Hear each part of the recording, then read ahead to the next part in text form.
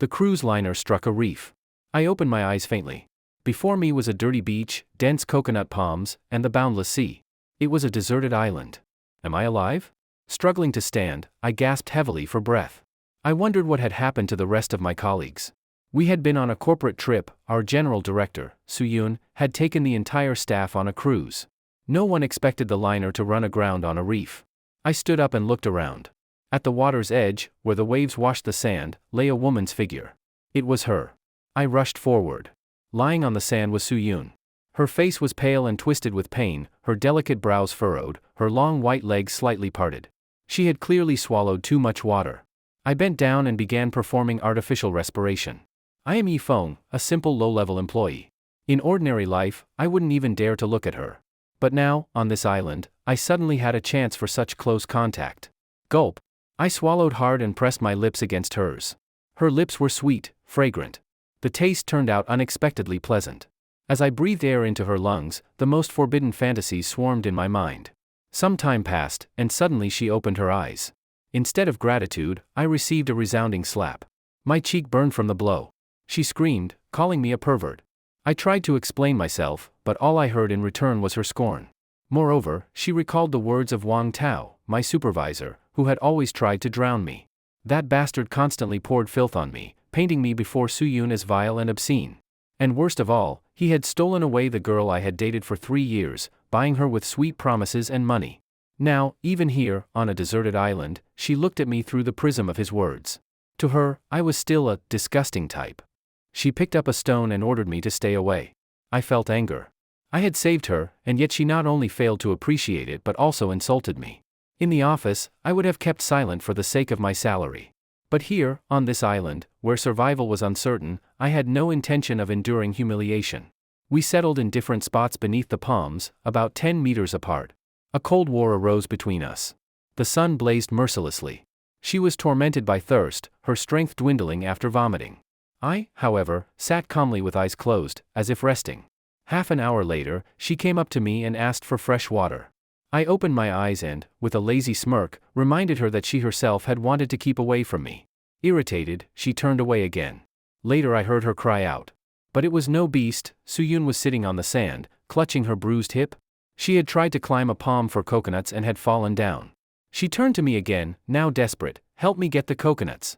Do this, and later, when we're rescued, I'll give you a promotion and a raise.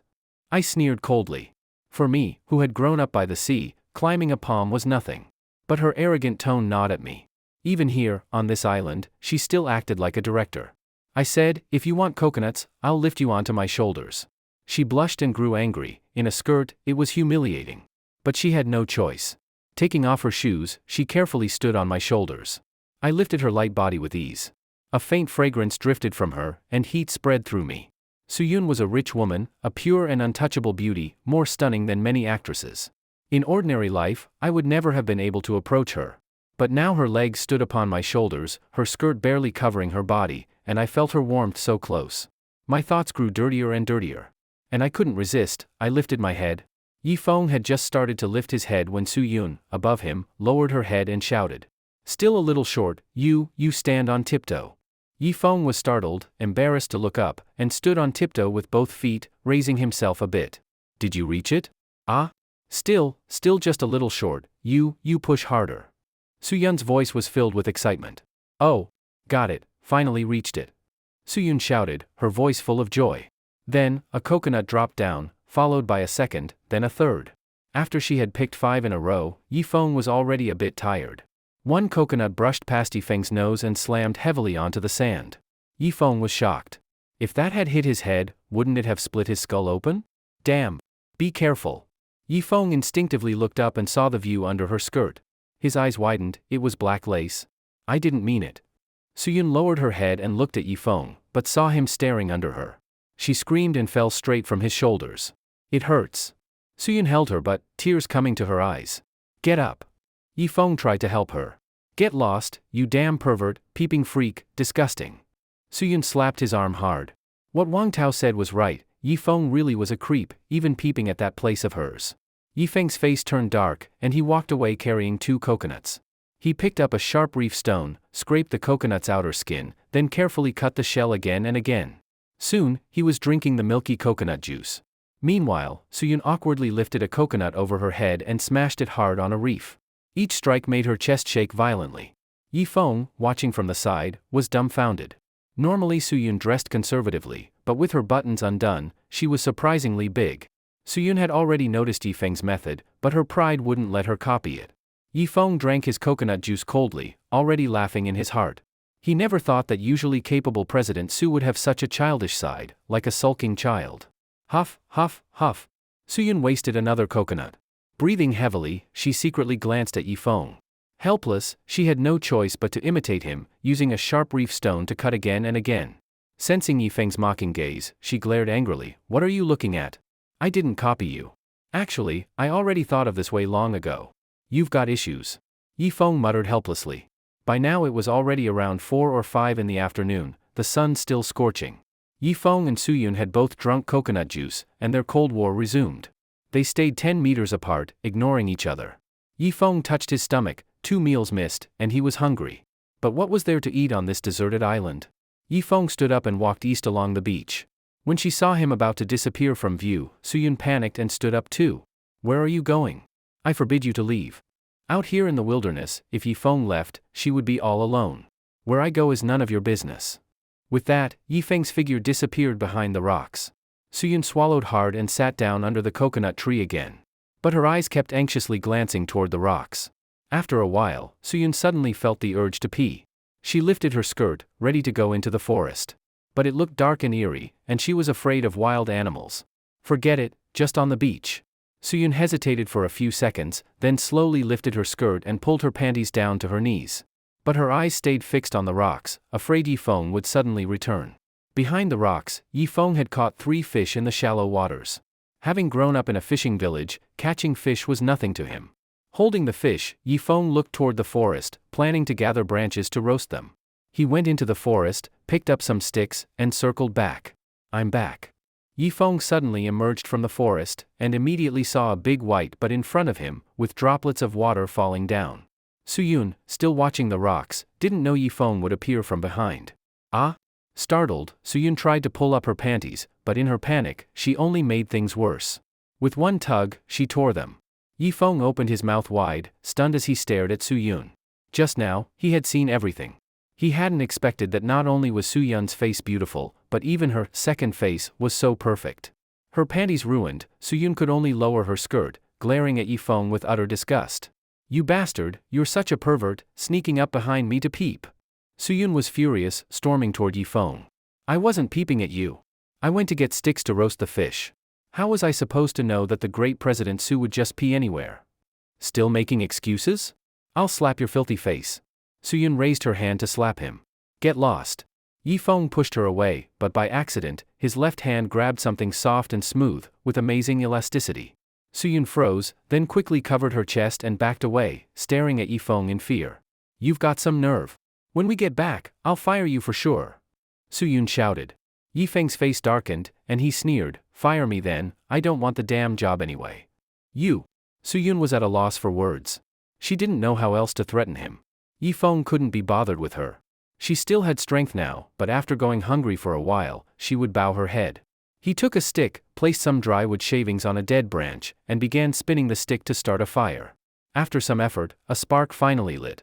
Yifeng gently added dry twigs, the fire grew stronger, and he skewered the fish on branches, roasting them over the flames. Before long, the fish sizzled with oil, releasing a rich fragrance. Suyun stared at the 3 fat fish, her mouth watering. She hadn't eaten in 2 meals, her stomach growling with hunger. She hesitated, but couldn't resist any longer, and walked over. Yifeng, I forgive you. Give me a fish to eat, and I'll let the past go. Suyun swallowed and looked at him. Save it, I don't need your forgiveness. Yifeng sneered. She was still putting on airs, acting like she was above him, as if this were still the company. What a joke. Today, he was going to fix Suyun's rotten attitude. He'd show her who the boss really was on this deserted island.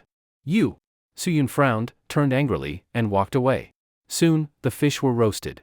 Yifeng picked one up and bit into it, his mouth full of oil, deliciously fragrant. Suyun sat not far away watching, even hungrier, her vision blurring. She swallowed and stood up, walking toward Yifeng. Yifeng, it was my fault earlier, I misunderstood you. I apologize. Can you give me a fish to eat? Suyun bit her lip, looking at Yifeng. This time her tone finally softened. Yifeng gnawed on the roasted fish, looked Suyun up and down, and spat out fish bones. President Su, sorry, but even these 3 fish aren't enough for me. If you want to eat, go catch them yourself. Yifeng, I beg you, I'm really starving to death. If not a whole fish, then at least half. Suyun took a deep breath, pressed down her anger, and pleaded. Since you look so pitiful, here's half. Yifeng handed her the half-eaten roasted fish. You want me to eat what you've already eaten? Suyun looked disgusted and said helplessly, give me half of a new one. Eat it or don't. Yifeng sneered and threw the half-eaten fish on the ground. Why can't you just give me half of a new one? Suyun frowned. No. Just this half. Eat it if you want, if not, forget it. Yifeng picked up another fish and continued eating. Suyun looked at the half-eaten fish on the ground, furious and resentful, but helpless. After struggling for a while, her hunger unbearable, she was about to pick it up and eat when suddenly a figure appeared. Supervisor Wang, you're alive. Seeing Wang Tao alive, Suyun was overwhelmed with excitement, as if seeing a family member. Yifeng frowned when he saw Wang Tao. That bastard was still alive. Yes, President Su, you're alive too, I'm relieved. You don't know how worried I was about you. Wang Tao looked at Suyun and smiled, then turned to Yifeng, who was sitting on the ground eating roasted fish. Coughing, he put on airs and said, well, Yifeng, your luck's not bad. You survived and even got roasted fish to eat. Not bad. I'm hungry too, give me one. If you want to eat, catch them yourself. These fish aren't even enough for me. Yifeng gnawed at his fish, showing Wang Tao no respect. At the company, he had endured Wang Tao's bullying. But here on the island, he would not. What the hell did you say? Me eating your fish is giving you face. Don't be ungrateful. Wang Tao, used to barking orders at the company, was enraged when Yifeng resisted. Supervisor Wang, ignore that lunatic. Didn't you win the survival championship before? If he can catch fish, you surely can do better. Let's go to the rocks and catch some. Then we'll eat and won't give him any. Suyun quickly said, here on this island, your survival skills are better than his. Let him show off now. Later, he'll come begging us. Yes, President Su, don't worry. Follow me, and you'll eat well. Wang Tao said proudly. The two of them left for the rocks. Yifeng finished the last fish. After a long time, Suyun and Wang Tao returned, both empty-handed. Yifeng wasn't surprised. Catching fish wasn't easy, even for him it had taken effort. Wang Tao, a fake survival champion, catching fish? Impossible. From a distance, he heard Wang Tao making excuses. President Su, I really am a survival champion, but I was just too hungry, that's why I didn't catch any fish. Their voices drew closer as they returned. Suyun's face was pale. After 2 missed meals, she had no strength left. That useless Wang Tao came over, glaring at Yifeng and said coldly, Yifeng, I'll give you a chance. Go catch a few fish. Then I'll forgive you. Otherwise, you'll face the consequences. Catch your mother's fish. Get lost. Yifeng snorted coldly. What the hell did you say? You think I'm giving you a choice? Wang Tao exploded. He had already been doubted by Suyun at the shore. Now he seized the chance to vent his anger and cover up his incompetence. If I don't deal with you, you won't know your place. Wang Tao roared and charged, punching Yifeng in the chest. But though tall, his body had long been weakened by wine and women. He had no strength. Fuck off. Yifeng kicked him, sending Wang Tao down on the sand. Don't mess with me here. I won't tolerate it. Wang Tao hadn't expected Yifeng to be so strong. He might not be his match, so he didn't dare act tough anymore, only swallowed his anger. The sky darkened, and a cool breeze blew from the sea. Suyun, starving to faintness, looked at Yifeng and said, Yifeng, see can you catch us some fish? No, Yifeng said flatly. Suyun almost coughed blood in anger, but her stomach was truly empty. At worst, I'll buy them. When we're rescued, I'll give you 10,000 yuan. Suyun said. No. Hearing 10,000, Yifeng only wanted to laugh. Who knew if they'd even get rescued? That promise was nothing but empty words. Time passed slowly, until about 8 or 9 at night. The island's weather was strange. In the day, 40 degrees of scorching heat, at night, the temperature dropped to around 10. Suyun hugged her knees tightly. She was cold, hungry, and tired. Wang Tao couldn't take it first. Staggering, he walked up to Yifeng. Yifeng, 20,000 per fish. Go catch some for us. Wang Tao said weakly. Heh, no. Yifeng said playfully. 50,000 per fish, 50,000. Don't push it too far. Wang Tao's eyes bulged, on the verge of breaking down. At this point, Suyun also came over. Yifeng, I guarantee it, 50,000 per fish. As long as you provide my food and water until rescue comes, when we return I'll give you 500,000. Soo-yoon said seriously. She wasn't short of money, but if Eong didn't catch fish, she could starve to death. Fine.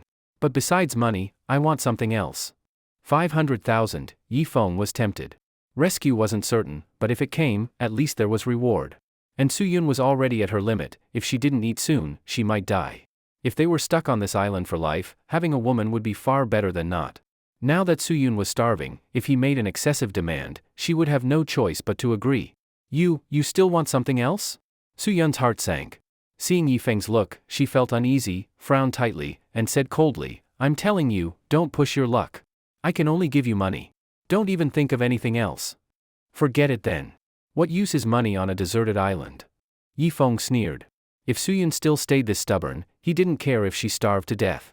Only a tamed lamb was interesting. Soo-yoon swallowed, her stomach growling loudly. Then, what condition do you want? Simple. Call me husband once. If you call me, I'll catch you a fish. Eong leaned forward, looking as if he was very trustworthy. In your dreams. Soo-yoon's face was full of anger. As a high and mighty female president, to call this loser husband was worse than death. Don't be like that. Just one word, husband. Think about how delicious fish meat is. And the ocean here is unpolluted, the fish fresh and tasty. Eong tempted her. Gurgle. It wasn't Soo-yoon's stomach, but Wang Tao's. He came over with a hopeful face. Eong, how about this, if I imitate a woman's voice and call you husband, to satisfy your emptiness, will you also give me a fish? Slap. Eong smacked him. Disgusting. But after being slapped, Wang Tao crawled over again. Then, how about this, if I persuade President Soo to call you husband, can you also reward me with a fish? Wang Tao asked unwillingly. Eong ignored him, picking his teeth with a stick. Soo-yoon, beside them, was shocked. She hadn't expected Wang Tao to betray so easily. She had once liked Wang Tao, but now her face was full of disappointment.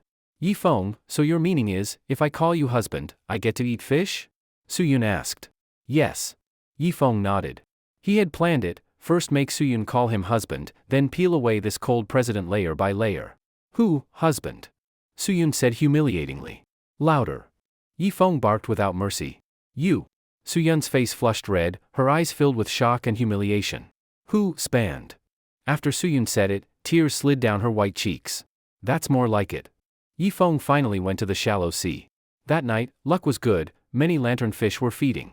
Soon, Eong caught 5 or 6 fish. As he rounded the rocks, he saw that useless Wang Tao talking to Soo-yoon. So Eong hid behind the rocks and listened with the sea breeze. President Soo, now is a special time. Just endure that loser, flatter him, so we can survive. Once we're back in civilization, I'll have my big brother teach him a lesson. Wang Tao said. But Soo-yoon's face was cold. Wang Tao, didn't you say you were a survival champion? Why can Eong do it but you can't? Haven't I been starving for days? When Eong gives you fish later, just secretly pass it to me. Once I'm full, I can catch lots and lots of fish. Then we'll never have to beg that loser again. Wang Tao said selfishly. You're sure once you're full you can catch fish? Soo-yoon doubted him. President Soo, didn't I show you my championship certificate? Don't you trust me? Back then, Wang Tao had bought a fake certificate online, making Soo-yoon trust him. Fine, I'll believe you one more time. Soo-yoon nodded. Eong decided the time was right, deliberately making loud footsteps as he returned to the fire. President Soo, this fish is yours. The rest are mine. Eong said, tossing a small fish to Soo-yoon. Soo-yoon picked it up and exchanged a look with Wang Tao. Eong had already seen through their little trick, but he didn't expose it. He wanted this spoiled fool to clearly see Wang Tao's true face. Soon, Soo-yoon roasted the fish. Eong, I want to go eat near the rocks, is that okay? Do as you like. Eong nodded indifferently. So the two of them went behind the rocks. Soo-yoon, dizzy with hunger, still handed the roasted fish to Wang Tao, unwilling to suffer Yifeng's humiliation. That useless Wang Tao devoured it in a few bites. Supervisor Wang, now can you catch fish? Soo-yoon asked. President Soo, now that I've eaten, why catch fish? Remember, I'm a Taekwondo black belt. Follow me, I'll make Eong obediently catch fish. Wang Tao's meaning was clear, he wanted to use force to make Eong catch fish. No, if you can catch fish, do it yourself. Why must you fight? Soo-yoon wasn't pleased. She faintly felt tricked. Come on, just watch the show. Wang Tao patted his chest, then tied a black cloth around his waist for ritual. Eong was dozing when the two came back. But Wang Tao's aura had changed, looking murderous. What are you doing? Yifeng watched him warily. By logic, this trash should be catching fish. What am I doing? Yifeng, cards on the table. I'm a Taekwondo black belt. Now I order you to catch 50 fish, or else I'll beat you. Wang Tao posed in a Taekwondo stance. But his steps were weak, all show, no power. Beat me? Then try. Yifeng almost laughed. From a martial arts village, he could tell at a glance Wang Tao had no skill. Ah, take my whirlwind kick. Wang Tao mustered strength, spinning in the air with a fancy kick. Yifeng raised his leg and kicked. Wang Tao flew 2 meters, landing curled up like a shrimp. Wang Tao, why are you beaten again? Suyun nearly fainted. After a while, Wang Tao weakly stood, then vomited the roasted fish. President Su, my stomach hurts, it must be too long since I practiced Taekwondo, I'm rusty.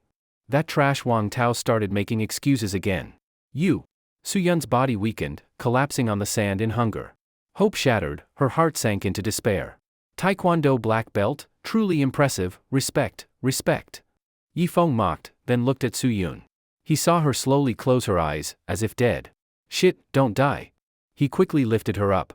She hadn't yet become his shape, dying now was a waste. So he roasted a fish, tore off small pieces, and put them in Suyun's mouth. A dog mustn't be fed too full, or it won't obey. And a dog like Wang Tao even less so, if fed, it would bite its master.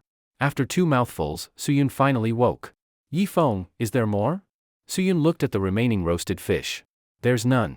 From now on, you're not allowed to call my name. You have to call me husband, or even dead ghost if you like. Yifeng said seriously. You? A blush crept onto Suyun's pale face. She glanced once at that useless Wang Tao, then withdrew her gaze, her eyes slowly firming. Dead ghost, is there more fish to eat? Suyun asked. You really know how to take advantage, huh? But there's no fish today, wait until morning. Now go to sleep. After saying that, Yifeng lay down again by the fire. The night was very cold. At first Wang Tao sprawled out like a big character, but soon curled into an S-shape. Suyun hugged her knees tightly, her whole body trembling. With no food in her stomach, the cold struck especially fast. By midnight, Suyun couldn't bear it anymore. She had to find someone to huddle with for warmth. She first looked at Wang Tao. He was lying in his own vomit, his body curled up like a U. By contrast, Yifeng was much cleaner. In her extreme fear of cold, she quietly squeezed against Yifeng's back. Yifeng was sleeping soundly when he suddenly felt 2 springy things pressing into his back. He rubbed his eyes and looked back. It was Suyun. Could it be? Did I underestimate my charm? Several question marks popped up on Yifeng's forehead. Whatever, Yifeng turned over and pulled Suyun's soft body into his arms. At dawn, Yifeng slowly opened his eyes. The next moment, his eyes widened. That useless Wang Tao was gnawing on a raw fish, growling as if guarding food. Wang Tao, why can't you keep your hands clean? Stealing my fish? Yifeng roared, startling Suyun awake in his arms. Hearing the voice, Wang Tao swallowed the fish in one gulp. What do you mean, dirty hands? It's just a fish. When we go back, I'll give you 1,000 yuan, isn't that enough? Wang Tao said shamelessly. Enough your mother. Yifeng kicked him. What else could he do? Got Wang Tao. Wang Tao turned to Suyun. President Su, as a dignified CEO, how could you sleep pressed against him? Tell me, didn't he push against you in the night? Suyun's face flushed red with shame. Shut up. He definitely did. Men know men best. President Su, come to me, so he doesn't take advantage of you. Wang Tao shouted. Yifeng was about to teach Wang Tao a lesson, but after hearing this, he stopped. He wanted to see what Suyun would choose. If Suyun still sided with Wang Tao, then there was no reason to be soft anymore. Shut up. You braggart, you can't catch fish, can't fight. Tell me, those fake certificates of yours, where did you get them? Finally, Suyun's CEO intelligence switched on. Before, she had assumed Wang Tao was trustworthy. Yifeng breathed a sigh of relief, sat back down, and waited to see how this trash would explain. Me? I really am a survival champion, and I really am a Taekwondo black belt. Wang Tao still refused to admit defeat. This trash liked to brag about being capable of anything, to attract women's attention. That trick often worked.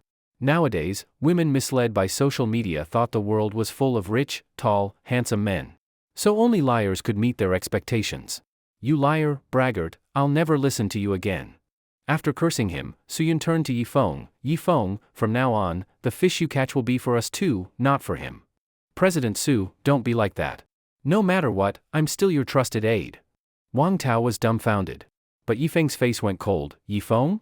Is that what you call me? Call me husband. And another thing, why should my fish be shared between us two? Only if I give it to you, you can eat. If I don't, you go hungry. Suyun said nothing, obediently lowering her head. All right, wife, I was a bit harsh earlier. It's just that I still don't fully trust you. Once we've spent more time together and built trust, I won't treat you this way. Yifeng softened a little. From now on, I'll listen to you.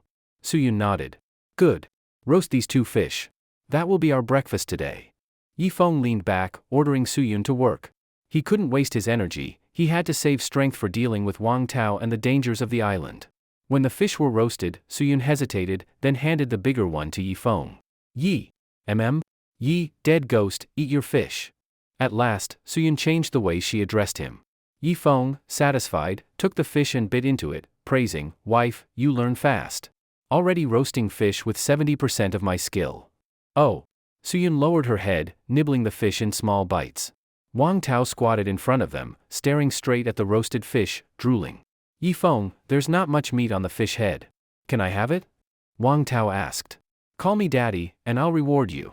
Yifeng said playfully. What? You? Wang Tao exploded, but his rage lasted only 3 seconds. Daddy. His eyes turned bloodshot. Catch. Yifeng threw the fish head far away. Wang Tao, like a husky, howled and ran after it. Meanwhile, Suyun finished her fish. I'll go gather some firewood. I can't just eat for free. Wait. You're my wife now. How could you do rough work? Hey, son, get over here. Yifeng waved at Wang Tao. Suyun froze for a moment, but inside, she felt an odd warmth. It startled her. Before, many rich heirs had given her cars and bags worth millions, yet her heart never stirred. Why now, on this deserted island, over just a fish, did she feel warmth? No. Suyun, you can't be so cheap. Wang Tao's eyes lit up. He rushed over, since Suyun still had another fish head.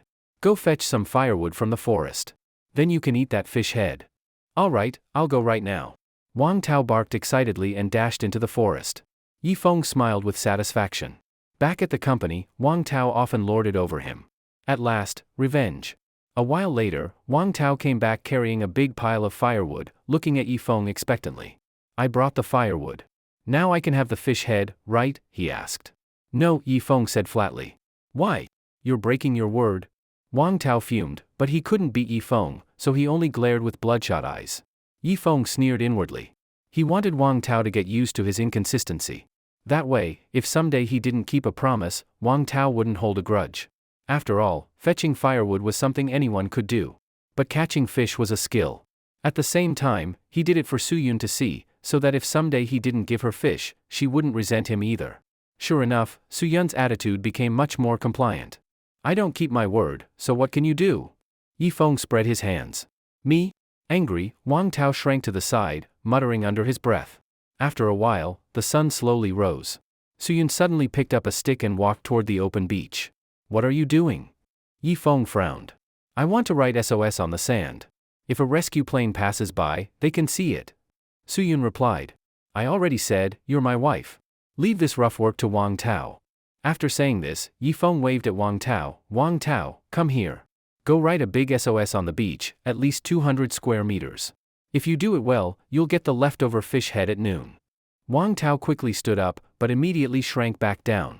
What if you break your word again? After being tricked once, he didn't want it to happen a second time.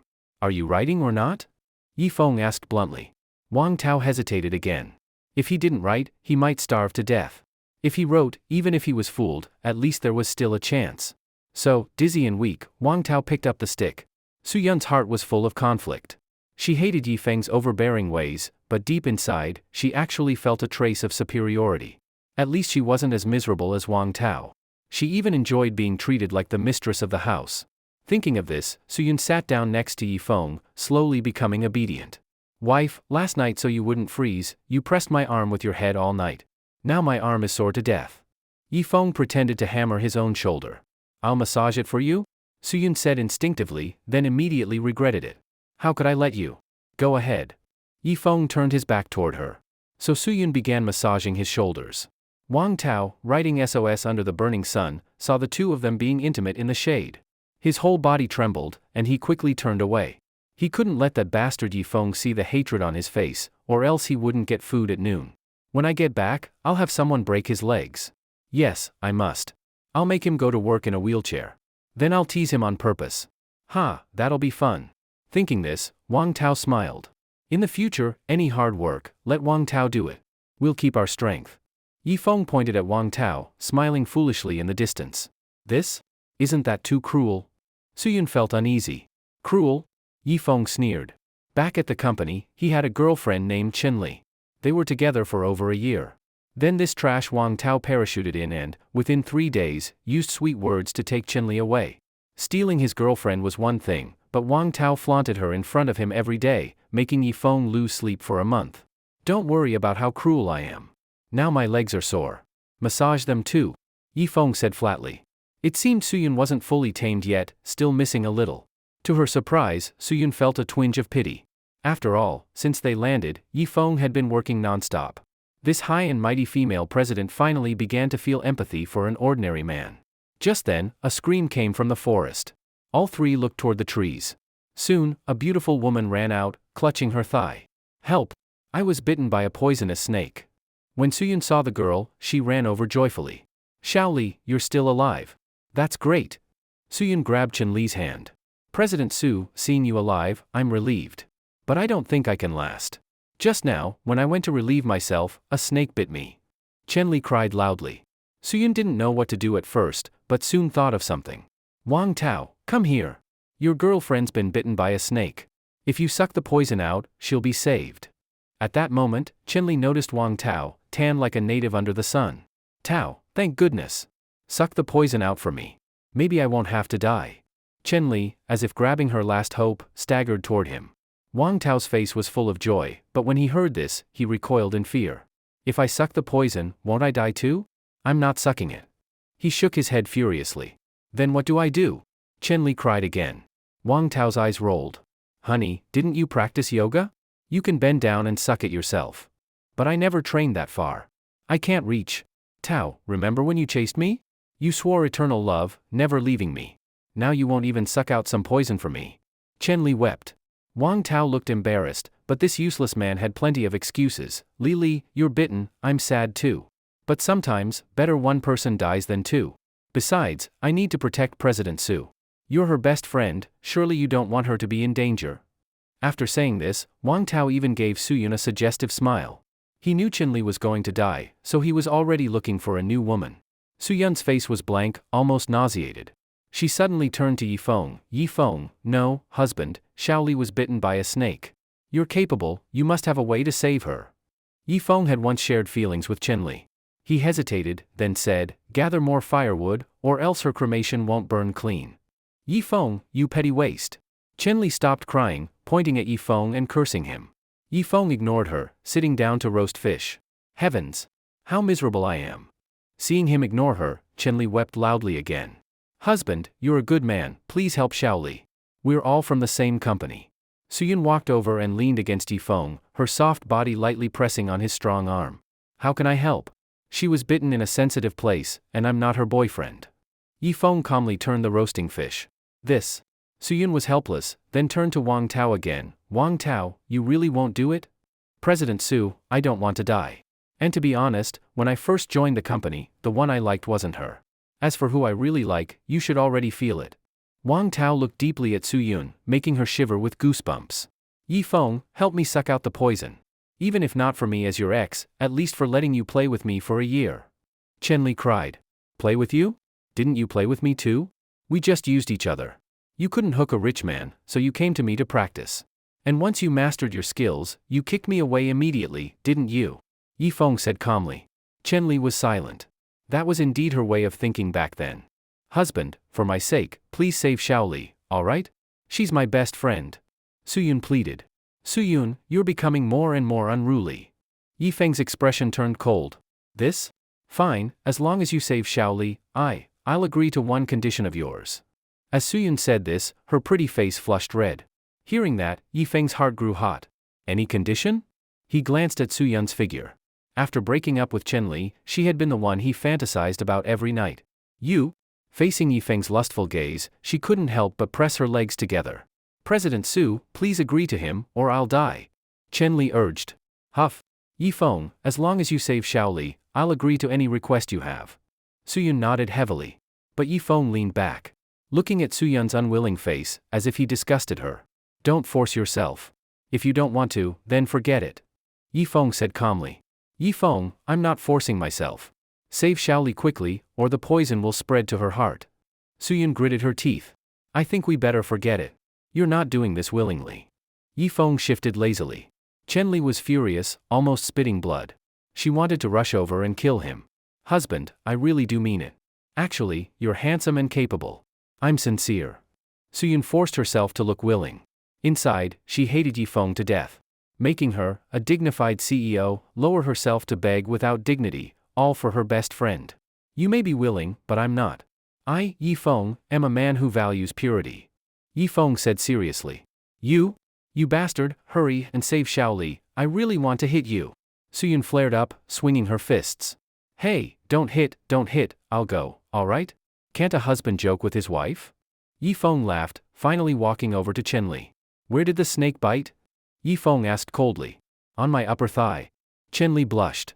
It sure knows where to bite. Take off your pants, I'll suck the poison out. Yifeng said.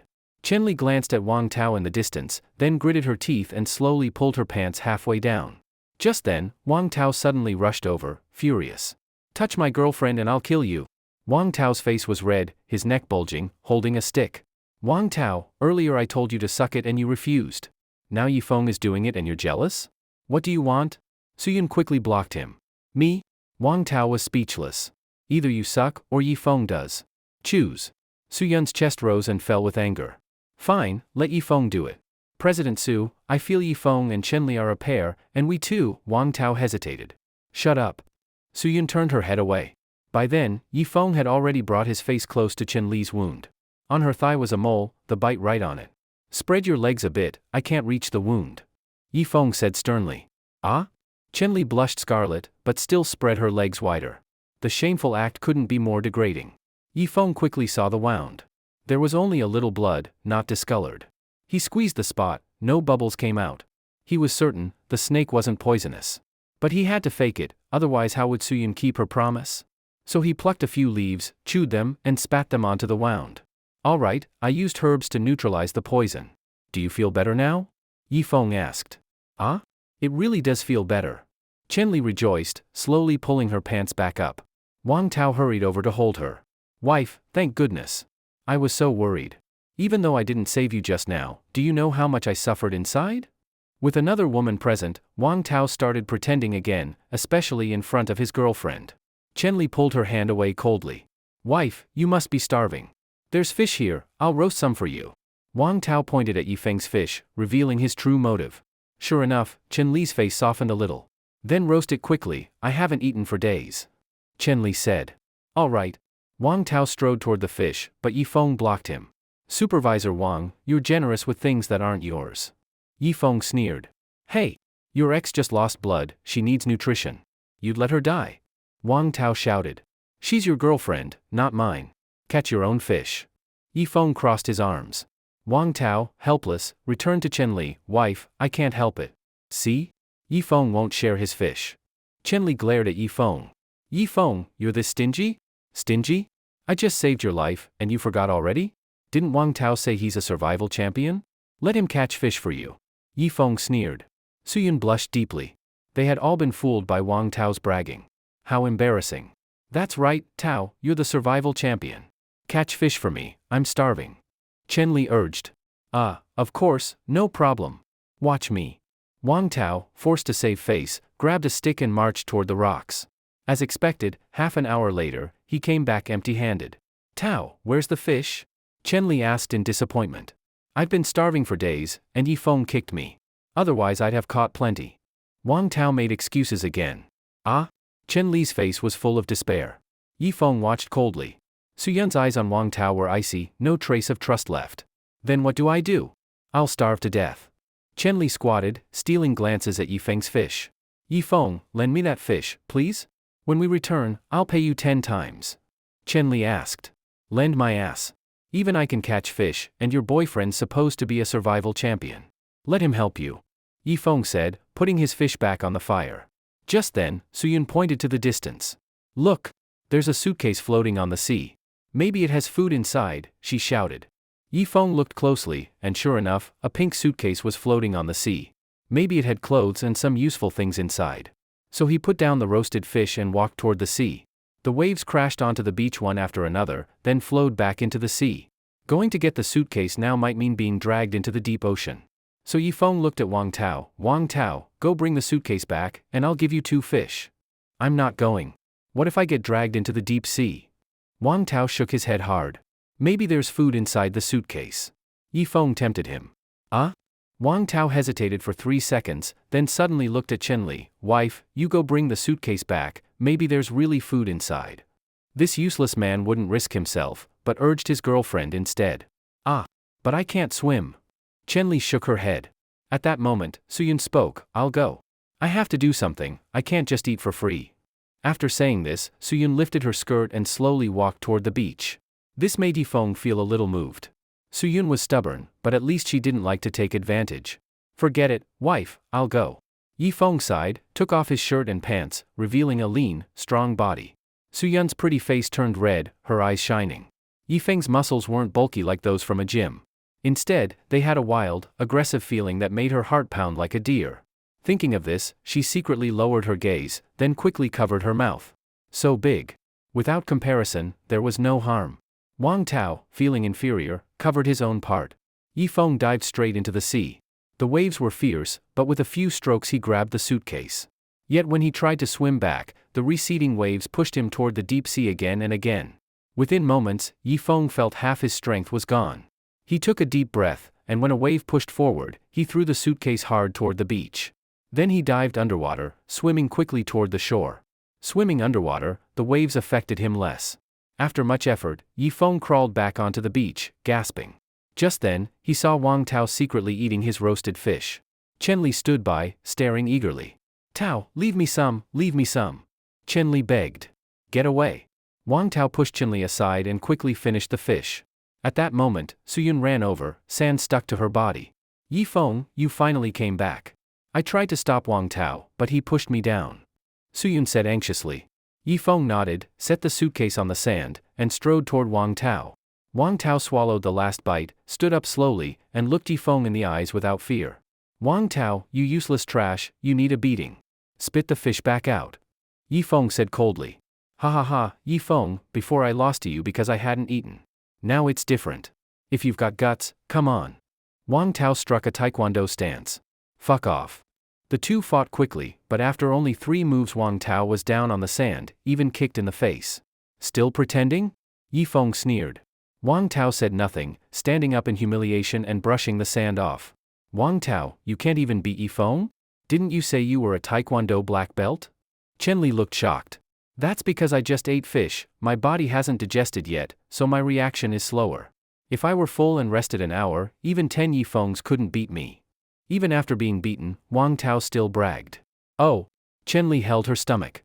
She was starving. Yifeng opened the suitcase. Inside were some women's underwear and a few bags of snacks. Suyun was overjoyed.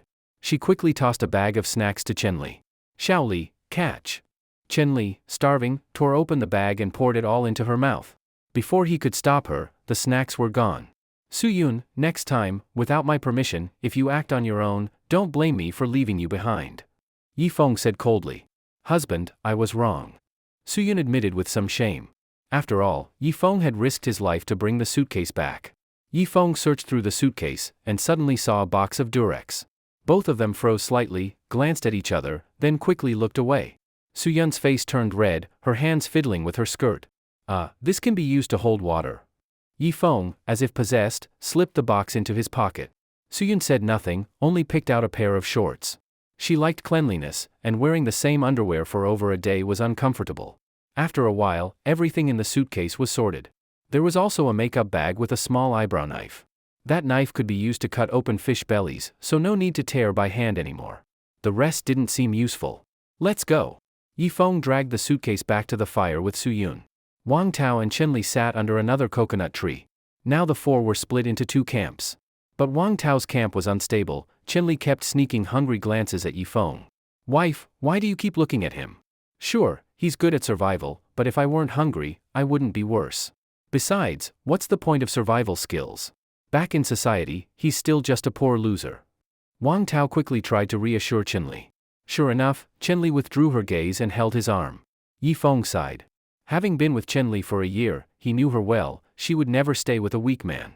By noon, Yifeng felt a little hungry. Wife, I'll go catch some more fish. Stay here and wait for me. With that, Yifeng walked to the shallow sea. During the day, fish were scarce. He caught only 2, barely enough for 2 people. But he didn't plan to catch more anyway, otherwise Wang Tao might steal them again. Huh? What fruit is this? I've never seen it before. Yifeng hurried to a small tree. On it grew 3 white fruits. But as he approached, the fruits shrank as if alive. Strange. His instinct told him these fruits were unusual. He quickly plucked the last one before it vanished. The other 2 had already shrunk out of sight.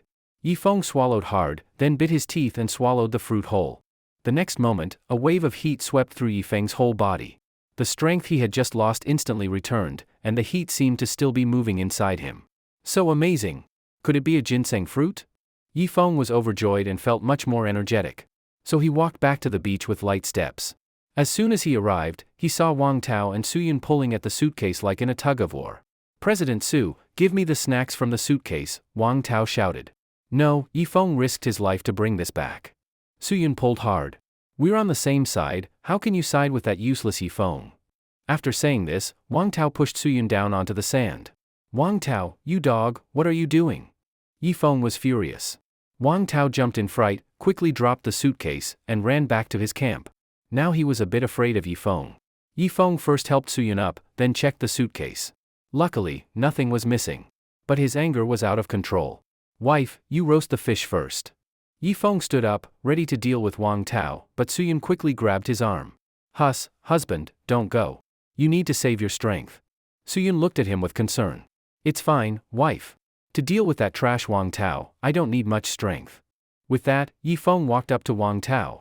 A trace of fear flashed across Wang Tao's face, but when his eyes fell on Qinli, he regained his confidence. No matter what, he couldn't lose face in front of his girlfriend, he had to act like a man.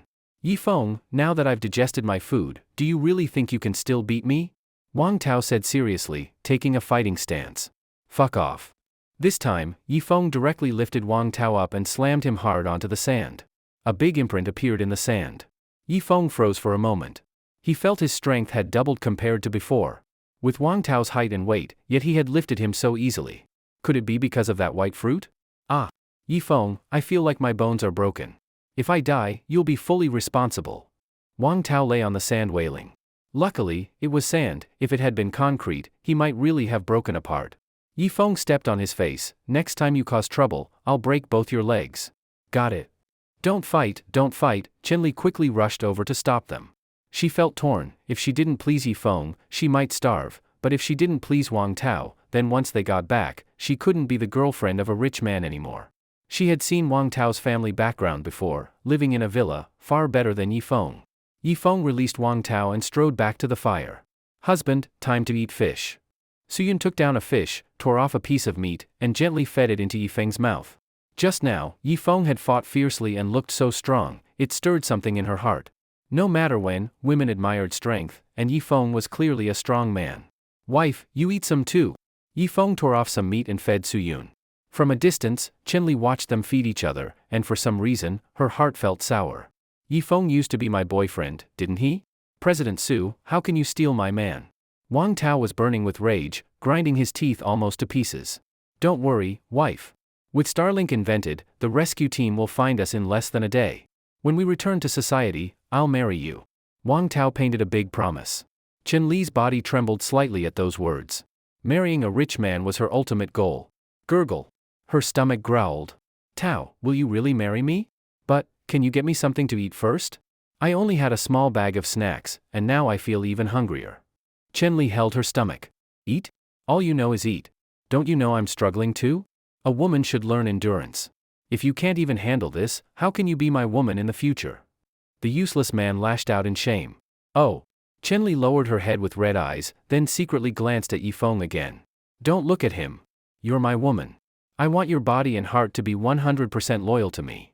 Wang Tao roared. Don't go too far, Wang Tao. Qinli finally snapped. Too far? Isn't this just the loyalty between boyfriend and girlfriend? I promise not to find another woman, and you don't look at another man. Wang Tao said righteously. Yi Feng couldn't listen anymore, but he didn't step in. After all, Chenli had dumped him before, he could only watch and secretly enjoy the show. After finishing the fish, Yi Feng suddenly rested his head on Su Yun's thigh, preparing for a nap. Su Yun's legs tensed, but in the end, she didn't push him away. Have you two quarreled enough? Yi Feng is trying to sleep. Su Yun finally spoke. She didn't know why, but she suddenly stood by Yi Feng's side. Happiness came from comparison. The couple over there didn't even know where their next meal was coming from, but with Yi Feng, she had food and drink. Yi Feng closed his eyes, a faint approving smile on his lips. No one knew how long he had slept, but soon he was woken by a noise. Ah! It's here, finally here. It was Chenli's excited voice. Yi Feng quickly opened his eyes. Was the rescue plane here? But when he looked carefully, he saw Wang Tao swaggering back, carrying a sea turtle. His attitude was like a triumphant general. Chenli ran over to take it, but immediately covered her nose. This turtle is dead, she asked in surprise. Of course, could I catch a live one? It's not completely rotten yet, let's roast it quickly. Wang Tao said, then walked over with Chenli proudly. Yi Feng, don't think you're the only one. I'm not bad either. See this turtle? Enough to feed me 3 or 4 meals, no problem lasting until rescue. As he spoke, he couldn't help but glance at Su Yun. Congratulations, Yi Feng said calmly. Congratulations is useless. I won't share it with you. Wang Tao then sat right by the fire, ready to roast the whole turtle. Hey! Get away. This fire is mine. Make your own fire. Yi Feng looked down at him. Huh? Just borrow your fire for a while, what do you lose? You're that stingy? Wang Tao's face turned red with anger. At this moment, Chenli spoke, Tao, you're the survival champion. Let's make our own fire, don't always beg others. Fine. I just wanted it easier. Watch me. Wang Tao returned to his camp. He carefully recalled how Yi Feng had made fire, then picked up a stick and started rubbing. Yi Feng watched coldly. This fool didn't even put dry shavings underneath. Like that, even in 10,000 years, he wouldn't get a fire. Sure enough, an hour later, Wang Tao's hands were full of blisters, and he was drenched in sweat. Aga! My hands are killing me. Wang Tao threw the stick far away. Tao, what's wrong? Chenli looked disappointed. I don't know why, but suddenly I just can't make fire anymore. Wang Tao sat weakly on the ground. With no other choice, Chenli walked toward Yi Feng. Yi Feng, can you lend me a spark? When I get the fire started, I'll help you collect some dry wood. This time, Chenli lowered herself a lot. Lend you my ass, let your champion make the fire. Yi Feng said lazily, while putting his hand on Su Yun's thigh. Su Yun's face flushed red, and she quickly pressed his hand down, otherwise it would wander deeper. You! Chenli glared angrily at Yi Feng. At this time, Wang Tao walked over. Yi Feng, if I bring you a bundle of dry wood, that should be worth a little fire from you, right? Wang Tao asked. Yi Feng thought for a moment, then nodded. Fine. So Wang Tao and Chenli went into the forest, and soon came back with a bundle of dry wood. See? This pile is enough for 1 or 2 days. He squatted down, ready to borrow fire. But Yi Feng suddenly kicked over and put out Wang Tao's spark. You, breaking your word again? Wang Tao was furious. If he had a knife now, he might really kill Yi Feng. No, this would just cancels out the fish you stole from me at noon. Yi Feng sneered. Revenge doesn't come late, he remembered everything clearly. At this moment, Chenli suddenly said cleverly, then I'll go collect another pile of wood, that should be worth your fire, right? I don't need more wood now, didn't Wang Tao already bring me a bundle? Yi Feng pointed at the firewood beside Wang Tao. Aga! His powerless roar echoed across the beach, startling a flock of seabirds into flight. Su Yun glanced at Chenli, feeling a bit sorry for her, but didn't speak. Wife, do you want to plead for Chenli? Yi Feng asked. No, but we're all from the same company, I can't help but feel a little soft. Su Yun said. Fine. Chenli, since my wife spoke, I'll let you borrow fire, but only tonight. Yi Feng sneered. That means I still have to wait hours? Chenli held her stomach. But Wang Tao perked up, he had stolen some fish at noon and wasn't hungry. Come on, wife, can't you endure just 1 meal? He dragged Chenli away. Yi Feng sniffed the air. The turtle's rotten stench was getting stronger. Finally, evening came.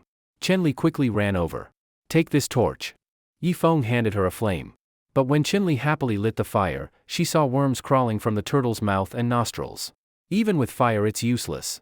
The turtle's full of maggots. Chenli gagged. Wang Tao frowned hard. Damn you, Yi Feng. You deliberately delayed till night so the turtle would rot before lending me fire. Now how am I supposed to eat? Wang Tao stormed over. Not my problem. Rotten stuff can still be eaten. Haven't you seen Bear Grylls eat maggots? Yi Feng said mischievously. Wang Tao thought about it, then went back to roast the turtle. The smell was awful. Chen Li quickly ran to the upwind side. Before long, Wang Tao had roasted the turtle. He tore off the head, forced himself, and chewed. After just a few bites, he clutched his stomach and vomited. Ha ha ha! Yi Feng couldn't hold back anymore and burst out laughing. He hadn't thought Wang Tao would be so stupid as to eat maggots. You're terrible, Suyun lightly hit Yi Feng's shoulder. It felt more like a massage. Chen Li looked at Wang Tao, then at Yi Feng. Gritting her teeth, she walked straight to Yi Feng. Yi Feng, can I follow you? Chen Li asked. That's not good. I'm afraid President Su will misunderstand, and so will your boyfriend. Yi Feng looked troubled. Ah Feng, even though we broke up, deep down I've always loved you. Every night when I think about our memories, I can't help but cry. Chen Li said emotionally. Disgusting, aren't you? Yi Feng frowned, feeling like he had swallowed a fly. But Suyun spoke. Ah Feng, she's telling the truth. After breaking up with you, she said she wasn't happy. Just help her, okay? Then the two of us can serve you together, keep watch, collect wood. Please? Suyun shook Yi Feng's arm. No, I'm a man of loyalty. How can I let two women serve me? That would be too hard for me. Yi Feng shook his head firmly. Just do it for me, okay? Suyun pleaded. She really was close to Chen Li. Yi Feng knew the truth was mostly that Chen Li flattered her, making this silly girl happy. Wife, for you, I'll suffer a little. After all, I love you. Yi Feng spoke sweetly, then turned to Chen Li. Chen Li, I allow you to join my camp. His tone toward Chen Li was cold. This woman had no principles, she followed whoever had money. She needed to be watched. Great, Yi Feng, I knew you still had feelings for me. Chen Li quickly squatted by the fire. Don't flatter yourself. I let you join so you can take better care of me and Suyun. From now on, at night, you'll stand guard, fan away mosquitoes, and add wood to the fire. Most importantly, whenever there's work, you must do it without me telling you. Because I don't like repeating myself. The day I have to tell you, will be the day I kick you out. Understand? Yi Feng's tone hardened, his expression serious. Chen Li's smile slowly faded. She looked at him in disbelief. Ah Feng, you weren't like this before. Back then, when I was sick, you biked 10 kilometers to see me and held me until I slept. Once at midnight, I wanted iced milk tea, and you biked more than 10 kilometers to buy it for me. But now, why are you like this? Before, I was a fool. I'm not anymore. Now, I want you to pay it back. Yi Feng said bluntly. If she hadn't brought it up, fine. But now, he remembered how he had been a lapdog, and it disgusted him. Ah Feng, don't be like this. I know you still love me, don't you? Chen Li pressed. Chen Li, if you want to eat and drink with me, then do as I say. If not, leave now. Yi Feng pointed toward Wang Tao. Wang Tao, that useless man, was forcing himself to swallow pieces of half-rotten meat. Chen Li felt sick just watching, but at last she nodded in humiliation, tears streaming down. Yi Feng, from now on, I'll listen to you, Chen Li said obediently. Call me Brother Feng. Who told you to just call me Yi Feng? Yi Feng scolded her loudly without mercy. You, Brother Feng. Chen Li's dignity was ground into the dirt. She felt worse than death, and hatred began to grow in her heart. Seeing her submit, Yi Feng softened his tone. As long as you behave well and gain my trust, you don't always have to act like a servant. You can enjoy equal treatment with me, no need to divide master and follower. He gave her a little sweetness. Chen Li wiped her tears, her eyes suddenly firm, as if she had just eaten the capitalist's pie, now full of fighting spirit. As long as I serve Yi Feng and President Su well on this island, I can eat my fill. Then, when we return to society, President Su will definitely trust me more, life and death friendship. By then, I'll get promoted and rich, and reach the peak of life. No matter how you count it, this business is not a loss. Thinking of this, Chen Li turned her tears into a smile. Yi Feng looked at her strangely, then cuddled with Suyun again. His hands were restless, teasing Suyun until she almost lost control. No, if this went on, Yi Feng would completely break through her defenses. So Suyun suddenly acted spoiled. Husband, you're so good at catching fish, can you teach me and Xiaoli too? Teach you? Yi Feng narrowed his eyes, sneering inside. Fine. Let's go to the shallow sea. I'll teach you how to fish. Oh, and bring valuables with you, in case wild dogs take them. After saying this, Yi Feng glanced at Wang Tao, who was eavesdropping in the distance. Then the three went to the shallow sea. Yi Feng picked up a wooden spear, aiming at a fish. See? Judge the fish's path, then stab at its head. When scared, fish swim forward, so if you aim at the head, you'll actually hit the back. He finished, then swish, the spear flew out. A 2lbs fish was lifted by Yifeng. Amazing, Yifeng, husband, you're amazing. Suyun clapped. Chenli also looked delighted, carefully memorizing his posture and moves. In the cracks of the reef, Wang Tao was secretly copying. But Yifeng already noticed. If watching a few times was enough to learn, it would be too easy. Each fish had different habits. What he just showed was only 1% of his skills. After a few more demonstrations, Suyun was eager to try. Just then, Wang Tao came out with a wooden spear, looking confident. President Su, wife, I ate half a turtle earlier, my strength is back. Now I can catch fish too. Wang Tao pretended proudly. Really? Suyun looked doubtful. Chen Li's eyes lit up, looking at Wang Tao with hope. After all, Wang Tao was a rich second generation. She had to think long term, not just about food. Watch me. Wang Tao stood on a rock, copying Yifeng, aiming at a fish's head. But this kind of fish scattered when frightened, not swimming forward. Take my spear. Puff. He hit nothing, instead scaring most fish into the deep sea. Wang Tao, Suyun started to speak but stopped. Wang Tao blushed, I'm a little rusty. My last survival training was 3 years ago. Let me practice a few times. He failed over 10 times in a row. Meanwhile, Yifeng had already speared 5 fish, enough for 3 people. Chenli quickly went to him, her soft body brushing against him. Ah Feng, you're amazing. This? Amazing? Fine, just a little better than the so-called champion. Yifeng said. Wang Tao went crazy, smashing his stick hard against a rock. Let's go roast fish. Don't disturb the champion fishing. Yifeng laughed. Suyun couldn't help but giggle. The 3 walked back to the beach and soon disappeared from the reef. Wang Tao gnashed his teeth, sitting on the rock. His eyes swept around and spotted a fruit nearby. He swallowed, ran over, but found only a pit. The fruit had been eaten. Still, a little pulp was left on it. He picked it up and chewed. Better than starving. He didn't care and gnawed seriously. A wave of heat surged through his body. From half dead, he suddenly felt full of energy. Could it be my luck turned? Did I eat some immortal fruit? Thinking this, Wang Tao punched the air. The force was much stronger, about a third more powerful than before. At that moment, his eyes narrowed, and a sly smile crossed his face. Yifeng, you think you can fight? Now, I'll make you my slave.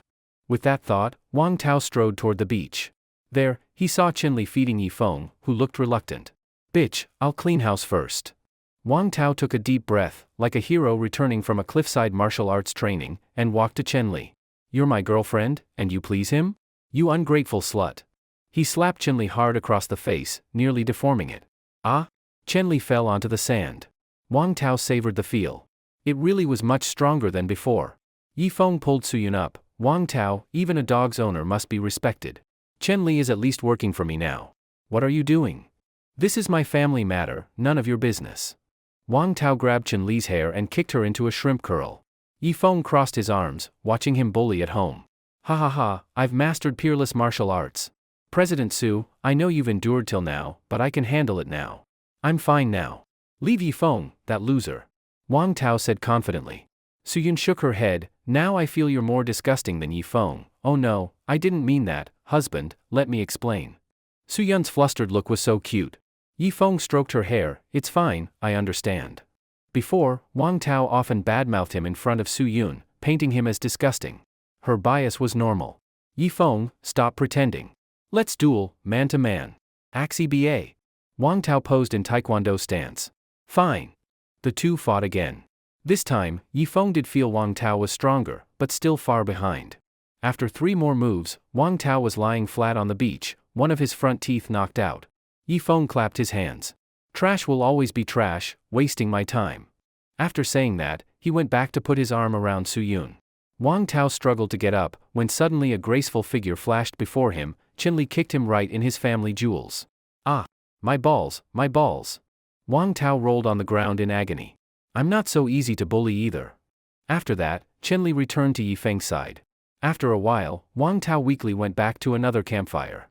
Watching Yifeng flirt with the 2 beauties, he could only swallow his bitterness in silence. When we get back, I'll get some guys to break your legs. Wang Tao cursed, wiping the blood from the corner of his mouth. After a while, Suyun and Chenli went hand in hand into the woods to pee. When they came back, Suyun looked at Yifeng with a mysterious smile. Hubby, guess what I just found? Suyun laughed. Did you find Chen Li's parents' corpses? Yifeng's face grew serious. Chen Li's expression immediately darkened. Back then, the reason she dumped Yifeng had partly to do with her parents. They were practical people, thinking Wang Tao had a better future. No, I found chili peppers. Usually the fish tastes bland, but with chili peppers it'll be delicious. She opened her palm as she spoke. Yifeng froze. These aren't ordinary chilies, they're Indian ghost peppers. Ghost peppers are still just peppers, aren't they? Suyun looked puzzled. Wife, you don't understand. Our bodies can't be compared to our brothers from India. They've been drinking Ganges water for years and are immune to poison. To them ghost peppers are nothing. But to us, one bite and we'll ascend on the spot. Yifeng explained. Ah, that's too bad then. Suyun was about to throw the ghost peppers away. Wait, keep them. Maybe they'll come in handy. Yifeng finished, then glanced at Wang Tao in the distance with a sly grin. That trash loves stealing fish, doesn't he? Tomorrow morning, I'll pretend to roast a fish, coat it with ghost pepper, and leave with the two girls. That guy is sure to steal and eat it, let him learn a lesson. How can you guard against a thief every single day? It's too draining. Just then, a voice came from the woods. Lily, is that you? A middle-aged couple walked out. Ah, Dad, Mom, thank goodness, you're alive too. Chen Li's face lit up with joy, and she rushed forward to hug them. Yifeng's face darkened. It was his ex-father-in-law Chen Jihua and his ex-mother-in-law Bai Guifen. My precious daughter, as long as you're alive, your father and I can rest easy. Bai Guifen gently patted Chen Li's back. Then her eyes swept around and suddenly spotted Su Yun. Ah? President Su, you're alive too. Heaven has opened its eyes, good people survived. The couple hurried over to Su Yun, fussing over her warmly. Not just me, look, Yifeng is alive too. Su Yun pointed at Yifeng. Immediately, two sharp gazes shot at him. Bai Guifen's face darkened. This trash is alive too? Looks like heaven only half opened its eyes. Mom, please say less. Actually, Yifeng isn't that bad.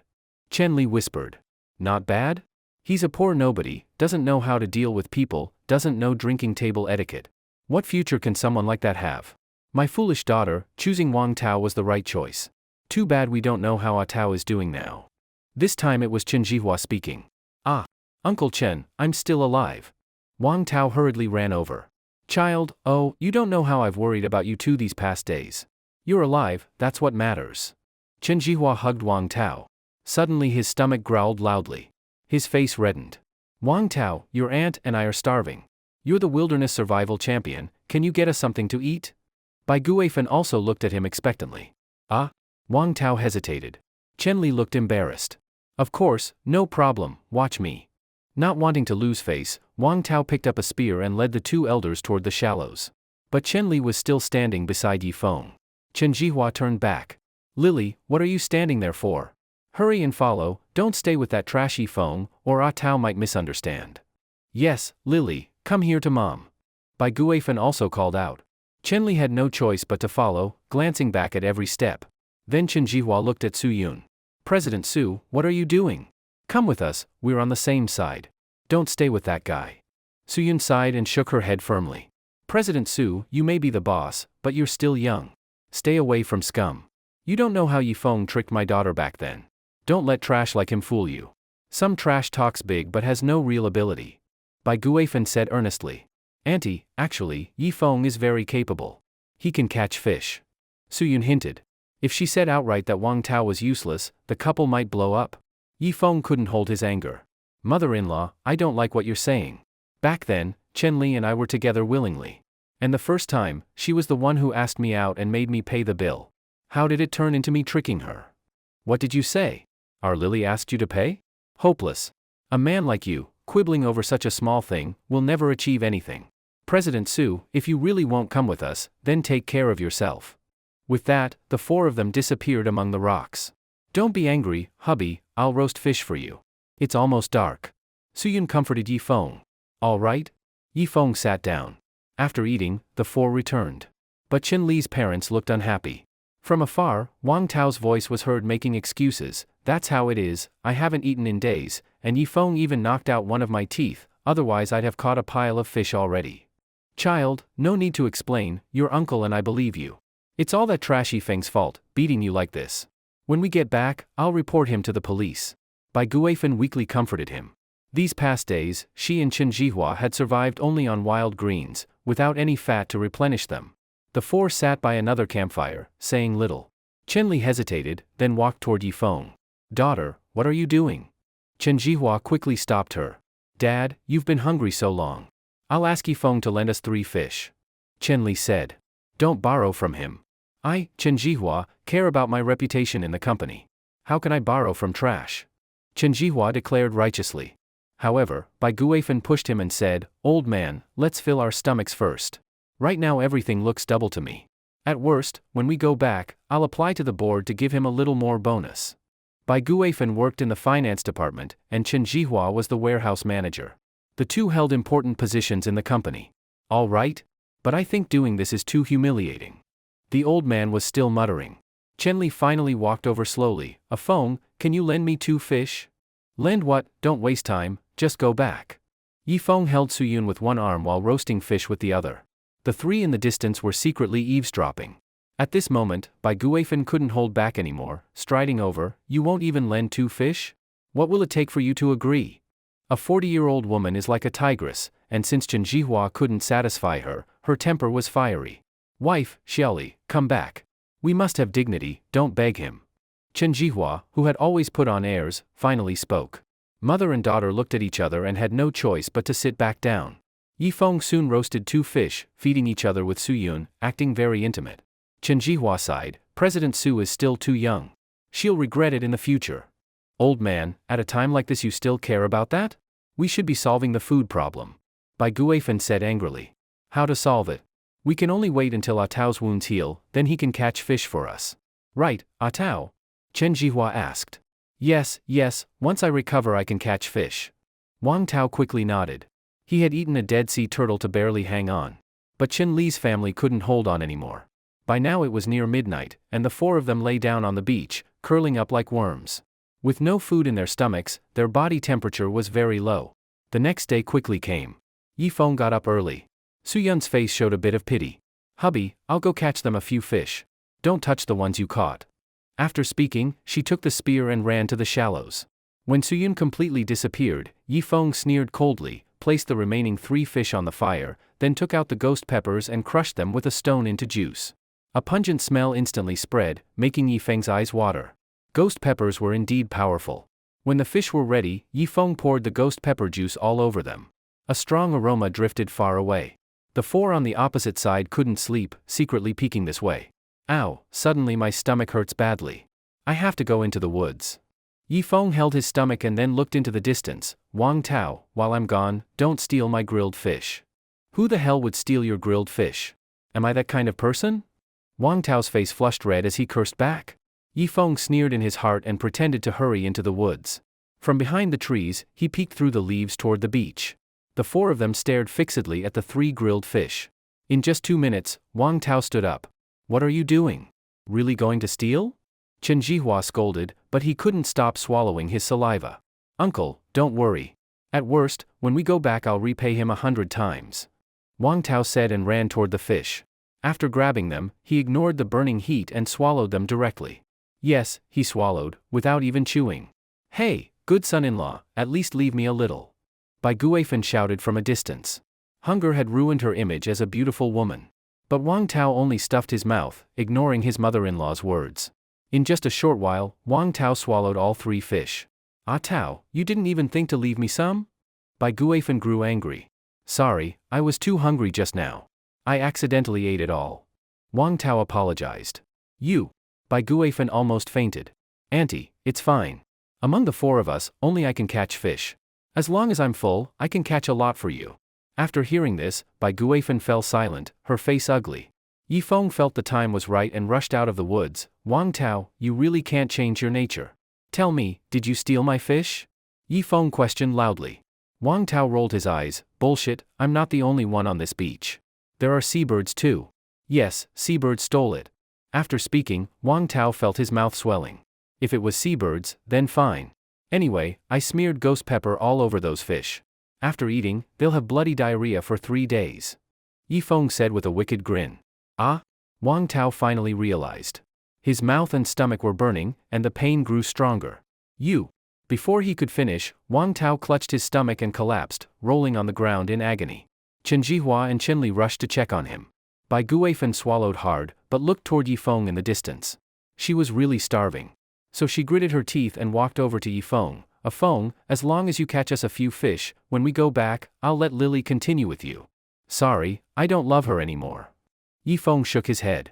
Then what will it take for you to agree? Bai Guifen's expression suddenly shifted. Yifeng had eaten at her house before. She had keenly noticed that Yifeng often secretly peeked at her. Bai Guifen was confident in her figure. Since marrying Chen Jihua, she had hardly done housework, hiring maids instead.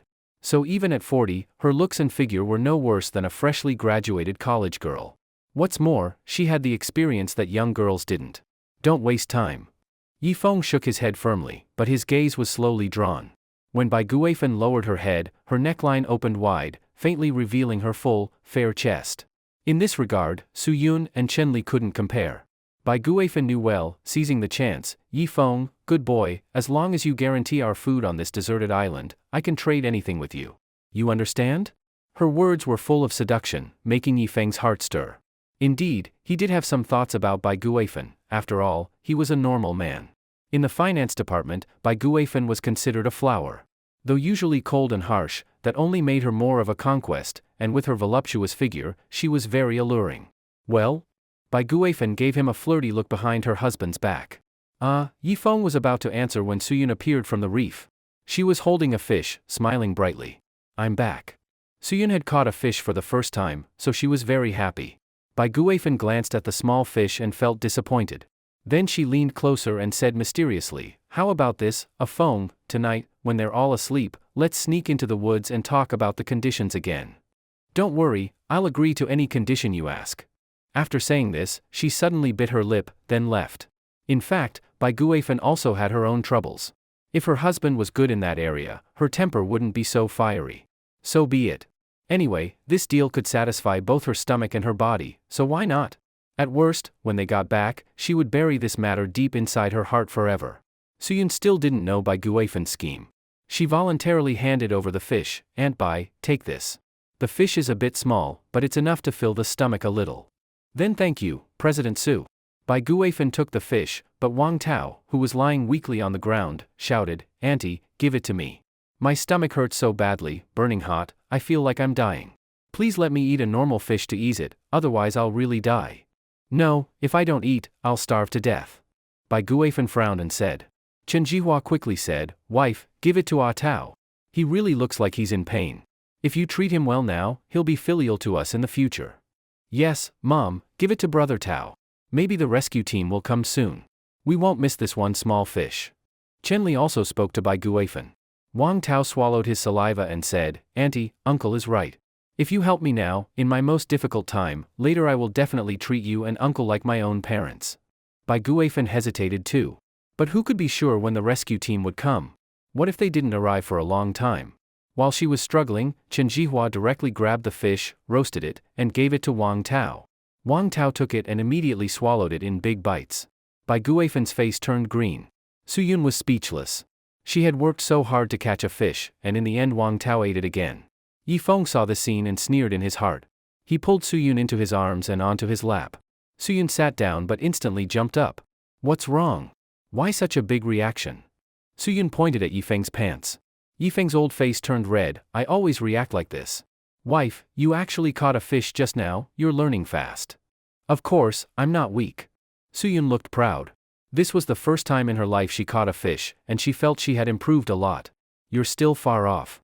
How about this, I'll teach you to catch fish. Yifeng said, then took Suyun to the shallows.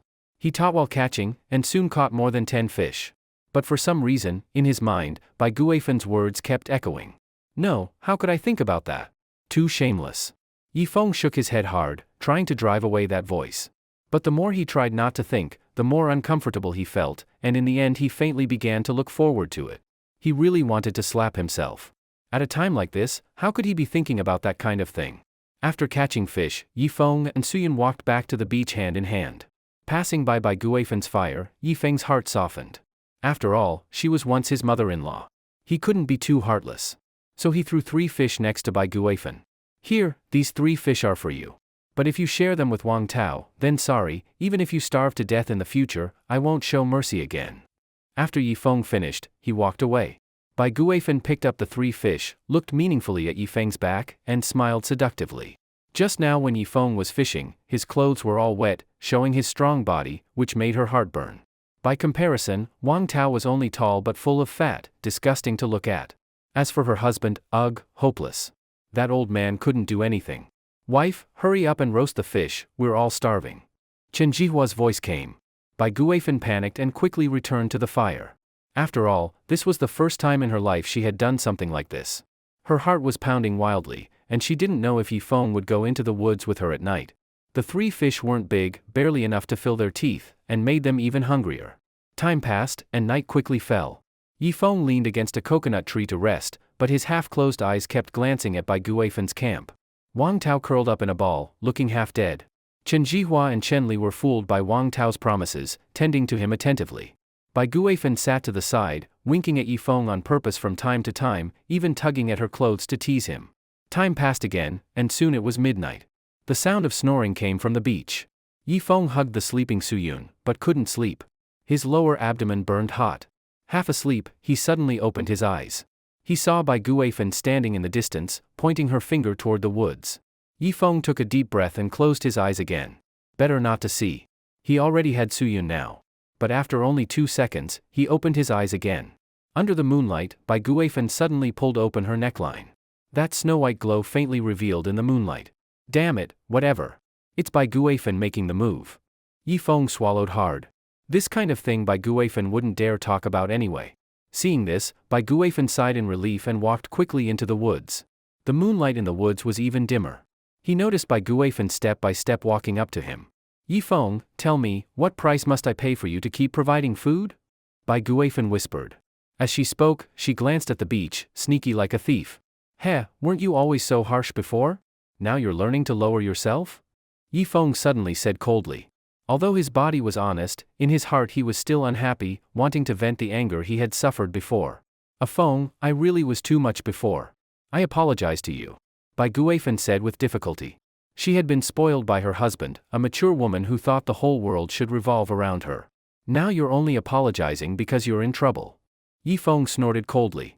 A trace of humiliation flashed across Bai Guifeng's face, but she still smiled slightly. Feng, let's not talk about the past. It's already over. Now they're all asleep. You can do whatever you want. Besides, I've already had surgery, so you don't need to worry about consequences. Hearing this, Yifeng's hair stood on end in excitement. Didn't that mean he could really do whatever he wanted? Seeing that Yifeng still hesitated, Bai Guifeng bit her lip and directly undid her clothes. Yifeng took a deep breath, his whole body excited. This scene was all seen by Bai Guifeng, who couldn't help but swallow. A guy in his 20s, how could you be a match for me? Just a little trick, and I got you to take the initiative. Feng, come here, we need to hurry, if they wake up, we're finished. After saying that, she turned and leaned against a tree. Who cares, anyway no one will know. Yifeng lunged forward, hugging the plump Bai Guifeng, so soft, so fragrant. The next moment, his hair stood on end. From the depths of the forest, pairs of green eyes lit up. Wolves? Yifeng was shocked, grabbed Bai Guifeng and ran. Wolves? Bai Guifeng was also scared stiff. The wind was strong on the beach, so Suyun and the others still hadn't woken up. Wake up, wolves are coming! Yifeng shouted, waking everyone up. Really wolves? Suyun hugged Yifeng tightly from behind. Don't hold on to my back. Yifeng's face was serious, he picked up a wooden spear from the ground, while Suyun took out her eyebrow knife for defense. On the other side, Chen Jihua and the other 3 also woke up, hiding behind Wang Tao. Why are you hiding behind me?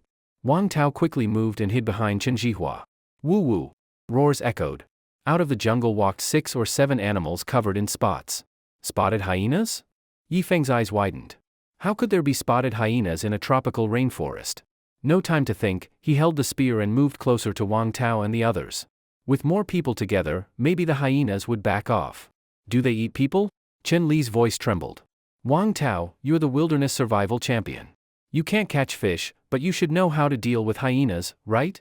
Bai Guifeng asked. I don't know, in my survival training, I never met these creatures. This useless Wang Tao was making excuses again. The others pressed their lips tightly, not daring to speak. Yifeng knew the habits of hyenas. He slowly raised his spear, aiming at the hyena queen. The next moment, the spear flew. Ayo!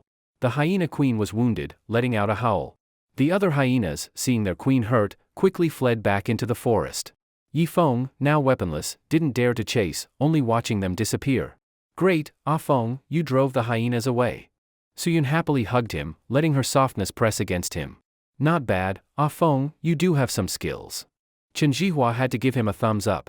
Bai Guifan glanced at Yifeng, then at Wang Tao. Ah Tao, why can't you ever compare to Yifeng? That useless Wang Tao's eyes rolled, and he started making excuses again. Who says I can't compare? Do you know what momentum is? Just now, I stared the hyenas down, used human momentum to suppress them, that's why they fled. Shut up. Chenli couldn't hold it in anymore. Yifeng stared at the spot where the hyenas vanished, looking worried. They're gone, what are you still worried about? Suyun supported him to sit down. Dogs hold grudges. I just injured the queen, sooner or later she'll come for revenge. That means from now on, the beach is not safe. Yifeng didn't say the other thought in his heart, hyenas shouldn't exist in a rainforest. This place was strange, sinister. Then why didn't you just kill the queen? Wang Tao finally seized a chance to loudly question Yifeng. Kill? With a wooden spear? You useless fool, shut up. If you and I had stood at the front just now, with 2 spears, maybe we could have killed her. But now it's too late, we must move our camp. Yifeng said coldly. Wang Tao fell silent, lowering his head. Ah Feng, where do we go next? Chen Jihua now used the word we. Where you go doesn't matter, but Su and I will head deeper into the forest. Best to find a cave, so hyenas won't drag us off at night. Yifeng said flatly. Su Yun's heart felt sweet. Yifeng only cared about her life and death. Don't be like this, against hyenas we must unite, no more dividing into groups. Chen Jihua said fearfully. Yifeng sneered, wasn't faction-making Chen Jihua's specialty in the company? But he didn't argue further, because against a pack of hyenas, unity was necessary. Fine, I'll assign tasks. He stepped onto a stone. Tonight, we'll still rest on the beach. Wang Tao and Chen Jihua take night watch, let me and the 3 women rest. Tomorrow morning, we'll search for a defensible cave, best if we find water. Anyone object? Wang Tao, that useless man, was the first to oppose. Why should we? You think you're the leader? If you don't listen, then tomorrow don't follow us. Stay here on the beach. Yifeng said bluntly. Wang Tao finally shut up. On a deserted island, being alone meant death. Next, Yifeng had the 4 of them gather together around the fire to sleep. Wang Tao and Chen Jihua stood watch near the forest. Uncle, don't worry, once we enter the jungle, I'll show my real skills, I won't lose to Yifeng. After all, I trained for jungle survival, not beach survival, so Yifeng is only stronger than me here on the sand. This useless Wang Tao was still covering his incompetence. Chen Jihua just nodded perfunctorily. Meanwhile, Yifeng had fallen asleep when he noticed Bai Guifan beckoning him. He thought she had some clever plan, so he followed. Ah Feng, we didn't finish earlier. Once we find a stable camp, I won't shortchange you. Then you can do whatever you want, as long as my husband doesn't find out. Bai Guifan whispered. Hearing that, Yifeng got excited again. That one hug earlier had left him lingering with desire. We'll talk later. Yifeng turned back, then hugged the sleeping Suyun. Time passed slowly, until dawn finally came. Yifeng was the first to wake, and saw Wang Tao, near the forest, already snoring. Only Chen Jihua was still standing guard with a stick. Yifeng burned with anger, ready to scold Wang Tao. But his eyes turned, and he changed his mind. Wake up, quietly, don't disturb Wang Tao. Yifeng woke the 3 women, then nudged Chen Jihua. The 5 of us will head into the forest now. Morning is cool, not hot to walk. By noon, the jungle will be like a steamer. Yifeng whispered. Huh? Not bringing Wang Tao? Chen Jihua pointed at the sleeping Wang Tao. This useless man is no help, only a burden. If you want to bring him, then we'll split up. Yifeng threatened. This, fine. Chen Jihua nodded with difficulty. So, the 5 of them started preparing. Yifeng used the eyebrow knife to cut some tree bark, then wrapped it around his ankles, winding it up below his knees. Why are you doing that? Suyun asked curiously. The forest is full of thorns. This way I can protect my legs from being scratched. Yifeng explained. The other 4 began copying him. An hour later, they had finished wrapping their legs. Suyun, who liked looking pretty, not only wrapped her legs but also wrapped bark around her wrists. Let's go.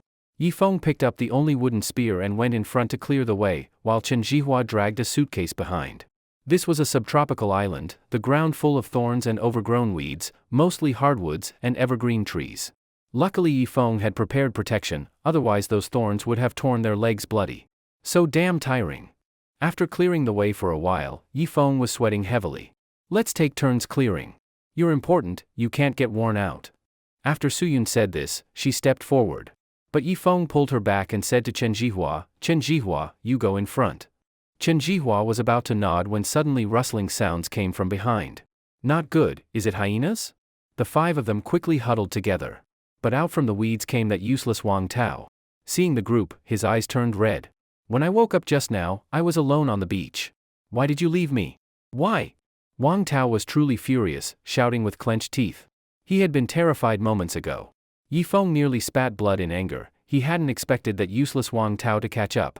Shut the hell up, or you'll bring carnivores here. Yifeng snapped. Wang Tao quickly covered his mouth. He had just been too desperate, so he lost control. You came at the right time. Go in front and clear the way. Yifeng pointed forward. Why me? It was definitely your bad idea to leave me, and now you want me to clear the way. Wang Tao shouted. Not clearing? Next time I'll dump you again, because you're worthless. Yifeng said coldly. Wang Tao gritted his teeth and finally went forward. But since his legs had no protection, soon the sharp thorns cut him until blood was flowing. After they went about 2 li deeper, Yifeng's eyes moved, and he pointed left. Wang Tao, clear that way, there should be water. Because there were wild bamboos on the left, and bamboo loved water, so there might be a source. Don't underestimate 2 li in the jungle, it was like 20 li in normal land, since they had to clear a path and watch for poisonous snakes in the grass and toxic bugs falling from trees. 2 li took them nearly an hour, everyone drenched in sweat. Especially by Guifen, her sweat made her clothes stick tightly to her body, her 2 full curves exposed in the air. It's so hot, Wang Tao, hurry up clearing. Suyun urged. Inside, Wang Tao raged, just wait, I'll get you, you cheap woman. After another 20 minutes, Wang Tao finally reached the bamboo. Yifeng tilted his ear. Behind the bamboo, there seemed to be water. There's water ahead. He rushed forward, pulled apart 2 stalks of bamboo. Behind was a small stream, water clear and clean, with trout struggling to swim upstream. The others came over, faces full of joy. Ha ha ha, great, I haven't bathed in days. Suyun stumbled forward, scooping up stream water to drink. Ah Feng, come quickly, the water is sweet. Suyun waved to Yifeng. With a splash, Wang Tao leapt into the stream, and the clear water instantly turned muddy. Ha ha ha, so damn cool. Just now, clearing the way nearly gave me heatstroke. He rolled around in the stream like a buffalo, and the downstream water turned into mud soup. Yifeng really wanted to beat him to death, but that useless man still had some value clearing the way. For now, keep him. When danger came, he could be the sacrifice. Let's go upstream. The 5 of them went 10 meters upstream. Yifeng drank a sip of the water.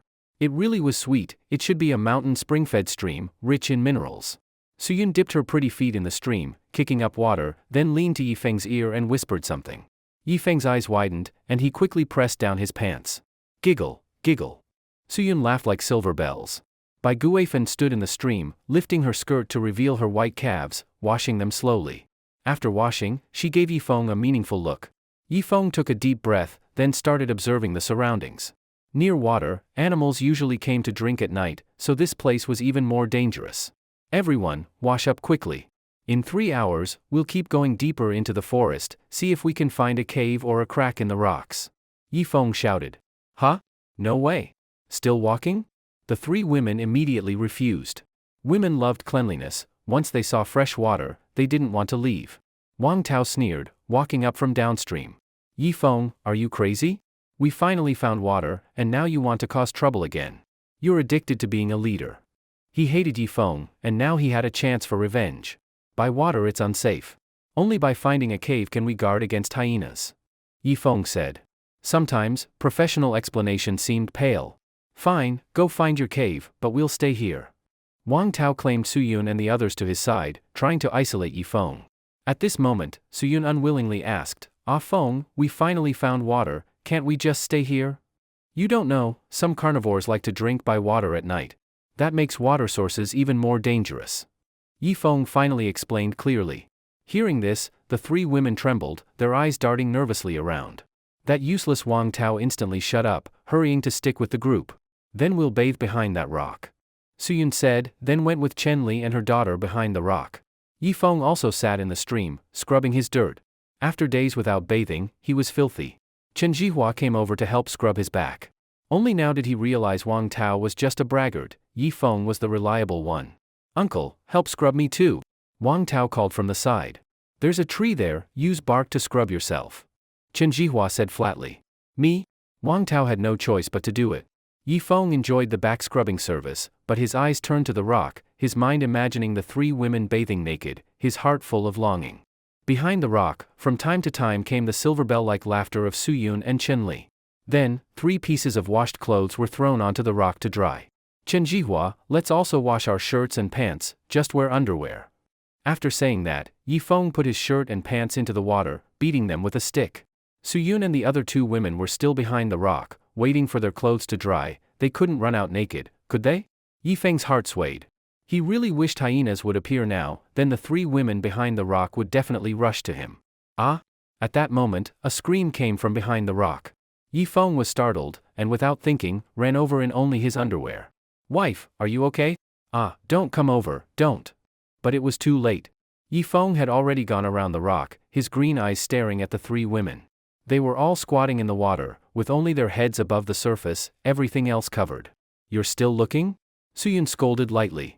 But Bai Guifen shifted her body upward. The stream water was so clear that Yifeng could almost see all 3 shapes clearly. Close your eyes. Suyun was a little angry. Yifeng quickly closed his eyes. Just now I heard you scream, I thought it was hyenas. Yifeng explained, holding his lower body with both hands. No, it was just an eel swimming over, we thought it was a snake. Suyun said. Indeed, an eel had swum close just now, almost slipping inside. Then I'm relieved. I'll go. Yifeng said, ready to turn away. Wait, bring that suitcase, aren't there clothes inside? Suyun suddenly called out. Yifeng's heart thumped. There were clothes, but all were lingerie. Did the 3 women plan to wear those? Okay. Yifeng strode downstream, dragged the pink suitcase, and pushed it over. Then, he heard the sound of the suitcase being opened, along with women's exclamations. So little fabric, what can this cover? Chenli complained. Ugh, might as well not wear anything. Bai Guifen's voice followed. Yifeng felt secretly delighted, sitting properly downstream, ready to enjoy a fashion show. At this moment, he noticed Wang Tao also peeking sneakily at the rock. Wang Tao, go collect some firewood from the bamboo forest, I'll need it to grill fish. Yifeng pointed. He didn't want that useless man to enjoy the view. You. A flash of resentment crossed Wang Tao's eyes, but he still went obediently. Ah Feng, what's the name of these fish, so fat? Chen Jihua pointed at the trout in the water. They're called trout. Every year they swim upstream to spawn. Yifeng said. Didn't expect you to know so much. Chen Jihua praised. I don't know as much as your son-in-law, the champion. Enough talk, you make fire, I'll catch fish, Wang Tao collects firewood. Let's split tasks. After saying that, Yifeng picked up the only spear and began aiming at the trout. Chen Jihua looked embarrassed, just standing there. While catching fish, Yifeng muttered, weren't trout from cold regions? But this was clearly tropical rainforest. After catching 6 fish, Chen Jihua indeed hadn't made a fire. Yifeng had to do it himself. At that moment, Bai Guifen came out, still looking shy. Hiss! Yifeng's hand stopped rubbing the fire stick. Bai Guifen wore only a thin veil. Her white thighs, plump body, faintly visible under the fabric. Chen Jihua flushed red, shouting loudly, nonsense! Who told you to wear that? Go change back. Bai Guifen had felt shy, but upon hearing this, she grew angry. Change into what? The other clothes aren't dry. I'll change when they're dry. But dressed like this, you're letting Ah Feng laugh at you. Chen Jihua stomped angrily. Yifeng awkwardly withdrew his gaze, he had been staring too intently. What's the problem? I'm his elder, he won't have dirty thoughts about me. Bai Guifen didn't care, sitting down beside Yifeng. A wave of mature woman scent overwhelmed him. Yifeng blushed, speeding up the fire-making. Poof! A small flame finally rose, and Yifeng quickly fed it. Ah Feng, you're amazing. Bai Guifen smiled. Oh. Yifeng squatted, not daring to stand, or his pants would look bad. Behind the rock, Suyun and Chenli looked at each other, embarrassed to come out. If they came out, wouldn't they be completely seen? Mom, what do I do? Do I just stay in the water? Chenli called. Daughter, it's up to you. Come out if you want, or wait till the clothes dry. Bai Guifen said casually. Her mindset was now open, giving her daughter the choice. In the end, the two girls couldn't bear the shame and stayed in the water. Luckily, the sun was up. In less than 2 hours the clothes would dry. By the fire, only 3 people were left. Suddenly, Bai Guifan had an idea. Old man, Wang Tao hasn't returned from collecting wood, maybe something happened. You go check, Ah Feng, and I will grill fish. You're right. Chen Jihua smacked his head and rushed into the bamboo forest with the spear. Now, only Yi Feng and Bai Guifan remained.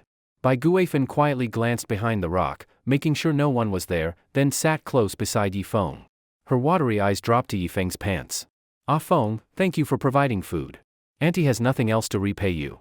If you want, later we can go upstream, away from them. I washed very clean. She exhaled her mature breath. Yi Feng groaned, feeling like his pants would explode. Don't be like this, okay? He swallowed hard. What are you afraid of? I told you, I had surgery. You can do whatever you want, and after washing, no one will know. You think I don't know you always peeked at me? This is a deserted island, don't be so polite. Bai Guifan finished with a flirtatious wink. Auntie, let's wait until after the fish. My head is messy now.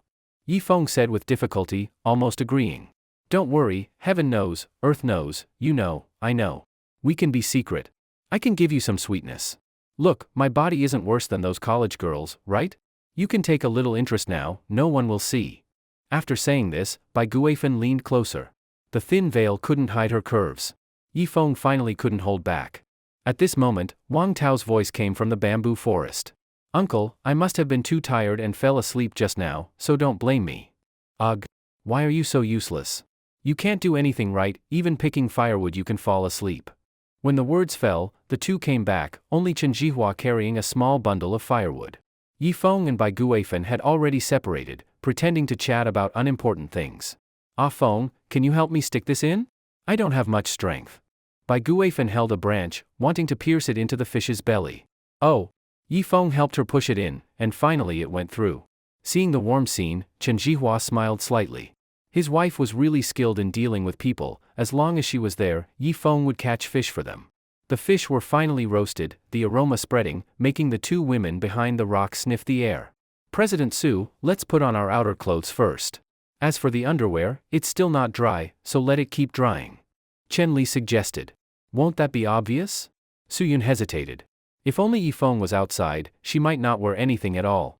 But with Chen Jihua and that useless Wang Tao there, she was unwilling. It's fine, just hunch your back, no one will notice. Chen Li chuckled, putting on her outer clothes first. Su Yun's stomach growled with hunger, so she could only obey. Yi Feng laid out the roasted fish and called toward the rock, Wife, come out, Just as he said a few words, his eyes widened. The two women had come out from behind the rock. As they walked, their backs hunched, but their chests still swayed slightly. The outlines were faintly visible. Not good. Yi Feng quickly stood, blocking Wang Tao and Chen Jihua's line of sight. Chen Jihua, Wang Tao, turn your backs to the fire and eat fish. Without my permission, you're not allowed to turn around. Yi Feng ordered. Chen Jihua immediately turned his back. But Wang Tao was unwilling. Why? Chen Li is my girlfriend. Why can't I look? If you insist on looking, I'll abandon you next time. Yi Feng threatened. Wang Tao had no choice but to turn around. In his heart, he only wanted Yi Feng dead. Su Yun and Chen Li, seeing the two men turn away, finally lifted their heads and walked out proudly. Yi Feng's eyes turned red. These three women could only belong to him. Wang Tao didn't deserve to see them. Eat the fish, I've roasted them for you. Yi Feng pointed at the fish on the ground. But Bai Guifen's eyes moved. She tore a piece of fish, blew on it with her red lips, then held it in front of Yi Feng's mouth. Yi Feng. Su Yun was right there, wasn't this too bold? Ah Feng, we all rely on you. So serving you is natural. Eat, I've cooled it down. Bai Guifen smiled, every move full of mature womanly charm. Chen Li saw her mother's way and understood. Without Yi Feng, they'd all die. So she too tore a piece of fish, blew on it, and held it to Yi Feng's lips. Yi Feng swallowed hard. He wanted to eat, but had to care about Su Yun's face. Sure enough, Su Yun's expression changed, and she quickly grabbed his arm. Yi Feng immediately felt her softness. Different from Bai Guifen, Bai was soft and hot, while Su Yun's softness carried resilience. Enough, you all eat yourselves. Let Su Yun serve me. Yi Feng refused with difficulty. Bai Guifen wasn't jealous, only smiled and ate by herself. But Chen Li looked unhappy.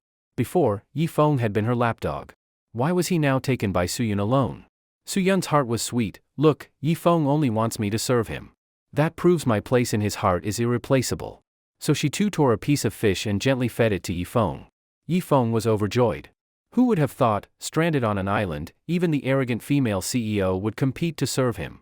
Wang Tao ate with his back turned, but he heard all their conversation. He hated. He raged. Why? Why could a useless nobody win the favor of 3 beauties at once, while he, a rich heir, couldn't even look?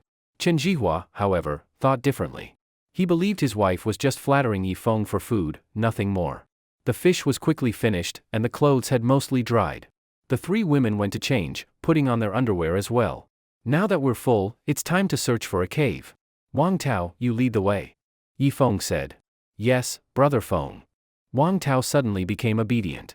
Bai Guifen glanced at Yifeng, then her eyes moved as she spoke. Wait, I think we should split into groups. 2 by 2, 1 group upstream, 1 group downstream, and 2 stay here to cover. What do you think, Ah Feng? As she said this, she secretly threw him a wink. Yifeng's heart burned. She was right. Splitting up would make finding a cave more likely. Of course, in his heart he only thought of finding a cave, nothing else. Ant Bai makes sense. Then I'll assign tasks. Chen Jihua and Wang Tao go downstream, Su Yun and Chen Li guard here, and I'll go upstream with Ant Bai. Any objections? Yifeng asked. Chen Jihua frowned. Ah Feng, let me go with my wife, you go with Wang Tao. Yifeng's face reddened, about to agree, but Bai Guifen cut in first. Ah Feng and Wang Tao together? They'd fight before finding a cave. But you and Wang Tao are fine, your relationship is good. And I, as a former mother-in-law, get along with Ah Feng too. We can go together. Wife, you really know how to arrange things. Chen Jihua agreed, taking Wang Tao downstream. Bai Guifen looked again at Yifeng's red face. Come on, Ah Feng, I'll take you to find a cave. Hopefully with water nearby. All right. Yifeng raised his backside and followed her upstream. Indeed, a cave needed water nearby, fetching water and bathing would be much easier. The 2 walked along the stream. Beside it were many animal footprints and droppings. It showed how dangerous it was near water. Bai Guifen walked in front, her full hips swaying lightly. Yifeng followed behind, 30% of his attention still on the bamboo forest by the bank. After walking a while, Bai Guifen suddenly turned back and looked downstream. Su Yun and her daughter's figures were completely gone. She stopped pretending, directly turning her gaze toward Yifeng's pants. The next moment, she covered her red lips with her hand, her frightened eyes carrying a trace of secret delight. Yifeng felt a bit proud. When he was young and bathed in the river, he already stood out above the whole village. As an adult, even more so, he could almost step beyond the nation and face the world. Back when he was with Chen Li, she begged for mercy every day. Ah Feng, do you want it in the water, or on the shore? I think in the water is better. Bai Guifen looked at Yifeng with eager eyes. But Yifeng suddenly looked toward the bamboo forest. For some reason, he felt movement inside. Auntie, let's keep walking upstream. It doesn't feel safe here. Yifeng said with meaning.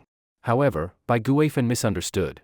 She thought Yifeng was only afraid her voice would be too loud and Suyun downstream would hear. All right, I'll listen to you. After speaking, she twisted her waist and walked farther upstream. Yifeng felt more and more uneasy. Ever since eating that white fruit, his 6th sense seemed sharper. Just now, in the bamboo forest, something seemed to be watching. Stop! Yifeng called out to Bai Guifen. She was already unbearably restless. Hearing this, she immediately turned back and grabbed at Yifeng's pants. Ah! That's not what I meant, you? Yifeng felt immense pleasure, but reason made him push her hand away. He leaned close to her ear and whispered, I think something's watching us in the forest. I'll pretend to go in the bamboo to relieve myself, see if I find anything. Hearing this, Bai Guifen also grew nervous. Could it be my husband? Shouldn't be. You wait here. After saying that, Yifeng took the spear and went into the bamboo. Sure enough, some weeds were pressed flat, with a trail of small human footprints. He followed the prints, then suddenly looked toward a 2-meter-tall weed. Who's there? Come out, or I'll throw the spear. With that, Yifeng raised his spear. Ah! Don't throw. A terrified voice sounded, and a raggedly dressed girl ran out. Yifeng looked closely. She was about 14 or 15, her short skirt torn, her socks ruined, blood flowing from knees to thighs. Were you spying on me? Yifeng lowered his spear. The girl had a doll-like face, chubby cheeks, looking very cute. But right now, her doll face held only fear. Why didn't you come out to meet me? Yifeng asked. I was afraid you were bad. Unexpectedly, though young, the girl was very cautious. It wasn't her fault. She had originally washed ashore with a bald man. At first, in the first day or two, he cared for her, catching fish. But after the third day, he changed, his eyes toward her became strange. She fled into the forest, the bald man chased. Only last night did she escape him. Don't worry, I'm a good person. Come, follow me out. Looking at such a cute little girl, Yifeng liked her instantly. The girl hesitated, but followed him out. Bai Guifen had been watching the bamboo. When she saw Yifeng walk out with a light bulb, her heart let out a sigh of despair. Just now, she had been itching to death. Now, clearly, nothing could happen. Mother-in-law didn't expect we'd find another companion. She's pitiful. If we don't help, she'll die. Yifeng said. Fine. Bai Guifen sighed. Little sister, the three of us will walk upstream, see if we can find a cave or rock crack. In an hour we'll return. I'll roast you fish. Yifeng smiled with fatherly kindness. The little girl was too cute. Oh. Her sense was sharp. Yifeng didn't seem like a bad man, at least not like the bald one. She obediently took the lead, clearing the way, leaving Yifeng and Bai Guifen with free hands. Bai Guifen walked beside Yifeng. Ah Feng, what I wanted to give you just now it's impossible. She pressed her hot skin against him, making his pants bulge awkwardly again. Don't, I need to focus on finding a cave. If you really want, once we're settled, then we'll have time. Yifeng said. He had figured it out. On a deserted island, no law, no morals, he could do as he wished. Yes, then you'll have time. Did you see that little girl ahead? Your size is about a third of her waist. Later, you can too. I'll persuade her. Bai Guifen suddenly said. She feared Yifeng might refuse her later, so she gave him more fantasies. In normal society, she cared about face, surrounded by acquaintances. But on this island, she could no longer suppress her fire. She also relied on Yifeng to feed her. Yifeng's face changed. Auntie, don't joke. She's just a child. Say that again and I'll turn against you. He still had principles. All right, I get it. You young people are too reserved. In ancient times, girls married at 13 or 14. On this island, you don't need modern morals. Bai Guifen leaned close again. She could feel Yifeng's hidden thoughts. I won't argue with you. To cover his embarrassment, Yifeng switched places with the girl in front. They walked upstream for 5 kilometers, before Yifeng finally stopped. They had found the source of the stream. A waterfall poured down from halfway up the mountain. Beside it was a huge rock crack. Come, this crack can be our camp. Yifeng rejoiced, leading them into it. The deeper they went, the narrower it became. After 10 meters, they could go no farther. But that space was enough to fit everyone, though they'd have to sleep cramped. Huh, what's this? The little girl picked up a helmet. Yifeng quickly took it. It had turned dark green-black, its original look unrecognizable. This looks like a German soldier's helmet from World War II. Yifeng thought, could German troops have once landed on this island? Great, Ah Feng, this helmet can be used as a pot, to boil water, make fish soup. Bai Guifen's eyes lit up. Then keep it. We'll call the others back. From now on, we'll live here. Yifeng quickly led the 2 women downstream. But after just 1 li, his face changed. He pressed the 2 women down into his arms and crouched in the grass. A huge black bear was drinking by the stream, its dung-yellow eyes watchful of the surroundings. Don't make a sound. Yifeng covered the 2 women's mouths, otherwise they would have screamed. After drinking for a while, the bear waded across the stream and disappeared into the bamboo forest on the other side. Yifeng waited another 10 minutes before finally standing up from the grass. From that moment, he realized the true danger of the deserted island. The 3 of them looked grim. Go. Yifeng continued downstream, but not as boldly as before. When they returned, they saw Wang Tao and Chen Jihua had already come back. That useless Wang Tao was gnashing his teeth, muttering nonsense, clearly still hadn't lost his filthy habits. Ah Feng, you're finally back. Suyun rushed into Yifeng's arms. Wife, thank goodness, I was so worried. Chen Jihua also wanted to hug Bai Guifen, but she pushed him away. I'm exhausted, I need to sit. She sat by the fire. Just then, Wang Tao's eyes lit up as he walked toward the little girl. Little sister, you look familiar. Were you on the cruise ship too? That useless man's eyes gleamed green, frightening the girl into hiding behind Bai Guifen. They all sat around the fire. Yifeng told them about the black bear. Now, everyone should understand our situation. From now on, no more scheming against each other. Especially you, Wang Tao. No matter what, our grudges are cancelled. At least on this island, we must work together. Yifeng said sincerely. He couldn't afford to bicker anymore. Wang Tao rolled his eyes, then pretended to look earnest. Brother Feng, from now on we'll all listen to you. You're our leader. Yifeng nodded, then looked at the little girl. My name is Yifeng, what's yours? I'm Ding Tuanchuan. Yifeng almost burst out laughing. Such a cute name, matching her doll-like face with its chubby cheeks. Don't laugh at me. Ding Tuanchuan frowned adorably. Alright, I won't. Everyone, tell her your names too. They all introduced themselves. Ah Feng, should we go to that cave now? Suyun asked. Wait, before we go, let's make some weapons. Yifeng got busy. Having grown up in a martial village, he was skilled at crafting cold weapons. To his surprise, Wang Tao even helped break bamboo, seeming as if he had truly changed. Before long, Yifeng had made 7 bamboo spears, sharpened with stone tips. He also made a bow and 10 bamboo arrows. You're amazing. Suyun couldn't help but praise him when she saw the bow. Yifeng was pleased, pulled the bow, and shot at a distant tree. Shoo! The bamboo arrow sank 3 centimeters into the trunk. Enough to deal with small and medium animals, as long as they didn't encounter tigers or bears. Let's go. Wang Tao, who's taking the lead? Yifeng hesitated, then let him choose. Brother Feng, of course me. Hasn't it always been me? Wang Tao walked ahead with a bamboo spear, the others quickly followed. Yifeng carried the bow, constantly watching the bamboo along the banks. If any predator appeared, he'd shoot without hesitation. Carnivores were masters of ambush, never attacking head-on. They liked to hide and strike suddenly, usually biting the throat. Once attacked, saving someone would be impossible. Ding Tuanchuan clung to Yifeng's clothes like a little tail. She might be young, but the weaker sensed the strong more keenly. Finally, they heard the waterfall. Chenli glanced to the side and her face flushed red. The crack in the rock there looked too indecent. Ah Feng, look at this crevice, grass, water, it's the perfect habitat. Bai Guifan said suddenly, her gaze on Yifeng's pants. But this time she was disappointed, her teasing didn't work.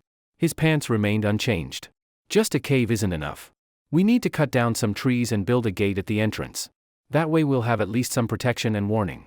Yifeng said seriously. After seeing the black bear, he was on edge. Even enjoyment had to wait until safety was secured.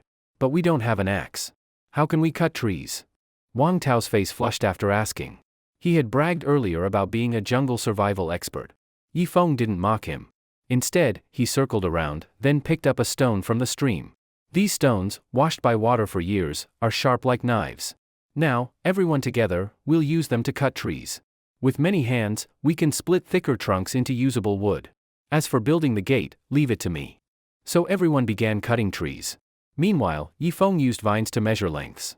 He had learned carpentry skills in the countryside. Skilled carpenters could build wooden houses without a single nail, using only joinery. Ah! Just then, Ding Tuanchuan screamed from the forest. Yifeng rushed in immediately. She was covering her mouth, pointing at half a corpse on the ground. Yifeng also gasped. It was a dried corpse, half buried in leaves, only the upper body exposed. Its tattered clothes still clung to the remains. Yifeng took a deep breath, picking up an old rotted rifle beside it. The rifle was unusable, completely decayed, but its bayonet, after sharpening, might still work. He detached the bayonet and examined it. The others gathered, staring in fear at the corpse. This corpse must be old, right? Chen Jihua's face was pale. At least decades. But because of the environment here, it didn't rot, only dried. Yifeng cleaned off the dirt. Despite the years, the bayonet had only minor corrosion. With some sharpening, it could really be used. A soldier's corpse? Wang Tao asked. Can you tell what country? Yifeng said. Not sure, but looks European. Wang Tao replied. Yifeng nodded. Men liked military knowledge, he was no exception. From the tattered uniform, it seemed to be a German soldier from World War II. That meant the bayonet too was German-made. And in World War II, Germany's metallurgy was the best in the world. That's why this blade survived. So strange. How could Germans be on this island? Yifeng said, then forced down his disgust and turned the corpse over, revealing a waste pouch. I'll keep this pouch. It can hold things. Everyone else, keep working, don't waste time. Yifeng urged. So the others returned to their tasks. As leader, Yifeng sat by the corpse, using the bayonet to pry open the pouch's rusty buckle. The metal was rusted shut, so he had to pry it apart. Inside was a box of useless rotten bullets, a small black notebook, and a metal box. Yifeng opened the notebook first, hoping to learn the island's location. But it was all in German, and he couldn't read a word. President Su, come here. Yifeng called. I won't, you come to the cave side. Just seeing that corpse makes me uncomfortable.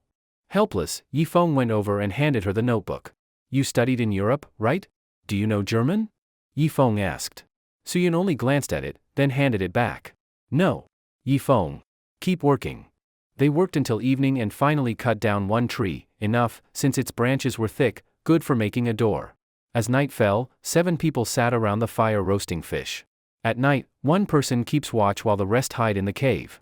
It'll be cramped, but we have no choice. Some predators are skilled at ambush. Yifeng said, spitting out a fish bone. The others paled and nodded quickly. After eating, no one felt sleepy. They lingered near the cave entrance. Suddenly, Suyun beckoned to Yifeng. Ah Feng, come with me. Yifeng's eyes lit up and he quickly followed. They walked downstream for a li. Suddenly, Suyun hugged him and kissed him. She too felt a crisis. By a woman's instinct, she sensed Bai Guifan and Chen Li were competing for Yifeng. So Suyun didn't want to lose her unique place in his heart. Yifeng felt she must be inexperienced, clumsy, but sweet and fragrant. Soon Suyun went weak all over, because Yifeng's hands were wandering inside her clothes while he kissed her. When his hand reached for her skirt, Suyun panicked and quickly held his hand. Ah Feng, not here. Wait until we return to civilization. Then you can pass the last step, okay, she said. On the island, pregnancy could be fatal, no nurse, no hospital, no safe place for a baby. You mean, as long as we don't go all the way, everything else is fine? Yifeng suddenly asked, excited. Though not as skilled as Bai Guifan, Suyun was youthful, pretty, and sweet. Suyun lowered her head shyly. Yifeng's body thrilled with excitement, holding her tightly, his rough dark hands roaming her soft white skin. No, if you keep going, I won't be able to control myself. Suyun panted, eyes nearly tearing. Not being able to control is good. Yifeng grinned. Bai Guifan's words had loosened all his restraint.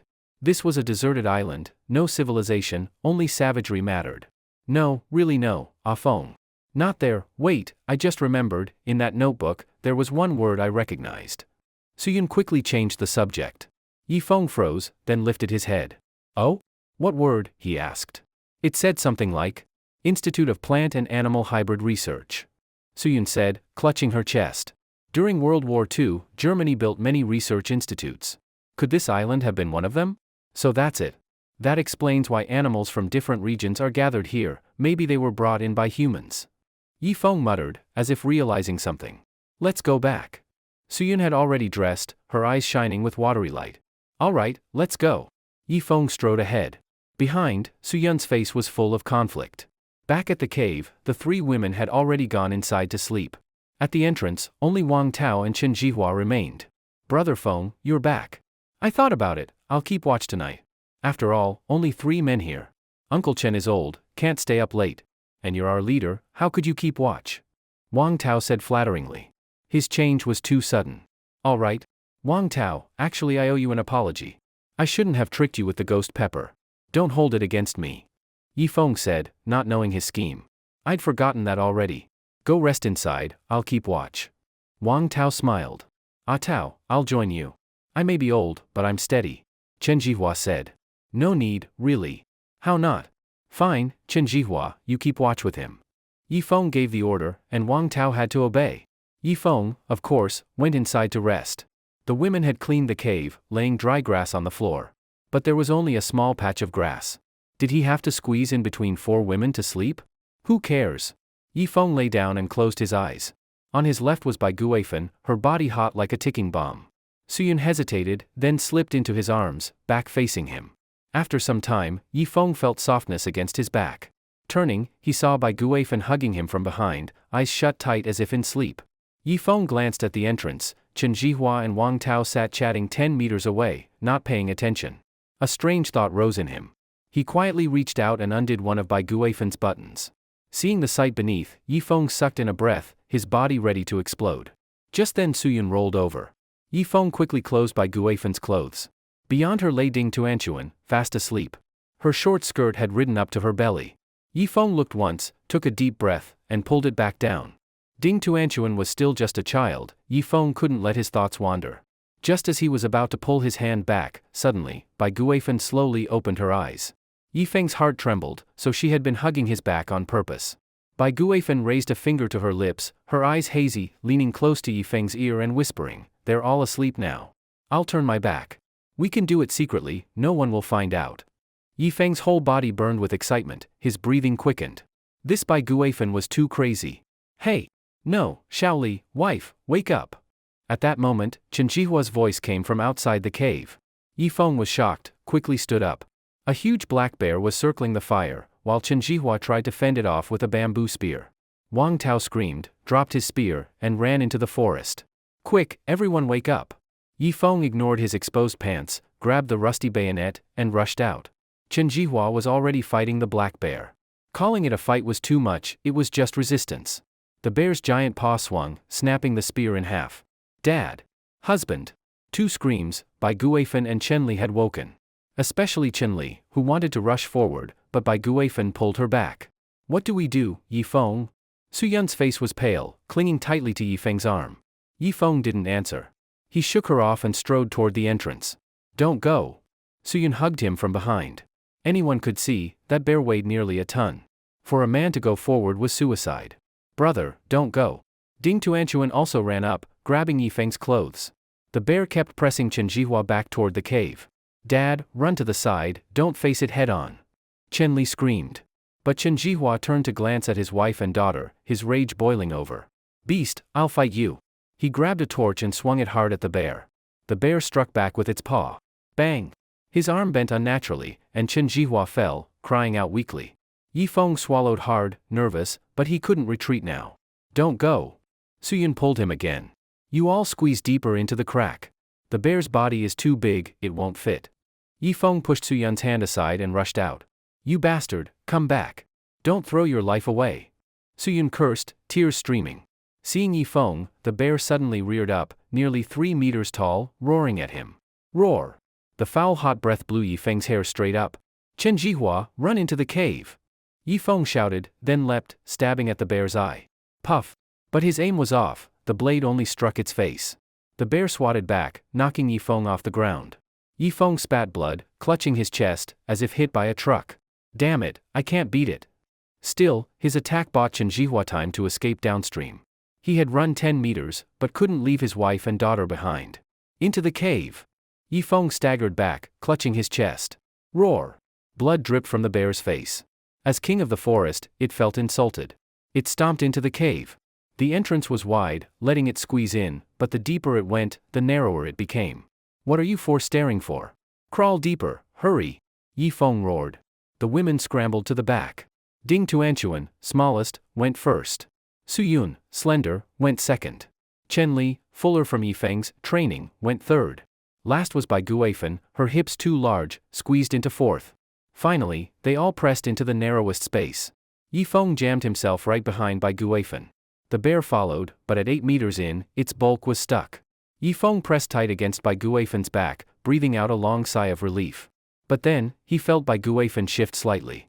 In an instant, Yifeng's pants bulged. Roar! The furious bear pushed forward, hot breath blasting Yifeng's head. Can we squeeze farther?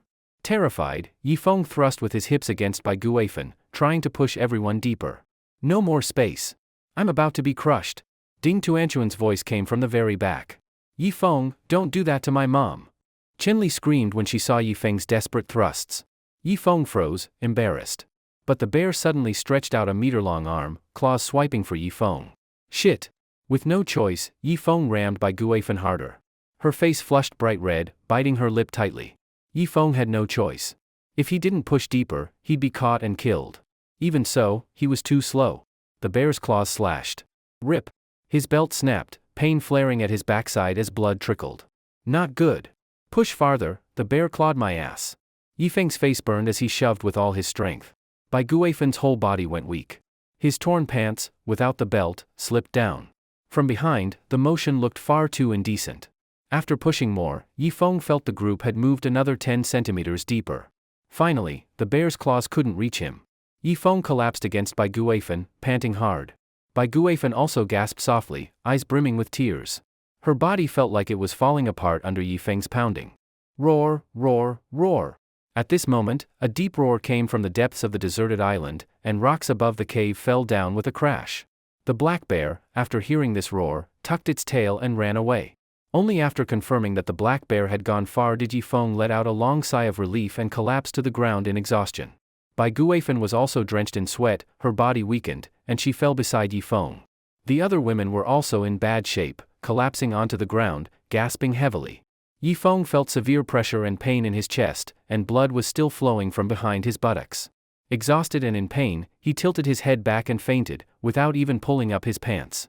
No one knew how much time had passed before Yifeng finally woke up, only to find himself lying flat at the entrance of the cave, with his pants already pulled up by someone. "You're awake?"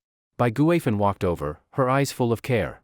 When Suyun saw Yifeng awake, she suddenly pushed Bai Guifeng aside, placed Yifeng's head on her own lap, and there was a trace of anger in her eyes. Chenli said nothing, hugging her knees, sulking. So Yifeng turned his gaze to Ding Tuanchuan. This little cutie also seemed to be paying attention to him. When his eyes met hers, she immediately covered her face with both hands like a child. Yifeng chuckled and was about to get up, but a sharp pain in his left chest surged, worse than when he had been hit before. Damn, could it be internal injuries? A trace of panic flashed across Yifeng's face. On a deserted island, suffering internal injuries could be fatal. "Yuner, where are Chen Jihua and Wang Tao?" Yifeng asked. Suyun was about to answer, but from downstream came Wang Tao's arrogant voice. "Ha ha ha, now your arm is broken, and Yifeng has internal injuries. So from now on, I'm your boss, and you all have to listen to me. Ah Tao, let me tell you, when the black bear came just now, if you had stood with me, maybe it would have been scared away. Why did you run away immediately?" As they spoke, the two figures appeared. Wang Tao was holding a tiny dead fish, clearly with little harvest. "Ran away? You dare say I ran away? I was trying to lure the bear away with my own body, but the bear didn't chase me. What could I do?" After speaking, Wang Tao suddenly saw the awakened Yifeng. A trace of mockery flashed across his face as he put the fish over the fire to roast. For a moment, the four women began swallowing saliva. "Wang Tao, why did you only catch one fish? What are we supposed to eat?" Suyun questioned. "All you know is eating. Don't you know catching fish is tiring too? Right now, I'm the only whole man left, so this fish is mine alone. Skipping a few meals won't kill you." After saying that, Wang Tao stuffed the roasted fish into his mouth. Suyun bit her lips tightly, then suddenly turned to Ding Tuanchuan. "Tuanchuan, help me take care of Yifeng. Don't let the other women touch him. I'm going to catch fish." "Ah, me? Take care of him?" Ding Tuanchuan's face instantly turned red. "Yes. Only if Yifeng recovers will we have a way to survive," Suyun said. "Then okay." Ding Tuanchuan came over and sat next to Yifeng, while Suyun placed Yifeng's head on her slender thighs as a pillow. Yifeng instantly caught a faint scent at the tip of his nose, the fragrance of a virgin. He could tell. It was refreshing and uplifting. "Oh, be good, I'll catch you a fish later to eat." Ding Tuanchuan didn't know how to take care of someone. She just recalled how her mother cared for her when she was little and tried to imitate it to comfort Yifeng. Yifeng found it hilarious inside but still enjoyed it. At this moment, Wang Tao finished eating the fish, glanced at Yifeng, and jealousy flashed in his eyes. "Little girl, don't let that pervert trick you. That guy is a freak, he even has thoughts about his ex-mother-in-law. Don't think I don't know." Wang Tao said coldly. "Shut up!" Chen Jihua shouted angrily. "I won't shut up. I'll say it. Yifeng, ask your conscience, isn't it true you want Bai Guifeng? She may be almost 40, but that figure, that charm, which man wouldn't want her?" Wang Tao continued. "Wang Tao, stop talking nonsense. I'm much older than Ah Feng. He only respects me, he never had such thoughts." Bai Guifeng blushed, scolding too. "Ha! Aunt Bai, you only know someone's face, not their heart. This kid wasn't honest in the company either, always sneaking peeks at President Su's back. Don't think I didn't notice. You'd better guard against him, or he'll take advantage one day." Wang Tao pretended to sound earnest. "Enough. Ah Feng isn't that kind of person." Chen Jihua's face flushed, his neck thick with anger. If his arm wasn't broken, he would have rushed to beat Wang Tao. Yifeng narrowed his eyes and slowly sat up. His left chest still hurt, and his left arm couldn't be used. But even with just his right hand, dealing with trash like Wang Tao was no problem. "Wang Tao, if you keep spewing filth, don't blame me for beating you." After saying that, Yifeng stood up. "Ha ha ha, you're still acting tough when you're injured? Perfect. Today, I'll show you who the real boss is." With that, Wang Tao clenched his fist and charged forward. As expected, this piece of trash couldn't even withstand Yifeng's one good hand. After 5 moves, Wang Tao was on the ground again, another front tooth kicked out. "Well? Do you submit or not?" Yifeng stepped on Wang Tao's chest. Wang Tao was shocked and furious. He hadn't expected that even injured, he still couldn't beat Yifeng. "I submit your mother." Wang Tao was completely unconvinced. "If you don't submit, I'll knock out every last one of your teeth." With that, Yifeng picked up a stick and aimed it at Wang Tao's mouth. Ah, no. I submit, I submit. Wang Tao's words admitted submission, but his tone was full of resentment. Yifeng couldn't be bothered with him. After all, for now, this guy was still useful. If you submit, then get up and, according to my instructions, make these trees into properly sized wood pieces. Yifeng said coldly. Helpless, Wang Tao had no choice but to do the labor. The size must be exact, not even 1 centimeter off. Trash will always be trash. Isn't the measuring stick I made right there? Sharpen this end a little more. Yifeng's left arm hung uselessly while his right hand pointed at Wang Tao's nose. Wow, big brother, you're amazing. Ding Tuanchuan's eyes widened as she stared at Yifeng in shock. She thought Yifeng couldn't beat Wang Tao, but he had defeated him with just one hand. Little girls always admired the strong. If only Yifeng were her father. Yifeng felt proud and puffed out his chest. Ouch! His left chest still hurt, but inside his body, a strange energy was repairing his internal injuries. Ah Feng, come with me downstream. I have something to tell you. At this moment, Chen Jihua spoke. After saying that, he walked off downstream by himself. Yifeng's old face turned red, like a primary school student who had done something wrong, and he followed along. After all, between him and Bai Guifen, although they hadn't really done that, it was almost like just a thin piece of paper away. As long as there was the right chance, surely it would. After walking more than 10 meters downstream, Chen Jihua sat down, then pointed to a stone across from him, telling Yifeng to sit. Yifeng's mind spun quickly, thinking of all kinds of excuses. Ah Feng, you may not know, but in the past 10 years, your aunt and I have been sleeping in separate beds. So, I have something I want to trouble you with. Chen Jihua opened his mouth with a shocking statement. What is it? Yifeng looked at Chen Jihua with caution. The problem with an old husband and young wife is just this, when I can, she can't, when I can't, she's like a hungry wolf. Maybe this is fate. Watching her suffer every night, I feel sorry for her. Do you understand what I mean? Chen Jihua sighed, hesitant to say more. I don't understand. Yifeng shook his head. Ah. To be honest, last year I even thought of finding her a young man, but I couldn't bring myself to say it. You know your aunt's character, she's very concerned about reputation. But now, on this deserted island, I can't let her stay lonely anymore. Can you help me with this? But there's one condition, you can't tell anyone. Only I know, you know, and your aunt Bai knows. Especially, you mustn't let Xiaoli find out. Chen Jihua's meaning gradually became clear. Yifeng didn't speak, just looked at Chen Jihua in confusion.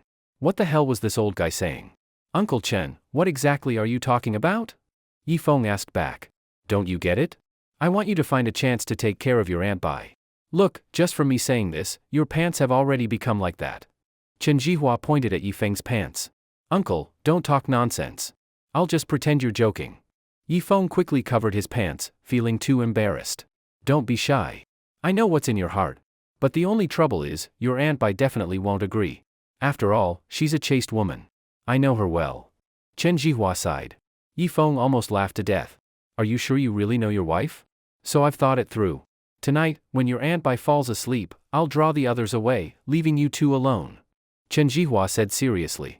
He knew his wife had been enduring this loneliness, but he himself couldn't rise anymore. Uncle, stop. If you keep talking, I'll get angry. Yifeng's face was full of embarrassment. Hearing this from Chen Jihua's mouth felt really weird. Ah Feng, don't feel embarrassed. I've thought about this carefully. At first I wanted Wang Tao to help, but that useless guy ran away when he saw the black bear yesterday. Only you were brave enough to rush out to save me. You deserve it. And your Aunt Bai just happens to need it. Why are you being so polite? Chen Jihua shook his head. Uncle Chen, I still can't accept it. Yifeng felt resistance inside. If it was secretly with Bai Guifen, maybe he could accept it. But if Chen Jihua also knew, that was too embarrassing. Look. Chen Jihua pointed upstream at Bai Guifen, speaking in a tempting tone. Your Aunt Bai may be almost 40, but her figure, her skin, there's no difference from a female university student. And her body definitely won't disappoint you. Yifeng didn't speak, lowering his head, as if he agreed. Haha. That's better. But there's one trouble, your Aunt Bai will definitely resist. So tonight, when she's asleep, I'll lead the others away. After it happens, even if she realizes it wasn't me, she won't be able to resist. Chen Jihua suddenly revealed a secret. Who? Yifeng let out a long hot breath. This Chen Jihua, he was too much, making even him feel powerless. Uncle Chen, the door isn't finished yet. Talking about useless things now is pointless. We should first finish the door. Once we're safe, then we can think of a way home, Yifeng said. Ah yes, I understand. Let's wait until the door is done. Chen Jihua smiled meaningfully. Men understood men best. He believed Yifeng had the thought. By the way, uncle, is your arm broken or dislocated? Yifeng suddenly asked. He felt that Chen Jihua's arm wasn't broken but rather dislocated. I don't know. Can you check? Chen Jihua asked. I'll try. After some effort, Yifeng endured the pain in his left chest and set Chen Jihua's dislocated bone back into place. Then he used 3 branches to fix his left arm. In 3 days, once the bone was stable, it could be removed. When they returned, Wang Tao, who had been slacking, suddenly sped up. Just then, Bai Guifan secretly gazed at Yifeng with soul-stirring eyes behind her husband's back. Yifeng remembered Chen Jihua's words again and quickly turned his head away, afraid he couldn't control himself. By the way, last night, what was roaring? The sound seemed to come from more than 10 li away. It sounded like a dinosaur. At this moment, Chen Li spoke. Swish. Everyone's attitude immediately became serious. That roar last night was too terrifying. Was it an elephant? Ding Tuanchuan asked. Because only an animal that big could make such a roar. No, an elephant's voice isn't like that. It was more like a tiger. But a tiger's roar couldn't scare off a black bear. It should be some other creature. Yifeng pondered. He had originally thought of being the local emperor on the island, living with 3 wives and 6 concubines. But now he gave up that idea. Better to go home safely. At this moment, Suyun returned, carrying 2 trout in her hands, but her whole body was trembling. Clearly, catching these 2 fish had cost her great effort. It wasn't worth it, because the calories in these 2 fish might not even make up for the energy she spent catching them. Ah Feng, you're injured. Let me roast the fish for you to eat. Suyun said weakly, her face pale. No need, you're too tired. I'll roast it myself. Yifeng took the fish with concern. I'm not tired. You don't know what I saw downstream. As Suyun said this, her face grew even paler. Was it a striped hyena? Yifeng's heart sank. He almost forgot, besides black bears, striped hyenas were also fierce enemies. No, I can't even describe it. Forget it, eat first. Suyun sat down, fear flashing deep in her eyes. When she was in the water catching fish, suddenly a strange snake appeared. The snake was about as thick as her thigh, but the strange part was that on its head, it had a red rooster's comb. Soon, the fish was roasted. Thinking of his internal injuries, Yifeng ate all of it by himself. The others were sensible. Even though their stomachs were growling, none of them asked for a bite. They understood clearly, if Yifeng healed, then they would all have food to eat every day. By noon, Wang Tao was drenched in sweat from exhaustion. Brother Feng, I'm too tired. Can I rest for a while? Wang Tao asked. No. The wood must be finished before dark, otherwise the black bear will definitely come back. Their memory is very strong. Yifeng gave him no face at all. The others' expressions changed. Then let's help too. Otherwise, none of us will dare to sleep at night. Suyun said and hurried to help. Yifeng didn't stop her. So, the 4 women also joined the labor. Time passed again. Yifeng felt that his left chest wasn't as painful anymore. Strange thing, it was such a serious injury, normally he should have needed at least 3 days of rest. But after just 1 day, he was almost fine. So, he carried his bow and walked more than 10 meters downstream. 3 arrows, all hitting their targets, one of them even brought down 2 fish at once. He came back carrying 4 fat trout. Since the trout he caught were big, they were more than enough for everyone to eat. After roasting the fish, Chen Jihua and the 4 women gathered around, biting into the fish with big smiles. Much better than following Wang Tao. That useless guy wasn't just incompetent, he was selfish too. Wang Tao could only swallow his saliva from the side. Considering that this useless man still needed to do hard labor, Yifeng threw half a fish onto the ground. Here, yours. Thank you, Brother Feng, you're the best. Wang Tao didn't care about the dirt, he picked up the fish and gnawed on it. He had been a little chubby before, but after a few days on the deserted island, he had already grown thin from hunger. After eating, Yifeng began building the wooden door. He used the mortise and tenon principle, fitting more than 10 logs tightly together. But even so, it wasn't secure enough. Wang Tao, in the forest there are some ailanthus trees. Go scrape some ailanthus oil, I'll use it as glue. And if you find thorns, bring some back too. Yifeng ordered. Yes. Wang Tao seemed completely subdued and obediently went into the forest. But Yifeng could see it, there was still hatred in his eyes. If given the chance, Wang Tao would definitely be the first to make a move against him. The women all gathered around, admiring Yifeng's work. Amazing, without using a single nail, you made a door. Suyun touched the wooden door, her face full of joy. Big brother is awesome. Ding Tuanchuan shouted with admiration. Chen Jihua's family didn't say anything, but their eyes were full of approval. Come, let's lift the door and set it at the cave entrance. They all worked together, lifting the door weighing several hundred lbs, then pushed the stakes into the soil at the bottom. Still uneasy, Yifeng used more wood to wedge it into the grooves in the rock. This way, no matter if the bear pushed or pulled, it wouldn't be able to open the door quickly. From now on, when we go in and out, we'll squeeze through this side gap. After going in, block the gap with a stick. It'll not only stop the bear, but also the hyenas. Yifeng taught them how to enter and exit. Great, tonight we can finally sleep well. After Bai Guifan said this, her gaze intentionally or unintentionally landed on Yifeng. By then, night was falling. Wang Tao returned dragging thorns and ailanthus oil. Ailanthus oil was sticky, good as natural glue, and its smell could repel mosquitoes. Put the thorns downstream. If any animal comes up, it'll step on them and cry out, acting as an alarm. Yifeng ordered. Yes, brother Feng. Wang Tao dragged the thorns downstream, while Yifeng took the ailanthus oil and smeared it on the door joints. Not only did it make them tighter, it also prevented insects from eating the wood. Not good. Not good. Those dogs are back. Wang Tao shouted like a donkey from downstream, stumbling back in panic, his calf bleeding. Behind him came the sound of barking. The striped hyenas from the beach had returned. But this time, there were more than a dozen. The hyena queen had brought all her followers. Quick, into the cave. Everyone rushed inside. Yifeng used a stick to block the 30-centimeter gap. Hey, I haven't gotten in yet. Wang Tao shouted from outside. Wang Tao, run to the side. See if you can lure them away. Yifeng said coldly. Now that the door was built, Wang Tao's fickle nature was no longer tolerable. It was about time to abandon him. Ah, please, I don't want to die. And I can't outrun these dogs. Wang Tao jumped around outside in panic. You can climb a tree. Hurry, or they'll catch up. Yifeng pointed behind him. Wang Tao looked back, the hyenas had already surrounded him. Yifeng, you bastard. If I die, I'll haunt you even as a ghost. After cursing, Wang Tao still chose to run into the forest. But only 3 hyenas chased him. The rest stayed, surrounding the wooden door, growling. At this moment, something soft touched Yifeng. Suyun hugged his arm. What do we do, Ah Feng? If they stay here, we'll be trapped to death. Hearing this, fear showed on everyone's faces. If besieged too long, they would eventually have to go out to eat. Through the gap, Yifeng counted carefully. There were 12 in total. 3 had gone after Wang Tao, meaning he had to deal with 9, including the biggest, the hyena queen. Don't worry. Leave it to me. He pulled out his bow and aimed at the nearest hyena. The bamboo arrow hit its backside. The hyena, about to eat, suddenly jumped up. The others, startled, backed off a few steps. Only that hyena tried to pull out the arrow, but it was useless. Yifeng's face was full of killing intent.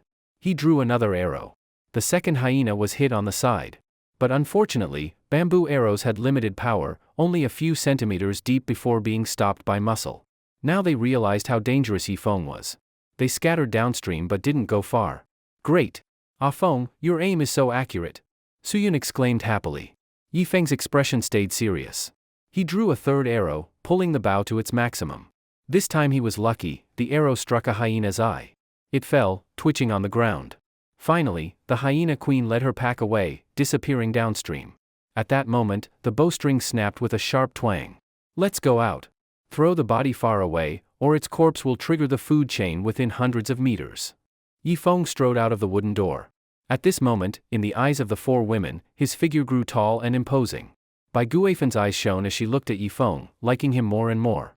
But suddenly, a bent figure blocked her view. Wife, are you scared? If you're afraid, I can hold you. Chen Jihua said gently. No need. Bai Guifan's face instantly turned cold. Yifeng walked to the hyena. The beast wasn't completely dead yet, still twitching violently, struggling to stand up. Suyun, all of you come here. Each of you stab it once with a bamboo spear. Stab it until it's dead. Yifeng ordered. Ah?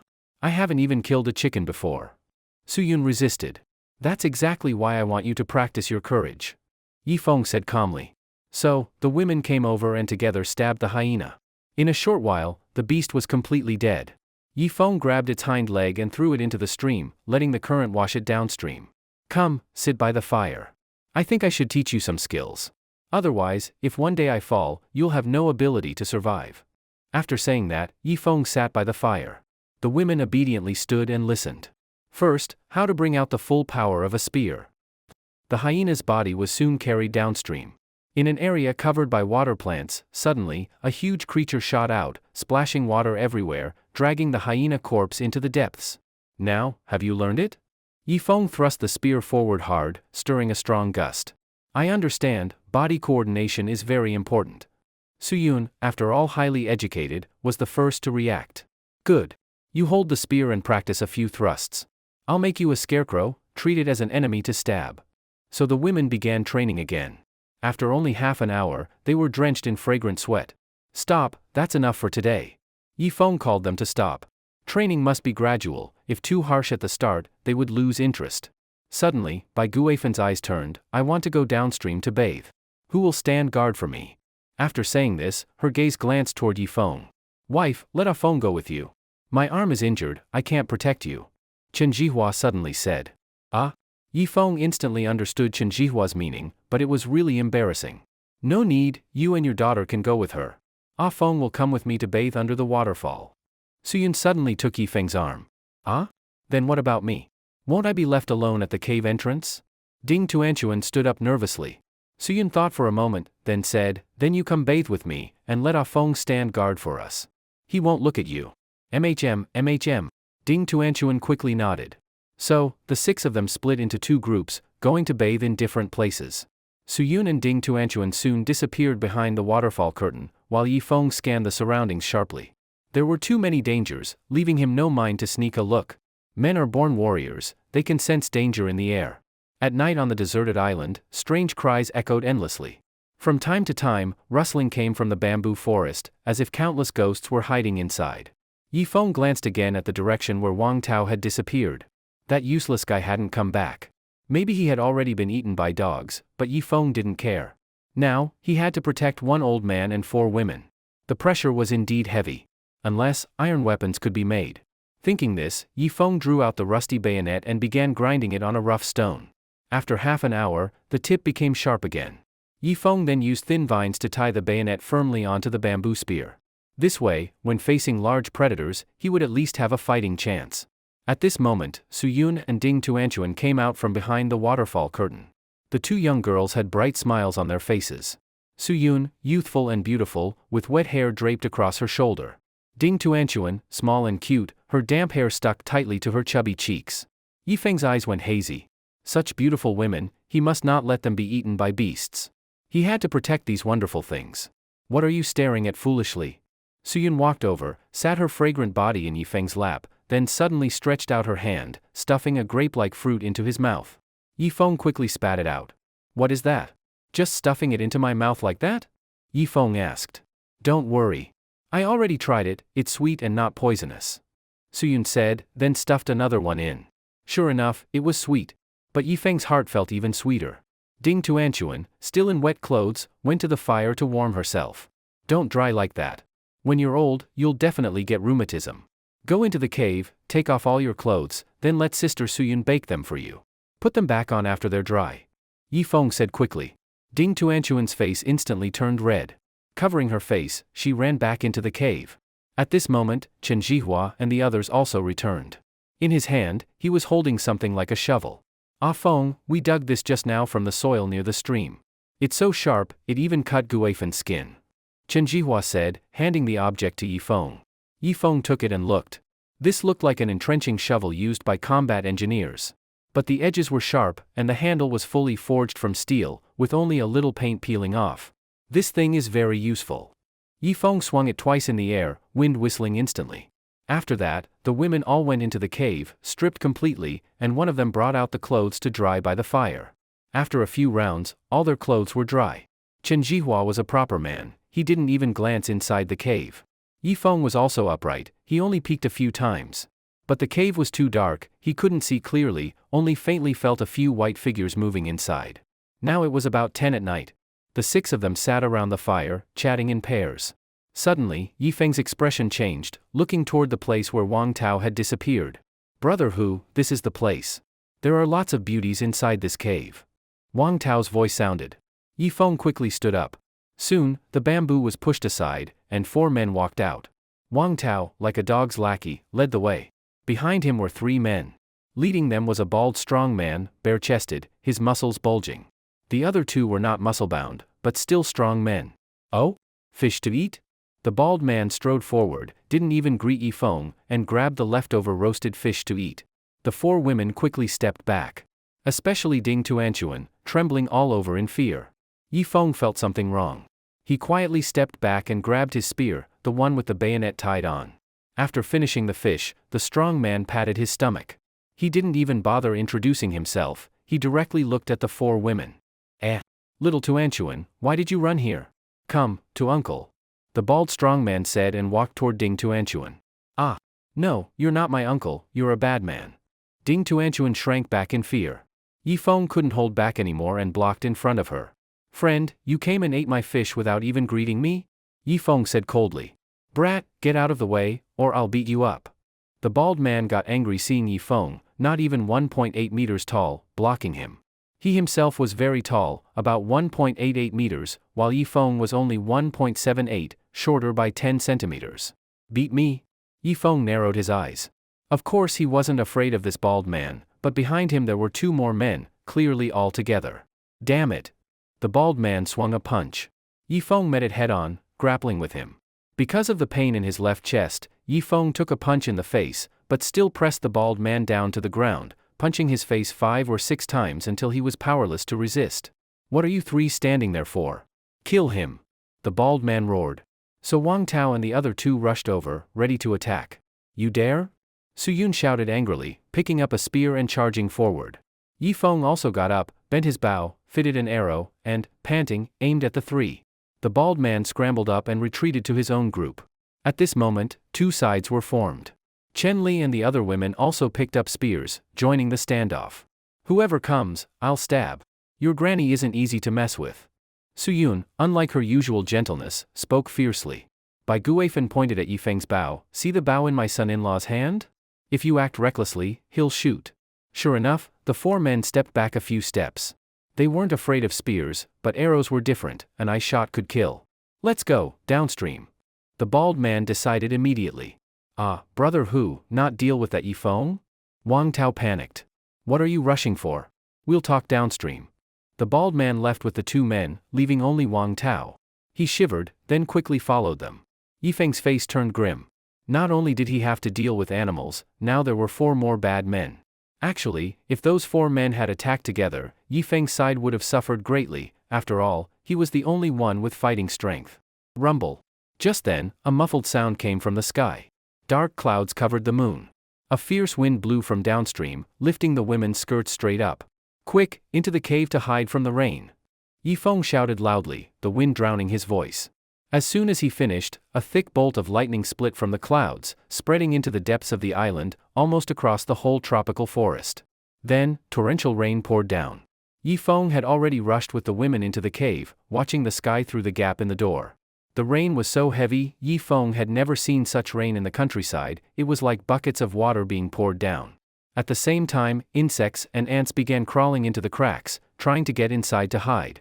In the dim light, Eong lifted a small snake with his spear and threw it hard out of the cave. The snake too had come inside to hide from the rain. The women huddled together, screaming. Because the stone walls were covered with insects, scorpions, and small snakes. A swarm of mosquitoes also flew into the cave. The rain came fast and went fast. An hour later, the sky cleared, the air fresher. Eong and the others quickly ran out. The cave had become a kingdom of insects and mosquitoes. Look, my hands are covered in bites. Suyun stretched out her white arm in front of Eong. Ah. Tomorrow morning I'll pick some herbs for you. Eong gently held her hand, heart aching. Above the waterfall, the water doubled. The stream rose, almost flooding the bamboo forest on both sides. Some animal corpses were washed down from the mountain, turning the water muddy. Luckily, this crack was more than 10 meters from the waterfall, or it would have been flooded too. Eong lit a fire again, then moved it inside the cave, covering it with green leaves. Thick smoke billowed out. The mosquitoes and insects were smoked out, and the cave was finally clean again. Eong endured the smoke, moved the fire back outside, and let the women rest inside. Chen Jihua, looking weak, leaned against the wooden door and fell asleep, holding a spear. As the leader, Eong didn't keep watch. He lay down and squeezed in with the women to sleep. After hardships, he no longer thought of romance, he slept deeply. Morning soon came. Yi Feng was the first to wake, feeling his chest injury had recovered 90%, only a slight dull pain remained. Wake up, wake up. Yi Feng called everyone. But since Chen Jihua had kept watch last night, Yi Feng let him sleep more. The girls, still drowsy, sat outside the cave, waiting for Yi Feng's orders. Today, I'll search along the mountain foot for sulfur stones or limestone. We'll sprinkle the cave to stop snakes and insects from crawling in. Also, I'll gather some herbs for you to rub on your skin against mosquito bites. Yi Feng spoke seriously. Ah? If you leave, what if that bald uncle comes back? Ding Tuanchuan was startled. The women's hearts tightened, and they stood up. They didn't want Yi Feng to leave. All right, I'll leave the bough. If they come back, shoot them. Yi Feng pointed at the bough on the ground. Suyun nodded and picked it up. Then Yi Feng caught 5 or 6 trout for them and prepared to head into the forest. Ah Feng, wait. It's dangerous for you to go alone. I'll go with you. Bai Guifan suddenly said. Fine. 2 can take care of each other. If one steps into a swamp, the other can pull them out. Yi Feng nodded. Suyun glanced at Bai Guifan but said nothing. She believed that in such a situation, everyone had a sense of crisis and wouldn't think about man and woman matters. Saying goodbye, Yi Feng and Bai Guifan walked into the forest. They followed along the mountain foot, walking more than 2 li. The sun rose. Bai Guifan stayed behind, her eyes fixed on Yi Feng's back. So strong, so secure. The fire in her heart, once extinguished, burned fiercely again. Ah Feng, I feel itchy here, must have been bitten by mosquitoes last night. It's still swollen. Can you check it for me? Bai Guifan suddenly said. Yi Feng calmly turned, only to see Bai Guifan lifting her skirt. Aunt Bai, do you think this is the right time? Wang Tao and those 4 are still lurking downstream. We should hurry. Yi Feng said. But his pants reacted. Ever since he ate that white fruit, he felt his yang energy kept leaking out. What are you afraid of? Doing it once won't delay us much. If you're afraid of wasting time, you can push me along while we walk. Bai Guifan's face was full of seduction as she stuck out her tongue and licked her lips. Yi Feng felt his hair stand on end. She really knew how to play. Even thinking of this kind of move. Better not. Another time. Honestly, I want it too, but now isn't the time. Once we've built the camp properly, then you can do whatever you want. How about that? Yi Feng didn't pretend anymore and spoke his true thoughts. Only then did Bai Guifan smile and walk side by side with Yi Feng. But the fire in her heart hadn't completely gone out. From time to time, she teased Yi Feng with words. Ah Feng, you're still too young, you don't know how to play at all. I've seen big bosses before. In the clubs, they'd find over 10 beauties, line them up, then go one by one, front to back to front. Whoever made them finish would get a 10,000 yuan bonus. Bai Guifan spoke seductively. They're big bosses, of course they can play like that. Me? Just a poor guy. Where would I get the money to play? Yi Feng said. But this is a deserted island. Me, plus my daughter, President Su, and that Ding Tuanchuan, you could play 4 in a row. Bai Guifan shamelessly said. For some reason, seeing Yi Feng forcing himself to endure made her want to say more filthy things. Don't joke. Even if you agreed, and your daughter agreed, what about Su Yun and Ding Tuanchuan? They'd never agree. Besides, Ding Tuanchuan is still so young. Yi Feng shook his head, then suddenly froze. In the depths of the forest after the rain, a small tree appeared. On it grew 3 white fruits. Don't talk. Yi Feng gestured for silence and carefully approached the tree. Just as the white fruits were about to shrink back, he struck with the entrenching shovel. 2 fruits fell to the ground. The last one quickly shrank away. Haha. Yi Feng picked one up and popped it into his mouth. 2 powerful waves of heat rushed through his limbs and bones. In an instant, Yi Feng felt his whole body burning. His pants bulged, as hard as a steel rod. Oh my god. Bai Guifan couldn't help covering her mouth. She lost control, immediately bending down. This time Yi Feng didn't refuse, time, place, and people were all right. Bai Guifan's mouth skills were impressive, but she felt another place also needed pleasure. So, she turned around, hands on a rock at the mountain foot, presenting herself. Yi Feng took a deep breath and roughly tore things open. At that moment, he saw clearly, every hair on his body standing up. Then, I'll go? Yi Feng panted heavily, eyes blood red, like a bull ready to charge. Don't be so polite. Do it harder. Bai Guifan bit her lip. Ah. Help. Help me. Just then, a plump young woman stumbled toward them, happening to see the scene. Especially when she saw Yi Feng's lower body, she gasped in shock, covering her mouth. Yi Feng panicked and quickly pulled up his pants. Bai Guifan, embarrassed, pulled her skirt down. He he he, pretty one, let us brothers play too. 4 men suddenly rushed out. It was Wang Tao's group of 4. Their pants were bulging, faces lewd. The woman glanced at them, then at Yifeng, gritted her teeth, and hid behind him. Her clothes were ripped, exposing glimpses of her body as she moved. You again, bastard? Wang Tao immediately spotted Yifeng. The bald man narrowed his eyes, pulling out a dagger. This time he only has 2 people. Let's finish him. And that mature woman by his side, I want her first. He walked toward Yifeng. What do we do? Bai Guifeng clung tightly to Yifeng's arm. The young woman also hid behind him. Yifeng gripped the entrenching shovel tightly, his heart pounding. The bald man was strong, but Yifeng had 70% confidence against him. But with 3 more, it was uncertain. Whoever comes closer, I'll split him with this shovel. Yifeng said coldly, taking a fighting stance. But the bald man shook his dagger. Really? Then come on. The fight broke out immediately. Yifeng swung the shovel, sending the dagger flying. Wang Tao suddenly grabbed Yifeng's leg, holding him down. Bang! Yifeng took a punch to the chest. Fuck you! Furious, Yifeng elbowed Wang Tao's back. The useless man fell like mud, spitting blood. At the same time, Yifeng took a club to the face. The battle was fierce. Soon, Wang Tao's group was panting from exhaustion. But Yifeng fought harder and harder. The white fruit he had eaten kept flooding him with energy, giving him endless stamina. Damn, we can't beat him. The 4 gasped, backing away from Yifeng's ferocity. Yifeng's arm was cut, but the 4 were also injured, neither side had the advantage. Brother who, fight or not? Wang Tao wiped blood from his mouth. Yifeng's elbow earlier had left him with a minor internal injury. Fight? The bald man paused, then looked at the women beside Yifeng, smiling wickedly. Brother, you're strong. Why fight us? If you join us, you can use these women however you want. Knock them up and toss them aside. On this island, it's a once-in-a-lifetime chance. In civilization, losers like us couldn't even drink their foot water. But here, it's different. We should enjoy ourselves, use them hard. When rescue comes, just get rid of them all. No one will go back to report. What do you say? The bald man grinned.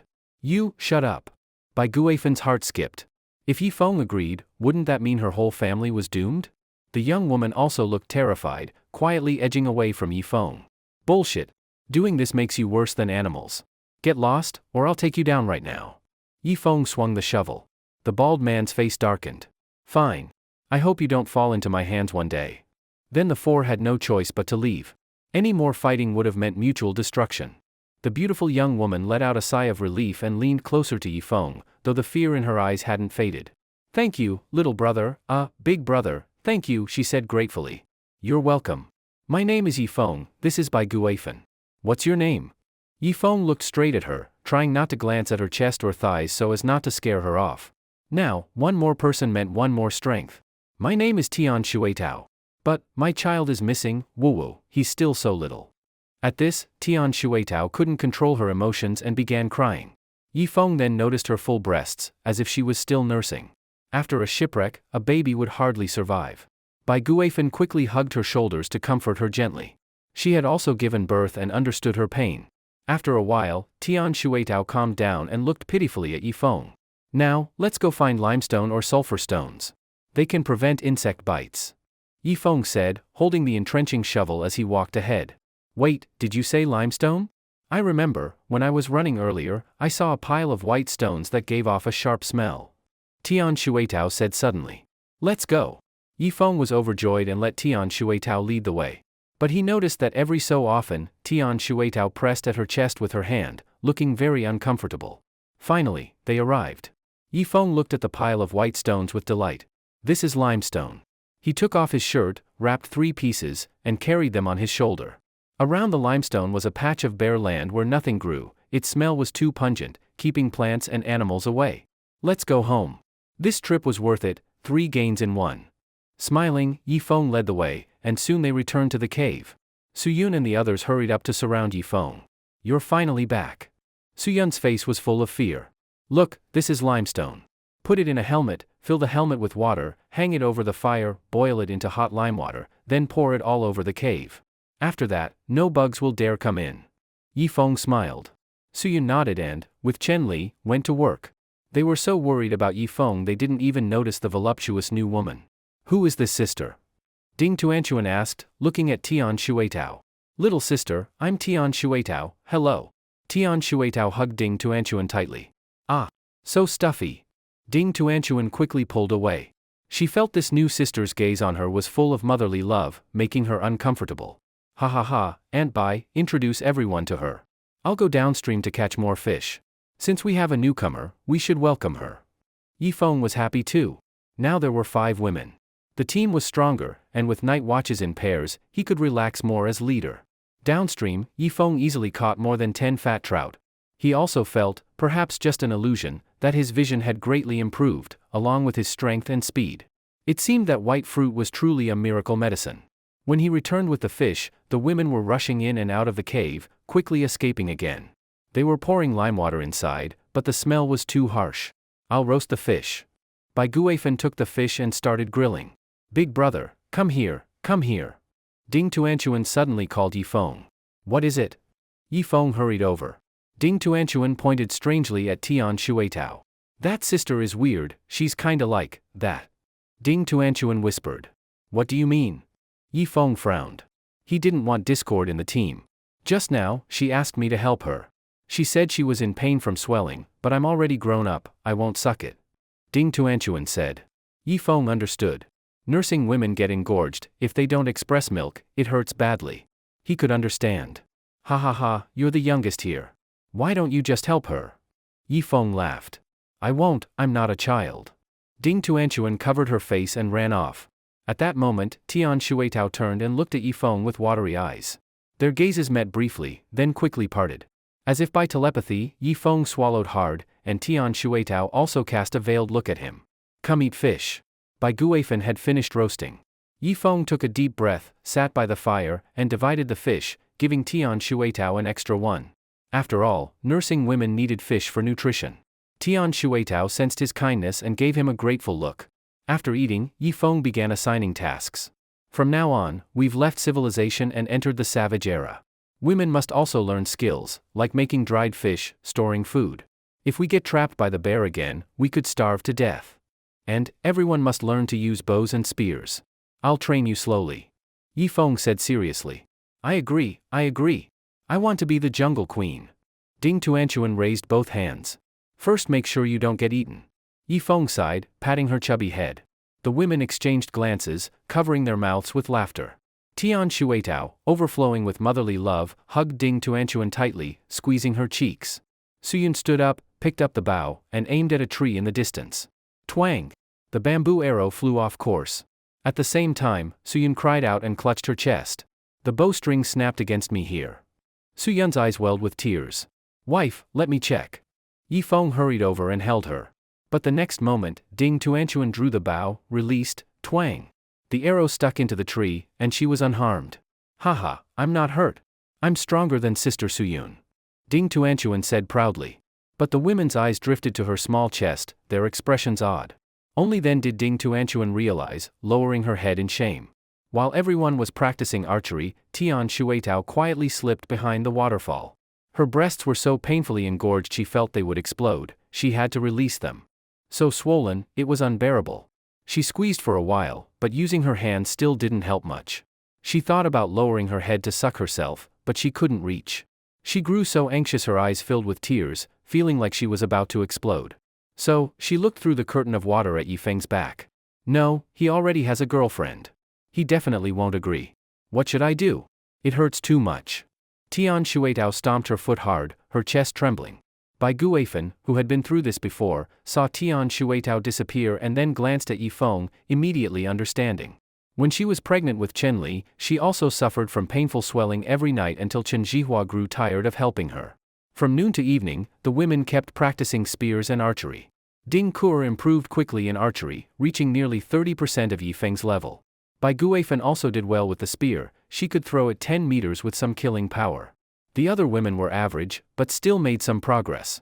Instructor Yifeng, holding a bamboo stick, casually corrected them, making their progress even faster. He believed that in a few more days, even without him, these women could drive off Wang Tao's group of 4. Downstream, the bald-headed group of 4 sat together. Wang Tao was the most miserable, reduced to their slave. Wang Tao, you're fucking useless. You can't catch fish, can't make fire, you even made me catch a cold. Keep catching fish. If you don't get any, don't come back. The bald man cursed harshly. These past days, they had managed to catch 6 or 7 fish by sheer luck, but Wang Tao was only given the heads with no meat. All the flesh went as tribute to the other 3. Wang Tao regretted it deeply. Following Yifeng had been tiring, but at least he could eat his fill. Now with the bald men, he was not only exhausted but also hungry. Luckily, he still had some body fat left from civilized life, or else he would have collapsed by now. Yes, brother Hu, I'll go upstream to catch fish for you. Wang Tao grabbed a stick and quietly sneaked upstream. Before long, he heard women's laughter from under the waterfall. He saw Yifeng sitting on a rock, training the women. The atmosphere was relaxed, with laughter now and then. By the fire, a few half-eaten fish still lay there. Wang Tao swallowed, his heart burning with envy. Finally, he clenched his teeth, steeled himself, and strode forward. Yifeng spotted him immediately and stopped the women's training. Wang Tao, you useless trash, what are you doing here? Where's the bald head? Yifeng said coldly. Me? Brother Feng, I'm sorry. Please take me back. I'm starving. That bald guy is an animal.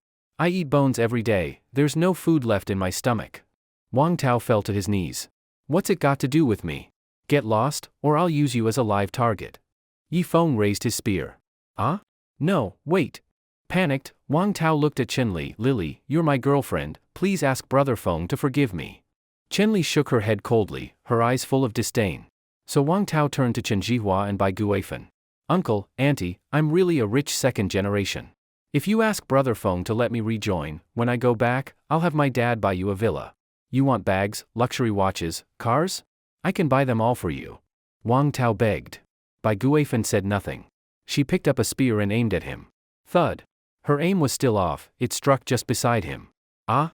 Wang Tao was terrified and ran off. Both frightened and furious, he ran 2 kilometers downstream, when suddenly his face changed. A black bear rose up on 2 legs, fixing its yellow-brown eyes on him. Shit! With no choice, Wang Tao ran back toward Yifeng's camp. The black bear thundered after him, shaking the ground. Back at Yifeng's side, training had become easy again. Just then, Tian Shuitao waved at Yifeng. Big brother, come here for a moment, she said softly, her face flushed red. What is it? Yifeng walked over. Tian Shuitao pulled him behind the waterfall. What's the matter? Yifeng asked again. I feel awful. Can you help me? Her cheeks were burning red, spreading down her neck. Gulp. Yifeng swallowed, studying her carefully. Her body was perfectly ripe, and since she was still nursing, she was unbelievably tempting. Tian Shuitao noticed his gaze, her heart pounding. She only wanted him to relieve her pain. But men were men, what if he lost control? Not just Yifeng, even she feared she might lose control in such a fiery moment. On this deserted island, once the beast in a man's heart was unleashed, it could mean disaster. Help you with what? Yifeng's eyes burned, hot air blasting from his nostrils, his breathing heavy. You know, my baby is gone. If this stays blocked too long, it could cause illness. Many breast cancers come from this kind of blockage. Tian Shuitao said, forcing herself to speak. All right, I'll help you. Yifeng was nearly drooling, impatient. This was also highly nutritious, on this island, it was a treasure. Okay. Tian Shuitao took a deep breath, moving her hand behind her back. But then she hesitated. Big brother, please, don't get any ideas. Just take it as me begging you. This is a deserted island, it's no joke, she warned. Don't worry, I know my limits. Yifeng nodded. The waterfall was loud, so Suyun couldn't hear their conversation.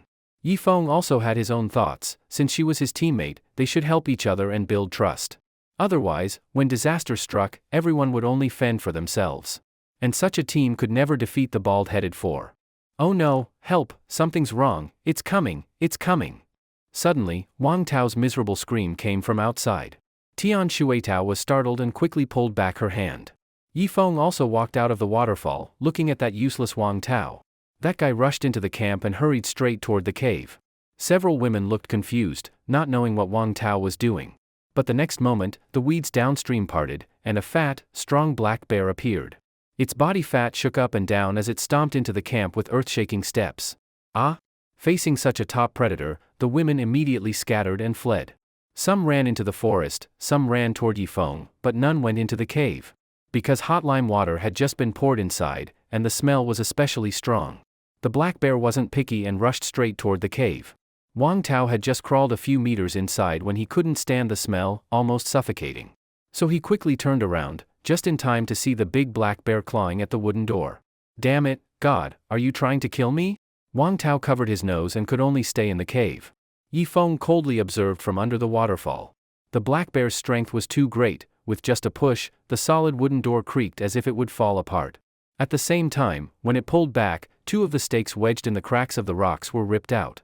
Ah, brother bear, don't eat me, I'm really dirty, go somewhere else. Wang Tao panicked, kneeling inside the cave and kowtowing non-stop. Tian Shuitao tightly gripped Yifeng's arm, leaving marks.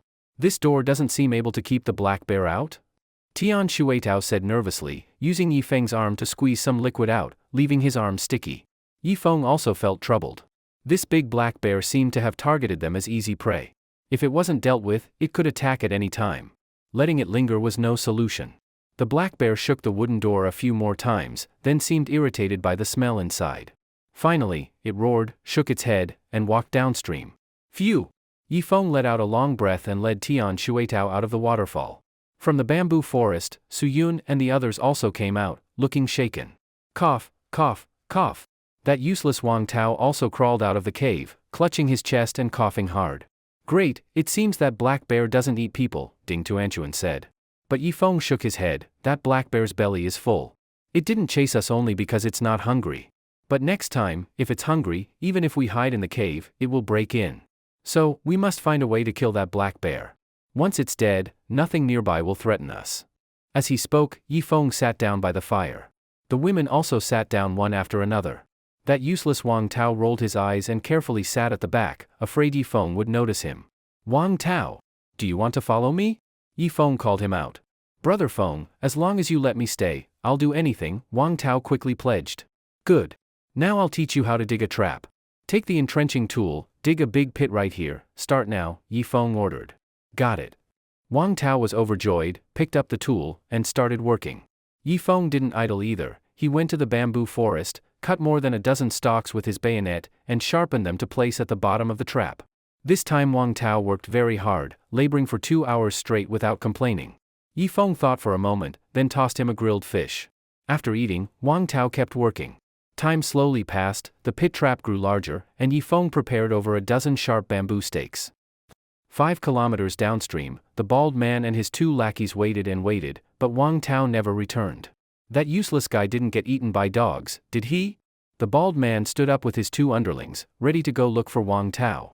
Suddenly, his eyes lit up. He saw 3 men and 2 women walking from downstream.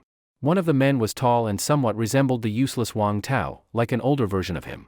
Beside that man was a hot, curvy beauty. Wang Xiong immediately spotted the bald trio, but his expression stayed calm. Instead, he pulled out a photo of Wang Tao. Have you seen my son? This is his photo. Wang Xiong asked. As a major client of Su Yun's company, he had also joined the cruise trip. He was nearly drowned, but thanks to his 2 bodyguards risking their lives, he and his mistress survived. The hot beauty beside him was his lover, Zhang Yan. Huh, isn't this? The bald man instantly recognized Wang Tao in the photo, but deliberately didn't answer. Of course we've seen him. Ah? Wang Xiong was overjoyed. Where is my son? Why should I tell you? Tell me, I'll give you money. I don't want money. That beauty next to you, let the 3 of us have her. After we're done, we'll tell you, the bald man said. Wang Xiong narrowed his eyes and slowly reached for his waist. His family made mechanical molds, so of course they could build guns. At his waist, he carried a homemade pistol with 7 bullets inside. Originally, there had been 12, but after facing danger in the jungle, 5 were already used. Now the bullets were precious. In the end, Wang Xiong didn't pull out the gun. Instead, he signaled his bodyguard with a glance. A dark-skinned bodyguard stepped forward. If you know what's good for you, tell us. Otherwise, I'll kill you. The black bodyguard spoke naturally, not like he was joking. Ha ha ha, kill me? Then come on. After much effort, the trap was finally dug 2 meters deep, but it was still far from enough. Yifeng told Wang Tao to go rest on top, then jumped into the pit himself and continued digging. His speed was much faster. In just 3 hours, the loose soil piled up 2 meters high above. All right, throw the sharpened bamboo down. Yifeng shouted from 5 meters deep. I'll do it. Wang Tao picked up the sharpened bamboo, ready to throw it down. But the next moment, a trace of struggle flashed in his eyes. In the end, he still threw the bamboo beside Yifeng. Yifeng spent more effort, finally planting the sharpened bamboo, but he was panting heavily, exhausted. Pull me up with the rope. Yi Feng shouted from below. Once he came up, Suyun quickly rushed over to wipe Yi Feng's sweat, while Bai Guizong used her sleeve to fan him. Ding Tuanchuan rolled her eyes, suddenly ran over, and blew air at Yi Feng. Yi Feng laughed so hard he pinched her cheek. What are you doing? Big brother, didn't you smell how fresh my breath is? I just found mint leaves and gave some to the sisters to brush their teeth. Ding Tuanchuan said proudly. Yi Feng brought his nose close to her mouth and sniffed. Sure enough, there was a faint mint fragrance. Very good. If you don't brush your teeth for a long time, bacteria will grow in your mouth. I'll brush later too. Yi Feng smiled. Wang Tao stood behind, forcing a smile, but inside he was full of anger. I just dug for half a day, and when I came up, no one cared. Now Yi Feng comes up, and all of you surround him. Damn it. Wang Tao, go get some leaves and cover the trap. The disguise must be good, or the black bear won't fall for it. Yi Feng said.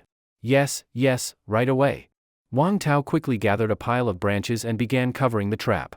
Yi Feng did it on purpose to tire Wang Tao out, otherwise, once that guy regained some strength, he would start causing trouble again. Often, the road is so wide. What if the black bear doesn't pass here? Bai Guifan slowly spoke. I know. Put some fish meat over the trap. When the black bear comes to eat, it'll fall in naturally. Ding Tuanchuan said cleverly. But it seems black bears don't like fish that much, and there are plenty of fish in the stream. It won't be tempting to them. Suyun objected. Yi Feng smiled faintly. Black bears seem to target humans. So we can use a human as bait. After saying this, his eyes slowly turned to Wang Tao. Wang Tao's whole body trembled, and his movements slowed down. The others also fixed their eyes on him. Just then, the bald trio appeared from downstream, and behind them followed 3 men and 2 women. Yi Feng narrowed his eyes, picked up his bow, and the women grabbed their spears. But in the next moment, Yi Feng was stunned. The bald trio's faces were bruised and swollen, as if they had just been beaten. Dad, oh, Dad, why did you come only now? Wang Tao, upon seeing the middle-aged man behind them, instantly jumped up excitedly and rushed over, flailing his arms. Wang Xiong was equally overjoyed, striding forward and hugging Wang Tao. Son. Oh, Dad was so worried about you. It's good you're alive, good that you're alive. Wang Xiong gently patted Wang Tao's back. But Yi Feng's gaze was drawn to Zhang Yan behind Wang Xiong. This woman. Could she be a reincarnated fox spirit? Every glance, every movement was seductive. She seemed born only for matters between men and women. Zhang Yan also noticed the disheveled Yi Feng, and a trace of displeasure flashed in her eyes. Brother Xiong, that filthy loser is staring at me. Zhang Yan's voice was sweet and drawn out, making Yi Feng's bones feel soft. Secretary Zhang, are you talking about that trashy Feng? Wang Tao finally calmed down, turned around slowly, and looked sharply at Yi Feng. Yi Feng raised his eyebrows and tightened his grip on the bow in his hand. Dad, you don't know how much I've suffered on this deserted island. It was that trashy Feng. He poisoned the fish he gave me, beat me so badly I got internal injuries, and even stole my girlfriend. Wang Tao began twisting the truth. Suyun couldn't hold back anymore. Of course she knew Wang Xiong, he was the company's biggest client. Otherwise, could that useless Wang Tao have become head of the R&D department? It was only because of Wang Xiong's face. President Wang, that's not the truth. These days we've all relied on Yi Feng catching fish, or else we'd have starved. Wang Tao, stop distorting facts. Suyun said coldly. Wang Xiong's gaze was calm as he looked at Wang Tao again. His complexion was bad, he was thinner, and most importantly, 2 of his front teeth were missing. No matter what, since my son says he's no good, then he must be no good. Son, how do you plan to deal with him? Wang Xiong asked. Don't kill him yet, I want to slowly torture him. This dog bastard made me suffer miserably. Wang Tao spoke like a resentful woman. Yi Feng chuckled and stepped forward. Torture me? Big words. If you've got the guts, come at me. Ever since eating 3 ginkgo nuts, Yi Feng felt the power in his body slowly growing stronger. By now, whether in endurance or strength, he was several times stronger than before. Plus, with a bow and arrows, and a spear in his hands, dealing with these few people was no problem. Xiao Dao, knock out his 2 front teeth first. Wang Xiong said. The black bodyguard stepped forward, moving toward Yi Feng 1 step at a time. To be fair, Yi Feng handed his bow to Ding Tuanchuan. The 2 immediately began to fight. To Yi Feng's surprise, this big black man's punches and kicks were vicious, with hints of military training in his moves, far beyond the bald man. But in the end, relying on his martial foundation since childhood, Yi Feng knocked the black bodyguard to the ground. Yi Feng breathed heavily. What? Still want to torture me? Yi Feng asked coldly. But as soon as he finished speaking, all the hairs on his body stood up. A dark gun barrel was pointed right at his head. "Don't!" Suyun shouted from the side. The other women's faces turned pale with fear, stepping back. "Weren't you acting all tough?" Wang Xiong held the pistol, his tone full of mockery. Yifeng didn't reply, his face sinking. Now it was Wang Tao's turn to gloat. He jumped around like a monkey. "Ha ha ha, Yifeng, hurry up and kneel. First kowtow 3 times, no, 30 times. After kowtowing, smash your own teeth, then wait for my orders." This useless man vented all his pent-up resentment. Yifeng pressed his lips tightly, his gaze locked on the gun barrel. "Damn it, are you kneeling or not?" Wang Tao grabbed the pistol, aimed at Yifeng's head, his finger rubbing the trigger as if ready to pull it any second. Yifeng's back arched like a leopard ready to pounce. He could fight, but no matter how strong, against a gun he had no way out. "If you kill me, you'll end up in prison too. There's no wall that can block the wind. Even if you kill everyone here, what about your bodyguards? What about your mistress? Maybe they won't talk right away, but with time, who can say for sure?" Yifeng said slowly. As expected, Wang Xiong's eyes flickered. But Wang Tao didn't care, pointing the gun forward. Bang! A bullet whizzed past Yifeng's head and hit the stone wall. "Ah!" Several screams rang out. A cold bead of sweat slid down Yifeng's forehead. "Damn it, I'll ask one last time. Are you kneeling or not?" Wang Tao shouted angrily. At this moment, Chen Zhihua stepped forward, offering, "Just kneel for now. If you die, there's no chance to turn things around." Bai Guifan also stepped up, gently tugging Yifeng's arm. "As long as the green hills remain, there's no need to fear for firewood. Just kneel first." Yifeng pressed his lips tightly, his gaze sweeping over the women behind him. Suyun's face was iron blue, fear flashing in her eyes. Ding Tuanchuan stared straight at him, eyes filled with expectation. Chen Li, however, looked at Wang Tao, her expression complicated. "Impossible," Yifeng said, then slowly raised his spear. "Fuck you!" A flash of killing intent flickered in Wang Tao's eyes. Yifeng pulled his body back. Even if he died, he would throw the spear that represented his dignity. He would never be slaughtered like a pig. Roar! A deafening roar came. A huge black shadow charged from the forest, biting down on the last woman in the line. "Ah! Help me, brother Xiong, save me!" The woman was clamped in midair by the black bear, blood spraying everywhere, clearly doomed. "Oh my god!" The bald trio screamed in terror and rolled away, fleeing downstream. The bloody scene was too horrifying. They were all talk but had never actually killed anyone. At that moment, the black bodyguard suddenly snatched the gun from Wang Tao's hand and aimed directly at the bear. Bang, bang, bang. The magazine was emptied. But only one bullet hit the bear's eye, the rest all missed. Roar! The bear felt burning pain in its eye, immediately dropped the woman, and scratched frantically at its eye with one paw. "Give me the bow, give me the bow!" Yifeng would not miss the chance. He took the bow and fired 3 arrows in a row. But all were blocked by the bear's massive paw, not even piercing the skin. Damn! Yifeng tossed the bow aside, grabbed a spear, and thrust it at the eye. It struck the face. The bear swung its paw, sending Yifeng flying 2 meters and crashing heavily onto the ground. The black bodyguard then drew a dagger and stabbed fiercely into the bear's back. Roar! The bear tried to turn and grab him, but the bodyguard had already dodged. Roar! Roar! Roar! The bear had suffered greatly. Feeling it couldn't handle these humans, it stomped away, shaking the ground, and disappeared into the bamboo forest. Yifeng slowly stood up, clutching his arm. It didn't hurt that much. Perhaps those ginkgo nuts had really strengthened his body.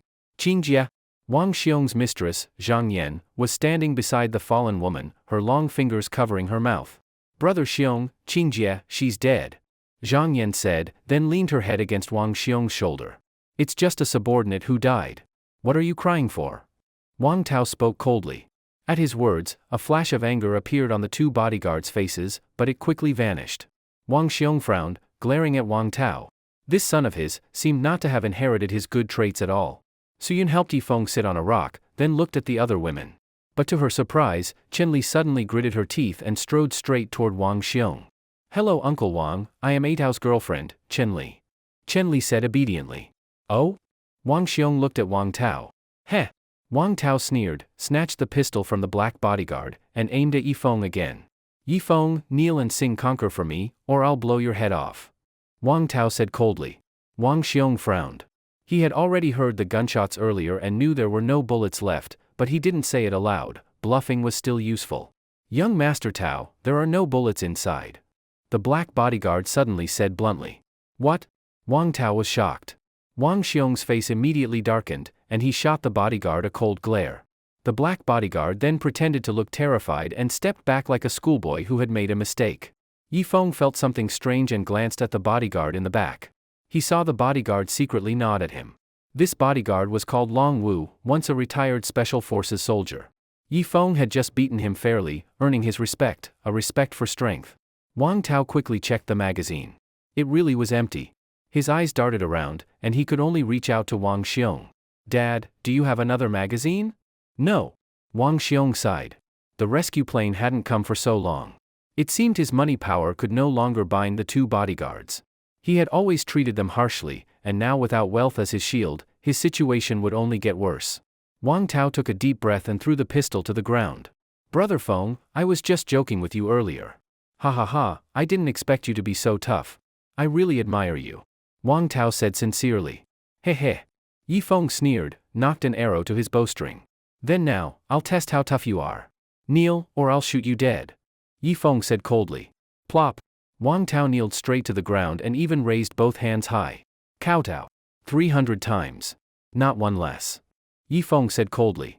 Dong dong dong. Wang Tao had no backbone at all and kowtowed right away. Ding Tuanchuan quickly rushed over to count aloud. 1 2 3 4 5 6 7. Wang Xiong saw his son's forehead bleeding. Finally, he couldn't hold back and stepped forward. Yifeng, right? I am Wang Xiong. You must have heard my name. Let my son go, and when we return, I'll give you 1,000,000, or name your price. Yifeng's eyes were cold as he aimed the bow at Wang Xiong. You're good with words. Then share half your son's burden, kowtow 150 times. Otherwise, I guarantee I'll kill your useless son. You? You want me to kowtow? Wang Xiong was angry for the first time. A big figure still carried some pressure. Yifeng almost felt shaken. Meanwhile, Wang Tao was still kowtowing desperately. Wang Xiong loved his son and could only kneel down to share the load. 1 2 3 4 5 6 7. Ding Tuanchuan now stood beside Wang Xiong counting. Chen Li's face turned awkward. She hesitated, then obediently walked over to Yifeng's side. Zhang Yan hesitated too, but in the end, she also stood by Yifeng, and even threw him a flirty glance. Women were like that, following whoever was stronger. Hadn't she first been attracted to Wang Xiong's money? Enough, enough. Save some strength. Clean up that corpse, and wash the blood off the ground with stream water. Don't pollute my territory. Yifeng thought of how blood would attract predators and finally sent the father and son to do the dirty work. The woman had died terribly, half her head bitten off. The father and son stood up. Long Wu, go handle the corpse. Make it clean. Wang Xiong ordered. Long Wu hesitated but eventually obeyed. After all, there was still a chance of returning to civilization. He didn't want to lose this 30,000 yuan a month job. Once everything was cleaned up, Yifeng pointed downstream. Gentlemen, I'm afraid you're not welcome here. Please move along. Wang Xiong let out a breath of relief and left with Wang Tao. The two bodyguards followed. This beautiful lady, I don't think we know each other. You should go too. I don't have the ability to feed you. Yifeng said coldly. Ah? But, no buts. Go. Even if you follow me, I won't give you food. So Zhang Yan reluctantly walked downstream. At this time, Yifeng looked at Chen Li. Miss Chen, follow your boyfriend. Yifeng gestured politely. Ah? Chen Li was dumbfounded. Chen Zhihua and his wife hurried over to plead. Afeng, forgive her. She's young and foolish. Yes, Afeng, let Shili stay with you. At worst, let her be your girlfriend. And if you want, both she and I are fine. But Yifeng shook his head. No need. I already have President Su, Ding Tuanchuan, and Tian Shuetao. They can work with me. He would never keep people who weren't united. Afeng, please give me another chance. I don't know why I did that just now. How about this, when you sleep, I'll let you sleep on me, use me as your mat. Chen Li begged. Yifeng stepped back, pointed his spear at Chen Li's chest, and pushed her toward downstream. Go. Don't force me to act rough. His tone was cold as ever, leaving no room for negotiation. You? Fine, Yifeng, I can leave. But my parents always stood by your side. Can you let them stay? Chen Li asked. This? Fine. But you must go, Yifeng said. So Chen Li could only say goodbye to her parents in tears and chase after Wang Tao's group downstream. Uncle, Auntie, you two may have been weak just now, but at least even under Wang Tao's gun, you still thought of me. I remember that. You can stay. Yifeng said. The two said nothing, looking as if they wanted to speak but didn't. Say nothing. Everyone was frightened. I'll catch some fish for you to eat. Yifeng then took his bow and went downstream. As soon as he got there, he saw Zhang Yan running upstream in the opposite direction, crying, with 5 finger marks on her face. Ah! Brother Yifeng, I beg you, take me in. Wang Xiong doesn't want me anymore. How can I live? Wu, Zhang Yan covered her face and cried. Yifeng ignored her and shot a trout dead with 1 arrow. Brother Yifeng, are you really this heartless? Zhang Yan asked pitifully. Yifeng glanced at her delicate look. He had to admit, Zhang Yan's figure was slim yet curvy, born to be a natural plaything. You want to join my team, but what's your value? At first glance, you can't do anything. Yifeng skewered the trout with a bamboo stick. But Zhang Yan's eyes rolled, and she slowly undid 2 buttons on her chest. At once, a snowy white view dazzled Yifeng's eyes. Who says I can't do anything? Don't worry, I know a lot, and I've had special training. Do you know the spinning splits? I'll let you see later. After speaking, Zhang Yan slowly lifted 1 leg all the way to her head, stretching into a perfect split. Gulp. Yifeng swallowed, and his pants immediately became awkward. This woman. But in a way, she was pitiful too. Serving that half-old man Wang Xiong was miserable, almost like his own situation. All right, since you're pitiful, take the fish. Come back with me later, I'll give you some training. Yifeng said and tossed her the fish. After losing Chenli, his team was smaller. Zhang Yan wasn't bad, she could be trained, and with enough effort, she might become a big help. Zhang Yan caught the fish, a flirtatious gleam flashing in her eyes. She suddenly brought her lips close to Yifeng's ear. Ah? You, don't say such things, you're distracting me. Yifeng blushed. This woman seemed naturally skilled in such matters. He really didn't want to hear her lewd talk. After 2 hours, Yifeng only caught 4 fish, mainly because his legs wouldn't move freely, slowing his agility. Finally, he returned to the cave and saw Chen Jihua boiling lime water in a helmet. Why are you still boiling lime water? Didn't we disinfect the cave already? Yifeng asked. It's like this. That black bear will definitely come back. When it falls into the trap, we'll splash boiling lime water on its face. Then it'll be blinded, and we can ambush it until it's dead. Chen Jihua explained. Yifeng froze for a moment, then slowly gave him a thumbs up. This move was cruel, but effective against the black bear. After all, its hide was so tough even bullets couldn't pierce it. This was the only option. At that moment, Su Yun and the other women walked out from behind the waterfall. Afeng, why did you bring her back again? Su Yun clung to Yifeng's arm, glaring at Zhang Yan. This woman was too seductive. Any woman seeing her would feel threatened. I wanted to add manpower. She followed me shamelessly, I couldn't shake her off. Don't worry, with training she'll be useful. Yifeng tried to reassure Su Yun, guilty inside. He didn't dare look Zhang Yan in the eyes. One glance from her and his pants would turn awkward again. Su Yun nodded, then looked at Zhang Yan. Zhang Yan, I know you're Wang Xiong's secretary. You should know who I am too, right? Yes. President Su, we've met before. Zhang Yan replied coyly, her tone carrying a trace of disdain. I also have another identity, I am Yifeng's girlfriend. When we return, I'll marry him. Su Yun warned. Oh. I thought he was already your husband. So he's just your boyfriend? That means other women still have a chance. Zhang Yan's voice was soft but extremely aggressive. You. Su Yun's face turned red with anger. She gripped Yifeng's arm tightly. Afeng, tell me, will you marry me when we go back? Yes. Yifeng nodded. Zhang Yan, unwilling to lose, leaned closer. Brother Yifeng, then I wish you happiness. Seems I have no chance. Such a pitiful fate. Soon, the 2 women were arguing. Yifeng could only hide to the side and fix the door in silence. The black bear's strength was too great, even thick wooden beams had cracks. Night fell, and the women's voices finally went quiet. Su Yun sat sulking on the side. Zhang Yan leisurely dressed herself up. She was especially good at making herself look attractive, using whatever was around her. Now that we have a new member, everyone must take responsibility. Don't think about slacking off in the team. Tonight, Chen Jihua will keep watch. If you get too sleepy, you must wake someone else before resting. Yifeng stood on a rock, assigning tasks. Brother Yifeng, what does slacking mean? Is it the same as cheating? I don't understand. Zhang Yan asked softly. Shameless. Su Yun muttered angrily, turning her head away.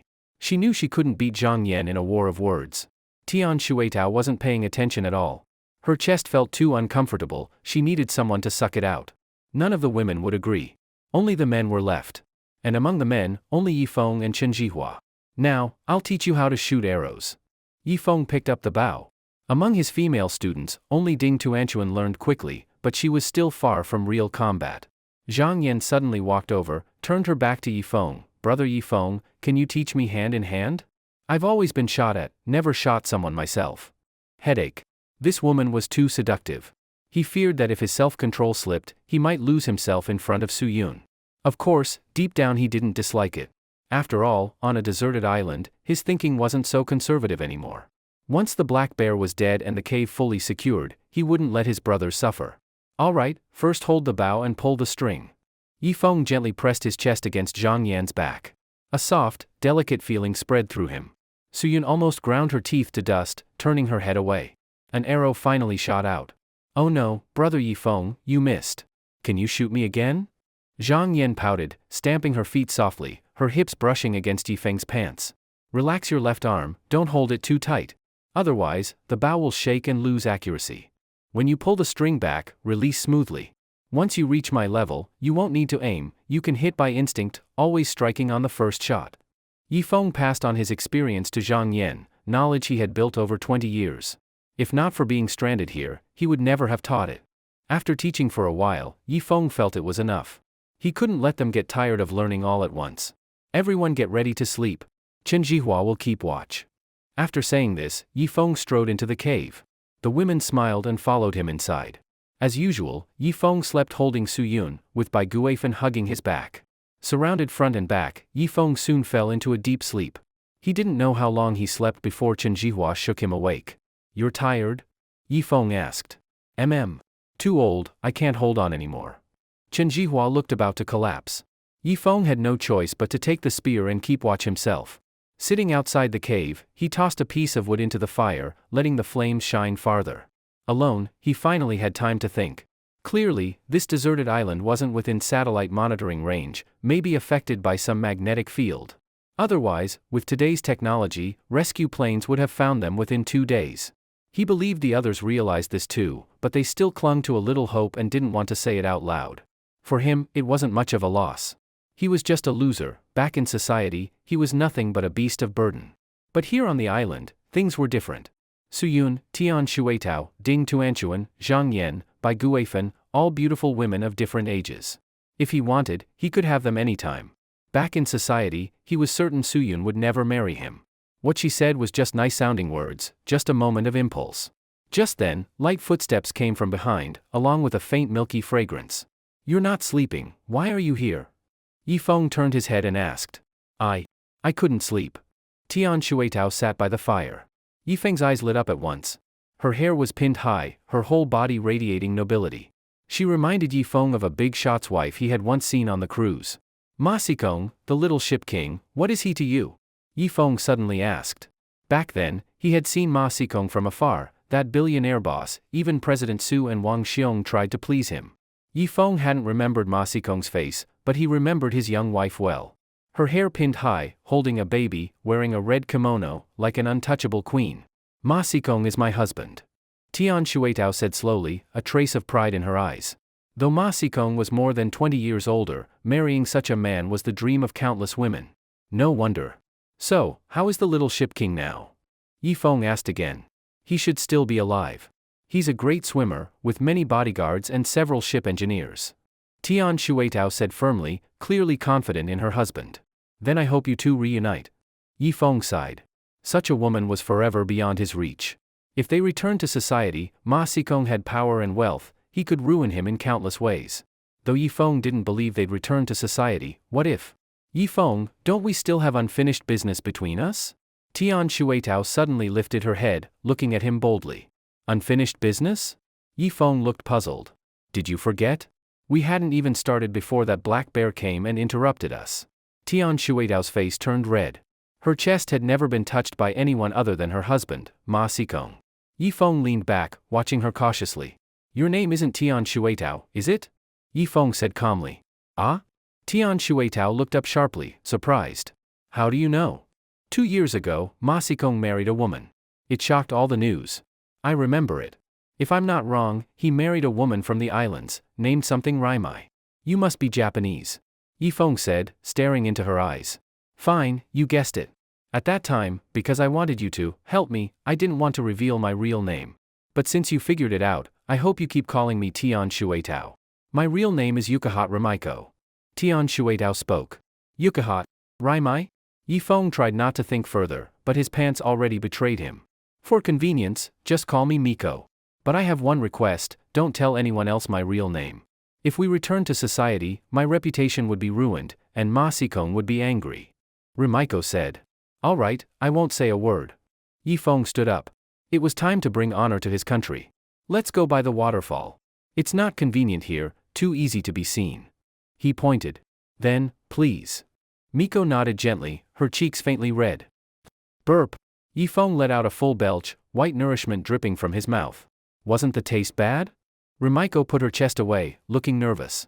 If Yifeng disliked the taste, she would be too embarrassed to bother him again. No, just too much, hard to digest at once. Yifeng wiped his mouth. In truth, he found it delicious, rich in nutrients, leaving him full of energy. Thank you for not touching anywhere else. Rimaiko bowed 90 degrees, finally showing the grace of a Japanese woman. Don't worry, I keep my word. Unless you let me, I won't do anything. After saying this, Yifeng helped Tian Shueitao walk back from behind the waterfall. Inside, Rimaiko felt grateful. When Yifeng had been drinking, she almost let out a cry from her soul. 7 days, it was the first time she had been emptied. The feeling was unmatched, better than flying in the sky. Thinking of this, Rimaiko gazed at Yifeng with moist eyes. Actually, when Yifeng was helping her, her body had gone soft. If he had tried something more, she wasn't sure she could have resisted. Go back and sleep. I'll continue keeping watch. Yifeng pointed to the cave. Rimaiko walked back in small steps. But as soon as she entered, she saw Zhang Yan staring at her. I just went to relieve myself. Rimaiko said nervously. Zhang Yan didn't reply, just scanned her up and down. No, it couldn't be the same person.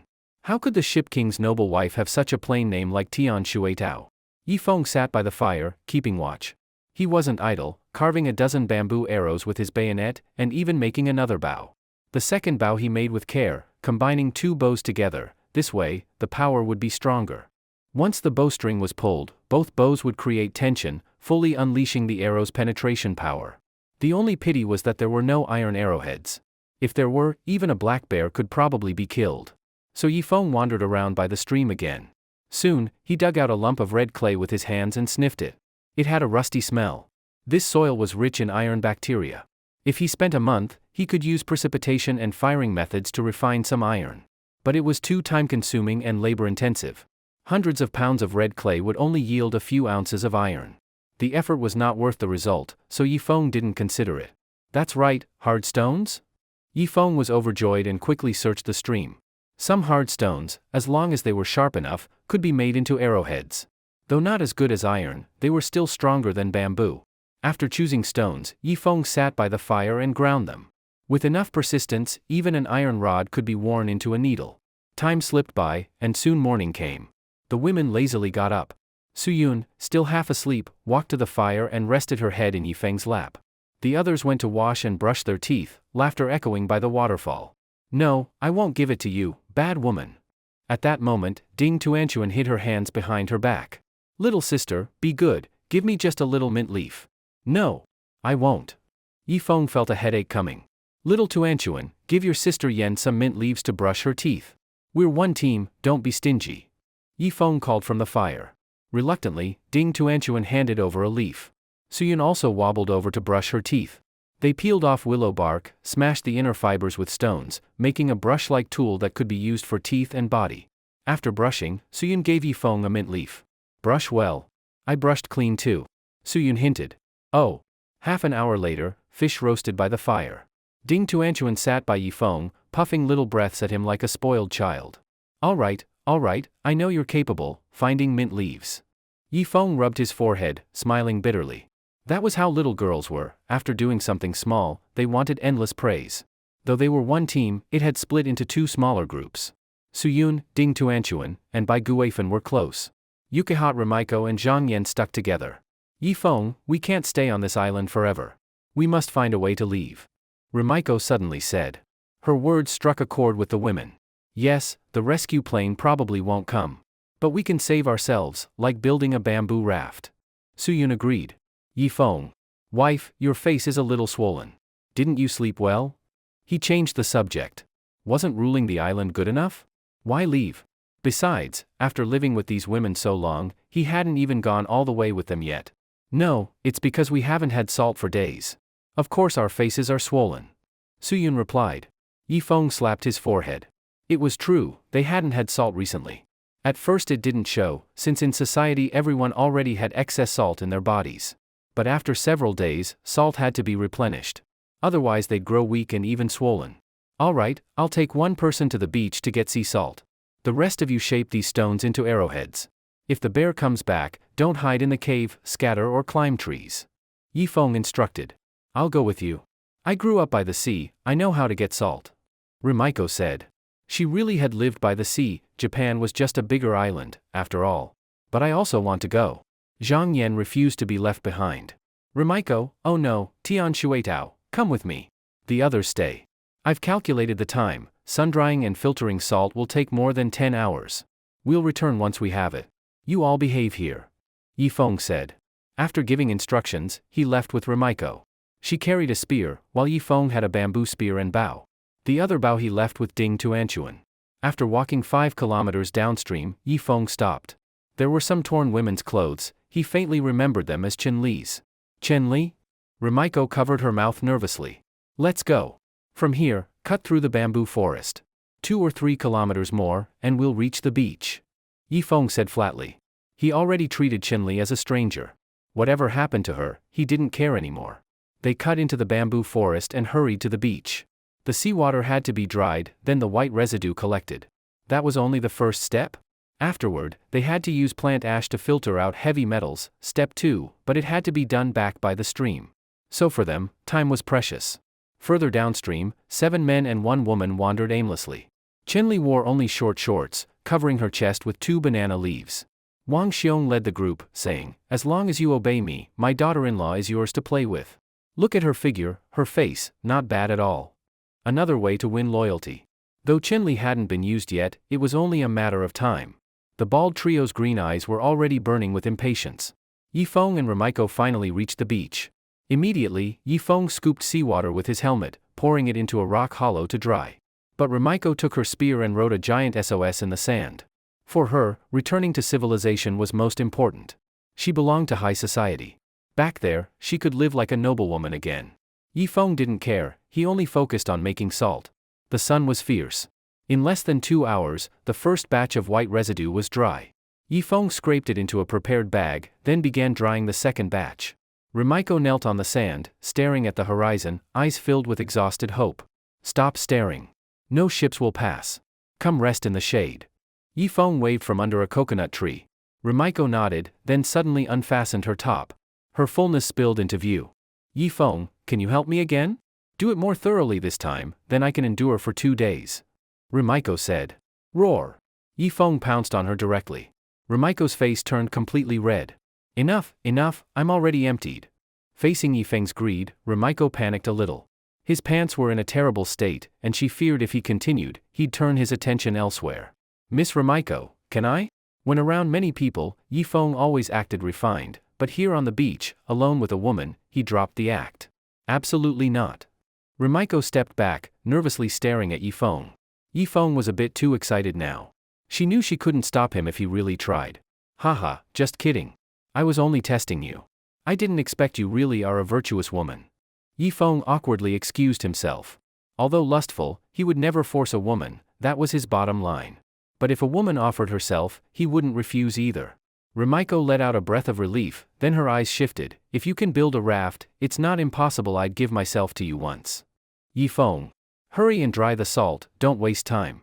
Once it's dark, the jungle road will be hard to walk. Yifeng said calmly. What was so bad about living like a king on this island? Build a damn raft for what? They worked until afternoon. Yifeng gathered several kilos of white residue, and midway, he helped Rumiko once more. Her balloons shrank, but her face looked much more relaxed. Ha ha ha, finally caught you. Just then, Wang Tao's voice came from the other side of the beach. A group of men appeared, their sharp eyes locking onto Yifeng. Yifeng's face darkened, he grabbed his bow. Rumiko hurried to fasten her bra and picked up her spear. I thought you'd all starve to death. Didn't expect you were still alive. Yi Feng's hands trembled slightly as he held the bow.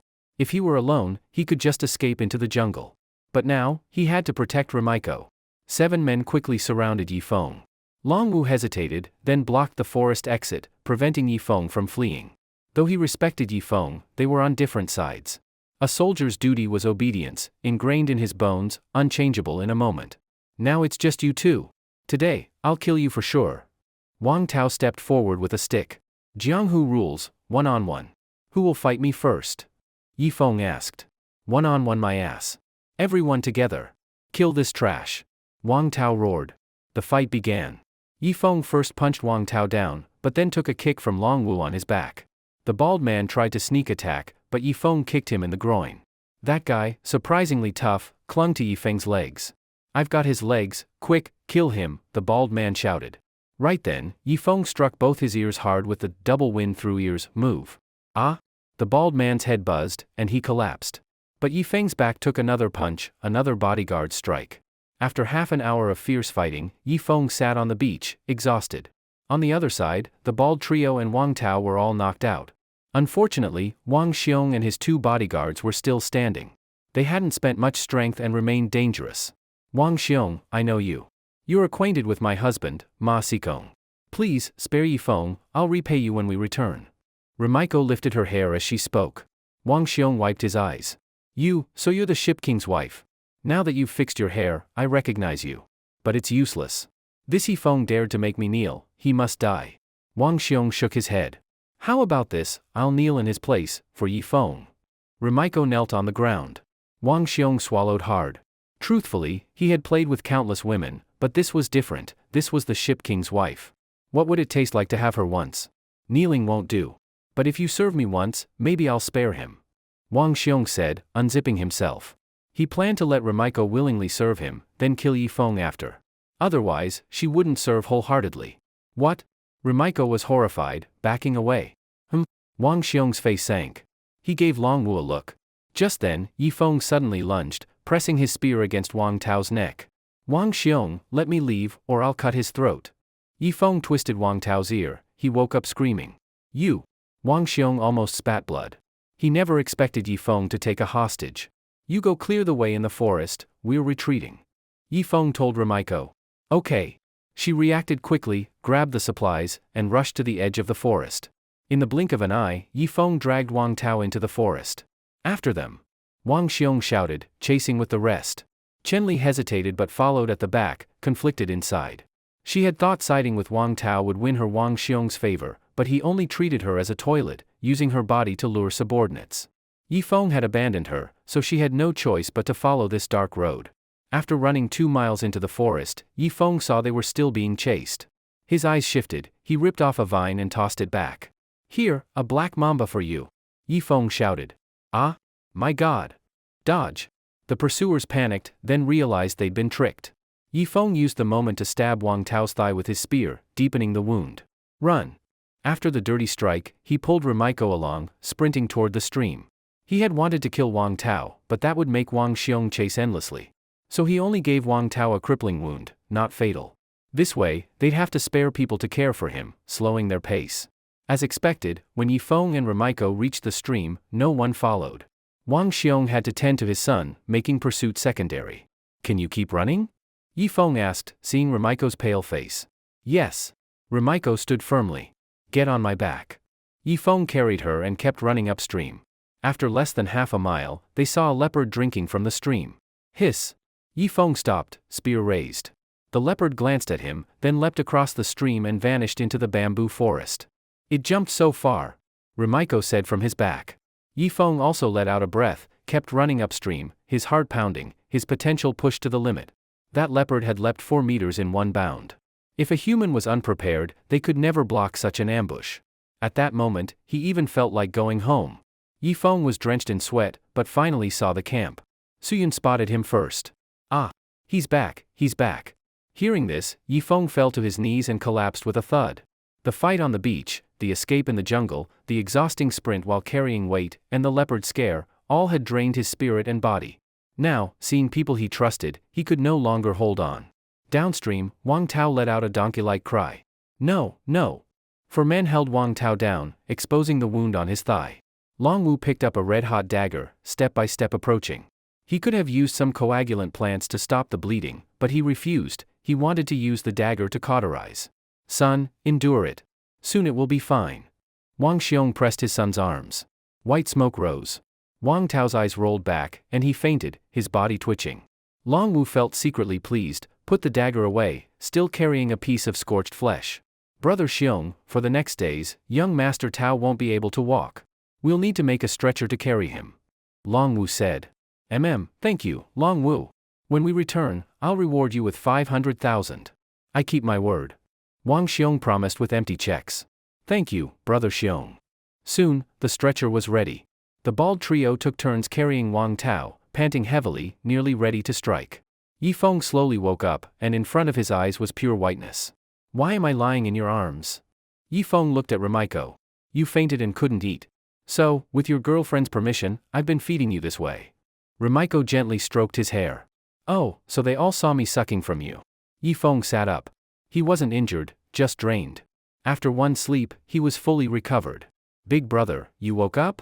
Ding Tuanchuan walked into the cave. Can't you talk with more depth? Of course I woke up. Call everyone to the fire, I want a meeting.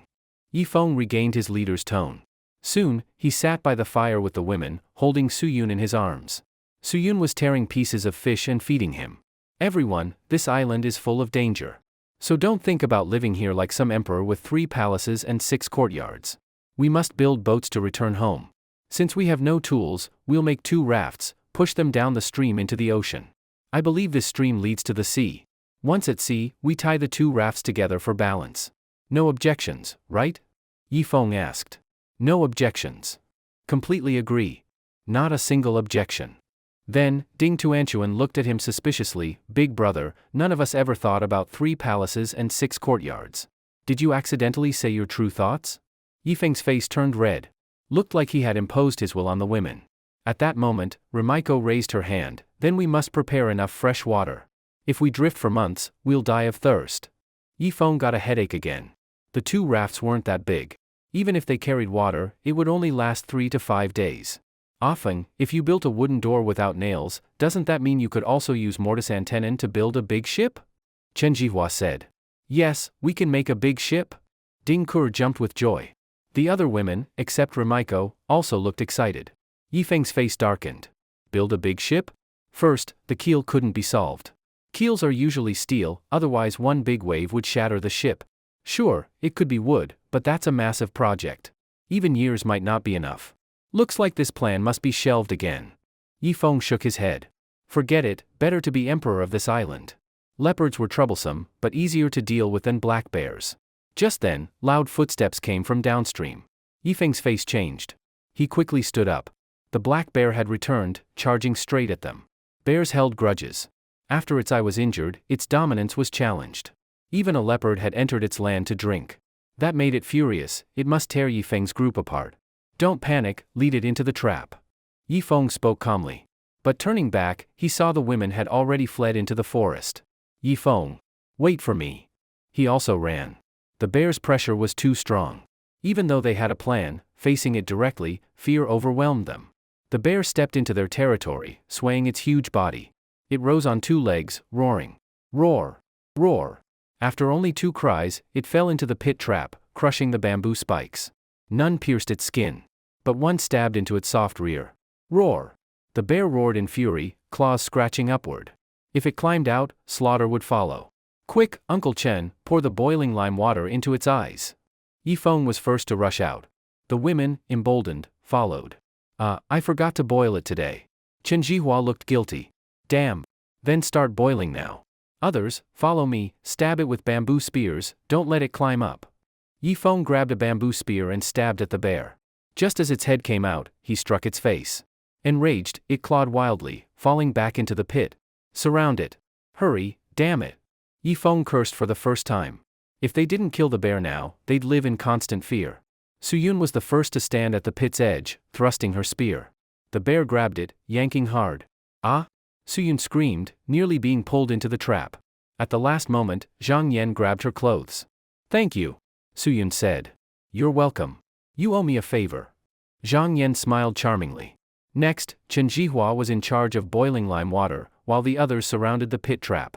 Whenever the black bear tried to climb up, they struck it down, forcing it back. Is the lime water ready yet?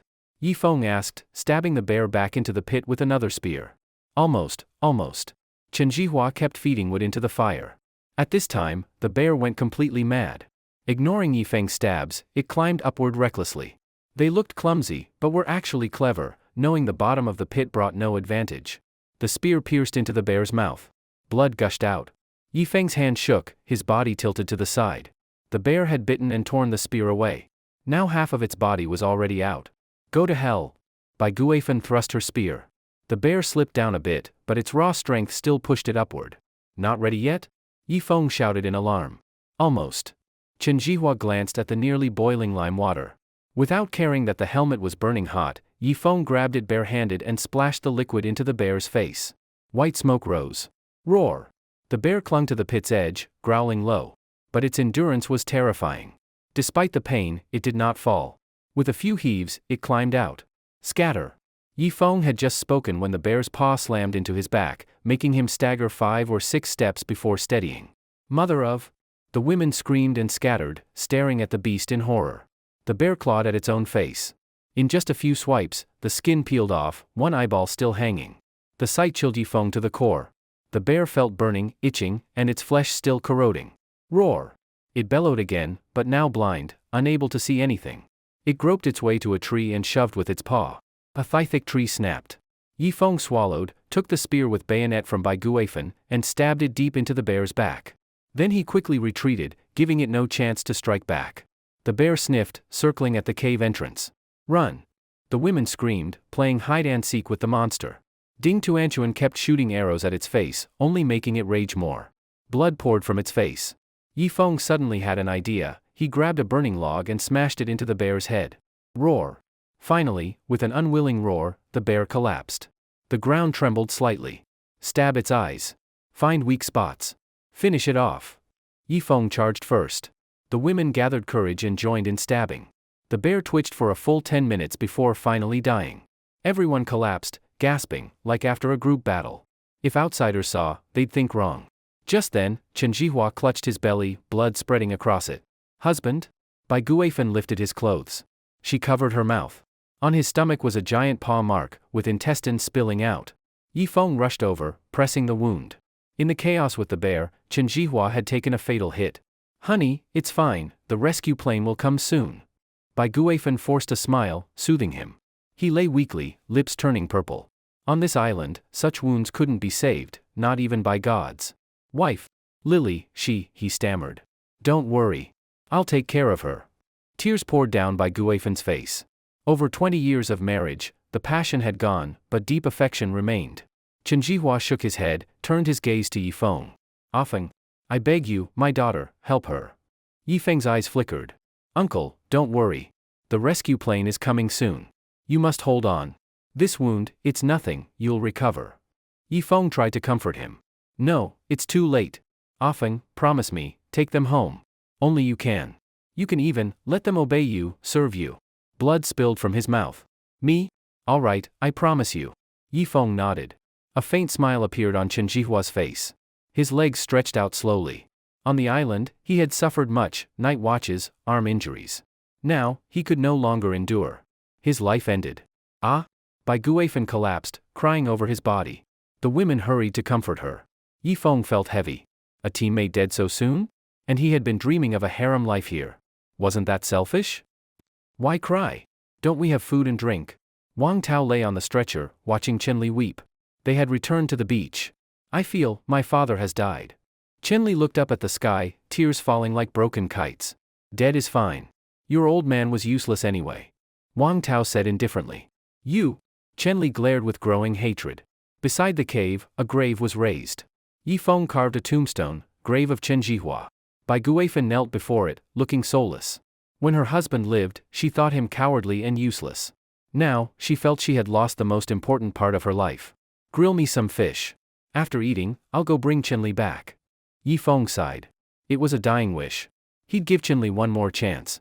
If she still behaved like scum, he would drive her away without guilt. Bai Guifan wiped her tears, took 2 fish, and began roasting. Offing, I'll go with you. Xiaoli is mine and Jihua's only child. I must bring her home safely. Bai Guifan said. No, auntie. You're not well. I can go alone. Yi Feng resisted. No more words. I must go. Bai Guifan insisted firmly. All right. Yi Feng could only agree. After all, Chen Jihua's death had a little to do with him. It was because he had made Chen Jihua keep night watch every day, which slowed his reactions, so he couldn't avoid the black bear's indiscriminate attack. While eating roasted fish, Yi Feng looked around, and saw Ding Tuanchuan kneeling in front of Chen Jihua's grave, muttering something softly. This gave him a bit of comfort. This little girl still had a kind heart. So, he quietly walked over, wanting to hear what Ding Tuanchuan was saying. Uncle Chen, don't come looking for me at night. I'm really afraid of ghosts. If you want to look for someone, go find someone else, like Zhang Yan, or Sister Su Yun, or even Brother Yi. Just don't come into my dreams, please, please. After saying this, Ding Tuanchuan kowtowed. Yi Feng was instantly furious and pinched her chubby cheeks. You little brat, go peel off the bear's skin. After drying it, we'll use it as a bed sheet. Yi Feng scolded angrily. Ah? Ding Tuanchuan picked up a dagger and went to work. After finishing the fish, Yi Feng took Bai Guifan on the road. Yi Feng judged that Wang Tao, being seriously injured, needed to constantly replenish water, so he should be recovering downstream, far away from his own camp, to avoid conflict. Auntie, let's keep walking downstream. Yi Feng said. This time Bai Guifan didn't say anything flirty, her eyes showing a hint of urgency. They walked downstream for 6 or 7 kilometers, and Yi Feng encountered several groups of carnivores. There were hyenas from before, but when they saw Yi Feng, they ran away.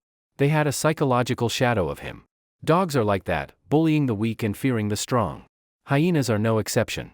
We've walked so long, why haven't I seen my daughter yet? Bai Guifan asked anxiously. Let's keep looking, Yi Feng replied.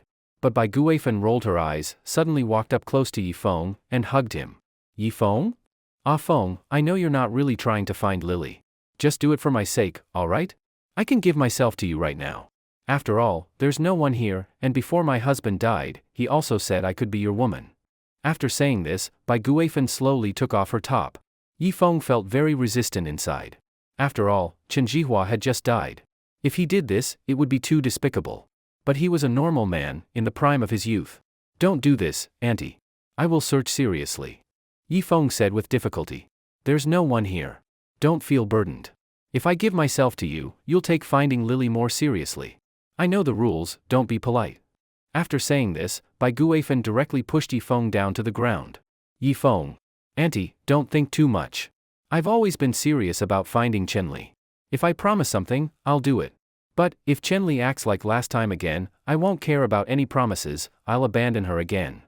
Just as Yi Feng finished speaking, Bai Guifan had already started. You? Yi Feng had only said one word before he was stunned. That feeling was incomparable. After a while, Bai Guifan wiped the corner of her mouth, then slowly turned around, bracing herself on a rock. Ah Feng, come on. After I give myself to you, you'll search for my daughter more seriously. I understand men's hearts, don't be polite. Yi Feng's eyes instantly turned red, his reason overwhelmed by desire. I really didn't mean this. Yi Feng swallowed, already barely able to control himself. His whole body's blood was surging. But Bai Guifan didn't care at all, and threw herself at him. Yi Feng finally couldn't control himself, and they had a passionate moment. This time, he released everything he had suppressed for years, all at once. An hour later, Bai Guifan sat weakly on the rock, washing her body with her hands. After washing, her eyes flashed seductively, and she helped Yi Feng wash as well. Ah Feng, did it feel good just now? Bai Guifan asked with a teasing look. I've never felt so good before. Yi Feng said seriously, stroking her hair. Bai Guifan smiled slightly, then suddenly covered her lips, shocked as she looked at Yi Feng's pants. You want it again? Yi Feng looked embarrassed. Chen Jihua had just died, and here he was, worse than a beast. But he couldn't help it. A young man's body recovers fast. Bai Guifan hesitated a bit, then once again braced herself on the rock. Above the bamboo forest, paradise birds chirped melodiously, their calls tender and mournful. In the water grass by the shore, a male frog climbed onto the back of a female frog. An hour and a half later, Bai Guifan sat weakly on the rock, completely out of strength. Yi Feng had to help her. Ah Feng, you're just too amazing, so amazing. Yi Feng laughed. Stop it, you were too fierce. I can't handle you alone. But it's fine, as long as you find liar. Bai Guifan covered her mouth, laughing softly. But, can you still walk now? Yifeng asked. It should be fine. Bai Guifan, eager to find her daughter, tried to stand, but immediately fell into Yifeng's arms. Let's rest for a while. Yifeng said, laying her back on the rock. You released so much just now, I've never seen that before. Do you have some kind of problem? Bai Guifan suddenly asked. Yifeng also found it strange. He had never released so much before. Maybe it had something to do with the white fruit. After eating the white fruit, he felt especially strong, stronger than he could imagine. No, it's just pure strength. Yifeng chuckled. But you're way too strong. I'm afraid in the future, neither I nor Lily will be able to hold you. But it doesn't matter. Aren't there plenty of women in the cave? I believe they're willing, especially that Zhang Yan. The way she looks at you is full of desire. As long as you nod, she'll definitely give herself to you. Bai Guifan said sourly. She could only blame herself for being incapable of restraining Yifeng. Since she couldn't, she might as well let him run free, as long as he could take care of her and Lily on the deserted island. They rested until noon. Bai Guifan could barely walk, but from behind, her legs were trembling badly. Walking downstream for a few more kilometers, it was already afternoon, the weather growing hotter and heavier. Yifeng suddenly stopped. At the very end of the stream was a lake about a kilometer wide, with many herbivores gathered there. Some were drinking, some were grazing, and some were lurking in the bushes, watching intently. Yifeng's heart tightened, and he quickly pulled Bai Guifan behind him. The next moment, a crocodile leaped out of the lake, directly biting a half-grown buffalo. The lake instantly turned red. At the edge of the grass, a leopard flashed by, biting the neck of a spotted deer. In the place covered with water plants, a large splash suddenly appeared, and a small sheep was dragged into the lake. Go, this place is too dangerous. Wang Tao and the others can't possibly be staying here. Yifeng's face changed greatly, and pulling Bai Guifan, he started to run. After running just over 10 meters, Bai Guifan fell to the ground. On your back. Yifeng carried Bai Guifan on his back and began to sprint wildly. Finally, they returned to the place where the battle had just happened. Yifeng was gasping for breath. Where water plants are lush, competition is also fierce. It seemed he was lucky to have stayed at the head of the stream, so he hadn't met these carnivores. What should we do? Not looking for Xiaoli anymore? Bai Guifan asked from his back. Wang Tao and the others probably aren't at this stream. Another possibility is they're on the beach. Anyway, it's impossible they're in the jungle, because there are too many mosquitoes in the jungle. His thigh was stabbed by me, mosquitoes would lay eggs in his wound. Let's go to the beach. After saying this, Yifeng put Bai Guifan down. Bai Guifan felt sorry for Yifeng having carried her running wildly just now, so she took the initiative to walk in front and open the way. That tempting figure made Yifeng feel excited again. Sometimes, once the gate is opened, the beast in the heart can no longer be locked. Yifeng took a deep breath and suddenly hugged Bai Guifan from behind. Ah? Bai Guifan cried out in surprise. No, you're too fierce. If it happens again, I'm afraid I won't even be able to walk. Bai Guifan said in fear. Yifeng looked ashamed. At a time like this, he was still thinking about that. Sorry. The one who should say sorry is me. I'm the useless one. But it's okay. After we find Xiaoli, let her help you twice, to share my burden. Bai Guifan looked at Yifeng and said. Let's go to the beach first. After saying this, Yifeng took the initiative to walk in front. Otherwise, if he looked at Bai Guifan's figure from behind, he wouldn't be able to control himself again. Finally reaching the beach, Yifeng looked toward the south side. There was a reef area, where fish could be caught. You stay here, hide in the woods and don't come out. I'll go check the reef area. Maybe I can find someone. Then be careful.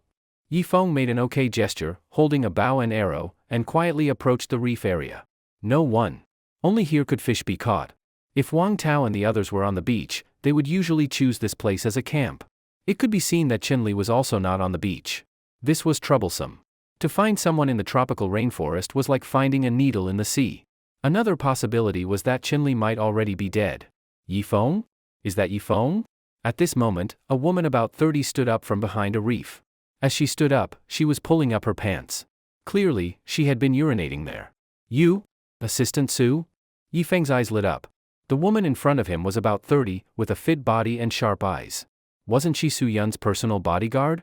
This kind of athletic woman, Yifeng had fantasized about on countless nights. He hadn't expected her to survive too, but it wasn't surprising. After all, she was a bodyguard trained by the Su family since childhood, with some survival ability. Didn't expect you to be alive too. Are there others? Sushan asked calmly. Her complexion looked good, clearly she was living well on the deserted island. At the same time, her impression of Yifeng wasn't good. After all, in the company, Wang Tao had made Yifeng's character clear, lewd, vulgar, liking to peep. A man like that, she despised. Of course not, no one else. Yifeng's expression also turned cold. He felt Su Shan's dislike toward him. And he was this kind of person: if you like me, I like you, but if you truly hate me, even if you are sexy and beautiful, I will not like you. I wonder how President Su is doing. Su Shan frowned, slowly turning sideways. Immediately, her S-shaped figure was fully exposed to Yifeng's gaze. It had to be said, Su Shan's was not only big, but also firm and full, her whole body radiating a healthy aura. Any man who saw her would want her to help bear a child. After all, humans are also animals.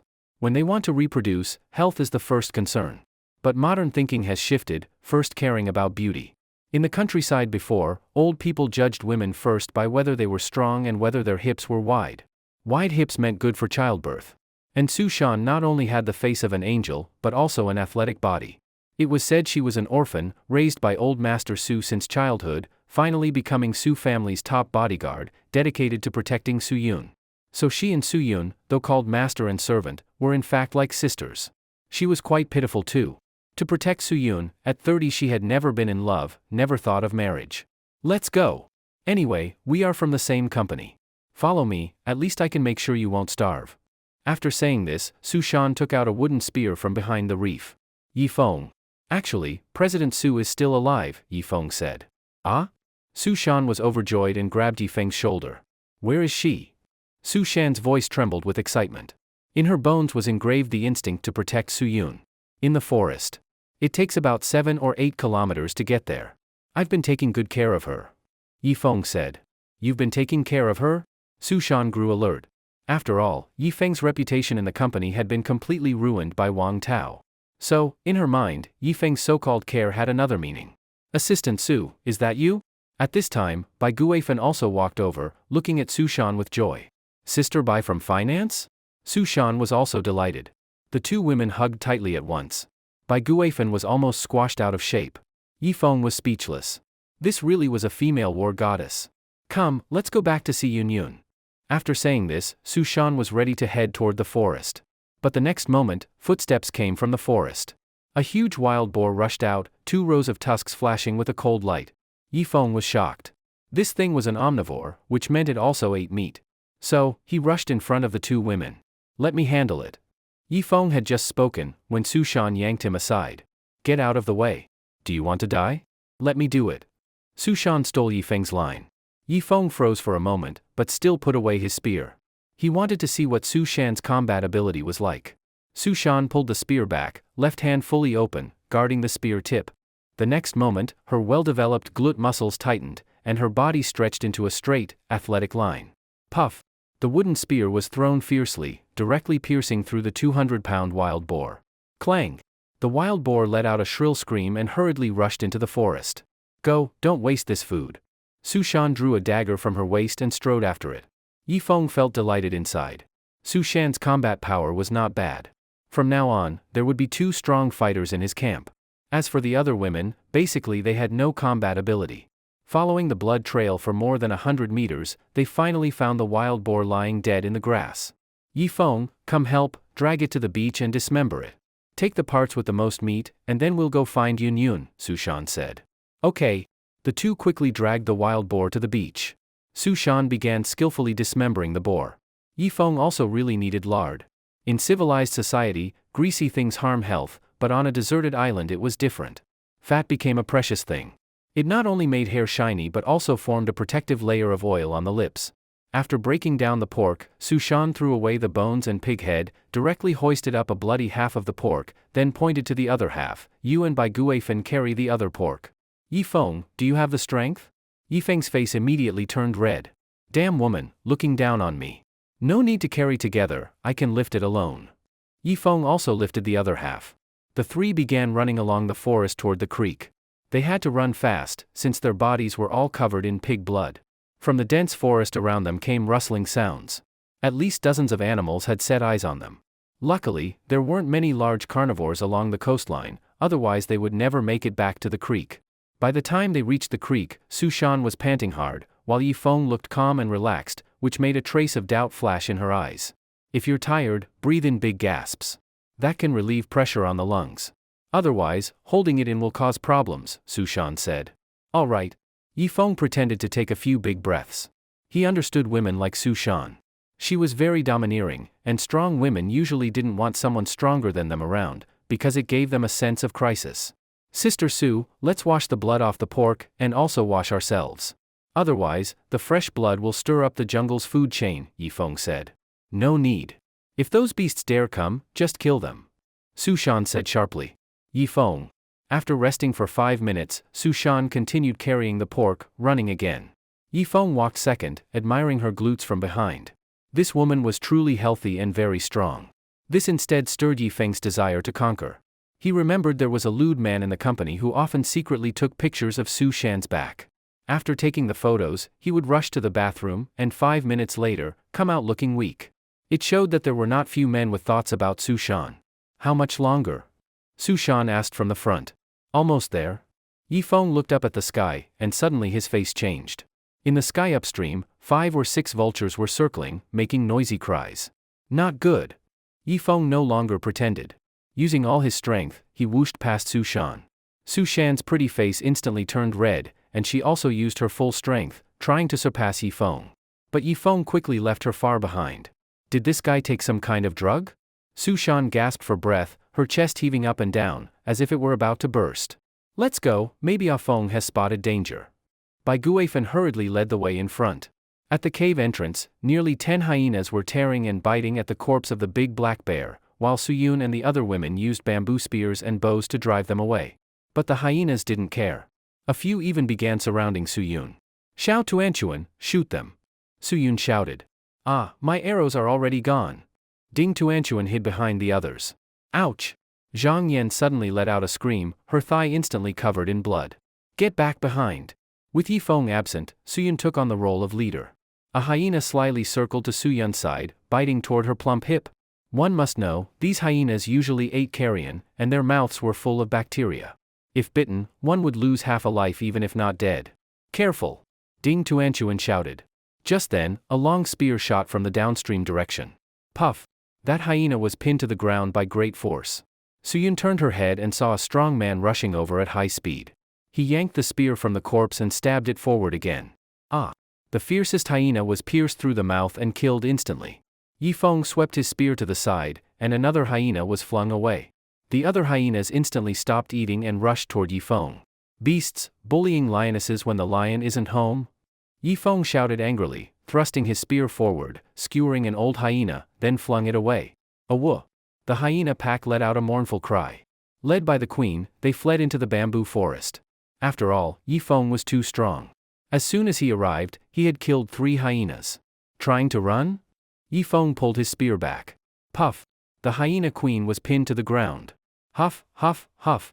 Yifeng panted, strode forward, pulled out the spear with a puff, and stabbed it into the hyena queen's eye. The vultures in the sky had wanted to eat some leftovers, but unexpectedly a super fierce apex predator had appeared. So, they flapped their wings and flew away from the upstream sky. Downstream, Su Shan covered her mouth in shock. Just now, Yifeng's moves had been fierce, clean, and quick. She feared that even if she had done it herself, she might not have such skill. Could it be, I underestimated him before? For a moment, her mood became complicated. Wife, are you alright? Yifeng quickly hugged Suyun. As long as you're back, it's fine. You scared us to death just now, woo woo woo. Seeing her backbone return, Suyun finally couldn't help crying. She had been terrified just now, thinking she would become food for hyenas. Yifeng gave her an immense sense of security. Big brother, you finally came back. Ding Tuanchuan also rushed over and hugged Yifeng from behind. Then Zhang Yan also rushed over, taking the chance to touch him.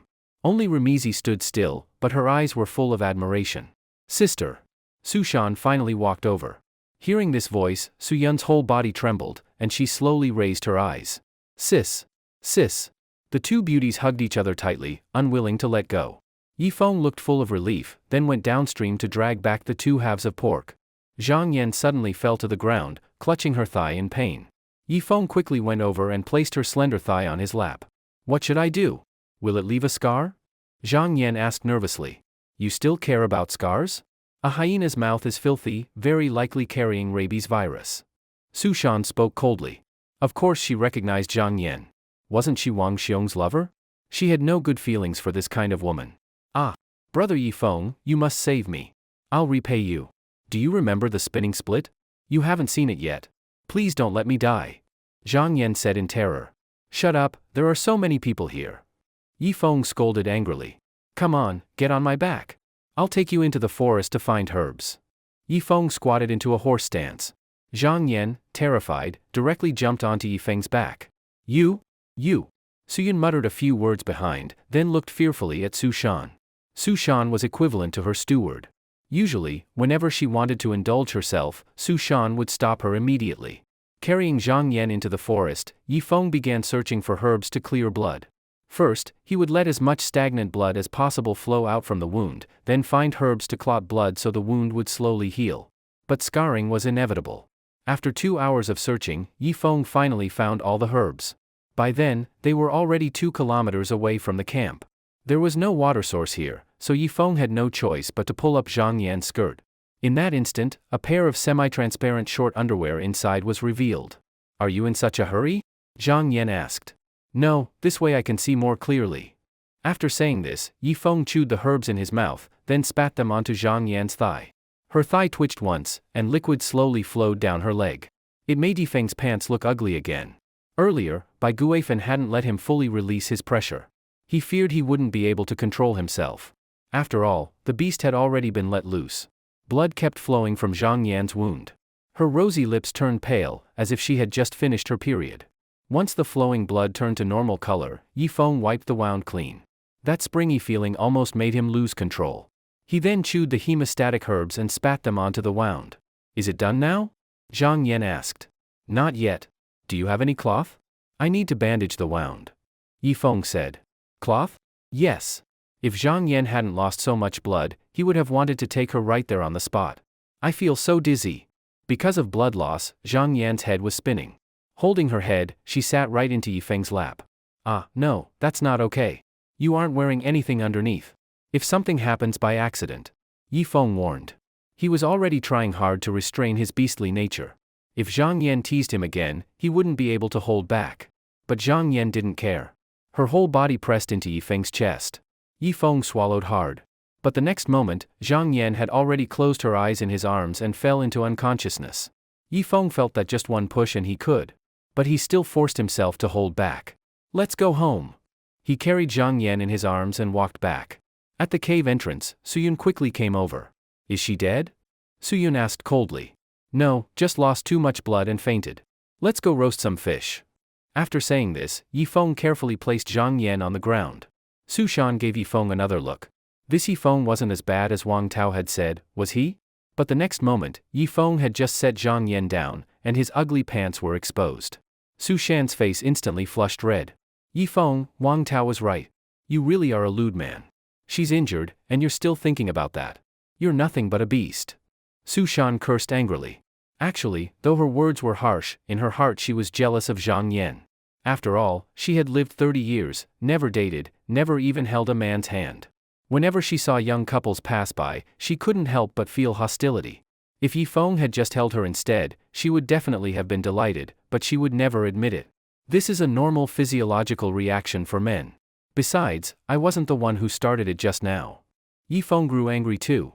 People said Su Shan was the tigress of the company, and it was true. Plus, she had never dated in 30 years.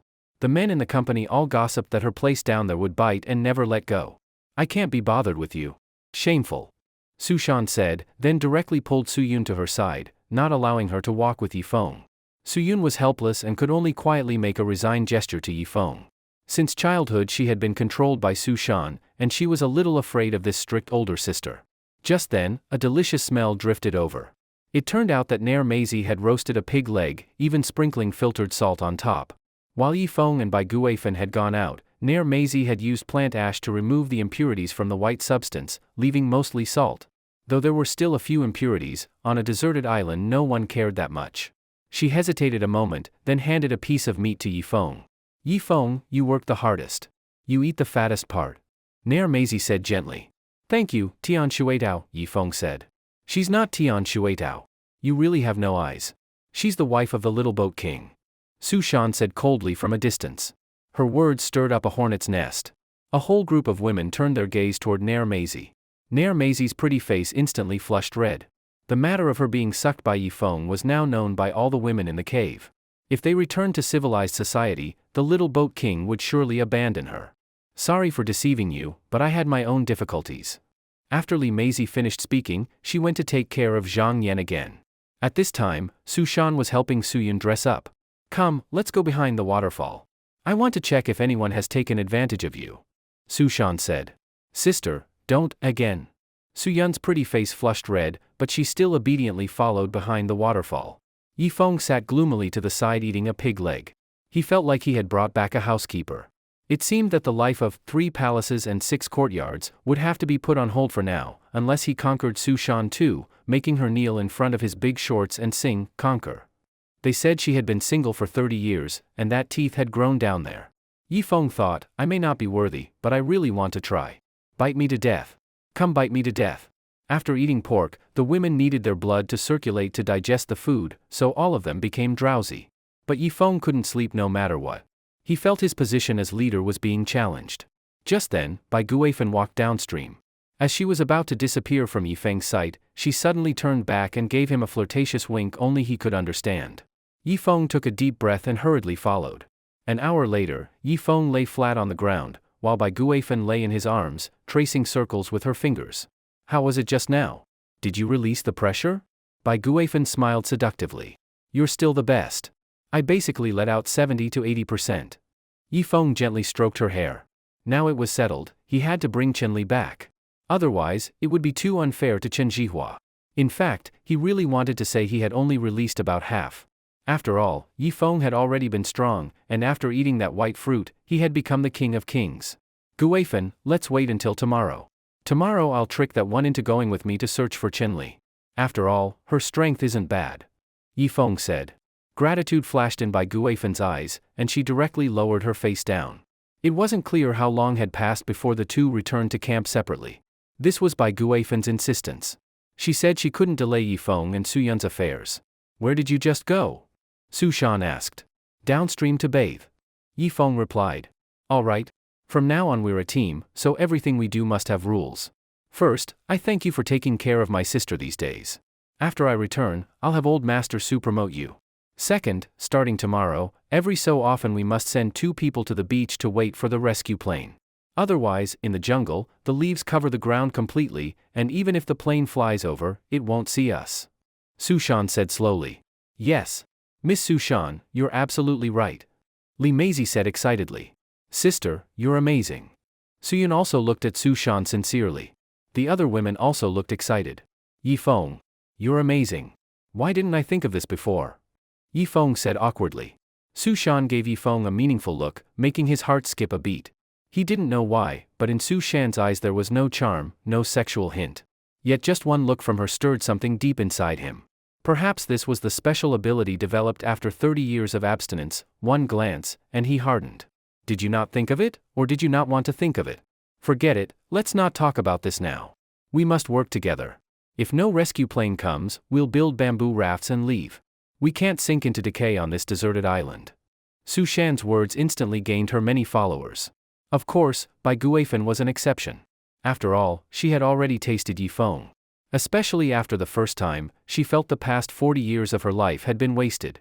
With Yifeng, she could give up anything. Now, I'll skin the bear and dry the hide. At night, we can lay it over the hay, and it'll be softer. Yifeng picked up the dagger beside Su Shan and began working. The other women also started working, cutting the bear meat and boar meat into strips, stringing them with fine bamboo, and hanging them on branches to dry.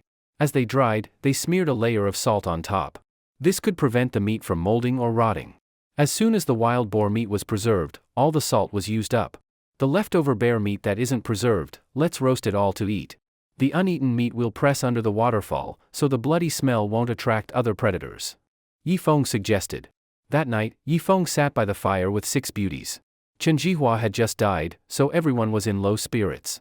Don't be too sad, everyone. Jihua would want us to live happily.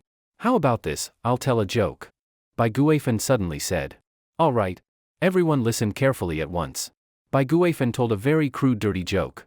Although crude, it stirred the thing between men and women. For a moment, Yi Feng looked at Su Yun, and Su Yun was also secretly glancing at him. As for Su Shan, although she pretended to look disdainful, Yi Feng could clearly feel she was a little moved. I had a buddy. His girlfriend ran off with a black man. 2 years later, she came back from Black State wanting to marry him again. On their wedding night, that buddy took off his girlfriend's pants, and suddenly looked shocked. Why is it stretched so big? Why is it stretched so big? His girlfriend then asked, why did you say it twice? My buddy was confused. He said, I only said it once. Do you understand? The hole was too big, so there was an echo. Yi Feng also told a joke. Pfft. Ha ha ha ha. Bai Guifan burst out laughing. The other girls also couldn't hold back their laughter. Only Ding Tuanchuan looked dumbfounded, her face full of big question marks. Su Yun's face turned red, burying her head in Su Shan's arms. Su Shan rolled her eyes at Yi Feng, a blush creeping onto her cheeks too. What a disgusting joke. Don't tell that again. Su Shan scolded lightly. Just now, she almost laughed too, but managed to hold it in. After saying that, Su Shan seemed less hostile toward Yi Feng. After all, a laugh can erase grudges. By the way, what about Wang Tao and the others? Su Shan suddenly thought of something. Su Yun's face sank, and she told Su Shan all the disgusting things Wang Tao had done these days. That's impossible. Supervisor Wang always looked upright and dignified. I even saw his champion trophy with my own eyes. How could he not even know how to catch fish? Su Shan looked shocked. Heh, give me 50,000 yuan, and I'll make you an Olympic champion trophy. Then coat it with a layer of gold. Who wouldn't give a thumbs up after seeing it? Yi Feng sneered. Mentioning that useless Wang Tao made his anger rise. Alright, let's talk about something else. Next, whose turn is it to tell a joke? Yi Feng asked. Then, the other girls each told a joke, but none of them were funny. Yi Feng almost fell asleep, but he still forced himself to squeeze out a smile. After chatting for a while, Yi Feng went to skin the bear. For skinning, he used Su Shan's dagger. The dagger was extremely sharp, clearly made of good steel. After finishing this, Yi Feng soaked the bear hide in water.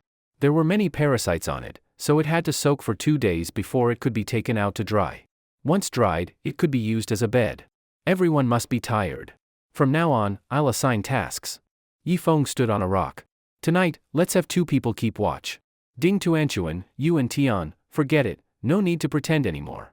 You and Nair Maisie will keep watch. The rest of you go inside to sleep. After speaking, Yi Feng led Su Shan and the others into the cave. As soon as Su Shan entered, she frowned. There's only one place to sleep? Where will you sleep at night? Su Shan asked Yi Feng.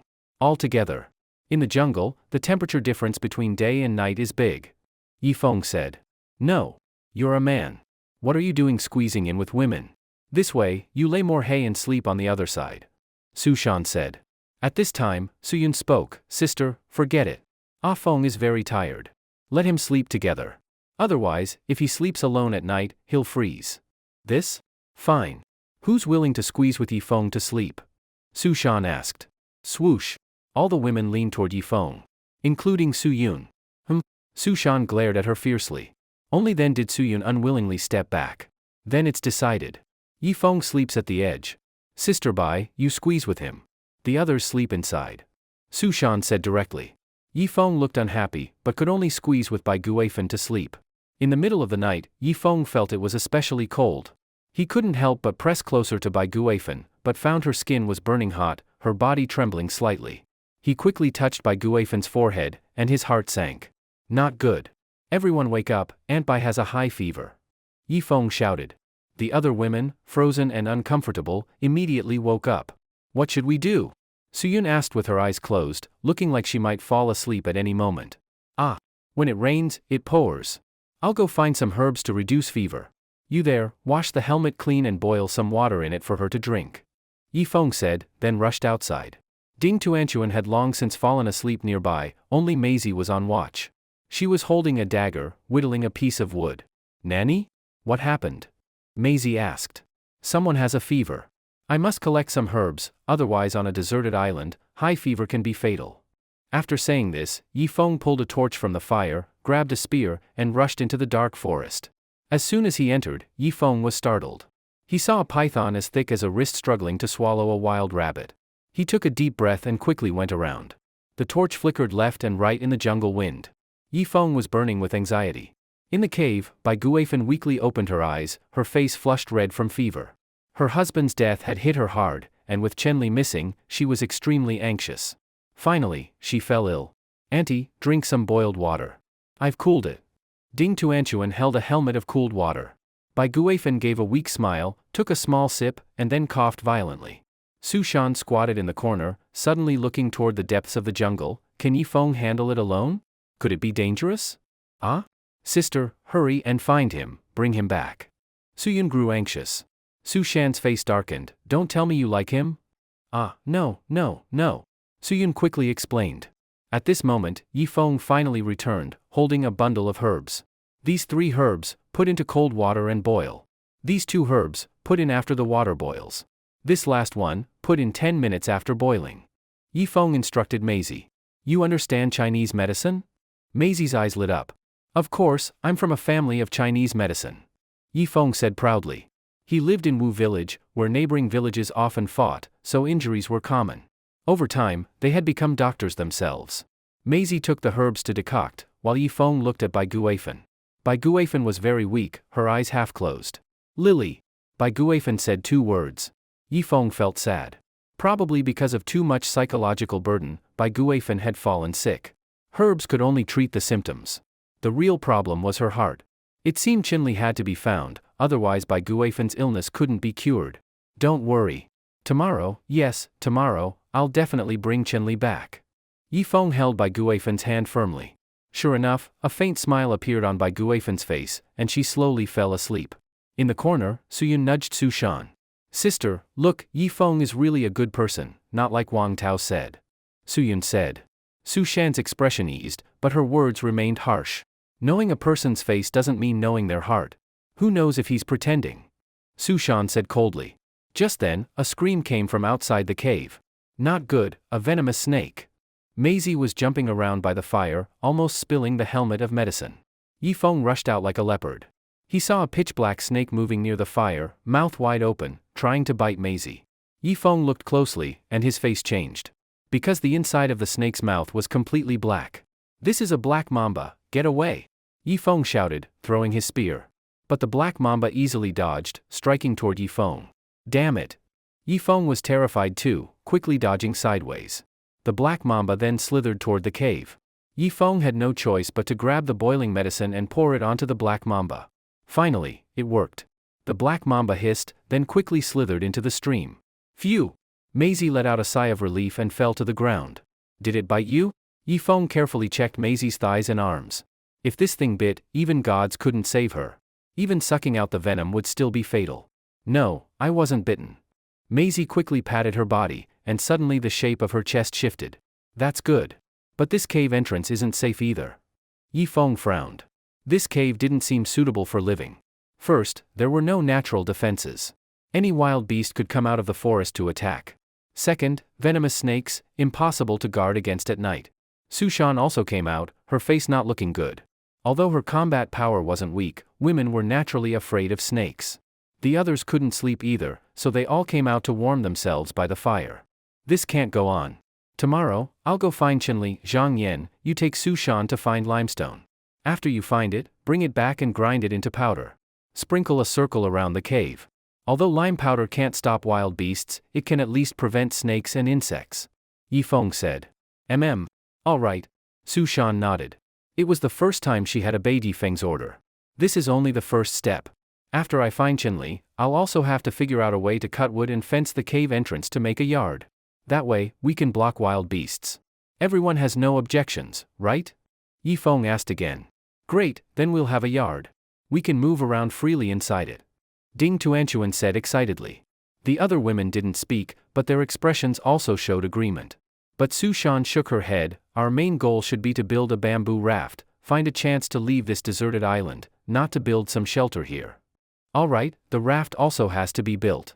But shouldn't we secure our lives first? Stabilize the basics, then think of leaving the island.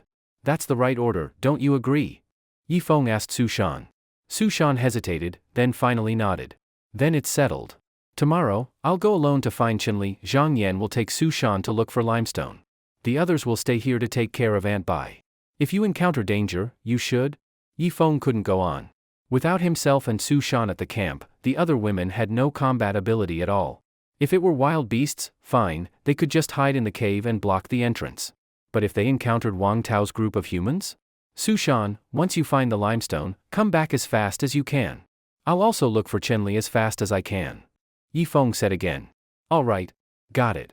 Ah Feng, how about I go with you tomorrow? Maisie suddenly said. No. You have to stay here and take care of Aunt Bai. You're experienced. As for Ding Tuanchuan, she's too young and unreliable. And President Su, well, she's all talk and can't take care of people. Yi Feng said seriously. Who are you saying is all talk?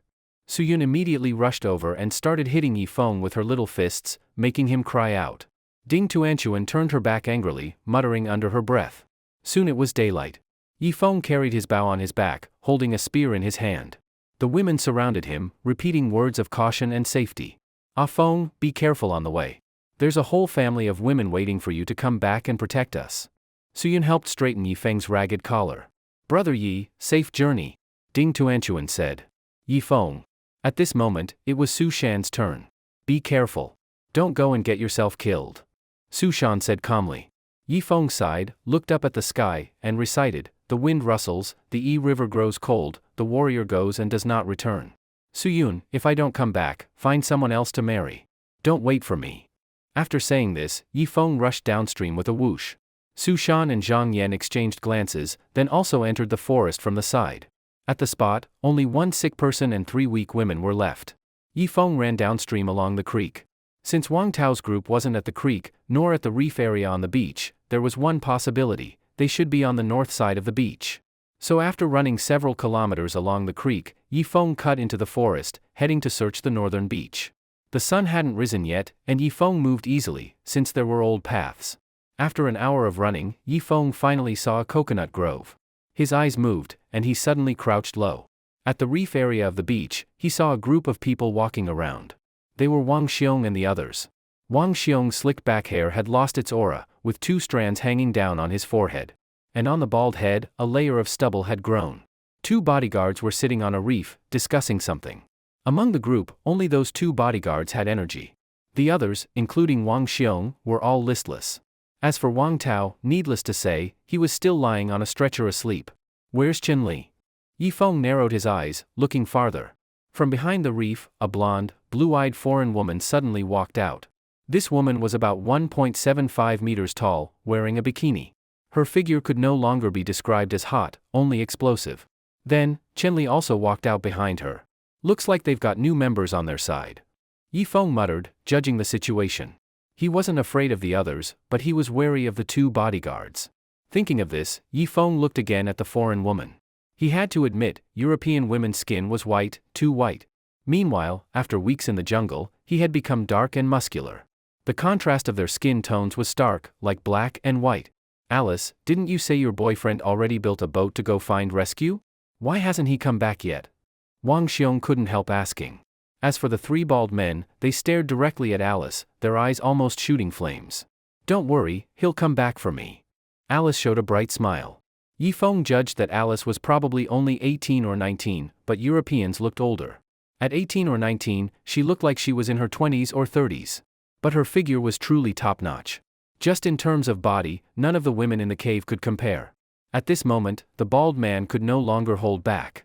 Brother Xiaodao, just let me have her once, just once. These days I'm dying from holding it in. The bald man begged.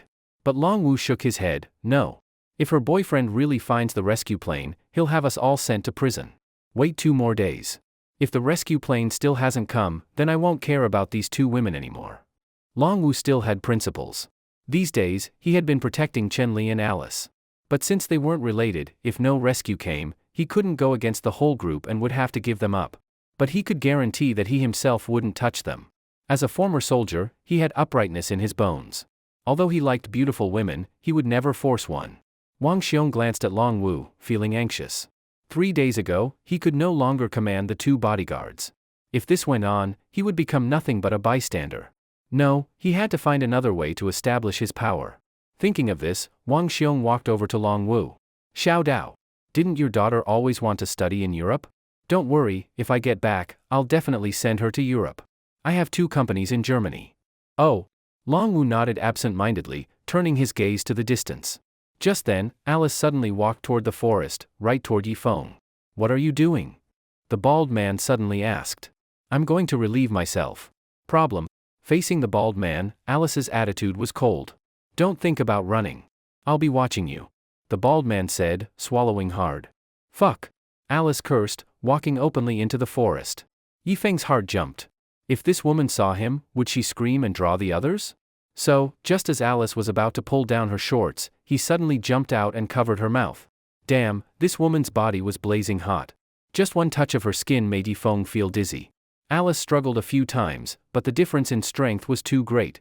She couldn't make a sound at all. Don't scream, I'm a good person. I came to save you and another girl. Her name is Chenli, she's my ex-girlfriend. Her mother is with me. I want to take her back to reunite with her mother. Yifeng whispered in Alice's ear. Alice froze for a moment, then hurriedly blinked desperately. Only then did Yifeng slowly release her mouth. The next moment, Yifeng felt his pants were a little wet. Damn. This foreign chick actually peed on his pants. Not surprising. Just now, he had ambushed her suddenly. She must have thought she was attacked by a wild beast, so she got scared and peed. Are you Yifeng? Alice asked in a low voice. Yes. Chenli mentioned me. Yifeng was stunned. She often talked about you, said she regretted betraying you.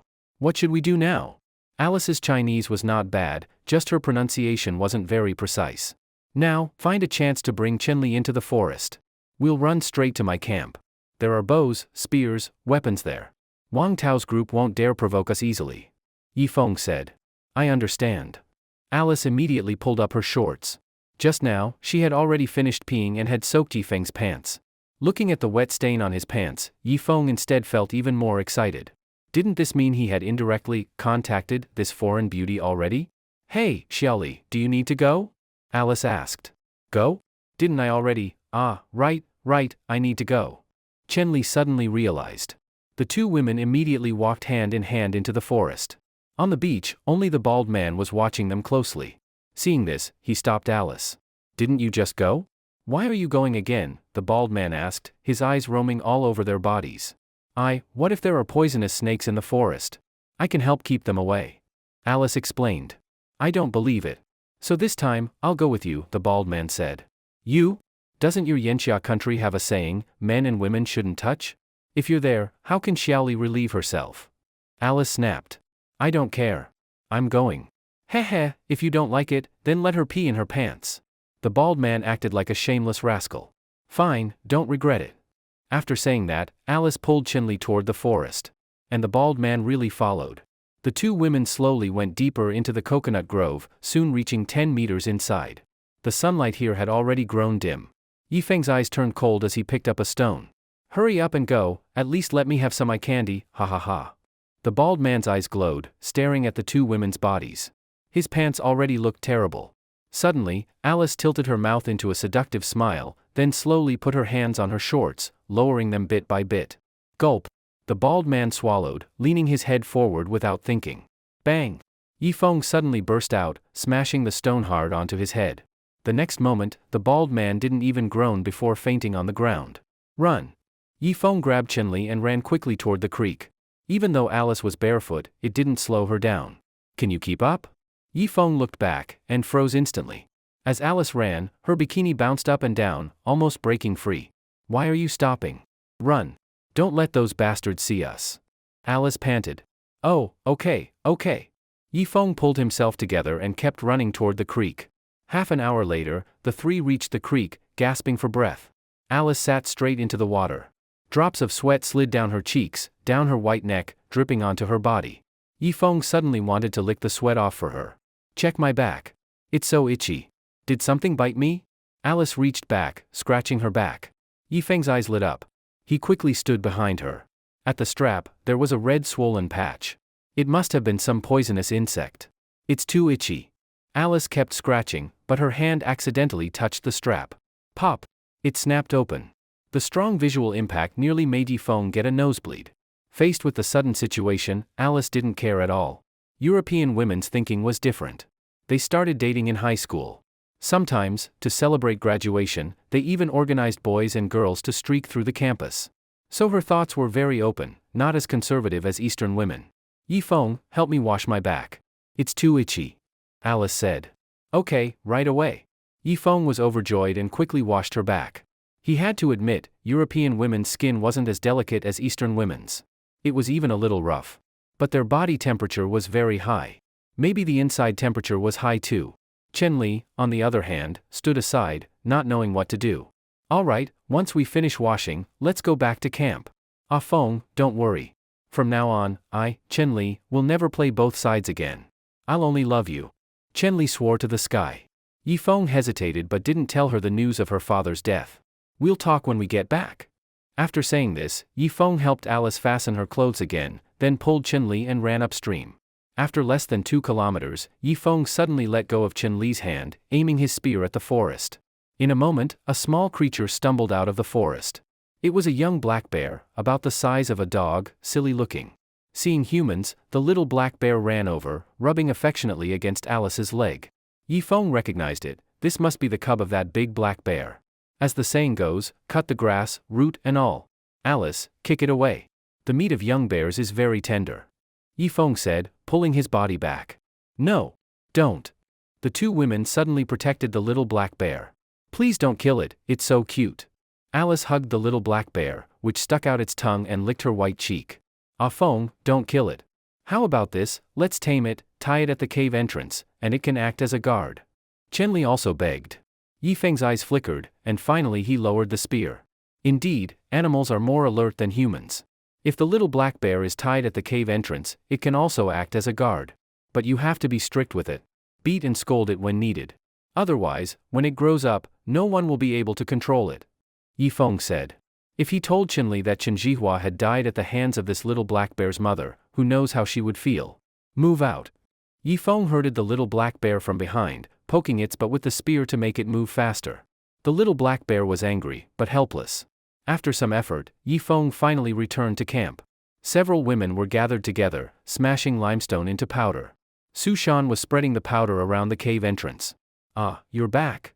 Su Yun was overjoyed and was about to throw herself into Yifeng's arms, but Su Shan straightened up and gave Su Yun a warning look. Yes, I'm back, and I brought a foreign friend. Alice, introduce yourself. Yifeng smiled. Hello everyone, my name is AI. Ah? It's so cute. Ding Tuanchuan screamed, grabbed the little black bear, lifted it high and lowered it again. Alice. The women were clearly more interested in the little black bear than Alice, making Alice very embarrassed. After all, the women envied her fiery figure and naturally felt hostility toward her. My name is Nair Rimiko, nice to meet you. Only Rimiko shook hands with Alice. As for Chen-Li, no one paid attention to her. But Chen-Li seemed to sense something. As soon as she returned to camp, her expression became unnatural. She staggered into the cave. Soon, Bai Guifen's surprised voice came from inside. But after only 5 minutes, Chen-Li's crying burst out from the cave. Father! Ah, father! I don't have a father anymore. Chen-Li cried miserably, making the women also feel sad. Store the rest of the limestone in a dry place inside the cave. In case of rain, we'll still need it. Yifeng said. Zhang Yan immediately obeyed. She was still limping a little, her thigh wound already cleaned several times. Which meant that under her thin skirt, she had nothing. Chen-Li came out of the cave, found Chen Jihua's grave, and cried into her hands. But no one comforted her, not even Su Yun. Obviously, after the betrayal last time, the women in the camp no longer accepted her. Only Alice occasionally spoke a few words to her. Now start cutting wood. Build walls around us. Don't use bayonets and daggers, just smash with stones. Yifeng gave the order. Got it. Yes, Island Master Yi. Ding Tuanchuan half-joked. From noon until evening, Yifeng and the women cut down 3 large trees and stripped off the branches. Ding Tuanchuan screamed in terror at the bugs on the trees, then crawled and rolled back into the cave, refusing to come out again. This scene made Yifeng and the women burst into laughter. As night fell, Yifeng took the bear meat from the water and roasted it. But then, the little black bear came over, rubbing itself against the bear's skin. When this beast grows up, it might take revenge. Yifeng warned. No, it won't. It's so cute. Ding Tuanchuan hugged the little black bear tightly. Yifeng didn't bother saying more. He would just find a chance to kill the cub, otherwise its size would grow until it became uncontrollable. A little later, Bai Guifan actually walked out of the cave. Although still weak, her complexion had improved. With her daughter back, she had recovered. Mom. Chenli helped Bai Guifan sit by the fire. Yi Feng counted. In total, 7 women. He felt like Wei Xiaobao. If he could build a shelter, becoming the little emperor of a deserted island wouldn't be bad. Return to civilized society? Return to what? Just then, the little black bear stood up, letting out a babyish roar. Yifeng's face changed. He pulled a torch from the fire and threw it downstream. In the flickering light, faces were revealed.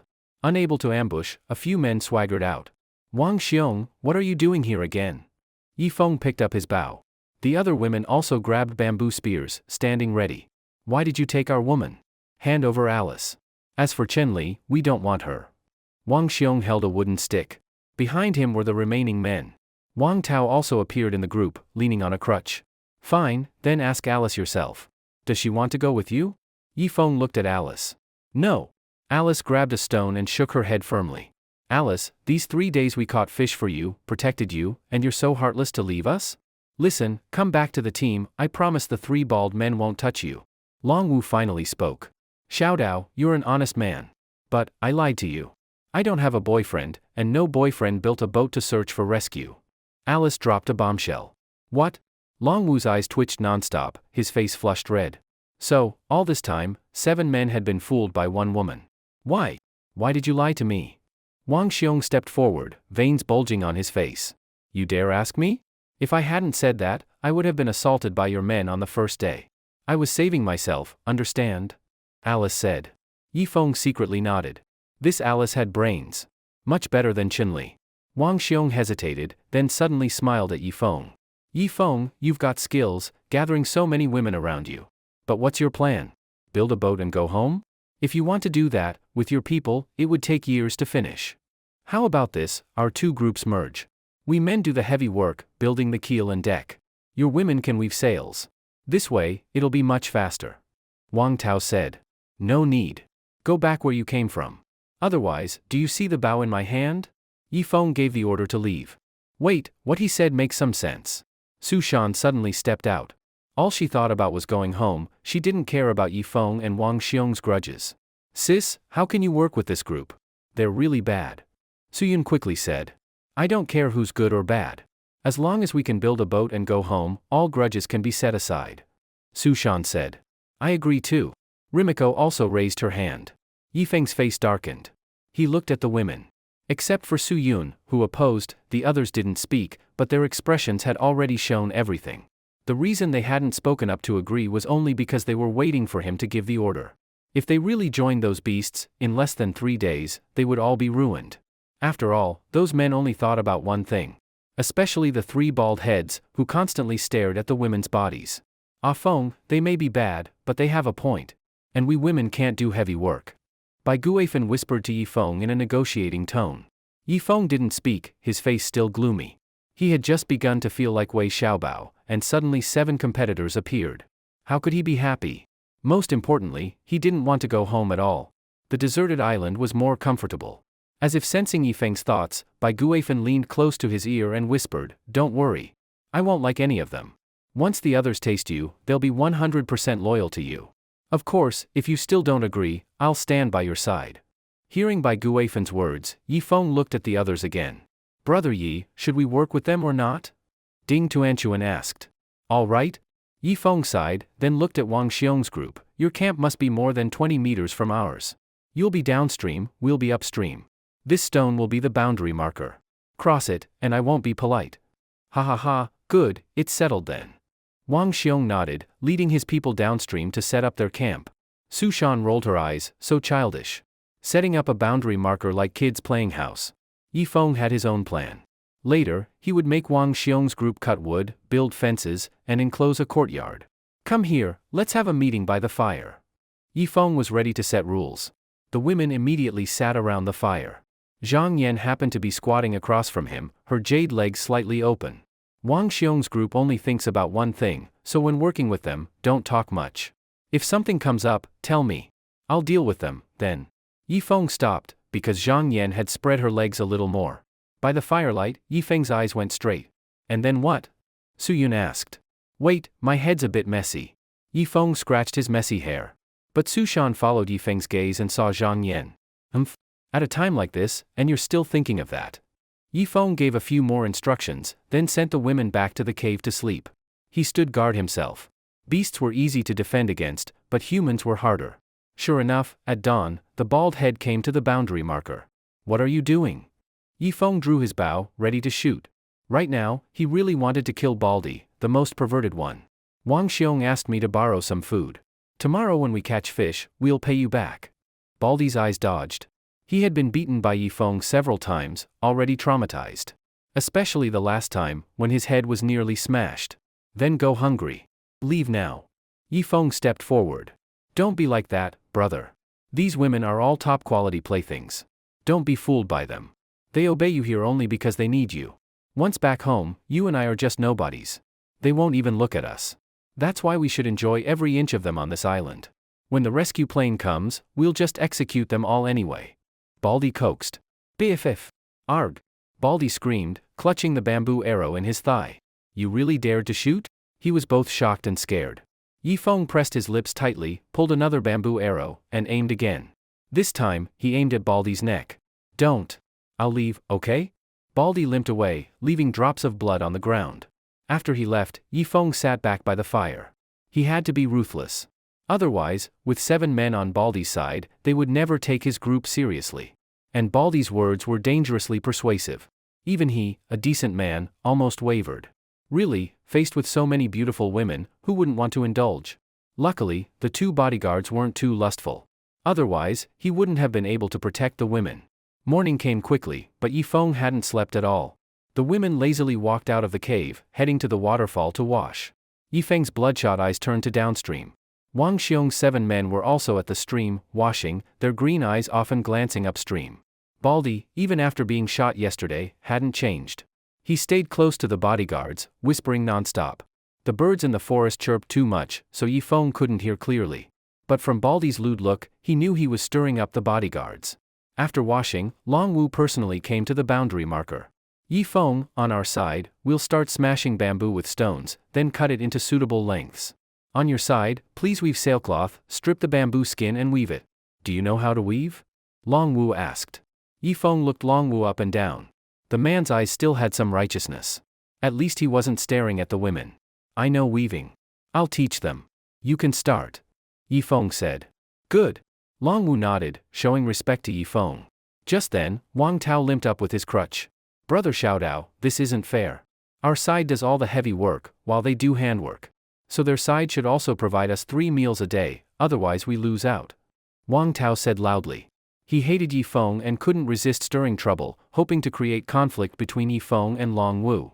He could also see that Long Wu and Yi Feng had some mutual respect, which prevented the 7 men from uniting as one. The useless man's loud voice drew everyone over. My son is right. Yi Feng's people do the easy work, so they should provide us food. If not, then we'll split. Long Wu looked troubled and turned to Yi Feng. How about doing what they said? Yes, I'll provide food for 6 of you, but not for Wang Tao. Yi Feng crossed his arms. The useless Wang Tao wagged his tail, and Yi Feng already knew what kind of crap he was about to pull. Why? Yi Feng, are you fucking targeting me on purpose? Wang Tao shouted angrily. In his mind, he imagined holding a machine gun and shooting Yi Feng 100 times. The others don't have crippled legs, they can do physical work. But you're a crippled piece of trash, so you can't. Since it's teamwork, your side only counts as 6 people. You don't count. Yi Feng calmly analyzed. Fuck your mother, Yi Feng. Are you fucking targeting me on purpose? Wang Tao's eyes turned red, and he was on the verge of tears.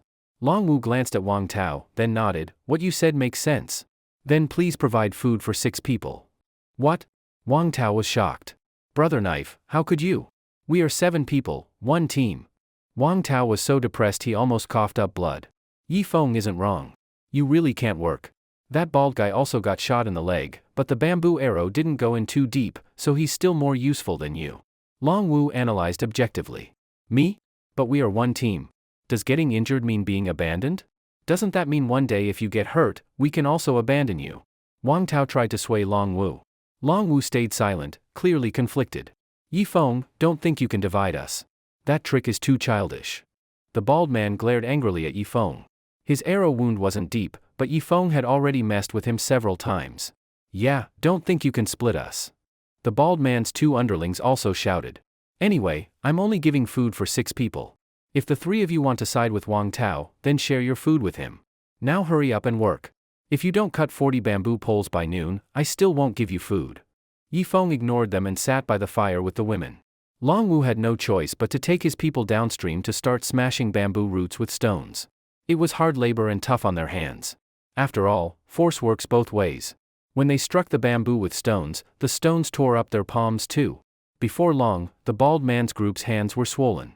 Meanwhile, Yifeng had already chopped 2 bamboo poles. As an old bamboo craftsman, he started teaching the women how to weave canvas. See? Just like this. Be careful not to cut your hands. Yifeng sat by the fire, smiling relaxed. You're amazing, big brother. Ding Tuanchuan looked at Yifeng with admiration. Since meeting Yifeng, she felt he could do anything, like a god. The women quickly picked it up. Yifeng thought for a while and decided to make some gloves for them. Otherwise, the sharp bamboo would cut their delicate fingers. By noon, Yifeng checked their work downstream and tossed 6 small fish to them. As for Longwu, Yifeng gave him an extra piece of cured meat. After all, Longwu was the strongest on that side. Yifeng needed to win him over and weaken their unity. The bald trio each got a fish, while Wang Tao stood by, staring pitifully. Don't worry, Wang Tao, I keep my word. Here, each of us will give you a bite. So the 3 split a little for him, and the 4 shared the 3 fish. Time passed slowly. Yifeng's weaving grew faster and faster. At the cave entrance, a 5 square meter bamboo mat was finished, usable as a sail or as a mat. Downstream, Longwu was making holes in the bamboo with a dagger. Yifeng roasted 6 small fish and handed them to Longwu. As always, Longwu also got a small piece of cured meat. The bald trio hadn't eaten enough at noon, so they quickly devoured their 3 small fish. Hey! Share some with me, I haven't eaten yet. Wang Tao panicked. The bald man paused, then said slowly, You barely worked. Missing 1 meal isn't a big deal. But we worked all day. Go sleep. If you sleep, you won't feel hungry. You can't do this. We're a team. Wang Tao was desperate. Wang Xiong came over and handed half a small fish to Wang Tao. Son, eat. But Wang Tao snatched the whole fish and devoured it. That useless man might be worthless, but his size was there. In just a few bites, he finished Wang Xiong's fish. Ah, that feels good. Wang Tao patted his belly with satisfaction. Wang Xiong sighed and could only sit aside, hungry. Suddenly, the smell of roasted meat drifted down from upstream. There, Yifeng was roasting a big piece of meat, sizzling with oil, while the women's laughter rang out. Wang Xiong looked at his side again. Longwu and another bodyguard were already asleep against the rocks. The bald trio curled up on the ground, snoring. Damn, this was like heaven and hell in comparison. Stop it, you'll make me die laughing. Zhang Yan playfully hit Yifeng. Just now, Yifeng had told another silly joke, nearly making the women laugh to death. Even Susan couldn't help turning her head away, or she too would burst into laughter. Ladies, I've also made gloves for you. Tomorrow your hands won't get cut. Yifeng then pulled out 3 pairs of gloves from behind, sewn from bare inner hide. The outer hide was too tough, so it would have made the fingers immovable. Great, I want them. Give me, look at my hands. Big brother, give me one.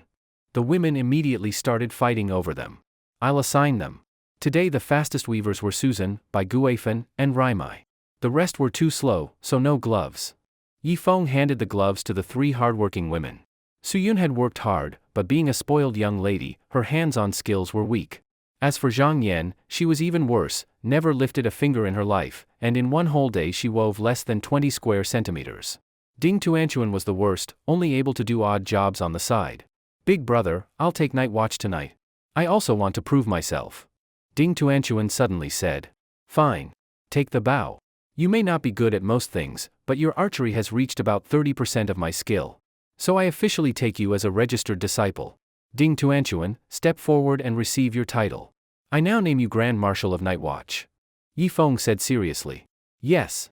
Ding Tuanchuan straightened her chest proudly and took Yifeng's composite bow. The other women exchanged glances and burst into giggles. Just then, Yifeng felt something warm on his foot. It was the little black bear licking him. Gross, get away. Yifeng kicked it, and the bear really rolled away once. But with its thick skin and flesh, it quickly got up and went to lick Alice's foot instead. Should we give this guy a name? I've thought of one, let's call it Little Bootlicker. Anyone disagree? Yifeng asked. That's too sloppy, I think Little Blackie sounds better. Call it Little Tuanchuan. Don't use my name randomly, okay? After some arguing, Little Bootlicker's name was temporarily decided. Finally, it was bedtime. Yifeng worried that Ding Tuanchuan was unreliable, so he volunteered to keep watch with her. Inside the cave, 6 women were already asleep, their cat-like snores coming out. Tuanchuan, I'll nap a bit first. You watch the first half of the night. If you get sleepy, wake me up. Don't just fall over and sleep, got it? Yifeng said. Relax, am I that useless? Ding Tuanchuan said unhappily. Ha ha ha. Yifeng patted her chubby little head and lay down by the fire to sleep. He didn't know how long he had slept when he suddenly sat up. From downstream came shouts. Damn it, something in the trees is throwing shit at us. My head got hit with a lump. Yifeng turned his head and saw Ding Tuanchuan sitting with her back to him, tightly holding a spear, motionless. But with a light push, she toppled right over, snoring like a cat. Ah? Yifeng sighed, picked up his compound bow, and tossed a torch downstream. There, Long Wu and the others had all woken up, running back and forth at the edge of the bamboo forest, glaring angrily at the sky. Yifeng grabbed another torch and hurled it into the bamboo treetops. Monkeys were jumping nimbly above the bamboo, tossing lumps of filth down, making Baldy and his men howl. Long Wu grabbed a bamboo spear, his body straight as a rod. Whoosh! The spear flew 10 meters up but was stopped by thick branches and leaves, falling back down weakly.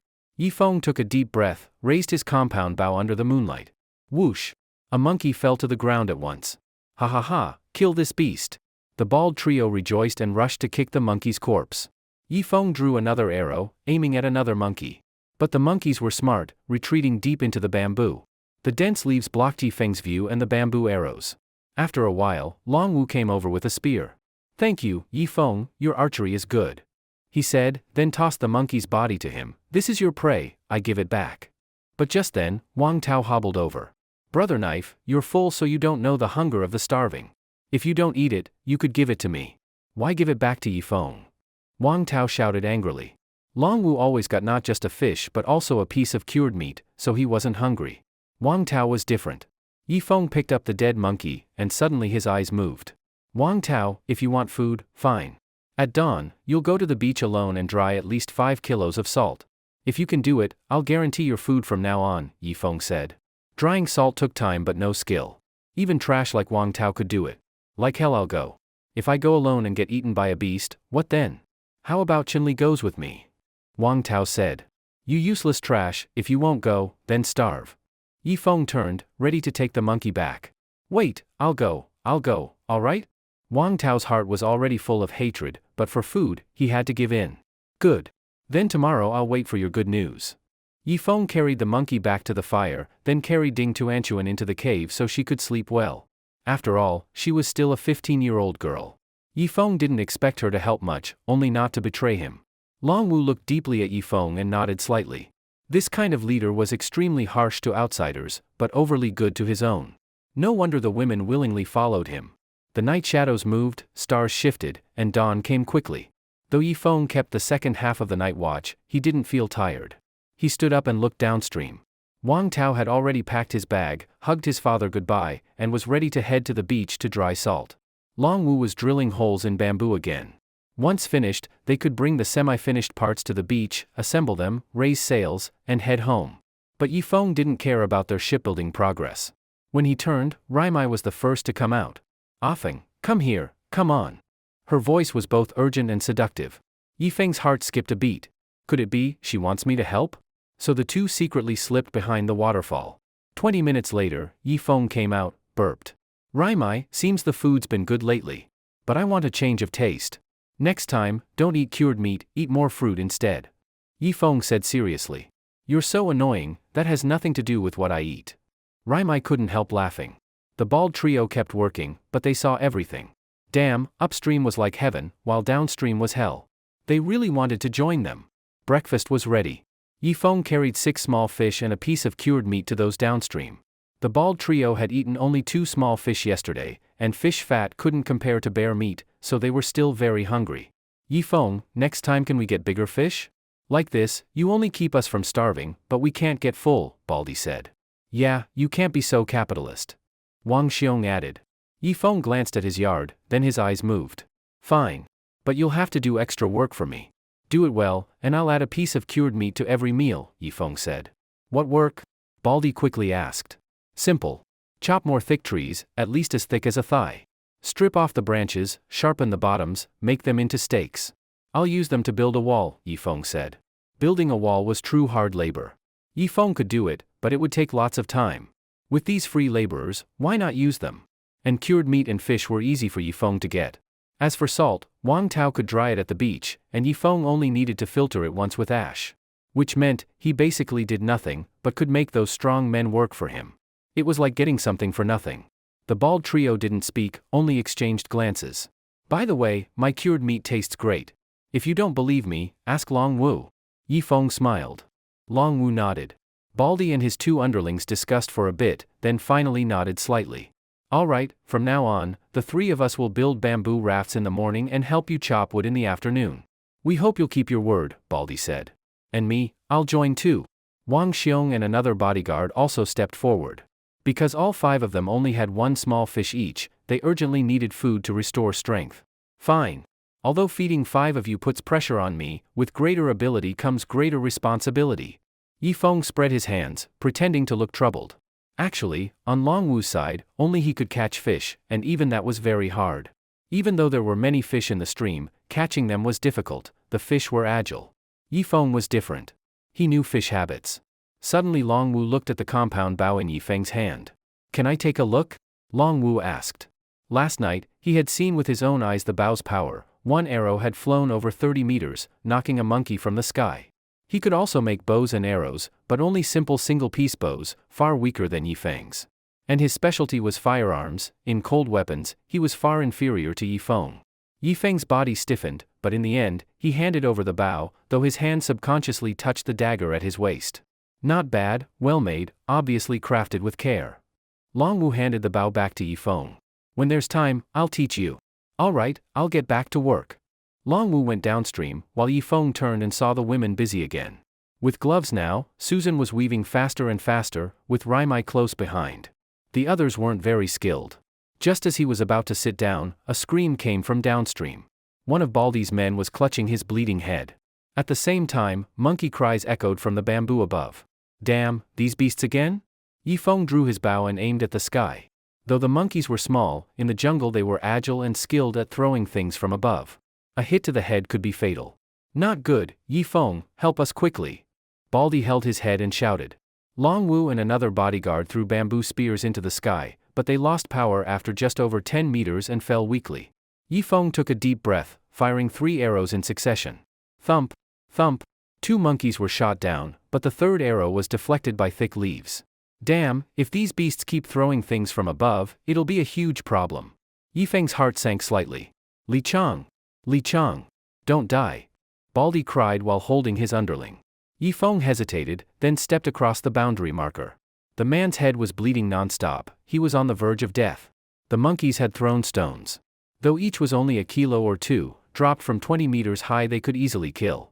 Yifeng glanced back at the cave entrance. Luckily, no tall trees stood there, or they would also be in danger. Li Chang won't make it. Baldy shouted. Carry him to me, Yifeng said firmly. It wasn't compassion, he just didn't want to lose a strong laborer. Maybe he could be saved. Baldy and the others quickly carried Li Chang toward the marker. Especially Wang Xiong, who even stepped 1 foot across. Yifeng didn't hesitate, he slashed with his dagger. Ow! Why the hell did you cut me? Wang Xiong clutched his bleeding arm, glaring at Yifeng. Only Li Chang comes over. Don't think about sneaking in. Go back downstream honestly. Then Yifeng grabbed the unconscious Li Chang. His strength was growing, with one hand he lifted the 130-pound man. You all head back downstream. I'm going to try to save him. Yifeng slung Li Chang over his shoulder and said coldly. He's my brother, can I at least stay with him? Baldy asked. What do you think? A cold gleam flashed in Yifeng's eyes. So they could only go back downstream honestly. 2 monkeys had been killed, so for now there would be no more attacks. But monkeys held grudges. They would be back soon. Placing Li Chang by the fire, Yifeng checked his head. There was a dent, likely hopeless, but he would try anyway. Boil some meat soup in a helmet for him. Whether he lives depends on his fate, Yifeng said. The women resisted, but still followed Yifeng's order. Time passed, and soon it was noon. Li Chang still had weak breathing but remained unconscious. Ha ha ha, Yifeng, look, we chopped 5 logs. Baldy and 3 others carried logs to the boundary. Good. Plant them deep in the soil, hammer them with stones, make the stakes firm, Yifeng said. Got it. The four began pounding stakes. Yifeng stood with hands behind his back, directing. Deeper, at least half the wood must be in the ground, or it won't stop big beasts. Use strength, didn't you eat? All right, thank you, here's your food. Yifeng handed them 4 fish and 4 pieces of cured meat.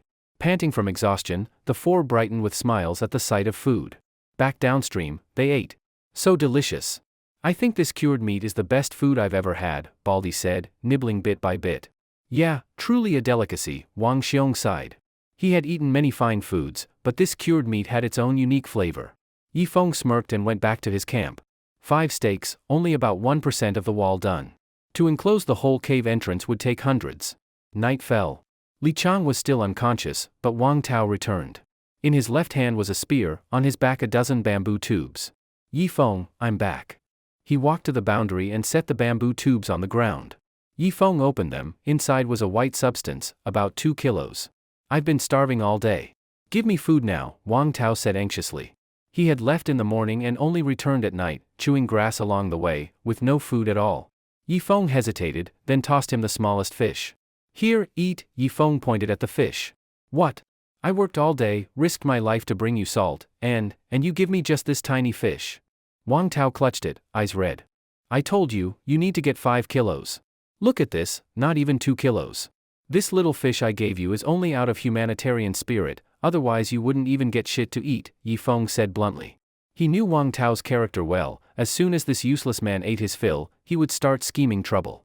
You can't do this, look at me, I'm already skin and bones. If I starve to death, what good does it do you? Wang Tao's body shook with anger.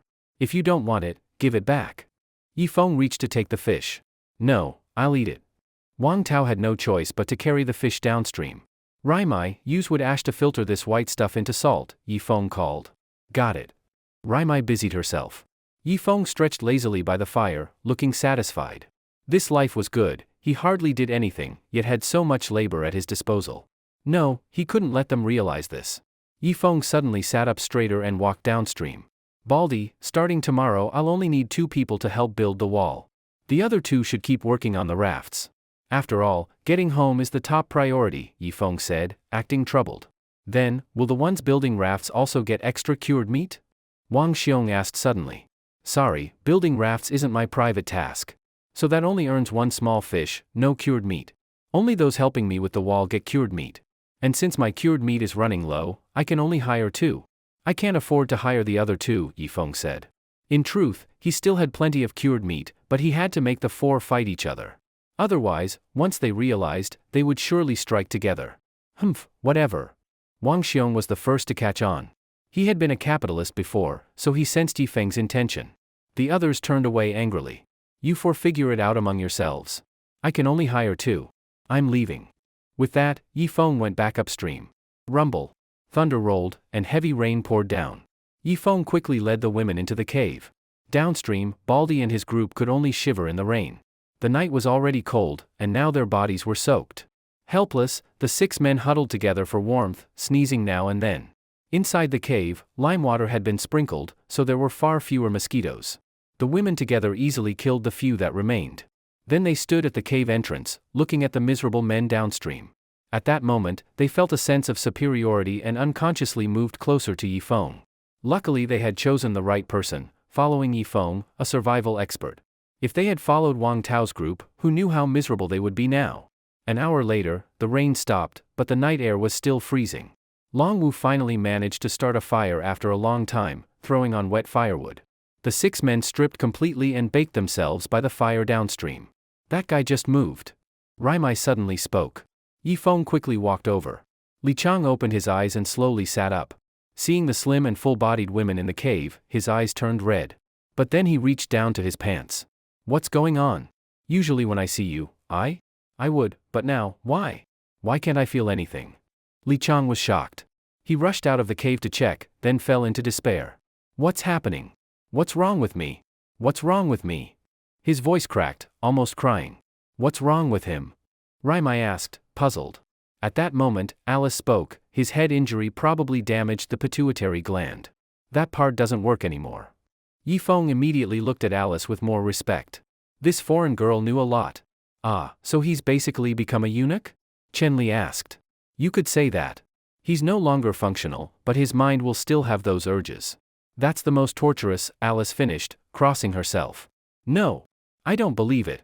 How can this be? I don't believe it. Li Chang roared at the sky, but nothing could change it. Will his body get weaker then? Yi Feng asked again. No. Since he can't reproduce, his energy will actually be stronger than ordinary men, Alice said. Oh? Yi Feng felt secretly pleased. Now the camp had 7 women and only him as a man. Honestly, the pressure was great. If danger came, besides him, the women had no fighting strength. But if Li Chang was around, it would help a bit. So Yi Feng showed a fatherly smile, walked over, and patted his shoulder. This guy was short and stocky, perfect for hard labor. Li Chang, don't be too upset. From now on, follow me. I'll think of a way to cure you. I come from a family of Chinese medicine. With time, I'll surely heal you, Yi Feng said sincerely. Really? Brother Feng, then I'll count on you from now on. Li Chang let out a long sigh of relief. Don't worry. As long as I have free time, I'll help treat you. But normally, you must listen to me. If you obey, you'll not only live in the cave with the women, but I'll also guarantee your food, Yi Feng said. Women? Li Chang glanced at the 7 women, then at his pants, and sighed helplessly. All right, Brother Feng, I'll listen to you. You must cure me. Li Chang had no choice but to follow Yi Feng. Someone roast a piece of cured meat for Brother Li Chang. From now on, he's one of us, Yi Feng said. Soon, Li Chang was chewing meat. But Yi Feng stayed alert, wary of him recovering. The herbs he would give Li Chang later had to work the opposite way. Otherwise, if this guy recovered, the women would be in danger. The night passed without incident, and morning came. Baldy immediately saw Li Chang. Ah, Chang, you finally recovered? Come to us. Baldy waved. But Li Chang looked at Yi Feng instead, then even stepped back. I'm Brother Feng's man now. Don't call me Chang anymore, understand? Li Chang was clear about the situation and betrayed Baldy without hesitation. You? Baldy narrowed his eyes. Yi Feng spoke too. Baldy, from now on you call him Brother Chang. From now on, I'm letting him handle food distribution. If you don't please him, he might spit in your share. You! Baldy flung his hand angrily and stormed back downstream.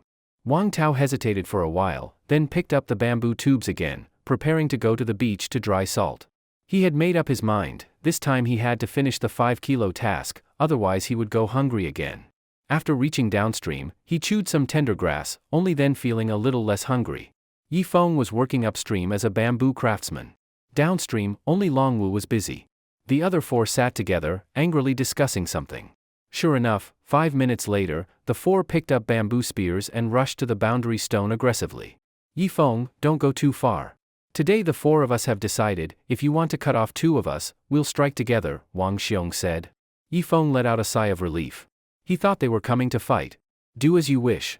Then from now on, I'll only supply food to Longwu. As for the 4 of you, sorry, not even a small fish, Yi Feng said calmly. You? Damn it, we have 4 men, let's fight him. Wang Xiong spoke, then led 3 men across the boundary.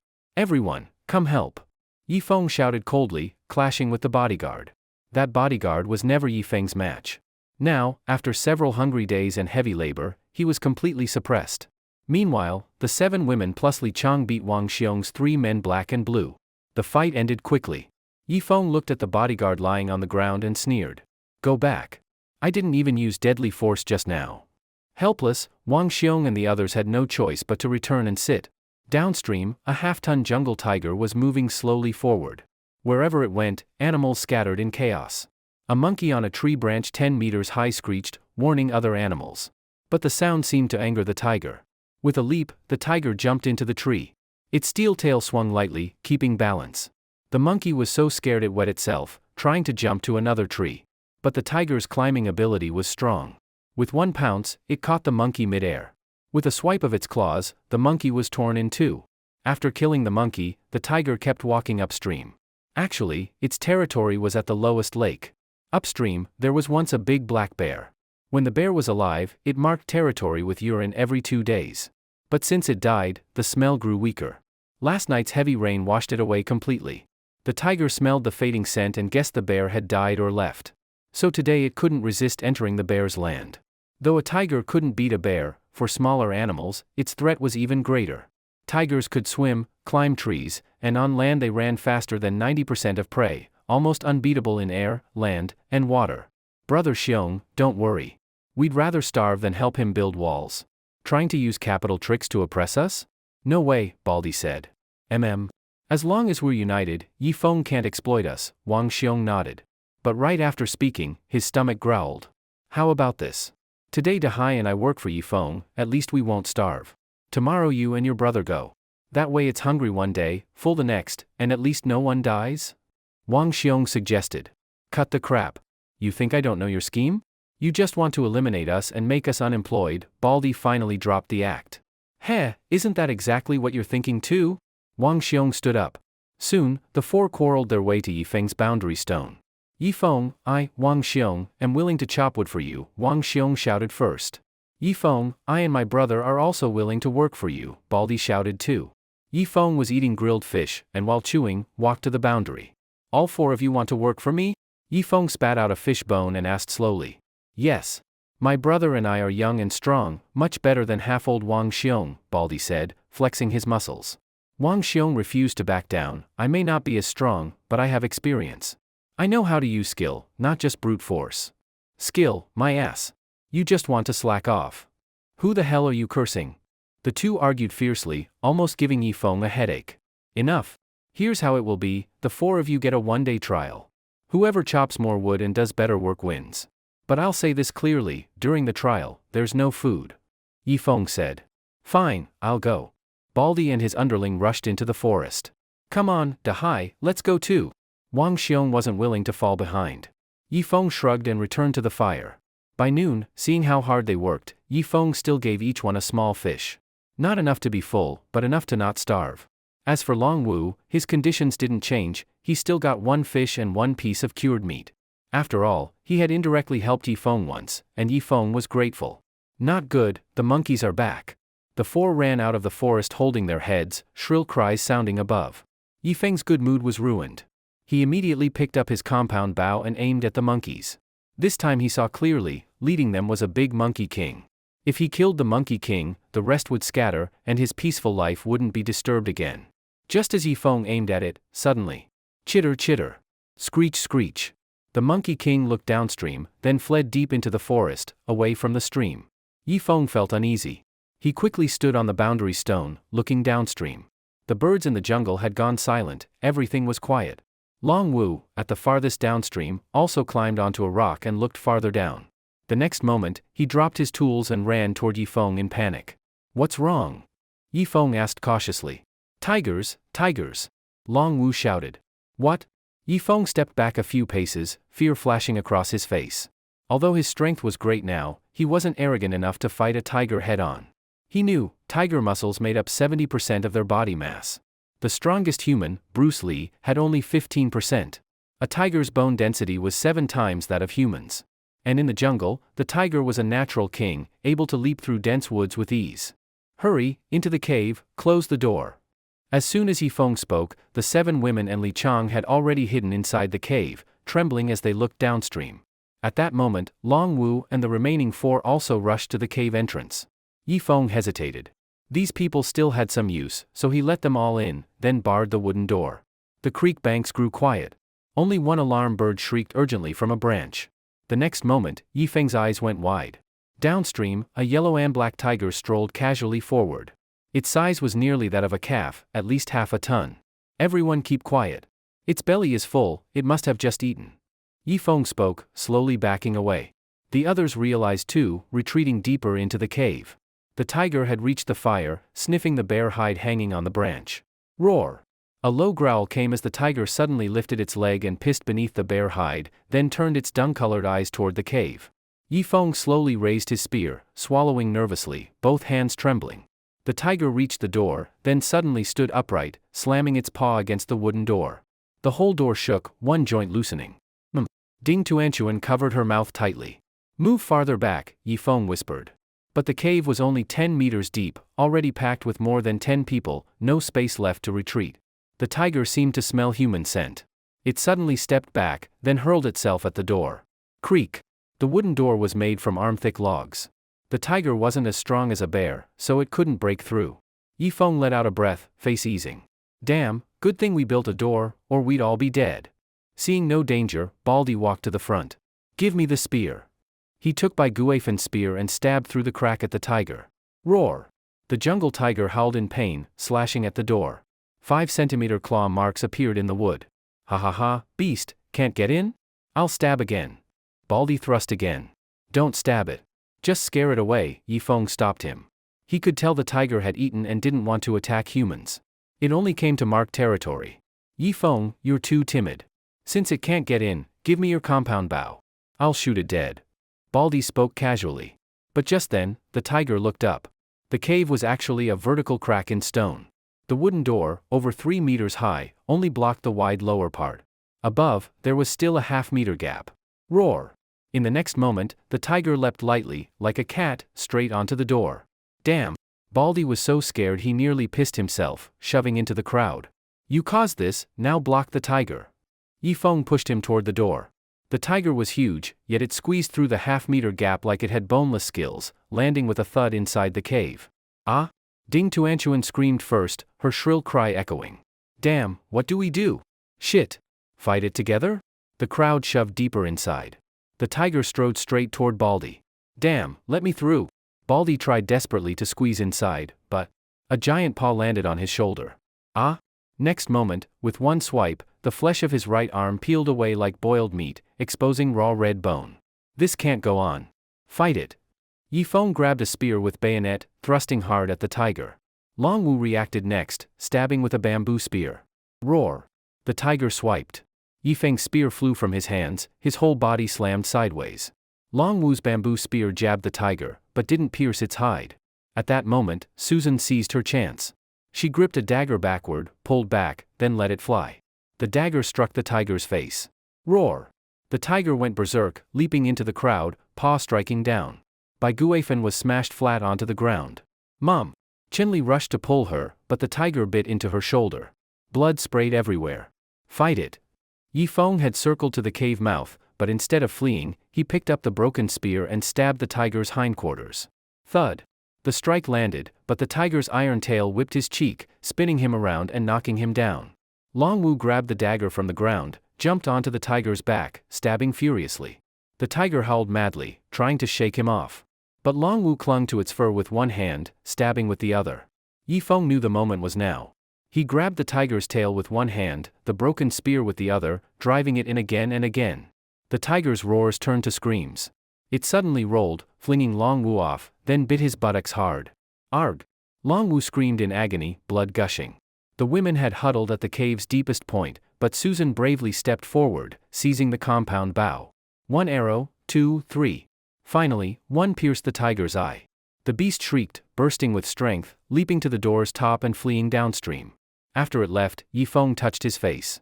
It was swollen, and his palm was bleeding from the thrown spear. The worst was Chenli, her shoulder collapsed, blood flowing endlessly. Bai Guifen, struck in the chest, was unconscious. As for Baldy, he had fainted, blood pouring, bone exposed from his right arm, beyond saving. Come, carry them outside. Yifeng spoke, slurred. The women needed 5 minutes to recover before fearfully dragging the 3 injured outside. Longwu, but bitten, could only use a bamboo spear as a crutch, standing behind them. Suyun covered her mouth, unable to look at the wounds.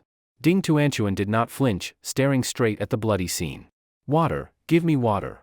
Chenli was the first to wake, calling weakly. All right. Yifeng hurried to fetch a helmet of water, holding it to her lips. Chenli had just taken 1 sip of water when she vomited it out. Offing, where's my mom? A faint light returned to Chenli's eyes, but Yifeng's heart sank. She just fainted. She'll wake up soon. Yifeng placed Chenli's head on his lap, gently brushing her hair back. Offing, I'm sorry, can you forgive me?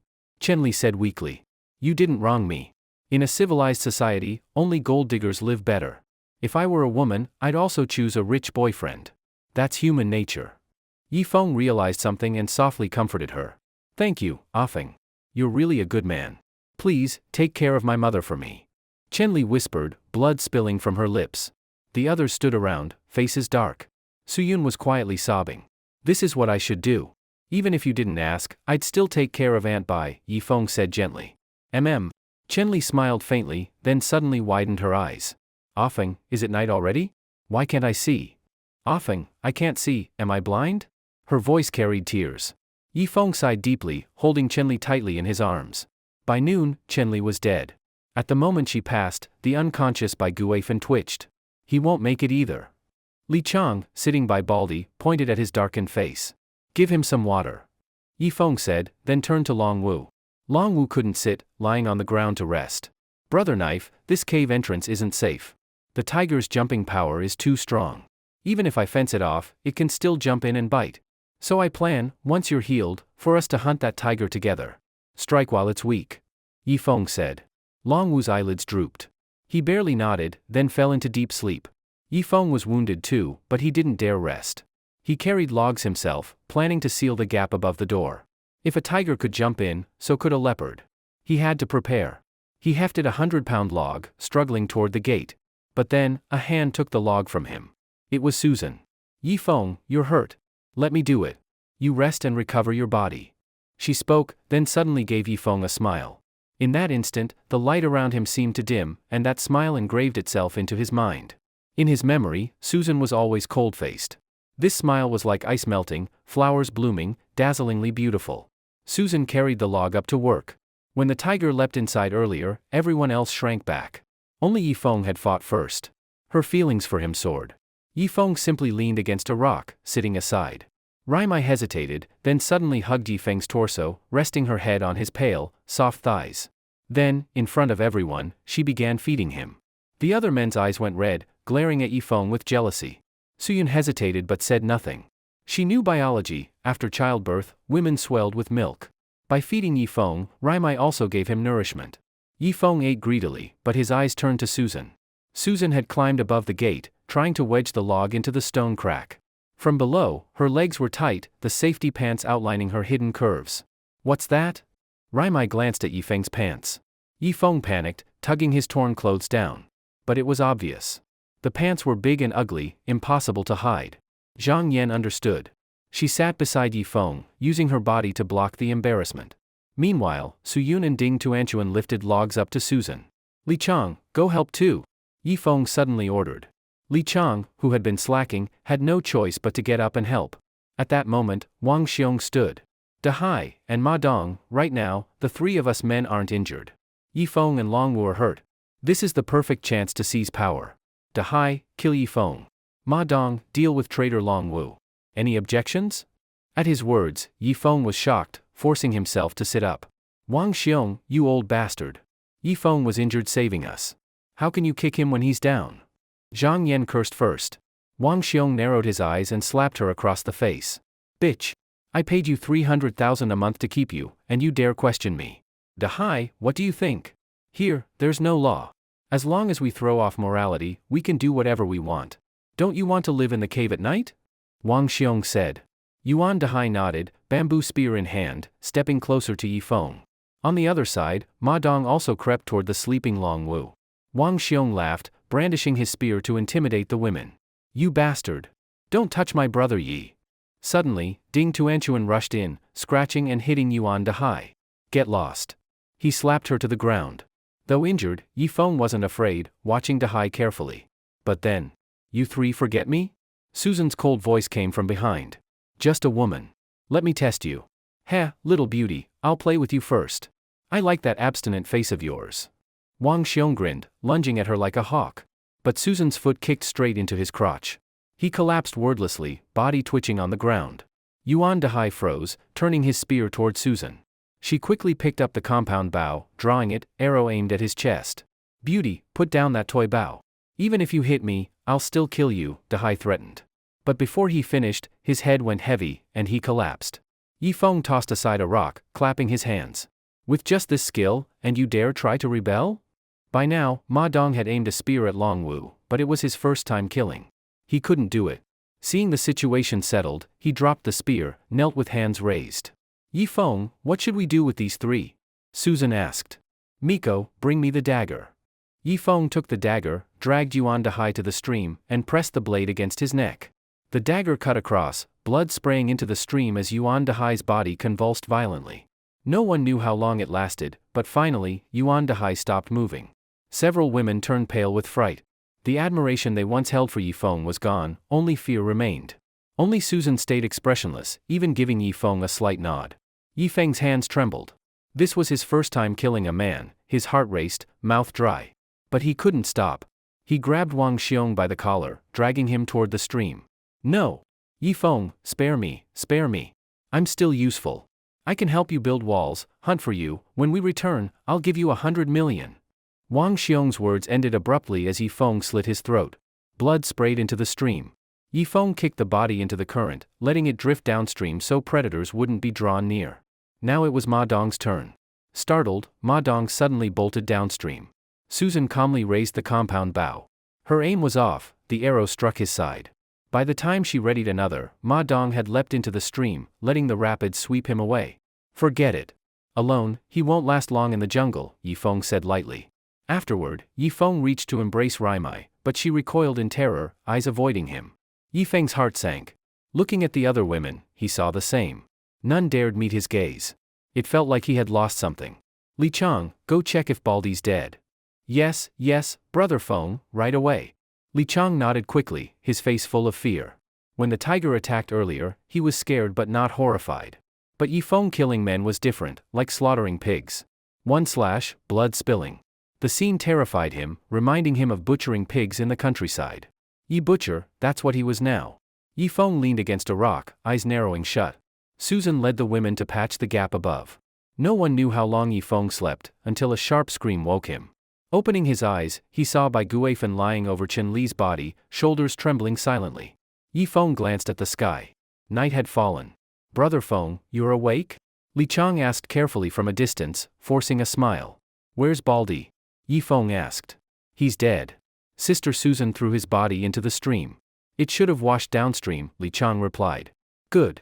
Better dead than suffering. Yifeng stood, strength mostly restored, though his face was still swollen. It would take 2 days to heal. The tiger's tail had been like a steel whip. He even felt some of his teeth loose. Not good. Aunt Bai fainted again, Suyun cried. Yifeng carried Bai Guifen into the cave, then dug a pit beside Chen Jihua's grave. Using woven bamboo mats, he wrapped Chen Li's body and placed a leaf over her face. Bury her. His voice was heavy. He had been with Chen Li for a year. Now she was suddenly gone. A little sadness, but more of a quiet emptiness. After burying her, Bai Guifen awoke. This time she didn't cry. She stood silently before the 2 graves, her eyes hollow. Suyun, go comfort Aunt Bai. Say something kind, don't let her lose her mind, Yifeng said. The others sat by the fire. Only Susan sat beside Yifeng. The rest stayed far away, unable to accept that he had killed men. Don't look at me like that. Let me tell you, maybe from today, we'll be living on this island forever, Yifeng said seriously. No, impossible. We'll be back in a few days. Raimai protested first, eyes full of unwillingness. Haven't you noticed? See this moss? That's from a cold zone. And this here, temperate plants. This isn't a simple island. Maybe it's a place humans shouldn't reach. And striped hyenas, they live in Africa's grasslands. Why are they here in a rainforest? Finally, haven't you noticed? The temperatures are wrong. Daytime, 40 degrees. Night, barely 10, even 7 or 8. Yifeng poured out the thoughts he had suppressed for days. No. You're lying. We can go back. Ding Tuanchuan covered her ears. No, Alice shook her head, panic in her eyes. Suyun trembled all over, then supported Bai Guifen to the fire. Offing may be right. The first day we reached this cave, I went downstream to catch fish. But I saw a strange snake. I swear such a snake can't exist in the world. It was shaped like a python, but with a rooster's comb on its head. Hearing this, even Susan's face turned grim. But the next moment, she chuckled lightly. Enough. Your jokes aren't funny. Don't tell them again. With that, she walked back into the cave alone. Yifeng glanced downstream and suddenly asked, so late, and Wang Tao still hasn't returned with the salt? On the beach, 2 bonfires burned. A dozen men and women sat around, talking loudly. Boss Ma, don't worry. I can guarantee your wife is alive. Wang Tao was speaking to a middle-aged man. Good. Ma Xikong touched his waist. At his side hung a powerful pistol. Only 2 magazines, 14 bullets total. But its penetration was extreme, strong enough to kill an elephant. I've worked with your father. If this Yifeng bullied you, I'll just kill him. This is a deserted island, no laws. And all these people are mine. They won't betray me, Ma Xikong said calmly. A man of his level, even in civilization, killing was nothing, leaving no trace. Thank you, Boss Ma. As long as you stand up for me, it's enough. At dawn, I'll lead you there, Wang Tao said excitedly, his dirty hair combed into a center part. At night, a fire burned at the cave entrance. But Yifeng wrapped himself in thick bear hide and hid with Susan beneath a banyan tree downstream. From this position, one could faintly see the entrance of the cave. Beside the campfire sat Long Wu and Li Chang. All the other women had gone into the cave to sleep. This was Yifeng's decision. Since the tiger had suffered a loss, it would definitely return. So, before Long Wu's injury healed, they had to arrange 2 sentries in the open and 2 in hiding. Once a tiger attacked, Yifeng could keep shooting arrows from the banyan tree. In his hands was a new bow, a 3-part composite that required great arm strength to pull. As for the bowstring, it was twisted from century-old vines. Even a tiger could not withstand a single arrow from it. The only problem was the arrowheads. Yifeng had a bayonet and a dagger, but no arrowheads. So he ground 3 arrowheads out of hard green stone. You sleep for a while first. I'll wake you when I get tired, Yifeng said to Susan. Susan wore safety pants, with a tight vest on top. As for her jacket and jeans, she had already washed them and hung them to dry. The tight clothes made her figure look extremely alluring. Yifeng swallowed hard and placed Susan's head in his lap. That way, after she fell asleep, she wouldn't fall down from the tree. Susan felt Yifeng's body warmth, her eyelids moved twice, but she didn't open her eyes. Can't you sleep? Yifeng asked. In the dim moonlight, Susan's face turned red for the first time. Because inside Yifeng's pants, it felt to her as if she was resting on a piece of soft bone. I want to go down to relieve myself, Susan said, preparing to climb down the tree. But the next moment, squeaking sounds echoed from the forest. Susan quickly stopped and sat back down on the banyan tree. The dense leaves completely hid their bodies. Soon the squeaks came very close. Wild monkeys? Yifeng looked at the creatures swinging on the branches, his face showing doubt. Monkeys weren't nocturnal hunters, so why were they active at night? But in a short while, he understood. Several monkeys were suddenly struck by something and fell straight from the trees. Their shrill screams echoed on the ground. The rest of the monkeys were terrified, too scared to keep running in the trees. They all leapt to the ground and rushed across the stream. From below came faint whistling sounds, and the slower monkeys were hit by something again, collapsing and twitching on the ground. What's chasing them? Yifeng asked. Susan shook her head. From their hiding spot, they could only see both sides of the stream, not the forest floor. Roar! A low growl resounded. Yifeng was startled and quickly picked up the composite bow. But the next moment, he froze. It was indeed the tiger from earlier that day. But now, the tiger was fleeing in panic, rushing into the stream. What kind of thing? Even a tiger has to run for its life? Yifeng swallowed hard, widening his eyes, trying to see clearly. The tiger shook its body, as if trying to shake something off.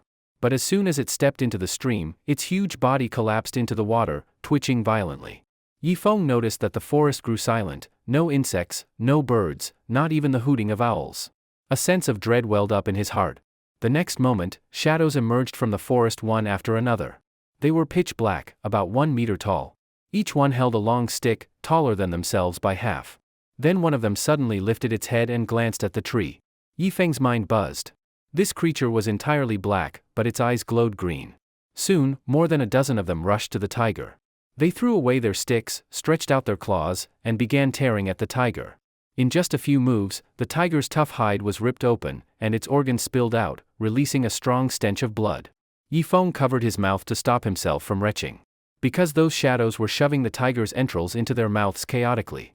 They ate violently, greedily. What were these things? Yifeng was sure he had never seen such creatures before. From their size, they looked like monkeys, but their eyes were green, and they used tools.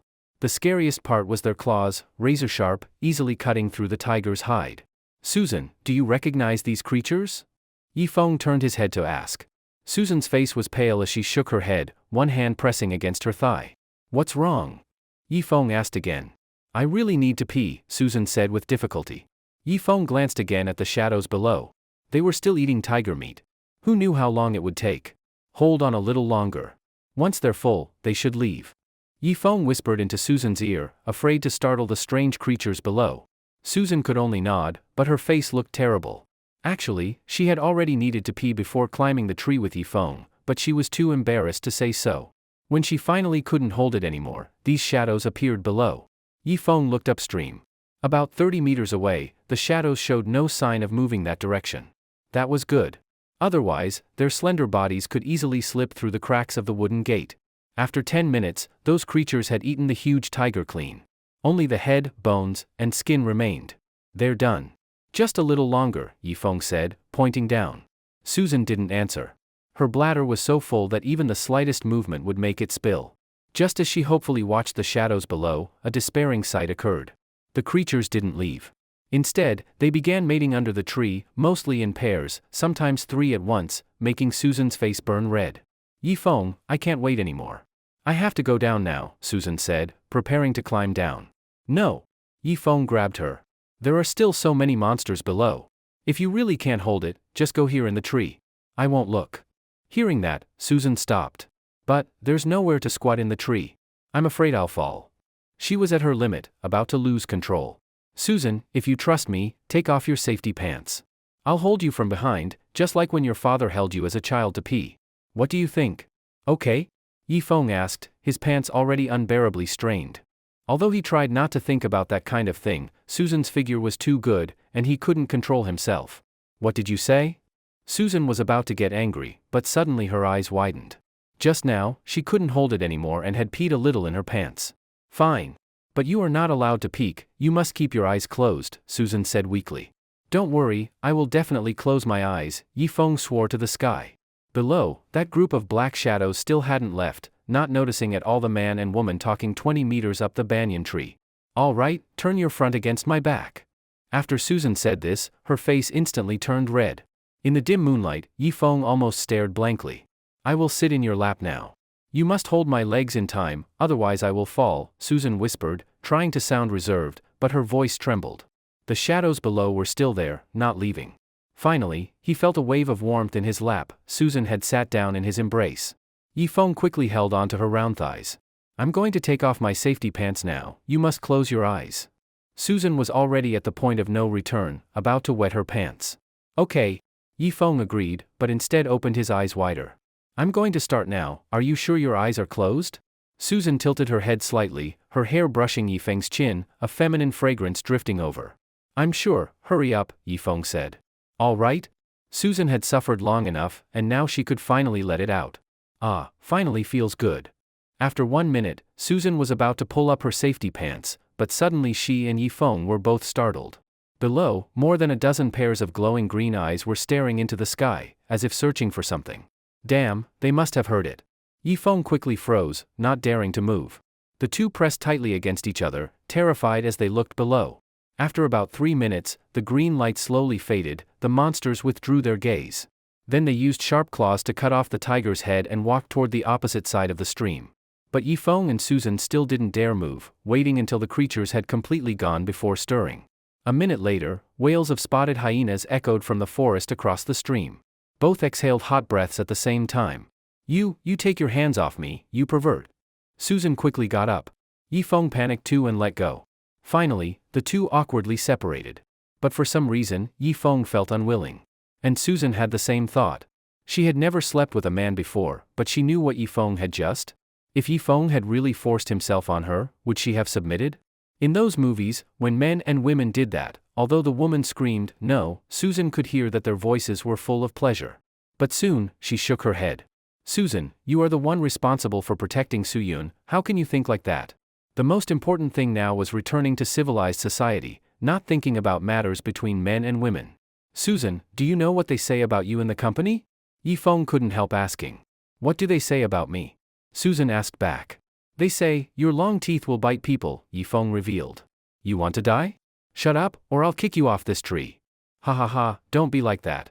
The atmosphere was too tense just now, I was joking to lighten the mood. You think that kind of joke is suitable for me? All right, my fault, I won't dare next time.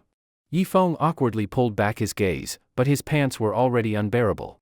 Susan was like a tigress, she couldn't be won over in a short time. Hurry up and let the sun rise. After sunrise, if he brought Zhang Yan downstream, maybe the problem with his pants could be solved. Yifeng could feel that whatever he did to Zhang Yan, she would agree. As for Bai Guifen, since her mental state was unstable now, better not. He didn't know how long passed, but finally the sky brightened. Yifeng and Susan slid down from the tree separately. On the stream bank lay 5 or 6 dead wild monkeys. Their bodies were stiff, giving off a strange smell. It was not the smell of rot, nor like feces, but extremely foul. This tiger skin is good. We can take it back and make it into clothing, otherwise in the jungle full of thorns, it's easy to scratch the skin, Eong said. Susan nodded and pulled the tiger skin out of the stream. Look, what's this? Susan picked out a 30-centimeter spike from the tiger skin. The spike gave off a fragrance. Eong also pulled out the same kind of spike from the wild monkeys' bodies. He smelled it, it was fragrant. I understand now. The tiger and these wild monkeys were killed by these spikes. But a single spike shouldn't be enough to kill such a big animal like a tiger, right? Thinking of this, Eong suddenly threw away the spike. Quick, throw it away. It must be highly poisonous. Otherwise, such a thin spike couldn't kill a tiger. Susan was also startled and threw the spike far away. Let's go back. Forget the tiger skin for now. What if the poison can spread through the skin? The two immediately returned to the camp. It was morning now.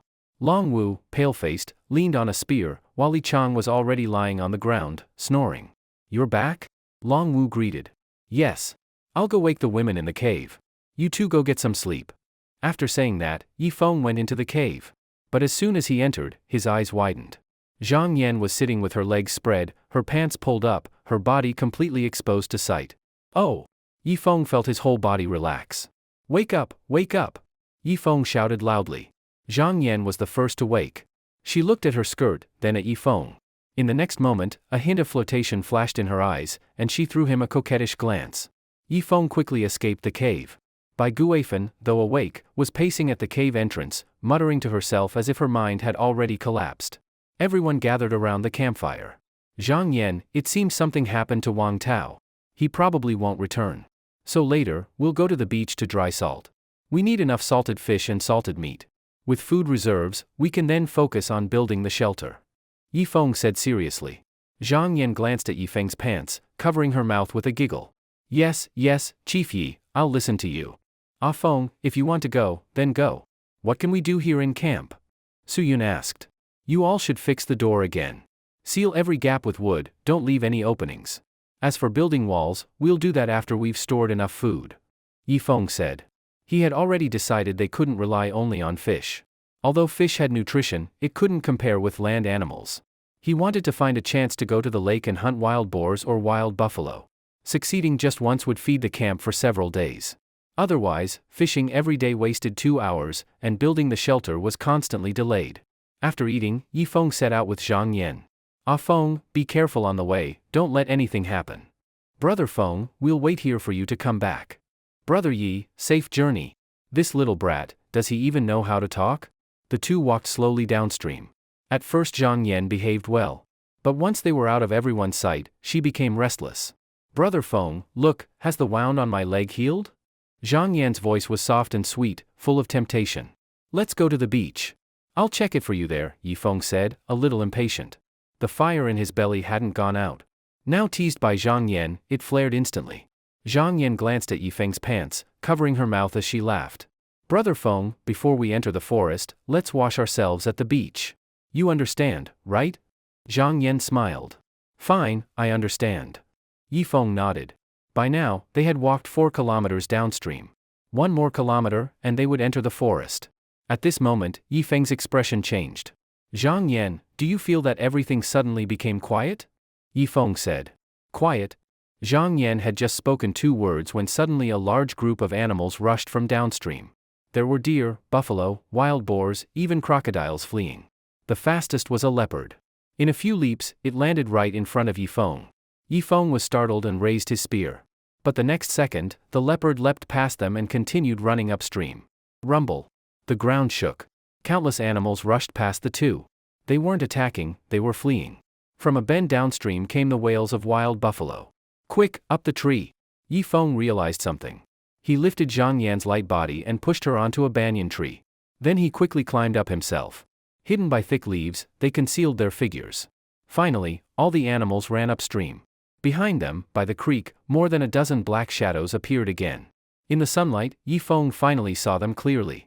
They did look like monkeys, but their eyes shone with a ferocious, venomous light. They walked upright like humans, each holding a stick. At that moment, one monster put its stick in its mouth and blew toward upstream. A spike shot from the stick and hit a wild buffalo right on the rump. The buffalo jumped more than 2 meters high as if burned by hot iron. It ran upstream unwillingly for a few dozen meters, then collapsed with a crash, its hind legs twitching. That's not a stick, that's a blowpipe?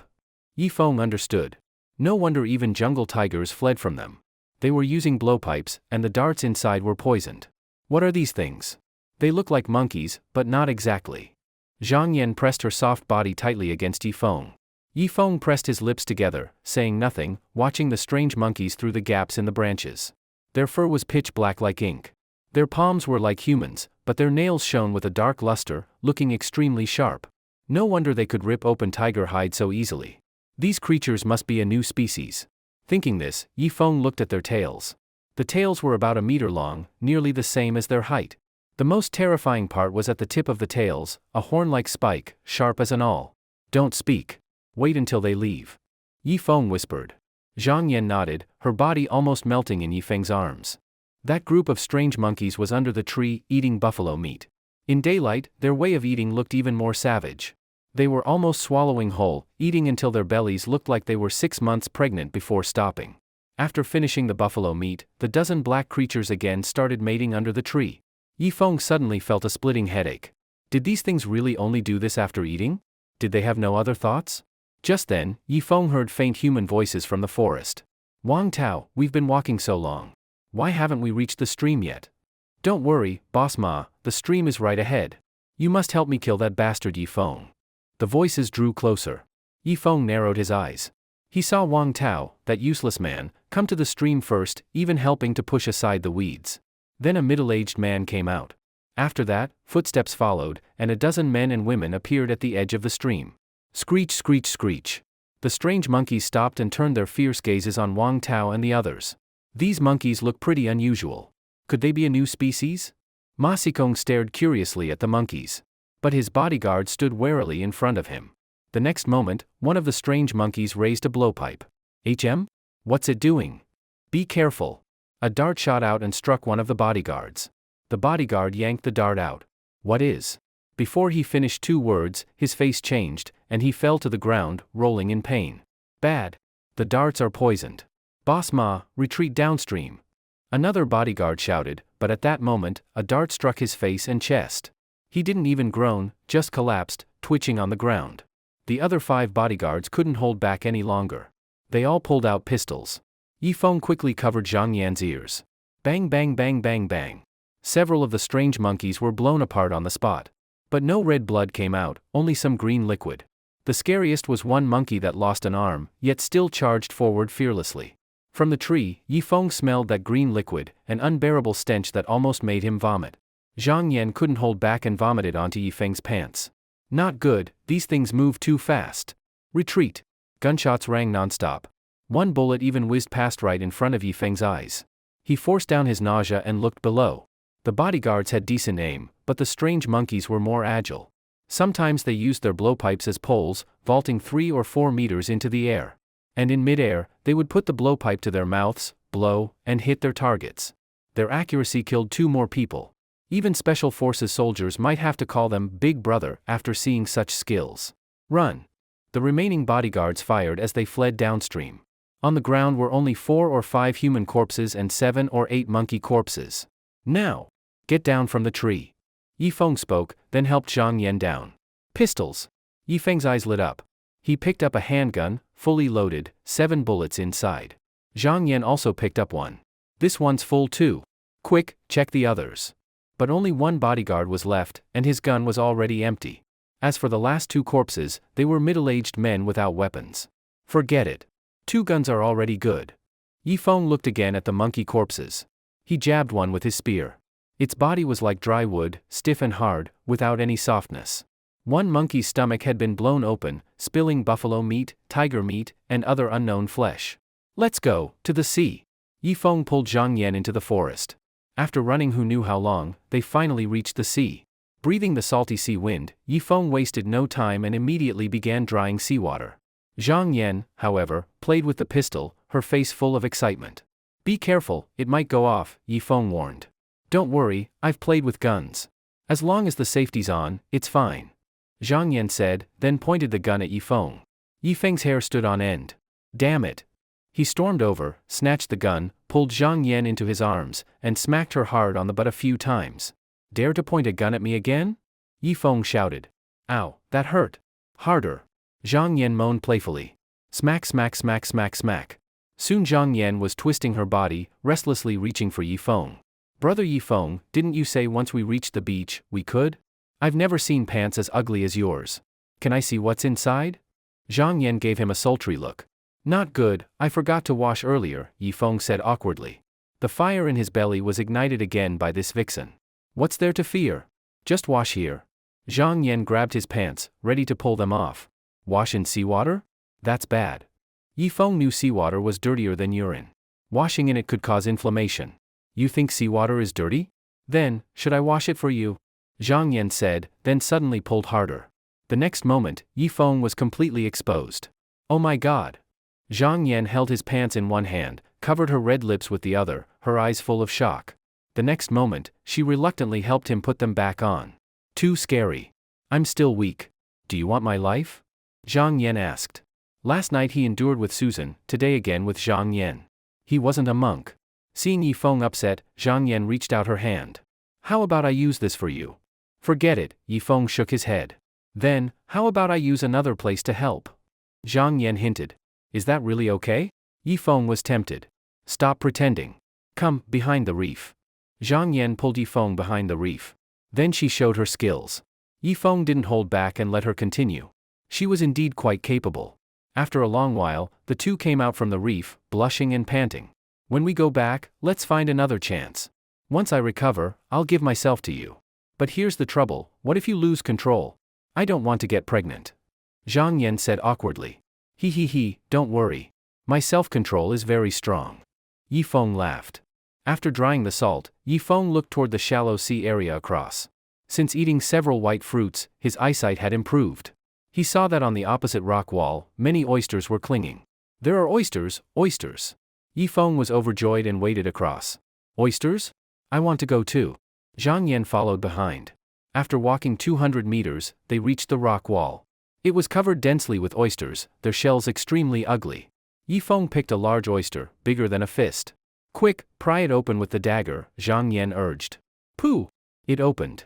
The oyster was fat and tender, white and juicy, just looking at it made one drool. Oysters are called men's gas stations and women's beauty salons, both men and women love to eat them. Especially Yifeng, who used to often eat grilled oysters in the city. After eating oysters, his body felt like iron, full of energy. These fresh oysters can be eaten raw. After saying this, Yifeng handed the opened oyster to Zhang Yan. Slurp. Zhang Yan sucked it in one gulp, the milky juice flowing down from her lips. So delicious. Zhang Yan said happily. Yifeng also pried open an even larger oyster and ate it raw. It was indeed fat and juicy, the salty freshness exploding on his taste buds. He was sure such delicious oysters could never be eaten in the city. The two ate 7 or 8 oysters in a row until they couldn't eat anymore. Yifeng took off his clothes, tied up both sleeves, and filled them with more than 20 large oysters, preparing to take them back for the women in the cave. As for Li Chang, he wouldn't give him any, in case that guy recovered his male function. But Long Wu was fine. After all, Long Wu was upright, otherwise, he would have already messed with Alice and Chen Li. Let's hurry back, oysters aren't tasty once dead. Zhang Yan smiled, her skin seeming to glow. Yifeng was about to answer, but suddenly his expression changed. He remembered oysters should grow in brackish water, where fresh and salt water meet. But here it was all seawater. Could it be? You wait here, I'll climb over this rock wall to take a look. With that, Yifeng, bare-chested like a climbing expert, quickly climbed over the rock wall. On top was dense forest. As soon as he went up, seabirds all flew into the sky, cawing sharply at him. Ignoring the filth, he went deeper into the forest. There was a lot of bird droppings, and many bird eggs. After walking 600 or 700 meters, Yifeng suddenly heard a great rushing sound of water. He pushed aside branches and looked down, his eyes wide. He saw a huge inland river, dozens of kilometers wide, flowing from the depths of the island into the sea. Two different colored waters met distinctly, yet merged together. At the same time, more and fatter oysters were clinging to the cliff beneath his feet. Such a big river? Yifeng's eyes widened. Could it be the support of a continent? Not just a deserted island? If he followed this inland river upstream, could he find a human city? Thinking of this, his face sank. He observed the river again. There was a lot of debris in the water, branches, driftwood, and some animal carcasses. He strained his eyes to see the far bank, but within sight, there were no plastic bags or other things from civilized society. This showed that upstream there were no cities or towns. If this really were a continental area of civilization, such a wide river meeting the sea would already have a super city built. Like Shai, Nanjie, Tang-S, all cities built where rivers meet the sea. So it seemed this was truly an uninhabited deserted island, even a giant island. With such water flow, an ordinary small island could not sustain it. Yifeng was now 90% sure this was an undiscovered place. As for why satellites hadn't found it, maybe it had to do with magnetic fields, or things science couldn't explain. Doesn't matter, let's go back. So many women are waiting for me in the cave. Yifeng smiled freely and went back into the forest. On the way down, he even stole 2 bird eggs, making the seabird scream madly. What are you screaming for? Just lay 2 more. Yifeng put the eggs in his pocket and soon went down to the shallow sea. Let's go, Zhang Yan, back home. Yifeng carried the oysters and dried sea salt, Zhang Yan leading the way. They walked for a while, when Yifeng suddenly stopped. Ahead came human voices. Boss Ma, really not going to look for your wife? Wang Tao's voice. What's the point? Didn't you see those monsters still wandering by the stream? When they leave, we'll go upstream and deal with Yifeng on the way. Soon, more than a dozen people appeared ahead. Yifeng and Zhang Yan quickly hid in broad leaves.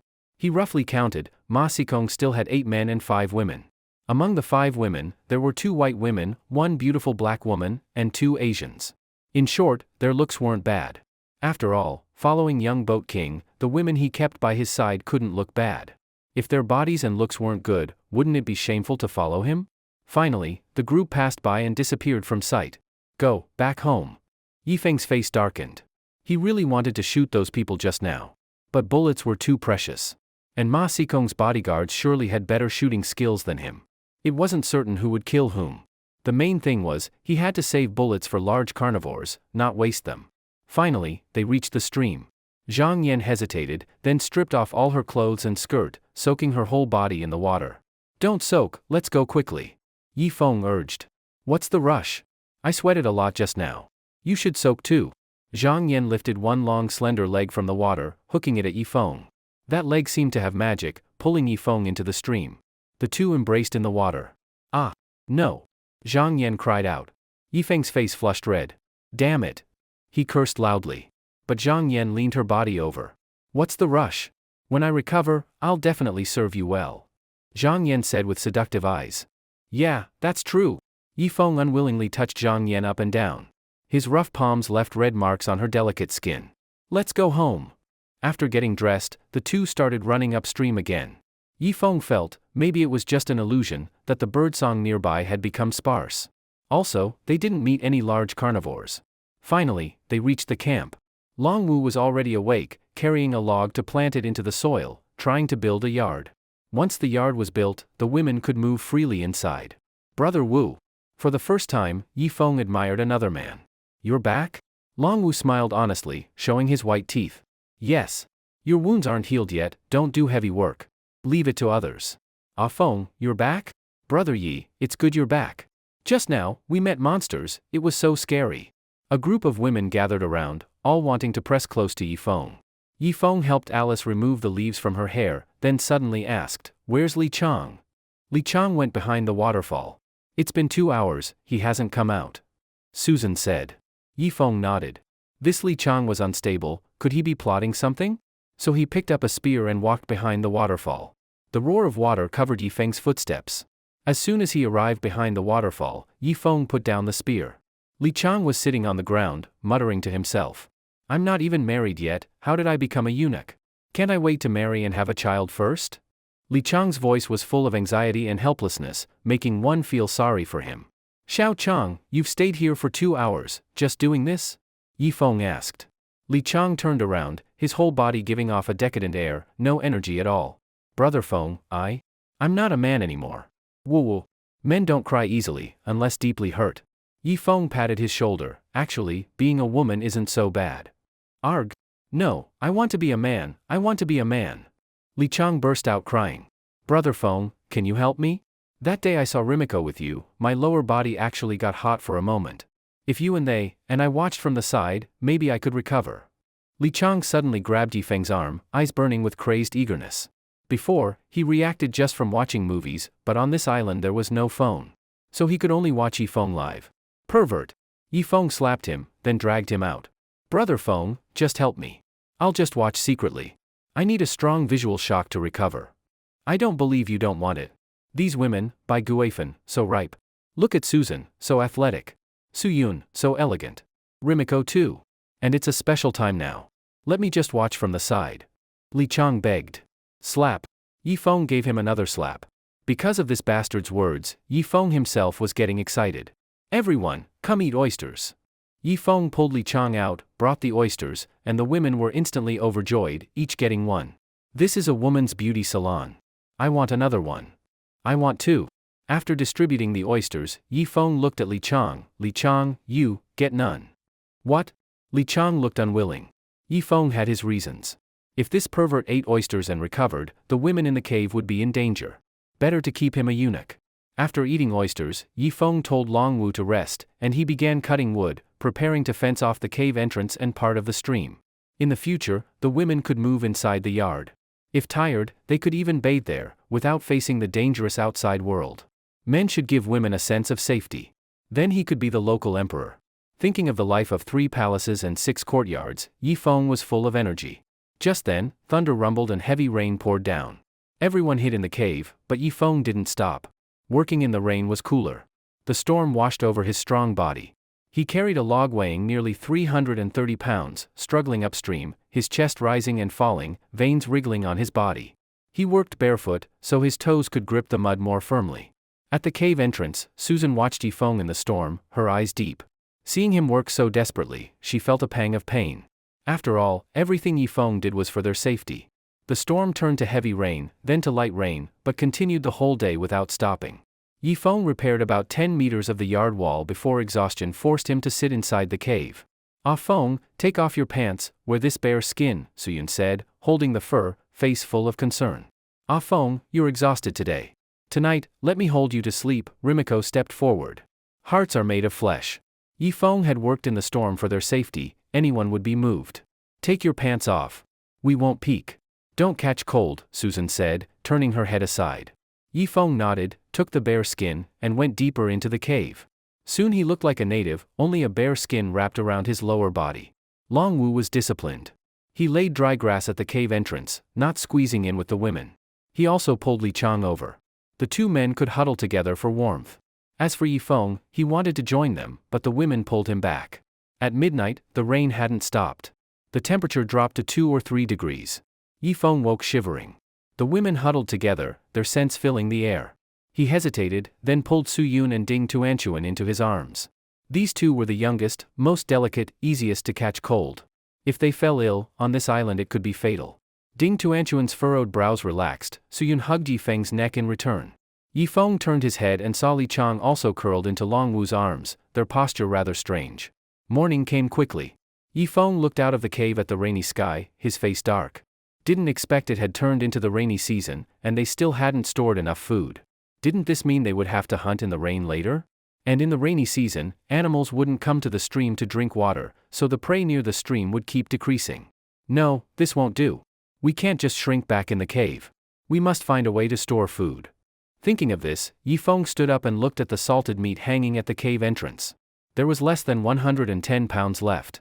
With 10 people, they could eat about 33 pounds a day, and in 3 days it would all be gone. The trout in the stream had already disappeared.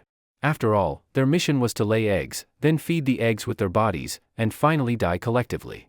The 7 women were still asleep, so Yifeng didn't wake them. He just sat at the cave entrance, staring outside. Staying here long-term seemed impossible.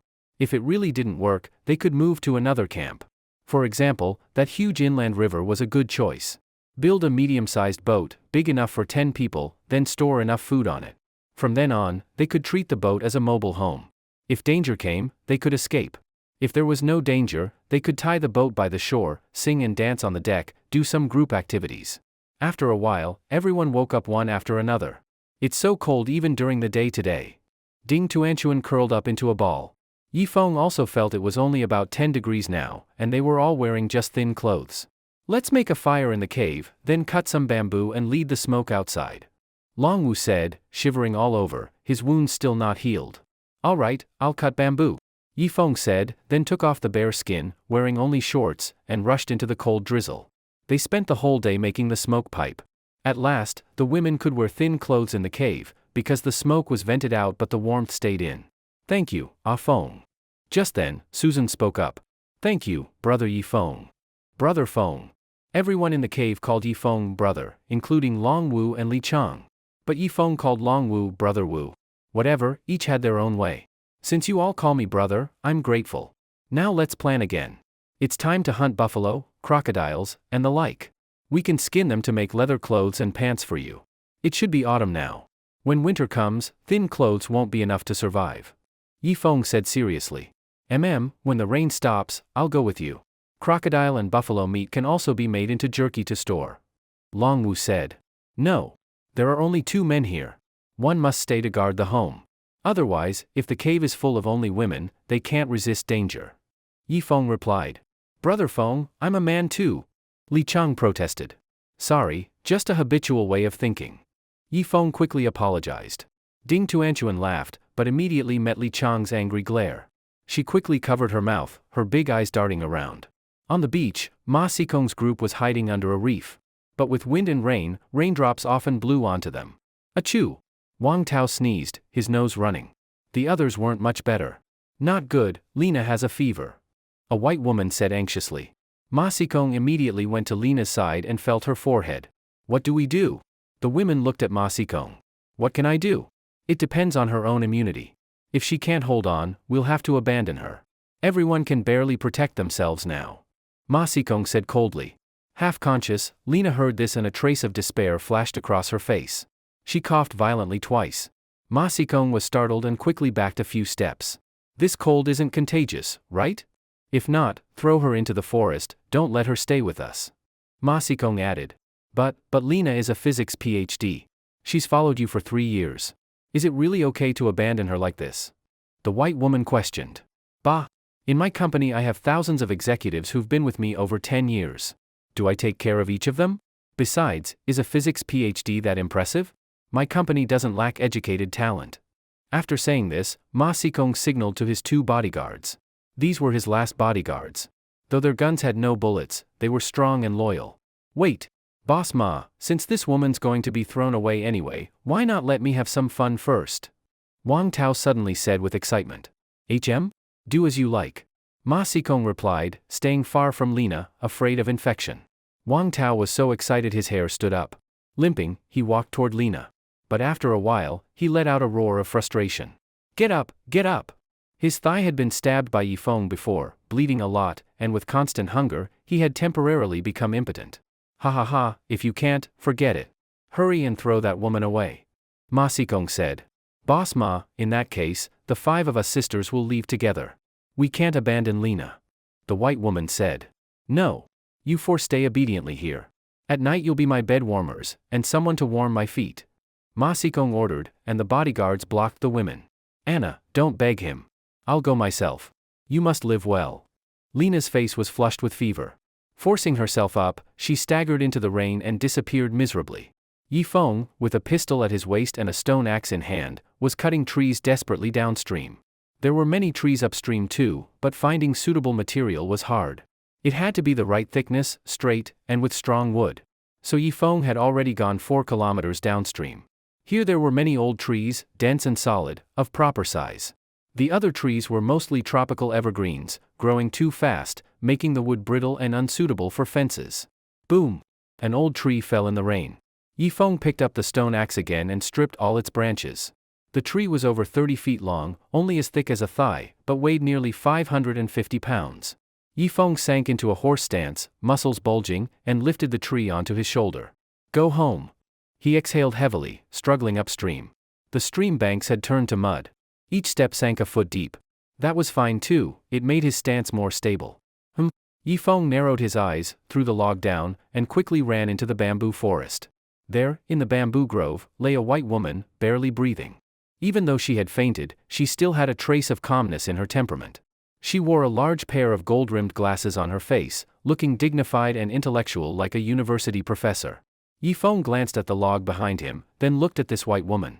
Forget it, I'll come back for the log later. I'd better take this woman back to the cave first. It'd be a shame if she died. Muttering to himself, he picked up the white woman in his arms, trying his best to shield her from the continuous drizzle with his body. On the way, Yifeng also picked a few herbs to reduce fever. Whether she could be saved or not would depend on fate. Although Lena was unconscious, she could still feel a strong man carrying her while running in the rain. At that moment, a tear actually fell from the corner of her eye, but it was quickly washed away by the rain. Finally, they reached the cave.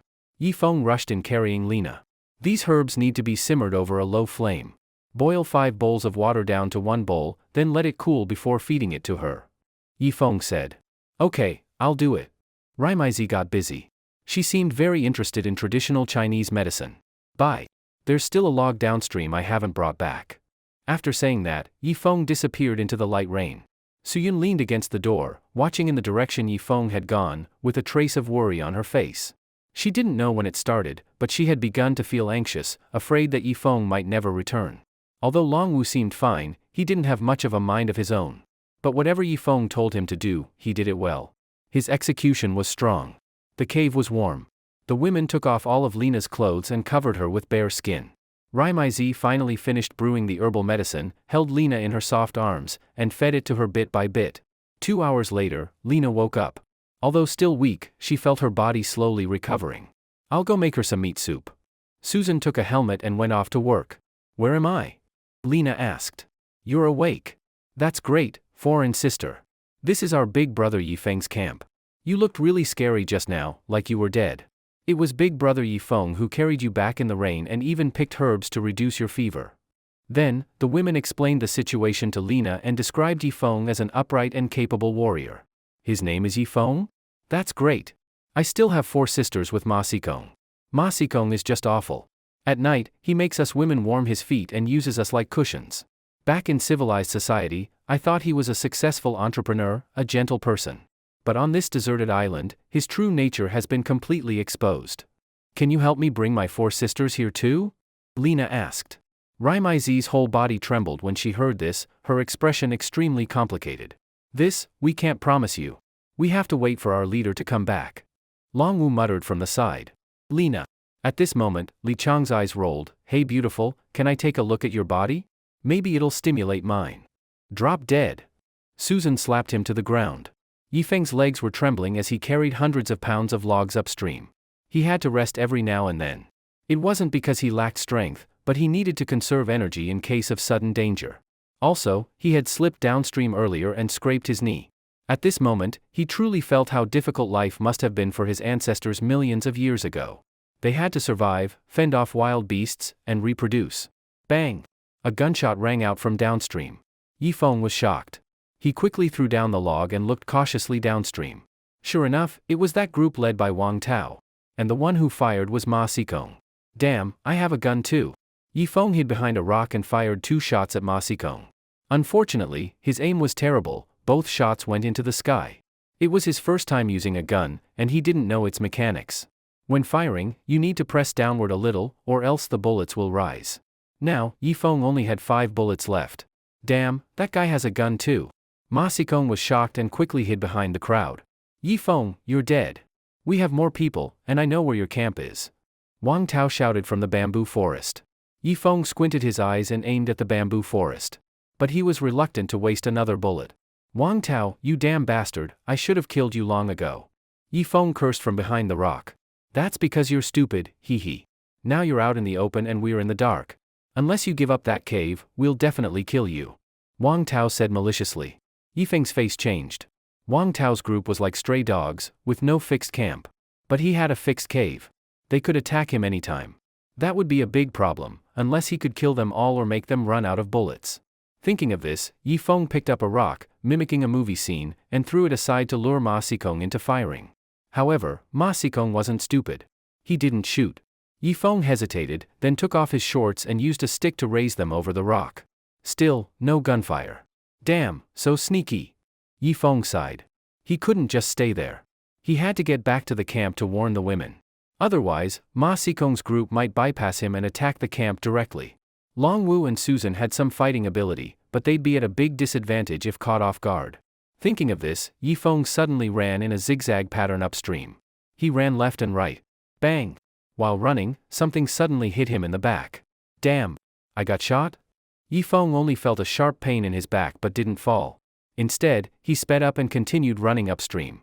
After running 2 kilometers, Yifeng finally felt the wound swelling and hurting badly, his energy slowly draining.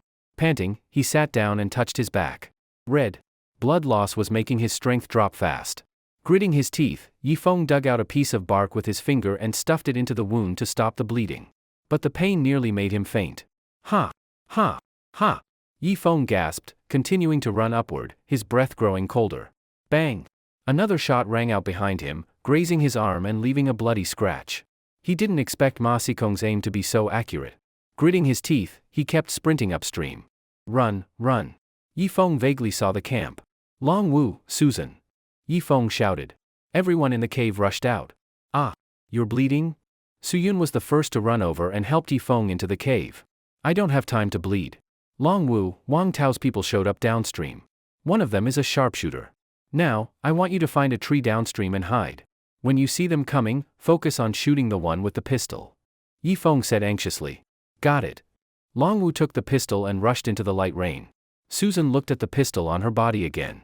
There were 2 pistols total on Yifeng's side. The other one had been given to Susan. I'll hide behind the waterfall. If anyone gets close to the cave, I'll kill them all. Susan didn't wait for Yifeng's orders and also rushed into the rain. Tuan Tuan, take the compound bow and keep an eye on the cave entrance. When the enemy gets close, shoot without mercy. Yifeng sat on the bear skin. Lena had already opened her eyes and was curiously watching Yifeng. Brother Feng, I'm a man too. I can do something. Tell me, what should I do? Li Chang asked, holding a spear. You. Yifeng had just started speaking when everything went black in front of him, and he passed out. No one knew how much time had passed before a gunshot woke Yifeng. He opened his eyes and looked downstream. It was completely dark, with only a few stars in the sky. Judging from the direction of the shot, it was Longwoo who had fired. Damn! Yifeng tried to get up, but his back hurt badly. However, a strange energy was repairing his wound. Ah! You're finally awake. Raimaizi shouted. She was holding Yifeng's head in her arms. The other women all came over too, as if they had found their backbone. When I passed out, did you take out the bullet? Yifeng asked. No. We didn't have the tools. Suyun said. All right then. Where's Li Chang? Why isn't he in the cave?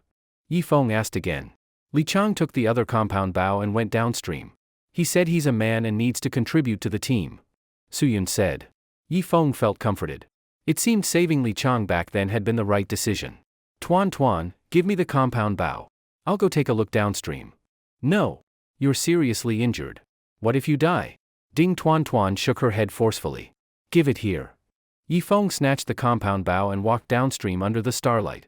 As soon as he got downstream, he saw Li Chang holding a bow and arrow, hiding behind a rock. He looked back and wiped the rain from his face. Brother Feng, you're amazing. You've already recovered? Li Chang said in shock. Yifeng nodded and hid behind the rock with Li Chang. Where's Brother Wu? Yifeng asked. There. Li Chang pointed at a banyan tree by the stream. A branch was swaying, it was Longwoo signaling them. Nice job. Where are the bad guys? They got shot by Brother Wu just now and ran further downstream, but probably not too far. Li Chang said. Good. Nicely done. You stay here and keep watch. After speaking, Yifeng returned to the cave. Although his wound didn't hurt as much, the bullet inside the flesh still made him very uncomfortable when he moved. Your name is Yifeng? You're the one who saved me. Lena suddenly walked over. She was still a little dizzy, but mostly recovered. Yes. Didn't expect you to survive. Your immunity is strong. Yifeng smiled. My name is Lena, I'm German. Thank you for saving me. Lena finished speaking and extended her hand to Yifeng. Not bad. Yifeng nodded, and suddenly remembered something. He recalled finding a notebook on a corpse. It was written in German. If Lena was German, she must know German. Lena, here, help me read what's written on this. Yifeng said and opened his suitcase, handing over the notebook. Lena quickly took the notebook. Her lips moved as she read a section of German aloud. But halfway through, her face changed drastically. What is it? Yifeng was startled. Lena didn't answer and kept flipping through the notebook. Her expression grew uglier with each page. No. Impossible. This isn't right. Is this notebook fake? Lena's fingers loosened and the notebook fell to the ground. What's going on? Yifeng grabbed Lena's shoulders. Me? Lena's eyes suddenly rolled back and she fainted. Sigh. Looks like she's not fully recovered. That notebook probably contains something terrifying. Take good care of her. We'll ask again when she wakes up. Yifeng sighed. That night, Yifeng didn't dare sleep. He forced himself to sit at the cave entrance. The sky soon brightened, and the light rain hadn't stopped. Li Chang came back. After eating a piece of roasted meat, he wrapped another piece in leaves and ran downstream again, to bring it to Long Wu. After a while, Susan also returned, looking exhausted. Sis, eat something. Suyun handed her a piece of roasted meat. After eating, Susan rested a bit in the cave and then went back behind the waterfall. Yifeng felt bad watching this, but there was no other way. In extraordinary times, everyone had to do their part. Time passed to noon. Yifeng lay on the bear skin. Behind him, Susan was sharpening a knife. Susan, please be gentle. Be soft, thank you. Yifeng bit on a stick, eyes full of fear. Susan pursed her lips and said nothing. She heated the dagger over the fire, considering it sterilized. Removing a bullet is more painful than getting shot. In past wars, many soldiers didn't die from the bullet itself, but from the pain of having it removed. Alice suddenly walked over, her white thighs facing Yifeng. Yifeng, want to see my body? I can show you. Hearing this, Yifeng's eyes instantly locked on her. At least half his fear of the bullet removal was gone. All right then. Yifeng stared carefully at Alice's legs. Alice leaned against the stone wall in a sexy pose, right in Yifeng's line of sight. All the blood in Yifeng's body rushed down. His eyes turned red. Behind him, Susan didn't hesitate, she cut open the wound with a knife. Whoa! Ah! Yifeng had just started to enjoy the view when he screamed in pain. Then, he felt Susan's fingers digging into his wound. Large drops of sweat dripped from Yifeng's forehead. Ah Feng, I'll show you too. Suyun couldn't care about being reserved anymore and suddenly unbuttoned her clothes. Yifeng felt that it didn't seem so painful anymore. Brother Feng, do you want to look here? Ding Tuan Tuan walked over and shook her chubby face in front of Yifeng. It was indeed cute and brought peace to Yifeng's heart. Each of the women used their own way to help Yifeng ease the pain. At that moment, Yifeng felt someone lying flat next to him. It was Lena. Lena looked deeply into Yifeng's eyes, then suddenly leaned in. She skillfully teased Yifeng's taste buds, causing a large amount of dopamine to flood his system. Pop! It sounded like a wine cork being pulled. Susan dug a bullet out from Yifeng's wound. The bullet had deformed and was covered in blood. Hurry, stop the bleeding. Susan said. Raimaizi chewed up the herbal medicine Yifeng had prepared earlier, spat it onto the wound, then took off her small shorts from the wooden door and tied them around Yifeng's waist. Pop! At the same time, Lena also pulled away from Yifeng. Yifeng's lips turned pale, and he lay sideways on the bear skin. Ah Feng, you're too weak. You need to drink something pure. Raimaizi placed Yifeng's head on her thighs. In the next moment, Yifeng drank the tonic and peacefully fell asleep. This time, he slept until the afternoon. He felt that the wound on his back no longer hurt, but was very itchy. That strange energy was incredible, with top-level healing ability. 2 kilometers downstream, Wang Tao and the others were hiding under a big tree from the rain, but they were still soaked like drowned rats. As for fire, they couldn't even start one. With no shelter from the rain, any fire lit would be soaked right away.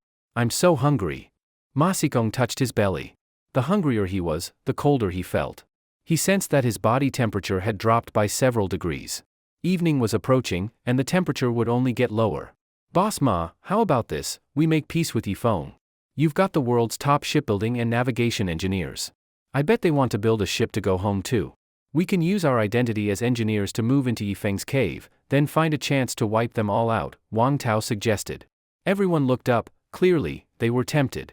After all, being soaked outside for so long, maybe they could hold on for a few days, but a week?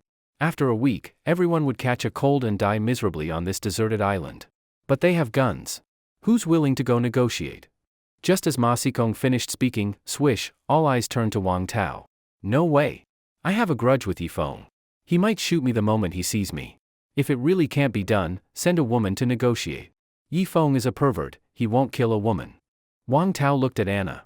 At the cave entrance, Yifeng leaned against Raimaizi's lap, admiring the light rain outside. The other women were gathered around the fire, occasionally laughing softly. They didn't say it out loud, but in their hearts, they had all agreed to serve Yifeng together. This life was just too enjoyable. Yifeng thought, I must protect this hard-earned life. Once I recover, I'll build the courtyard. But Yifeng also had another idea, to build a medium-sized boat, with a deck, cabin, and storage room. That way, it would be a mobile shelter. Ah Feng, I want to ask you a favor. Rimai suddenly whispered. What favor? Yifeng asked. I know my husband is just downstream, and he even shot you. I deeply apologize for that. But you know what? I can't meet him now, I have no children. Without a child, he won't value me.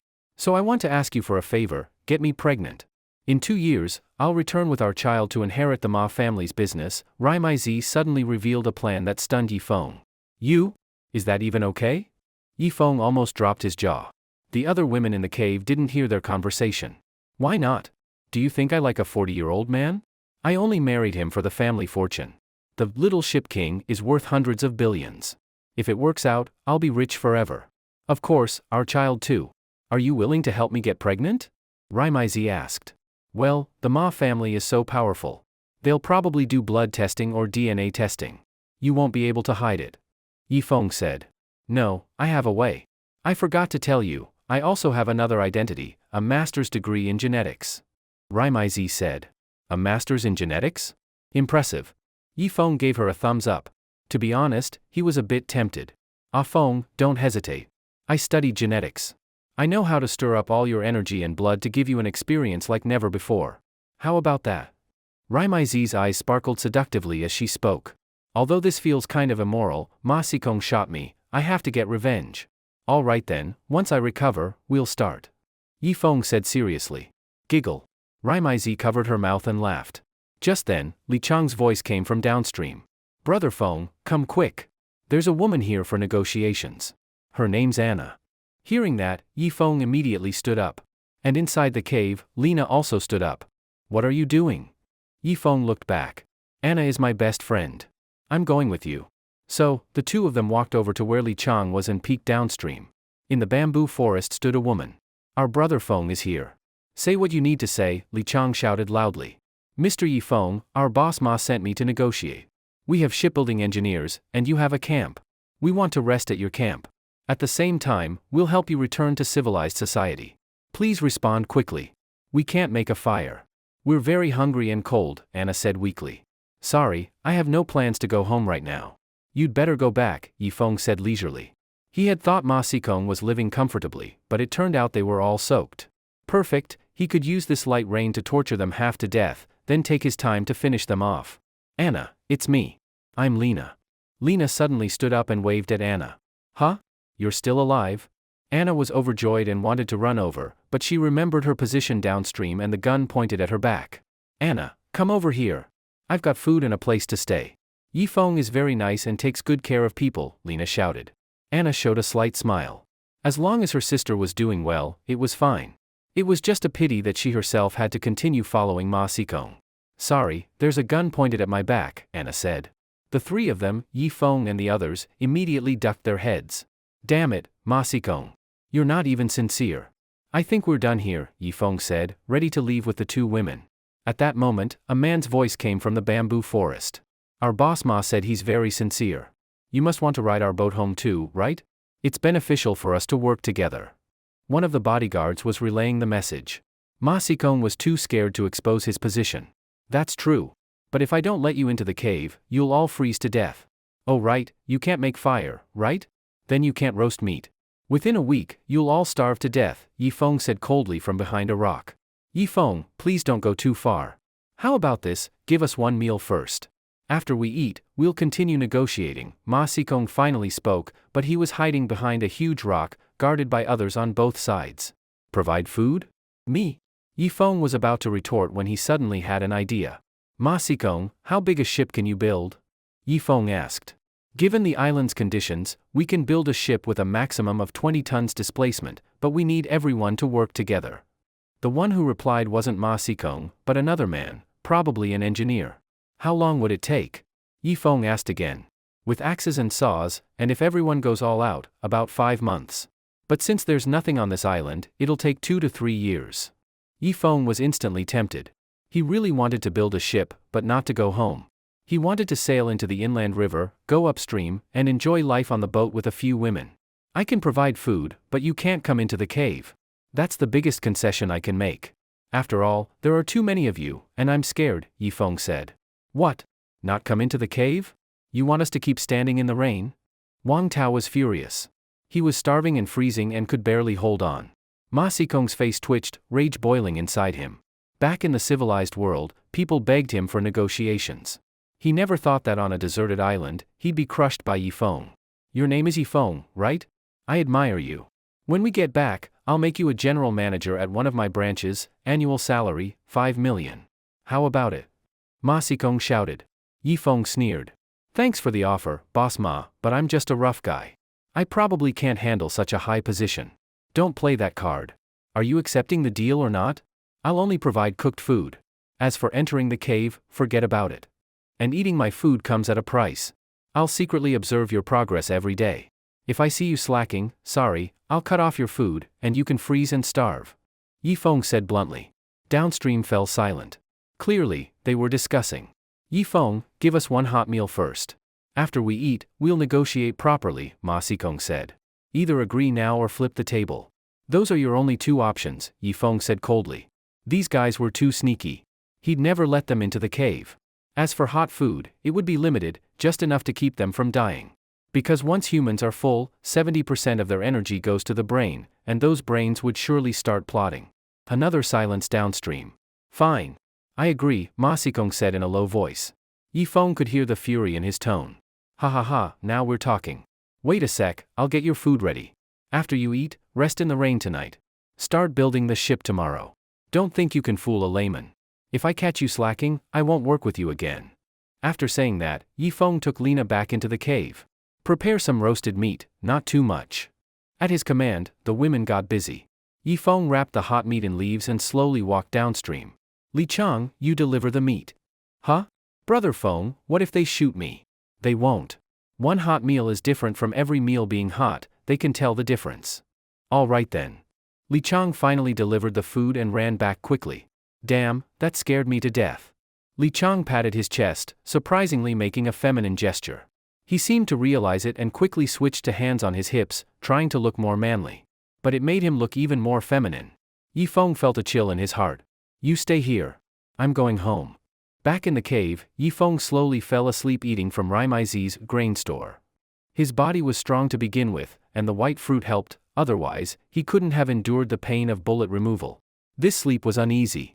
Half awake, half asleep, he endured until dawn. Li Chang came back, looking exhausted and sneezing.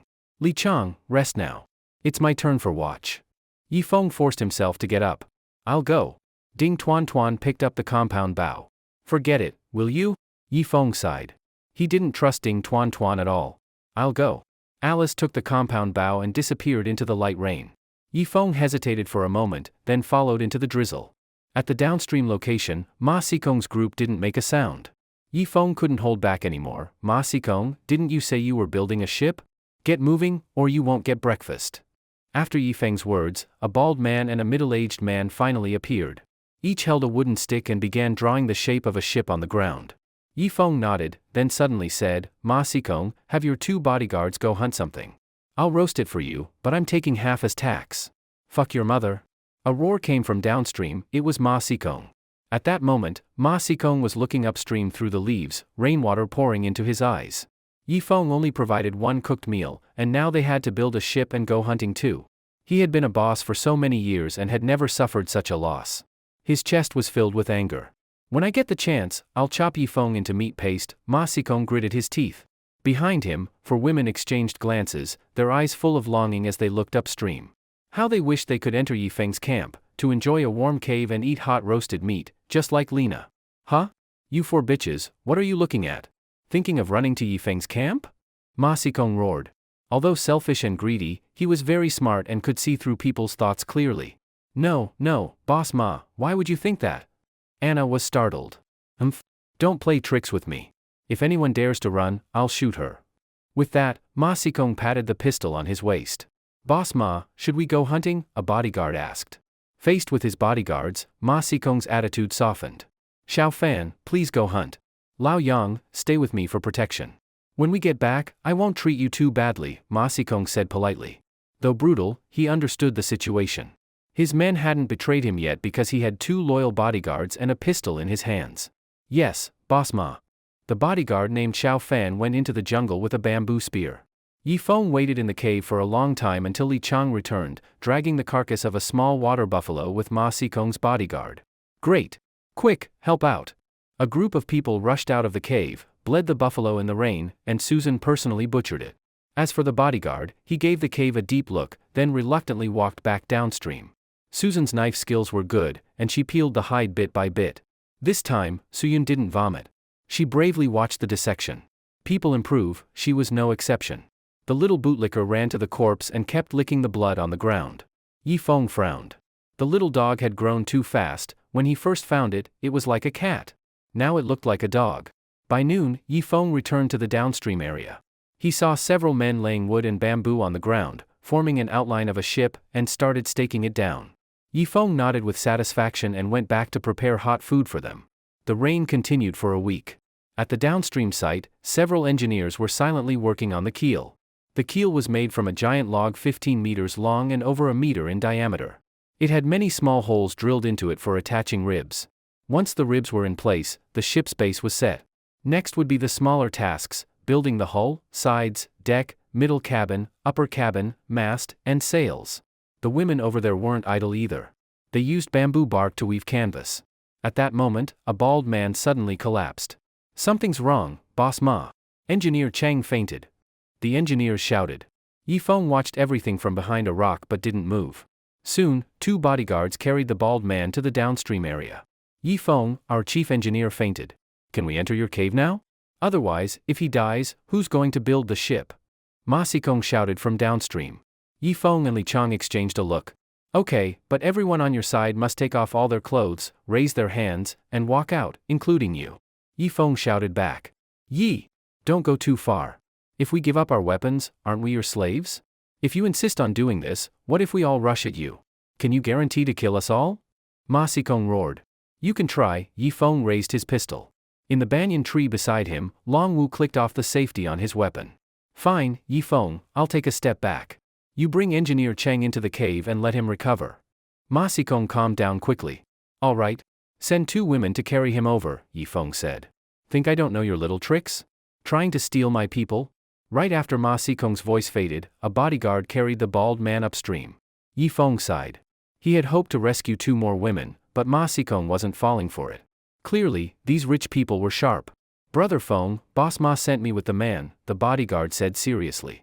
No matter what, Yi Feng was the leader here, so the bodyguard still called him brother. Xiao Fan, you, go back. Yi Feng had wanted to poach him, but was afraid of letting in a threat, so he gave up. Then, Yi Feng carried the bald man into the cave. Clean him up and make some meat soup for him, Yi Feng said. The women got busy. Downstream, Wang Tao was also sent out to cut wood. Yi Feng hesitated, then picked up a bow and arrow in the cave. Everyone, come here. Learn archery. Each person must shoot 100 arrows today before resting. Then he drew the bow. With a twang, an arrow pierced the big tree outside the cave. The women realized how dangerous the island was and came over to practice. At night, the bald man woke up. Is this heaven? The bald man looked around at the beautiful women, the warm cave, the soft bed. If the ship isn't finished in 6 months, this place will become hell, Yi Feng said coldly. The engineer sat up, shook his head, and smiled bitterly. It's no use. There are no nails here, we can't build a ship. We only started this to get your food. Huh? Weren't you using mortise and tenon joints? Yi Feng's heart sank. Was the past 8 to 9 days of effort all for nothing? Mortise and tenon structure is fine for making furniture and small wooden huts, the bald man shook his head, but you need to understand, this is a ship over 10 meters long. It has to go out to sea. A single wave could break it apart if it's not fixed with iron nails. Actually, you don't even need waves, just the weight of the deck, mast, and cabin will deform the joints. Yi Feng fell silent. He had thought he wouldn't have to do such time-consuming work, but now it seemed unavoidable. You mean, as long as there are iron nails, the ship can be built? Yi Feng asked. Not necessarily. It would be best to have an axe, saw, and drill too. Otherwise, it would be too slow, the bald man said. The women exchanged glances, their faces showing helplessness and despair. If they really couldn't build the ship, they'd have to live on the island as primitives. But they still had families in civilized society. Yifeng looked at the women's faces and slowly said, I have a way to smelt iron. You rest for 2 days, and once you're better, keep working. Start by making parts. Leave the nails to me. You can get iron? You're not planning to melt this dagger and gun, are you? The bald man asked. No. Just rest. I'm going to work. Yifeng finished speaking and went to the stream with his tools. He picked some red-colored clay, smelled it by his nose, kept the suitable ones in a helmet, and threw away the unsuitable ones. By around 10 in the evening, Yifeng finally returned.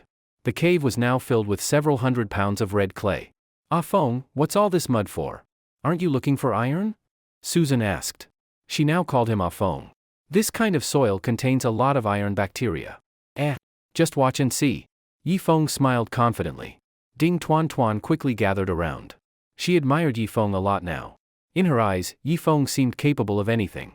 At the river's edge, Ma Dong crawled out of a giant cave, eyes filled with murderous intent. On his shoulder were 2 old-style rifles and a rusty axe, 3 pistols at his waist, and a khaki bag on his back. As he walked, the bag clinked with metal. Ha ha ha, Yifeng and that bitch Susan, thank the heavens, I actually found so many weapons. This time, I'll kill you all. Ma Dong laughed loudly. At that moment, a herd of water buffalo was rolling in the river. Ma Dong was startled at first, then touched the rifle on his back. You'll be the first to test my gun. He chambered a bullet and pulled back the bolt. Bang! The rifle had powerful penetration. He easily killed 5 or 6 water buffalo. The rest ran to the center of the river. Ha ha ha, dinner time.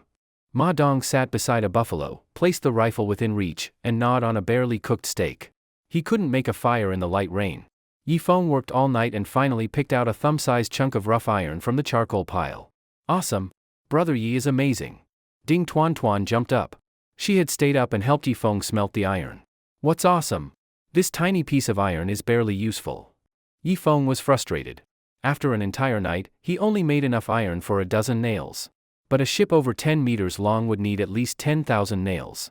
By that calculation, he'd need 10,000 all-nighters to make enough nails for one ship. 10,000 days, that's 20 or 30 years. And that's just to make the nails? Yifeng wisely gave up on that idea. By then, the others woke up.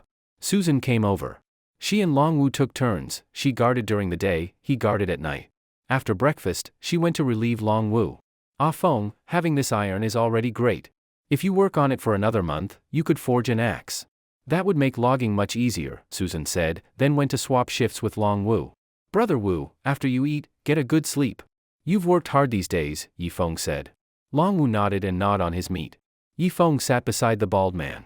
After spending a day with him, he learned that his name was Cheng Libin, a highly educated chief engineer and a university professor. Mr. Cheng, can we make the ship smaller? Yifeng asked. Yes, but small boats can't go out to sea. A single wave can flip it, Cheng Libin replied. Yifeng was pleased, he wasn't planning to go to sea, just to sail inland. No problem. Smaller is fine by me, Yifeng smiled. At that moment, a gunshot suddenly rang out from downstream. Everyone's expression changed as they rushed to the cave entrance. Was that Ma Xikong firing? Yifeng asked. Longwu shook his head, no. That wasn't a pistol, it sounded more like an old bolt-action rifle. Those focus on penetration and are even stronger than modern rifles. He had been a soldier and understood firearms. Yifeng turned to Cheng Libin again. Does Longwu have a rifle? No, just a pistol, but he has plenty of bullets, Cheng Libin replied. Just then, another shot rang out. Oh my god. Run up there, came Wang Tao's voice. Yifeng's face changed. He pulled out his pistol. A large group of people rushed to the cave entrance, led by Li Chang, who had failed to hold downstream and instead led the retreat. Behind him were Wang Tao, Ma Xikong, and 4 women. Among the women, 1 white, 1 black, and 2 yellow-skinned. One of the yellow-skinned girls had blood running down her arm. Yifeng quickly shut the wooden door and hid at the cave entrance. Ma Xikong, are you coming here to die? Yifeng shouted. No, it's someone fierce down there. His gun is so powerful, it shoots through trees and hits us directly, Ma Xikong's voice trembled. Who is it? Yifeng asked. The enemy of an enemy is a friend. If that guy was Ma Xikong's enemy, Yifeng could try to recruit him. Seems like Ma Dong, one of the bald guy's 2 henchmen. Wang Tao hid behind the black woman, watching the cave cautiously, afraid Yifeng might shoot him. Yifeng's expression turned grim. Bang! Another gunshot rang out. A wooden log was blasted apart, stone chips flying everywhere. Crap, scatter. Everyone fled in all directions. Some ran into the forest, some to the other side of the stream, some hid behind the waterfall. Yifeng looked into the distance but saw nothing. Bang! Another bullet flew, hitting the wooden door and blasting a hole in one of the logs. A few more shots, and the wooden door wouldn't hold. Quick, hide to the sides. Yifeng called out. The women quickly took cover, all with terrified faces. Bang! Another shot, and that piece of wood was completely blown apart. Ho ho ha ha ha, Yifeng, you bastard, I came for revenge today. I'll kill all of you.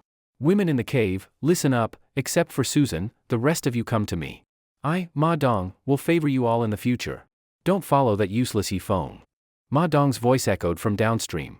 Yifeng frowned and looked down again. He finally saw Ma Dong.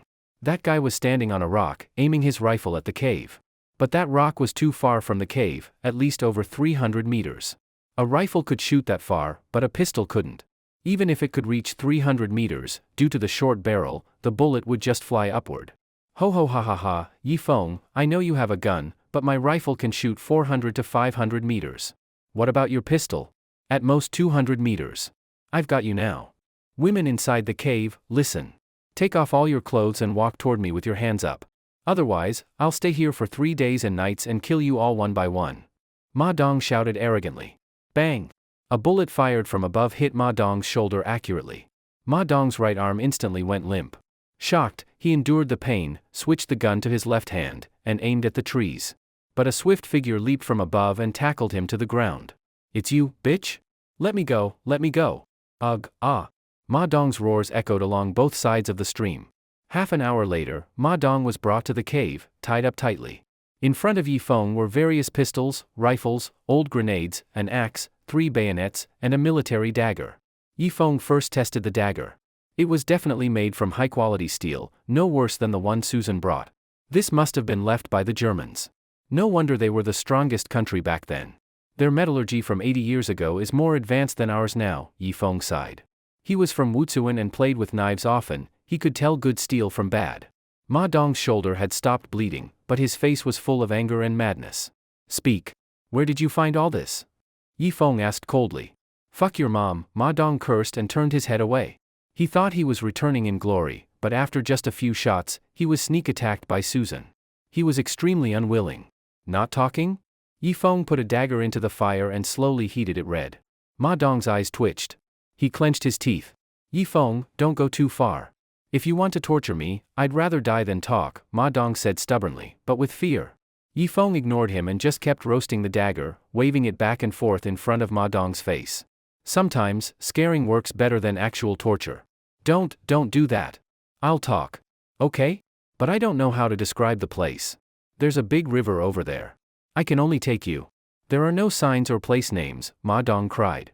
Yifeng thought that made sense. He couldn't kill Ma Dong yet. Once they found the weapons, then he could deal with him. Make him some meat soup to recover. Dry his clothes too, Yifeng said. Li Chang nodded, squatted in front of Ma Dong, and helped him undress. Ah Dong, we used to follow Brother Hu and starved for days. Now with Brother Feng, we eat every day and sleep in a warm cave. You made the right choice. Otherwise, as a brother, I couldn't help you, Li Chang said, then took Ma Dong's clothes to dry. After drinking the meat soup, Ma Dong soon fell into deep sleep, he had lost too much blood. Susan pulled Yifeng aside. Ah Feng, are you planning to kill Ma Dong after using him? What else? Yifeng sharpened his nails with the dagger. We're short on people to build the ship. Even though Ma Dong's arm is useless now, he can still help with light tasks. That way, we can go home sooner, Susan said. Yifeng's eyes shifted and he nodded. I was planning to kill him, but since Sister Susan is asking, I'll give you face. Give me face? Susan looked at Yifeng suspiciously. She felt he was secretly happy. Downstream, the sound of logging started again. Ma Sikong and the others obediently went back to work. This time, even that cowardly guy personally joined in and didn't hide behind a rock. Earlier, when they ran to the cave entrance, Yifeng had a chance to kill him but didn't, so Ma Sikong figured he was still useful. It's almost dark now. Tomorrow, you and I will take Ma Dong to find guns and metal. If we find the engineer's warehouse, that would be perfect. There must be nails and tools for building bunkers, Yifeng said with a smile. Let Longwu stay here and guard. That way, we'll feel safer, Susan said seriously. Sister Susan, hypothetically speaking, if we really can't return to civilization, would you be willing to be my partner? Yifeng suddenly asked. What did you say? Never mind. Forget I said anything. Yifeng tensed up. Susan's gaze was sharp and full of killing intent. She's hard to deal with, but that's okay. Sooner or later, I'll get her. Sure. But one condition, if you can't go 20 times in one night, I'll castrate you. Susan said coldly. Yifeng quickly covered his pants. The night passed without incident. Morning came quickly. Yifeng and Susan got up, ready to wake Ma Dong, only to find he had a high fever and his wounded shoulder was badly swollen. Wake up. Wake up. Yifeng patted Ma Dong's face. But Ma Dong hung limp on the wooden frame, motionless. He was in a deep coma. Is he dead? Yifeng's face turned dark. Get the bullet out. Lead bullets are toxic. If left inside, he'll stay unconscious, Susan said, then untied him and heated the dagger over the fire. Li Chang hesitated, then placed Ma Dong's head on his lap. Brother, you must hold on. Don't die. Susan started the procedure, cutting slowly with the dagger. Pus and blood poured out, and a strange smell filled the cave. Ma Dong's body twitched, then his legs kicked out suddenly. Not good. Yifeng quickly pinched his philtrum. But it was no use. Ma Dong twitched again, then went completely still. Brother. Brother. Li Chang shook Ma Dong's head. Damn, dying now is the worst timing. Yifeng sighed. But at least he had a clue. Ma Dong said he found the guns beside the big river. Judging by Ma Dong's speed, he probably didn't walk far before finding the firearms. So the place where the weapons were hidden should be downstream along the big river, right around the area he had visited last time. Using that place as the center, if they searched within a 5-kilometer radius, they'd definitely find a large number of firearms. The most important thing was to find the engineer corps' toolbox. Only then could they build a big ship. Li Chang, carry your brother out and let his body be carried away by the current. Susan, we'll head out as planned.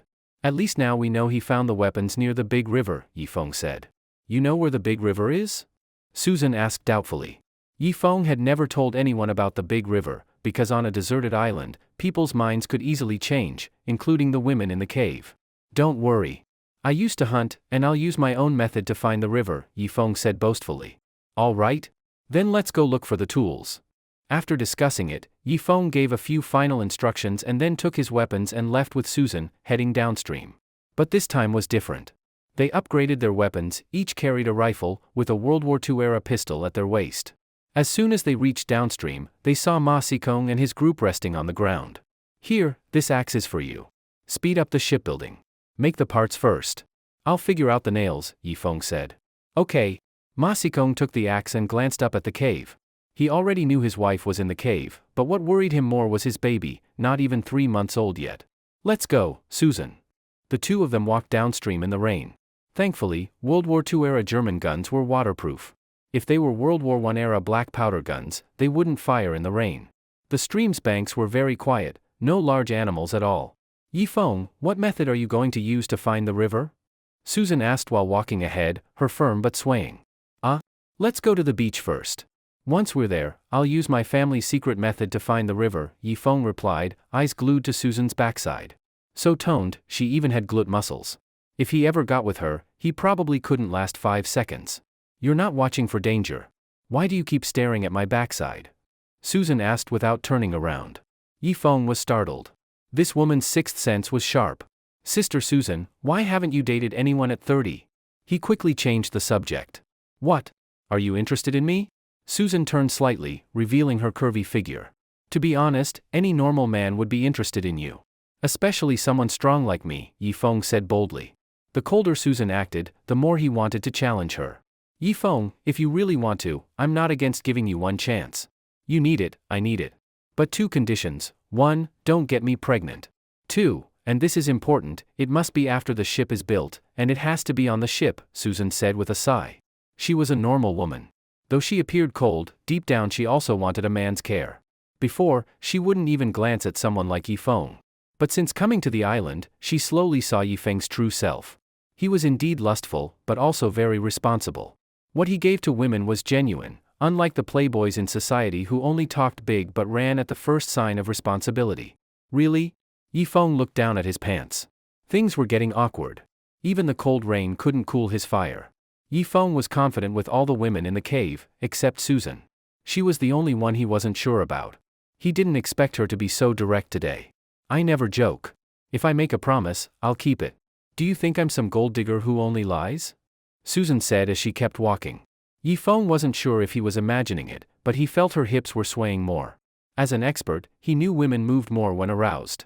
Sister Susan, you said if I can't go 20 rounds in one night, you'll castrate me. Were you serious? Yifeng asked cautiously. This woman was fierce, it was better to be clear. Susan stopped again, slowly turned around, and gave a mischievous smile. You guess. The two finally reached the beach. Susan was soaked, her body fully revealed, as if wearing nothing. Yifeng wasn't much better, walking on the beach like he had 3 legs. Using the position of the Big Dipper, north means water, south means gold.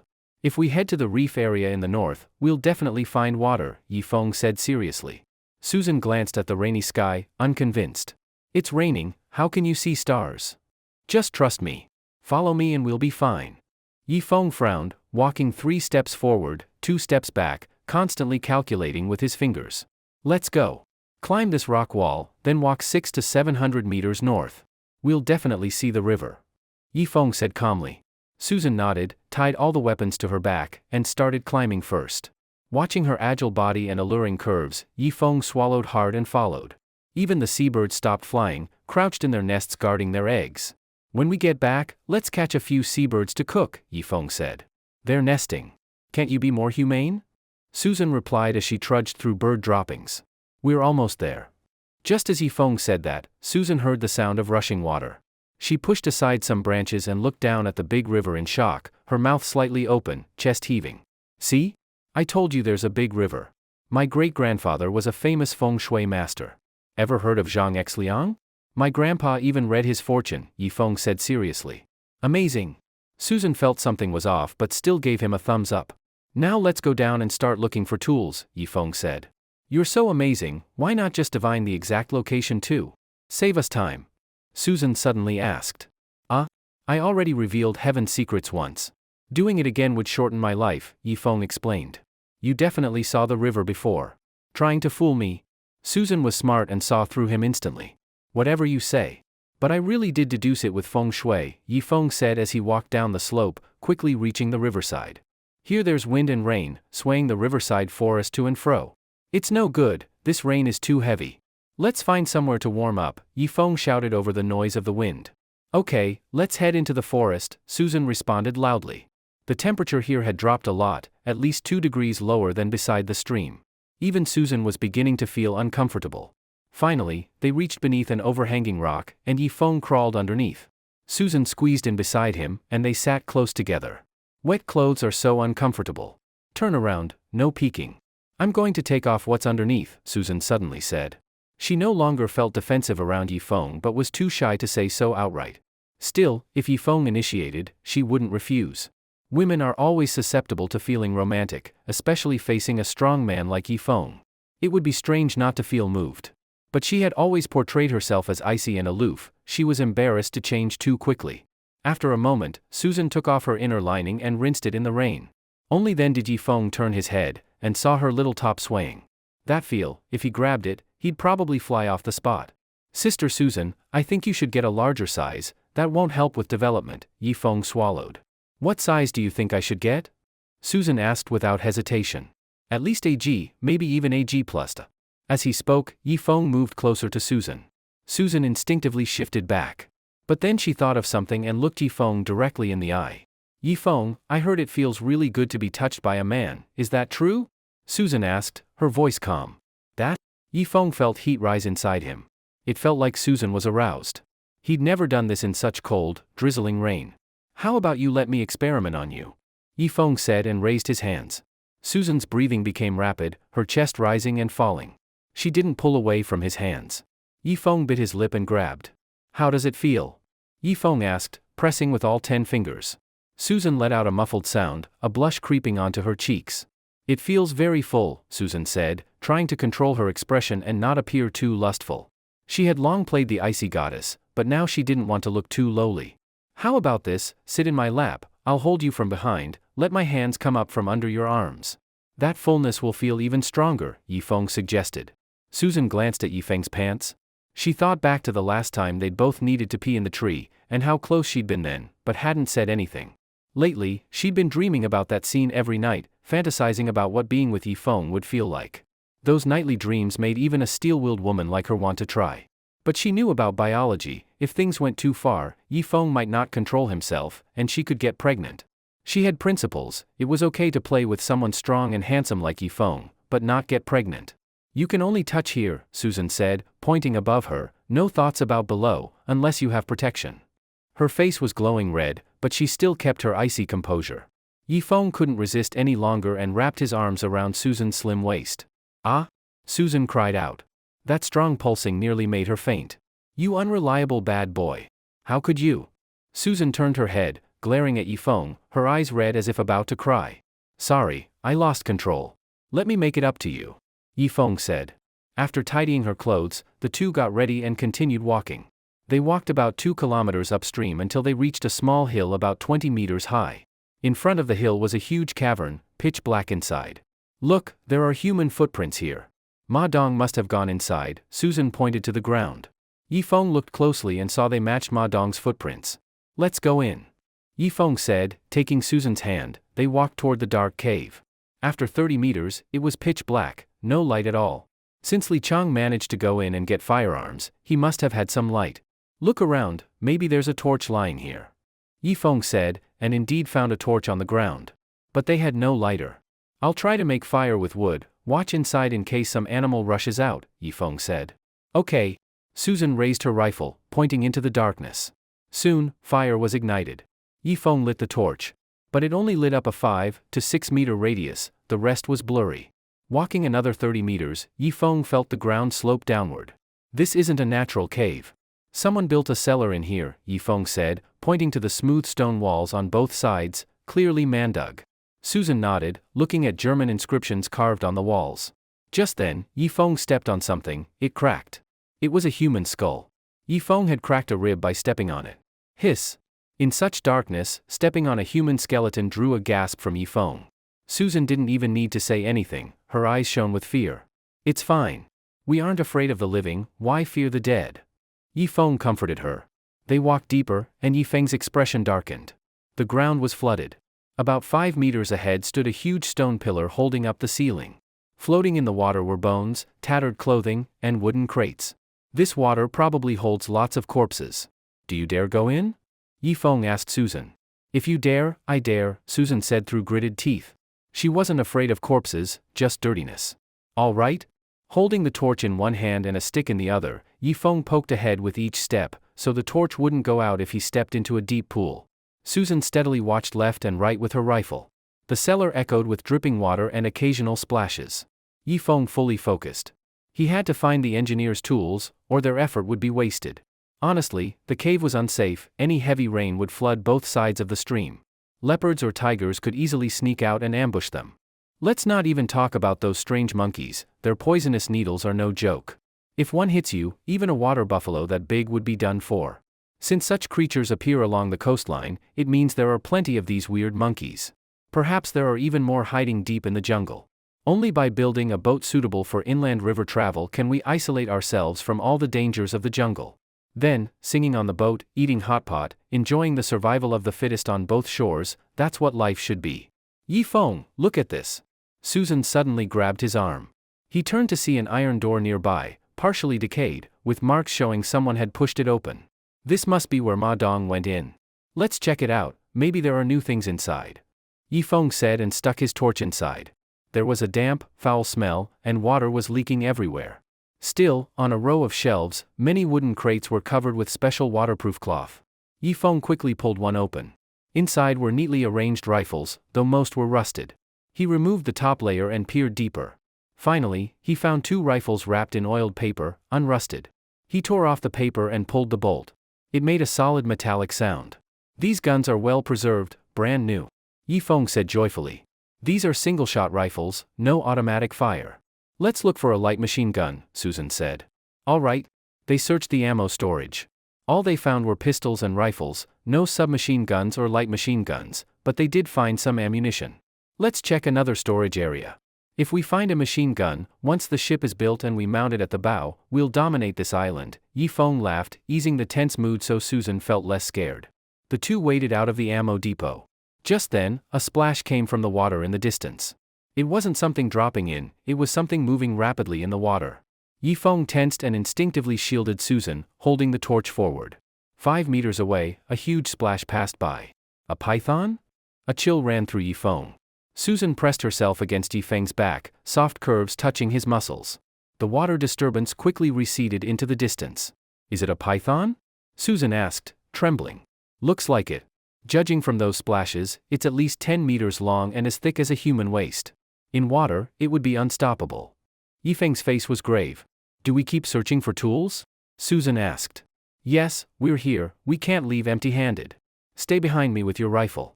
If that thing shows up again, shoot. No matter how strong an animal, against firearms it's fish food. Yifeng steeled himself, though he was terrified. Okay. Susan held the rifle, watching the water carefully. After 5 more minutes, they entered another storage area. Ha ha ha. Persistence pays off, there are many tools here, saws, axes, braces. These are iron nails, but oddly shaped, they're rivets. Look for a rivet gun. Yifeng was overjoyed. Rivets are even better than nails, they expand once driven in, securing the ship's planks tighter. I found a rivet gun. Susan said, waving a large tool triumphantly. Let's take some rivets today, bring back 3 saws and 2 axes. We'll bring back the rest tomorrow with the main team.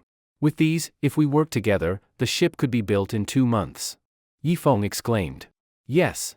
Susan found a rucksack and loaded everything she could carry. Yifeng, holding the torch, couldn't carry much. Susan bore most of the weight. Suddenly, the torch flickered, as if about to go out. Oh no! Quick! Yifeng panicked and ran forward fast, Susan following despite carrying over 100 pounds. German-made tools were solid but heavy steel, they didn't use lightweight alloys in World War II. After running over 10 meters, the torch was splashed and reduced to candle size. Run! Yifeng bolted. Ah! With a desperate gasp, the torch went out, and darkness enveloped the cellar.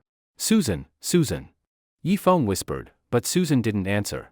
Susan, please don't joke around or scare me, it could kill someone. Yifeng's heart sank. Then he grabbed Susan's hand, cold and soft. Run! Yifeng sprinted forward, spotting a faint light in the distance, a guiding beacon. Susan, Yifeng, where are you? Susan's voice came from about 10 meters behind. Yifeng shuddered, as if struck by lightning. Turning slowly, he looked behind. The hand he held, was that really Susan's? Fuck! He threw it away. Susan, Susan! Using every ounce of courage, he ran toward her voice. Finally, he grabbed Susan, warm, alive. They didn't speak, they ran straight toward the cave entrance. Light streamed in stronger the closer they got. Yifeng collapsed at the entrance, and Susan slid into his arms, legs weak. Tools and gear spilled around them. Huff huff huff. Huff huff. They panted, still stunned. That moment, so terrifying, Yifeng nearly lost his soul. Susan was equally terrified, the fear apparent in her eyes. Suddenly, Susan grabbed a rifle on the ground and fired multiple shots into the dark cave. Bang, bang, bang. The loud echoes rattled inside. Fuck! Susan cursed several times at the cave, losing any air of being a beautiful heroine. The fear draining from her eyes, she finally calmed. Susan, let's go home. Yifeng said, walking out of the cave. As they neared the entrance, a beam of sunlight pierced in. It's sunny. Yifeng breathed deeply, captivated by the clear sky. Look! Rainbow, look, a rainbow. So beautiful. Susan pointed at the rainbow arcing over the river. First time seeing a rainbow? Yifeng smiled. Yeah. It's my first time seeing it. Normally I only see it in movies or books. It's so beautiful. Susan's face was full of excitement. At this moment, she was no longer a cold-blooded assassin but had become a lively girl. Let's go home. Today was too thrilling, I need to go back and have a good sleep. After speaking, Yifeng picked up most of the tools, leaving only a small portion for Susan. Susan looked at Yifeng's back. A strange light flashed in her eyes, and she actually followed him with light steps, taking the initiative to hold Yifeng's hand. Under the rainbow, a handsome man and a beautiful woman walked hand in hand toward home.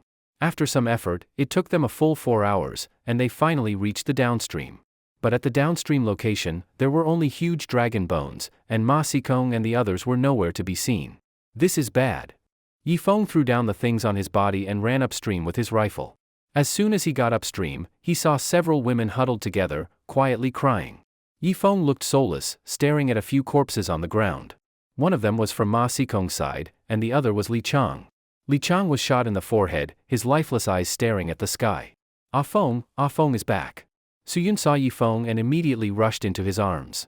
Yi Feng held Suyun and pushed through the crowd.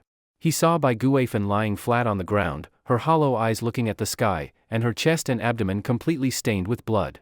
Brother Feng, you're finally back. Yi Feng turned his head and saw Long Wu half lying beside the waterfall. Blood was streaming from one leg, which bent at a strange angle. He was still tightly gripping a pistol, vigilantly watching the other side of the stream. Brother Wu. Yi Feng quickly pushed Suyun aside and supported Long Wu. Long Wu groaned again as he stood up. His thigh had been shot, the bone inside shattered, and only skin and muscle held it together. Ma Xikong, that dog bastard, I. Yi Feng panted heavily, but didn't know what to curse. He should have been better prepared. Once the rain stopped, Ma Xikong and the others could start a fire to roast meat in the wild and no longer depend on them. But of all his calculations, he didn't anticipate the rain stopping at that point. With him and Susan absent, the cave lacked 2 fighters, which allowed Ma Xikong and the others to ambush successfully. On his side, 2 people died, and more importantly, Long Wu, one of their main fighters, was crippled. Yi Feng didn't need to ask, he knew Ma Xikong did it. Where are they? Yi Feng asked. After they ran out of bullets, they escaped to the other side of the stream. I was out of bullets too, but I bluffed and scared them off. Long Wu said with difficulty. Brother Wu, with that kind of injury, we'll have to amputate the leg. Yi Feng said. At this moment, several women came over with different expressions. Some looked blank, some scared, some sad, and others had flickering eyes. Especially Alice and Lena, they felt Yi Feng couldn't protect them. No, don't cut off my leg. I'll be fine, don't worry, it'll heal on its own. Long Wu saw the saw Susan brought over and struggled violently. Brother Wu, you need to accept reality. If we don't amputate, the wound will rot upward, and in the end, you'll die from infection. Yi Feng gritted his teeth and pinned Long Wu to the ground. On the side, Susan resolutely picked up the saw. Screams of agony echoed by the creek. In the end, Long Wu passed out. Yi Feng found some herbs to stop the bleeding in his thigh, but it was ineffective. Helpless, he had to take harsh measures and use a red-hot dagger to cauterize the wound and shrink the blood vessels inside.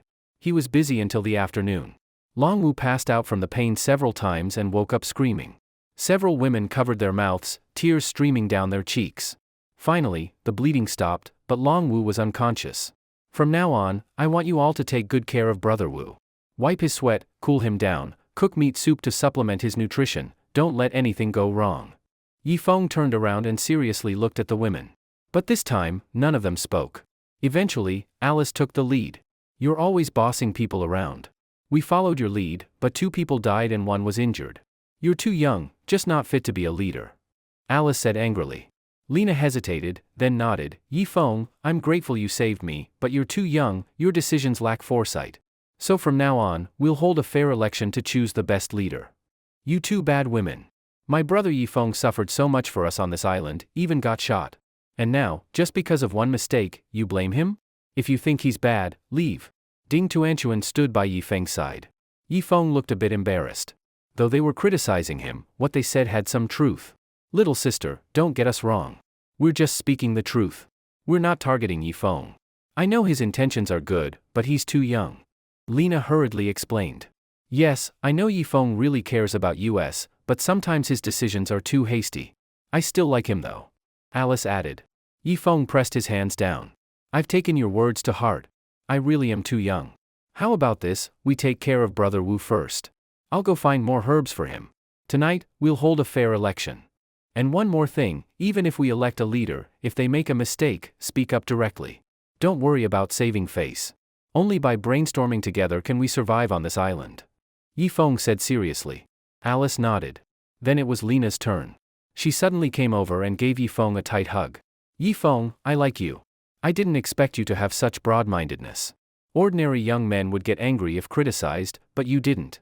You're so rational. Maybe, I was wrong before. Lena finished, then kissed Yi Feng on the cheek. Yi Feng did feel a bit ashamed and angry, but the kiss instantly made it all disappear. All right, take good care of Brother Wu. As for Li Chang and Aunt Bai, find a place and bury them. After speaking, he walked downstream without looking back. But after walking a dozen meters, he turned around again. Forget it, don't bury them. Just throw the 2 corpses into the stream. We can't waste energy digging pits. Susan, I want you to hide in a big tree and ambush. If any enemies come, shoot immediately as a warning. Tuan Tuan, take the rifle and hide behind the waterfall. After Susan fires a warning shot, you also need to respond from your side, so the enemy knows we have an ambush here and won't act rashly. Then, Rico, you're a foreigner, you should be familiar with guns. You take a gun too and hide on the other side of the creek, in case Ma Sikong tries a surprise attack from behind. Then, Lena, Alice, Suyun, you three go replace the other three after 5 hours. Also, Tai Xiao Hei at the downstream. It can still serve as some kind of early warning. Yifeng stroked his chin, taking everything into account. After hearing Yifeng's words, Alice and Lena exchanged a glance, a hint of joy flashing across their faces. Their doubts had led to a pleasing change in Yifeng. Ah Feng, why are you going downstream now? Suyun asked. Of course, to kill all of Ma Sikong's group. Tell me, back then, did everyone on Ma Sikong's side attack, or was it just a few? A trace of killing intent flashed in Yifeng's eyes. His people had died. If he didn't take revenge, what would the women think of him? At the time, only Ma Sikong and his 2 bodyguards actually attacked. The others seemed to be forced to rush forward, Lena quickly said. Are you sure? Yifeng asked again. I'm sure. Ma Sikong's real trusted men are just his 2 bodyguards. The others are just working for him, they won't risk their lives for him, Lena said firmly. Got it. Ma Sikong is out of bullets, but I still have bullets. When did they launch the ambush? Yifeng asked again. Lena thought for a moment and said, about 3 hours ago, right after the weather cleared. They made 4 women charge first, and the men stayed in the back with weapons. Longwu hesitated to shoot because of the women in front, which let them kill 2 of us and injure Longwu. At this point, Suyun also spoke. Wang Tao didn't directly attack, but he helped provide cover from behind. After hearing this, Yifeng had a clear idea. This time, the ones he had to hunt down were just 4 people, Ma Sikong, the 2 bodyguards, and that useless Wang Tao. No time to waste, I'm going after them now. Yifeng rushed into the cave to grab weapons and saw Cheng Libin was still inside. Why didn't you leave with Ma Sikong? Yifeng asked as he inserted a magazine into his belt. Ma Sikong isn't worth following. Following him, I'd die sooner or later. It's more reliable to follow you, Cheng Libin said. A wise choice. Yifeng said and stepped out of the cave. He quietly told Suyun, keep an eye on Cheng Libin. He just joined us, better to be cautious. After giving instructions, Yifeng took a rifle and a pistol and waded across to the other side of the creek. Since it had just rained, the ground was full of messy footprints. Yifeng followed the tracks. He was sure he was on the right path. Understanding the situation, Yifeng slowly picked up speed. He didn't know how long he had been running when he stopped. He saw a corpse. It was one of Ma Sikong's engineers, beaten to death with a stick. That put him at ease. It proved Ma Sikong was really out of bullets. Sunlight pierced through the clouds, the sounds of birds in the forest gradually grew louder, and fine sweat formed all over Yifeng's body. 2 hours later, Yifeng slowed down. Although the footprints continued, he was sure Ma Sikong wasn't far ahead. As soon as he found an opportunity, he could take them all out. At that moment, a stick suddenly struck from the left. Yifeng felt a shock on his back and stumbled forward a step. A bodyguard charged over holding a stick. D. Yifeng raised his hand and fired. Bang! Blood instantly gushed from one of the bodyguard's legs, but he ignored it and lunged at Yifeng. Bang! Another shot, the bodyguard's head slumped to the side, but his arms still tightly hugged Yifeng. Damn! Yifeng was just about to push the bodyguard away when another stick smashed toward him. He had no choice but to raise his gun to block his head. Clang! A loud hit. The rifle was knocked from his hands. Yifeng quickly reached for his pistol. The bodyguard named Dahai charged in and grabbed the pistol too. The two started wrestling for control. In the end, Yifeng was stronger and slowly aimed the barrel at Dahai. Despair flashed in Dahai's eyes. He was just about to speak. Bang! A bullet entered through his mouth. Just after killing Dahai, Yifeng felt a shock on the back of his head. He was hit with a stick and blacked out for 2 seconds. Ma Sikong lunged over, picked up the pistol, and pointed it at Yifeng's head. Heh. I thought I'd lure Longwu here, but I caught an even bigger fish. What a surprise. Ma Sikong said, stepping back a few steps while still aiming the pistol. Yifeng tightly pursed his lips, sweat dripping from his forehead. Tell me, how are my wife and son? How are they doing in the cave? Ma Sikong asked. Yifeng was stunned. This guy didn't know his son was already dead? Seems like Rico never really met him face to face. I'm not telling you. Yifeng sneered, his eyes glancing at the rifle to the left. He calculated the distance. If he rolled over now to grab the rifle and counterattacked, how likely could he kill Ma Sikong? Then I'll find out myself. Ma Sikong said and pulled the trigger without hesitation. Click. But the sound from the pistol was just a click. A jam? Yifeng was overjoyed and suddenly lunged to choke Ma Xikong's neck, pinning him to the ground. Although Ma Xikong was middle-aged, he was very strong, almost as strong as Yifeng even after eating the ginkgo fruit. Yifeng held Ma Xikong's neck with one hand and quickly drew a dagger with the other, slowly stabbing toward his throat. Ma Xikong gritted his teeth and let the dagger get closer. This man had strong willpower. Even when the dagger was touching his neck, he didn't give up. The dagger finally pierced the neck. A flash of despair appeared in Ma Xikong's eyes for the first time. Ma Xikong, damn you, pay with your life for my people. Yifeng shouted and pushed the dagger deeper. Just then, 8 or 9 people suddenly appeared around them. Wang Tao was in the lead. Behind him were 4 women and the group of engineers. Wang Tao, grab the gun, kill him. Ma Xikong shouted. Only then did Wang Tao react and rush to pick up the gun. Damn! Yifeng had no choice but to temporarily let go of Ma Xikong and dash for the rifle. Unfortunately, Wang Tao had already picked it up. But he clearly didn't know how to use it. He fumbled with it helplessly. Yifeng rammed into him hard, sending Wang Tao flying. But Ma Xikong had recovered and grabbed Yifeng's waist from behind.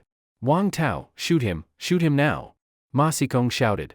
Wang Tao, that useless guy, fumbled with the gun for 10 seconds and still couldn't figure out how to shoot. Helpless, he had no choice but to treat the gun like a fire stick and smashed it hard into Yifeng's face. Yifeng felt dizzy in his head and fell sideways. Ma Xikong was overjoyed, snatched the rifle, quickly loaded a bullet, and aimed it at Yifeng's head. Can't let him succeed. A yellow-skinned woman spoke, then suddenly jumped onto Ma Xikong's back. The other 3 women exchanged glances and rushed over, one hugging a leg, another grabbing an arm.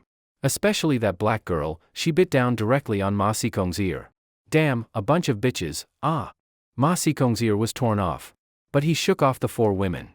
Bang! One shot went off, and 2 of the yellow-skinned women were shot through. When he tried to shoot a second time, the rifle jammed. German weapons from World War II were advanced, but they still had jamming issues.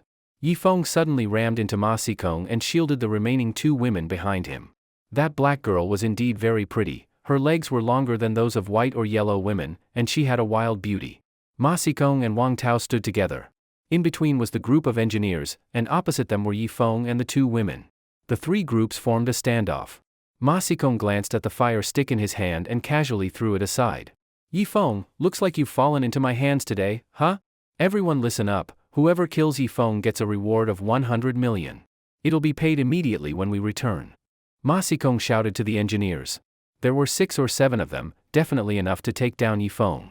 Yifeng's face turned cold and he picked up a dagger. Anyone who comes over, I'll stab them. On a deserted island, 1 cut is enough to infect your wound and make you die miserably, Yifeng said coldly. The engineers looked at each other. No one dared step forward. They'd charge ahead if asked to build a boat, but they didn't have the guts to kill. A bunch of cowards. Fine, I'll do it myself. Ma Xikong said, slowly stepping forward with his left leg, both hands clasping together. His pose was full of power, forcing Yifeng to take him seriously. Forgot to tell you, I'm a karate champion. Next, I'll kill you with my fists. With that, Ma Xikong charged forward. Yifeng narrowed his eyes and thrust the dagger forward. Ma Xikong's arm bled, but he endured the pain and twisted both hands. Puff! The dagger fell to the ground. After a while of fighting, Yifeng's expression grew grim. Ma Xikong had clearly trained in martial arts. His stance was solid, his strength great, and every move carried full force. After some back and forth, both were panting heavily, neither able to defeat the other. Wang Tao saw this and suddenly picked up a stick, preparing to join the fight. Stop! Ma Xikong called out, leaning against a tree and gasping for air. Yifeng also plopped down on the ground, almost coughing out a lung. The earlier fight had been purely about willpower. Both were almost exhausted. Yifeng, hand over my wife and son, and I won't trouble you anymore. We'll each go our own way, how about that? Ma Xikong asked.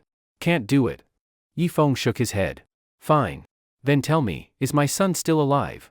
Ma Xikong's voice trembled. He had messed around when he was younger, leading to fertility problems. Having a son in middle age meant everything to him. He's still alive. Yifeng leaped. All right, you take care of my son, and I won't bother you for now. Wang Tao, Engineer Li, let's go. Ma Xikong finished speaking and led his group into the depths of the forest. The engineers looked at each other. Most of them followed Ma Xikong. After all, they had worked under him for over 10 years, it was a habit. But 2 younger engineers walked toward Yifeng. Yifeng, we want to follow you.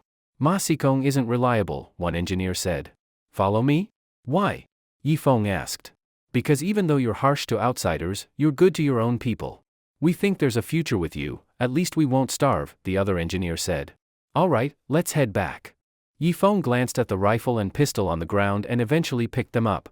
He planned to study why the gun jammed, and when Longwu woke up, he'd ask him. After all, Longwu had served in the army. Yifeng, let me help you. Anna came over and supported Yifeng's arm. The black girl reacted a bit slower but still grabbed Yifeng's other side. Yifeng felt that, although the black girl was dark-skinned, her skin was more delicate than both whites and Asians. Her eyes sparkled like gems. He figured this black girl must be considered top-tier beauty in Africa. There are beautiful women among black people too. It wasn't that he didn't want to kill Ma Sikong, but Ma Sikong was just too lucky, fought too well, and had Wang Tao helping him. Forget it, he still gained something, 2 more engineers, plus a black and a white girl. The boat-building progress would speed up. After walking back for about a mile, Yifeng suddenly heard the tragic cries of hyenas from up ahead. This is bad. Quick, hide in the grass over here. Yifeng hurriedly pulled everyone into a patch of weeds. Through the gaps, they saw 5 or 6 hyenas running this way. Chasing them were more than a dozen monster monkeys. Yifeng took a closer look. This wasn't the same group as before. Half of the last batch had been killed, so there couldn't be this many left. Also, these ones were bigger, about 1.2 meters tall. The scariest part was their agility in the jungle, better than leopards. They not only used blowpipes like poles but could also leap from trees. The hyenas were quickly caught, and what followed was a horrifying scene. The monster monkeys disemboweled them and devoured their insides alive. Anna retched. After eating the hyenas, the monster monkeys started mating on the spot, making both the black and white girls blush deeply. Especially the black girl, her eyes looked like they were about to overflow. Yifeng could clearly feel her breathing was quick. Anna held it together, but a flush rose on her skin too. The 2 young engineers, no need to say, they were clearly embarrassed, trying to cover their pants. But when they saw Yifeng's pants, they didn't feel so bad, because Yifeng's looked even worse than theirs. The monster monkeys messed around for a long time before finally leaving, satisfied. Yifeng pulled the 2 women to their feet. Oh my god! Anna immediately saw Yifeng's pants. Her eyes were filled with both fear and anticipation, like someone who wanted to try it but was scared. The black girl simply looked at Yifeng with watery, gleaming eyes. Foreign women express love very directly. If they like you, they won't hide it. Domestic women are more reserved, they usually pretend to ignore you and then act all sorts of crazy. This thing often shows up near the creek. If it finds the cave, we're screwed. Yifeng's expression became serious, which formed a sharp contrast with his pants. Let's go, we'll talk after we get home and discuss it properly. After speaking, Yifeng led the way forward. After some effort, Yifeng brought 4 people back home. Big brother Yi, you're back? Ding Tuanchuan rushed over. Yifeng gently hugged her. Has brother Wu woken up? Not yet. Brother Wu's injuries are really bad, Ding Tuanchuan said. Good girl, go call everyone over for a meeting, except those on guard duty. Soon, everyone gathered at the cave entrance except Susan. Yifeng told everyone how dangerous the monster monkeys were and explained their current situation. So what do we do? The monsters not only use tools but aren't afraid of death, and their claws are so sharp, even with guns, we might not be able to beat them, right? Ding Tuanchuan was terrified. That's not the scariest part. I'm afraid there's more than just 2 groups of those monkeys. There might be more coming. So this creek area is no longer safe. Starting tomorrow, we'll dismantle the dragon bones downstream and carry them to the beach. To the north of the beach, there's a big river. Along its banks, there's a huge karst cave that can be our second base. And since it's next to the river, it can bear the weight of the boat. If we build the boat here by the creek, we'll have to move it to the beach in parts later. That's too much trouble. What do you all think? Yifeng asked. He had already made up his mind, build the boat next to the big river. Once it's done, he'd sail upstream and start living like an emperor in the primeval forest. I agree. Lena was the first to raise her hand. Then, everyone else raised their hands too. Great, passed unanimously. We'll start moving tomorrow. It might take a few trips to move everything. But one thing, I don't want our meetings to turn into one-sided commands. Not even a single opposing vote? Outsiders would think I'm running a dictatorship. Yifeng said, pretending to be modest. All right, stop pretending. Susan came back and grabbed Yifeng's ear. The other women just giggled, enjoying the rare moment of peace. The night passed without incident, and the next day arrived. Yifeng was the first to get up and packed all the weapons into a backpack.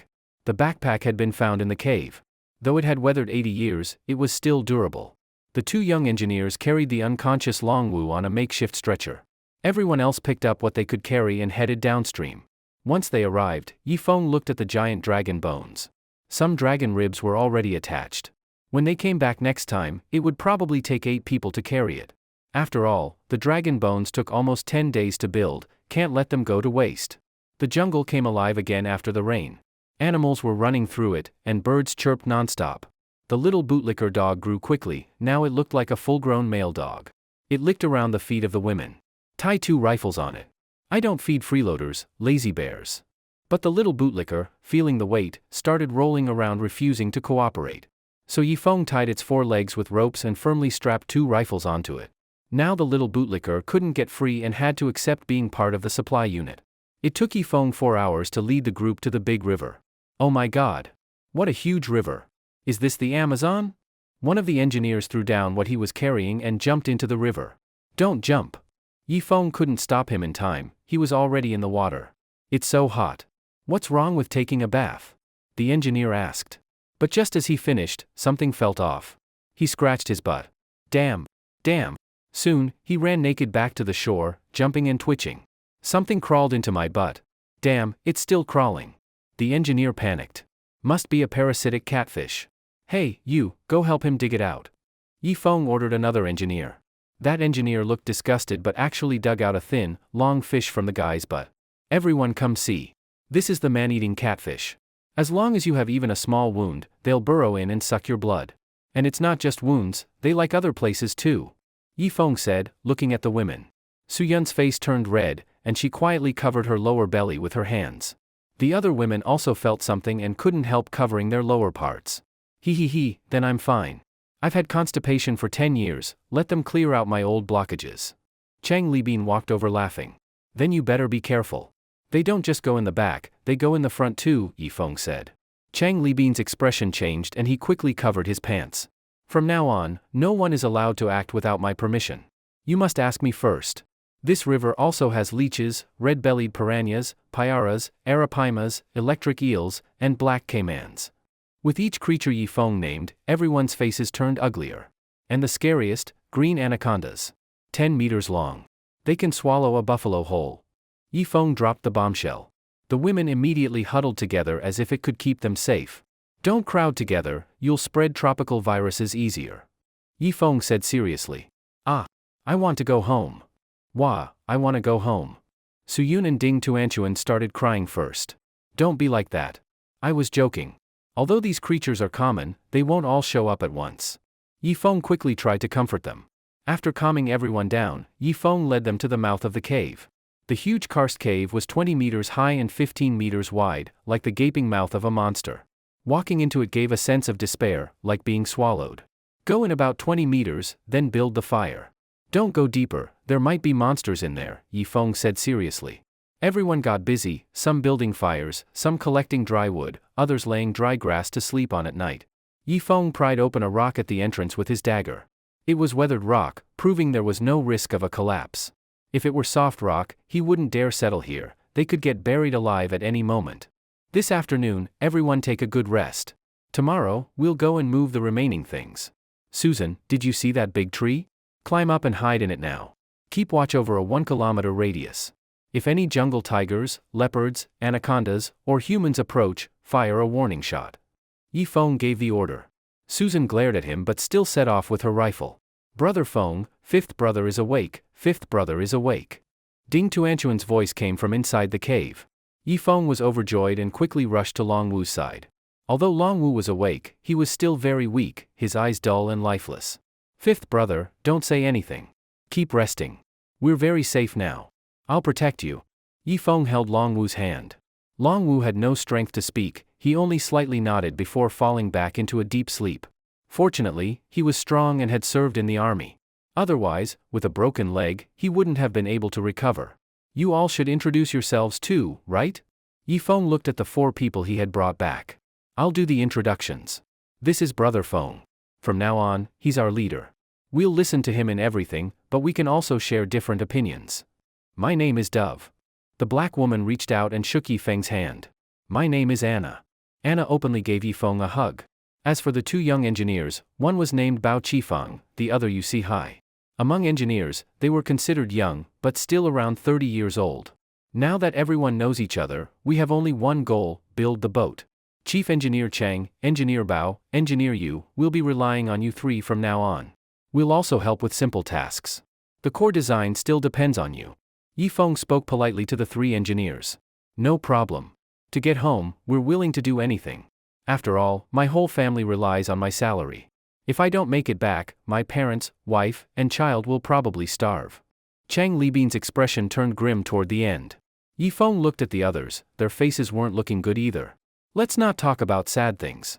Let's rest well. If we move stuff 2 more times tomorrow, we should be able to bring everything back. Yifeng forced a smile. He had no family to feed, but the others, especially the men, were the pillars of their households. If they didn't return, their families would lose all financial support. The foreigners, however, looked a bit better. I'm so thirsty. Are we really going to drink water from that big river? That's disgusting. Ding Tuanchuan suddenly swallowed. Yifeng suddenly realized that previously, by the creek, they never lacked water because it came from mountain springs and was drinkable. But the river water was more complex and likely full of parasites. Human stomachs aren't like animals, drinking it might lead to all kinds of diseases. Alright, someone come with me to find clean water. This area has a lot of waterways, so it shouldn't be hard. Everyone else, stay here and rest. Yifeng said. I'll go with you. Just then, Zhang Yan raised her hand. Yifeng looked at her. Zhang Yan's eyes were full of emotion and hidden desire. Could it be? No, the base isn't stable yet, I can't waste energy elsewhere. Alright, Zhang Yan will come with me. Yifeng handed her a rifle, a pistol, and a dagger, the same gear he carried. Because World War II-era guns jammed often, Yifeng had to carry spares. They soon disappeared into the jungle. It was afternoon. Zhang Yan walked in front, Yifeng behind. The rainforest was sweltering with no paths. Ah Feng, I think today's good. What about you? Interested now? Zhang Yan suddenly turned around, smiling at Yifeng. Yifeng's breathing quickened but soon calmed. Yanjia, of course I'm interested, but we should find clean water first. Once that's solved, we can talk. Yifeng said with effort. Zhang Yan turned back around and walked on. But the atmosphere became subtle. At first, Yifeng only felt his pants looked a bit awkward, but soon they looked more and more awkward. Because Zhang Yan's figure was just too good, swaying in front of him, those long legs, that slim back. Ah Feng, I think Rico isn't simple. Zhang Yan suddenly said. What do you mean? Yifeng wasn't pleased. From her tone, he could already guess what she was going to say. Rico is very scheming. You should watch out. That woman has bad character. Otherwise, she wouldn't have married a 40-year-old like Ma Xikong. Her intentions, you know even if I don't say. Zhang Yan said slowly. Yifeng inwardly agreed, but they were a team now, and the boat hadn't been built yet. He didn't want any rifts to form so soon. Besides, does Zhang Yan have great character? Wasn't she the mistress of that ghost Wang Xiong? Turns out, bad women hate other bad women, because they're competitors. Enough. Whatever her character, our goal is to build a boat. Stop talking. Yifeng cut her off. But Zhang Yan continued, a person with bad character is a hidden danger if kept close. You'll see, she'll cause trouble. Then, Zhang Yan suddenly turned and faced Yifeng. Ah Feng, actually, I'm a bad woman too. But I'm not greedy like her. I just want your special care on this island. As long as I live well, you can do anything with me. After that, Zhang Yan pressed her soft body tightly against Yifeng. Yifeng had long realized she wanted to trade her body for convenience. After all, this was her old profession. Since that's the case, I won't be polite either. Yifeng immediately pinned her to a fallen log. When I first met you, your eyes were full of contempt. What now? Trying to please me? Yifeng pressed against her back, their bodies tightly together, his mouth near her ear. That contemptuous look from their first meeting had really irritated Yifeng. But he had kept it in until now. Since everything was laid bare today, and he was ready to take her, he had to let out all his pent-up frustration. Ah Feng, don't say such things, okay? Zhang Yan's face flushed red. She felt both shy and humiliated. She hadn't expected Yifeng to bring up that look from long ago. Yifeng pushed forward, making Zhang Yan's body go soft. Why can't I say it? That look of disdain, you know how much it hurts someone like me? We don't have money, power, or status, so our self-esteem is strong. But you used that look to provoke me. Since today it's happening, I want to speak my mind. As Yifeng spoke, his hands began to wander. I'm sorry, Ah Feng. At the beginning, I shouldn't have looked down on you. It was my fault. Please forgive me, alright? Zhang Yan's heart was full of humiliation, her face red with both shame and shyness. Yet that humiliation, mixed with the pressure on her body, strangely gave her a feeling she had never experienced before. Bitch, you're a cheap woman, a lowly mistress, seducing another woman's husband. Yifeng's heartbeat quickened, and suddenly he blurted out the thoughts he had long buried inside. What did you say? Even though Zhang Yan had been swept away a moment ago, she instantly became furious. For someone who had been a mistress, the word cheap was the most unbearable. Before, when she watched short videos, if she ever heard that word, she would feel it deeply and immediately start cursing in the comments. But this time, it was different. Yifeng said it right into her ear. You bastard. Zhang Yan struggled hard, but she couldn't break free. Am I wrong? Yifeng asked firmly beside her ear. At that moment, Zhang Yan's body went completely weak. It was because she really was ashamed deep inside, and that word struck her hardest. Yes, I'm lowly. Then go on, don't pity me, punish me as the worthless woman I am. Her voice suddenly turned soft and alluring. Yifeng felt a shock in his head, pulled back slightly, and then everything erupted like a collision. A scream rang out in the jungle. A squirrel holding a nut stared wide-eyed at Zhang Yan under the tree. After a moment, the nut slipped from its paws and fell to the ground. A wildcat passed by, seemingly influenced by the atmosphere, and let out a few sharp cries. The sounds began harsh and high-pitched, but gradually softened, turning sweet and lingering, full of intoxication.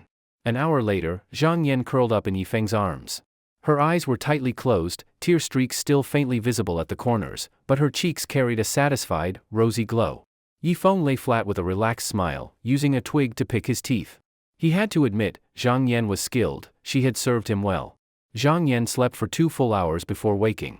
With half-lidded, seductive eyes, she glared at Yifeng. Still picking your teeth, like you just had a feast. As she spoke, she traced circles with her finger across his chest. Now I know, you're incredible, amazing beyond words. Yifeng smiled and helped Zhang Yan sit up. Let's go. There are still 4 or 5 hours before dark. That's enough to find a clean water source. And, you can wash up too. Yifeng laughed. You're so awful. You've left me unable to walk now. Zhang Yan said weakly. Yifeng understood and squatted down. Get on my back. Carrying Zhang Yan, Yifeng cut the way forward full of energy. Lying on his back, Zhang Yan didn't stay idle, she wiped the sweat from his face from time to time. After walking for more than 10 minutes, Yifeng felt no fatigue at all. For someone young and strong like him, a woman on his back seemed to stimulate his potential instead of weighing him down, at least the first time. A few hundred times more might be different. Look, there's water ahead. Zhang Yan suddenly pointed. Yifeng was overjoyed when they reached a huge boulder about 15 or 16 meters tall. In the middle were small cracks, and a spring as thick as a faucet flowed down, forming a 2-meter-wide pool below. The water was crystal clear, unlike the muddy river water. He set Zhang Yan down and took a sip directly. It's delicious. The quality is excellent. Then he scooped some up to feed Zhang Yan, since she had nearly dehydrated earlier. Zhang Yan quickly leaned against Yifeng, opened her mouth to the stream, and drank several gulps before patting her chest in satisfaction. Cool and sweet, so refreshing, better than any bottled water. Let's call it Baishui Mountain, okay, she said with delight. You wash downstream. I'll find containers to carry water back. Yifeng judged that the spring was just over a kilometer from the cave, perfect for drinking and washing. Before long, he found 2 old gourds, scraped them clean with his dagger, and filled them with water to take back to the others. Let's go, Yan Yan. Time to go home. He helped Zhang Yan up. But Zhang Yan sat by the pool, looking a little lost. Ah Feng, earlier, you didn't take any precautions, did you? What if I get pregnant? Hearing this, Yifeng's mind buzzed. It had been too intense, he hadn't thought about it. On a deserted island, a pregnancy could be fatal. Blame his youthful impulses, he should have stopped at the crucial moment. Just once, it shouldn't be that easy, right? Yifeng said awkwardly. No, I feel the chance is high. I'm a woman, I trust my intuition. You bad man, you'll ruin me. Zhang Yan suddenly covered her face and cried. Yifeng comforted her for a long while, promising to take good care of her on the island. Finally, she stopped crying, smiled again, and happily followed him back. As soon as they reached the cave, Yifeng gave each woman a sip of the spring water. Yifeng, take me to see the water source. I need a bath, I'm filthy, Suyun tugged his arm. I want to go too. Me too. The others all gathered around. All right, ladies, come with me now. The men can wait until tomorrow. Girls care more about cleanliness, and guys being dirty isn't a big deal, you won't get gynecological problems anyway," Yifeng said with bias. So Chang Libin and the other men had no choice but to sit quietly. The spring was only a kilometer away, and with the cleared path, the women reached it in under 15 minutes. "Wow! I'll wash first, I'll wash first." They all rushed in, bathing with their clothes on, laughing and splashing. Yifeng sat nearby like a guardian, listening to their chatter with a wide grin. He was already imagining the happy life on the boat once it was built. "Brother Yi, turn around. We're going to strip, you're not allowed to peek," Ding Tuanchuan shouted. "What are you talking about? I, Yifeng, always act upright. How could I peek?" Yifeng quickly turned his back. Women bathing is always troublesome. The sky was almost dark, yet they still hadn't finished. Yifeng, with his back turned, urged them 5 or 6 times before they finally finished fooling around and put on their clothes. "All right, you can turn around now." Yifeng turned, and at once almost had a nosebleed. He saw those women lined up in a row. Their thin clothes clung tightly to their bodies, showing different shapes and postures, some full, some slim. My heavens! Yifeng instinctively covered his pants. At this time, Alice boldly walked over. "Yifeng, you're really strong. If you want, I can give myself to you anytime. But you must promise not to let me get pregnant," Alice said openly. Yifeng turned his head to look at the other women, his face immediately full of embarrassment. There were so many people around, Alice really didn't pick the right moment. He pushed Alice away with a righteous face. "Miss Alice, please show some respect. I, Yifeng, may be lustful, but I won't take advantage of others. Indeed, you are very beautiful, but I, Yifeng, have integrity. As a man of Huaxia, how could I be so casual?" Before he finished speaking, the women had already walked ahead without caring, cutting off his long speech, leaving him quite displeased. He sighed and could only follow behind. Bang! A gunshot echoed through the dense forest. It was Susan who fired. Yifeng's face changed drastically. "Quick, everyone hide back in the cave." Susan fired. "There's danger approaching," Yifeng shouted. The women stopped fooling around and hurried into the cave. After watching them run back, Yifeng ran toward Susan's big tree. He saw Susan already sliding down. Her skin was tanned, her lips cracked, even her chest looked shrunken. "Sister Susan, was it Ma Sikong and the others coming?" Yifeng asked. But Susan rushed over and grabbed his ear. "You little brat. I've been on that tree for hours. Why didn't you send someone to change shifts? Do you want me to die of thirst? Get up there now. Auntie's going to bathe. You all just had a good wash, didn't you?" Susan said angrily. Yifeng then realized that Susan had been watching all his actions from the tree. Didn't that mean she saw everything between him and Zhang Yan too? "What are you standing there for? Hurry up and get on the tree." Susan glared at him furiously. She had seen all of Yifeng's foolishness with Zhang Yan. It made her both jealous and angry, and her own body was burning with desire. But she was a proud woman, she couldn't lash out right then. So, once the other women finished bathing, she finally couldn't hold back and vented her anger. Oh, all right. Yifeng, embarrassed, quickly climbed the tree. The fig tree was very tall, over 30 meters. But Yifeng only climbed about 20 meters before stopping. The branches above were too thin to hold his weight. From this height, he could clearly see the rock where the incident with Zhang Yan had happened, everything visible. "TCH. My face feels so hot." Yifeng's embarrassment was unbearable. In Susan's mind, he must already be some debauched man, right? Really, losing a watermelon for a sesame seed, Susan was the true treasure. Zhang Yan had misled him. By now, night had fallen. Yifeng hugged his rifle in the tree, staring fixedly into the rainforest. In the cave, 2 campfires burned. Several women sat around one, talking. The 3 engineers sat by another fire, drawing designs in the dirt with sticks. Clearly, they all wanted to finish building the boat quickly and go home. Susan, meanwhile, took her rifle and walked alone to the small pool. Yifeng, half asleep, immediately became alert. He widened his eyes, staring at her position. But just then, Susan raised her head and glanced in his direction. She stepped into the pool with her clothes on, sinking her whole body. Underwater, she removed her clothes and tossed them aside. "TCH, it's not like I haven't seen before." Yifeng reluctantly pulled his gaze back and continued watching the surroundings. Roar! A huge roar came, the same sound that had scared off the big black bear before. The whole rainforest came alive. Countless birds flew into the sky. Animals of all kinds burst from the bushes, running frantically into the distance. Roar! Another roar, almost deafening Yifeng's ears. But this time, he could tell, it was a howl of pain. That great beast seemed to be suffering. What the hell? Yifeng let go of his ears. With the power of that giant beast, for it to howl in pain, could it be it met something even more terrifying? But judging by its voice, its body must be many times bigger than a tiger. What could threaten it? A face appeared in Yifeng's mind, the strange monkey. Perhaps only a large number of those strange monkeys could threaten such a beast. After all, they used tools, were fast, and fought without fear of death. After a while, no more roars came. Yifeng finally breathed a sigh of relief. The sound had come from at least 10 kilometers upstream, not much threat to him here. He looked back at the cave. The 2 fires were already put out. The women had grown smarter, afraid the firelight would attract danger. Then, in the moonlight, he looked at Susan's place. His eyes widened. Susan stood in the pool with nothing on, holding her rifle, aiming upstream. After more than 10 seconds, she lowered the gun, then glanced up toward him. Gulp! Yifeng swallowed. Susan's figure was simply incredible, balanced, strong, yet full of feminine charm. That kind of body, could I even handle it? Half an hour later, Susan finished bathing and returned. This time, only one small fire burned in the cave, so faint that Yifeng had to look carefully to see it. Forget it, I'll take the night watch tonight. Yifeng sighed, tied himself with a vine so he wouldn't fall if he dozed off. Just as he finished tying himself, suddenly, a sound came from a branch 1 meter below. Yifeng looked down and almost peed himself. A pair of gem-like eyes stared at him, only a meter from his feet. Don't be afraid, it's me, Dove. The owner of those eyes finally spoke. You scared me to death.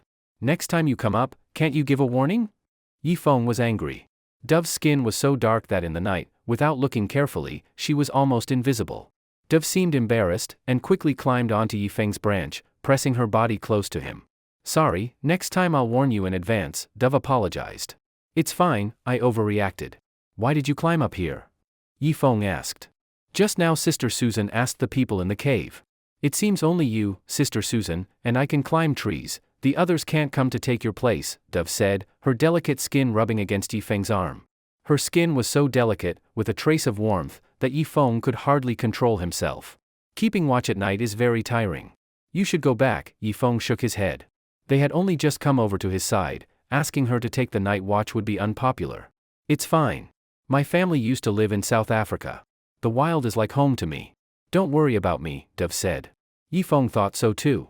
Dove's skin was naturally suited to being a guardian of the night, even at close range, an enemy wouldn't see her during a sneak attack. All right. Then I'll teach you how to use the gun, and how not to fall from the tree during the night watch. Space on the branch was limited, so Yifeng simply pulled Dove into his arms and began teaching her about firearms. Dove's heart thumped. She felt how strong Yifeng's body was, a strong masculine aura wrapped around her, and her body gradually softened. Sitting so close, their heads inevitably leaned together. Yifeng felt that if Dove weren't dark-skinned, her body would be even more suitable than a yellow-skinned woman's to hold while sleeping. Because it was so comfortable, soft, smooth, and warm, it was enough to take a man's life. Dove, I forgot to say thank you. Yifeng thought of how, when Ma Xikong was about to shoot, these girls had risked their lives to save him. You're welcome. It's what we should do, Dove whispered. And one more thing I can't figure out. Ma Xikong has so much money, why did you choose to help me instead of following him back to the civilized world and keeping your high salaries? Yifeng voiced his doubt. He considered himself only a little handsome, and in other aspects a piece of trash. No money, no power, no status. Why would these girls risk their lives for him? No. Ma Xikong was good to us before.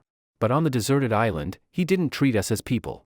He made us act as his mattress, warm his feet, use our bodies to shelter him from rain, and even used our bodies to bribe those 2 bodyguards, Dove said, anger in her eyes. I see. But aren't you afraid I might be worse than Ma Xikong? Yifeng asked. Dove lifted her head and looked at Yifeng with gem-black eyes. You wouldn't. You have chivalry. When Ma Xikong fought you empty-handed, you had a dagger but didn't use it, you fought him empty-handed too. We women judge men by the details, Dove said again. Yifeng's gaze slowly solidified. At the same time, he straightened his chest to make himself look like a knight. Congratulations, you're completely right. I do have chivalry. My character needs no comment, Yifeng said solemnly. In his heart he was overjoyed. Being praised by a beauty felt wonderful, dizzying, like floating. By the way, Miss Dove, besides chivalry, do I have any other strengths? Please tell me all of them so I can keep developing my strengths, Yifeng asked eagerly. Dove was immediately embarrassed. That's all. Impossible. Think again, dig a bit deeper. Really, that's all. They chatted a while longer, then Yifeng climbed down from the tree. Back in the cave, the other women were asleep. Only Riko still sat by the fire, with a pistol within reach. The little bootlicker crouched at her feet, snoring heavily. "You're back?" Seeing Yifeng, Riko showed a bright smile. "Are you on watch tonight?" Yifeng asked. "Yes, and I'm looking after fifth brother. His color has improved," Riko said. Yifeng went over to look. Longwu's breathing had become steady, and the pain was gone from his face. Since he couldn't sleep anyway, Yifeng simply sat beside Riko. He had to admit, Riko was a virtuous woman. Not only did she keep watch and care for Longwu, she also kept her hands busy, weaving a sail. Since there was no bamboo grove here, the sail was changed to woven bark.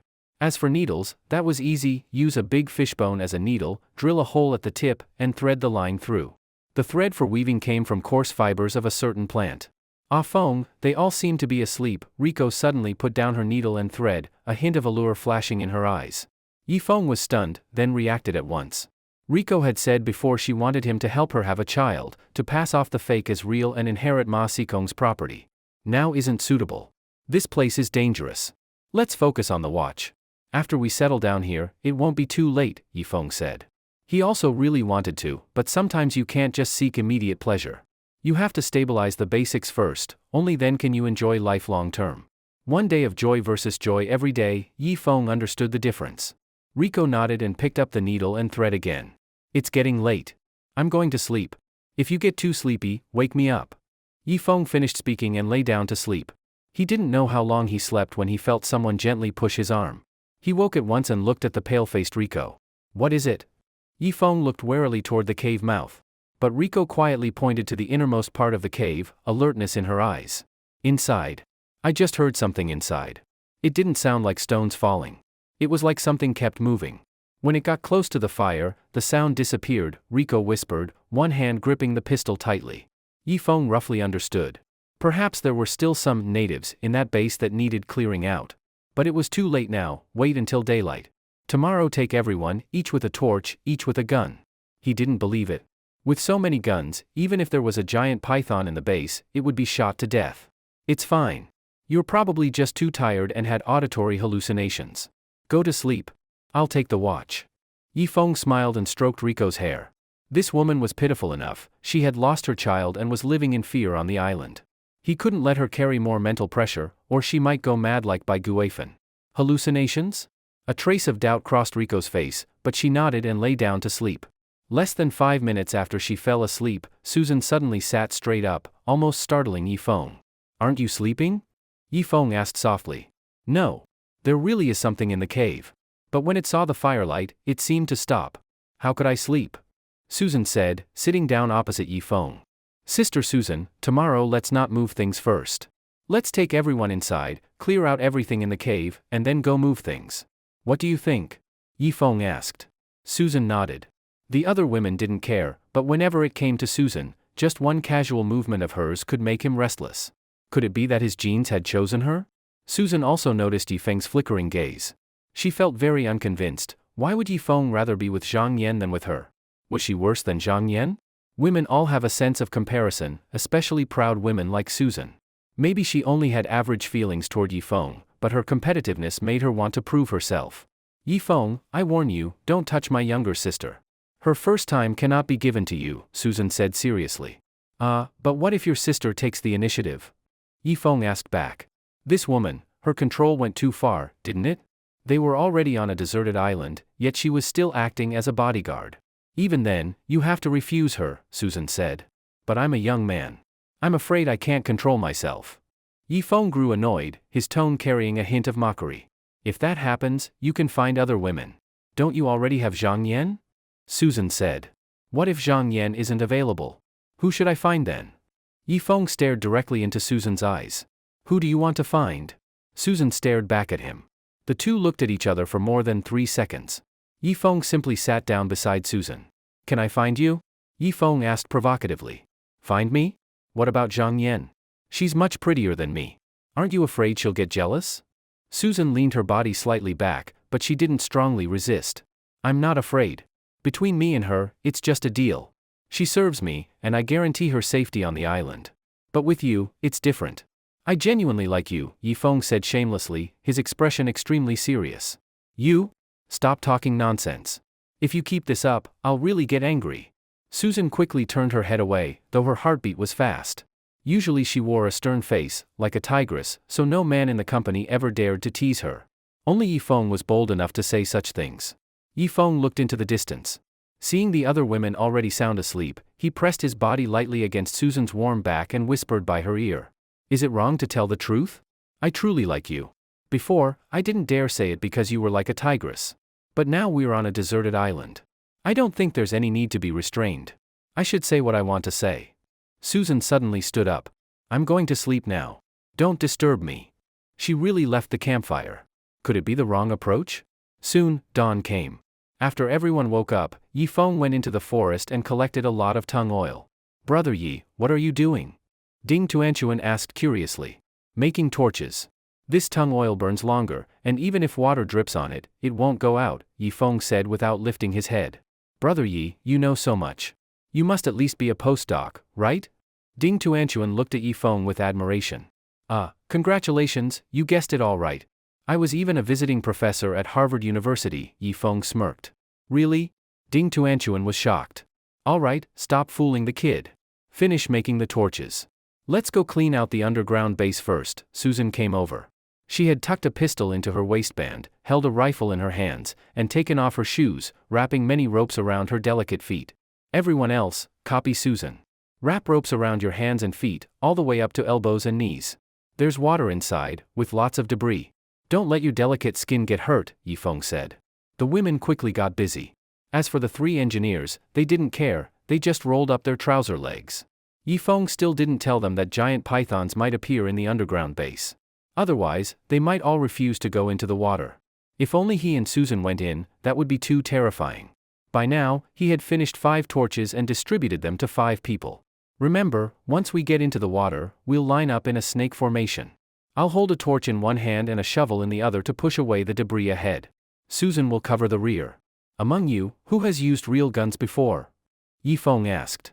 At once, several foreigners raised their hands. Alice, you take the second position. Keep an eye on the front.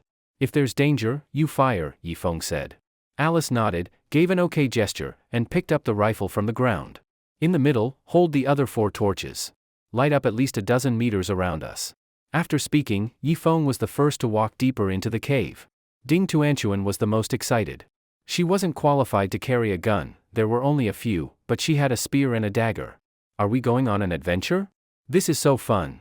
Her voice echoed in the vast cave. They walked downwards until they reached the underground base, more than 30 meters deep. This time, with more torches, the firelight illuminated over 10 meters around. Eong looked up and saw stalactites hanging from above, like sharp spikes. Into the water. Eong stepped into the water. Turning back, he saw several women hesitating.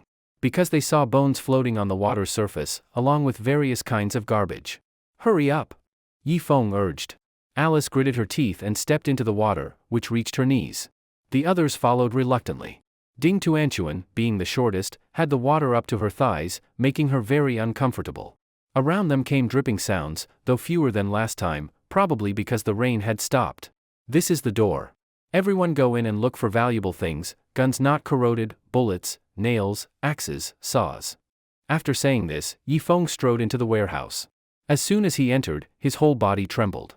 Inside the warehouse lay a huge shed snake skin. The skin was mostly intact, over 10 meters long. Dove's eyes flashed with fear. As for the others, who had always lived in cities and had never seen snake skin, they thought it was just some kind of fabric. Eong lifted the skin with his shovel. It was very fresh, shed just in the last few days. This proved that the snake was still growing, and snake skin has contraction. Once shed, it shrinks a bit. Didn't that mean the snake's length was far more than 10 meters? I found a gun. Ding Tuanchuan pulled a rifle from a broken wooden box. These are nails, right? I found them. Suyun's face was full of joy. Speed it up, Eong said in a low voice. He didn't search for things but kept his rifle aimed at the water, standing at the warehouse entrance, pushing the torch forward as far as possible. If anything unusual appeared ahead, he could fire at once. Brother Yi, this seems like a bomb, right? At that moment, Ding Tuanchuan picked up a big object, about half a meter long, with a diameter of about 200 millimeters. Quick, help her hold it. Don't let it explode. Yifeng's hair stood on end, and he urged them quickly. The others hurried to take the shell from her. Yifeng looked it over. It was a type of shell he didn't recognize, and it was basically brand new, with no signs of corrosion. Clearly, the Germans' anti-corrosion technology back then was excellent. After 80 years, it hadn't decayed. We've got enough tools and weapons. On my command, let's head out now. Just as Yifeng said this, he suddenly pricked up his ears. He seemed to hear a splash in the distance. And that sound was quickly approaching the warehouse. Not good. Yifeng quickly shut the rusty iron door and stretched the torch outside. Is it that giant python? Susan also looked toward the outside of the warehouse.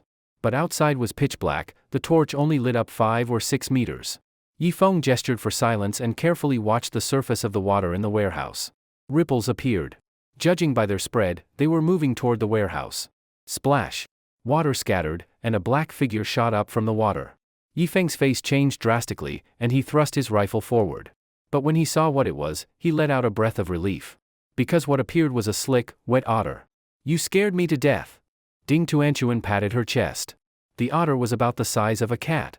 After surfacing, it swam in front of Yifeng, using its claws to comb its whiskers. Little fellow, what are you doing here? Yifeng relaxed and grabbed it. Go home. Tonight we'll eat otter meat. A pale smile appeared on Yifeng's face. One by one, the group left the warehouse. Originally, they came to clear out the strange natives, but after seeing that huge snake skin, Yifeng wisely gave up on the idea. If they really met a python of that level, their whole group would be wiped out, unless they could lure it ashore. Besides, Yifeng knew python habits, they eat once and it lasts for months. In a few months, he could have the boat built. 5 torches moved across the water. But none of them knew that a huge dark shadow slowly swam past, only 5 meters away. Finally, they returned to the cave. Yifeng began counting the spoils. They had several more rifles, enough for one each, but bullets were limited. Most of the bullets had corroded from dampness and might not even fire. Lay all the bullets out in the sun. Keep the bullet heads facing stone so if they explode in the heat, no one gets hurt. Yifeng gave the order. Alice, Lena, and Anna, the 3 foreign women, went to dry the bullets. Yifeng then went over to the giant shell. He lifted it, it weighed at least 15 kilograms. If it exploded, it could collapse the cave. You all stay here in the cave. Yifeng carried the shell out. Walking a kilometer toward the big river, he stopped, set the shell under a palm tree, then covered it with dry leaves and branches. This was a kind of trap. If they met an unstoppable beast or a horde of strange monkeys, Yifeng could lure them here, light the leaves, and send them all to hell. After finishing the trap, Yifeng used his dagger to carve a triangle mark on the palm tree. The forest was too dense, without a mark, even he might forget the location. He looked up at the sun. It was about 10 or 11 a.m., and the sun was already strong. Today's time should be enough. Yifeng muttered, carrying his rifle back. Suddenly, a herd of buffalo appeared in front of him. At the front was a big bull, followed by 3 cows and a calf. Beef? Yifeng swallowed and slowly raised his rifle. Bang! A gunshot rang out, and a cow fell to the ground. Yifeng was about to finish off the big bull, but the beast had no courage, it ran away with the other cows. Only the calf stayed, nudging its mother's body with its mouth. It looked like a mother and child pair. 10 minutes later, Susan arrived with the rest of the group, all looking nervous. Yifeng, was there danger? Susan asked, then saw the cow lying in blood. You came just in time. Drag the body back. This cow will feed us for a week. Yifeng grabbed the cow's hind leg, and the others came happily to help. But the calf rushed forward, ramming Yifeng's leg. Yifeng ignored it, letting it follow the group. The rainforest was survival of the fittest. He wouldn't bother about animal feelings, otherwise, they would starve. Back at the cave, they skinned the body and cut the beef into strips. Get some water and wash off the blood on your bodies. Rinse the ground too. Dig a pit and bury what we can't eat, or it will attract other beasts. Yifeng stood up and looked to the sky. Above, a vulture circled. These things were annoying, they flew high, saw far, and circled above any place with food. Some clever beasts also judged from vultures circling, and would slowly gather there. Someone come with me to the beach to dry salt. We can't eat all this beef right away, we need to cure it with salt. Yifeng looked at the women. I'll go. Riko stood up, her eyes meeting Yifeng's in a deep look. Gulp. Yifeng swallowed. Could it be that Riko was that eager? But the camp wasn't stable yet, he couldn't get distracted. Riko, you stay here. You're steadier, you can help more here. Yifeng said. I'm not steady. I'll go with you. Ding Tuanchuan ran out, holding a rope. On the other end of the rope was the otter they had just caught. Why are you keeping it? I'll kill it. Its fur is soft, I can make it into underwear for you. Other animals' hides are too rough, they'd be uncomfortable to wear. Yifeng pulled out his dagger. Don't. Several women stopped him at the same time. Brother Yi, this otter is so cute. Can't we keep it as a pet? Ding Tuanchuan said. No. The little black bear can be a pet, because it can stand guard. But what use is an otter? After saying that, Yifeng suddenly stabbed the otter in the body. You? Ding Tuanchuan's eyes immediately filled with tears. Come on, little Tuanchuan, let's go to the beach. Yifeng pulled her hand. No, I won't go with you.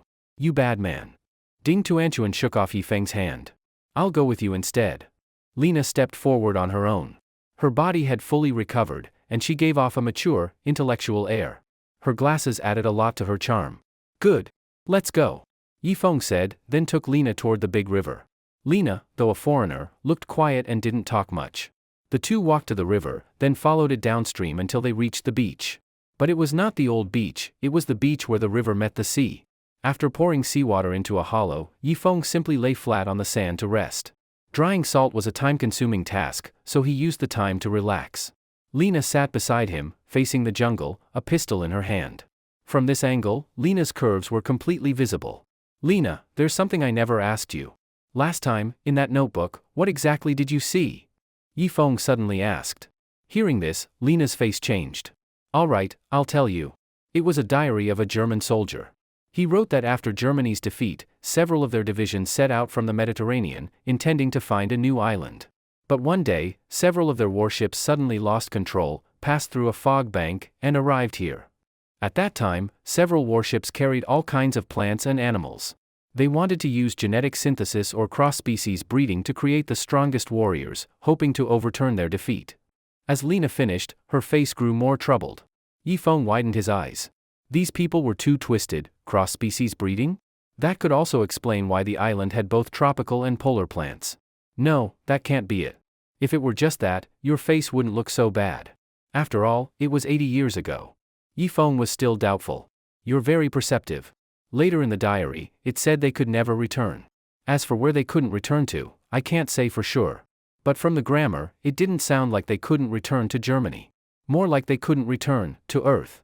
At this, despair flashed in Lena's eyes. But Yifeng felt secretly pleased. Not being able to return was fine with him. Anyway, he only had himself to feed. Any other clues? Yifeng wanted to dig out more useful information. For example, their warships? If he could find one, he wouldn't need to build a boat at all. Driving a warship along the jungle river, that would be true power. Even if there are, those warships have endured 80 years of storms. They're probably useless now, Lena sighed. No matter. Even half-finished would be fine. As long as the keel is intact, repairing would be better than the boat we're building. Yifeng stood up, his eyes shining as he looked at the river. Since the diary said the warships had indeed come here, it was very possible they were upstream, or anchored at some unknown beach. Wait. What about those German soldiers? Even if they died of old age, there should be descendants, since Germany also had women soldiers, Yifeng asked cautiously. If German descendants still lived here, it could be troublesome. Maybe they had already made more advanced weapons and become rulers. That's exactly what worries me. It said a huge disaster happened back then. After that, the diary ended. I think he died in the disaster. Lena spoke with sadness. Yifeng rubbed his chin. Better if they were dead, he only hoped their warships hadn't been destroyed. Even dismantling a steam engine would give him huge help. I've decided. Tomorrow we'll first bring the keel back to the cave. Then you all can keep building the boat, while I go upstream alone with a rifle to see if I can find a warship. Even wreckage would do. Yifeng figured the warships were surely unusable after 80 years. No matter how good German technology was, it couldn't stop ships from rusting underwater. But it didn't matter, there would still be useful things. Even just iron plates or railings would save him a lot of shipbuilding time. Yifeng, the diary also mentioned a kind of virus. That virus had already combined with tropical viruses here, forming a mutant virus. Once humans are infected, there's no cure. Lena said. Yifeng's face changed drastically. Against a python, beasts, or even those strange monkeys, he still had a chance, because they were tangible, visible things. But a virus was different. He wasn't a doctor. Against that, he had no way. Tropical viruses mostly spread from animal corpses. They also need heat and humidity. So I'll just avoid damp, smelly places. Yifeng said dryly. That was about all he knew of viruses. Alright then, let's continue drying salt. Lena packed the dried white crystals, then poured more seawater onto the rocks to dry. Lena, can you teach me German? I really admire German machinery and metallurgy. If we ever return to civilization, I could study advanced German technology. Yifeng said sincerely. Of course. Now, repeat after me. Lena began teaching carefully. She sat on the beach, legs bent, with glasses on her face. She really looked like a university lecturer, intellectual, mature, and quiet. Yifeng listened attentively. But he had his own plans. First, he didn't fully trust Lena. He wanted to learn German himself to read the diary and confirm if it was really as she said. All that talk of genetics and crossbreeding was too far-fetched. Yifeng wasn't convinced. Second, the underground base surely held more German documents. He would need German to understand them, instead of relying only on Lena's words. If she had her own agenda, it could lead to disaster. Finally, if he found the German warships, he would need German to learn how to use the equipment on board. For example, steam engines, or things like compasses, north-pointing needles, these would surely all be annotated in German. The two of them stayed on the beach for a whole day. While Yifeng was studying, he was also constantly drying salt. Finally, when night fell, Yifeng had learned the basics. He grasped some letters, which already counted as progress. At the same time, the white substance they dried was a lot, about more than 20 kilograms. Even after filtering with plant ash, the remaining salt should still be 7 or 8 kilograms. It was more than enough for curing beef. Let's go! Yifeng carried several heavy gourds on his back, while Lena led the way in front. Facing such a quiet beauty, Yifeng felt a little embarrassed to tease her. At last, they returned to the cave entrance. From afar, Yifeng saw a group of women standing in a row, their anxious eyes fixed toward the direction of the river. I'm back! Yifeng shouted loudly. When the women saw Yifeng, their eyes instantly lit up. They rushed toward him, helped carry the salt off his back, and patted the sand from his body, just like wives. Earlier, they had really been scared. After all, it was nearly dark and Yifeng hadn't come back. If Yifeng didn't return, what would they do in the future? Rely on those three dumb engineers, or on Long Wu, who already had a broken leg? Brother Yifeng, you're back? A deep voice rang out. Yifeng was overjoyed and hurried to Long Wu. His good brother was awake, sitting on a bearskin. Behind him was a soft cushion woven from mats, stuffed with dry grass. Fifth brother, this is great. Yifeng excitedly grasped Long Wu's hand. Ah, I'm already a cripple. Now, is there anything I can do to help you? Long Wu's tone was a bit tense. Yifeng noticed that his eyes seemed to hold a trace of anxiety. Fifth brother, you don't need to do anything. Just heal well. Don't worry, if I have soup to drink, you'll have meat to eat. You've helped me a lot. I take you as my real brother. Yifeng said solemnly. No, you still have to find me something to do, please. I don't want to be a useless person. Long Wu insisted. This made Yifeng suddenly realize. It seemed Long Wu was afraid of dragging down the team and being abandoned, so he urgently wanted to prove himself. All right, fifth brother. You were a soldier. Help me maintain these rifles and pistols, check why they jam so often. If you can fix the jamming problem, it will help us a lot. To reassure Long Wu, he quickly gave him a task. All right. The anxiety in Long Wu's eyes lessened. He immediately picked up a rifle and began tinkering. He started disassembling the rifle, carefully laying out each part in order on the ground. Tuanchuan, you go learn from him too. If fifth brother gets thirsty, pour him some water. If he's hungry, roast some meat for him, Yifeng said. Okay. Ding Tuanchuan squatted down right away, watching Long Wu dismantle the rifle, occasionally asking some questions about firearms. Long Wu was generous. He taught her as much as he could, telling her how to stay steady when shooting, how the bullet was fired, what rifling was, the principles of bullets, and so on. The others also pricked up their ears to listen in, including the foreign women. Zhang Yan didn't listen to Long Wu's lesson but instead walked over to Yifeng. Ah Feng. She spoke, then tilted her mouth toward the stream. Her meaning was clear. Yifeng originally thought he could hold back, but his young body didn't agree. The two of them went one after the other toward the pool. As soon as Zhang Yan reached the pool, she impatiently hooked her arms around Yifeng's neck. Wait, this place isn't convenient. Who's on tree duty tonight? Yifeng asked. Seems like that dark-skinned girl, Zhang Yan replied. Let's go. The branches of that big tree are thick, they can cover our privacy. Yifeng said, then pulled Zhang Yan under the tree. With the cries of birds covering them, they weren't afraid of being discovered. After a long while, it finally ended. I'm sorry. Yifeng looked at Zhang Yan, a trace of guilt on his face. It's fine. It's my safe period. Counting the days, I'll have my period in 2 days. After she said this, Zhang Yan hooked her arms around Yifeng's neck again. Yifeng was instantly overjoyed. If it was her safe period, then he had no psychological burden. Yifeng felt secretly pleased. Just then, his eyes narrowed. Let go of my waist first. Yifeng pushed Zhang Yan aside, walked to the tree, and picked up an arrow. Is this arrow one you made? Zhang Yan asked curiously. Obviously not. This arrow is more professionally made. Yifeng touched the arrowhead.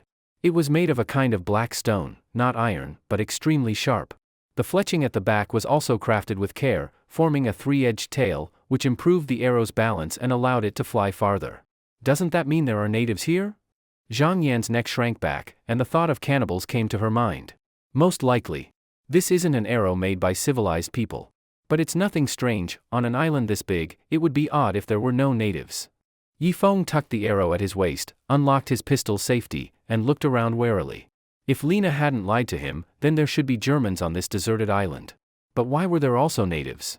After all, if Germans had really come here, natives would have had no way to resist. In terms of weapons, Germans were overwhelming. Yet, after so long on the island, he hadn't seen a single German descendant. And another thing, with so many weapons and ammunition in the underground base, if there really were descendants alive, they should have maintained those weapons well. From this it could be seen that the Germans on the deserted island were already all dead. Otherwise, even if there was only one German descendant, they would not have abandoned so many advanced weapons. Yifeng looked again at the arrow. The tail feathers of the arrow were still quite well preserved, so it must have been discarded here about a year ago. Therefore, the natives here should still be alive. There was only one possibility left: those natives, using these simple weapons, had killed all the German soldiers. Let's go back to the cave. Yifeng's face sank, and he took Zhang Yan back. Clearly, the natives must have some other incredible methods. Otherwise, with such weapons alone, even 100 natives could not possibly defeat a single German soldier. If the Germans had set up machine guns, they could have easily mowed down all the natives. Where did you two go? Susan stood with her hands on her hips, looking at Yifeng with displeasure. Zhang Yan said she wasn't feeling well, so I went to gather some herbs for her, Yifeng explained. Heh! Who believes you? Susan finished speaking and gave Suyun a look. Suyun said nothing but sat by the fire in a daze. Clearly, Susan had just been speaking ill of him to Suyun, but Yifeng had no time to worry about that now. Everyone, come to fifth brother. As he spoke, Yifeng took out the arrow. See this arrow? This isn't made by civilized people. The craftsmanship is more like something made by natives. That means, on this island, it's not only us survivors. Everyone must be careful. The tips of native arrows may be poisoned. If hit, death is certain. Yifeng explained. The women's faces immediately showed fear. But Yusihai patted the rifle in his hands. What's there to fear? Which is stronger, a bow and arrow, or my gun? Yusihai said confidently. The group instantly breathed easier.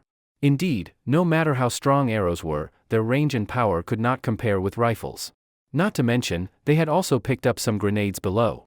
As long as those could be ignited, no matter how many natives there were, they would all be killed. No. The natives are the aborigines here. They know this rainforest and surely have other means we don't know about. We must be careful. For example, in ancient times people used goo poison. Can you defend against that? Yifeng explained. At this, Yusihai quieted down. Yifeng felt it was necessary to make them clearly understand their situation, so they wouldn't have no sense of danger at all. Having lived long in civilized society, with World War II already 80 years past, young people no longer had a sense of crisis. If they truly met natives, even with guns, they might not necessarily win. Lena, tell everyone what was in the diary. Yifeng called on Lena. All right. Then Lena told everything she had seen. Everyone was left stunned. That's great. Doesn't that mean there are warships on this island? Then we don't need to build a boat. The three engineers were very excited. After all, as engineers they knew how difficult it was to build a ship on a deserted island. Many parts had to be replaced, even the power system completely changed. Yifeng held his forehead and gave a wry smile. Don't you understand? If so many German soldiers came to the island, why didn't they leave any descendants? Yifeng asked. Maybe the descendants of those Germans are upstream on the river, Ding Tuanchuan said. Impossible. With so many weapons in the underground base, if there really were German descendants, they would have maintained those weapons, not left them to rot. So there is only one possibility. The Germans who came to the island back then are all dead. They may have died from some virus, or from climate, but the greatest possibility is that they were exterminated by the natives, Yifeng said seriously. The atmosphere at once became heavy. Susan even glanced warily outside. The others also put their hands on their rifles. At last, they had a sense of crisis. There's no need to worry too much. This arrow was clearly placed there a year ago. That proves the natives don't often come downstream. So we're safe for now. Don't scare yourselves. Yifeng didn't want them under too much mental pressure. That's right. Natives won't often come downstream. Once we finish building the ship, everything will be fine. I don't believe natives can fly onto the ship to kill us, Longmu also laughed. Sure enough, the atmosphere lightened a little.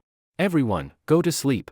Tomorrow you'll build the boat, and I'll go upstream alone to see if there are any warship remains, Yifeng said. Susan went to switch with Dove, and everyone began sleeping. Yifeng didn't sleep until near dawn. The next morning, he arranged for the others to build the boat and filter the salt to cure the beef. Then he carried 2 rifles and 2 pistols and headed upstream. Since the weapons jammed easily, he needed spares. When he reached the riverbank, a hot wind blew against his face. He noticed that the water flowed downstream, but the wind blew upstream. Good. Once the ship is ready, if we want to go upstream, we just open the sail. If we want to go downstream, we put the sail away. Yifeng muttered, cutting open the weeds ahead with a shovel. There were no traces of human activity here, which proved the native settlements were not downstream but upstream. The riverbank was dangerous. From time to time animals came to drink. Yifeng fired shots to scare off a leopard and a group of wild boars. By now, he had walked upstream for 2 kilometers. The river gradually narrowed. Downstream, Yifeng could only see the outline of the opposite bank. But here, he could see the towering trees across the river, though only their outlines. There was much fog above the rainforest. Some giant trees even reached into the clouds. This should be the main course of the river, with countless tributaries beside it. At this point Yifeng encountered trouble. Ahead appeared a tributary 6 or 7 kilometers wide, blocking his way upstream. He could only turn 90 degrees and head into the tributary. Just then, the grass ahead shook, as if something hid inside, preparing an ambush. Yifeng sneered coldly and raised his rifle level. Whatever was in the grass, one shot would force it out. No! A tender voice came from the grass. Yifeng lowered his rifle, astonished, looking at the blonde little girl ahead. She was about 1.4 meters tall, thin as a bamboo pole, her childish face full of exhaustion.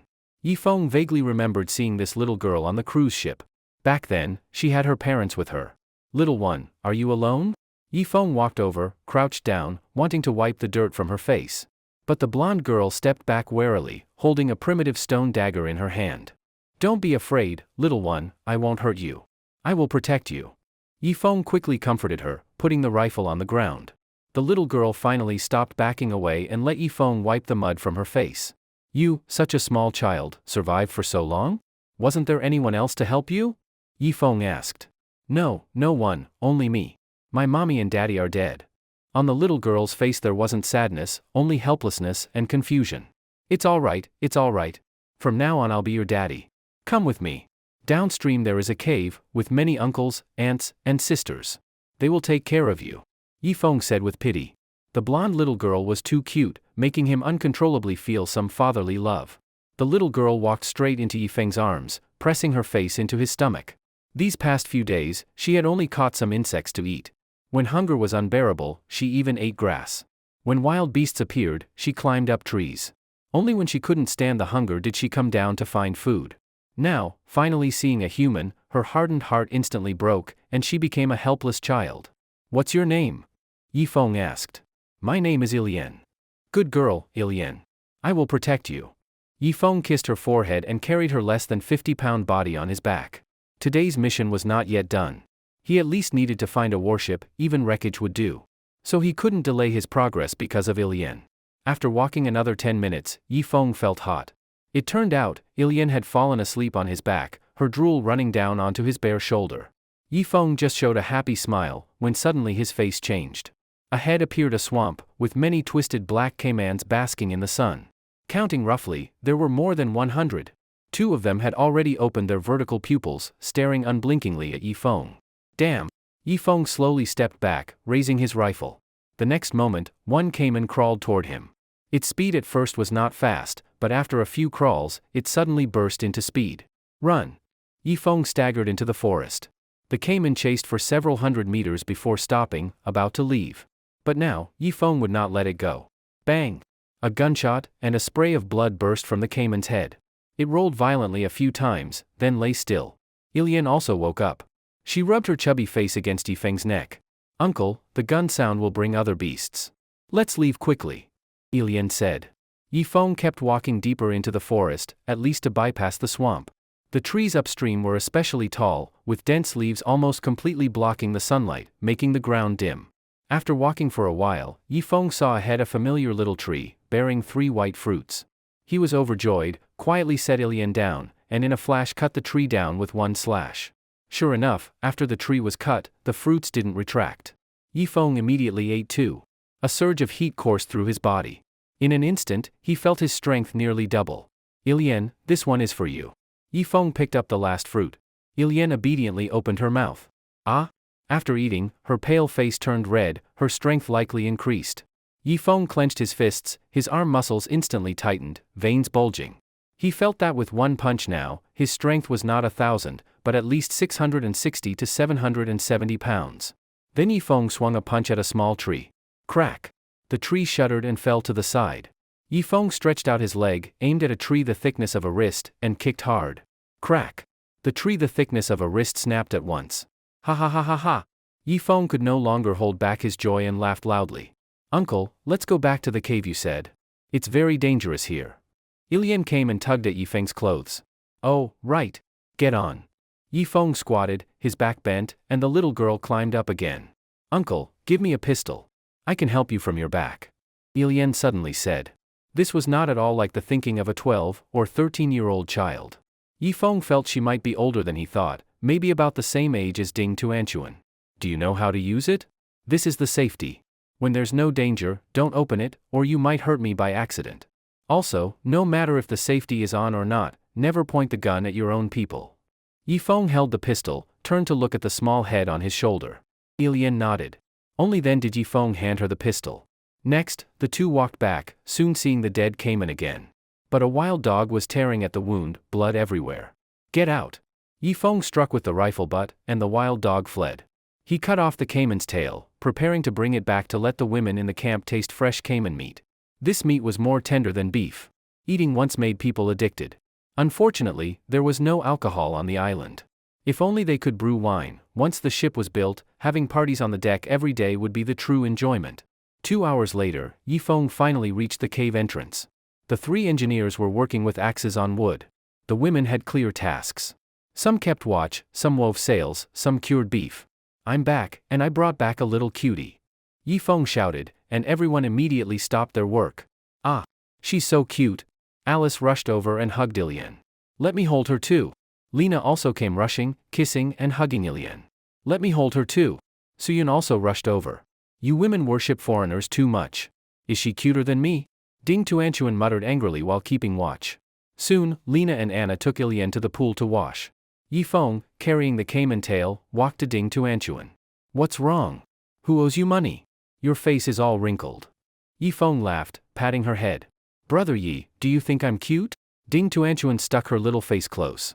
Yifeng hesitated, then suddenly opened his big mouth and covered nearly half her face, giving her a hard kiss. Ah! Don't eat me.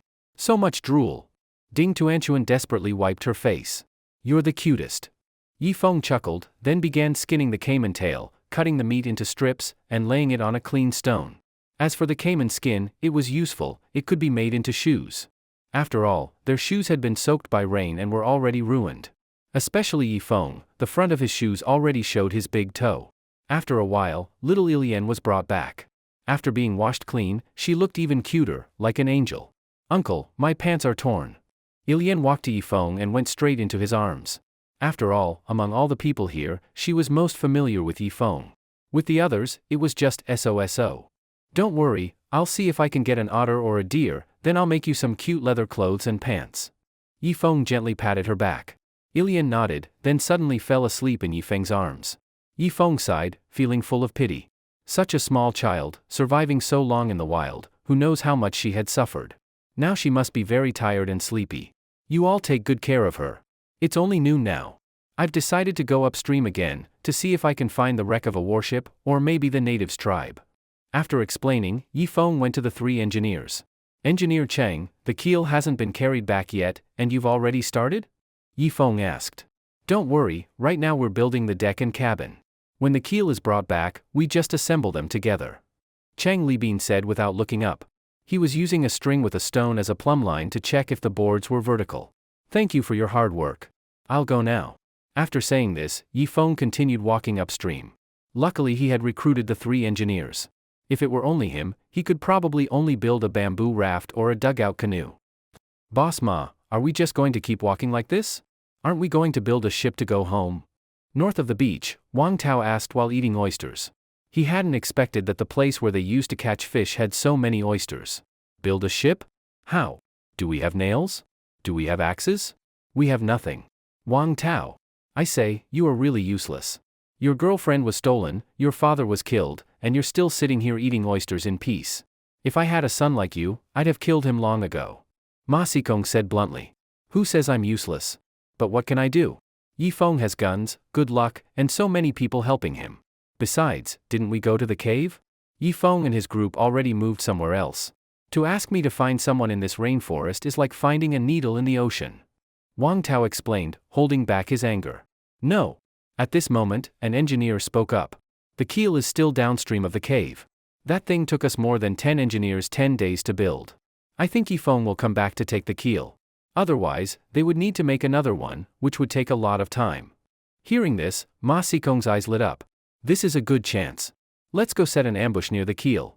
We'll make more traps and a few bows and arrows. When Yifeng comes back, first the traps will wear him down.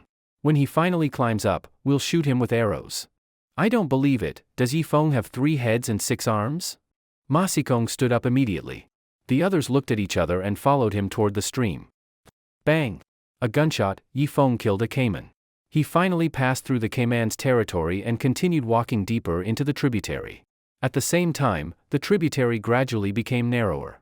Downstream it was 6 or 7 kilometers wide, but here it was only 30 to 40 meters wide. The tall trees almost completely covered the river overhead. The creatures in the water became more varied, with many fish swimming around. Yifeng struck down with his entrenching shovel and killed a red-bellied piranha. This thing was as thick as a finger, but its mouth was full of sharp teeth. This thing should be edible. Yifeng bit into it directly. It tasted fishy. Just as he was about to stand, suddenly a huge shadow swam from underwater, about half again as long as Yifeng. Splash! A giant arapaima jumped out of the water, slamming its head toward Yifeng. Its skull was as hard as iron. If it really hit Yifeng's head, he would faint on the spot and drown in the river. Damn! Yifeng quickly stepped back and raised his rifle. But after hesitating, he didn't fire. Because gunfire could attract even stronger predators. From now on, unless some beast chased him to the death, he would rather run than shoot. If there was no other choice, he would use his entrenching shovel or dagger to kill. Only when life was truly at risk would he use firearms. The giant arapaima missed Yifeng, then flicked its tail and dove toward deeper water. But a larger shadow swam up to it. In one bite, it bit the entire arapaima in half. Blood spread across the river surface, quickly attracting swarms of red-bellied piranhas. Yifeng kept walking deeper into the tributary. By now there was almost no path, and after wandering around he got lost. Helpless, he slung the rifle on his shoulder and climbed up a tall redwood. When he was almost at the crown, Yifeng stopped, using a bird's-eye view to check the path he had taken. Damn! I've been circling in this 20-meter area for an hour? Still uneasy, Yifeng cut off a branch with his knife and threw it onto the path back. This way, at least he had left a mark. Just as he was about to climb down, suddenly his expression froze. Not far from the redwood, a few hundred meters away by the riverbank, there was a campfire. 3 figures sat by the fire, roasting something. There are other humans? Yifeng was overjoyed. He could confirm that those 3 figures were all men. He had been worried about not having enough strong laborers to build the boat. With the addition of those 3, the speed of building the boat could be increased. After getting down from the tree, Yifeng rushed in one direction, finally breaking out of that strange loop and arriving at the campfire. The 3 men heard footsteps behind them and quickly threw down the fish in their hands, picking up sticks at the same time. It's you? Yifeng and one of the men looked at each other, and their expressions immediately darkened. Su Jiaying, you're actually still alive? Yifeng frowned tightly as he looked at Su Jiaying. This guy was the head of security, Wang Tao's lackey. Under Wang Tao's orders, he often made things difficult for Yifeng at the entrance. For example, after work, he wouldn't search others, but would specifically search Yifeng, making him lose face in front of his colleagues. And during clock-in, when Yifeng was about to be late, he would suddenly close the main gate, only opening it after 9 o'clock sharp. But at that time, Yifeng didn't want to cause trouble, so he didn't beat him up. Now the chance has come. Su Jiaying was, after all, the head of security, and had some strength. Let him help build the boat first. As for the other two, they looked somewhat familiar to Yifeng. They were also security guards at the company and usually followed Su Jiaying's lead. If you're not dead, how could I be? Yifeng, the gun you're carrying, is it real? Su Jiaying asked cautiously. After all, on a deserted island, it's hard to know people's intentions. What if Yifeng attacked him? It's fake, no bullets left. Yifeng thought for a moment and decided to test Su Jiaying. Oh, so it's fake. Yifeng, you're alone now and it's hard to survive. Want to join us? But there are conditions. You have to help us keep watch at night, catch fish, roast fish, drive away mosquitoes, things like that. If you agree, I'll take you in, Su Jiaying said. No need. I have my own cave downstream, with many survivors. We're building a boat to go home. If you're interested, you can join us in building it. Yifeng didn't want to argue with him for now, better to build the boat first. Oh right, tomorrow he had to go to the creek to bring back the keel. These three guys were big and burly, just perfect for hard labor. You're building a boat? Okay, of course. Let's go now. After saying that, Su Jiaying directly picked up a wooden spear and something that looked like an iron plate. He had fashioned it into a shield. On the shield, there were several letters. Yifeng looked closely and was overjoyed. The letters were in German. Where did you find this piece of iron? Yifeng asked. Oh, we found it over there, at least a dozen kilometers from here.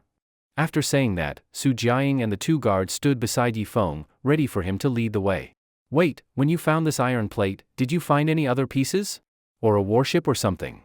Yifeng asked. Yifeng, what are you talking about? It's just a piece of scrap metal. Why are you bringing up warships? So you only saw this iron plate? You didn't search the area? Search for what? Just hurry up and lead us home. My patience is very limited. Su Jiaying crossed his arms, his eyes sharply scanning Yifeng. He had made up his mind, if Yifeng dared to lie to him, he would definitely kill him. Originally, there were over a dozen of them, mostly women, the elderly, and middle-aged people.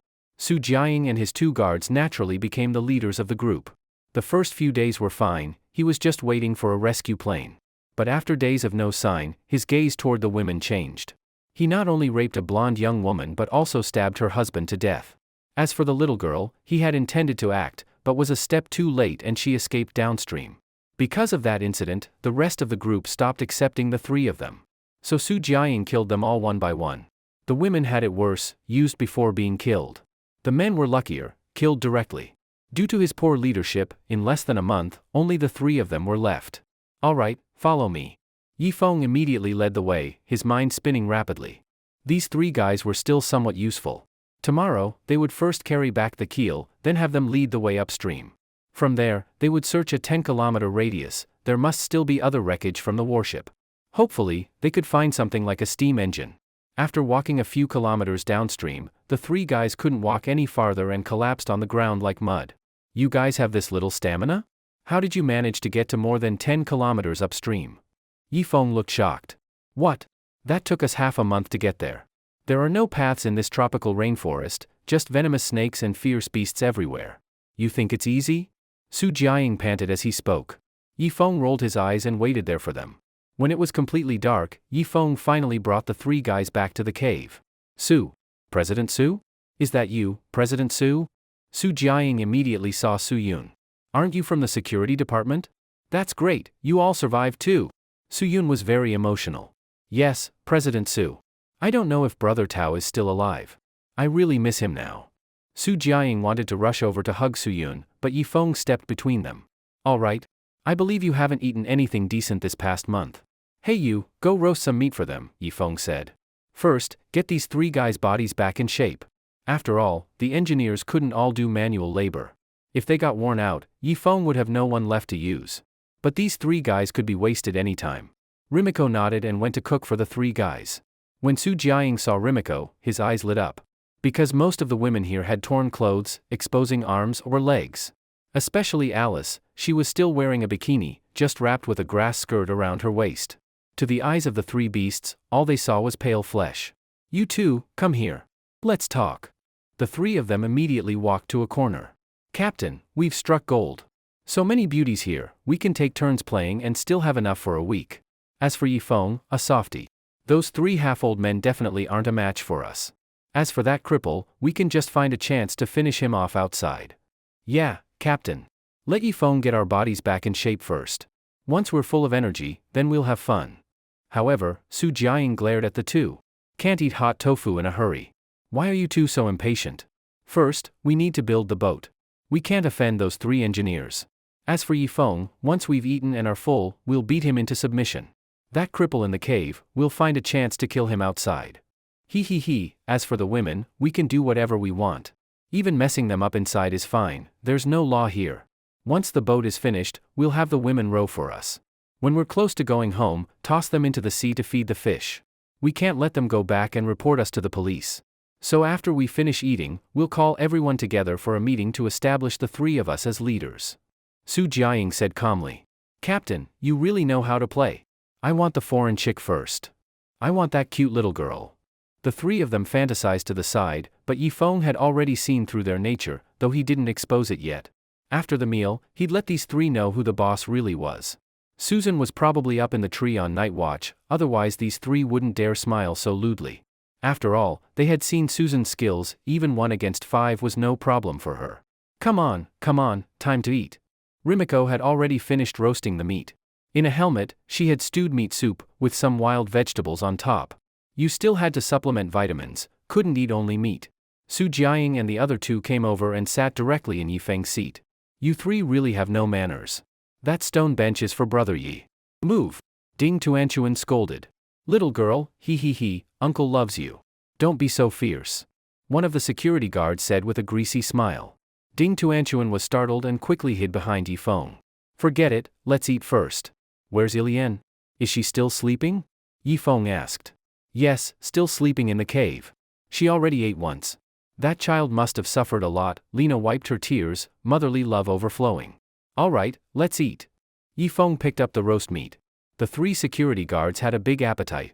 After all, company security wasn't just about standing guard, they also helped move desks in the office occasionally. They ate for a full hour. Everyone was full. Su Jiaying leaned his back against the stone wall, one hand on his belly. Once the food was digested, it would be time for him to establish leadership. Have you all finished eating? Su Jiaying slowly stood up. His two lackeys each held a wooden stick, standing behind him like eunuchs backing up an emperor. However, no one paid attention to him. Several women were quietly chatting. Yifeng was sharpening arrowheads with a dagger. 3 engineers were discussing issues with the boat structure. I'm talking to you. Su Jiaying felt embarrassed. He wanted to slam the table, but there was no table here. So, in a fit of anger, he kicked directly into the campfire. Ah! Sparks flew everywhere. At the same time, the leg of Su Jiaying's pants caught on fire. Yifeng gave him a cold glance and slowly stood up. Next, he needed to beat these 3 guys into submission, otherwise, they definitely wouldn't work honestly. From now on, I'm your boss. Who agrees? Who disagrees? Yifeng was stunned. He didn't expect someone to steal his line. Su Jiaying was already standing on a rock, looking down at everyone. Don't be upset. This is a deserted island. There's no law here, so it's survival of the fittest. If you listen to me, I'll take good care of you. But if you don't, sorry, I'll kick you out, Su Jiaying shouted. Why should we? Yusihai stood up. Because of my fists. On a deserted island, whoever's fists are harder makes the rules, Su Jiaying said coldly. I want to compare fists with you and see who's harder. Yifeng put down the dagger and didn't use the gun either. Su Jiaying turned around and looked coldly at Yifeng. I knew you'd jump out to cause trouble. Today, I'll show you what I've got. He lunged at Yifeng. Unsurprisingly, before he even got close, Yifeng slapped him to the ground, and he couldn't get up for a long time. You're that strong? Su Jiaying looked up, shocked. The women quickly sat to the side, looking excited to watch the show. Captain Su, seems like your fists aren't as hard as mine. Do you accept that now? Yifeng asked. Accept your mom. Brothers, let's take him down. Don't hold back. Su Jiaying gave the order, and the 3 guys rushed at Yifeng. Still no surprise, after just 2 minutes, all 3 were lying on the ground. Su Jiaying even lost a front tooth. He covered his drafty mouth, looking at Yifeng with unconvinced eyes. Yifeng, you're this good at fighting? Why didn't you ever fight back at the company? Su Jiaying asked. You idiot. In a civilized society, hitting people is illegal. If you hit back, it's mutual assault. Yifeng crossed his arms. He could tell these three were not truly convinced. Damn. Captain, this guy is too strong. What now? One guard helped Su Jiaying up. Grab weapons, take him down. The three picked up wooden sticks. Yifeng didn't hold back either and picked up a bamboo spear. With a weapon in hand, Yifeng was like a tiger with wings. The spear whooshed through the air. He didn't strike to kill, just used the bamboo spear like a stick. In no time, the three were bruised and beaten all over, screaming in pain. Do you submit? Do you submit? Do you submit? With each question, another spear strike came. Stop! Stop! We submit. Su Jiaying was the first to give in. Yeah, stop hitting us. We really give in. The two guards also admitted defeat. Yifeng nodded and tossed the bamboo spear aside. He didn't want to be too harsh, otherwise, they wouldn't be able to carry the keel tomorrow. Good. Now you three are part of the engineering team. You must follow the engineer's orders. Do what they tell you, no slacking off. If you slack, no food. Understand? Yifeng said. Fine. Su Jiaying nodded gloomily, full of rage inside. Clap clap clap clap. Ding Tuanchuan led the applause. Brother Yi, that was amazing. The other women followed, clapping too. Clap clap clap. For a moment, the cave echoed with the sound of flesh striking flesh. The three beaten guys shrank to a corner, covered in dirt, eyes flickering, seemingly planning something. Yifeng didn't care. He called the others outside the cave. Listen up, keep your guns under your pillows tonight. Don't let those three get them. Night watchers must guard not just against beasts, but also those three trying anything. Yifeng said. Got it. Everyone agreed and went to rest. Meanwhile, Su Jiaying and the other two squatted in a corner like beggars. Yifeng still didn't feel safe, so he brought back some vines. We're going to sleep now, but I don't trust you three. So I'll have to tie you up, Yifeng said. What? Su Jiaying was furious. I said, I'll only feel safe tying you three up. But don't worry, once everyone wakes up in the morning, you'll be untied. I'll tie you outside the cave. If any wild beasts come, just scream to wake us up. I'll come save you, Yifeng said seriously. Damn it. Let's fight him. Another fierce battle. This time Yifeng used 30% of his strength, beating the three until they couldn't move. Brother Yu, Brother Bao, please help me tie them up, Yifeng called. Sure. The two engineers came over and tied the three up like rice dumplings, then secured the rope to a large tree. This way, their hands couldn't move, only their legs, and they could only move within 5 or 6 meters. Tonight, Ding Tuanchuan and Alice, you two are on night watch. After saying that, Yifeng went back to sleep. The women blushed and all squeezed toward Yifeng. But Yifeng pushed most of them away, keeping only Su Yun and Ilian in his arms. They were the youngest, with weaker resistance. Yifeng needed to keep them warm. Outside the cave, Su Jiaying and his two men squatted together. Damn it, we really miscalculated. Didn't think Yifeng could fight like that, one guard said angrily. In their last team, they were the leaders. But here in Yifeng's place, not only weren't they leaders, they were treated like dogs outside the gate. That's human nature. Once you've tasted power, you never want to be beneath others again. This can't go on. Tomorrow, we'll find a chance to lure Yifeng to a place with no one. One of us distracts him by talking, the other sneaks up and hits him in the head, try to smash his skull with one blow. The night wind made the campfire flicker. Su Jiaying's face was hard to read. But Yifeng is too strong. I'm afraid even that won't work, a guard said. So, let's talk when we carry the keel. I just overheard a few women, it shows we'll be sent to carry the keel tomorrow. Yifeng will definitely carry it too, and it must be something very heavy. While he's dead tired, one of us will talk to him, one will sneak attack from behind, three-pronged attack, no matter if he's a deity, he'll die. Su Jiaying said. Fine, that's decided. A faint smile appeared on the three faces, as if they already saw Yifeng lying in a pool of blood and all the women writhing under them. Little did they know, their entire conversation was heard by Susan on night watch in the tree. The next morning, the three were dozing together when Yifeng came to untie them. They rubbed their eyes and looked at him in a daze. Let's go. 4 of us have work to do today. Yifeng said, handing each of them a piece of roasted meat and a bowl of meat soup made from leaves. Since manual labor awaited, Yifeng was especially generous that day. The three exchanged looks and immediately started eating in big bites. When they finished, Yifeng slung on a rifle, 2 pistols, 3 daggers, and an entrenching tool, military shovel. Su Jiaying, you take the entrenching tool and go ahead to clear the path. Yifeng commanded. What? You want me to lead the way? Wait, is that an entrenching tool? Good, give it to me, I'll lead the way. Su Jiaying quickly took the entrenching tool, swung it in the air twice, a sinister smile on his face. After walking downstream along the river, Yifeng had the three climb the mountain in batches. Finally they reached the beach. The three were constantly looking for a chance to circle around behind Yifeng. But for some reason, Yifeng seemed to sense something. He always stood behind them and gave them no chance. Yifeng sneered inside. Susan had already told him about their plan. Normally, with his temper, he'd kill them outright. But now he couldn't, he needed strong labor to carry the keel. After that, they still needed to return to build the boat, cut wood, drill holes in the wood. Ouch, my stomach hurts. Xiaokai, you go ahead and lead the way. I'm going behind to take a dump. Su Jiaying suddenly clutched his stomach and tried to move behind Yifeng. What are you doing? Yifeng's face turned cold. I have diarrhea. Are you letting me hold it till we return? Su Jiaying snapped angrily. At this moment, Xiaokai spoke up. Brother Feng, actually we already saw the rescue plane upstream. Unfortunately we were in the forest. The leaves blocked us so the plane didn't see us. Yifeng's body trembled slightly. If you need to poop, go ahead. I'll watch you. No problem. Yifeng said, holding the pistol and keeping his eye on the three. The three were positioned dangerously, using a flanking formation that half encircled him. Su Jiaying clenched and loosened his fists, finally pulled down his pants and squatted nearby to do smelly business. No paper? Rub on the ground. Let's keep going. Yifeng urged. So, the four continued toward the creek. Downstream from the cave, Ma Xikong was hiding in the bamboo forest with his bow and arrow, with Wang Tao beside him holding another handmade bow and arrow. Further upstream in the bamboo woodland were another four engineers lying in ambush. Wang Tao, you're somewhat useful after all. At least you're good at digging pits, Ma Xikong said with a grin. Thanks for the praise. Wang Tao, burning with rage, felt this was too much. Being made to dig the pit alone, for a whole day and night, he finally dug a 4-meter-deep pit next to the keel and covered it with bamboo sticks. Once Yifeng's team came to carry the keel, they would fall in. What if Yifeng doesn't come? Wang Tao asked. Relax.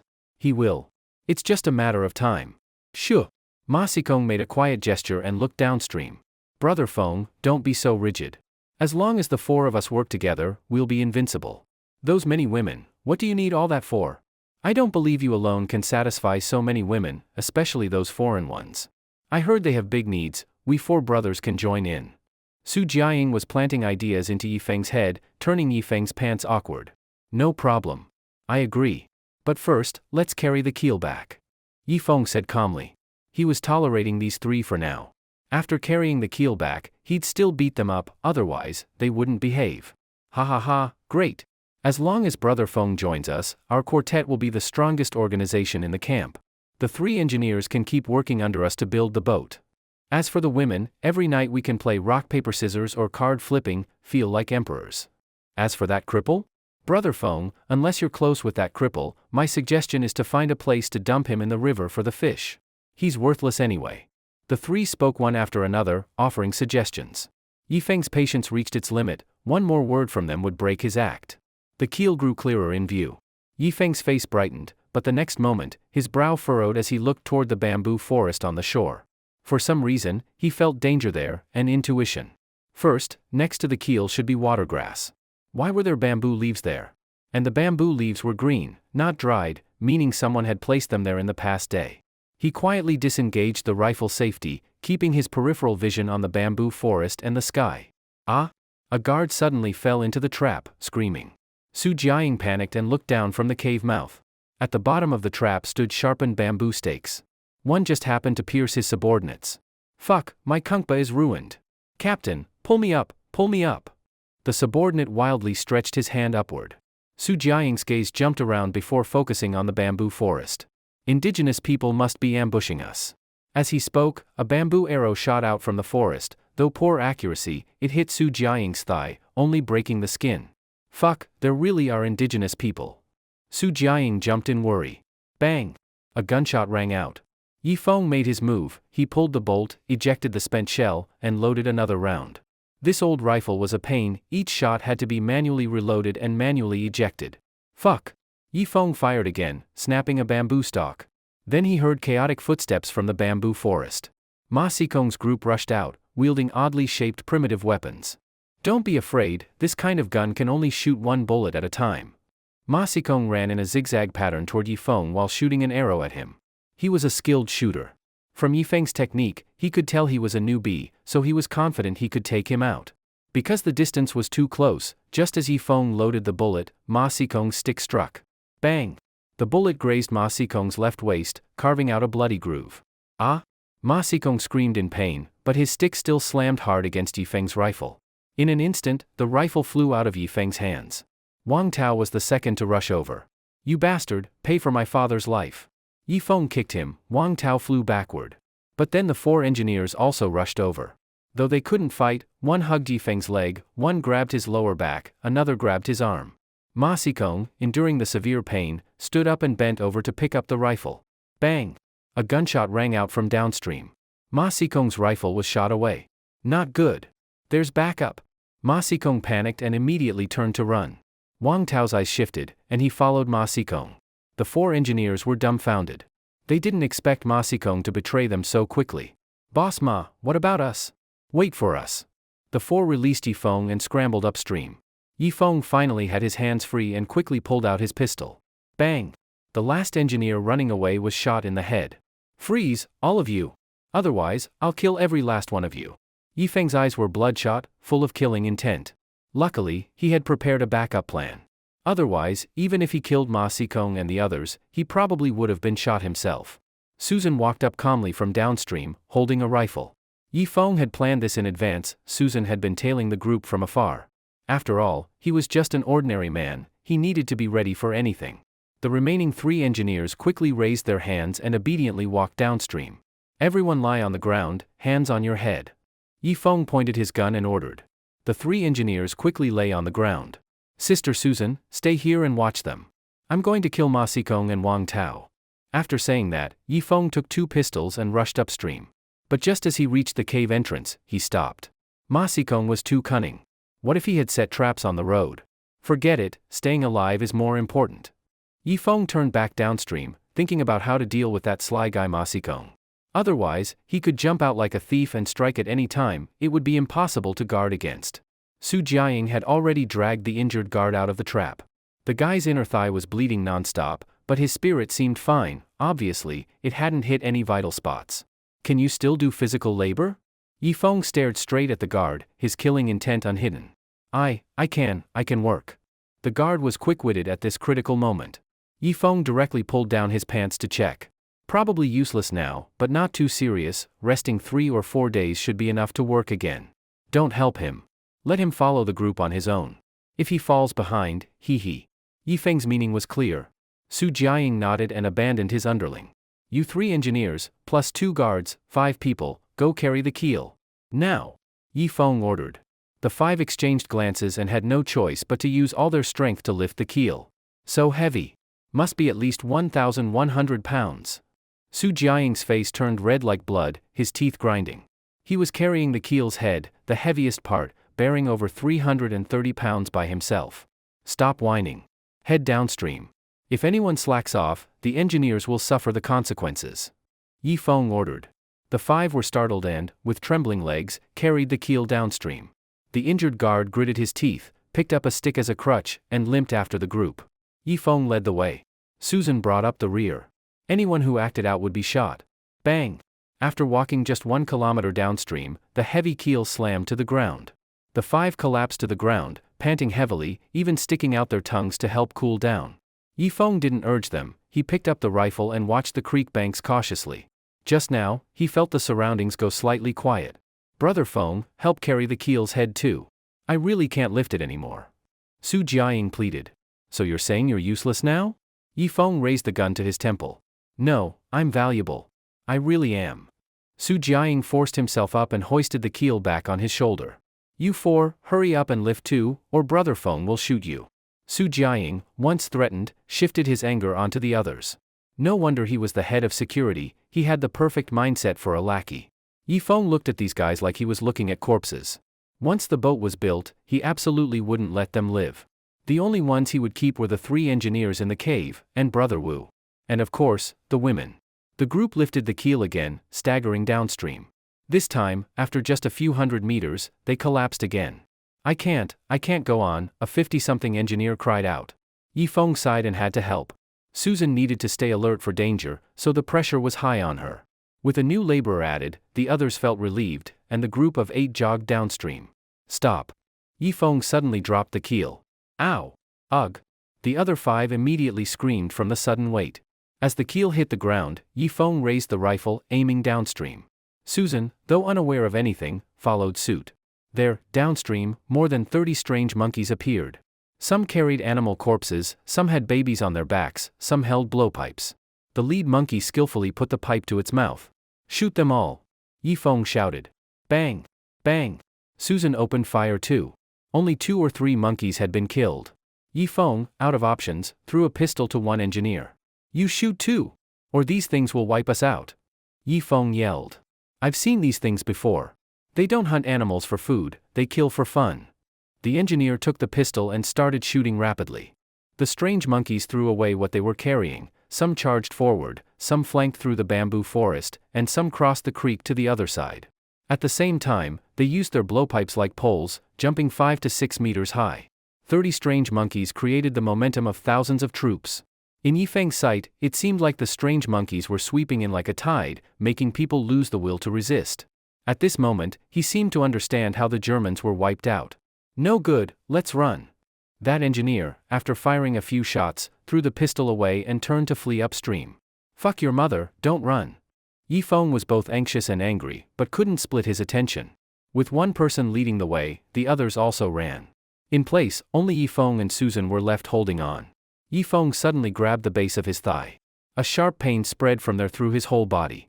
His muscles went numb, and the rifle fell to the ground. But he turned his hand and pulled out the remaining pistol, firing non-stop at the strange monkeys. Yifeng, get up! Susan shouted quickly. Yifeng wanted to stand, but his legs had gone numb. A tingling feeling was spreading through both legs. Susan, run. Don't worry about me.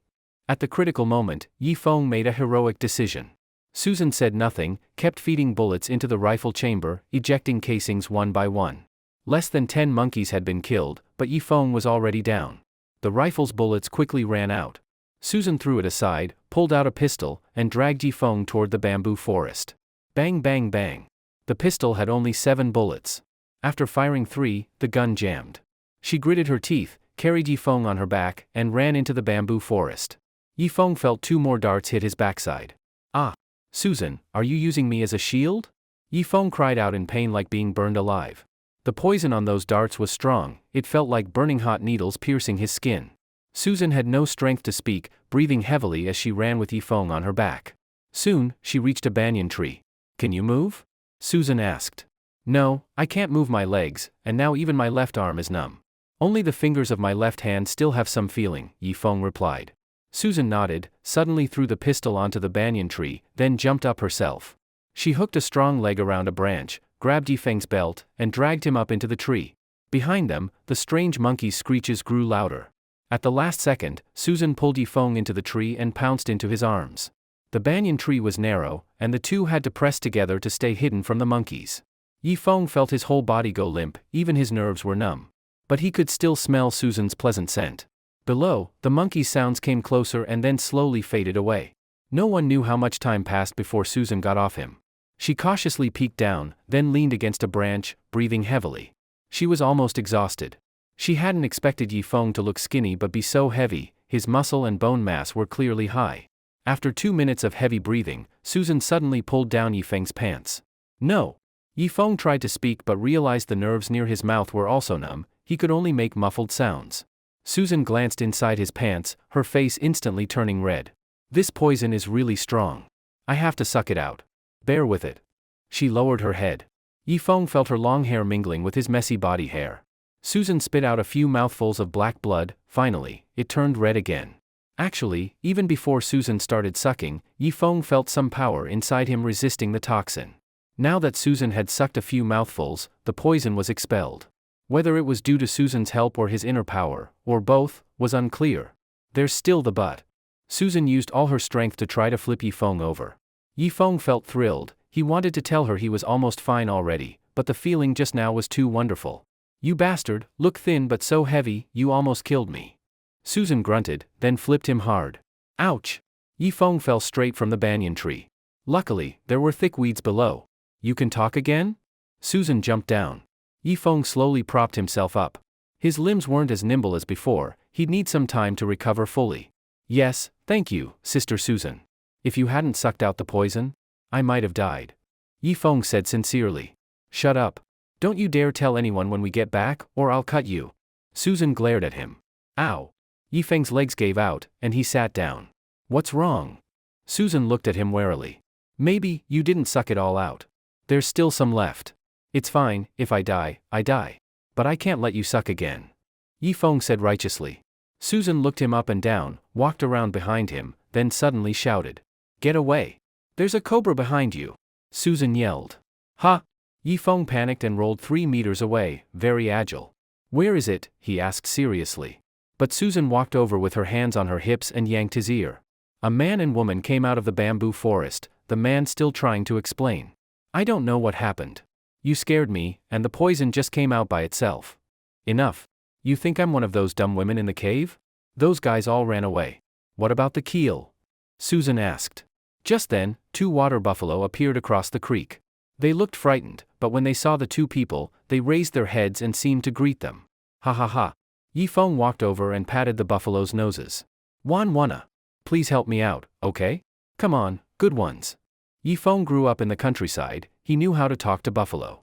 He picked some fresh leaves from the treetop for them, then quietly inserted sticks into the keel's holes, finally tying the sticks to the buffaloes' backs with old banyan vines. Just like that, the yoke was done. This thing could rest on the buffalo's shoulders, and they couldn't shake it off. Dear buffalo brothers, please help and follow me. Yifeng said and walked ahead, luring the buffaloes with fresh leaves. As the water buffalo stepped forward, the heavy keel was slowly dragged along. Brother Feng, we're back again. At that moment, 6 people appeared from the bamboo forest. Yifeng raised his eyebrows. He thought these guys wouldn't return, didn't expect they were addicted to being abused. It's good you came back. Come help carry the keel. You 6 carry the tail, the 2 buffalo carry the head, let's speed things up, Yifeng said coldly. Okay, Brother Feng. Su Jiaying responded and led the others to lift the keel's tail. Yifeng guided the buffalo in front with tender leaves. With the 2 new helpers, the ones behind carried it easily and made it all the way to the beach without resting. Because the buffalo shared 60% of the weight. Earlier, when Su Jiaying and the others fled upstream, they regrouped with the 3 engineers. After some scheming, they decided to return to the cave, only the tools in the cave could build a boat. Another reason, Su Jiaying felt unwilling, since he hadn't played with the women in the cave yet. And most of all, he wanted revenge, he had to kill Yifeng to vent his anger. The 6 of them hit it off and came back as a team to deliver themselves.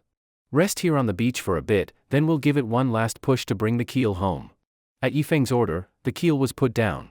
Even the 2 buffalo didn't leave, they stood beside Yifeng, using their noses to nudge his arm constantly.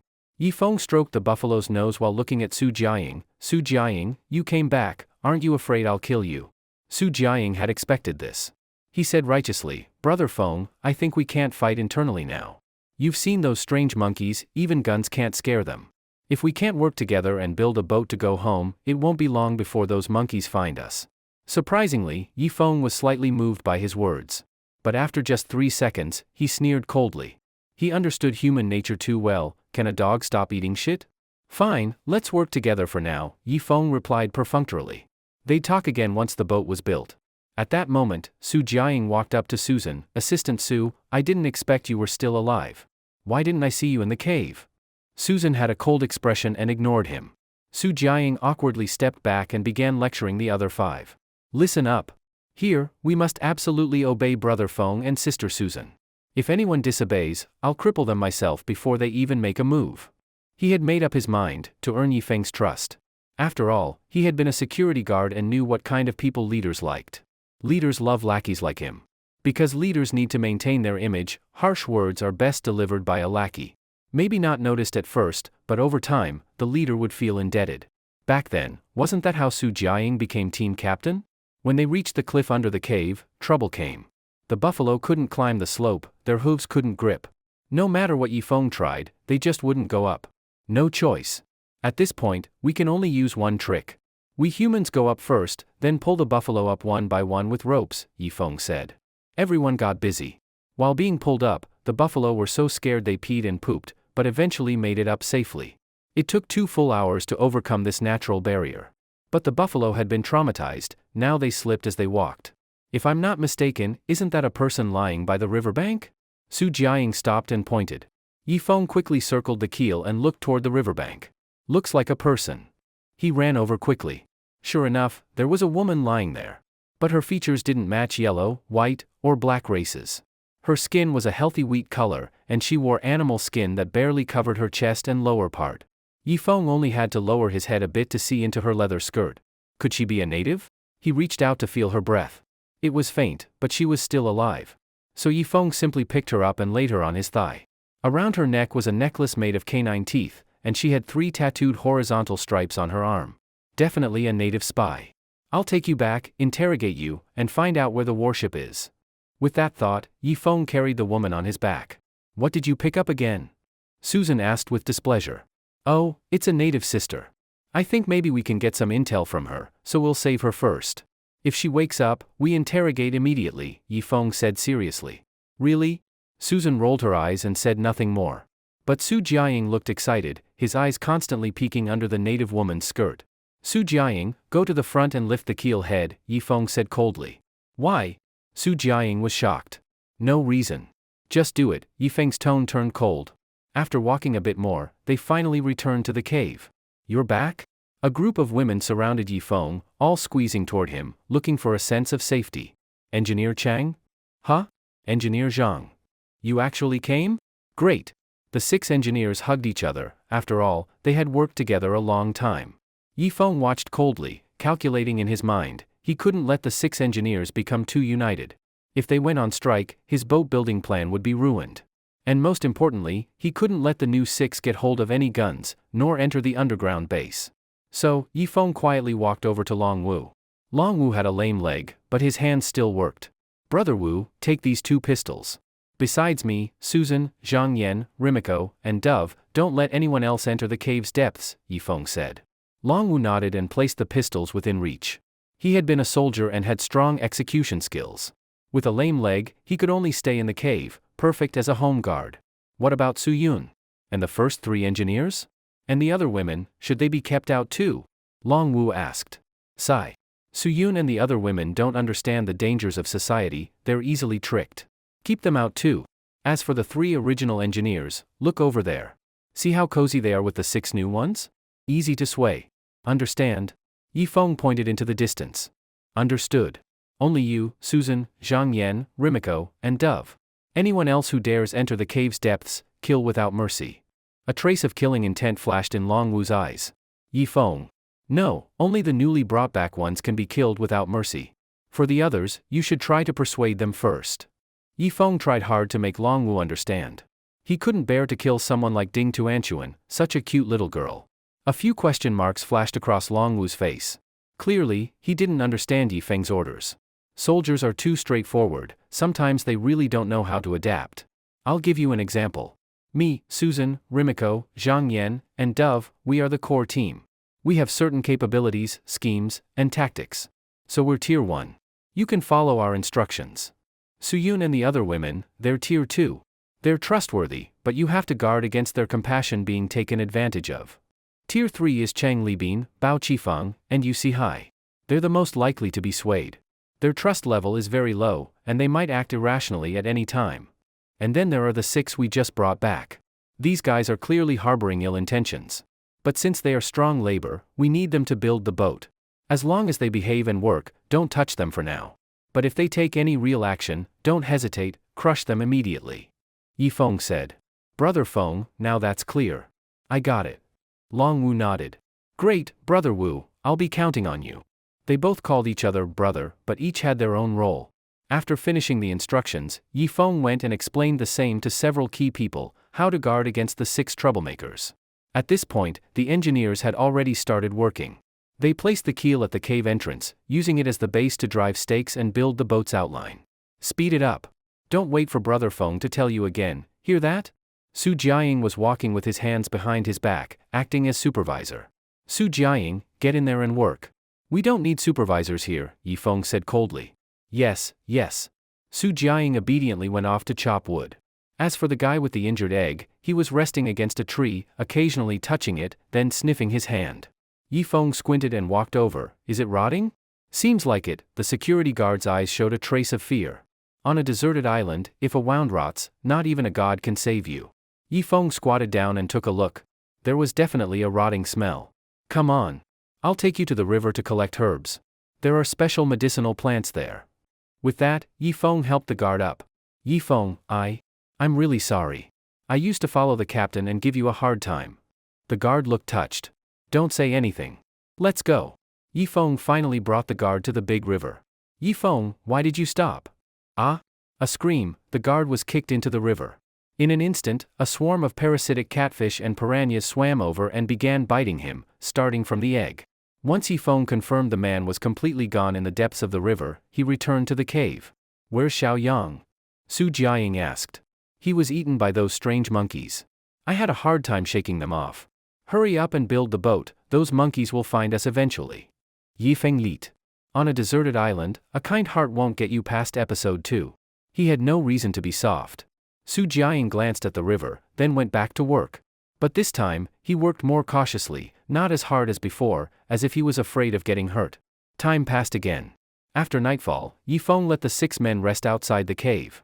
Meanwhile, Rimiko prepared food for them. Chang Libin's trio received a large piece of roast meat and a big bowl of bone soup. But Su Jiaying's group of 5 only got a small piece of roast meat, no soup. If they were thirsty, they were told to drink spring water by the pond. Has the native woman woken up yet? Yifeng asked Alice. Not yet. We've already fed her some meat broth. Rimiko even gave her breast milk twice, Alice said. Rimiko's face turned red. Yifeng had been too busy these days, so he didn't have time to help her pump. Helpless, she had no choice but to resort to that method. Night Watch should keep an eye on her. Hopefully we can revive her, then interrogate her tribe's location, just in case. Yifeng said and took a big bite of meat. Everyone nodded together. Just then, the engineers outside the cave came in, led by Chang Libin, followed by 7 others. Brother Feng, isn't this kind of treatment unfair? The 5 of them worked hard all day but only got this little food. I'm worried their bodies won't hold up, Chang Libin said.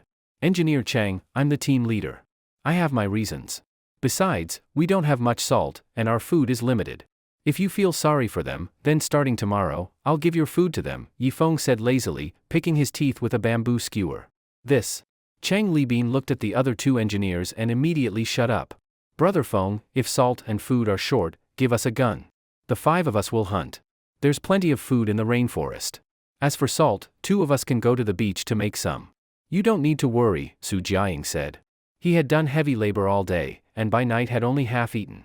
At this rate, he could barely maintain basic activity, no energy left to plot against Yifeng. Yes, Brother Feng, let us handle the salt and hunting. Don't worry, we won't make things difficult. Just give us a gun. Brother Feng, please agree. The 5 men spoke one after another, trying to persuade him. Looking at these 5 scheming guys, Yifeng's face darkened.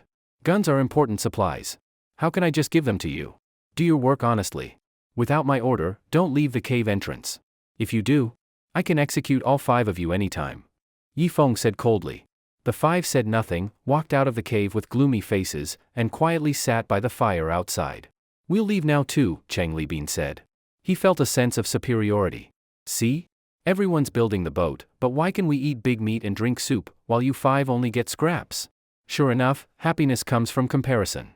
The 3 went outside the cave and lit another fire, clearly separating themselves from the 5 newcomers. In the small camp, 3 levels of hierarchy had formed. As for the women in the cave, their faces showed light smiles, even the way they ate meat became more refined. After all, they were now at the top of the pyramid. They had to consider their image, they couldn't eat like savages anymore. You 3, listen carefully. Now, I am your team leader. Xiao Kai is your deputy. We must stay closely around Brother Feng and follow his orders. Without Brother Feng's command, you are not allowed to leave the cave. No slacking off during work. Su Jiaying wasn't content with being under others, he drew class distinctions even among the 5 lowest-ranked people. Heh, what the hell are you? Calling yourself team leader, deputy team leader. You just want to kiss Brother Feng's ass, don't you? Do you see Brother Feng even paying attention to you? One of the engineers mocked. Damn it, Xiao Kai, hit him. Immediately, the 5 men split into 2 groups and started fighting each other.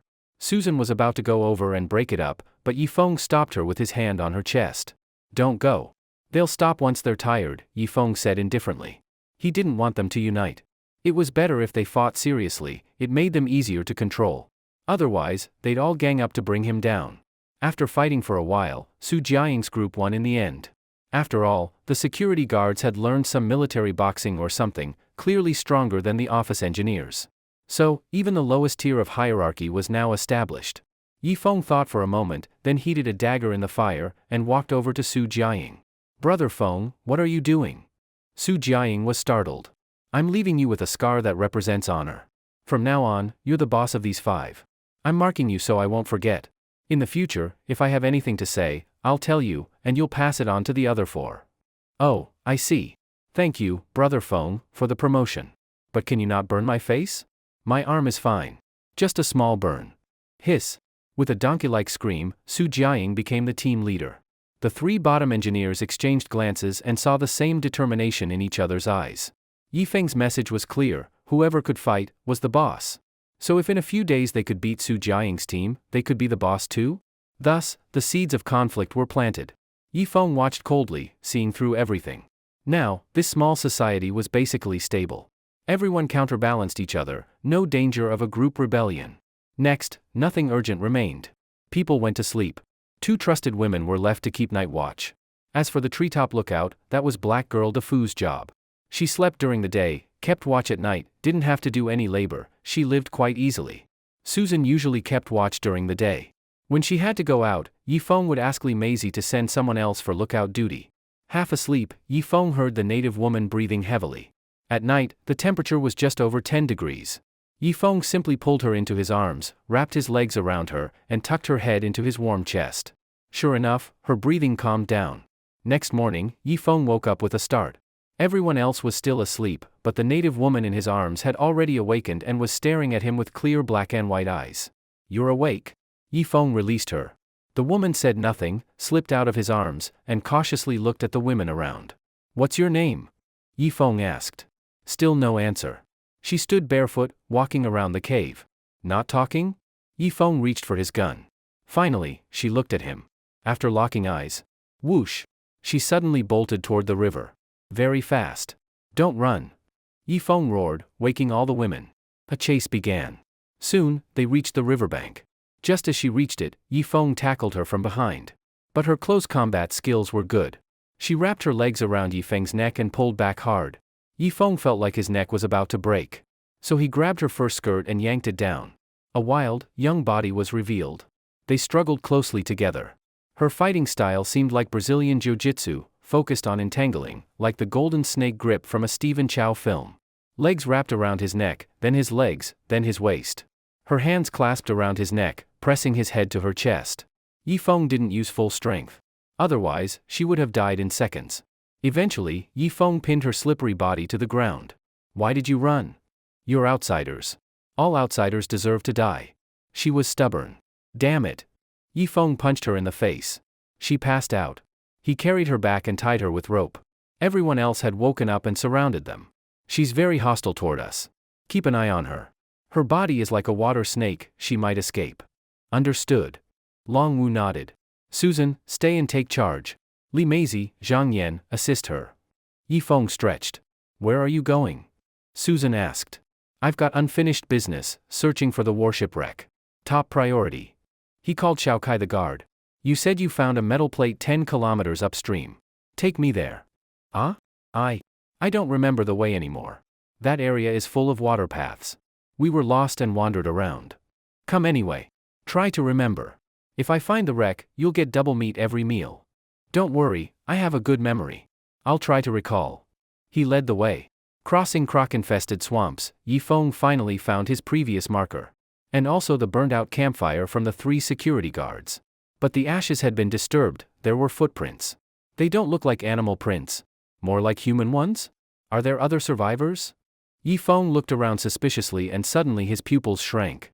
Xiao Kai, get out of the way! Yi Feng shouted at Xiao Kai in the distance. But it was too late. A spear fell from the sky in a parabolic arc, piercing into Xiao Kai's mouth and coming out through his back, pinning his corpse upright. Then, squeaking sounds came from the forest ahead. Yi Feng quickly raised his rifle. From the forest came several aboriginal men nearly 2 meters tall, extremely ugly, with bulging muscles all over their bodies. One of them was holding a small animal. Eong looked closely. It was a baby mutant monkey, less than 20 centimeters long. Squeak, squeak, squeak. The harsh sound echoed, and a swarm of mutant monkeys rushed out behind those aboriginal men. But these mutant monkeys didn't attack the natives. Instead, they bared their teeth and charged toward Eong. Another aborigine raised a spear over his shoulder, aiming at Eong. Bang! Eong pulled the trigger without hesitation, then turned and ran downstream. So these mutant monkeys were the natives' hunting dogs. No wonder they could use tools and cooperate as a team. In just half a minute, Eong realized he was no match. Whoosh! A spear flew past from behind, skimming Eong's shoulder. The natives had excellent throwing skills. His heart sank, and he started running in a zigzag pattern. When facing danger, the first instinct is to run home. Eong soon reached the swamp, where countless crocodiles appeared ahead. Whoosh! Another spear flew over. Eong turned and raised his rifle. Bang! The nearest native was shot and flung away. The remaining natives howled in anger and chased even harder. There were over 50 mutant monkeys around them. I'm done for. Am I going to die here? Eong gritted his teeth and charged into the crocodile swarm. Luckily, he was agile and dodged between the crocodiles. In a short time, Eong crossed the crocodile zone. At that moment, the slow-reacting cold-blooded animals finally moved and opened their eyes. 5 or 6 natives were still behind him. They seemed to know these crocodiles were dangerous and just howled from across the river. Phew! Eong breathed a long sigh of relief. He noticed one of the natives was holding an old dagger, the same model from the underground base. This proved the upstream area definitely had a warship. You bastards, now it's my turn. Eong crouched down and aimed his rifle across the crocodile zone. Bang! Another native was blown away. Now only 2 natives were left, jumping up and down in anger. One of them pulled his body back and hurled a spear. Unfortunately, no matter how strong he was, he could only throw the spear 30 meters at most. It fell weakly among the crocodiles. But Eong's bullets weren't for show. His rifle could hit targets at 300 to 400 meters. Bang! Another shot. Though it didn't hit, it made the 2 howl in rage. Eong calmed down, loaded another bullet into the chamber. But then he froze. The 2 natives let out a sharp scream. It sounded like a strict command. 50 mutant monkeys charged into the crocodile zone, heading straight for Eong. Immediately, the crocodiles and monkeys began to fight. Some monkeys were bitten in half. But even with their lower bodies gone, they still crawled with their hands toward Eong, eyes filled with terrifying hatred. The sheer malice shocked Eong. Even gods would fear such suicidal determination. Eong fired several more shots. The monkeys had already crossed halfway, just over 10 meters from him. 5 or 6 of them even had blowpipes in their mouths. Shit! Eong hurriedly fired his last shot, then fled downstream. After running over 100 meters, he looked back. The monkeys and natives had crossed the swamp and were still chasing him. What should I do? I can't lead them back to the cave. If even one monkey escapes, the natives will follow with a full army. He thought as he ran. Gritting his teeth, he dashed into the forest in another direction. The forest was full of thorns and weeds. After a short distance, his body was already covered with bloody scratches. But the natives and monkeys weren't affected. They ran even faster in the jungle. The pursuers were getting closer. Whoosh whoosh. 2 poison darts flew past, followed by a spear. Eong used all his strength in his legs and just kept running. As he ran, the forest ahead suddenly grew brighter. No way. Eong saw the brightening woods and had a bad feeling. Sure enough, there was no path ahead, only a 30-meter-high cliff, with a fast-flowing tropical river below. The natives and monkeys were getting closer. Eong clenched his teeth, threw the rifle into the river, and pulled out 2 pistols. He fired left and right. Bang bang bang bang bang.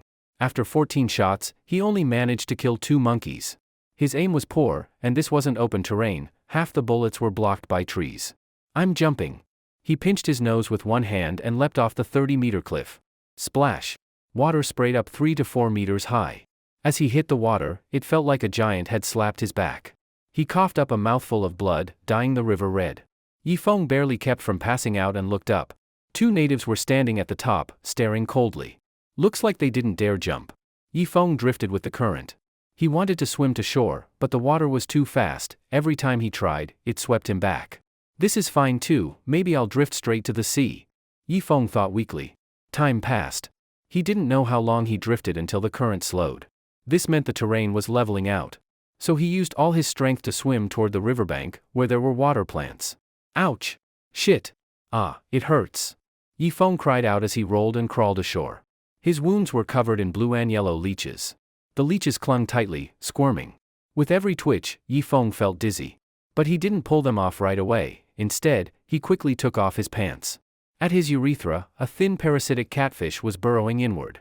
Yifeng quickly grabbed its tail and yanked it out.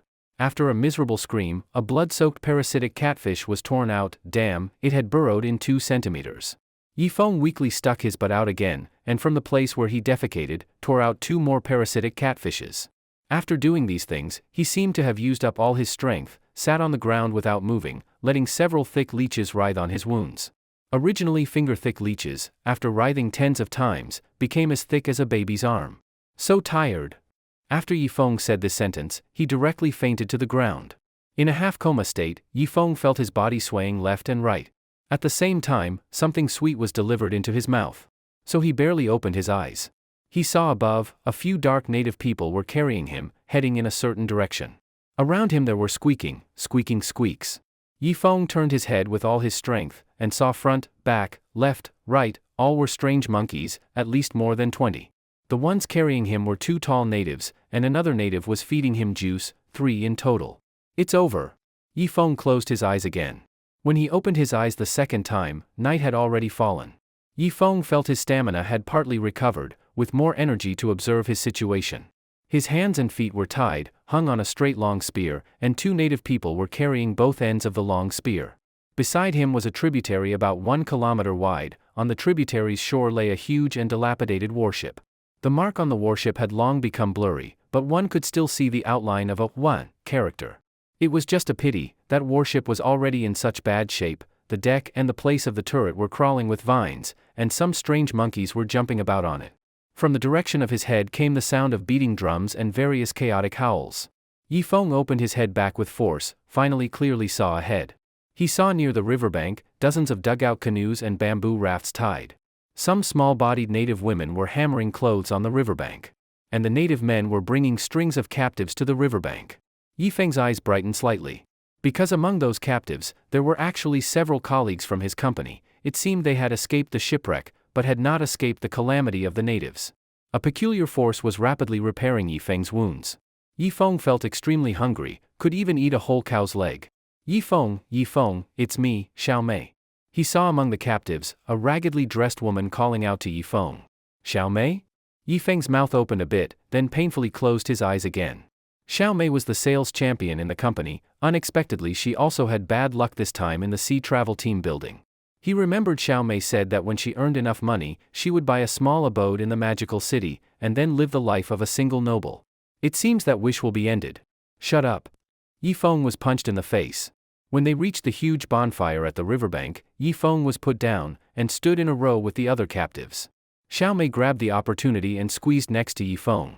Yifeng, we must find a way to escape. Otherwise, have you seen the corpses next to us? Xiao Mei pointed with her chin to the distance. Yifeng focused his eyes for a look, and was scared green in the face. He saw by the riverbank were piled nearly 100 headless corpses, some already rotten, flies flying around. And some corpses were relatively fresh, but were painted with black dye. Yifeng clenched his teeth, tugged at the rope on his wrist. This rope was not particularly strong, and with his current strength, he should be able to easily tear the rope. However, tearing the rope didn't mean he could escape. After all, the surroundings were full of tall native people, and that dilapidated warship still had so many strange monkeys. He must plan before acting, then there would be a chance to escape again. Just at that moment, a middle-aged man was pulled to the side of the bonfire. 4 native women walked over, cupped some black dye with their hands, and began to apply it all over the middle-aged man's body. What are you going to do? What are you going to do? The middle-aged man looked at the black corpses by the riverbank, seemingly realizing something. The next moment, his legs trembled, and a pee flowed down. Yifeng's heart jolted, his body unconsciously shrank backward. Xiao Mei also seemed to notice Yifeng's movement, also shrinking backward. Because catching people was random, whoever is in front gets caught. People are like this, even to live 1 more minute is good. Yifeng observed the terrain there, thinking of escape routes. This was a low riverbank. The riverbank edge had many built-up stones, like a dam. Women were washing some beast-skin clothes on the stones. The men all had tattoos on their arms, mostly one stripe tattoo, occasionally two stripes. Only the one male standing in the middle, tallest, had 3 stripes on his arm. Looks like his status in the tribe was very high. And the women had no tattoos, but Yifeng clearly remembered, the native woman captured last time had 3 stripes on her arm. At the same time, the women here were very petite, only about 1.4 meters tall. But they were not dwarves, instead each was tall, with long legs, just like models in a Little People kingdom. Yifeng felt one hand could lift them up. He couldn't understand why native men were nearly 2 meters tall, but the women were only 1.4 meters tall. Entering the bridal room, not cargo coming out of the mouth? The middle-aged man had already been pushed in front of a brown wooden stump. One native pressed him onto the stump, another native controlled his head. Then, the 3-striped native walked out, holding a black stone dagger in his hand. No, ah. The middle-aged man struggled desperately, but the natives were too tall, controlling him tightly. Oh God. Please bless the Gahi people's tribesmen, don't be extinct under the disaster that comes once every 80 years, please accept our freshest tribute. After saying this, the 3-striped man stabbed the dagger into the middle-aged man's chest, pulled down hard. Then, he extended his other hand and started digging inside. A pounding heart was taken out and lifted high toward the sky. Oh yee! Yee! The natives beside the bonfire yelled wildly. Dong dong dong. More than 10 native people used their hands to beat drums. Some native women even dropped their skin skirts, bared naked bodies, and began a wild dance. Even though Yifeng was weak, his pants became unsightly. This was a dance he had never seen, full of primitive beauty. Just then, the group of tall natives stepped aside, a snow-white-skinned woman walked out. In the moment Yifeng saw this woman, his eyes instantly filled with blood. Not because this woman was a familiar person, but because her outfit was too erotic. Leaves the size of open palms covered her chest, tied on her chest with plant fiber. And the lower part was even more extreme, tied with a strip of animal hide less than 2 centimeters wide, just barely covering the most important area, while everything else was completely exposed. This ultimate wild beauty aroused a person's animal instincts even more than a naked woman. But those tall and ugly natives were extremely respectful toward this newly appeared woman, all half-knelt on the ground, their heads hanging down. The 3-striped chief walked over and handed the heart with both hands to the woman. The woman held the heart and chanted an unknown spell. The next moment, the strange monkeys on the warship all became excited and began moving together again. As the chanting sped up, the monkeys' movements became more intense. What kind of sorcery is this? Xiaomei blushed watching it, then turned and asked Yifeng. But the next second, she covered her mouth, shocked as she looked at Yifeng's pants. The 3-striped leader bent backward, took a huge stone axe from the ground, and aimed at the still-breathing middle-aged man. Puff! A head was chopped off. The middle-aged man's body, covered in black dye, was dragged off by a group of savages and casually thrown beside the riverbank. As for the head, it was played with by other native women like a ball. Another native came over, his sharp eyes scanning through Yifeng and the other captives. Yifeng's heart sank. Although he had the strength to break free, he wasn't confident he could escape alive. If he was chosen, it would be over. You! The native said and grabbed the collar of a young guy. No! The young man shook his head repeatedly but did not resist. Because he knew resistance was useless. The previous scene repeated again. The young man's blood flowed fast, and the fresh blood sprayed over a meter away. In less than 5 minutes, the native came to choose again. His eyes swept over Yifeng's face, and his hand slowly stretched out. The next second, he grabbed a black man next to Yifeng. No, fake you. This black man actually had a strong will to resist. He suddenly shoved the native away and quickly ran toward the outside. But after running less than 10 meters, a long spear fell from the sky and nailed him to the ground. At this moment, the native walked over again, paused his right hand in midair, and suddenly grabbed Xiaomei. Yifeng, save me, save me. Xiaomei's voice trembled. Yifeng opened his mouth, wanting to speak, but feared he'd become the next one. He was still gathering strength, planning to break the ropes on his hands in 1 second, then the ones on his feet, and jump straight into the river, letting the current carry him downstream. As for the leeches and parasitic catfish in the river, he couldn't worry about that. Anyway, it was better than being slaughtered like livestock. Xiaomei's body went limp from fear, and the native easily pressed her onto the reddish-brown stump. The 3-striped chief raised the stone dagger. Wait! Yifeng suddenly rushed forward but was blocked by 2 natives. Interrupting the ritual, bring him over first. At this moment, the snow-white-skinned priestess's face darkened, and she pointed her long, slender finger at Yifeng. Immediately, 2 natives dragged Yifeng in front of the stump. Yifeng deeply regretted it. But Xiao Mei had been kind to him at the company. Although she was the sales champion, she didn't bully him like Wang Tao and had even said good things for him twice. He was cruel, but fair. Still, he regretted it now. Xiao Mei had gone limp from fear and was picked up by a native and thrown back into the group of captives. Instead, Yifeng was pinned to the stump. But his body didn't weaken, both arms were as hard as steel, ready to move at any moment. He had already calculated, when the native thrust the dagger into his heart, he would suddenly break the rope, snatch the dagger, and take the noble priestess hostage. Oh God! Please bless the Gahi people, don't let us go extinct in the once every 80 years disaster. Please accept our freshest offering. After chanting this, the three-striped man stabbed the dagger toward Yifeng's heart. In an instant, Yifeng's eyes widened. The next moment, his body leaned to the side, and with force, both arms broke free. At the same time, a bang came from the woods behind. The three-striped man lunged forward, a bullet piercing through his chest. Yifeng, we're here to rescue you. Susan's voice came from the forest. Yifeng was overjoyed. He grabbed the dagger from the corpse's hand and stabbed forward. The native who had been holding his head was stabbed right through. Another native hugged Yifeng from behind. Bang! Hot blood splashed onto Yifeng's face, the native hugging him had his head blown apart. The priestess quickly backed away, chanting a short spell from her mouth. Resentful child.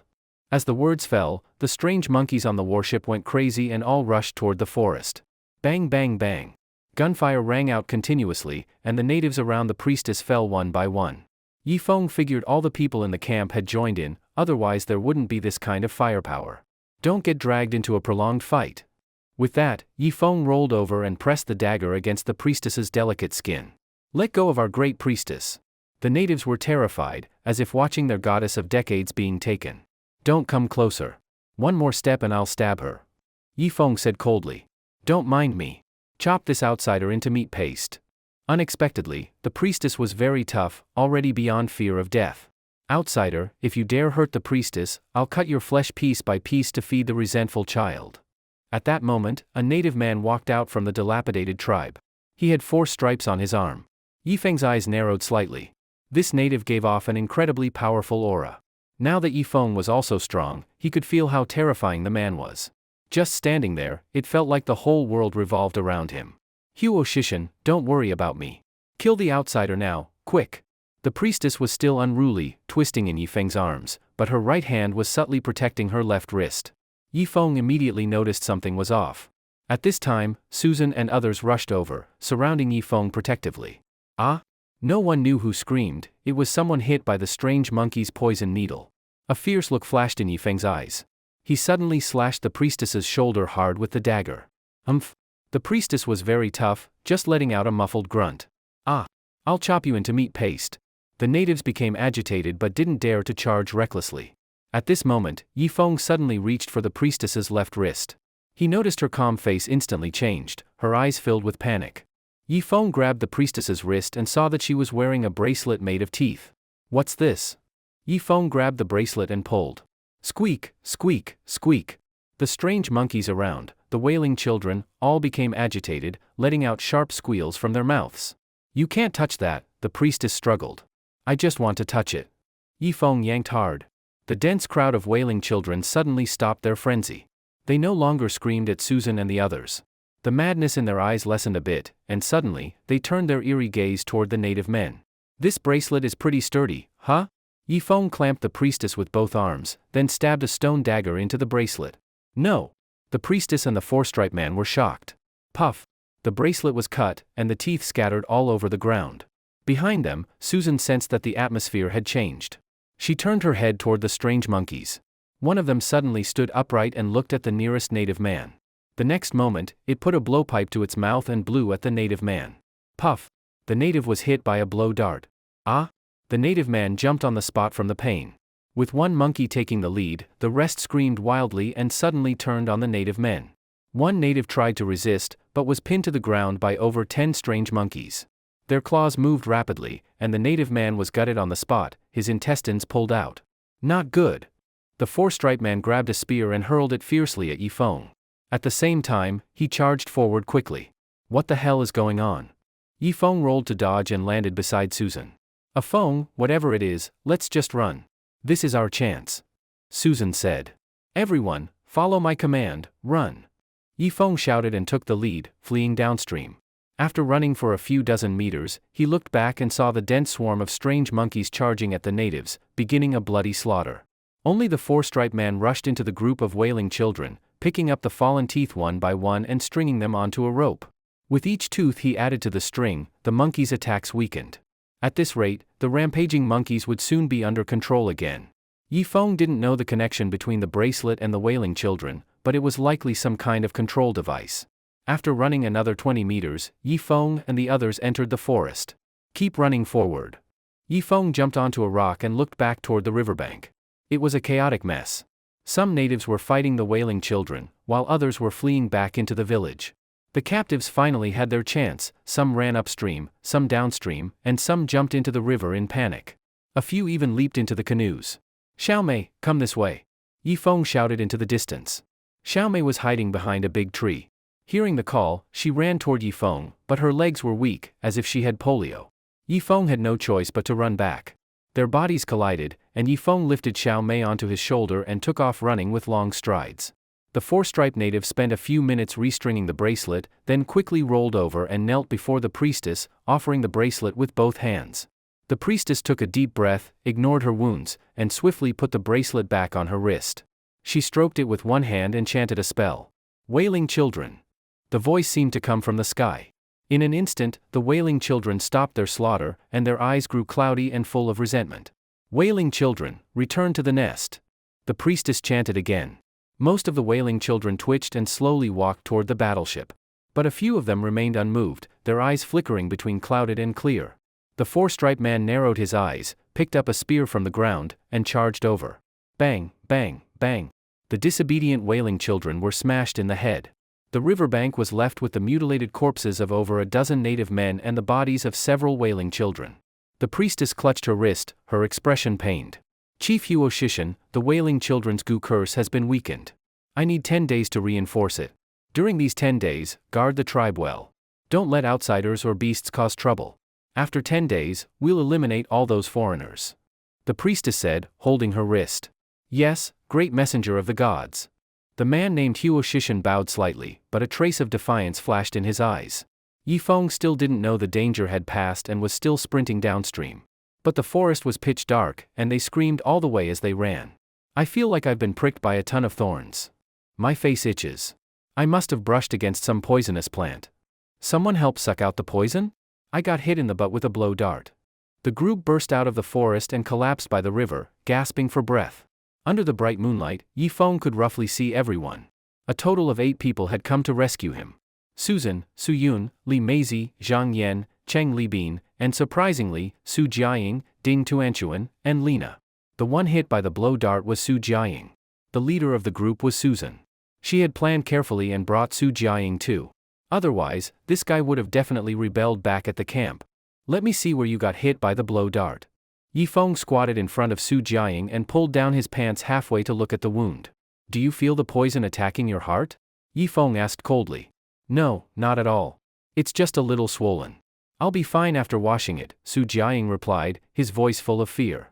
Yifeng nodded and squeezed the wound with his hand. Ow! Su Jiaying screamed in pain. Yifeng used his mouth. After a while, he spat out a few mouthfuls of black blood. Su Jiaying's swollen wound shrank a bit, looking like the swelling had gone down. This made Yifeng feel a bit strange. He clearly remembered that the wailing children's poison darts were strong enough to bring down a buffalo, yet they hadn't killed Su Jiaying. Could it be that the poison on the dart had been refined for too long and had weakened a lot?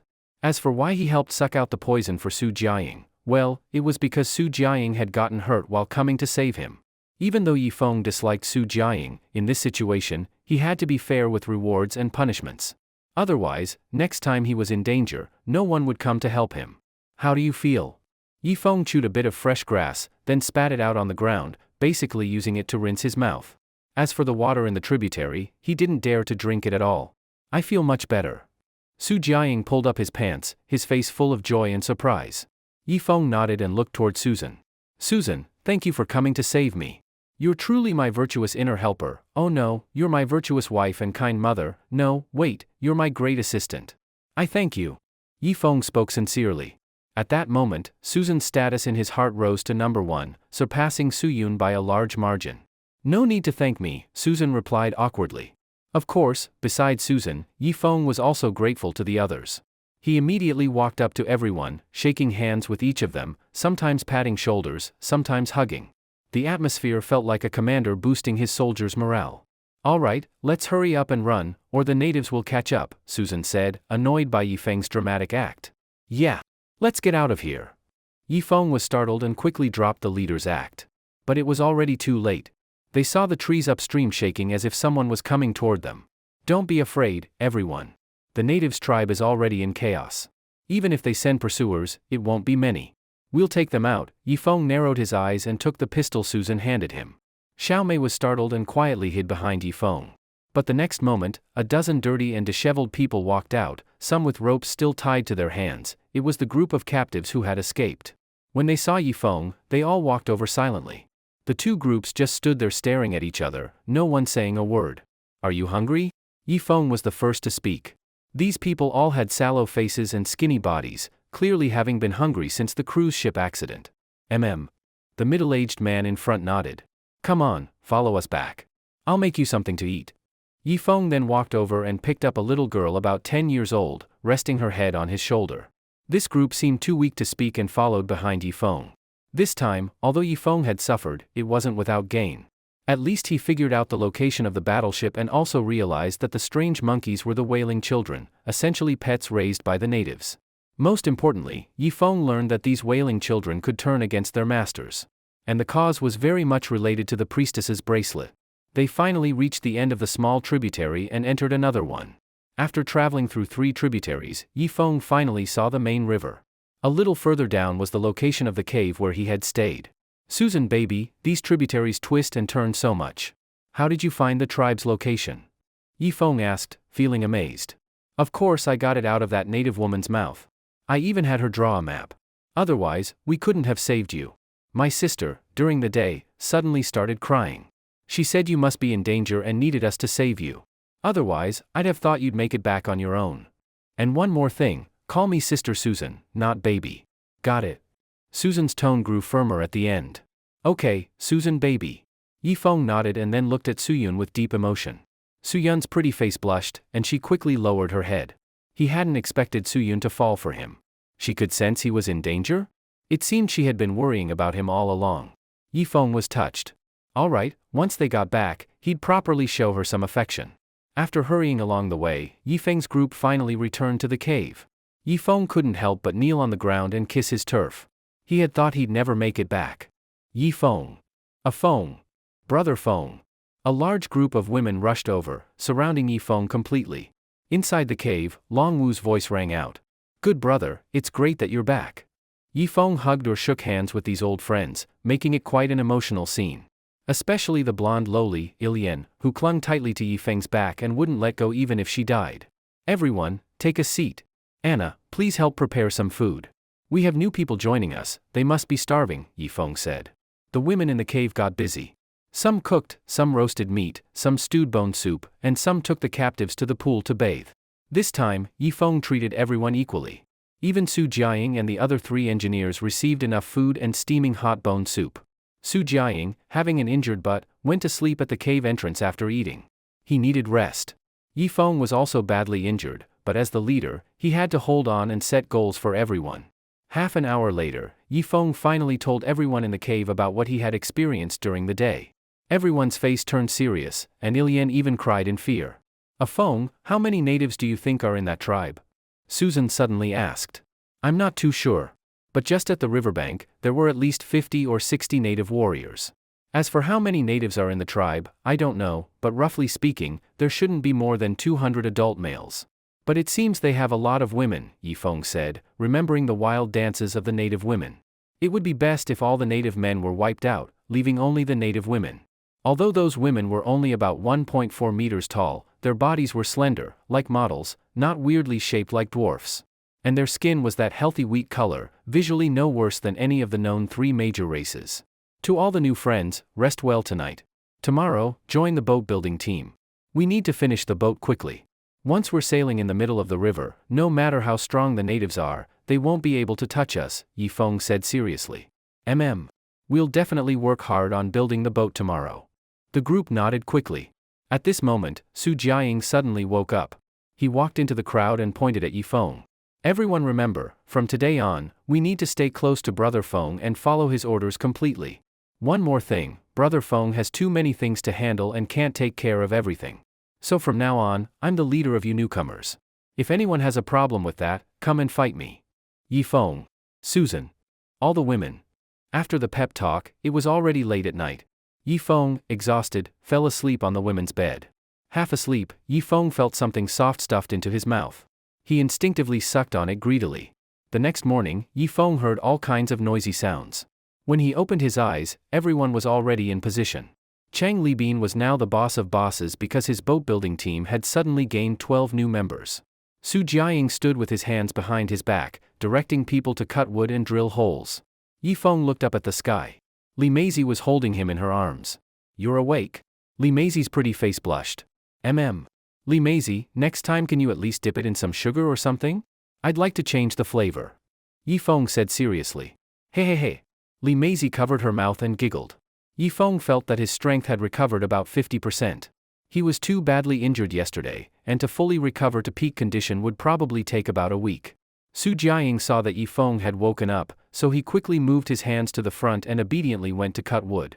Yi Feng could tell that while he was unconscious, this guy must not have done any real work and was pretending to be a supervisor.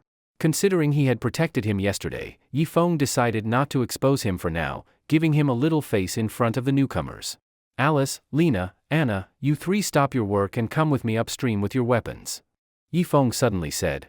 Men are natural warriors and are very sensitive to danger. The three women didn't ask why and obediently followed Yi Feng. About 1 kilometer upstream, Yi Feng handed a rifle to Anna. Anna, see that tree? It's easy to climb. I'll boost you up. You'll keep watch from up there. If you see any natives coming downstream, come back right away and report. Okay. Anna climbed the tree with her weapon. When Yi Feng wasn't awake, the group was disorganized. But once he woke up, the team started functioning like a machine. Everyone had a role. Walking another 500 meters upstream, Yi Feng handed another rifle to Lena. Lena, this spot gives you a clear line of sight to Anna. You two can cover each other. Same duty, keeping watch. Okay. Lena also climbed a banyan tree. Yi Feng walked another 500 meters into the jungle and handed the last rifle to Alice. Alice, climb this tree. That way, the three of you form a triangle of hidden posts. If anything happens to one of you, the other two can quickly support. Alice took the rifle, then suddenly smirked to the side. She was still wearing a bikini.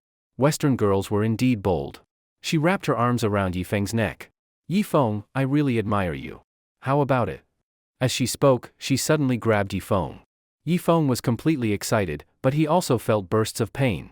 The wound left by the parasitic catfish yesterday hadn't fully healed. Although he could still do it now, it would definitely affect the experience. Miss Alice, let's postpone this for a while.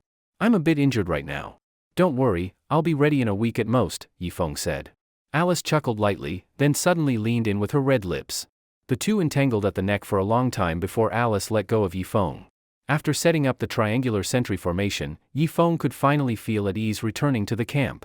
Passing by the place where he had buried the bomb last time, Yi Feng added another layer of camouflage with dry branches to prevent some wild animal from digging it up.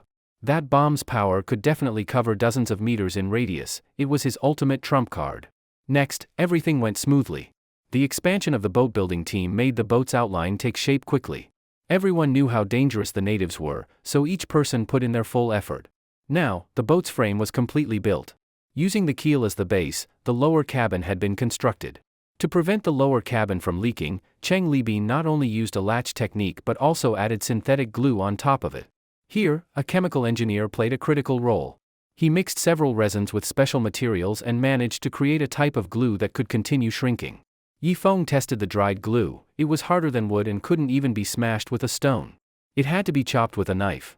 According to him, once the glue hardened, it would merge with the wood and shrink to seal the gaps in the bottom cabin tighter, preventing any water leakage. Cheng Libin immediately promoted the chemical engineer to deputy chief engineer. He was only responsible for making glue, while the manual labor was done by those without technical skills. Su Jiaying no longer had any followers, but he was good at riding Yi Feng's coattails. Now, he had recruited 2 unskilled followers and secretly told them how close he was with Yi Feng, earning their complete trust. Yifeng felt that sometimes such people were needed to reinforce his authority, otherwise, a disorganized crowd couldn't accomplish anything big. First, finish building the boat. In any case, Su Jiaying definitely couldn't be kept around in the long run. After lecturing the two newbies, Su Jiaying once again cast greedy eyes toward the women in the camp. He had made up his mind, once the boat was done, it would be the time to make his move against Yifeng. After all, there was no way he'd be Yifeng's dog forever. Once they had the boat, and once he and his two followers controlled the weapons, the women could be played with however they wanted. He was already fantasizing about living like an emperor on the boat, spending a year or more in the jungle playing with women until he got tired of them, then disposing of them one by one. Finally, he'd sail back to the civilized world. Time passed slowly. In the blink of an eye, a full week had gone by. Yifeng felt that his body had recovered to peak condition again. What surprised him most was that the natives hadn't sent anyone to hunt them down. He repeatedly asked the 3 women stationed upstream, and they all said that not only had no natives shown up, but they hadn't seen a single wailing child either. The boat-building project had also made great progress. The keel and the bottom cabin were now fully connected. The entire lower half of the boat was complete. In fact, they could already push it into the water and complete the deck, sides, upper cabin, and mast while afloat. But the riverside was too exposed. Yifeng was worried about being spotted by the natives, so he decided to complete all the work inside the cave. At worst, they could all work together and use rolling logs to drag the boat to the riverbank. Anyway, they still had 2 large water buffaloes. Over the past week, they had been very helpful, carrying wood, hauling heavy loads, and playing a big role. The little bootlicker dog had grown as big as a Tibetan Mastiff and would often run over to lick Yifeng. Yifeng had gone from being annoyed by it to accepting it, and now liked it. He already considered the little dog part of the family. Then there was the young water buffalo from before. Its mother had been hunted by Yifeng, so with nowhere else to go, it had also become a part of the camp, regularly leaving large piles of dung around. Chang Libin was directing the team to build the boat. Yifeng walked over. "Brother Feng, give us another 4 days, and the boat will be basically finished. Then we just need to build the mast, and we can set sail," Chang Libin said excitedly. Yifeng really wanted to tell him that even with a finished boat, they couldn't return to civilization. But he didn't want to kill Chang Libin's motivation. "Engineer Chang, do you think this 15-meter boat can fit all our people?" Yifeng pointed to the 20-plus people in the camp. "No problem at all. 15 meters. We can divide it into lower, middle, and upper cabins, every 4 people can share a room. It's more than enough," Chang Libin smiled. "But we also need to store food, fresh water. Most importantly, I want to bring the 2 big water buffaloes onto the boat too," Yifeng said. "Huh?" Chang Libin fell silent and glanced cautiously at the big water buffaloes. "That might be pushing it," Chang Libin said slowly. "All right, I'll handle it." Yifeng patted Chang Libin on the shoulder, then went off to study the boat's power system. He had to admit, thank goodness for Chang Libin. If Yifeng were building the boat alone, the only propulsion would have been his 2 arms. The power system was personally built by Chang Libin and a few professional engineers. The others couldn't help at all. Downstream of the big river, Ma Xikong and Wang Tao finally climbed up the cliff, staring in shock at the massive river rushing into the sea. The wind, stirred by the clash of hot and cold air, blew their messy hair side to side. "This? Such a wide river?" Ma Xikong was shocked, and at the same time, a trace of doubt flashed in his eyes. As a small boat king, he had traveled to all the islands and continents of the world. After seeing this great river, he could almost confirm, this deserted island was definitely not on Earth. Wang Tao, on the other hand, was overjoyed as he dug out an oyster and slurped it down. "So tasty." Ma Xikong glanced at Wang Tao, furious. He had thought Wang Tao could at least be of some help, but now he realized, this guy was totally useless. All he did was eat and laze around. When sleeping, he ground his teeth and farted. For over 10 days, it had been Ma Xikong hunting, making fire, roasting meat. He had basically become Wang Tao's servant. "Eat, all you do is eat. Do you even know where we are?" Ma Xikong shouted angrily. "Who cares? As long as we're full, the rescue helicopters will find us eventually. The sky is full of satellites these days," Wang Tao replied carelessly. "Sigh?" Ma Xikong let out a long sigh, slid down the cliff, and landed on the riverbank. With such a wide estuary, if this were Earth, there would have already been a massive city here. But this place was pure wilderness. And there wasn't a single plastic bag floating in the river. That proved the river upstream also had no civilized cities or towns. Ma Xikong felt a bit hopeless. In civilized society, he had a fortune worth hundreds of billions, but now it seemed useless. He could only live like a primitive man, eating raw meat and drinking blood. Ma Sikong suddenly squatted down and looked at a human footprint near the riverbank. This is a human footprint?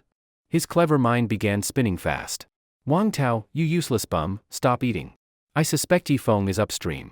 Be careful or he'll blow your head off, Ma Sikong said coldly. Huh? Wang Tao stopped slurping and looked upstream in fear. Then let's go back to the creek. We must not let Yifeng find us, he has a gun, Wang Tao said, turning around to climb the cliff again. Ma Sikong yanked him back. Coward. This is an opportunity for us. Think about it, Yifeng has so many women, and boat-building engineers. Now we know he's upstream. That gives us the advantage, we're in the dark, he's out in the open. Find a chance to kill Yifeng, then take his engineers and women. That's the only way we can build a boat and get back to civilization, Ma Sikong analyzed calmly. You're right. Boss Ma, you're brilliant. So what do we do now? Wang Tao asked. We go into the dense forest and sneak upstream.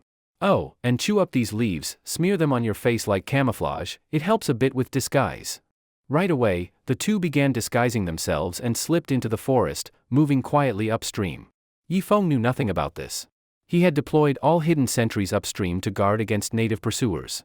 He hadn't paid any attention to downstream. In his mind, downstream led to the ocean, and the native small canoes couldn't possibly sneak up from the sea, right? It was night again. With over 20 people, Yifeng's group had divided into 3 campfires. Among the new arrivals, all except the chemical engineer sat by the same fire with Su Jiaying. Everyone stand up after eating.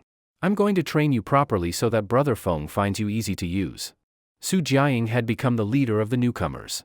Yifeng hadn't exposed his act, so the newcomers still respected him for now.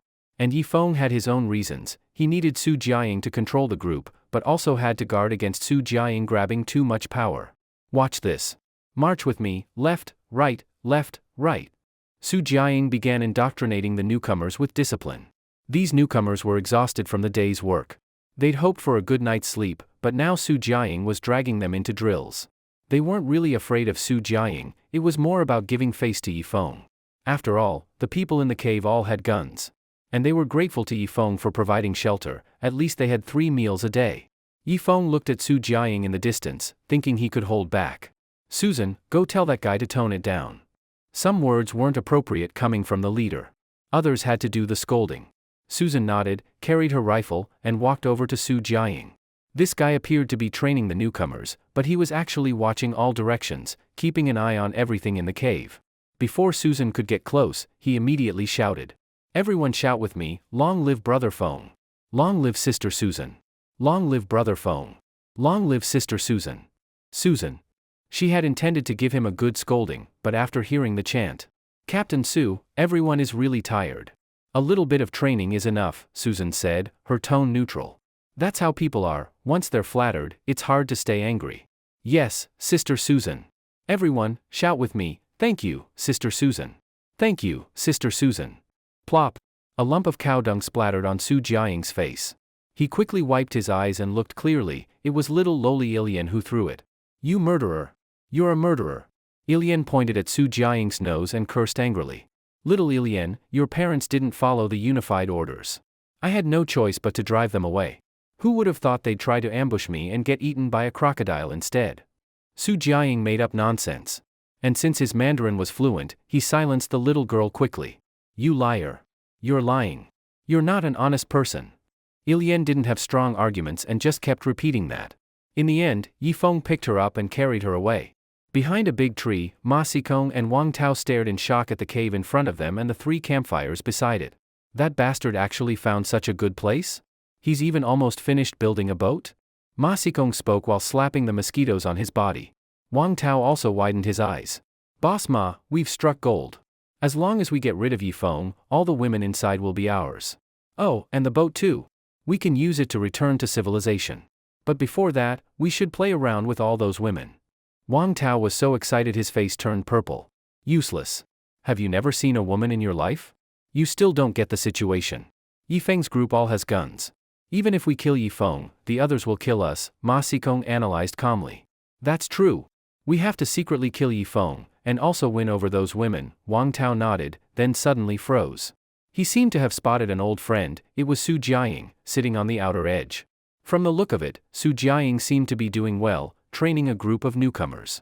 Someone you know? Ma Xikong asked Wang Tao. Yeah, an old buddy. He used to be very loyal to me. But now, who knows? After all, this is a deserted island, Wang Tao said, hesitating. Ma Xikong nodded and continued observing the camp. With his worldly experience, he quickly saw that Yifeng's group was divided into 3 tiers. The group living on the outer edge of the cave was clearly at the bottom, as they were far from the cave and couldn't shelter from the wind and rain. Next were those closer to the cave, who had some protection from the rain. The top tier lived inside the cave, warm at night and protected from wind and rain. Also, most of the people in the cave had guns. As for the deeper area, he couldn't see clearly. Ma Xikong narrowed his eyes. It was obvious that the 2 groups outside the cave weren't favored by Yifeng, but because of his guns, they were forced into being the lower class. Also, Yifeng hadn't been in power long, so his authority hadn't fully sunk in. Maybe there was a chance to sway these people. Thinking of this, Ma Xikong picked up a dagger and a stone and secretly started carving on it. Time passed slowly. Soon, only 2 people were left standing guard by the cave. Everyone else had collapsed to the ground, snoring away. The people inside the cave slept comfortably on dry grass beds, but those outside had it rough, lying on piles of wild grass. Su Jiaying tossed and turned, unable to sleep. The ground was too hard, his bones ached from lying on it. He also felt uneasy. He knew Yifeng was using him to build the boat. But what would happen to him once it was done? Just then, a stone landed beside him. Su Jiaying didn't make a sound. He picked it up and took a look, his eyes slowly widened. Up in the fig tree, Dove was keeping a close watch. Suddenly, her eyes narrowed, and she aimed her rifle at a shadowy figure. Bang! A gunshot echoed through the jungle. A flock of startled birds flew into the sky. Yifeng was the first to wake up. He quickly poured water on the fire and stormed out of the cave with his gun. The others were also awakened by the gunshot but remained confused. Dove, still in the tree, pointed toward the direction of the big river. Yifeng understood immediately and ran toward the river, gun in hand. Su Jiaying was so scared he nearly peed himself. He quickly shut his eyes, then pretended to wake up in confusion a while later. What happened? Su Jiaying asked. Captain, didn't you hear the gunshot? No, just felt a bit of a shock. Su Jiaying let out a sigh of relief. By now, Yifeng had returned. His face was as dark as the bottom of a pot. Su Jiaying quickly went up. Brother Feng, need any help? Give me a gun, I can help stand watch. Yifeng stared at Su Jiaying. Brother Feng, don't look at me like that. Right now our biggest enemy is the natives. Even if there were misunderstandings between us, I still know what side I'm on, Su Jiaying said sincerely. Yifeng sneered in his heart. This guy had always been scheming. Some people were rotten to the core, they couldn't read the situation, only stir up trouble. Under Yifeng's gaze, Su Jiaying felt uneasy and quickly changed the subject. Brother Feng, was it the natives just now? Probably not, unless they circled around from downstream. But that would take too long. They wouldn't have the energy, Yifeng said as he walked back into the cave. Su Jiaying hurried after him like a lapdog. Brother Feng, then who do you think it was? Su Jiaying asked again. Just then, Dove slid down from the tree. Brother Feng, come here. I have something to tell you, Dove waved. Yifeng immediately walked over, leaving Su Jiaying with a face full of fear. He wasn't sure if Dove had seen him pick up the stone earlier.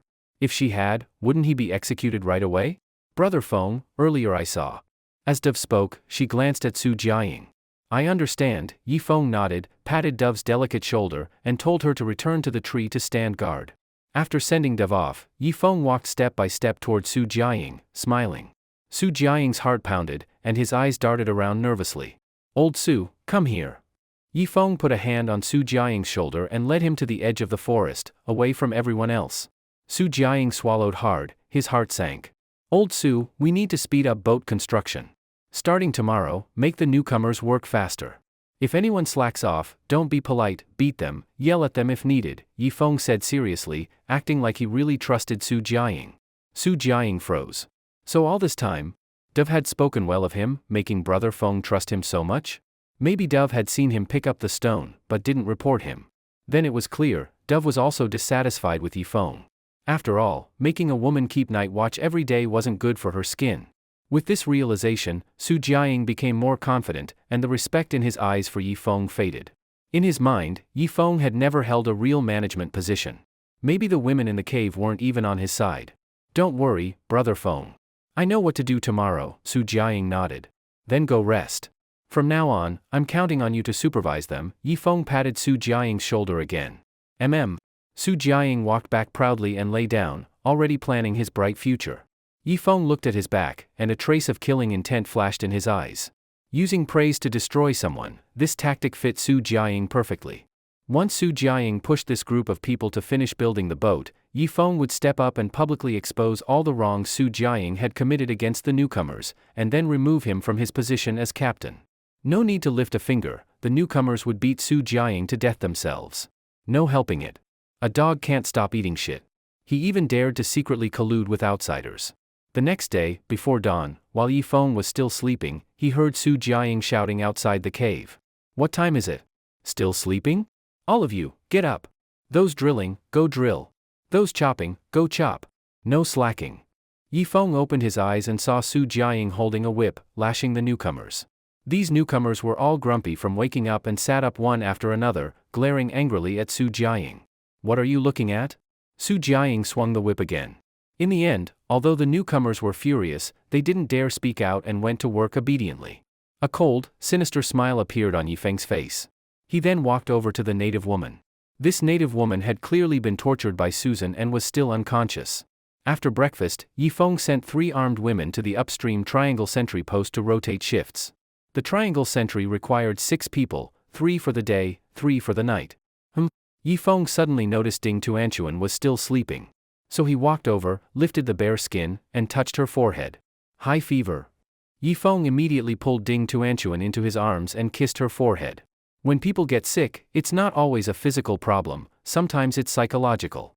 Since the blonde loli joined, everyone had gathered around her, ignoring Ding Tuanchuan and leaving her without the team's care. Too much overthinking had worn her body down. So Yifeng judged that the root of her illness was in her mind. Ding Tuanchuan weakly opened her eyes and glanced at Yifeng. "Little Tuanchuan, you're sick."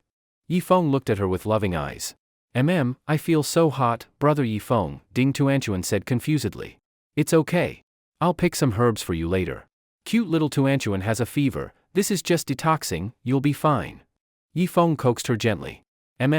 Sure enough, Ding Tuanchuan's expression relaxed, and she slowly closed her eyes again. Yifeng picked up his rifle and went upstream to collect some herbs, then asked Li Meizi to help decoct the medicine for Ding Tuanchuan. This time, he deliberately walked 2 or 3 kilometers farther upstream. Only after confirming there were no natives did he safely return. Strangely, even though the natives had suffered such a huge loss, they hadn't sent anyone to hunt them down. Yifeng estimated that it was probably because of the wailing children turning on them. The natives were busy dealing with internal chaos. But once they got it sorted, the native army would definitely come. Just think, several hundred natives, plus countless wailing children, even if his 20-some people were all armed, they might not win. Besides, the wailing children could blow poison darts, and the natives could throw spears. It's fine. Once the boat is ready, they could leave. Yifeng went to inspect the boat building progress. "Brother Feng, the hardware can be finished in 2 days. The power system will probably take 3. I'm using manual steering with a small wheel driving a big wheel to rotate the paddles," Cheng Libin said with a smile. He had even lost weight over the past few days. "So, how many people do we need to rotate the small wheel each time?" Yifeng asked. 3 per shift. 3 people make a team, each team works for an hour. When there's a tailwind, we raise the sail to save manpower, Cheng Libin said. "So, by that logic, we need at least 5 teams per day to rotate the wheel? That's 15 people in total?" Yifeng frowned. He had thought one captain could handle it, not this much hassle. "Roughly. Rotating the small wheel is hard work. I think 15 people is too few. Best to have 24, makes it easier for everyone," Cheng Libin said. He had already done his best to improve the boat's propulsion system. After all, he couldn't build a steam engine or motor. "I see," Yifeng nodded, then looked toward Su Jiaying. That guy was bullying the newcomers again. "Work hard. Today we must saw all the deck materials. No food if you don't finish." The newcomers were burning with rage, but out of respect for Yifeng, they didn't dare resist and just sped up their work. They were all sharp people. They figured Su Jiaying must have Yifeng's backing to act this arrogantly. Yifeng didn't bother interfering. Though he was a good person still had to know how to fight, or he'd just be a pushover. Meanwhile, Ma Xikong and Wang Tao returned to the beach. The two were terrified, afraid Yifeng might come kill them. But after a whole day of nothing happening, they finally dared to come out. "Boss Ma, it's tough. Didn't expect Yi Feng to even have hidden sentries in the trees, Wang Tao said, scratching his messy hair. Ma Xikong squinted into the distance. We must find a way to kill Yi Feng. Otherwise, we can't get on the boat to go home. A cold glint flashed in Ma Xikong's eyes. Last night, he saw Li Meizi at the cave entrance, feeding Yi Feng. That was something he absolutely couldn't accept. Also, he hadn't heard a baby cry, so he was 100% sure his son had died. Of course, he didn't care much about that. What he cared about now was stealing Yi Feng's boat. After all, he still had a fortune worth nearly 100 billion back in the civilized world. He didn't want to stay a primitive on a deserted island. Boss Ma, you've had a college education. You must know how to make a homemade bomb, right? Wang Tao suddenly asked. What? Ma Xikong's eyes lit up. That cave of theirs, we sneak to the top, then use a homemade bomb to collapse it and bury everyone alive. What do you think? Wang Tao asked. I didn't expect you to come up with that. Let me think. Ma Xikong's eyes blinked rapidly. Right, I've got a way. But it'll take 2 days to make the bomb. I can't guarantee its power, but collapsing the cave should be no problem. I want to bury all of Yi Feng's people alive. Then the outsiders will be ours to command. Ma Xikong burst into wild laughter. Time passed slowly. In a flash, night fell again. Yi Feng sat at the cave entrance, watching Su Jiaying give another lecture. Everyone listen up. No rest after dinner. Keep drilling. Only then can the ship launch. Got it. This guy was stirring up public anger, but the newcomers didn't dare oppose him. In their minds, Su Jiaying and Yi Feng were partners. Yi Feng let him dig his own grave. After all, in 2 more days, the power system for the boat would be fully finished.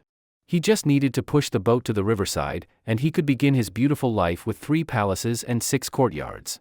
In the middle of the night, that native woman woke up. But she was very weak. Yi Feng fed her some water but gave her nothing to eat. What's your name? Yi Feng asked. The wildness in the native woman's eyes hadn't diminished, she stared fiercely at Yi Feng. If you don't want to tell me your name, fine. Just tell me how many male natives there are in your tribe, and how many wailing monkeys. Anyway, tell me everything you know, Yi Feng continued to question. The native woman still ignored him. Her gaze was sharp enough to kill, making Yi Feng feel a chill. How about this, if you tell me your name, I'll let you go back to your tribe, Yi Feng decided to proceed gradually. Sure enough, the wildness in the woman's eyes softened a bit. He Li. The woman gave in. He Li, I actually don't want to hurt you, or your fellow natives. We just want to protect ourselves, understand? Yi Feng said sincerely. He Li nodded. Can you untie me now? Yi Feng looked around. Everyone else was asleep. Of course. But before I untie you, I have one small request, Yi Feng said. He Li, speak. A flame of anger burned in her chest. Who is the highest leader in your tribe? Yi Feng asked. The chief. He Li was getting impatient. Her body twisted like a water snake. How many tattoo stripes does the chief have on his arm? Yi Feng pressed on. You cunning outsider. I already answered 2 of your questions, and you still ask? He Li shouted in anger. Don't be like that. This isn't interrogation, this is just chatting, got it? Yi Feng shamelessly sat next to He Li and gave her a piece of roasted meat. After she finished eating, Yi Feng continued, your chief has at least 10 stripes on his arm, right? No, 6, He Li said seriously, completely unaware she had fallen into Yi Feng's trap. So, 6 stripes, he must be a warrior, right? Yi Feng smiled and placed his hand on He Li's shoulder. Our chief is the #1 warrior of our tribe. He Li's face showed a trace of pride. No way, he counts as a warrior? Then who's more powerful, the chief or the priestess? Yi Feng kept probing. He found this native woman's thinking quite simple. Priestess? They are witches, not to be trusted. Sooner or later, I will have the chief kill them all and hunt their heads. At the mention of the priestess, He Li became agitated. Them? Yi Feng caught the key point. You mean there's more than 1 priestess? Yi Feng frowned. Yes, there are 7 in total. Our tribe supports them, and they provide us with wailing children. They promise to help us survive the great catastrophe that comes once every 80 years. As He Li spoke of the catastrophe, fear appeared in her eyes for the first time. Yi Feng felt his head was a mess. He needed time to sort all this information out.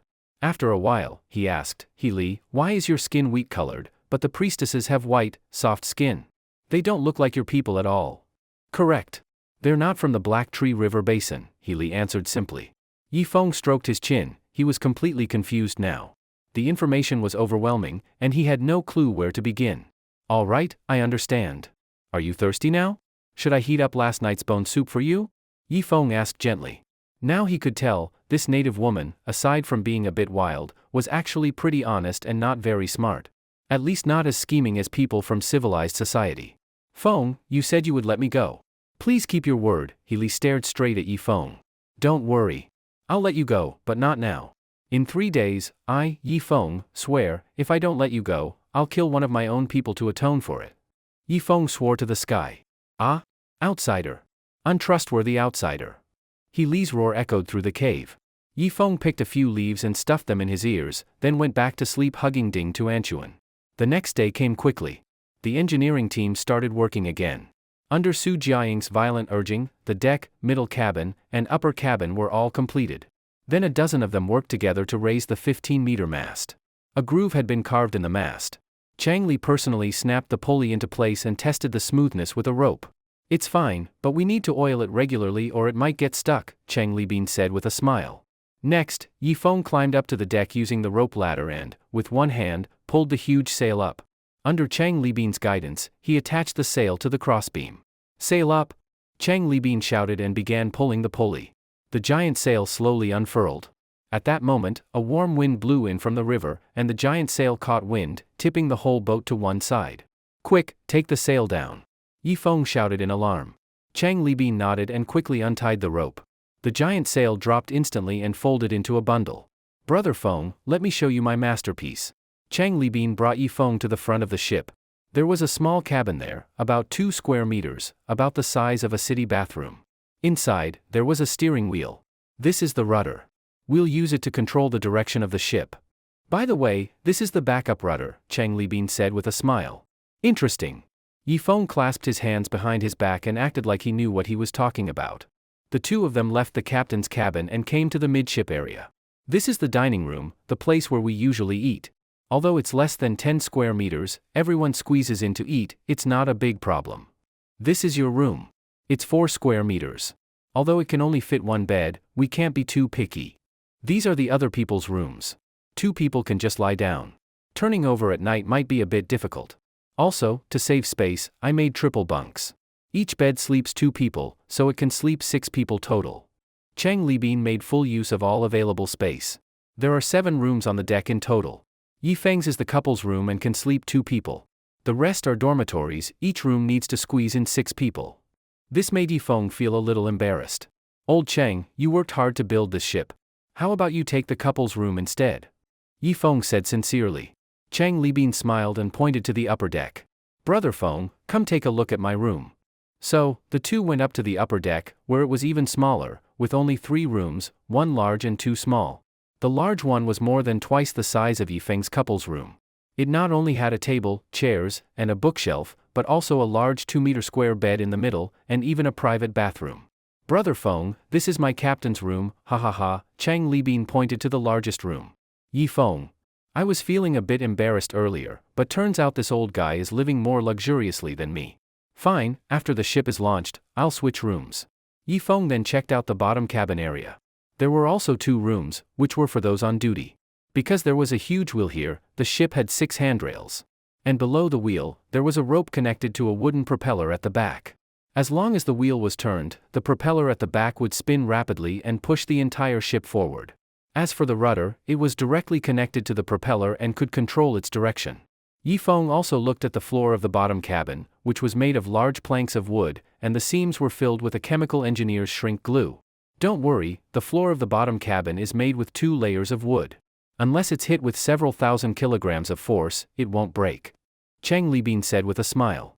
Alright, old Chang, you've worked hard. I won't treat you unfairly in the future. Yi Feng had made up his mind. After the ship was completed, he would start drifting down the Great River. Chang Libin would at least be given a prime minister's rank, he had to feel important. Chang Libin looked at Yi Feng strangely. Wasn't the ship being built so we could return to civilized society? And you won't treat me unfairly? Just look at your loser face, how exactly are you not going to treat me unfairly? No one could guess what Yi Feng was thinking. After disembarking, work continued. They still needed to coat the outside of the ship with oil from the Chinese mahogany tree. The strong smell could prevent insects from eating the wood or being corroded by some marine parasites. Faster than I imagined. I feel like once the tree oil dries, we can start pushing into the Great River. Yi Feng said with a smile. Yeah, all thanks to the hard work of these new friends, Chang Libin nodded. Smack. Su Jiaying lashed a muscular man on the back with a whip, immediately leaving a bloody mark. After receiving the power given by Yifeng, he had become more and more excessive. Chenin, who told you to slack off? Su Jiaying raised the whip. Captain, I just carried a 200-pound log. My legs were shaking from exhaustion. I only sat down for less than 2 minutes and you whipped me. Chenin suppressed his anger, his voice trembling. If it weren't for seeing that Yifeng had a gun, he would have fought Su Jiaying already. In the end, he didn't dare resist and obediently went back to work. Su Jiaying felt quite pleased. He felt that being a captain here wasn't bad at all, he could even beat people regularly. If he could get rid of Yifeng, the women in the cave would all be his. Better than being an emperor. The scorching sun baked the mahogany oil, fully penetrating it into the wooden planks. In the blink of an eye, a whole day had passed, and Yifeng returned to the cave. The native woman Healy no longer scolded anyone. She just sat motionless on the ground with a dazed expression. Yifeng still felt a little guilty, so he made sure she got 3 meals a day. Ah Feng, come here. Zhang Yan suddenly beckoned Yifeng over and slightly lifted her skirt. Yifeng. The two of them went behind the pond. After an intense session, they lay flat on the rocks. Up in the fig tree, Anna saw everything. Earlier, through the gaps in the branches, she saw their movements and vaguely heard Zhang Yan's seductive moans. She was a woman, she knew that kind of voice meant Zhang Yan was enjoying it. She was also a woman, and a 30-year-old one at that. Normally eating well and living well, even her body started to react. No, I can't think about those things. Anna quickly turned her head away. But when she looked in that direction, her eyes widened. By the river, a native man was walking with over a dozen resentful children. Every few steps, the kids would sniff at the ground like hounds. She quietly slipped down from the tree and quickly ran to where Yifeng and Zhang Yan were. Feng! Huh? Zhang Yan hurriedly covered herself with clothes. Yifeng blushed but just stood there completely naked. Anna covered her mouth in shock. She knew it was big, but seeing the real thing, she didn't expect it to be so enticing. In that moment, she closed her legs tightly. What's going on, Anna? Yifeng asked. Weird monkeys, and a tall native man. They're at the riverside a kilometer away, seems like they're scouting. Anna stammered. Yifeng's expression changed, and he quickly ran back to the camp. Everyone listen up, don't make a sound, all of you go back into the cave.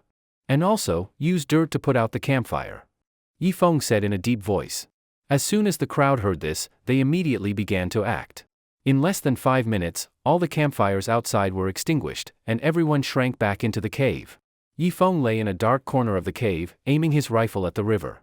In less than 20 minutes, the branches ahead started shaking, and a few resentful children rushed out, circling around the big boat. Then, a native man walked out. Almost the moment he saw the boat, he turned around and ran toward the riverbank. He can't be allowed to go back and report. Yifeng pulled the trigger without hesitation. Bang! The native man was shot through the body and fell flat to the ground. Yifeng and Susan rushed out of the cave, charging toward the group of resentful children. This was a one-sided massacre.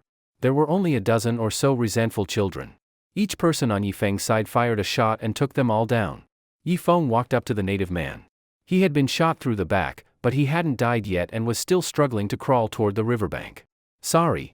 Yifeng stepped on his back and stabbed him in the back of the head. The campfire was lit again, but Yifeng didn't dare to sleep anymore. After pacing around the cave for a while, he suddenly called everyone to the entrance. Listen up, this boat is ready to launch. Right now, while it's still dark, we're going to push the boat into the water and board it overnight, leaving this cave. Who knows if the natives might use some strange method to find us? Yifeng said. Everyone was shocked. Some grabbed torches, others pulled on the ropes, and began dragging the 10,000 lbs boat toward the big river.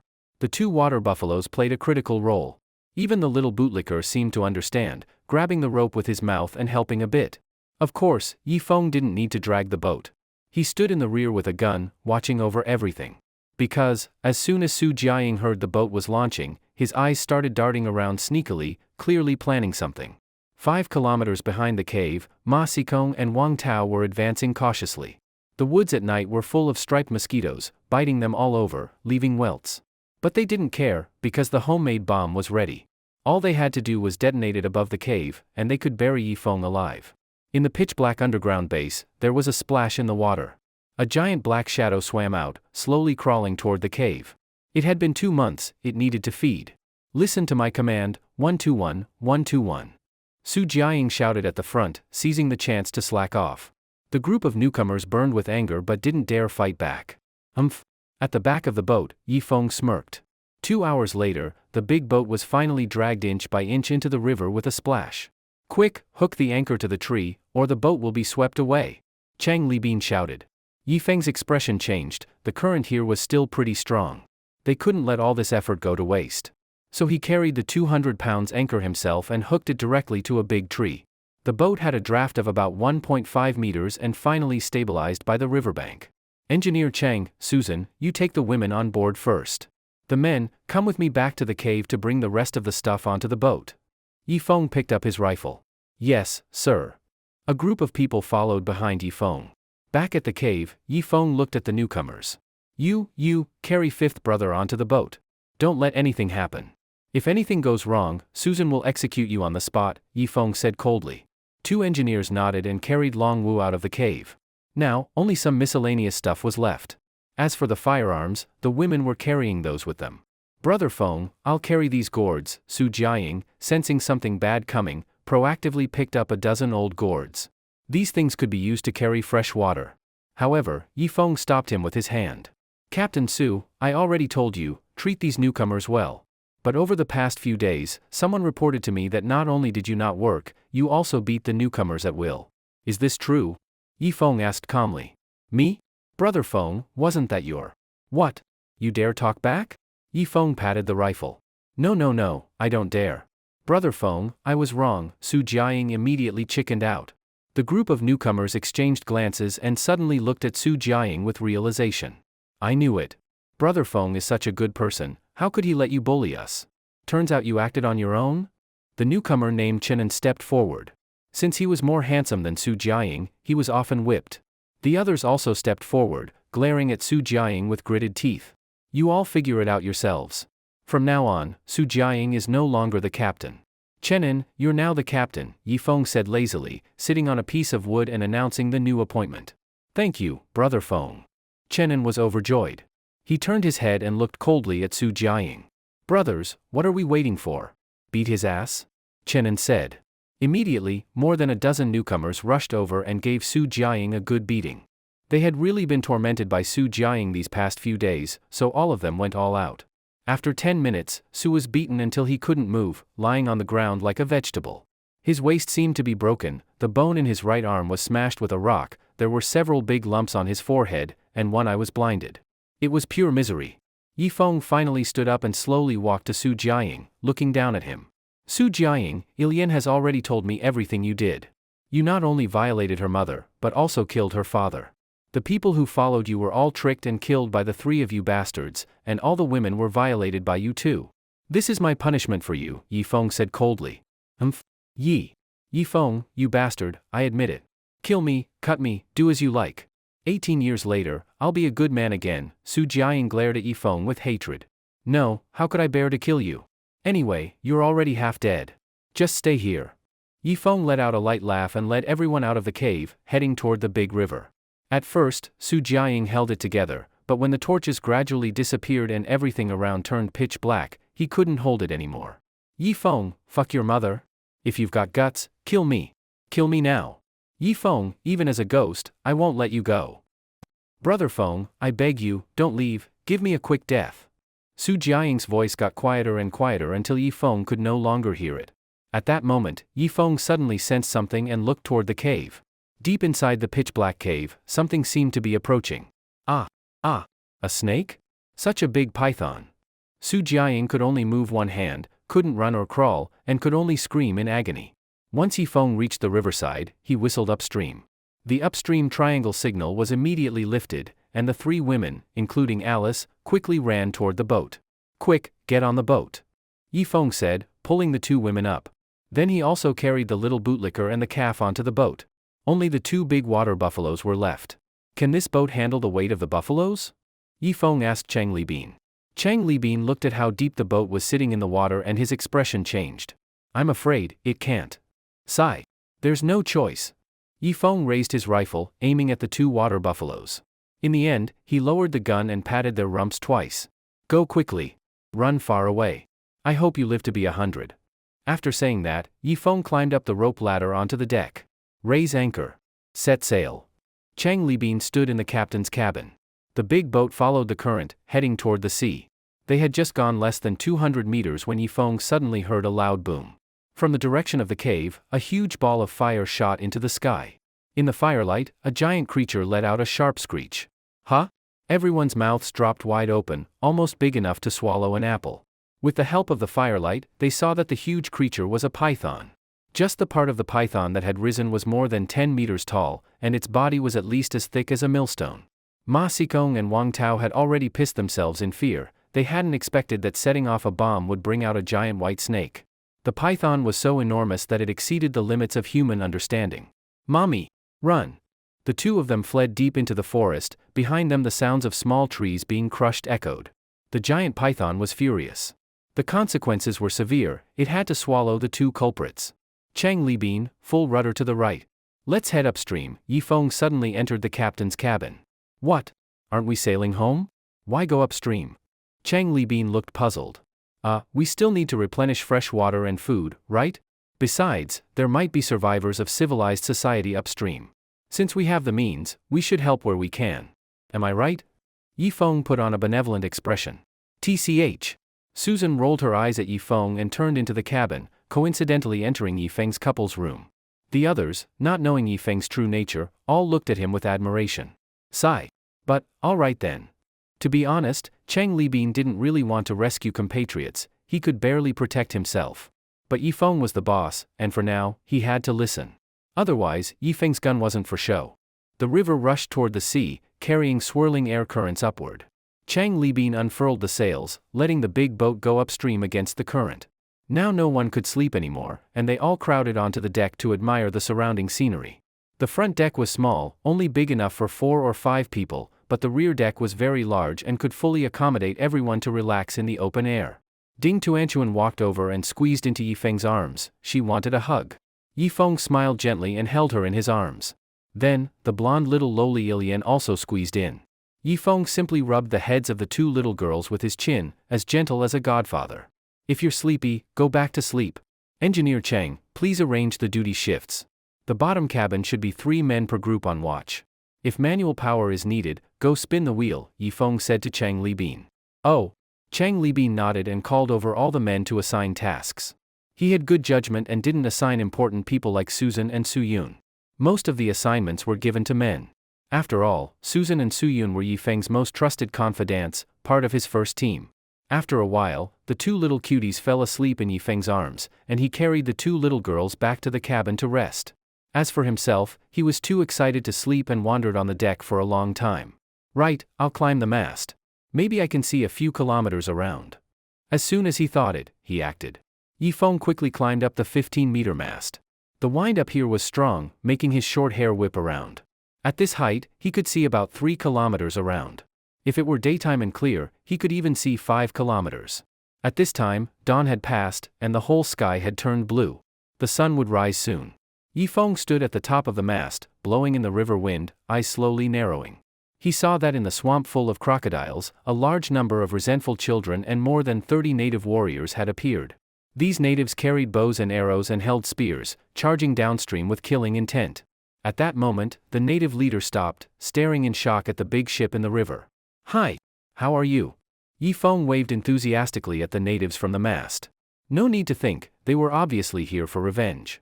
But unfortunately for them, he was already in the middle of the river. The ship was about 300 meters from the shore.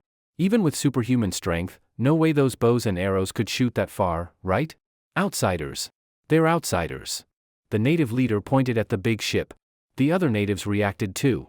Some threw spears, others fired arrows, but the strongest among them, even his arrow only flew about 150 meters. In civilized society, that would be top-tier marksmanship. But unfortunately, the ship was still over 100 meters away. Others walked up onto the deck, watching the natives on shore with amusement. Oh Naya Naya. The outsiders are in the middle of the river. The native savages were furious. A few jumped into the river to get 10 to 20 meters closer before shooting arrows again. But that bit of distance made no difference. Countless arrows and spears fell into the water, not even grazing the ship. Ha ha ha ha. Come on, shoot me. Come on, shoot me. Chenin was jumping and shouting on the deck. Yi Feng slid down to the deck and prepared to return the natives a little gift. Brother Feng. Dev handed Yi Feng the rifle. Yi Feng raised the rifle and aimed at the shore. Bang! A native was shot dead. Bang! Bang! Bang! 3 more shots, and 2 more natives were killed. The previously arrogant natives finally realized the danger and rushed back toward the shore. But Yi Feng fired 2 more shots, killing another native. The rifle's range was 300 to 500 meters. Arrows could fly at most 150 meters, spears maybe 50. As for the blow darts of the resentful children, only 20 meters. Yi Feng's rifle was basically a dimensional level advantage over them. Listen, native savages. Don't come looking for trouble with me again. I don't want to mess with you either. Let's just live in peace. Yi Feng put away his rifle and shouted toward the shore. Oh Naya Naya. The natives stomped in frustration, howling with rage. At this moment, Susan came over. Yi Feng, don't provoke the natives too much. If they keep tracking the boat along the shore, we won't be able to land, Susan warned. Hearing that, everyone was startled, and their smiles froze. After all, the river water was full of parasites, they couldn't drink it. Every few days, they had to go ashore to replenish fresh water. Food wasn't a problem. This river was the world's biggest pantry, full of countless fish and lobsters. Don't worry, everyone. If the natives keep tracking us from shore, we can just sail to the opposite bank. Yi Feng pointed to the far bank dozens of kilometers away. Even from the ship, Yi Feng could only see a vague outline of the opposite shore, that's how incredibly far it was. The big ship continued upstream. This time, no tributary could stop Yi Feng, because the ship wasn't affected by smaller streams and could stay in the main channel. Bring that native woman up to the deck. Yi Feng said. Yes. As team leader, Chenin quickly brought Healy up to the deck. Healy, I promised I would let you go. I'll stop the ship at the next shore, and then you can go. Yi Feng said seriously. After all, one should keep their word. The fierceness in Healy's eyes slowly faded, and she nodded obediently. After sailing 5 or 6 kilometers upstream, they encountered 2 tributaries that cut off the natives chasing along the shore. Bring the ship to shore, Yi Feng shouted. Copy that. Left rudder. Chang Libin shouted, and the people in the bottom cabin began spinning the wheel. The ship docked. Yi Feng pulled out a knife and cut the ropes on Healy's hands. Splash. Susan and Dove raised their guns, ready in case Healy tried anything. Yi Feng thought for a moment, then handed her a spear and a German-style dagger. Miss Healy, thank you for the useful intel. You've earned this. Healy paused in surprise at Yi Feng's words. In the end, she took the weapons and jumped off the ship. Just before entering the forest, she turned and gave Yi Feng a deep look. Yi Feng watched her too. Outsider, I will remember you forever. Healy said, then disappeared into the twisted banyan forest. Yi Feng suddenly felt a bit of regret. Letting such a beauty go just like that was hard to accept. What? Regret letting her go before you had a taste? Susan's voice came from behind. Yeah. Huh? What are you saying? I'm a decent man. Yi Feng quickly shook his head. Yeah, right? Susan rolled her eyes at him and went to the rear deck to stand guard. At that moment, there was a crack sound from the bottom cabin. Something's wrong, the propeller lost a blade, someone shouted from the bottom. Yi Feng rushed to the rear deck and looked down. Sure enough, a wooden propeller blade drifted upward, as if broken off by something. Chang Libin also hurried to the back of the ship. What happened? Yi Feng could only ask Chang Libin, since he was the expert in this area. Well, this is actually tricky. The blades, like lotus leaves, were supposed to be cast in iron, but we had no iron, so I used wood instead. That came with drawbacks. In areas with dense aquatic plants, the blade easily gets tangled and broken. But looking at that broken edge, it seems like something bit through it, maybe something like a wolffish or a giant tonguefish. Crocodiles could even bite through the propeller. Chang Libin said with a troubled face. Now there are only 2 blades left, will it still run? Yi Feng became anxious. The propeller was the main drive for the big ship. If it failed, they'd be stranded mid-river. Even swimming to shore would be deadly, with piranhas, leeches, and parasitic catfish in the water.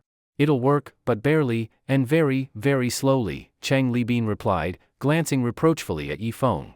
Brother Feng, I'm not saying anything bad, but if we had launched straight into the sea after building the ship, now the river is full of water weeds and predators. Our wooden propeller isn't made for river travel. If we were at sea, this wouldn't have happened, Chang Libin said. Sigh, what's the use of saying that now? We need to solve the problem, and permanently if possible. Otherwise, we'll have to build another propeller later. Yi Feng felt a headache coming.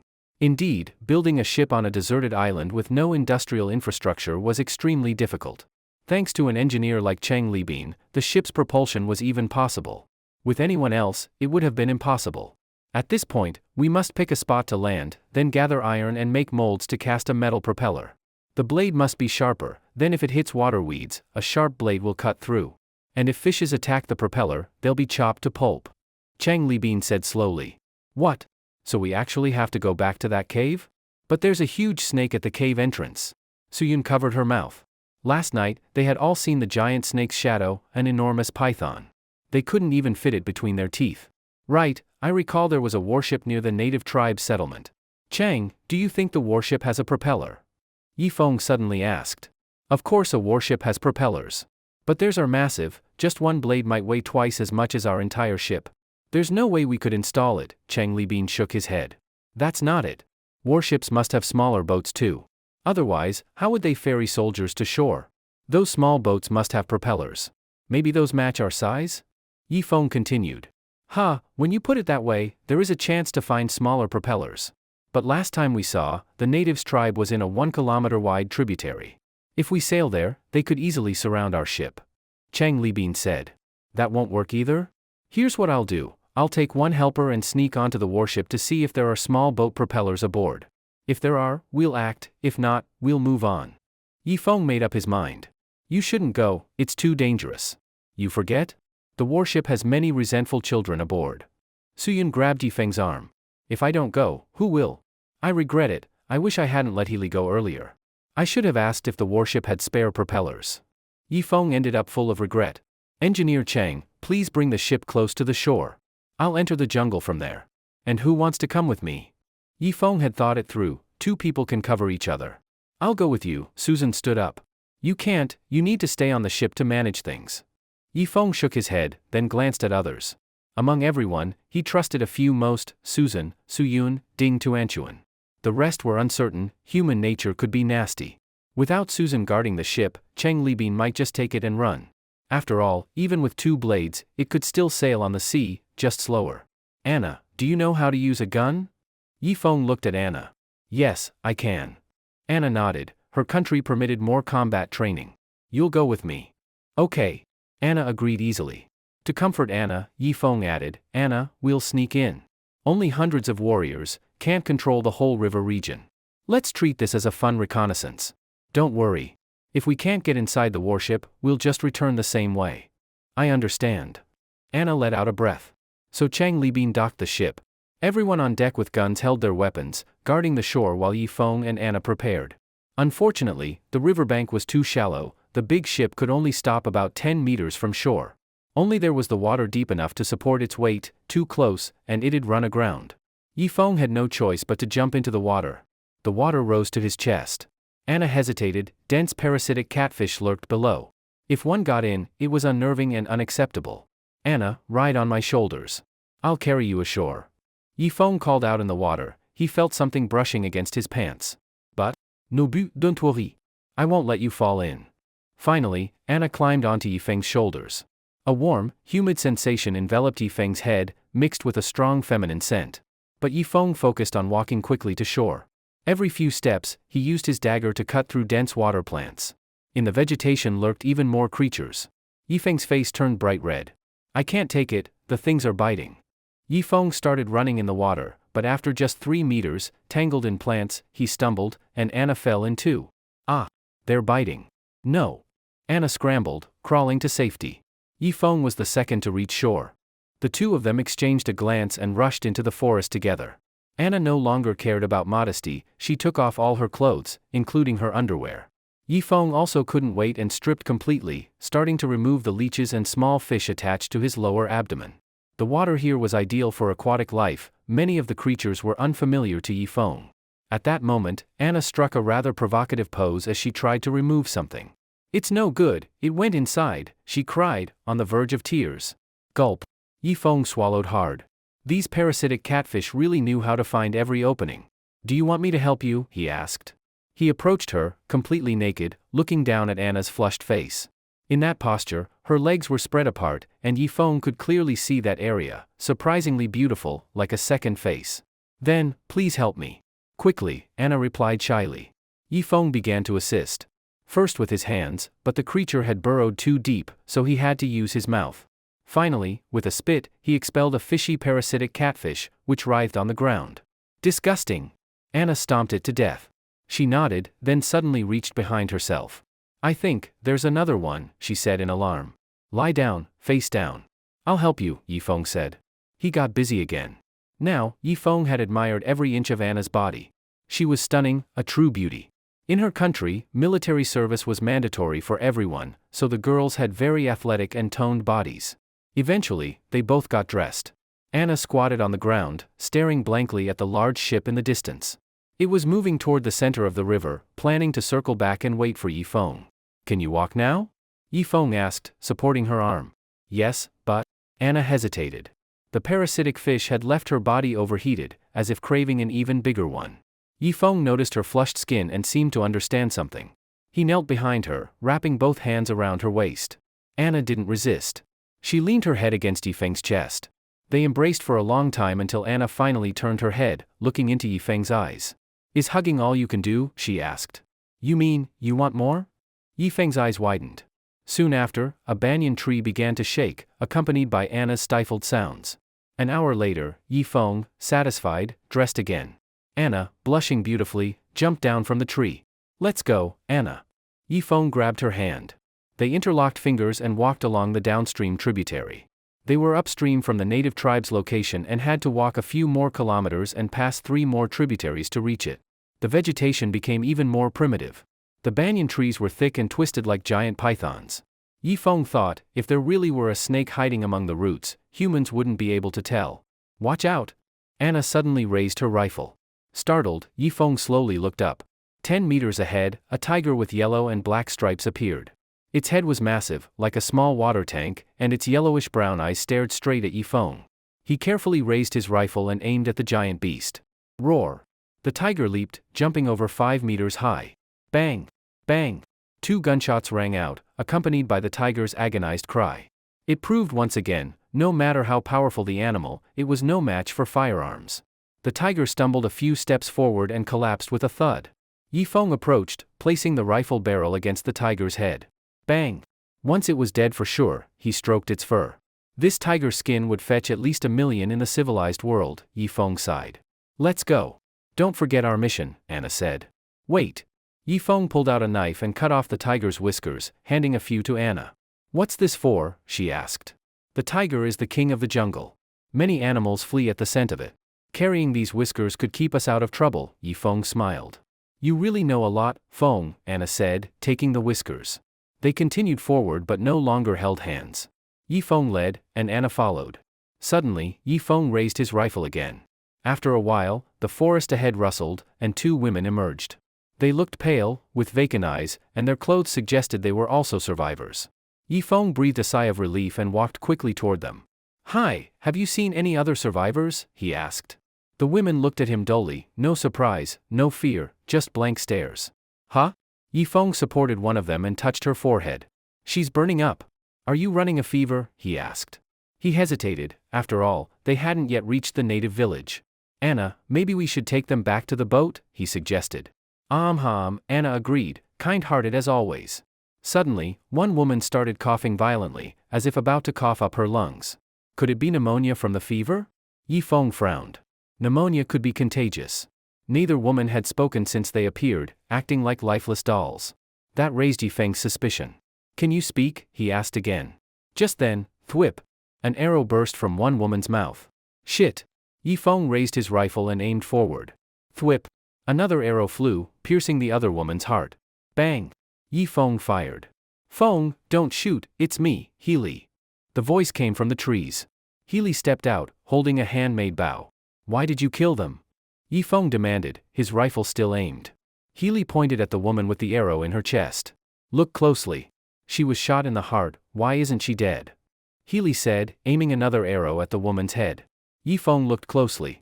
Sure enough, the woman had an arrow in her chest, but she wasn't dead, didn't cry out, and showed no pain. Thwip! Healy shot again, piercing her head. Anna bit her lip tightly and looked at Healy with an angry gaze. What exactly happened to them? Yifeng asked. Parasitic infection. A newly emerged contagious disease, very scary.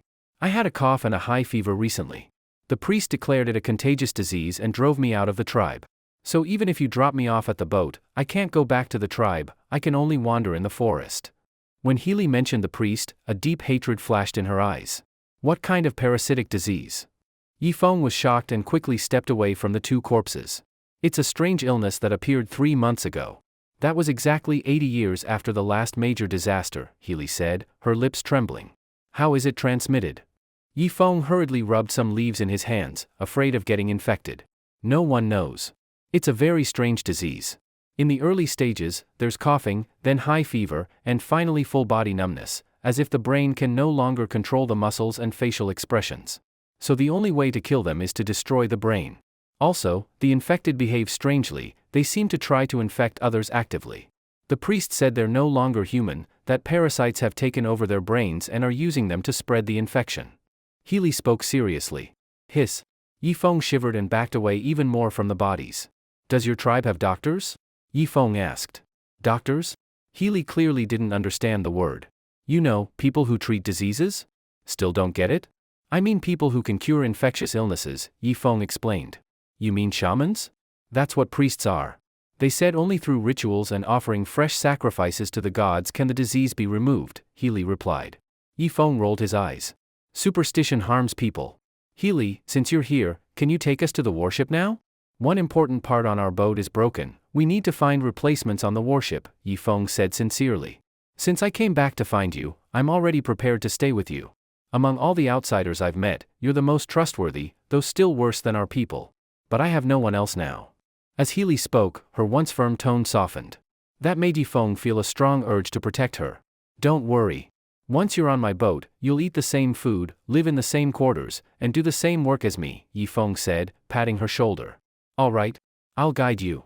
The water here is interwoven with marshes, watch your step and don't fall into the swamps, Healy said, then took the lead. Yifeng narrowed his eyes and followed behind. Although Healy probably wouldn't harm him, he couldn't afford to be careless, he had to be prepared for anything. Luckily, with Healy leading the way, they moved quickly. In a blink, they covered 5 or 6 kilometers, but the sky had already turned dark. They reached the end of a tributary, where water from higher ground flowed down to form a small stream. Yifeng squinted and suddenly looked at a small tree at the end of the stream. It had 3 white fruits. He didn't say a word and rushed over, slashing with his knife. The fruits fell to the ground. Yifeng picked them up and ate them immediately, chewing them up in just a few seconds. The fruit melted in his mouth, and a powerful heat surged through his body. His muscles tightened, and even his old internal injuries were suddenly healed. Incredible. You really ate ghost fruit? Healy stared at Yifeng in shock. Ghost fruit? Why not eat it? Yifeng asked in return. Ghost fruit. It's said to be extremely poisonous, eating it should cause death. So, why are you still standing? Healy was even more stunned. Yifeng. Who told you it's inedible? He asked. He felt that Healy, being an honest person, had probably been misled. It's common knowledge. The chief said it, and the priests too. Ghost fruit must never be eaten, Healy replied, still in shock. Ah, what a pity. What kind of chief and priests are those? They lied to you, silly girl, Yifeng said, hugging her.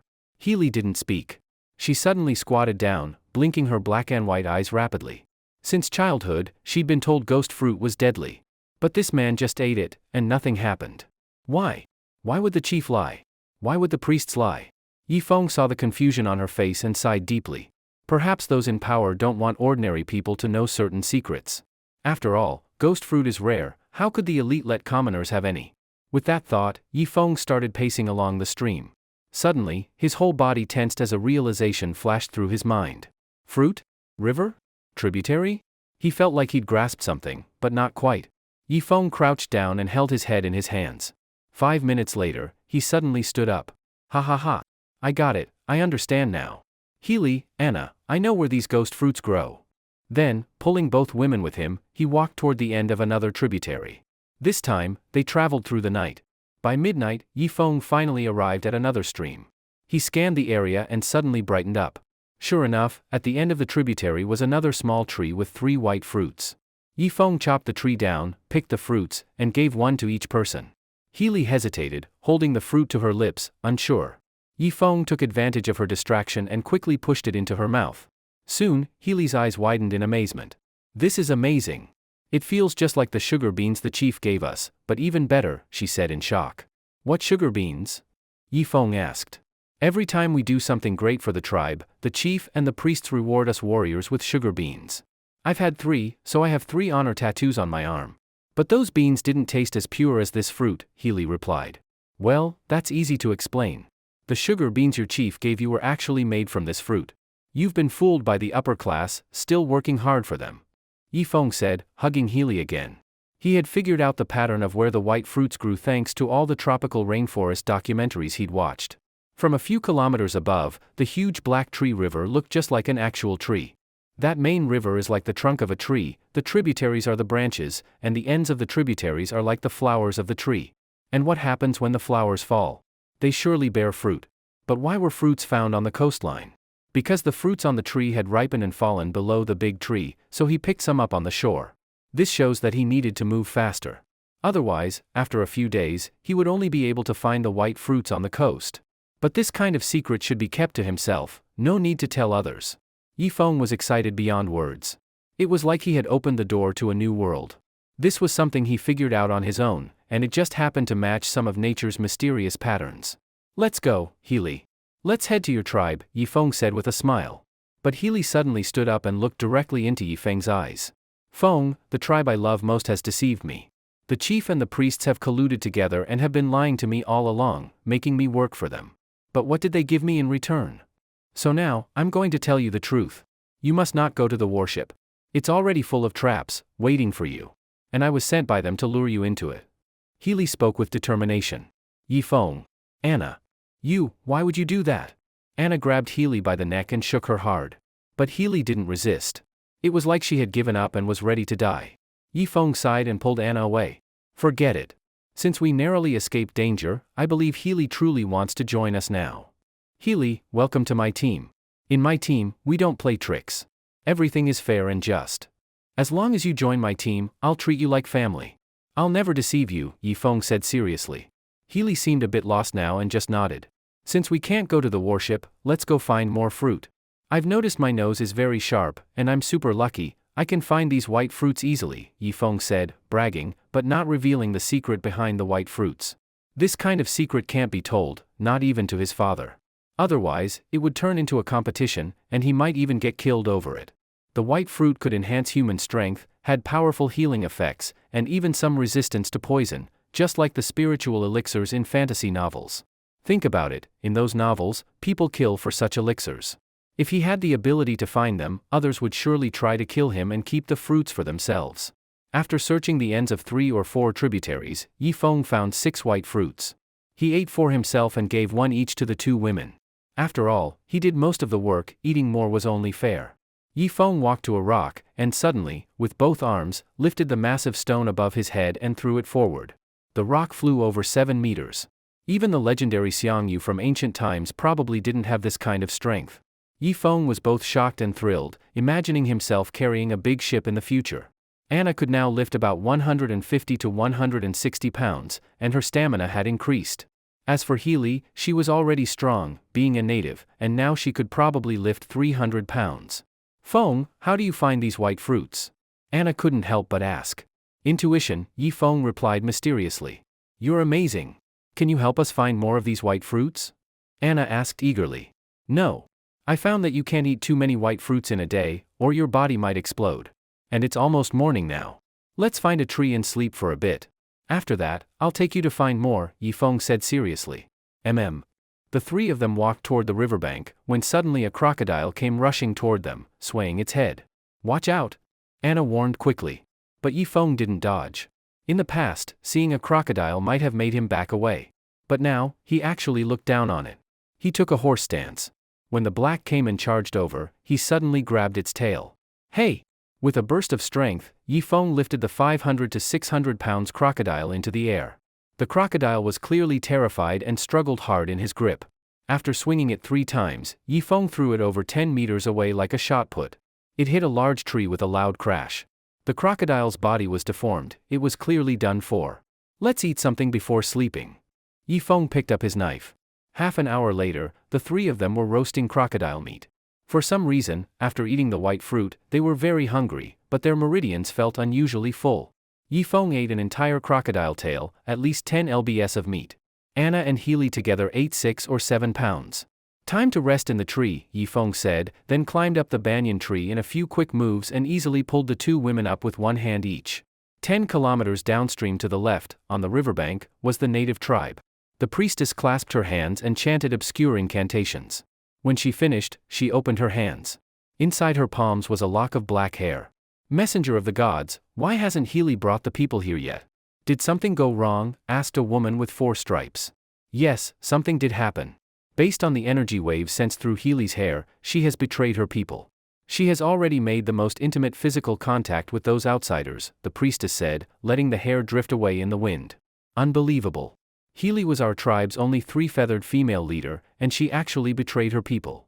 The 4-striped woman paced on the riverbank, her eyes red with rage. Messenger of the gods, please show me the path of vengeance, she said, kneeling. The priestess nodded and pointed a jade-like finger upstream. Achoo! Yifeng sneezed and looked at the 2 beautiful women lying in his arms. Just moments ago, he had experienced the wonders of Healy and Anna. How to put it, 2 flavors. It was his first time hitting 2 targets with 1 arrow. The feeling was beyond words. The sun was already up, but the 2 women were still fast asleep. Yifeng had been so vigorous earlier that he exhausted them completely. He gently laid the 2 women on the banyan tree and jumped down. The crocodile carcass wasn't finished yet. He cut the meat into strips and roasted it over the fire. At that moment, something caught his attention. He looked toward the forest. Healy, Anna, wake up. Yifeng said in a deep voice, picking up his rifle. Not long after, a figure walked out from the forest. Yifeng aimed his rifle at the man's head and glanced at the 4 tattoo stripes on his arm. Where are the others? Tell them to come out too. Yifeng said coldly, placing his finger on the trigger. There's no one else. Yifeng, you took away the one I loved most. I want to settle this like real men, the 4-striped man said, then suddenly bit his finger and smeared the fresh blood on his forehead. Ha ha ha. Yifeng flipped the safety off and aimed right at the native brute's forehead. Nice, you even marked the target for me. Just then, Healy jumped down from the tree, naked, and grabbed Yifeng's arm. No. This is a fight between Gaha tribe men. Weapons are not allowed, Healy said anxiously. The 4-striped man blushed deeply when he saw Healy naked. Healy, why? Why did you betray your own people? And why did you betray me? He asked with a pathetic expression. Healy said nothing and lowered her head in shame. Even though she knew the tribe's leaders had lied to her, the education she received since childhood made her feel guilty. At that moment, Anna also raised her rifle and flipped the safety off. Don't. Healy stood in front of the guns. This is a man's battle. Feng, if you want me to be your woman, if you want my heart and body, then fight him like a man. If you win, I will belong to you completely and be loyal to you forever, Healy said seriously. Yifeng rubbed the trigger for a while, then finally nodded and set the rifle aside. He had just eaten a lot of white fruit. This was a good chance to test the strength of a 4-striped native and, by extension, gauge the general power level of the tribe. Most importantly, Healy was a key figure who knew everything about the tribe. If he could win her over, he could gain all the intel. Anna looked at Yifeng's actions and stepped back with her gun. Come on, let's fight. Yifeng stood casually. I'm coming. The 4-striped man charged straight at him. But within 3 moves, Yifeng had easily pinned him to the ground. Yifeng hadn't expected the 4-striped native to be so weak. In terms of skill, strength, and speed, Yifeng had absolute advantage. Do you yield? Yifeng asked coldly. Argh. Suddenly, the 4-striped man roared. The next moment, the sound of many footsteps came from the forest around them. More than a dozen tall natives rushed out, followed by countless, resentful children, yuan high, impossible to count. You dirty native brute! You dare cheat in a man's duel? But the natives didn't stop, they charged straight at Yifeng. Furious, Yifeng grabbed the 4-striped man and swung him like a weapon. The 2 natives in front were knocked flying, their chests caved in. Yifeng then threw the 4-striped man into the crowd and pulled out 2 pistols. Bang bang bang bang bang. Bang bang bang bang. Anna also started shooting. Only Healy stood frozen, unable to fight her own people. The natives and resentful children kept falling to the ground. Finally, Yifeng ran out of bullets. He pulled out his dagger and began close combat with the remaining natives. Thud thud thud. 3 blow darts struck Yifeng's back. At the same time, a resentful child clawed a deep wound into his thigh, blood spraying out. Ah! Anna screamed and covered her face. Clearly, she had been hit by a blow dart. Anna! Yifeng roared and rushed to her side, trying to protect his woman. But the other natives threw themselves at him, holding him back. Fong! Fong! Anna screamed, surrounded by over a dozen resentful children. Blood sprayed from the center. Soon, Anna's voice stopped. Only the sound of blades cutting flesh remained. Damned brutes! I'll kill every last one of you. Yifeng's eyes turned red. He grabbed a native and ripped him in half. Healy gasped heavily, then finally raised her bow. 1 arrow. 2 arrows. 3 arrows. One by one, tall natives fell. Thud. A blow dart hit Healy. But she had eaten white fruit and had some resistance to poison. Now, only 6 resentful children and 2 natives remained. These 2 refused to retreat, one held Yifeng's leg, the other his waist. Even their mouths didn't stop, they bit Yifeng's arm. Yifeng yanked his arm free and slashed with his dagger. The native behind him clutched his throat, staggered back 5 or 6 meters, and collapsed. Yifeng didn't pause. He stabbed downward, piercing straight through the native holding his leg. The remaining resentful children charged. Their claws were as hard as steel, one swipe left deep wounds on Yifeng. Yifeng endured the pain, grabbed one of them, and swung. 3 resentful children were knocked away. Then he leaped 5 meters high and stomped the last 2 to death. At last, the battle was over. Yifeng, panting heavily, slumped to the ground. Healy rushed over and began pulling the blow darts from his back. But Yifeng pushed her away and crawled toward Anna. All that remained was a pile of torn flesh, her organs were gone, her face unrecognizable. Anna. Yifeng hugged the bloody mess and let out a roar. Feng, let's go back to the ship. The priests know everything. Our position is exposed, Healy said, helping Yifeng up. Yifeng nodded, carried Anna's remains to the river, and threw them in. Let's go home. Yifeng sighed deeply and staggered toward the big ship. From that moment, he truly felt the cruelty of this primitive land. After walking for a long time, the 2 of them finally reached a tributary, but Yifeng suddenly crouched down. There, on the riverbank, stood more than 40 natives, and nearly 100 resentful children. As for the big ship, it had already moved to the center of the river, about 300 meters away from the natives. Cowards! If you dare, come ashore and fight like real men. Cowardly foreigners! All you do is hide in the river. Come fight us, or the river god will devour you too. The natives' tactics were like those from the 3 Kingdoms era, trying to provoke the people on the ship to come down. Bang bang! 2 gunshots rang out from the ship, killing a native.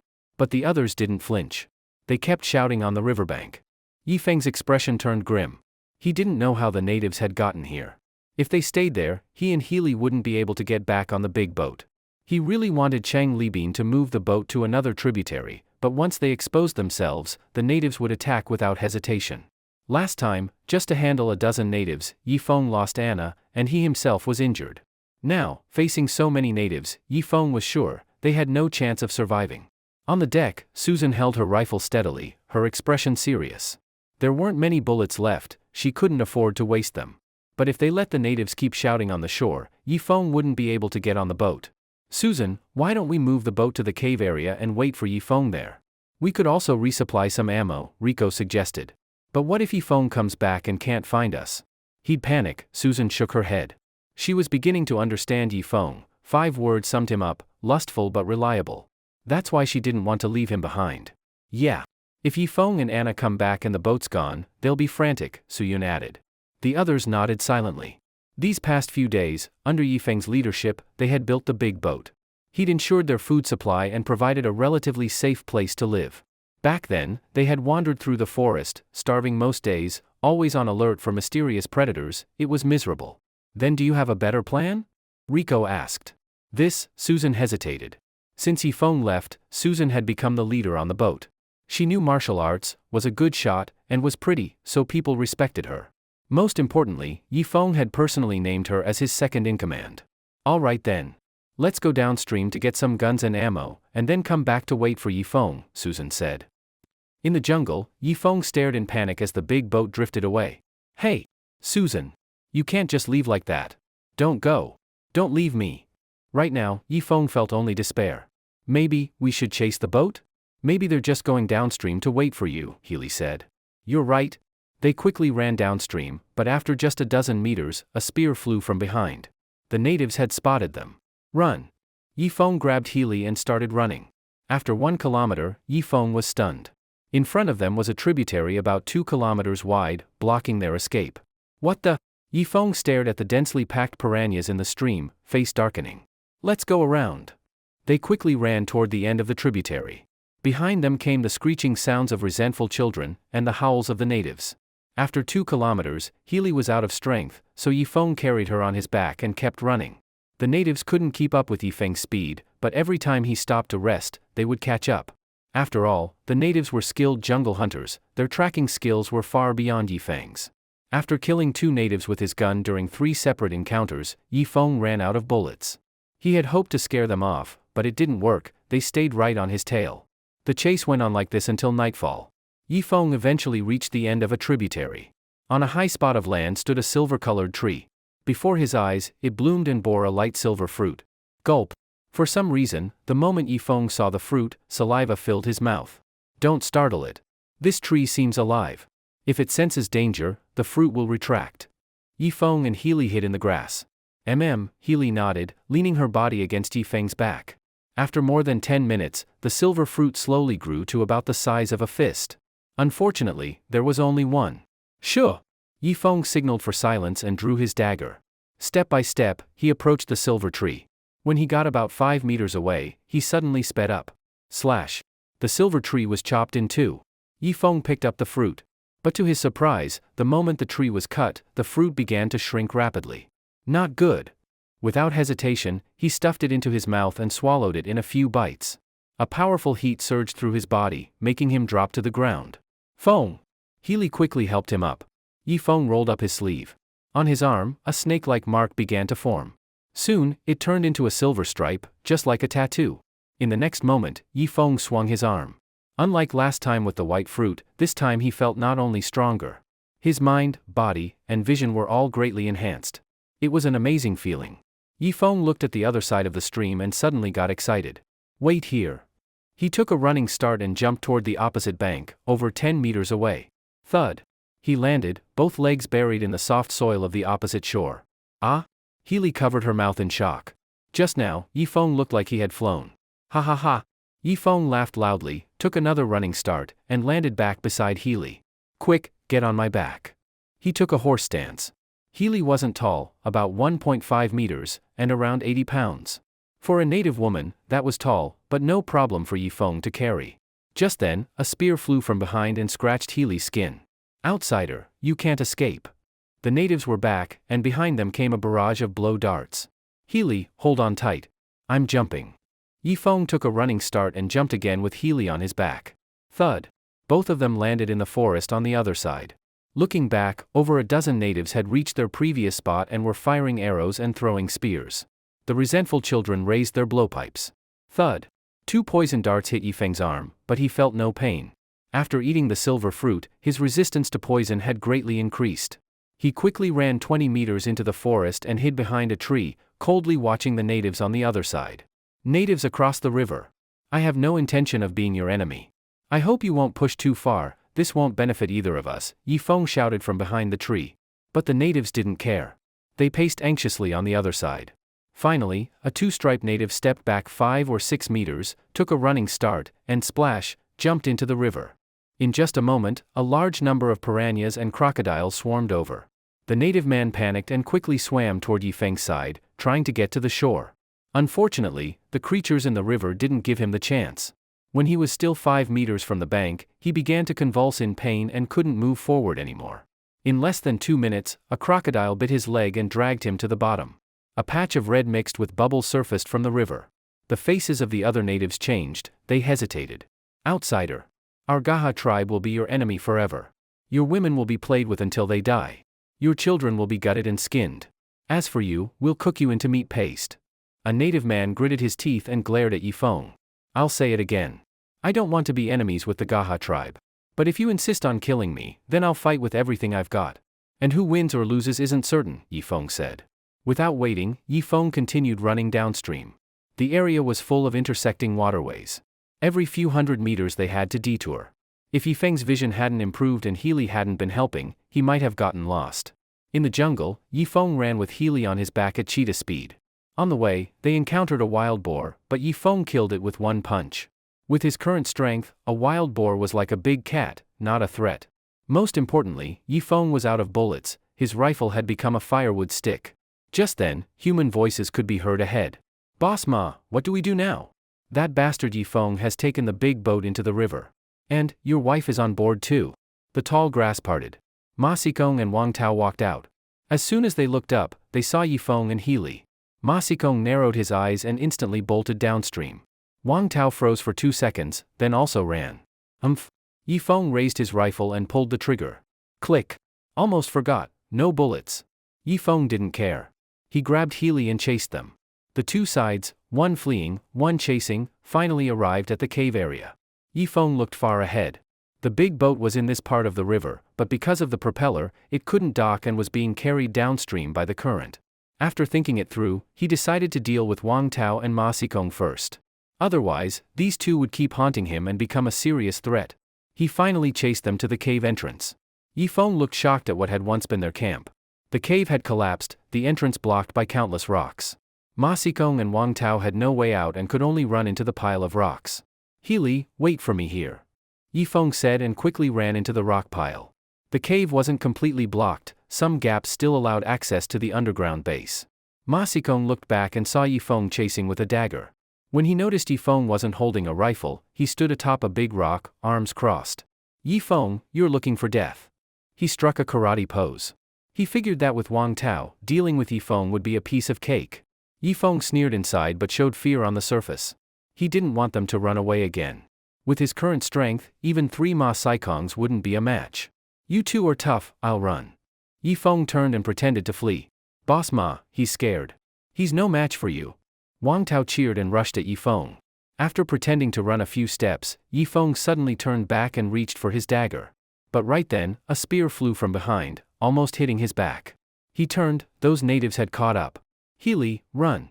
Yifeng shouted and slipped into the rock crevice, running deeper into the cave. Ahead, Ma Xikong and Wang Tao were also running. They knew how dangerous the natives were. If they didn't run, they'd end up roasted. They had barely run 20 meters when the cave turned pitch black. Yifeng widened his eyes, trying to see. Outsider. You can't escape. The natives also entered the cave, but the resentful children stopped and jumped in place. No matter how the natives yelled, they wouldn't enter. Chief Moli, the priest said there's a snake god in this ghost cave. Are we really going in? A native asked fearfully. The outsider is just ahead. If we capture him alive, the priests will reward us with divine beans and give us great power. If you're scared, stay here. If you've got guts, follow me. Moli reversed his spear and rubbed 2 black stones together. Soon, a torch was lit. The natives hesitated but eventually extended their spears. Moments later, 12 torches lit up at the cave entrance. Go.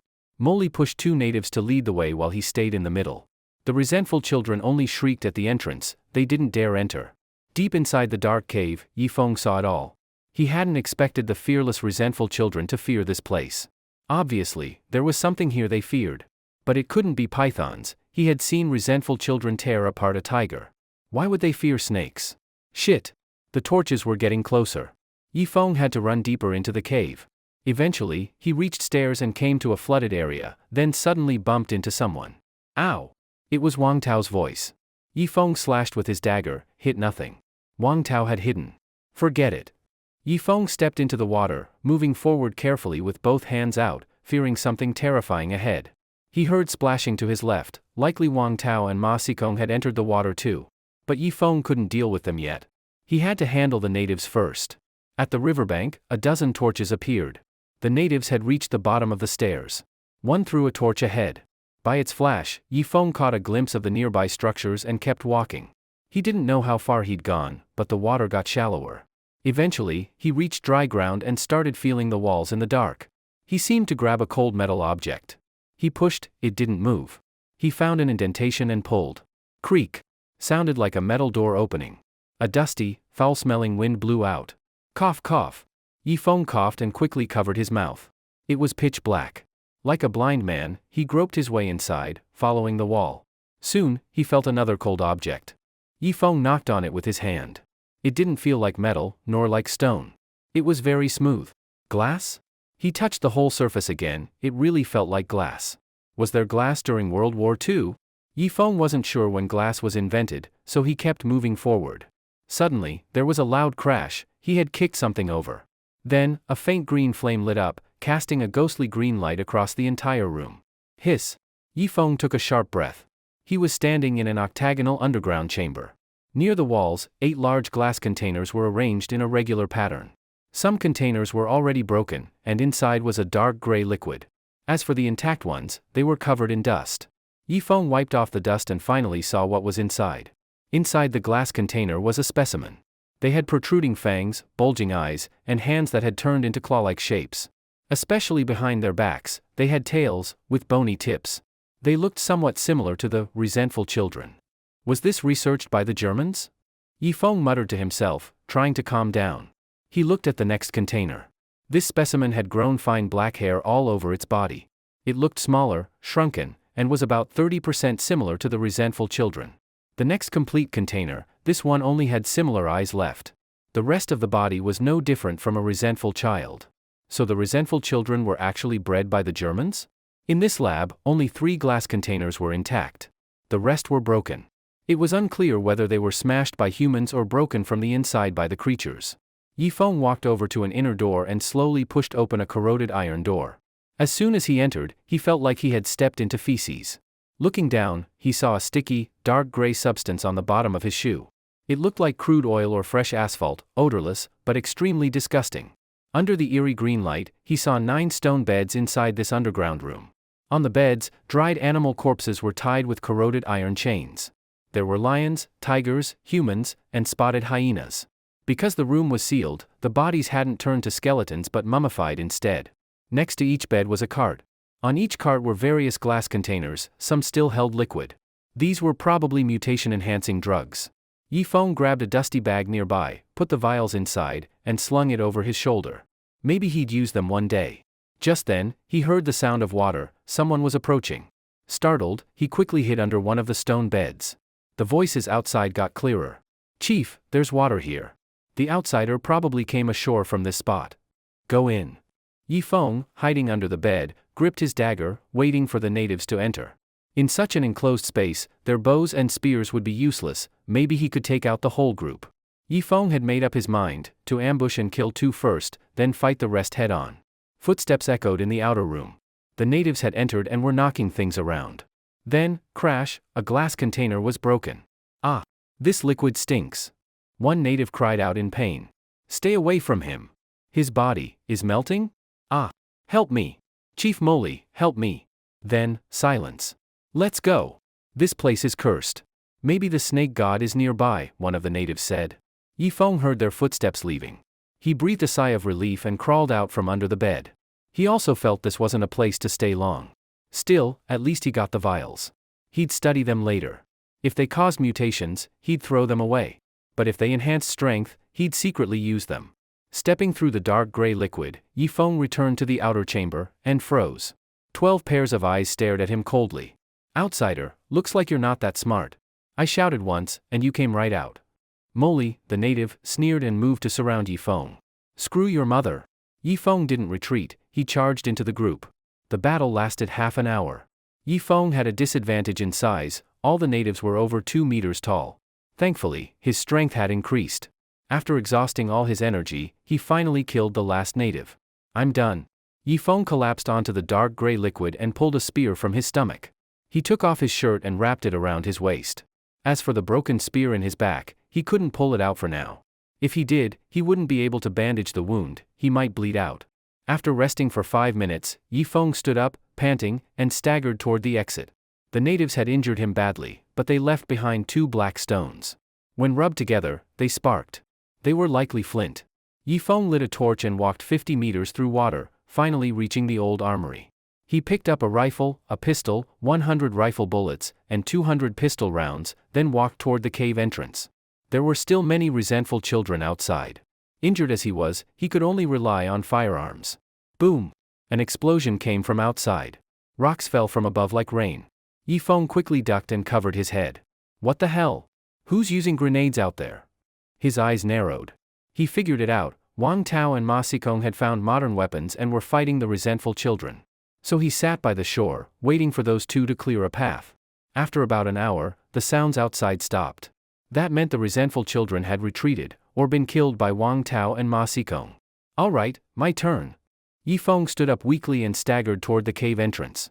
At the entrance, he saw corpses of resentful children everywhere, and a large crater left by a grenade. Not good. What if those two are waiting outside to ambush me? Yifeng's face changed. Recalling this, Yifeng took out a hand grenade and aimed it at a crack in the rock. After the cave collapsed, many rock fissures had appeared. Yifeng planned a decoy attack. He quickly threw the grenade and slipped into another fissure. Boom! The grenade exploded, and a large amount of rock fragments fell. Seizing the opportunity, Yifeng again saw sunlight ahead. Sure enough, 2 gunshots echoed. Wang Tao and Ma Xikong were hiding outside the cave, firing at the area of the grenade explosion. But after the smoke cleared, there was nothing. Heh. Finally grasping his chance, Yifeng raised his rifle and aimed first at Ma Xikong. Since Ma Xikong had the best marksmanship, if he took him out, Wang Tao would be helpless. Bang! He was still too slow. Ma Xikong noticed Yifeng emerging immediately. With a single shot, Yifeng's rifle was flown out of his hands. Yifeng rolled to try pulling his pistol, but at the next moment, a bullet flew past his ear. Ah! The force of the wind caused Yifeng's ear to ring. Run! In just 0.1 seconds, Yifeng knew he couldn't outshoot Ma Xikong. So he ran in a zigzag toward the riverbank. Bang! A bullet grazed his backside. Yifeng was terrified. He didn't expect Ma Xikong's aim to be so accurate. So Yifeng stopped pretending. He ran at breakneck speed. Bang! Bang! 2 more shots were fired, but trees blocked them. He managed to stay alive. Bang! Another bullet flew just above his head, parting his hair in the middle. Finally, Yifeng saw the big river. Not caring how many leeches or parasitic catfish were in the water, he just jumped in. Glug! He submerged and swam underwater 5 meters. This time, he held his breath until he ran out, then surfaced. Bang! Another bullet landed half a meter from him. From 40 meters away on the shore, he saw Ma Xikong and Wang Tao emerging from the forest, rifles aimed at him. Damn it! He gritted his teeth and submerged again. This time, he swam 50 meters underwater, surfacing only when he had to breathe. Bang! Another shot rang out, hitting his ribs. Blood stained the water's surface. Oh no! He covered his rib wound, but already too late. Countless red-bellied piranhas rushed him, swarming out.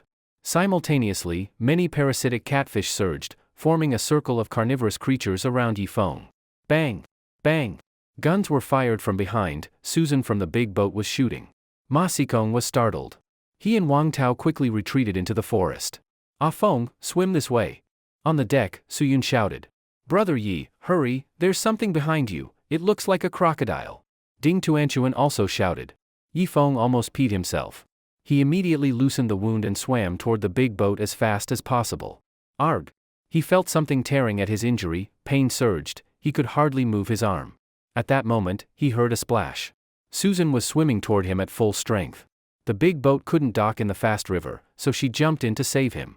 Yifeng's rib area had gone numb, and his entire left arm was immobile. He could only swim with one hand. Yifeng! Susan grabbed his arm and started paddling hard. Just beneath the boat, a knotted rope fell and looped around Yifeng's neck just right. Everyone on deck dropped everything and began pulling him up. Ah! Yifeng's neck was caught like being hanged. He was pulled aboard. Bang! His body landed on the deck. He clutched his neck, gasping for air. Quick, pull Susan up too! Yifeng shouted. People scrambled and hauled Susan aboard. Immediately, Susan removed her clothes and pulled parasitic catfish from every orifice. Yifeng, I'll help you. Rico rushed over to help remove the parasitic catfish from Yifeng. Half an hour later, Yifeng and Susan were finally clean of leeches and parasites. They lay flat on the deck, breathing heavily. After a long moment, Yifeng sat up and stared blankly at the others. Which bastard tied that rope around my neck? Yifeng asked coldly. He'd nearly been hanged. I don't know. Everyone spread their hands, acting innocent. Never mind, I don't blame you. If you hadn't hooked me around the neck and pulled me up, I'd have been eaten by the piranhas. Regardless, thank you. Yifeng's tone suddenly softened. Ah, Brother Yi, it was me who put the rope around your neck. So, how do you want to thank me? Ding Tuanchuan, seeing no danger, came forward looking for praise. You little bastard, you just tricked me out. With one arm, Yifeng hugged Ding Tuanchuan and bit her cute fleshy cheek. As for Susan, she was helped below into the cabin to rest. When she walked, her legs still wobbled. Yifeng panicked. Oh no, did Susan lose her virginity to parasitic catfish? Ma Xikong and Wang Tao hid in the forest, watching the big boat raise its sail and head upstream. Damn! How did that bastard Yifeng escape again? Wang Tao stomped in anger. Ma Xikong frowned, about to scold him. Suddenly, his expression changed. He swiftly turned and aimed his gun into the forest behind. Human, or beast? Ma Sikong's voice quivered. He sensed a strong aura in the forest. Humans can sense presence, especially after being under high stress for a long time. A few small trees parted and a native stepped forward. His hands were clasped behind his back, expression calm. Ma Sikong noticed the man was not tall, but had powerful, agile arms like a monkey. Most strikingly, he had 7 tattoos on his arms. Outsider, are you with them? The native pointed toward the departing ship. Yes. Ma Sikong swallowed. Holding a gun, he felt no will to resist in front of this native. Very good. You know how to use that divine crossbow you hold. We can cooperate, take that boat. Maybe then we can use it to escape upstream and avoid the once-in-80 years disaster.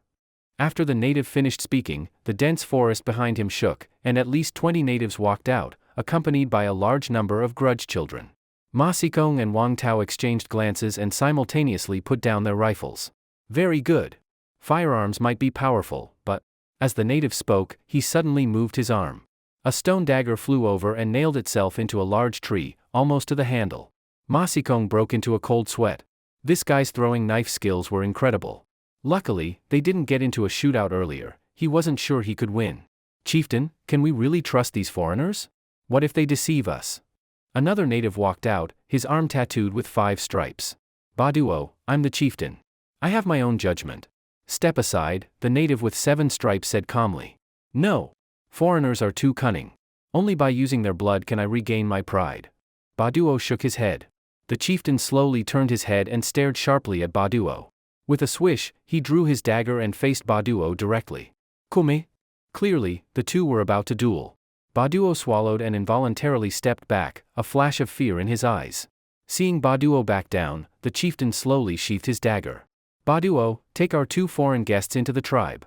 Just like that, Ma Sikong and Wang Tao became honored guests of the Gay tribe and followed them toward the village.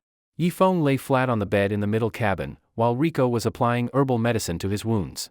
The piranhas were vicious, they had gnawed a hole in his ribs. Does it hurt? Rico leaned her body against Yifeng's arm, trying to ease his pain with softness. It's itchy. I feel like new flesh is growing. Yifeng said casually. With his current physique, even if a rib was bitten off, it might still grow back. Yes, he was that confident.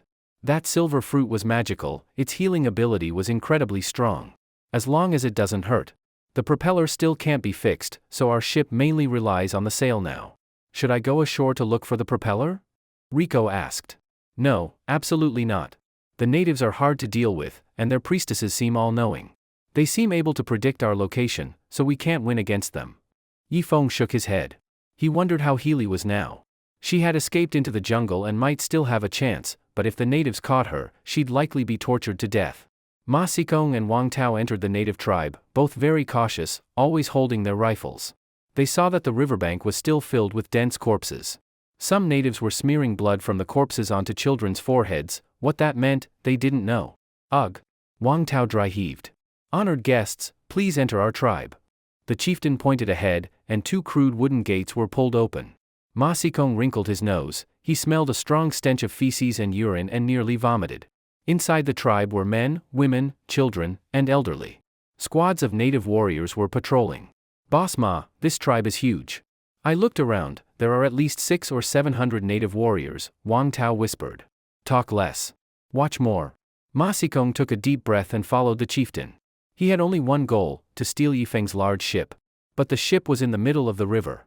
Chieftain, maybe I can teach your people how to make ballistae. We can add barbs to the front and tie ropes at the back. As long as we hit the ship, we can use the ballista's force to pull it to shore. Then Yifeng and his women will be captured. Ma Sikong stepped forward. It was an idea he'd just come up with. Oh? What is a ballista? The chieftain turned his head and looked at Ma Sikong curiously.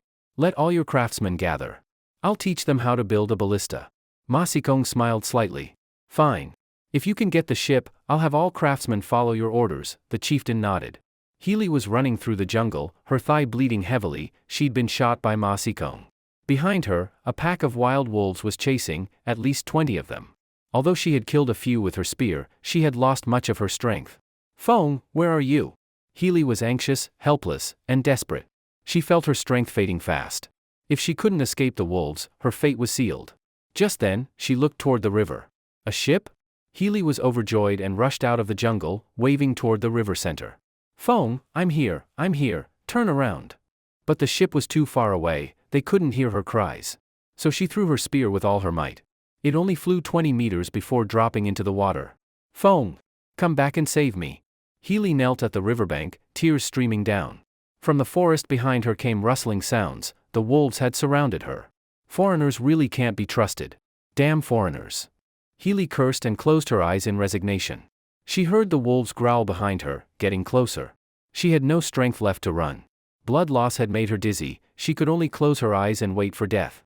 Roar. A loud growl, the lead wolf charged at her. So this is the end? Too bad I won't die on the holy mountain. Healy sighed in her heart. Bang! A gunshot startled her. She looked toward the river. The ship was approaching. A few small black dots appeared on the deck. Bang! Bang! 2 more shots, 2 wolves fell dead. Ah! Feng saw me. He saw me? The will to survive surged. Healy drew her dagger and faced the wolves. Bang! Bang! Another shot, 1 more wolf down. Healy! I'm coming to save you. It was Yifeng's voice.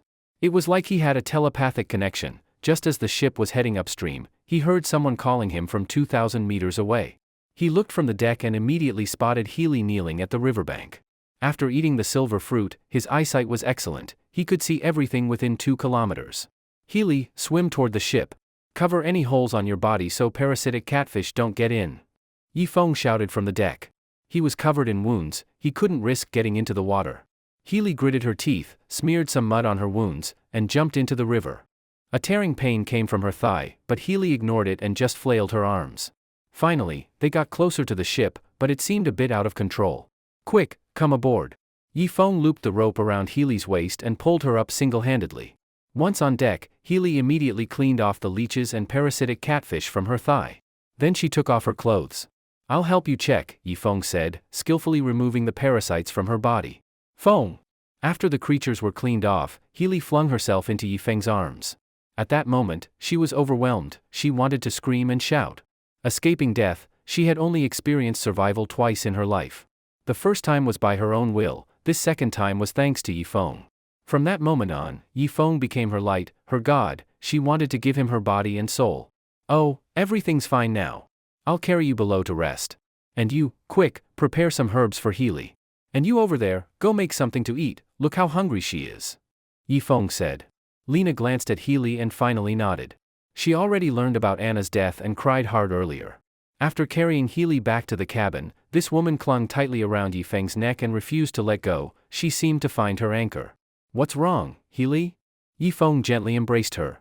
Feng, I have to tell you a secret. Our tribe has 800 warriors, plus elders, sick people, women, and children, they are countless. Don't fight them, you can't win. Healy said. 800? Yifeng's face fell instantly. He thought there were only 200 native warriors. He never expected them to be so many. And the female priestesses have a special ability, they can deduce your location using some things on you. Right now, you're being watched by her. Healy added. Yifeng's expression darkened again. He never expected these natives to have such abilities, that was trouble. Is there no range limit? Like if I ran 10,000 kilometers away, could she still find me? Yifeng asked. He believed any ability must have limitations, if those priestesses were that powerful, they'd be like gods. There should be a limit, maybe a few kilometers, Healy replied, making Yifeng breathe easier. Any other secrets? Tell me everything. Yifeng kissed Healy's forehead as a reward. Yes. In 30 days, all tribe members will go upstream for a ceremony. After the ceremony, a beast fighter will appear. A beast fighter is very powerful. Once selected, the beast fighter leaves the Blacktree River area, goes north to the mountains, and becomes a servant of the gods.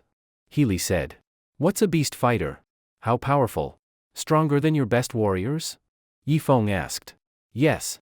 The beast fighter is stronger than our chieftain. And, actually, I lied earlier. Our chieftain is the seven-stripe man. He can lift a water buffalo with one hand, and he can shoot down the sun with his spear. But even the chieftain is not as strong as the beast fighter, he's too powerful, so he leaves the Blacktree River area by himself. Healy stammered out. Yifeng guessed the natives loved exaggeration. Shooting down the sun with a spear? It sounded metaphorical, but the seven-striped chieftain was clearly the strongest warrior in the tribe. I understand.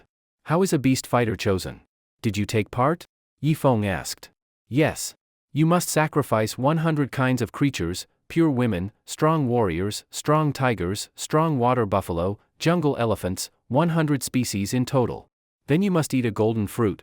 After doing so, the chosen warrior becomes the beast fighter. Healy said. Native speech was simple, no flowery rhetoric, except exaggeration used when describing power. Yifeng stroked his chin, eyes narrowing. Clearly, those ceremonies were probably a sham, maybe the chieftain used them to eliminate internal enemies. Only the final golden fruit mattered. Where does the golden fruit appear? Yifeng asked. It appears at the far upstream location, at least 100 kilometers from here. And those golden fruits bear fruit every 3 years. So we only get a beast fighter every 3 years. If one can't be produced, the priestesses get angry and use 100 strong warriors to conduct a ceremony in the Great Swamp, sort of to apologize to the gods. Healy said. I understand. Yifeng nodded, glancing out the window, his brilliant mind already racing. Clearly, there were secrets north of the Blacktree River Basin, and only tribal leaders knew. Healy with 3 stripes wouldn't have that knowledge. It didn't affect him, he just needed the natives not to mess with him. But that golden fruit, maybe he could sneak it back for study. If silver fruit made him super strong, golden fruit must be higher tier? Maybe it'd let him lift 2,000 or 5,000 pounds. Suddenly, Yifeng thought of the most important question. Healy, during your ceremony, do all of you really go 100 kilometers upstream? Yifeng asked. Pretty much. Only the more formidable leaders go upstream. 10 or so ordinary warriors stay behind in the tribe. Women, weak people, children, and the elderly don't qualify to join the ceremony. Healy said. I understand. So after 30 days, the ship will be unguarded. By the way, those grudge children, will they also go to the ceremony? Yifeng asked. Some will go. The old and weak grudge children won't, Healy answered plainly. Yifeng sensed an opportunity. When the strong leave for the ceremony, he could sneak aboard the ship, make some smoke bombs, force the grudge children out, and fix the propeller. Healy, one last important question. Does your ship have a propeller? Yifeng repeated. What propeller? Healy looked confused. Obviously, the natives had limited knowledge. Yifeng simply took out a piece of charcoal and started drawing on the floor. Good thing I'm good at drawing. See this? This thing I drew. Yifeng pointed at the floor, making Healy take a closer look. What is this? Healy looked at the watermelon on the ground, even more confused. A propeller. Didn't you see that? Yifeng got anxious. If the warship didn't have a propeller, then there was no point. If they had to make one themselves, it might take months or even a year, and even then they might not be able to make proper blades. At that moment, Rico came in and glanced at the watermelon Yifeng drew. Feng, your drawing is terrible. Feed her the medicine, I'll draw. Rico took the charcoal and slowly drew the shape of a propeller on the floor. Yifeng's face turned red, and he muttered, Miko, I didn't expect your drawing to be better than mine. You must have studied art before? No, I'm very amateur, Rico replied. Yifeng. As the propeller took shape, Healy widened her eyes. Yes, there's something like that, but it's underwater, and it's really big, must weigh tens of thousands of pounds. Are you going to move that thing back? Healy asked. No, I'm not asking about the warship's propeller. I'm asking if there are smaller ones inside the ship? Yifeng asked, feeling a headache. Talking with natives really took a lot of effort. I'm not sure. Maybe. I remember when I was little, a warrior went into the big ship. When he came out, he told us the ship was pregnant, and there were 3 small boats inside that looked exactly like the big ship, Healy said. Yifeng was overjoyed. That must be the auxiliary boats on the warship. And those small boats must have smaller propellers that would match their own ship size. Wait, who knows how big those auxiliary ships are? If they could get all 3, wouldn't they have 4 ships? Healy, you did great. Have a good rest. I'm going out for a meeting, Yifeng said gently. Feng, don't leave me yet. Please hold me tight. Healy suddenly clung to Yifeng, wrapping her arms around his neck. All right. Yifeng held Healy and gently patted her back. Healy looked brave, but Yifeng guessed she was only 15 or 16. After all, in the native world, girls could give birth at 12 or 13. Their definition of adulthood was different from civilized society. In civilized society, adulthood was 18 or even 20, but in native tribes, 12 or 13 was already considered grown up. Healy was probably around 15 or 16, about the same age as Ding Tuanchuan, still a child needing her parents' care. After finally coaxing Healy to sleep, Yifeng tiptoed up to the deck.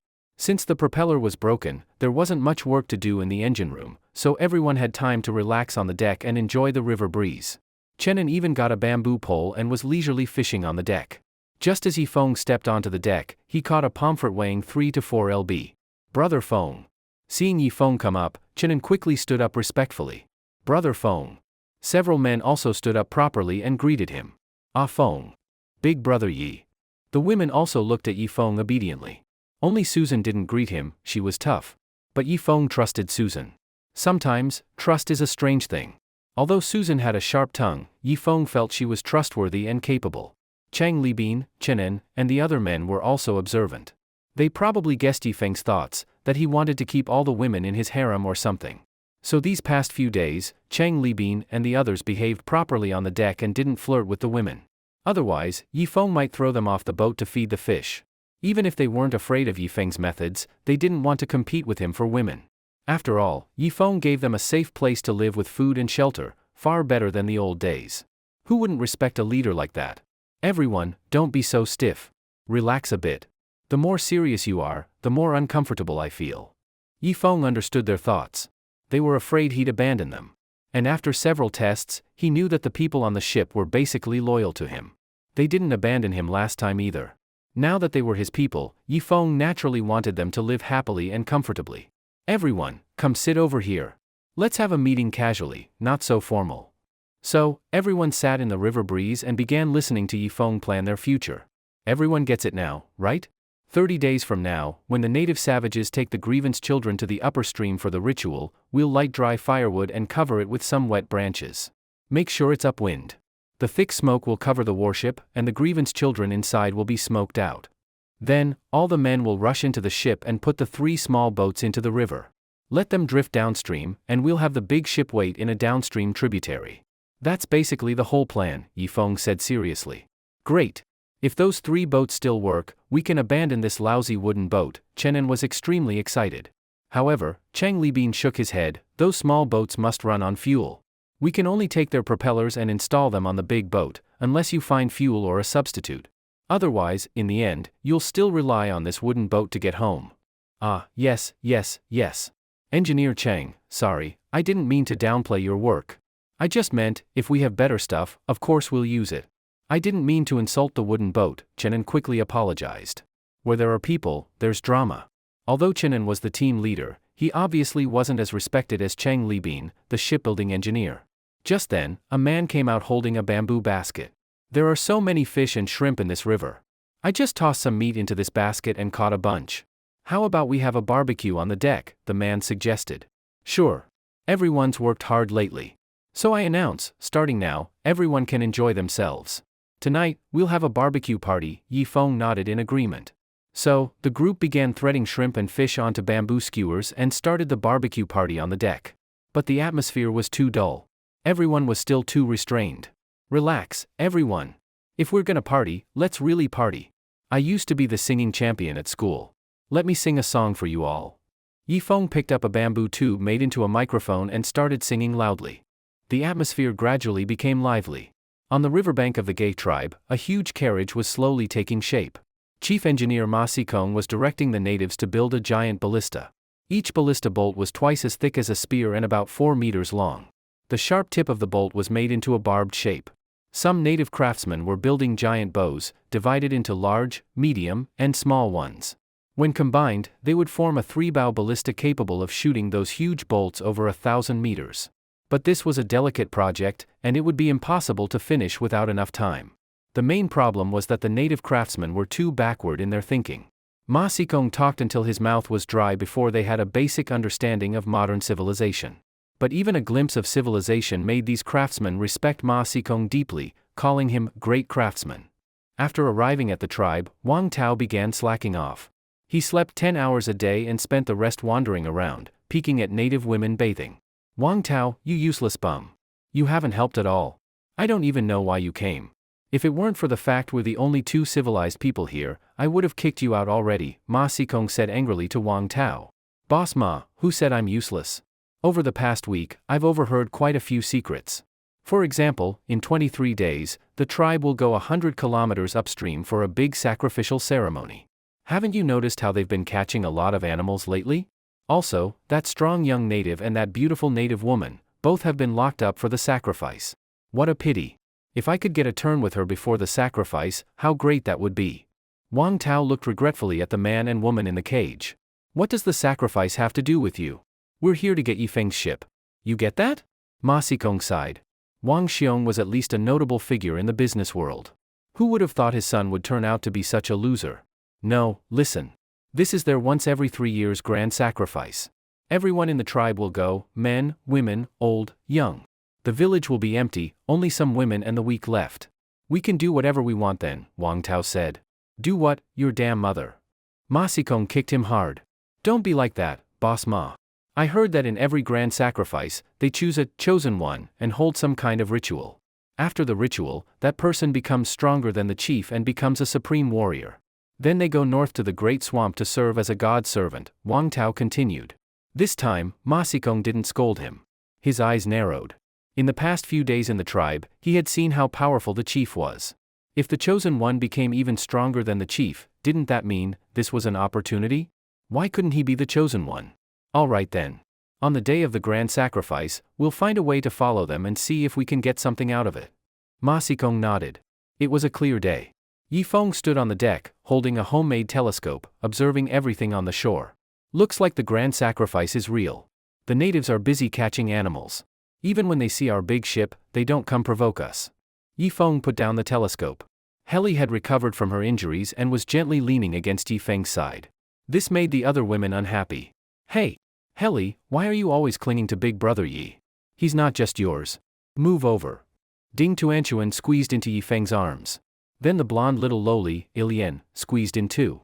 Although Heli was about the same age as Ding Tuanchuan, living in a harsh environment had made her mentally more mature, so she didn't argue with Ding Tuanchuan.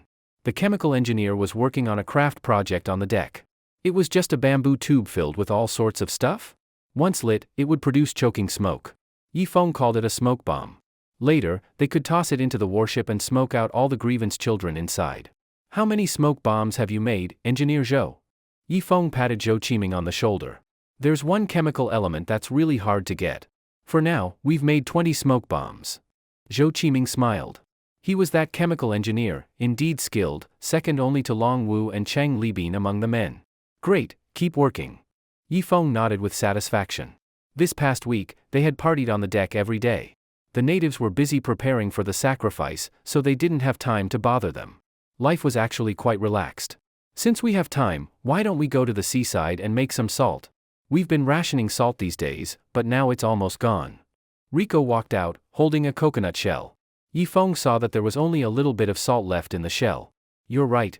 Does anyone want to eat oysters? Yifeng smiled. Yes. Everyone on deck replied in unison. All right, we're tired of river food anyway. Let's change it up and get some seafood. So, the big ship lowered its sails and began sailing downstream toward the sea. After eating the silver fruit, Yifeng's vision had greatly improved. He could even see towering trees on the other side of the river and, occasionally, a giant creature appearing across the river. This scared him. To see something clearly from dozens of kilometers away, how big must it be? Probably even bigger than an elephant. What kind of creature was that? Forget it. The other side is far away anyway.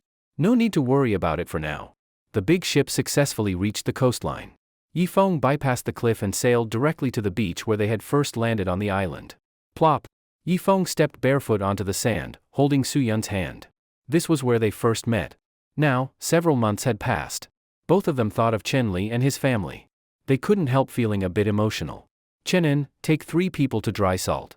The rest of you, build a fire and make more plant ash. Susan, Suyun, Ding Tuanchuan, let's go catch oysters. Yifeng led the women to the shallow sea area, but saw 5 people sitting there in silence. One beautiful woman immediately caught Yifeng's attention. She held a pair of high heels in her hand. Her clothes were in tatters, but it was still clear that she had been wearing a doctor's white coat. Another short middle-aged man was also dressed in white, though it was filthy now. When the group saw Yifeng, they all stood up. Are you the rescue team? The short middle-aged man looked at Yifeng excitedly. His dull eyes started to come alive. The others also slowly approached Yifeng, like a group of stiff zombies. I'm not the rescue team.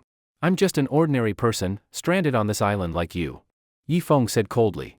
There was no extra space on the ship, these people probably couldn't be taken in. But you have a ship, the short middle-aged man pointed at Yifeng's big ship? That's something we built ourselves. Right now, the propeller is broken. Please move aside, we're going to catch some oysters. After speaking, Yifeng took a few women to catch many oysters, then went back to the other side of the reef to enjoy the food. It had to be said, oysters from an unpolluted sea really tasted fresh. Yifeng ate 20 oysters in a row before he couldn't eat anymore. But those few stranded people also followed over, watching Yifeng and the others with eager eyes. My name is Shizheng Liang, I'm the head chef of the Regal Hotel. The short middle-aged man reached out his hand to Yifeng. Yifeng originally didn't want to respond, but when he heard that he was a head chef. So you're chef sure? Hello, I'm Yifeng. Are you interested in becoming our ship's chef? Yifeng warmly shook Shizheng Liang's hand. Sure, as long as you let me on the ship, I can cook delicious meals for you. Oh, and I can also collect seasonings in the tropical rainforest and even brew alcohol using various plants. As long as I'm here, you'll get to taste gourmet food from all over the world, Shizheng Liang said proudly. That's great, big brother Yi. Finally, we won't have to eat Rico's raw fish anymore. We can change things up, Ding Tuanchuan said happily. The other women also smiled. Excellent. Chef Shi, come over to my side. Yifeng pulled Shizheng Liang over to sit next to his fire.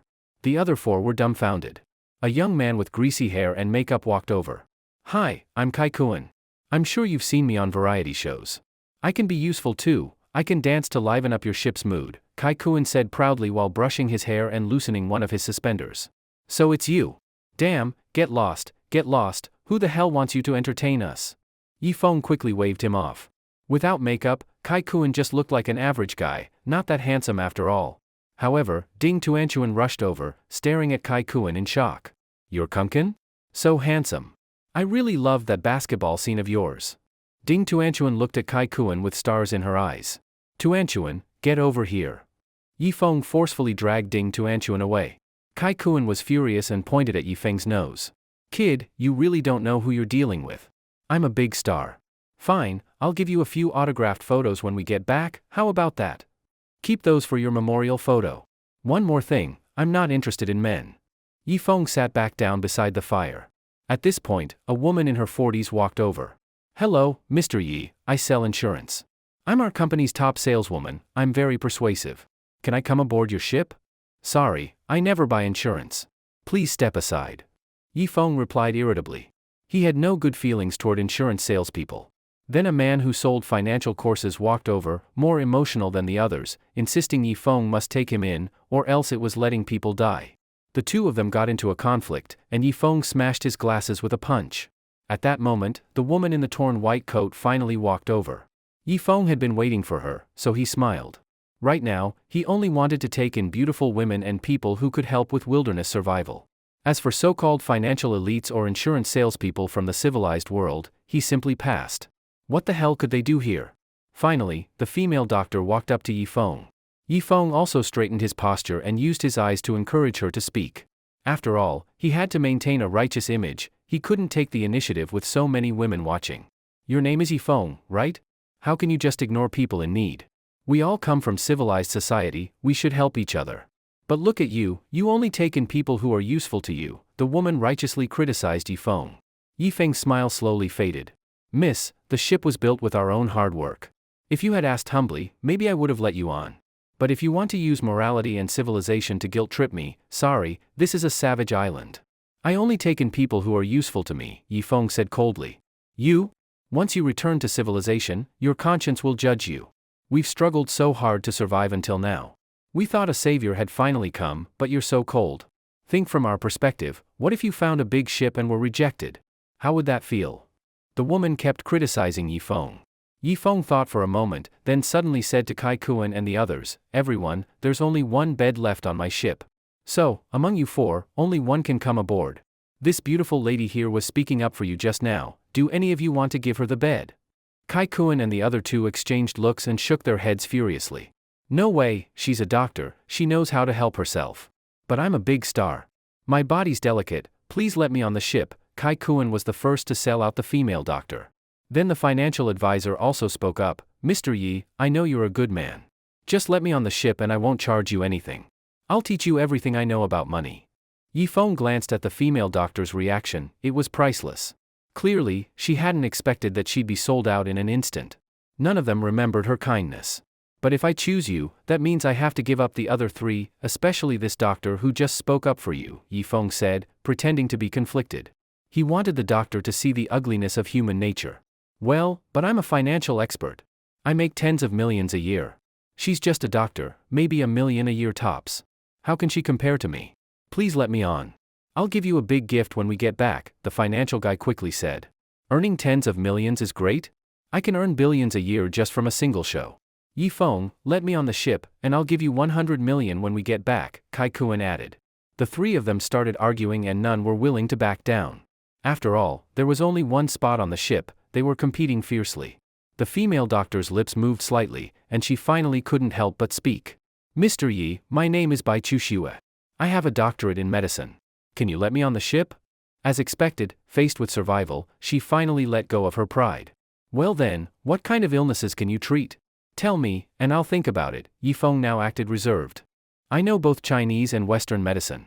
I can treat basic illnesses, but if it comes to surgery, we don't have the equipment here.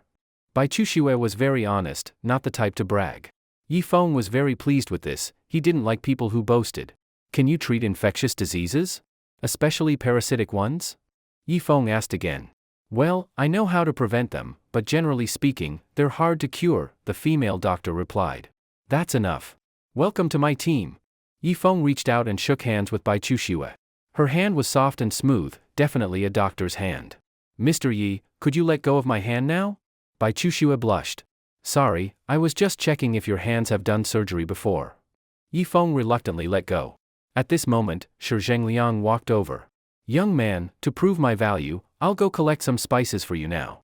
In the future, for grilling, stewing, or braising, no problem. I'll let you all taste the best food. After saying that, Shi Zhengliang walked quickly into the coconut forest. Yifeng waited on the beach. This was a test for Shi Zhengliang. If the guy was useless, there was no reason to keep him. An hour later, Shi Zhengliang returned, arms full of things. Star anise, bay leaves, I found substitutes for all of these. But I couldn't find anything to replace garlic or scallions. Once we dry these and grind them into powder, they'll work as seasoning. Don't worry, I've already tasted them, they're not harmful to humans. After he spoke, Shi Zhengliang placed the spices next to Yifeng. Yifeng only sniffed briefly and could tell that Shi Zhengliang had some real skill. Someone, take Chef Shi onto the ship and arrange a bed for him. Immediately, someone led Shi Zhengliang onto the big ship. Bai Chushue swallowed and seemed like she wanted to say something but didn't. Tuanchuan, take Dr. Bai onto the ship and find her a bed. If there's no good bed left, take her to my room. We're stuck on a deserted island now, no need to be so picky, Yifeng said seriously.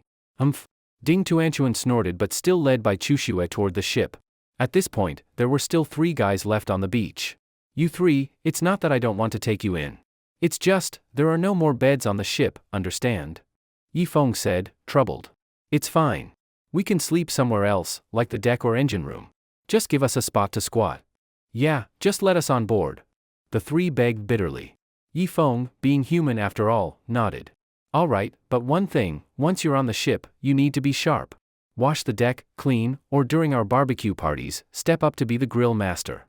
Don't wait for me to tell you. Yifeng finally agreed. What? I'm a big-time celebrity, and you want me to be a janitor? Kai Kuan exploded in anger. Then forget it. You can stay on the beach. Yifeng smiled coldly. They were on a deserted island, who would pamper a celebrity? The other 2 looked at each other and shook their heads too. They saw themselves as high-class people and would never do such low-class work. If none of you want to board, then that's it. Time passed slowly. People from the ship came down to rest in turns.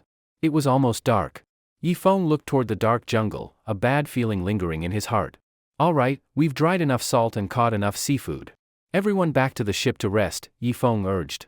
Don't be like that, brother Feng. We're always rocking around on the ship. Why don't we have a beach barbecue tonight? Chef Shi has prepped the spices, we can grill oysters, one man suggested. Yeah, Feng, we really don't want to go back to the ship. It's too shaky, we're getting seasick, Suyun added. Well, fine. But 3 people must stand guard in the coconut forest. What if something jumps out and grabs us? Yifeng said. So a group of men played rock paper scissors, and the 3 losers went to stand watch. Yifeng still wasn't reassured. He had to climb a tree to keep watch over the area within several hundred meters. Halfway through the barbecue party, Alice suddenly beckoned Yifeng with her finger. Yifeng was reluctant at first, but what if Alice had something important? So he followed her into the jungle. Once inside, Alice wrapped her arms around Yifeng's neck. "Feng, your injuries are fully healed. I think now is the right time." Alice kissed him directly. Yifeng didn't resist. After all, they were teammates, maintaining good relationships was important. If he rejected Alice, it might hurt her pride, and then she could cause problems behind his back. "Feng, you're so strong. Please be gentle," Alice said. She actually had a boyfriend, but it had been 2 months since she had been intimate with a man. She was craving it. "Don't worry, I know my limits." Yifeng nodded. Then, pleasant sounds came from the jungle. Yifeng couldn't describe the feeling, it was his first time with a foreigner. A long time later. "Let's go, darling. We've been gone a while, they'll get suspicious." Alice kissed Yifeng on the cheek. She was very satisfied, more than ever before. "All right, let's go back to the beach. If Susan asks, say you twisted your ankle and I was helping you." Yifeng gave her a pat. But just as they stepped out of the coconut forest, Yifeng's face fell. He saw Kai-kun talking to Susan. From his greasy smile, Yifeng could tell it wasn't anything good. "Damn it, you're really asking for it, huh?" Yifeng stormed over angrily. "Susan, beautiful Susan, your figure and temperament have deeply attracted me. Please forgive my bluntness, but I don't like lying. Beautiful is beautiful, not beautiful is not. Ugly women don't get my attention," Kai-kun said. Just as he finished speaking, he suddenly felt a tightness in his throat. In his line of sight, he saw Susan's expression change as she raised her rifle. He touched his throat, there was a sharp object there, wet. Pfft. Blood spurted from Kai-kun's mouth. He instantly lost consciousness. "Something's wrong. We're under attack." Yifeng quickly ran toward the rifle. He saw a large number of natives charging out from the forest. Susan had just killed one, but the rifle in her hand was knocked away. The others hurried to raise their guns, but the distance was too close and their own people were all around. As they hesitated, the natives got in close. Yifeng grabbed a stone and smashed it hard against a native's head. "Brother Yi, gun." Ding Tuanchuan threw her rifle to Yifeng. But the gun was knocked off course mid-air by an arrow. More natives and grievance children kept coming out of the forest, over 30 of them. "Tuanchuan, get back on the ship!" Yifeng shouted. On the deck, Cheng Libin and several sailors raised their rifles, but the beach was in chaos and they were afraid of hitting their own people. Yifeng slashed with a dagger, cutting the throats of 2 natives at once. In contrast, the others were no match for the natives. Even someone as skilled as Susan could only hold her ground against 2 natives. Puff! The financial expert was pierced through the chest by a spear. Shi Zhengliang threw away the skewer in his hand and jumped straight into the sea. The others followed suit, all swimming into the sea. "Ah!" Another scream, the insurance seller had her head smashed in. The natives didn't make a sound, killing like machines. "Yamit!" Rico was grabbed around the waist by a native. This native was in a rush, lifting Rico's skirt and pressing her down onto the sand. Yifeng gritted his teeth and threw his spear, piercing the native through. Rico finally got up, but her eyes were dazed. "Run!" Yifeng shouted into the distance. Rico snapped back and stumbled toward the sea. At that moment, Yifeng felt a shock in his back, a spear had hit him. Ugh! The stabbing pain nearly made Yifeng faint. He tried to turn and stab the attacker. But the attacker was cunning. Whenever Yifeng turned left, he turned left too, always staying behind him. The attacker tightly held the spear, controlling Yifeng from behind. Damn! Yifeng looked at the surrounding natives closing in. He twisted his body hard, snapping the spear tip with his own bones. He finally turned around. Behind him stood a native man with 5 tattoos on his arm, holding a broken spear. Yifeng endured the pain and lunged at him. But to his surprise, 5 Stripes didn't fight head-on. He kept retreating, leading Yifeng into a trap surrounded by natives and grievance children. Yifeng killed 2 more natives, but his body was covered in blow darts from the grievance children. Even though he had some poison resistance, so many darts still slowed him down. Crack! Yifeng twisted another native's neck. Now the beach was littered with more than 10 corpses, only 5 were natives. The rest were from civilized society. Looking around, only Susan was still fighting beside him. 3 natives were forcing Susan to retreat. They didn't try to kill her, they seemed to want her alive. "Chief, this woman is strong. She can be used for the sacrifice," one native said, his greasy eyes wandering over Susan's chest and legs. "Yeah. Capture her alive." Badu chuckled, tossed aside his broken spear, and drew a stone dagger. "Outsider, guided by the priest, I found you here on this beach. No matter what, I'm taking you alive today." After he spoke, Badu waved his hand, and over 20 natives surrounded them again. The worst part was those grievance children. They kept firing darts, breaking Yi Feng's rhythm. Just then, the big ship suddenly charged toward the beach, stopping just over 10 meters away. On deck, Chang Libin leveled his rifle. Bang! Bang! Bang! Gunfire erupted, natives dropped one after another. Susan was exhausted, barely holding on with willpower. When she heard the gunfire, she ran toward the sea without hesitation. Now, with no more worries, those on the ship opened fire at the natives. The natives became live targets. After just a dozen shots, over 10 natives lay dead on the ground. Retreat. Bahado's expression changed, and he ran toward the forest. You stabbed me this bad and want to run? Yi Feng gripped his spear and threw it hard. Puff. The spear went through Bahado's back and out his stomach, pinning him to a tree. As expected from Five Stripes, he endured the pain and pulled out the spear, continuing to flee deeper into the forest. Yi Feng said nothing. He grabbed a torch from the fire and chased after him. These native savages, if they weren't scared this time, they'd come back again, stronger. After chasing for more than 10 meters, Yi Feng finally caught up to Badu, who was leaning against a tree, stuffing leaves into his wound to stop the bleeding. Yi Feng didn't say a word and stabbed the spear into his abdomen again, pinning him to the tree. Ah! Badu roared and chopped the spear in half with a hand strike.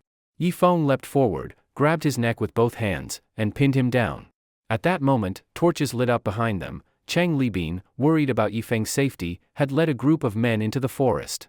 Badu saw he was surrounded, and his eyes became defiant. Yi Feng, if you've got the guts, kill me. If not, I'll come back and ambush you next time. This Five Stripes was proud, surrounded and still full of contempt. Get the rope. Tie him up.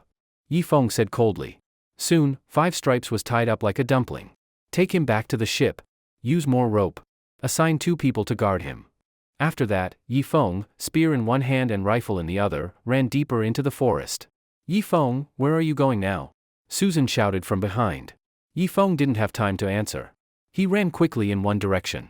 After running a kilometer, he used the torch to check the footprints on the ground.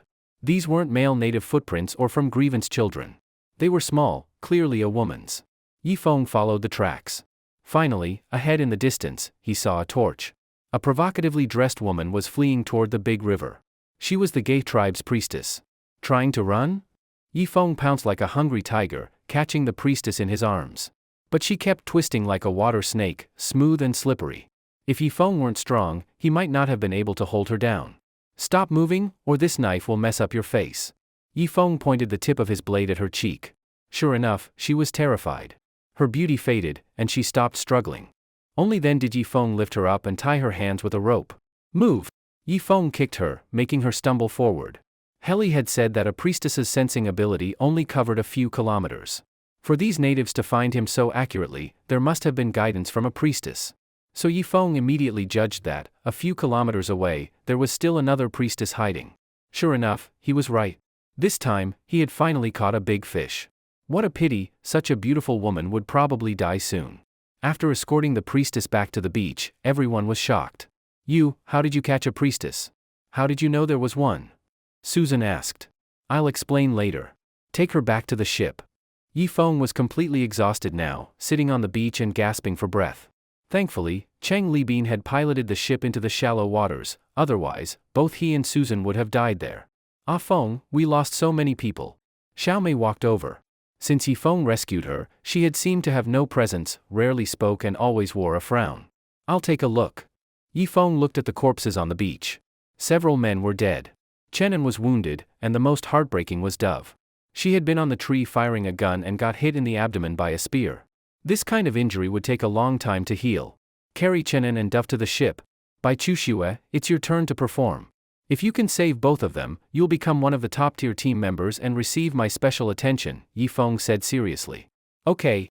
Bai Chuxue nodded. Healing and saving lives was her instinct. As for Yi Feng's special attention, she didn't care about that at all. Bury the corpses of the civilized people, or no, just throw them into the sea.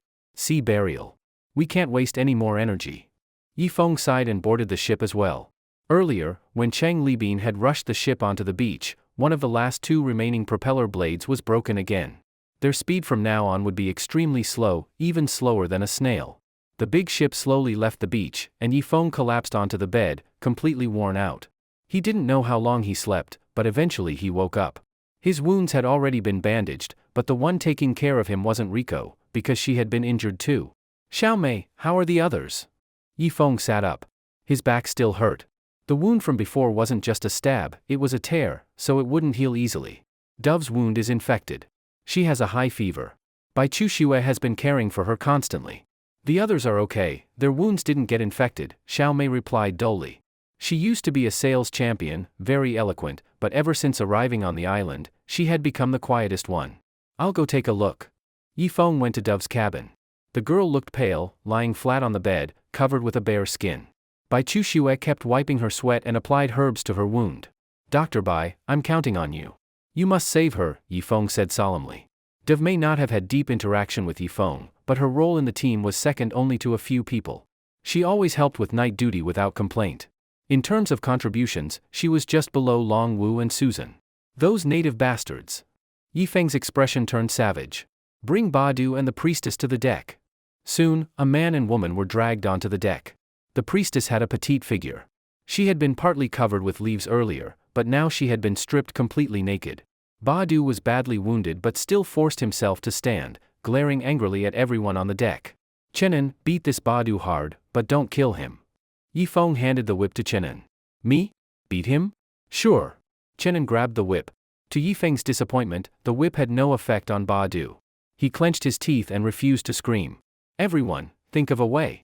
We need this guy to break. Otherwise, it'll be hard to get useful info out of him later. Yifeng pointed at the crowd. Rub salt into his wounds?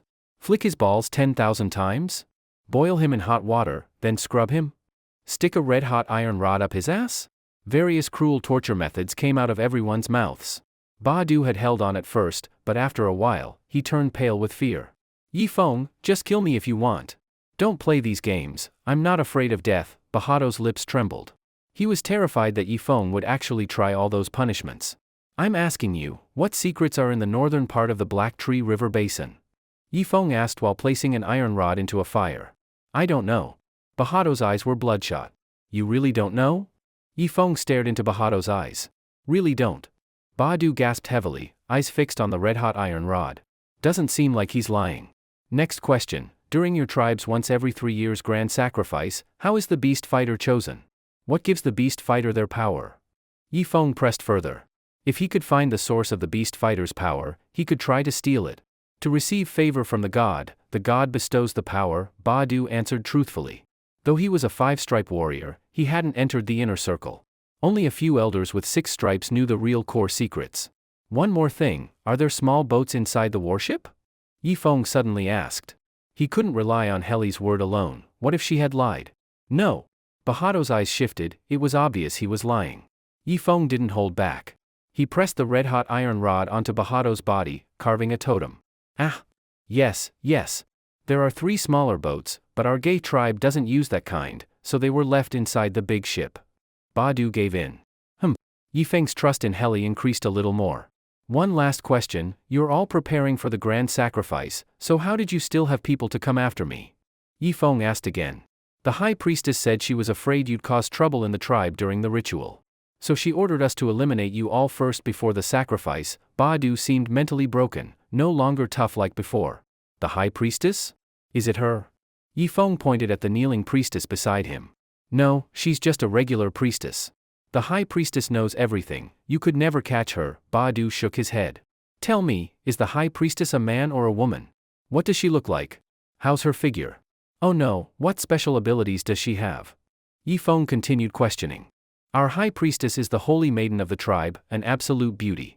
She lives in the deepest part of the tribe, has a great figure, and is truly the god's messenger.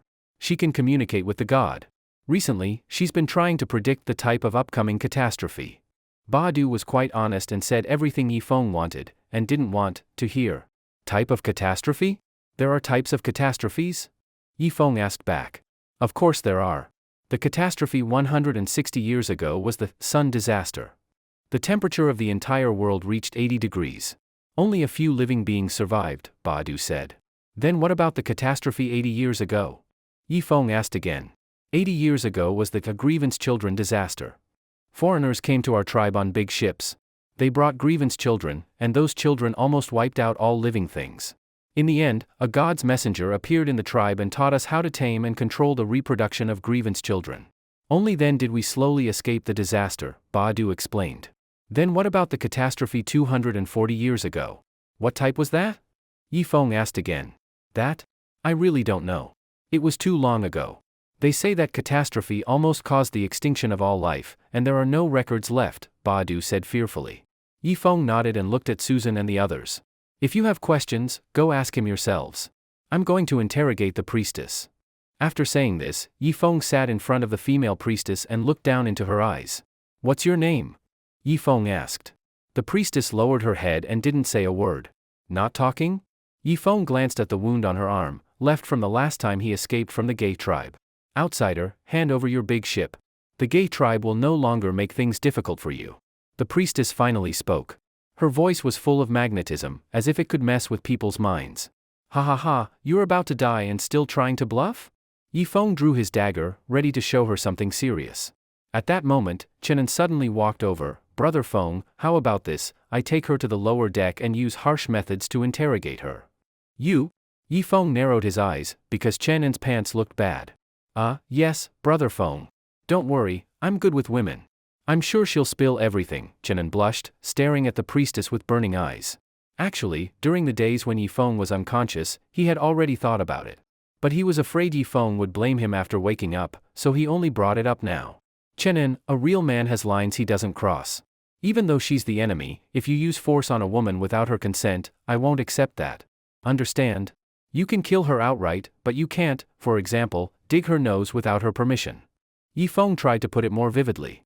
All right. Chenin backed away in shame, his pants still looking bad. I'm asking again, what's your name? Yifeng continued the interrogation. I'm Lu Yen Duona, the priestess finally answered. Okay, Miss Lu. Tell me the details of the grand sacrifice. How exactly does it make someone stronger? Yifeng asked. Sorry, my surname isn't Lu. It's Lian, Lu Yen Duona corrected. Fine, Miss Lian. That's not important. Tell me, how does the grand sacrifice make someone stronger? If you tell me honestly, I'll spare your life, Yifeng said seriously. Lu Yen Duona hesitated, then nodded. In the grand sacrifice, to become the chosen one must receive the blessing of our high priestess. Only those blessed by her have a chance to become beast fighters. Then they go to the north of the great swamp to serve the god. Bullshit. Yifeng slapped her, knocking her down onto the deck. Don't give me vague stuff. Get to the point. Yifeng shouted angrily. His patience was gone. I'm telling the truth. Outsider, if you don't believe me, I can't help it, Lu Yen Duona said. Yifeng picked up a red-hot iron rod. It seemed he'd have to get serious with this woman. But the next moment, Lu Yen Duona suddenly looked up and locked eyes with Yifeng. Yifeng's mind went blank. He heard all kinds of chaotic noises in his ears, and saw many natives charging toward him. Not good. Yifeng shook his head hard and opened his eyes again. Everything was calm once more. You damn witch. You tried to use witchcraft on me. Yifeng was furious and pressed the hot iron onto her. Lu Yen Duona let out a shrill scream and fainted on the spot. Splash water on her and wake her up. I don't believe she won't talk. Yifeng said coldly. It seemed these priestesses had strange abilities. This woman should be kept on the ship and slowly interrogated for priestess secrets. Splash. Chenin poured seawater on the priestess to wake her up. I'll ask, you answer. No emotional drama, no flowery words, no obvious exaggeration or belittling. Use the plainest words. Got it. Yifeng waved the red-hot iron rod in front of Lu Yen Duona. I understand. Lu Yen Duona nodded. Her face looked very bad. How do you priestesses know my exact location? Yifeng asked. God's power. Bullshit. I don't believe I can't break your mouth. Yifeng picked up the whip. The priestess fainted several times from the beatings. She had some strange abilities, but physically she was just like a normal woman, no fighting strength. In terms of combat, even Heli was stronger than her. Brother Feng, stop. Look at the way Sister Susan and the others are looking at you. Chenin pulled Yifeng. Yifeng turned around, and sure enough, several women were looking at him with wary eyes. Maybe, in their eyes, he was slowly turning into a domestic abuser. No. Yifeng would not carry that label. Chenin, lock her in the lower deck. Don't let her die, we still have many secrets to dig out. Thank you for the reward, Brother Feng. Chenin's pants looked bad again. Wait. Take her to my room. Tie her to my bed. That way, once I wake up, I can interrogate her immediately. Yifeng changed his mind. Ah? Chenan looked disappointed. Ah what? Hurry up. In the end, Chenan brought Lian Duona into Yifeng's room. This made many women very unhappy. Don't look at me like that. I'm just doing my job. If you don't trust me, you can come stay in my room tonight to supervise. Yifeng shrugged. Yeah, right. Susan took the lead and walked away. Seeing that there was no drama to watch, the others also left the deck. On the deck, Badu was still there.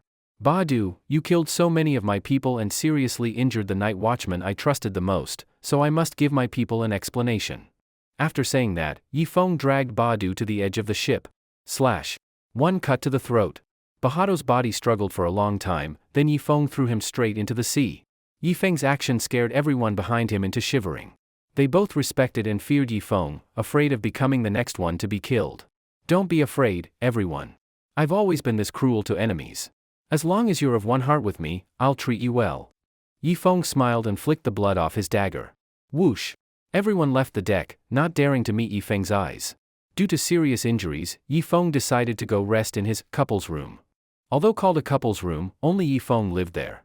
Suyun was supposedly his girlfriend, but the two had never actually done anything intimate. Back in the room, he saw Lian Hina tied to the bed.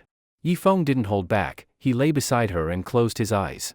Since arriving on the island, he had been seriously injured several times. Without that miraculous fruit, he probably would have died long ago. He didn't know how long he had slept when Yifeng suddenly felt something wet under his butt. He slowly opened his eyes and saw Lian Hina staring at him with a hesitant expression. You peed the bed? Yifeng touched the bamboo mat. You outsider, no matter how I called, you didn't wake up. Do you know how long you've been asleep? Lian Hina was on the verge of collapse. She had been holding in her urine for over 20 hours, but Yifeng slept like a dead pig. In the end, she had no choice but to relieve herself in bed. If I don't wake up next time, just bite my ear and wake me up with pain. What bad luck, now I have to change the bedding again.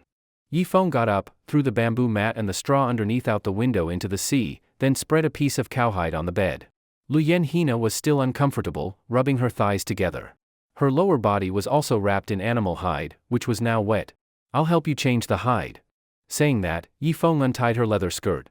Didn't expect you to be hairless? Yifeng's eyes widened, but he quickly calmed down. He was still badly hurt, this wasn't the time to do anything. He had to save his energy to steal that golden fruit. Yifeng, my legs are tied, it's uncomfortable. Can you untie the ropes on my legs? Lian Hina asked. What do you think?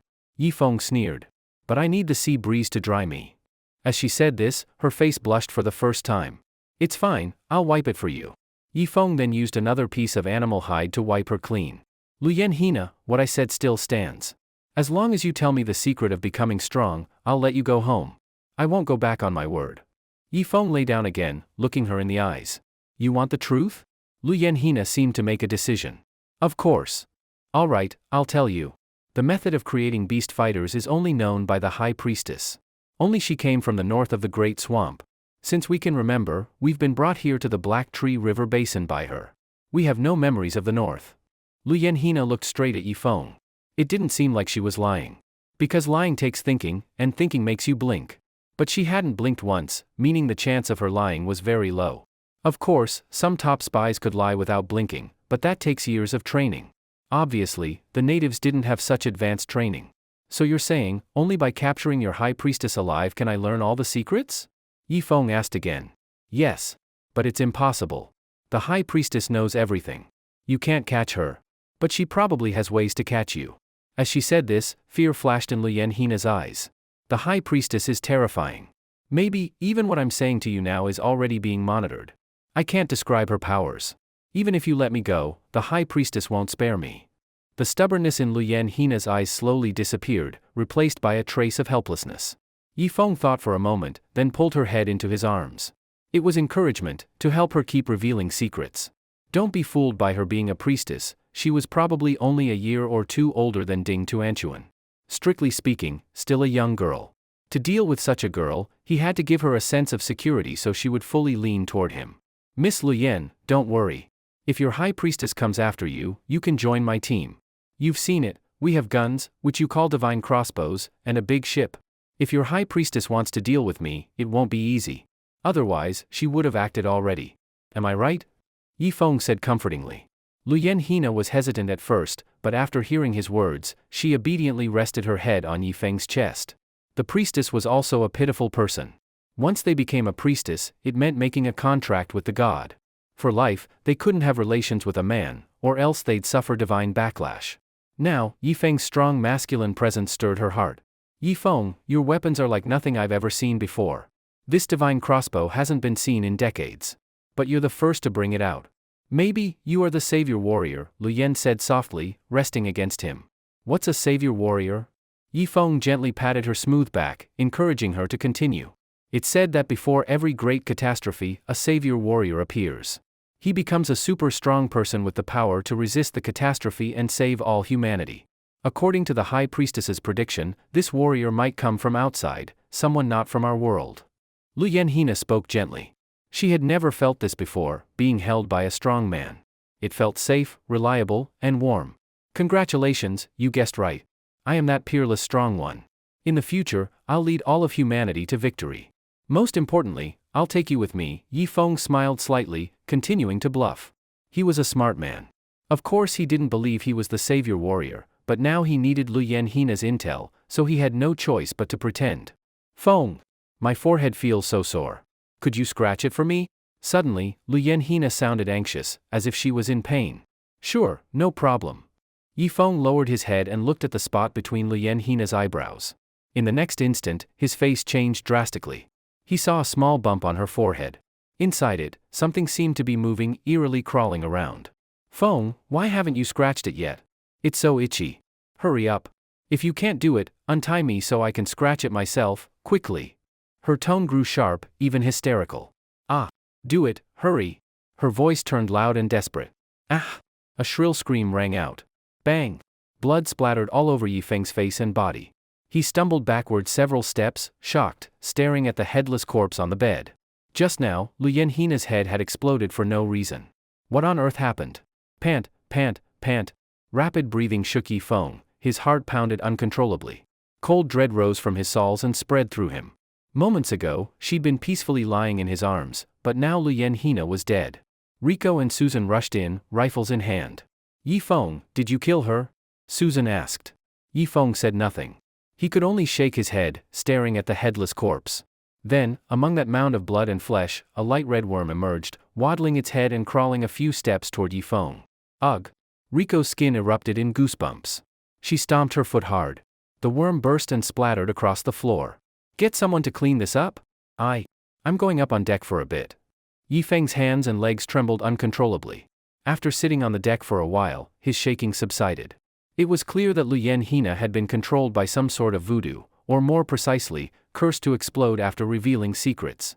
So Yifeng was almost certain, she was driven to self-destruction by a hidden curse. And the one who triggered it? Most likely the high priestess she had mentioned. Yifeng feared nothing, neither heaven, nor earth, nor powerful beasts. But this occult power was beyond his understanding. Bai Chuxue approached and touched Yifeng's forehead. You're not ill, are you? Why are you so shaken? She asked. Me? I've always been confident, but now, I'm not so sure. You understand? A worm, it can make a human head explode. What kind of thing is that? Yifeng stammered. He didn't know how to explain it to her. A worm controlling humans to explode? No way. I've only heard of fungi controlling insects, because insects have low body temperature and are easier for fungi to control, Bai Chuxue said carefully. So you're saying that fungi can control insects? Yes. If so, can fungi control humans? No. Human body temperature is too high. Fungi can't grow or control us. Yifeng nodded and looked toward the distant beach. Chuxue, I'll need your help. From now on, you oversee hygiene aboard. No mold, no insects, this is really important. Yifeng took her hand. I understand. Bai Chuxue pulled her hand away and eyed Yifeng warily. She wasn't sure if he was assigning duties, or making an excuse to get closer. Rico and Susan together threw the headless corpse into the sea. As it sank, slender worms appeared and swam into the water, attaching to the hull. But the hull had been coated with neem oil and repelled most of them. Only a few sluggish worms managed to crawl upward. Yifeng checked the time. He had been asleep nearly 20 hours, since yesterday afternoon until today afternoon. Time for dinner. Shi Zhengliang banged on the hull with a stick. Yifeng made his way to the dining area. There, on the table were primitive dishes made from shells and conch. In the center sat a military helmet. Fong, I prepared some special dishes for you. I guarantee you'll like them. This is bamboo cup minced meat, chopped meat packed in a bamboo tube with spices sealed in. The meat and spices, along with bamboo's fragrance, concentrate together. Shi Zhengliang removed the cork. A strong aroma of meat wafted up. Yifeng grabbed some with chopsticks. His eyes went wide. Delicious. Absolutely delicious. Chef Shi, you're our treasure. The dishes made by a head chef were indeed extraordinary. Others reached for chopsticks and simultaneously gave a thumbs up, a 5-star rating. For the second dish, wild vegetables boiled in hot water. I know you've been eating meat daily with little vitamins, so I prepared wild vegetables. And the broth is not plain water but clear water filtered from savory fish soup, seasoned with just a few grains of salt. Don't oversalt it, you'd lose the veggie and fish flavors. Yifeng hurriedly took a bite. Good, good, good. He repeated it 3 times. After all that meat, he finally had a vegetable dish. The tartness of the greens and the freshness of the fish blended perfectly, making his mouth water. This next one is steamed pomfret. Shi Zhengliang unveiled the dish without commentary, letting everyone enjoy it. Yifeng glanced at the table. The earlier 2 dishes had been completely emptied. Chenin was sipping the fish broth from the shell. Yifeng picked up a tender slice of pomfret. It melted in his mouth, bursting with the fish's natural flavor. Truly authentic. A real chef doesn't rely on seasoning, they bring out the food's true taste. Clearly, Shi Zhengliang achieved that. Previously, Yifeng's meals were all seasoning flavored. But now, he was finally tasting real food. The 4th dish, braised softshell turtle. Shi Zhengliang had prepared 8 dishes today. All were devoured, even the bones were being chewed on by Chenin, eager not to waste a morsel. He eventually vomited it up and gave it to little lapdog to eat. Little lapdog now weighs nearly 100 pounds. When food isn't scarce, black bears gain fat astonishingly fast. Little lapdog. Yifeng summoned little lapdog over. The creature immediately wagged its head and jumped around before Yifeng, showing its affection for its master. When it grows up, it'll be a big help. In the future, I'll make it captain of the logistics team. It can carry heavy loads, very convenient. Yifeng told everyone. Little lapdog seemed to understand. It immediately scampered behind Ding Tuanchuan. Its closest companion now was Ding Tuanchuan, followed by Alice. Everyone has eaten well. Let me announce something. Yifeng, seeing everyone relaxed, thought he should remind them, just in case. You've heard about goo, a type of venomous witchcraft, right? Today, I personally saw its power. He then told everyone what happened to Lu Yen Hina. Hearing this, Ding Tuanchuan's face turned pale and she burrowed into Yifeng's arms, refusing to come out. The others also looked uneasy, the previously cheerful mood was shattered. Don't feel too much psychological pressure, or your body will fail. From today, I'm making some appointments. Yifeng's face turned serious. First appointment, by Chu Xue's head of hygiene department. She'll supervise cleanliness in all sleeping quarters. You must bathe regularly under her guidance, groom your hair with a dagger, and most importantly, guard against bugs and mosquitoes. If anyone disobeys, they'll be punished with a week of cleaning duty on the ship. Yifeng said sternly. But we don't have water. The river water is full of parasites, Chenin said. Well, we'll regularly look for clean water sources. We'll discuss that later. Yifeng looked embarrassed. The ship's equipment was basic, there was just enough fresh water for drinking and washing faces. Bathing was a luxury, but the order still needed to be issued. Second, I declare myself captain of the ship. Anyone object? Of course not. Brother Feng, you are our son. Yes, Fengke as captain, completely legitimate. I support Brother Yi. Yifeng was well accepted, virtually unanimous approval. I don't want this meeting to be a one-person dictatorship. I'm young and imperfect too. Please feel free to offer suggestions. Yifeng pretended to be modest. Brother Feng, the more you say that, the more I want to support you, Chenin said earnestly. Alice and Lena nodded, they foreigners like this kind of thing. Now, let's choose a vice-captain by vote. Votes were cast. Chang Libin and Susan received the most votes, but Chang Libin had one more, likely because he's the shipbuilding expert. He was thus chosen. Susan scoffed at it. All right. I officially appoint Chang Libin as vice-captain. But Susan's votes weren't far behind, so I named Susan executive vice-captain, since traditionally there is one captain and 2 vice-captains. Then Chenin, you've performed well and your execution is good, so I appoint you deputy leader of the security team. All men on the ship fall under your command. Of course, you still have a superior. Yifeng looked at Long Wu, who had a limp. Brother Wu knew me before any of you newcomers. He's a veteran, his marksmanship is like a god's. He was disabled in service protecting women. So from now on, he's the official security team leader, only in name. Day-to-day tasks are handled by you, Chenin. But if there's anything you don't understand, ask Wu. Yifeng said seriously. He wanted a model to set an example so people would bravely fight enemies instead of hiding like turtles. Even if they got injured, Yifeng would care for them and give them great honor. This builds cohesion. Yifeng hadn't known this before, but as leader he had learned to use power like this. Brother Yi, what about me? What official title do I get? Ding Tuanchuan looked up at Yifeng. You? Well, Yifeng grimaced. Ding Tuanchuan, I appoint you the cleaner. You'll specialize in wiping the deck, Yifeng said sternly. No way. You're the cleaner, and so is your family. Ding Tuanchuan punched Yifeng in anger. Laughter erupted in the dining area. Clearly, Yifeng was playing with Ding Tuanchuan jokingly. He liked her. All right then. I appoint Ding Tuanchuan as Supreme Commander of Cleaning Cuties of the Universe. Yifeng said seriously. Ding Tuanchuan didn't notice the trap. Hearing that she was super cute, her mood flipped. She leapt into Yifeng's arms, purring like a cat. Chenin.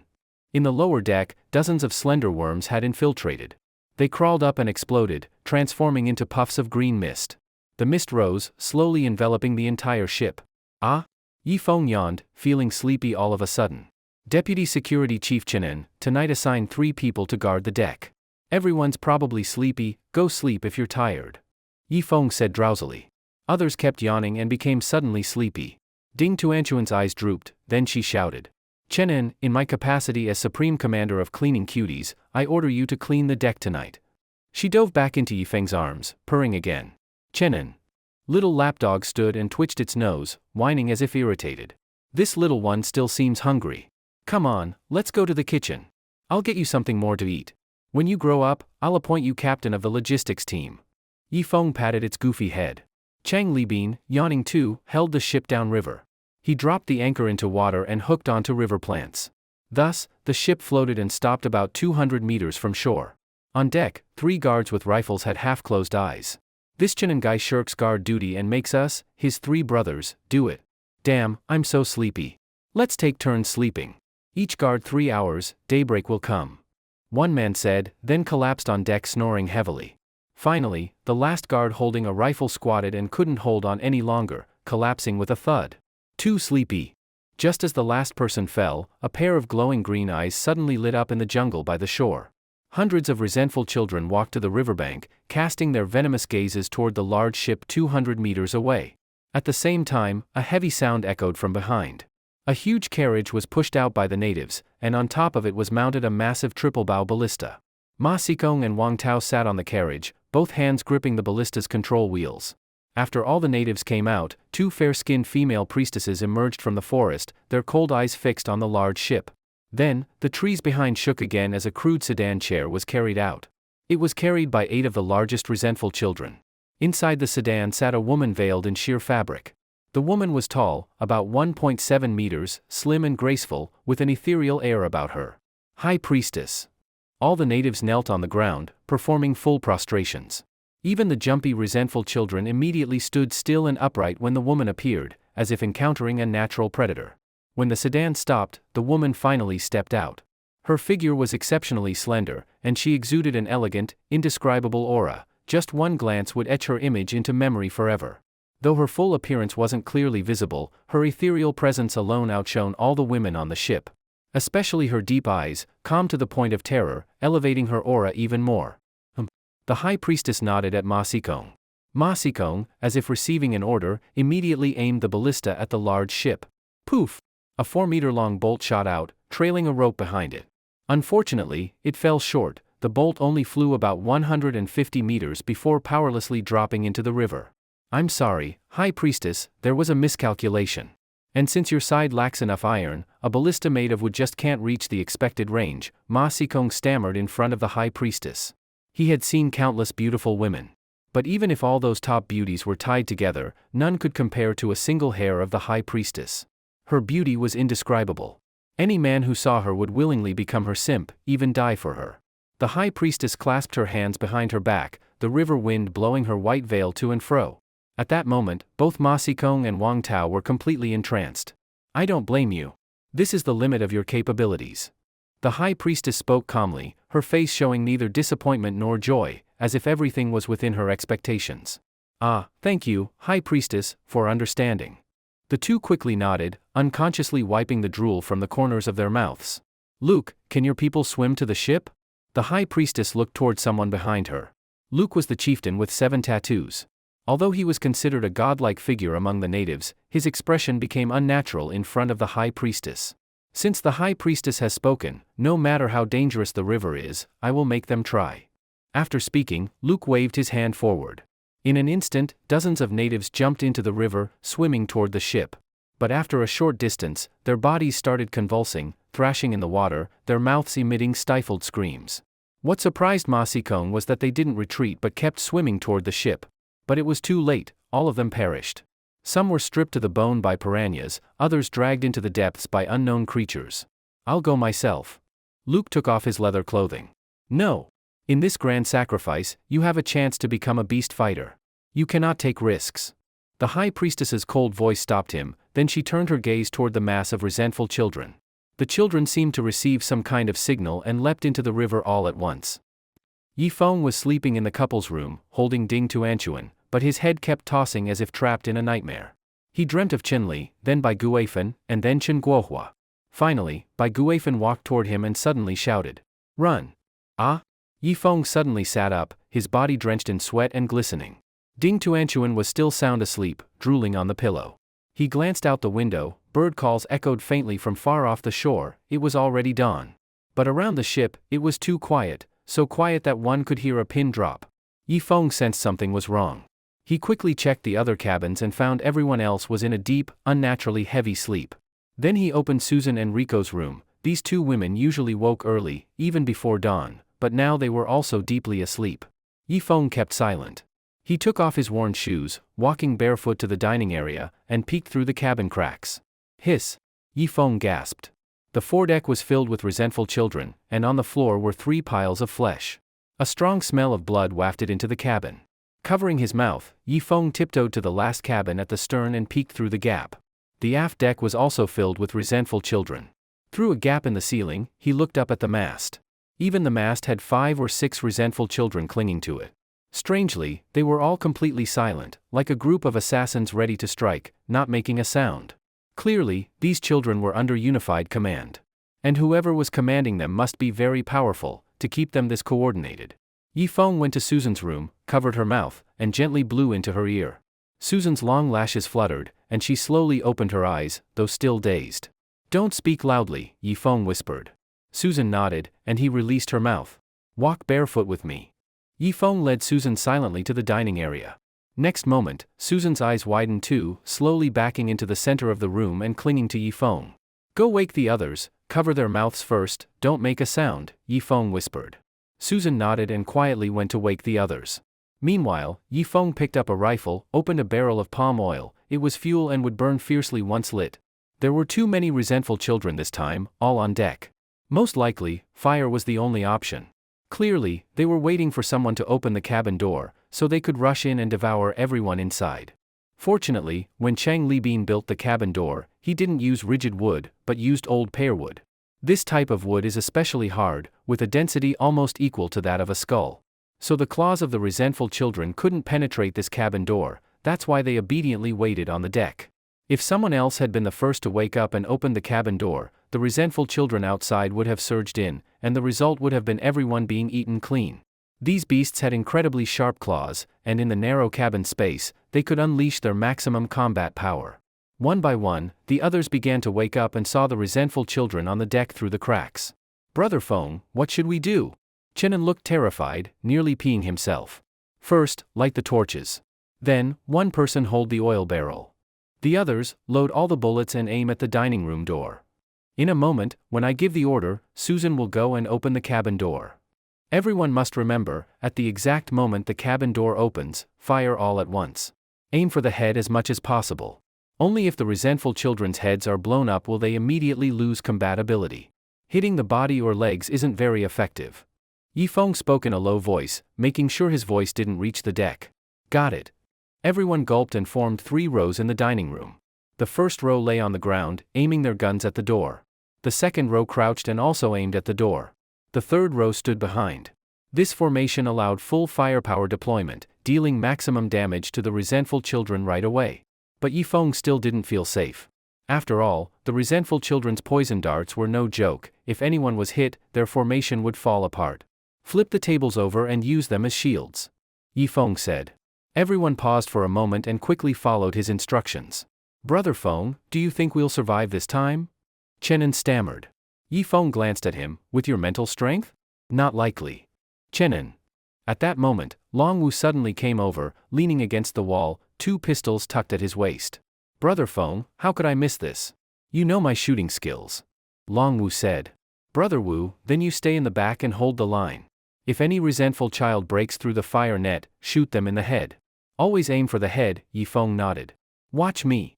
Longwu sat on a chair, drew both guns, and aimed at the dining room door. Yifeng crouched in the middle of the second row, the center of the firepower net, so he had to be there himself. Once in position, Yifeng nodded to Susan.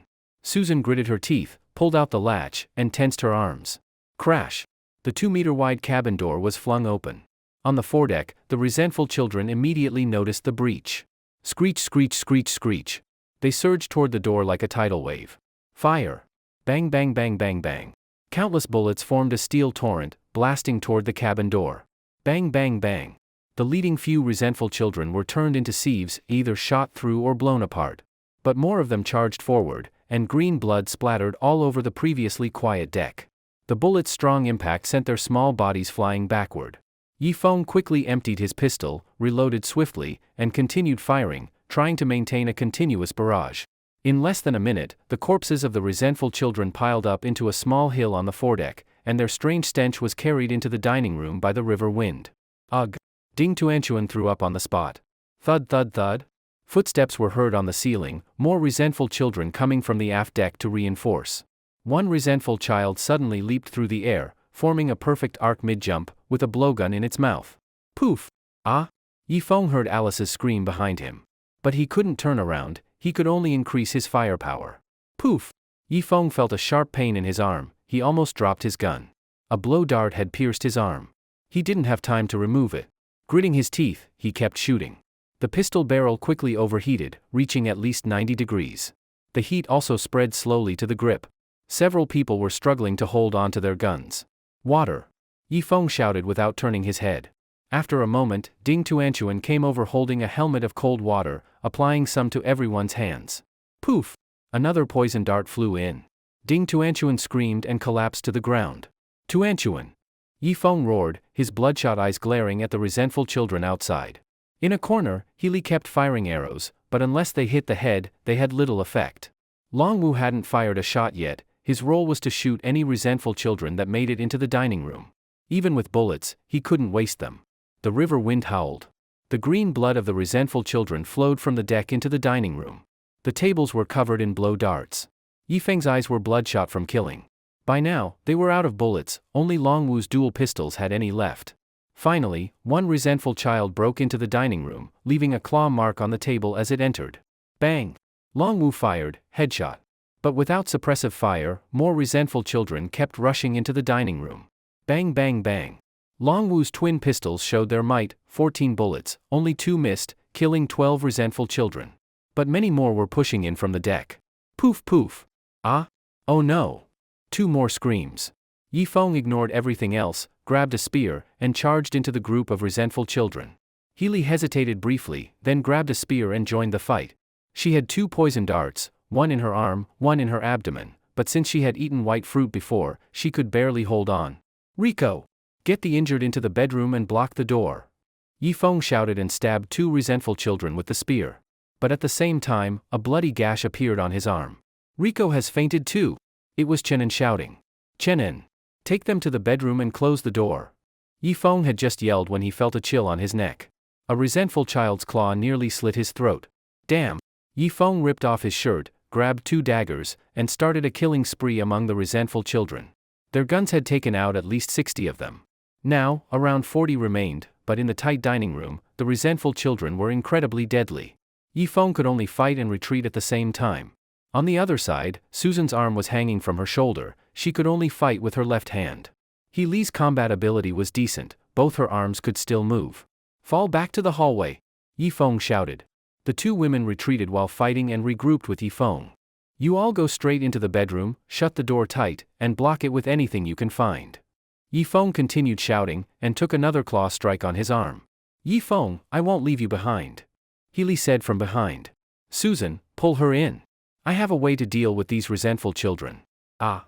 Hurry up, or I won't be able to hold on. Yifeng roared in pain, using the narrow corridor to forcibly block nearly 40 resentful children. In the midst of chaos, he looked back and saw Susan had already pulled Healy into the bedroom, followed by the heavy sound of the door closing. You beasts, now it's just me fighting all of you. Yifeng rolled and charged into the group of resentful children, taking several more hits. But he managed to grab the tung oil barrel and splashed it forward. The tung oil drenched the resentful children's heads and faces.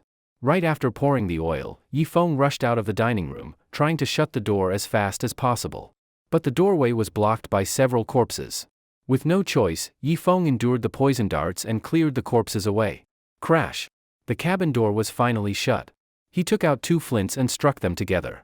A flame flared up, and Yifeng lit his clothes, then stuffed them through a small window into the dining room. Boom! A large burst of fire came from the dining room, followed by thick black smoke. Screech! The resentful children inside let out shrill, miserable screams. The bedroom door was shut. Their activity area was limited to the long corridor and the relatively small dining room. In just a short while, the thick smoke choked the resentful children until they were practically ascending to heaven. Yifeng's entire body was covered in blood, and he was relying purely on adrenaline to stay standing. Even so, his legs were shaking, and he could barely keep upright. Just then, a resentful child's head suddenly poked out from the narrow window. They couldn't stand the smoke anymore and finally found a way out. They were trying to squeeze through that small window. Yifeng forced himself to stay up, swung his dagger. A monkey-like head rolled into the river. Inside the bedroom, a bit of smoke had seeped in, but everyone still held the door tightly, not allowing the resentful children to break in. Which meant, now the smoke was concentrated on the dining room and corridor where the resentful children were. Luckily, it was a new ship, the wood still had some moisture. Otherwise, Yifeng's fire attack, though it could kill all the resentful children, would have also burned the entire ship down. At that moment, a second resentful child poked its head out. Yifeng did the same, another monkey head dropped into the water. But the smoke inside was overwhelming. Even though the resentful children knew death awaited them outside, they still tried to squeeze through the small window. The window was very small, barely big enough for a resentful child to stick its head out, but squeezing the whole body out wasn't easy. Slice, slice, slice. Yifeng didn't know how many heads he had chopped. Green blood had turned the area around the window into a thick paste, like sticky cornmeal porridge. Scree, scree, scree, scree. Inside the dining room, the sounds of the resentful children gradually weakened. Some of them were banging against the cabin door, trying to break it open.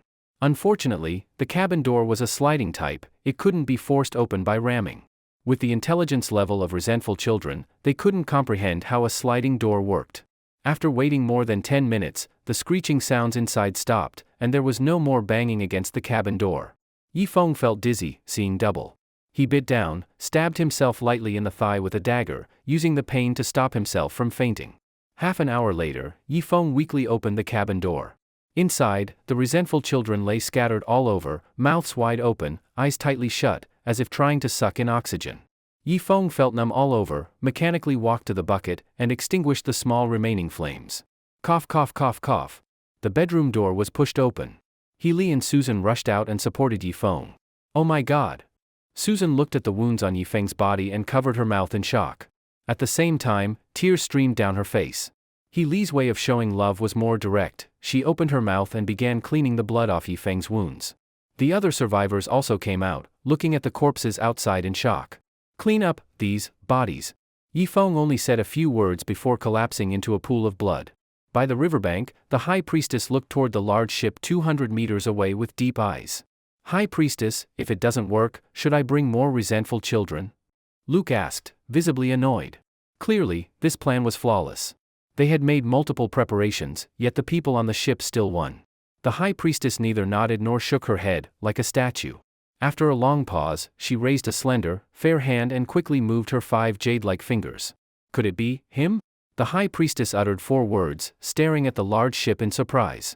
This was the first time she had shown any emotion since she appeared. High Priestess, what do you think? Should I bring another 100 resentful children? Even if they manage to kill all the ones on deck, they must have taken heavy losses. This is our chance, Luke continued. No need. Go prepare for the grand sacrifice. The High Priestess finished speaking and lightly lifted her jade-like legs, sitting on the small sedan chair. In an instant, the natives on the riverbank disappeared into the jungle one by one, leaving only Ma Sikong and Wang Tao behind, along with the huge cart-mounted ballista. Let's go, President Ma. We still need these natives, Wang Tao tugged Ma Sikong. Sigh. That bastard Yi Feng is really hard to kill. Ma Sikong let out a long sigh and also disappeared into the forest. On the riverbank, only the massive cart-mounted ballista remained, completely unattended. After all, they had tested its range, only 150 meters. Although powerful, it wasn't suitable for jungle use. However, if mounted on the bow of a ship, it would become a deadly weapon, possibly capable of hunting small dinosaurs. Yi Feng had a strange dream. He dreamed the rainforest turned into a desolate desert, and countless worms filled the world. After a long time, Yi Feng slowly opened his eyes. He saw Bai Chushua lying on his thigh, sucking something. Chushua. When Yi Feng spoke, he startled himself. His voice was hoarse, like an old man. Bai Chushua quickly lifted her head and helped him put his pants back on. That place of yours was hit with many poison darts. I've already helped you suck out the poison. Bai Chushua said, her lips dark purple. Yi Feng felt like he couldn't stand up. He forced himself to sit up. Through various cracks, he seemed to hear crying sounds. Who's crying? Yi Feng asked. Someone died. Someone is crying. Bai Chushua's face dimmed. Yi Feng was shocked in his heart. Tuanchuan? Is she okay? In his heart, although Ding Tuanchuan wasn't very useful, Yi Feng truly saw her as one of his own, because Ding Tuanchuan's loyalty to him was clearly expressed and very pure. She's been unconscious for 6 days already, but I managed to stop the poison in time. Whether she can survive depends on fate, Bai Chushua said. Then, who died? Yi Feng asked again. He wanted to stand up, but his legs wouldn't respond. He must have been lying in bed for a long time. Alice. I tried to save her, but a poison dart hit her artery. And you see a dart struck his forehead, and then. Bai Chushua listed 6 names in a row. You mean, they're already? Yi Feng didn't dare continue thinking. The ones who died this time were all important people. Yes, their bodies were given a sea burial. It was done 3 days ago.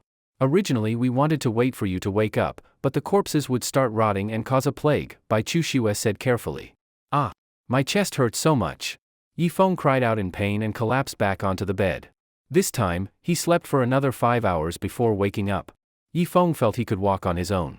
He used a rifle as a crutch and walked step by step to Ding Tuanchuan's room. She was staying with Susan and Rico in room 1. There, he saw Rico and Ding Tuanchuan lying flat on the beds.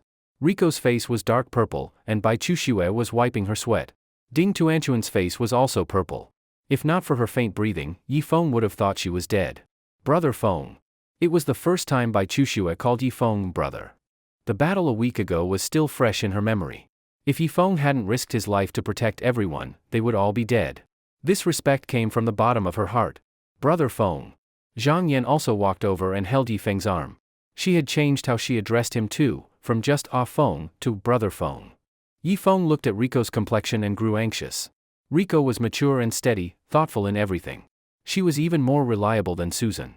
If she died, it would be the team's biggest loss. You all leave first. Yi Feng said without turning around. He was still overconfident, thinking that with the big ship and modern weapons, he could easily stand on equal ground with the natives. But he never expected the natives to have so many strange tricks, somehow getting the resentful children onto the ship without anyone noticing. 3 people were on watch and didn't even get a shot off before being killed. The 2 women obediently left the room and closed the door behind them. Yi Feng squatted beside Rico and, looking at her dark lips, suddenly had a flash of inspiration. His body had anti-poison properties. If he fed his blood to Rico, would she get better? With that thought, Yi Feng quickly stretched out his wrist and pulled out a dagger. Pfft! A white wound appeared on his wrist, but not a drop of blood came out. What's going on? Yi Feng's expression changed drastically. He thought he had some strange illness. A wound with no blood? But soon he realized, it must be because of the battle with the resentful children 7 days ago. His body had very little blood left. No blood, then, would other fluids work too? Thinking this, Yi Feng licked his lips and moved directly to Rico's mouth. For a long time, their lips remained pressed together. Eventually, they separated. Yifeng carefully observed Riko's complexion. This method actually seemed to work. Some of the dark color on Riko's face faded, and her eyelashes even twitched slightly. I get it, it works. It works. Saliva works too. Yifeng was overjoyed and moved to Ding Tuanchuan. A sweet girl's fragrance entered his mouth as Yifeng began to treat her wounds. Ding Tuanchuan had been hit in the arm with a poison dart, so her poisoning was relatively mild. In less than 10 minutes, the purple on her face faded, and she slowly opened her eyes. Big brother Yi. She reached out her arms, wanting a hug. Oh. Tuanchuan, big brother is right here. Yifeng immediately hugged Ding Tuanchuan's soft body. Just then, Bai Chuxue, He Li, and Zhang Yan walked in. We saw it. We didn't expect your saliva could detoxify. Quick, help the others too. There are still many patients. Bai Chuxue pulled Yifeng. All right. Prepare some plain water, I feel like I can't produce any more saliva. Not long after, Yifeng detoxified the wounded on the ship one by one. Finally, it was Chen En's turn. He had the lightest injury. One of Chen En's legs was swollen, but the poison had only spread to his knee. Brother Feng, we're both men. Is this really okay? I heard Healy ate white fruit too, how about letting her do it? Chen En looked very resistant. What's not okay? But I really can't secrete saliva anymore, I'll have to use other fluids. Yifeng said seriously. 10 minutes later, shouting came from Chen En's room. Take it away. Take it away. I'd rather die. Don't force it on me. Af. Yifeng walked out of Chen En's room, pulling up his pants. Looks like once he fully recovers, he'll have to find more white fruit. Also, since the natives clearly want to oppose him, he has no choice, it's time for revenge. Several of his women had died at the hands of the natives. This grudge must be avenged. But if the difficulty was too high, and it might cost his life, Yifeng would have to reconsider carefully. If revenge wasn't possible, then he'd have to find a propeller and set sail for home. Yes, back to the civilized world. Originally, he had wanted to live a happy life here with multiple wives, but harsh reality slapped him hard. Obviously, the idea of having multiple wives was no longer viable. The high priestess alone had already made his life a living hell, not to mention the once, in 80 years catastrophe. Going home might be hopeless, but he could still take the ship to deeper seas and try. If he could return, great.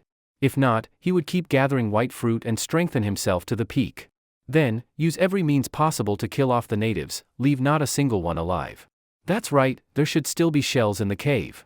If I can transport them to the place where the natives hold their grand sacrifice, I could wipe out their entire force, right? Yifeng suddenly had a thought. First, heal. Yifeng returned to the deck, ready to let his body and mind fully relax. Only by relaxing could he recover quickly. Brother Feng, it's mealtime. You lost a lot of blood. Yesterday we hunted a wild boar, we made some pig liver soup to replenish your blood. Shi Zhengliang walked over. Thanks, Master Shi. As for food, I'll rely on you. Try to make something good so everyone can recover quickly, Yifeng said politely. Don't worry, leave it to me. You fought those monsters for us and almost died. I, Shi Zhengliang, still have a conscience. I'll do everything I can for the team. After speaking, Shi Zhengliang put down the pig liver soup and went back to the kitchen to keep working.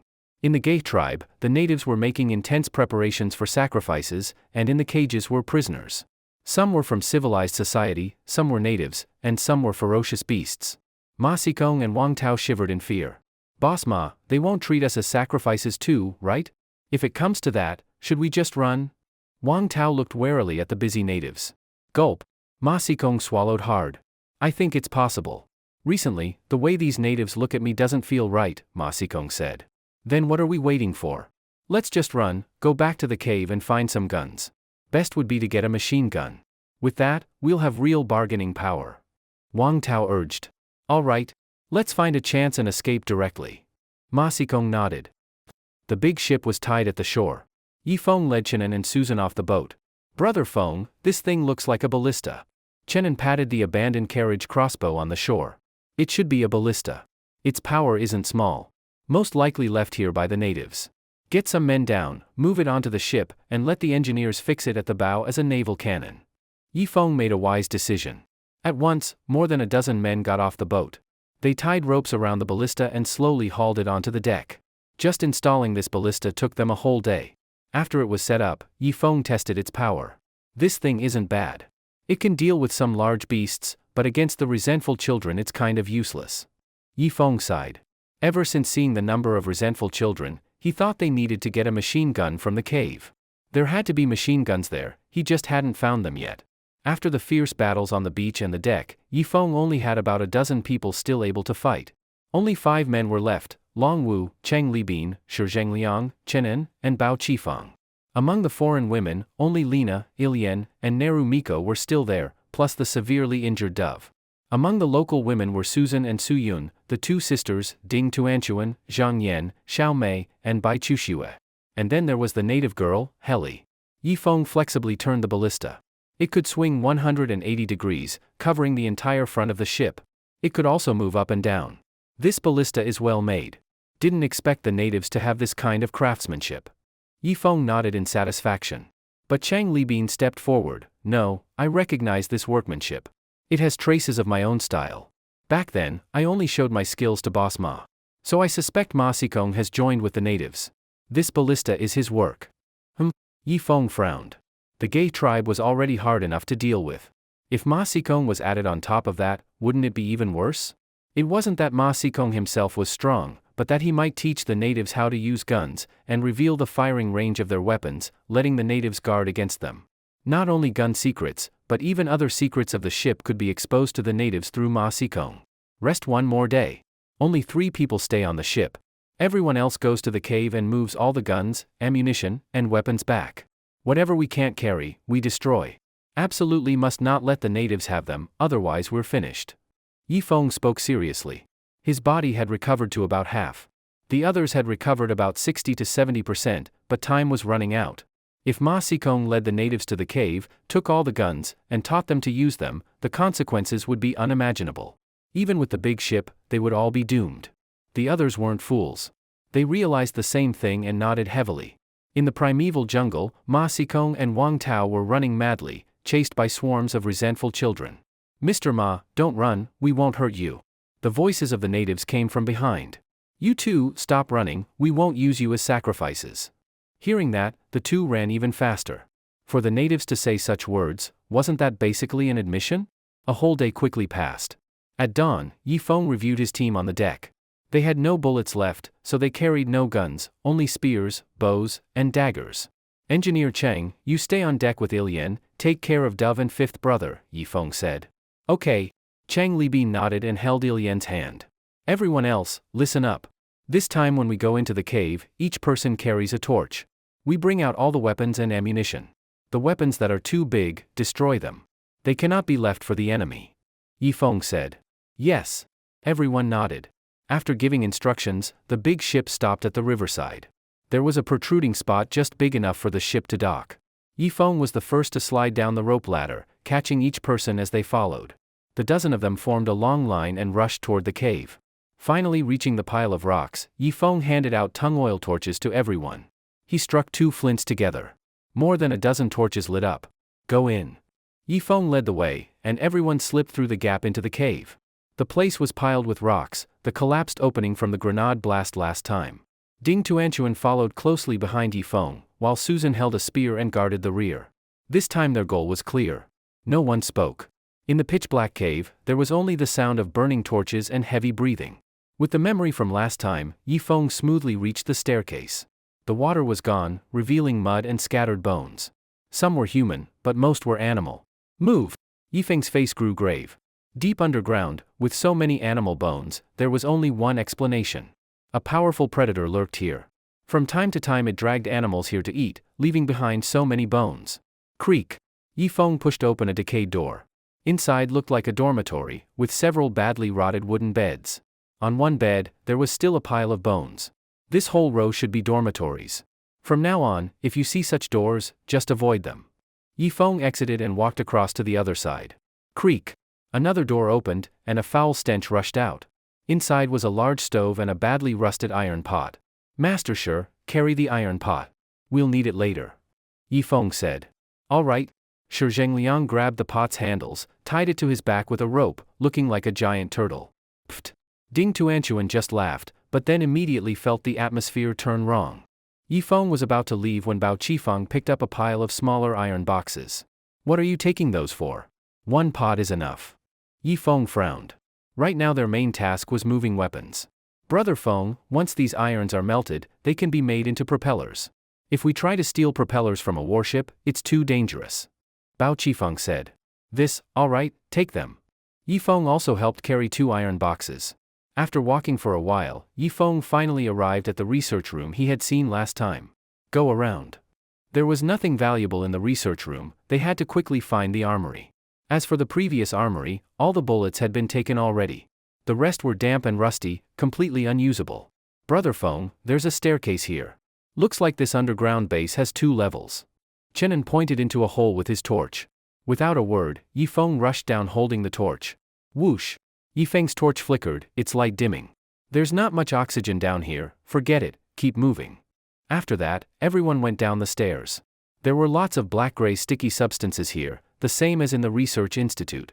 At the same time, the structure of the 3rd floor was unusual, with many iron objects around. Just as they went down, they came across an exhaust fan 2 meters wide, its blades also covered with sticky matter. What the hell is this? Yifeng looked at the disgusting stuff, feeling an indescribable discomfort. Bai Chushue stretched out a finger, touched some of the sticky matter, and sniffed it. This seems like the substance formed after corpses were burned into ash and then soaked in water, Bai Chushue said. Human corpses? Yifeng's expression changed. Don't know, but corpses anyway. Yifeng glanced at the sticky matter on the ground and walls. If it really came from animal corpses, how many corpses would it take to form so much of it? 10,000? 100,000? Or 1,000,000? Forget it, let's find the weapons. Yifeng finally entered the 3rd floor completely. After 2 whole hours, the group dragged themselves back up to the 2nd floor.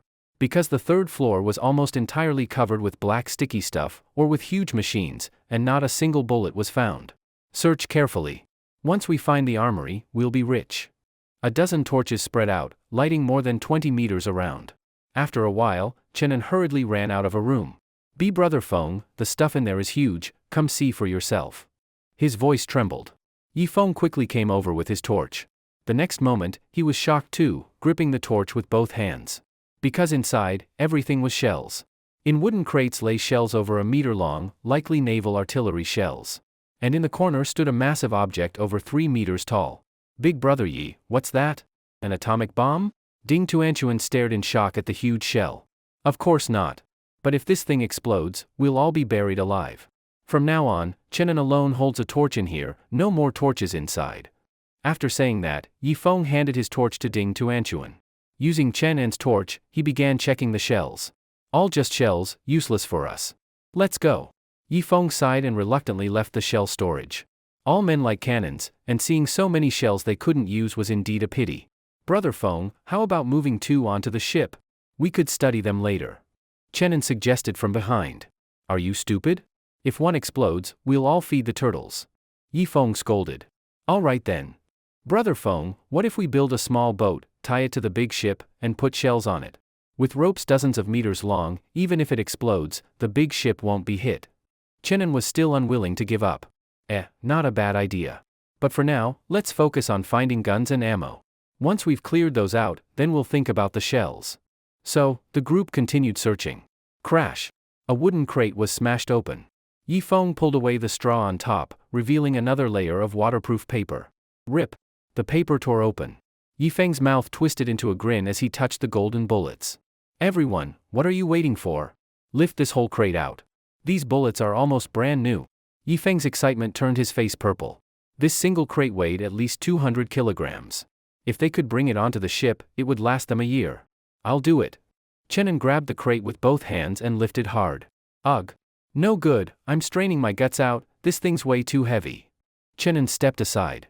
Forget it, leave it there for now. I'll carry it out myself later. Yifeng said, then smashed open other crates. These are pistol bullets, so many. Ding Tuanchuan shouted from the corner. Just as she did, a wooden crate fell from above, nearly crushing her into paste. Yifeng glanced inside the crate. It was full of pistol rounds.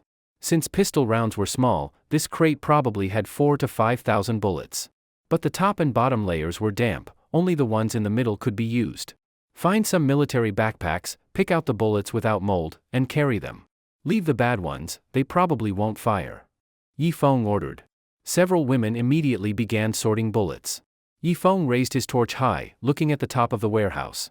There were lots of odds and ends, but one thing caught his attention. A machine gun? Yifeng almost cried. They had been in this underground base so long, finally finding the real prize.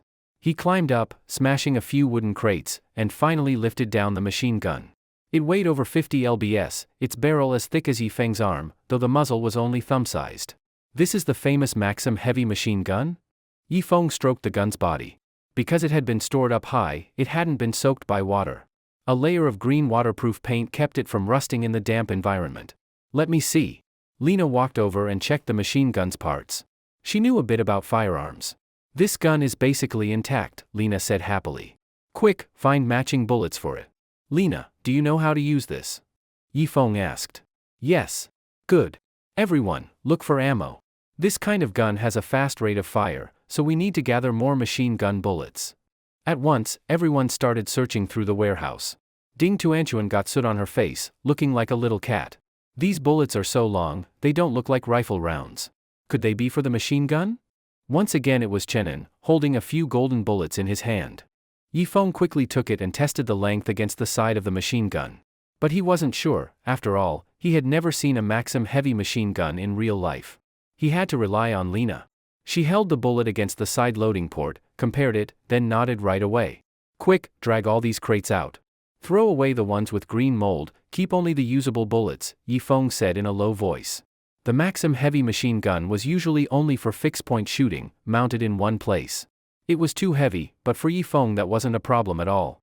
His strength now reached 1000 lbs, enough to carry the heavy machine gun and charge forward. Just imagine, a moving heavy machine gun, how much damage could it cause the enemy?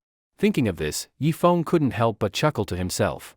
Outside the cave, Ma Xikong and Wang Tao rushed toward the gap, chased by a large group of natives and swarms of resentful children. The two were driven to desperation, no way up, no way down.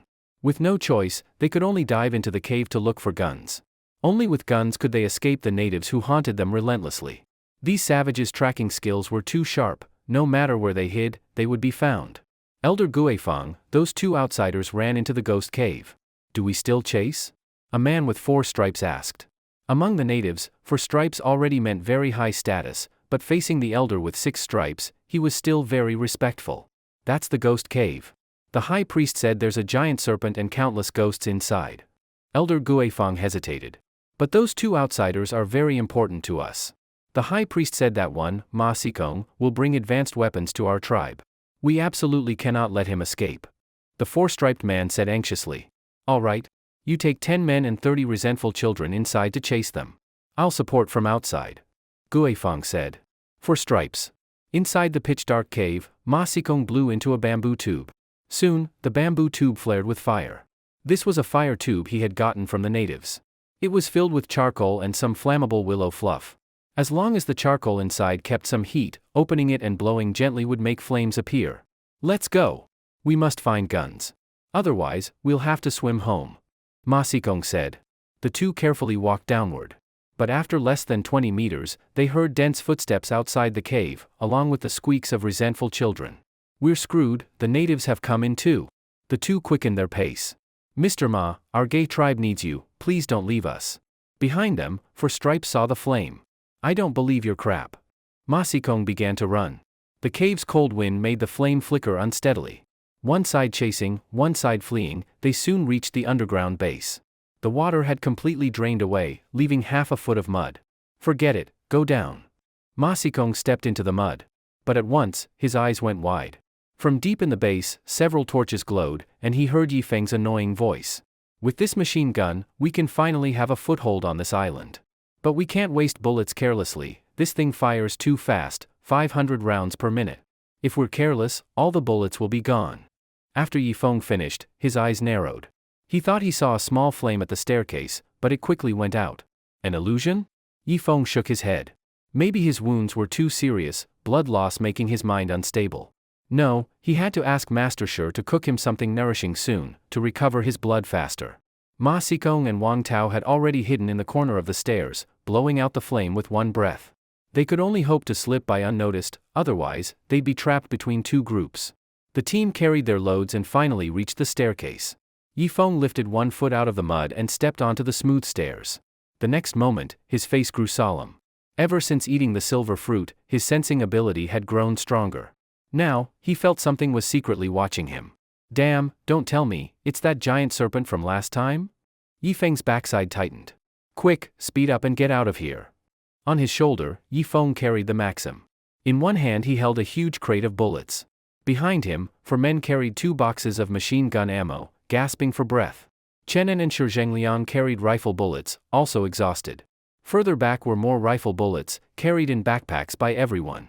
They didn't really need more guns, since the ship still had many rifles and pistols, just no bullets. So this time in the cave, Yifeng mainly took bullets, second was the machine gun. Cannons weren't much use in the tropical rainforest, unless they met something like a dinosaur. Watching the torches gradually fade away, Ma Xikong let out a long breath of relief. Suddenly, he touched his neck. Wang Tao, did you drip spit on my neck? Ma Xikong asked. No. I feel something sticky on mine too. Thought you peed yourself from fear. Wang Tao also looked puzzled. Not good, enemy attack. Yifeng immediately saw the 10 natives ahead. They raised torches high, walking deeper into the underground base. Clang! The Maxim was set down. Lena instantly fed the ammo belt into the side port. The natives stared strangely at the iron lump in Yifeng's hands. So it's Yifeng. Brothers, this is our chance. I order you to fight with all your strength, to avenge our dead kin. The 4-striped man lifted his spear, planting the torch into the ground. But in the next instant, sparks shot out from the iron lump. Then came the dull, rumbling sound. Do-do-do-do-do-do. The 3 natives in front had no time to react, their bodies were instantly torn apart. Yes, torn into pieces. After all, the Maxim's bullets were very large. Hitting bone, they exploded. Not good, it's an even scarier divine crossbow. For Stripes had just spoken when a huge hole appeared in his chest. Do-do-do-do-do-do. Yifeng released the trigger, staring at the pile of mangled flesh ahead. The heavy stench of blood filled the cave. This power, too strong. Chenin gasped for air, unable to resist stroking the barrel. Ah! The scorching barrel blistered his hand. Don't waste time, let's get out of here. After speaking, Yifeng pulled down his pants and pissed on the barrel. But just then, from deep in the base, came Wang Tao's cry. Ah mom, my legs gave out, boss ma, pull me up. As soon as the voice fell, Ma Xikong and Wang Tao appeared within the torchlight.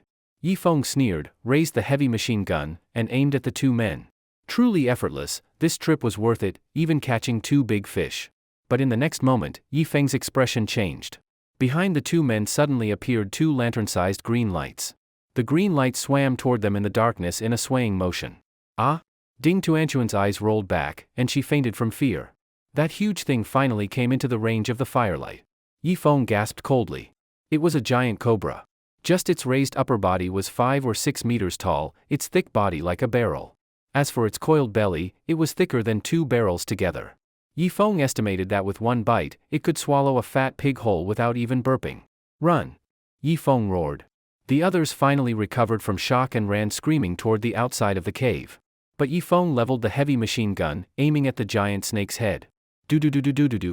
The heavy gunfire thundered, the muzzle flashes lighting the stone walls in flashes of brightness and shadow. Empty casings fell to the ground like rain, clinking crisply. The giant snake took 5 or 6 bullets, its body coiling tightly, yet its head stayed steady, as if ready to strike at any moment. Yifeng fired while retreating, step by step moving toward the exit by the light of the muzzle flashes. Hiss! Blood gushed from the snake's body, its hissing cry echoing through the cave. Ma Xikong narrowed his eyes and suddenly fled in the opposite direction. But Wang Tao didn't react, still running toward Yifeng. Do-do-do-do. His body was blown apart instantly, bursting into a mist of blood. Good thing they had brought the Maxim heavy machine gun, otherwise Yifeng would have been swallowed whole. After dozens more rounds, the giant snake could no longer lift its head. It hissed again, then turned and slithered deeper into the cave. Damn it, I'm exhausted. Yifeng set the Maxim on the ground and wiped the sweat from his forehead with his arm. Wang Tao's flesh mixed with the natives' flesh until there was no telling civilization from savagery. Brother Feng, not good, there are still many resentful children at the entrance. Yifeng turned and saw Chenin and the others running back. It's fine, just resentful children. Carry the bullets and follow me. After driving off the giant snake, Yifeng was full of confidence in the Maxim. All right. The group carried bullets, hiding behind Yifeng. As soon as they reached the cave entrance, Yifeng saw the group of resentful children with glowing green eyes. The heavy gun roared again. These creatures might withstand rifle or pistol bullets, but not machine gun rounds. When hit, their bodies exploded. Whether struck in the body or head, the resentful children were instantly disabled. After 90% were gunned down, a shocking scene appeared. The resentful children fled?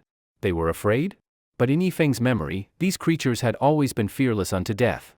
In that instant, he understood. The resentful children were fearless because they despised their enemies, believing that even if they themselves died, their companions would still slaughter every foe. That's why they had that spirit of disregarding death. But once they realized that even total sacrifice couldn't destroy the enemy, fear would take hold. And fear spreads. Ha ha ha, who said resentful children aren't afraid of death? Aren't they running now? Chenin pointed toward the caves outside. Out. Yifeng carried the Maxim and pushed out of the cave. Almost as soon as he saw daylight, the sky dimmed slightly. What's that? Yifeng squinted toward the sun. In the next instant, he kicked Chenin back inside and hid behind a rock himself. Dense poison needles and arrows rained down like a storm. 2 poison needles struck Yifeng's shoulder. There's a native army outside. Yifeng shouted, bracing the Maxim into a gap in the rocks. Lena instantly fed the ammo belt into the side port. In front of the cave stood more than 30 natives, led by Guifeng. Behind the natives were at least 200 resentful children. Their breeding ability was terrifying. No matter how many were killed, more came. But now things were different. Do-do-do-do-do-do-do. Hellfire spewed from the muzzle. The natives and resentful children clustered together became living targets. Each bullet took down 2 or 3 lives. The natives were either blown apart or fell like dominoes under stray rounds. Guifeng, being an elder, dodged quickly behind a large tree, staring in shock at the fire spitting from the cave. The resentful children at first charged fiercely, but in front of modern weapons, ferocity meant nothing. The grass ahead was splattered with green blood, the creatures' bodies blown to pieces by heavy machine gun rounds, a foul stench rising skyward.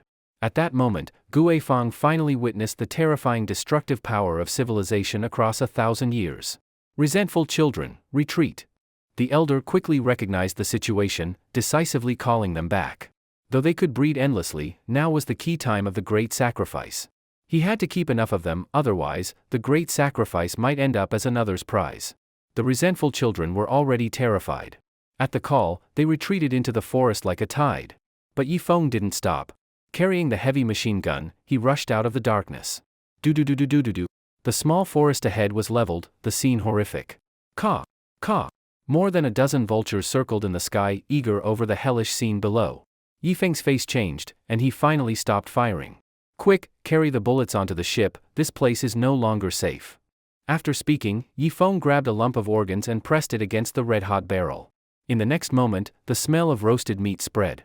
No water, no urine, only corpses could cool the gun barrel now, or Yifeng couldn't hold it. Rushing, they finally returned to the big ship. The heavy crates of bullets were set on the deck, the wood creaking under the weight. Wow, so many bullets? Chang Libin rushed over, stroking the golden rounds, his eyes full of joy. So tired. Didn't expect one trip down there would take almost a whole day. Master Shi, trouble you, make us something to eat, everyone's hungry. Yifeng collapsed on the deck. All right, leave it to me. Shi Zhengliang quickly led several women into the kitchen. This time in the base, Yifeng was the most exhausted. The others were fine, only straining when lifting bullets. Fifth brother, please take care of maintaining this Maxim heavy machine gun, and also sort through the bullets again. We only did a rough check, carefully pick out the ones that obviously won't fire. No problem. Longwu sat down beside the bullets, leaning on his crutch. Brother Feng, are we going to the underground base again tomorrow? Bao Qifeng asked. What's the point of going back? That giant snake was only wounded by me, it's not dead yet. Yifeng shook his head. But we still need to get more iron, melt it, and cast it into propellers. Bao Qifeng said. Yifeng suddenly had a headache. He almost forgot the most important thing. The ship was currently running with a lotus leaf propeller, moving slower than he could swim in the river. Everyone's tired today, let's relax first. We'll think about these problems tomorrow. Yifeng waved his hand. 2 hours later, a party began on the deck. Shi Zhengliang had cooked plenty of good food again. For sight, taste, and smell, it was the ultimate enjoyment. Even Susan, usually so cold and aloof, treated Shi Zhengliang with respect. Master Shi, could you teach me in the future? Susan asked politely. No. There's a saying, if you teach the apprentice, the master starves. It's our trade's rule. If you want to learn, you have to figure it out yourself. Back then, my nickname was Lu One Hand. You understand, right? Shi Zhengliang suddenly acted smug. Master Sure, can you teach me? I'm so cute. Ding Tuanchuan squeezed in. You may be cute, but I still won't teach.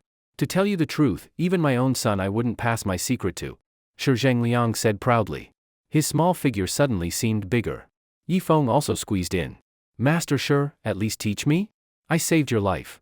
Brother Feng, I know you saved my life. No doubt about your character. Whatever you want to eat in the future, just tell me, I'll cook it anytime. But still, I won't teach.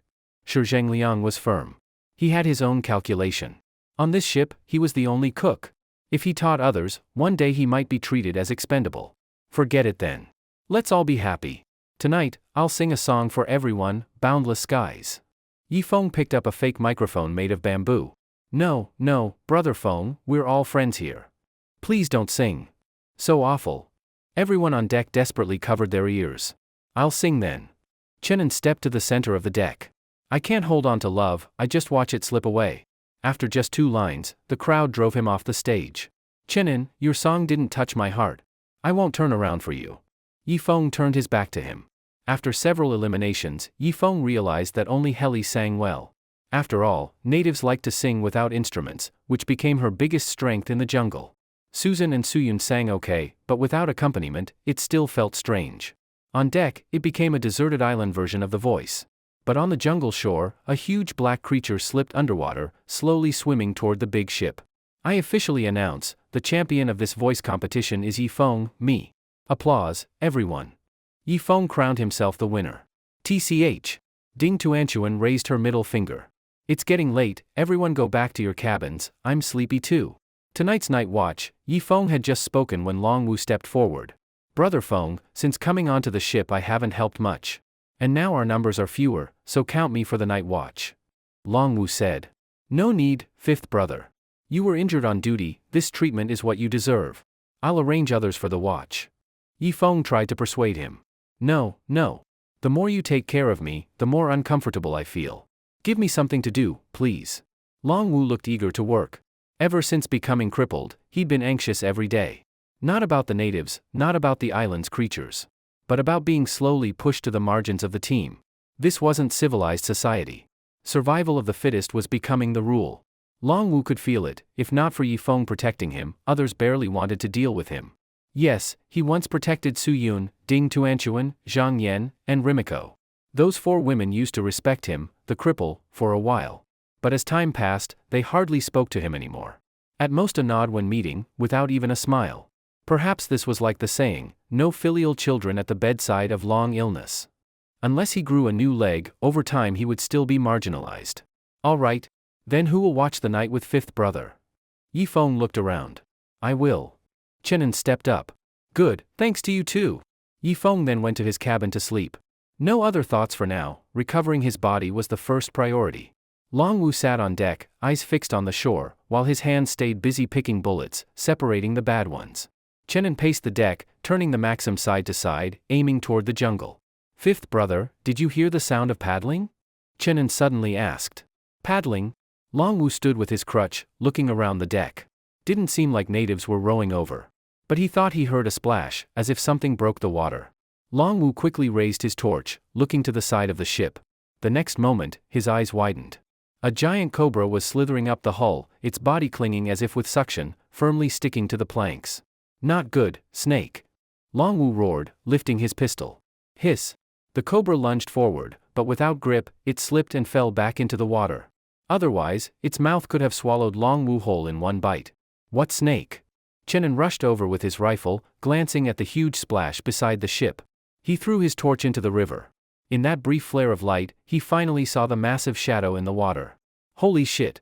Chenin nearly pissed himself. Thud thud thud. Heavy footsteps sounded as Yifeng rushed to the deck with everyone. Brother Feng, it's the snake from the cave. It almost climbed onto the deck. Luckily 5th brother was quick, or we both would have been swallowed. Chenin stammered. Yifeng looked at the great splash in the river and threw another torch. Sure enough, in the thick water plants, a huge black shadow slid past. We're screwed, big trouble, I didn't think that cobra would hold a grudge. I shot it badly during the day, is it here at night for revenge? Yifeng's face darkened. If he had known, he should have chased it down until it was dead. Now it was worse. Besides the natives and Ma Sikong, there was another enemy, the snake. The scariest part was that it could move underwater, and their ship had no sonar system. They couldn't defend against it at all. Susan, please join the night watch too. 3 people, keep torches on the sides of the ship at all times. Don't let that thing climb up.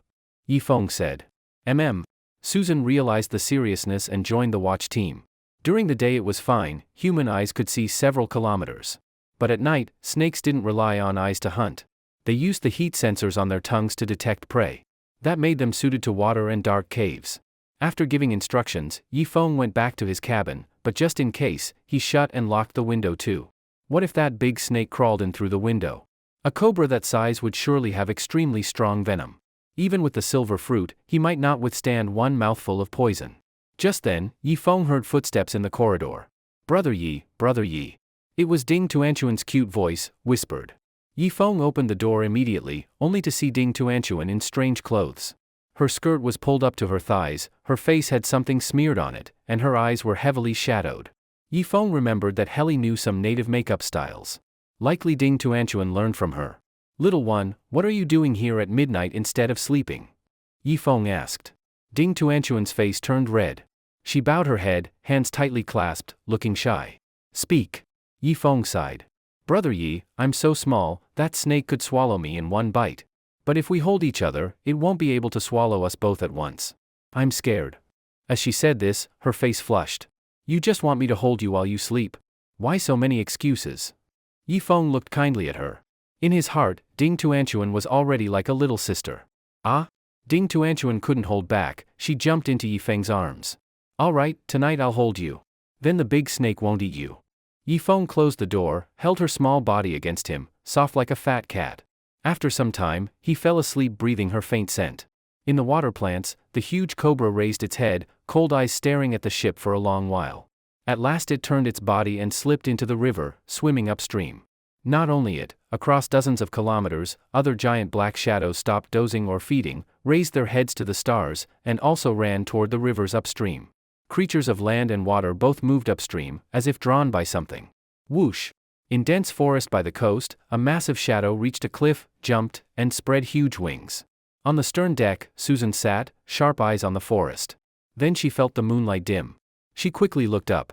A giant shadow flew upstream, its shadow nearly covering the whole ship. Is that a plane? Susan wasn't sure, but it looked like one. Only a plane could be that big. Hey, we're here, we're here. She jumped up, waving her torch at the sky. But the shadow didn't stop, soon vanishing into the clouds. Chenin lowered his head, seeing Susan's disappointed face.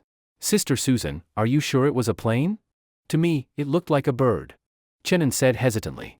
Are you stupid? No bird could be that big. Even pterosaurs weren't that huge. It must be a rescue plane. Susan said firmly. Generally, women's eyesight was worse than men's, nature's rule. Yifeng was too tired. Last night, Susan's shouting hadn't woken him. He slept until naturally waking. Opening his eyes, he saw Ding Tuanchuan staring at him with wide eyes, muttering. Little Tuanchuan, you're still not up? Yifeng rubbed his eyes. You pressed me so hard, I couldn't move. Let me go, I need the bathroom. She said. Yifeng noticed one of his legs was across her, pinning her down. Sorry, go quickly, don't wet the bed. You wet the bed. She rushed to the toilet. The bow had a women's toilet, the stern had a men's. They were just holes on deck, dropping waste into the river. With so few people, it wouldn't pollute such a huge river. Yifeng relieved himself, then stood on deck looking at the shore. Several little birds perched on the mast, chirping nonstop. It was the first time birds landed on the ship, surprising Yifeng. At the same time, the forest birdsong grew dense, almost a chorus. Somehow, Yifeng felt those calls were joyful. Hey, morning! Yifeng greeted the others. Don't you feel the forest birds are noisier than before? Of course, because the great sacrifice is starting. The stronger beasts and predators all go there. Heli pointed upstream. The great sacrifice? What's that got to do with beasts migrating? Yifeng asked curiously. The others gathered around. The great sacrifice doesn't just create powerful beast fighters, it also creates powerful beasts. The golden fruit makes humans stronger, but beasts that eat it also grow stronger. Heli said seriously. Yifeng's thoughts lit up. If the golden fruit gave strength, didn't that mean he had a chance too? His team was already strong, with the ballista and the Maxim heavy machine gun. They had a chance to fight for it upstream. Since the golden fruit can make humans stronger, I think we should try. We have a big ship, if we can't win we can sail away. Plus, we have the heavy machine gun. What do you think? Yi Feng looked at everyone. Brother Feng, I firmly support your wise decision. Chenin was the first to step out, his face full of excitement. Men, who doesn't want to become stronger? Brother Feng, the golden fruit, can it make my leg grow back? The always low-key Long Wu also spoke, his eyes filled with an almost crazy desire. Yi Feng knew that sometimes, lies could move people more than the truth. There's a certain chance it could grow back, Yi Feng said slowly. I also firmly support Brother Feng's decision. Long Wu raised both hands high, his eyes brimming with tears. I support too. I support too. A group of people howled on the deck, as if the golden fruit was already in their mouths. After waiting a while, Bao Qifang's cold voice came. The propeller is broken. If we want to drive the big ship upstream, I'm afraid it'll take months. His words were like a shot of tranquilizer, making everyone stop their excitement. All right, now, who will go with me to the underground base to get iron? Yi Feng asked. I'll go. I'll go too. Everyone responded enthusiastically, all wanting to become as strong as Yi Feng. It's an unusual time now. How about this, I'll take 3 people with me, each carrying 100 lbs of iron. 4 people means 400 lbs of iron, that should be enough to forge a propeller, right? Yi Feng said. I must go, because you don't know how to choose iron. Some iron isn't suitable for repeated smelting, Bao Qifang said. Fine, then I'll pick the people. Engineer Bao, Chenin, Heli, the 4 of us will go to the underground base and try to bring back as much iron as we can. But this time entering the underground base is very dangerous. That giant snake might have gone back inside, and that thing holds grudges. With its size, just one bite would inject venom that could instantly kill us, leaving no chance to react. This underground trip could be 9 deaths and only 1 life. Yi Feng spoke heavily. Chenin's face changed, and he slowly retreated behind the others. Bao Qifang narrowed his eyes and suddenly pointed at Cheng Libin. Brother Feng, Cheng is more professional than me at selecting materials, so I've decided to give this glorious task to him. Little Bao, what nonsense are you talking? I don't know anything about raw materials. You should still go with Brother Feng. Engineer Cheng, wasn't it always you who purchased the engineering department's materials before? You even took quite a lot of kickbacks for it, so you should go. The 2 of them immediately started quarreling. Yi Feng felt an unbearable headache. As the team leader, he couldn't force them, otherwise the team would lose cohesion. The best was if they volunteered. If Engineer Bao doesn't want to go, then fine. I hope someone will volunteer to go with me to find raw materials. If we succeed, then he will be the hero of the whole team, and I will personally make him a banner of honor. If you wanted the team to contribute on their own, you had to give them a sense of collective honor. However, everyone turned their heads away, pretending they didn't hear. Forget it.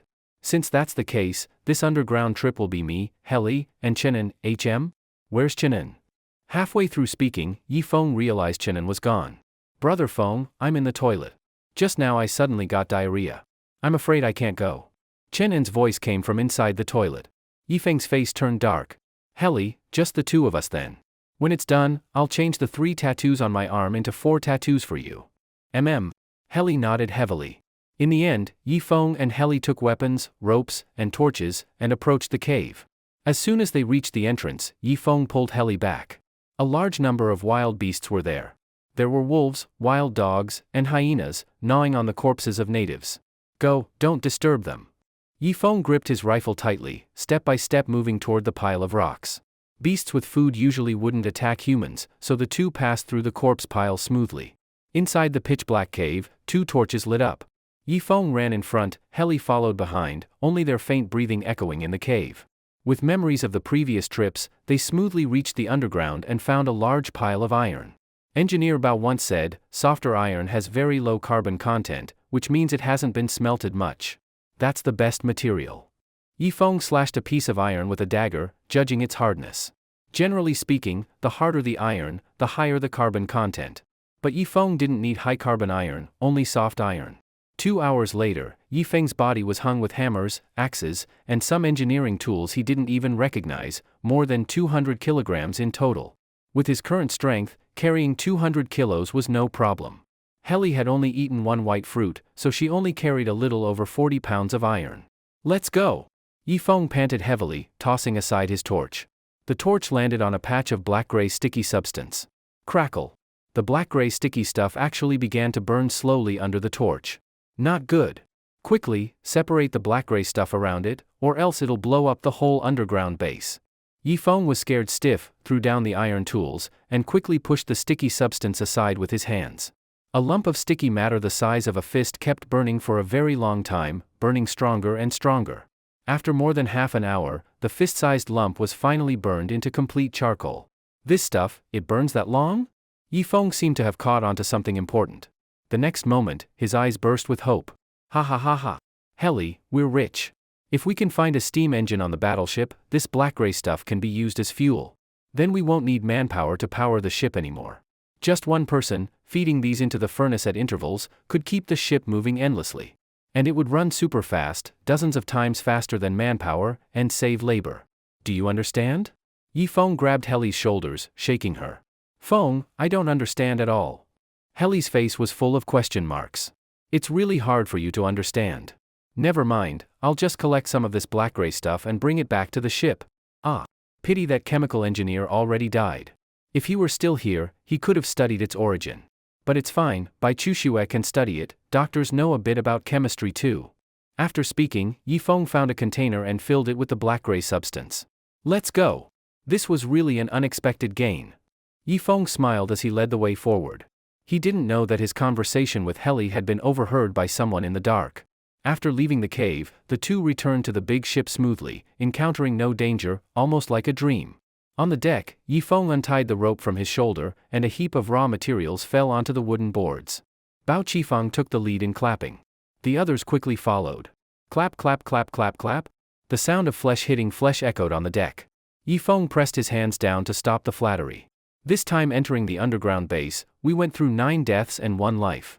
That giant snake kept chasing us, biting, but luckily I used my clever mind and agile body to finally shake it off. So this time, Heli and I both made great contributions. From now on, Heli will be promoted to manager. As for managing what, I haven't decided yet. Anyway, she doesn't need to do anything. She can walk around the ship with her hands behind her back. Cleaning the dormitory is no longer her job, it will be shared by everyone. No objections, right? Yifeng said seriously. No objections, this time it was all thanks to Big Brother Yi and Sister Heli. Ding Tuanchuan was the first to raise her hand in agreement. I have no objections either. From now on, the girls' dormitory cleaning will all be done by me, Chenin. I'll take care of cleaning the women's toilet, Bao Qifeng also said. Yifeng was very satisfied with this.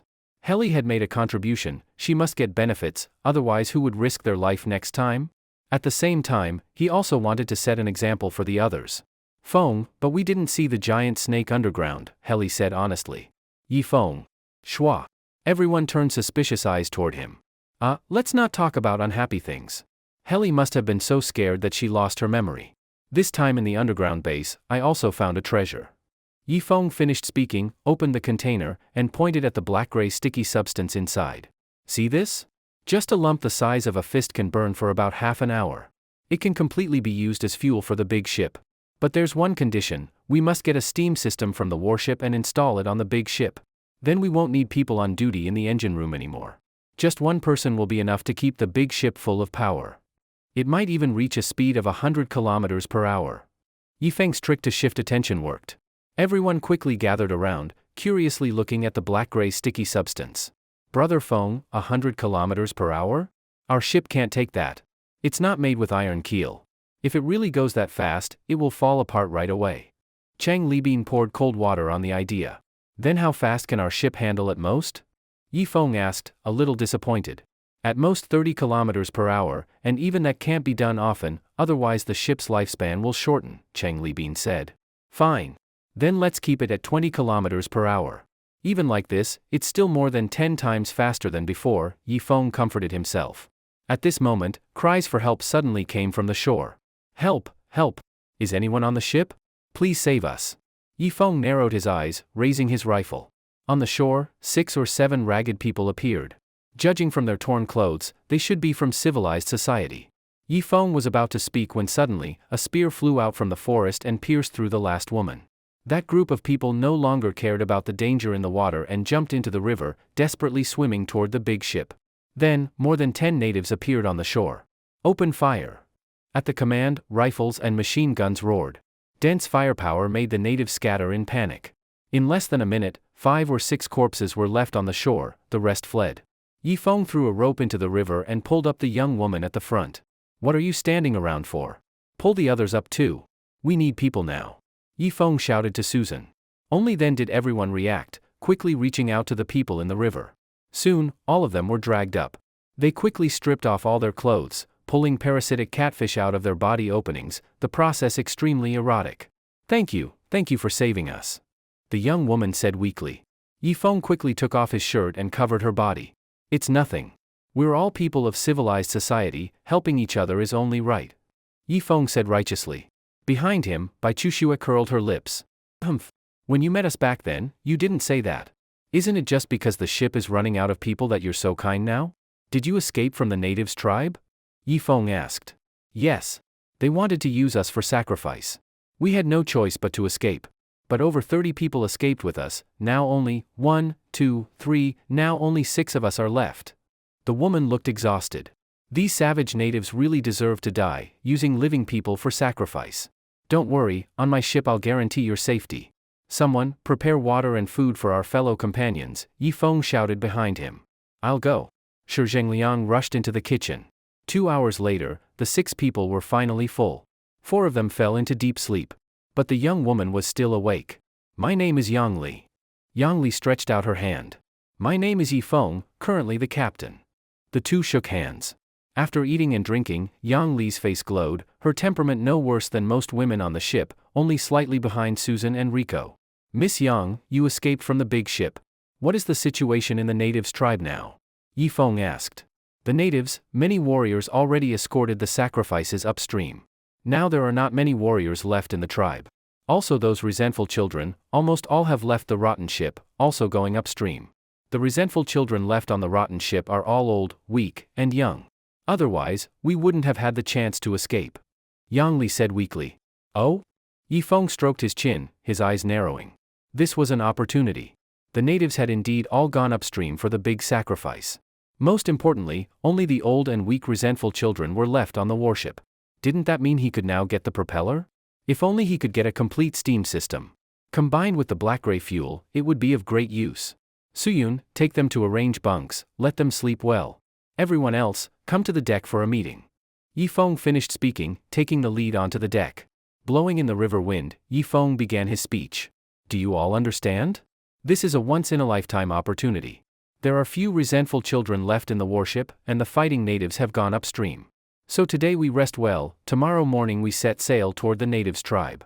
The warship must still have some steam engine equipment. Even if some parts are damaged, I believe with repairs they can still be used. Anyway, we have Engineer Chang and Engineer Bao here. Everyone has no objections, right? No objections. The neat response rang out. Yifeng dozed for a while on the deck, and time reached dusk. The 6 people woke up one after another, but they still looked weak. Stay on the ship and recover your health. We are a harmonious team.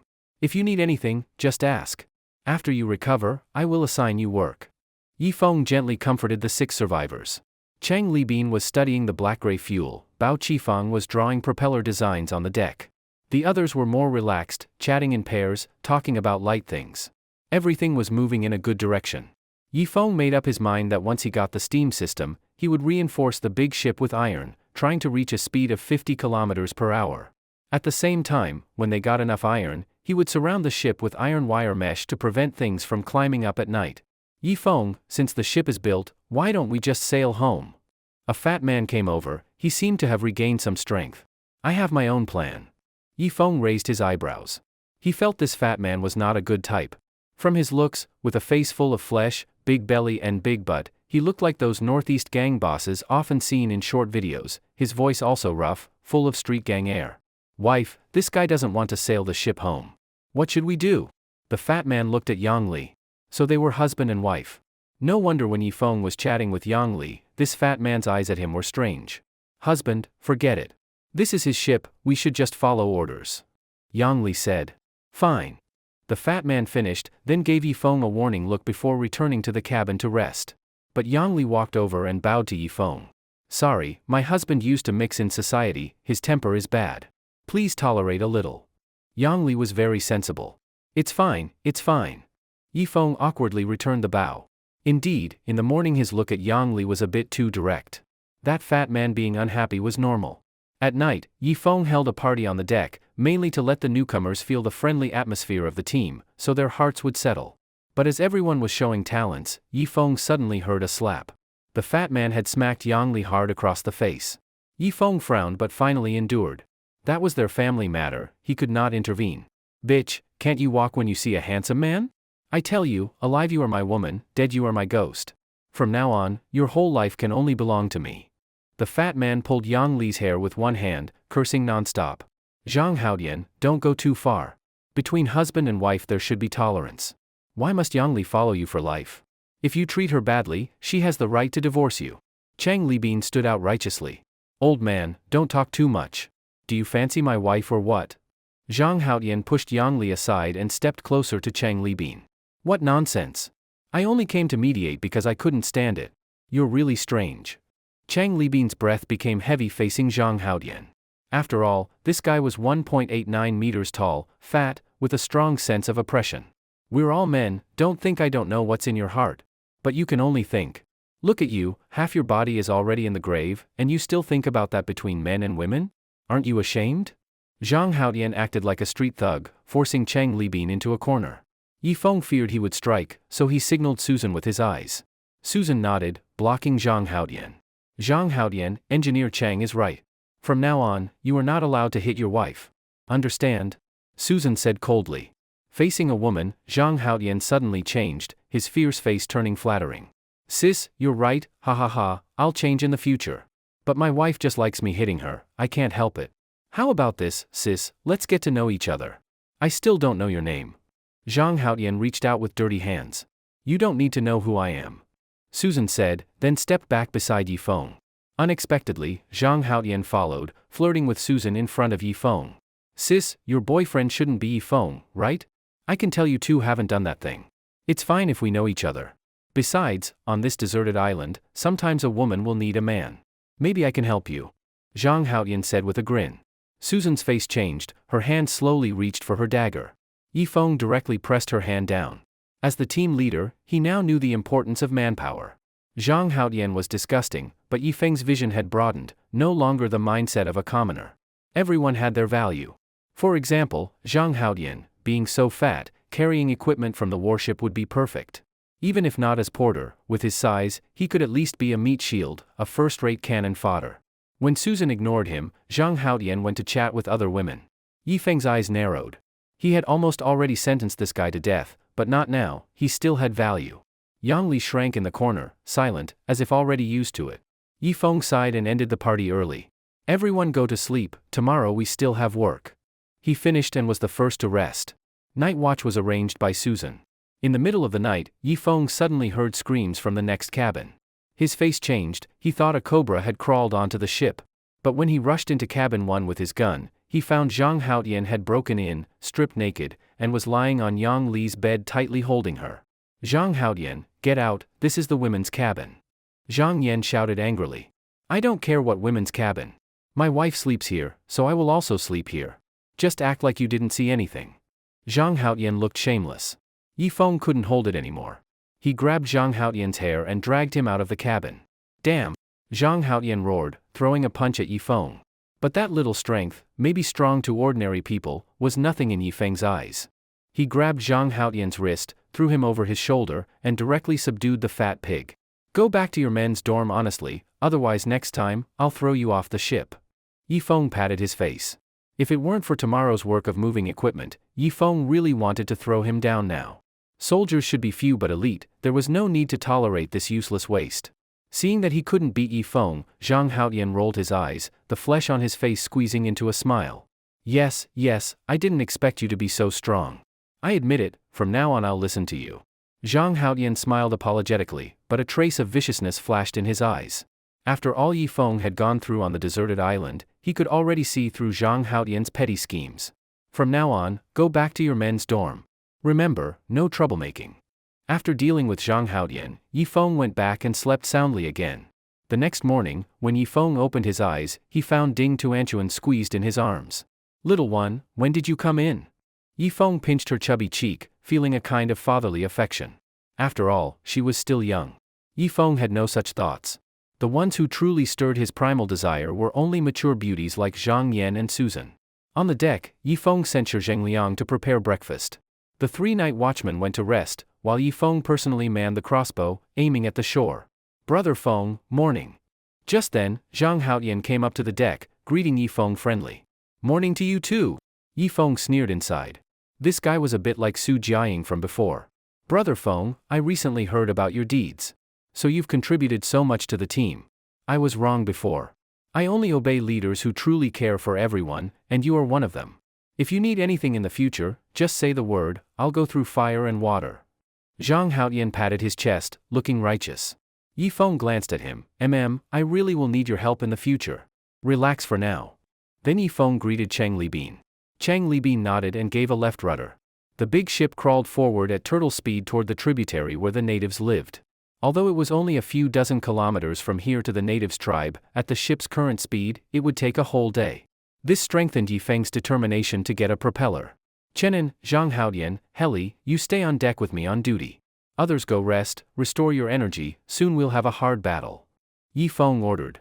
Susan nodded and took the women back to the dorm. Chang Libin continued steering. The other men said they could stay with Yifeng on duty. "No need, all of you go back." Yifeng stared ahead, speaking without turning his head. By noon, Yifeng's big ship entered the first tributary. This tributary was nearly 10 kilometers wide, narrowing as it went upstream.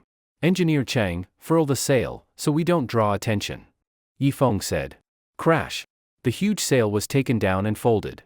After another 2 hours, the ship turned into the second tributary, narrower, only a little over 5 kilometers wide.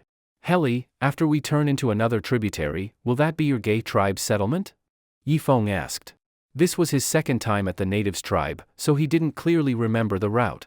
"Yes, 5 kilometers further, turn into the second small tributary, and that's our gay tribe's settlement." Heli nodded. Yifeng found it strange.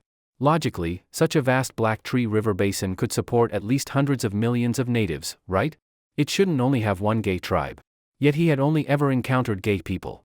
By a rough look at the tribe size, it held at most over 5,000 people. "Heli, the Black Tree River basin is rich, so many fish and meat. Why are there only so few people?" Yifeng asked. This, according to legend, long ago there were many tribes here. But disaster after disaster greatly reduced the population. According to the high priest, it's the gods who control the population of the Black Tree River basin. Heli said. Yifeng sneered. Those priests only knew how to fool people. Heli was badly brainwashed. Creak.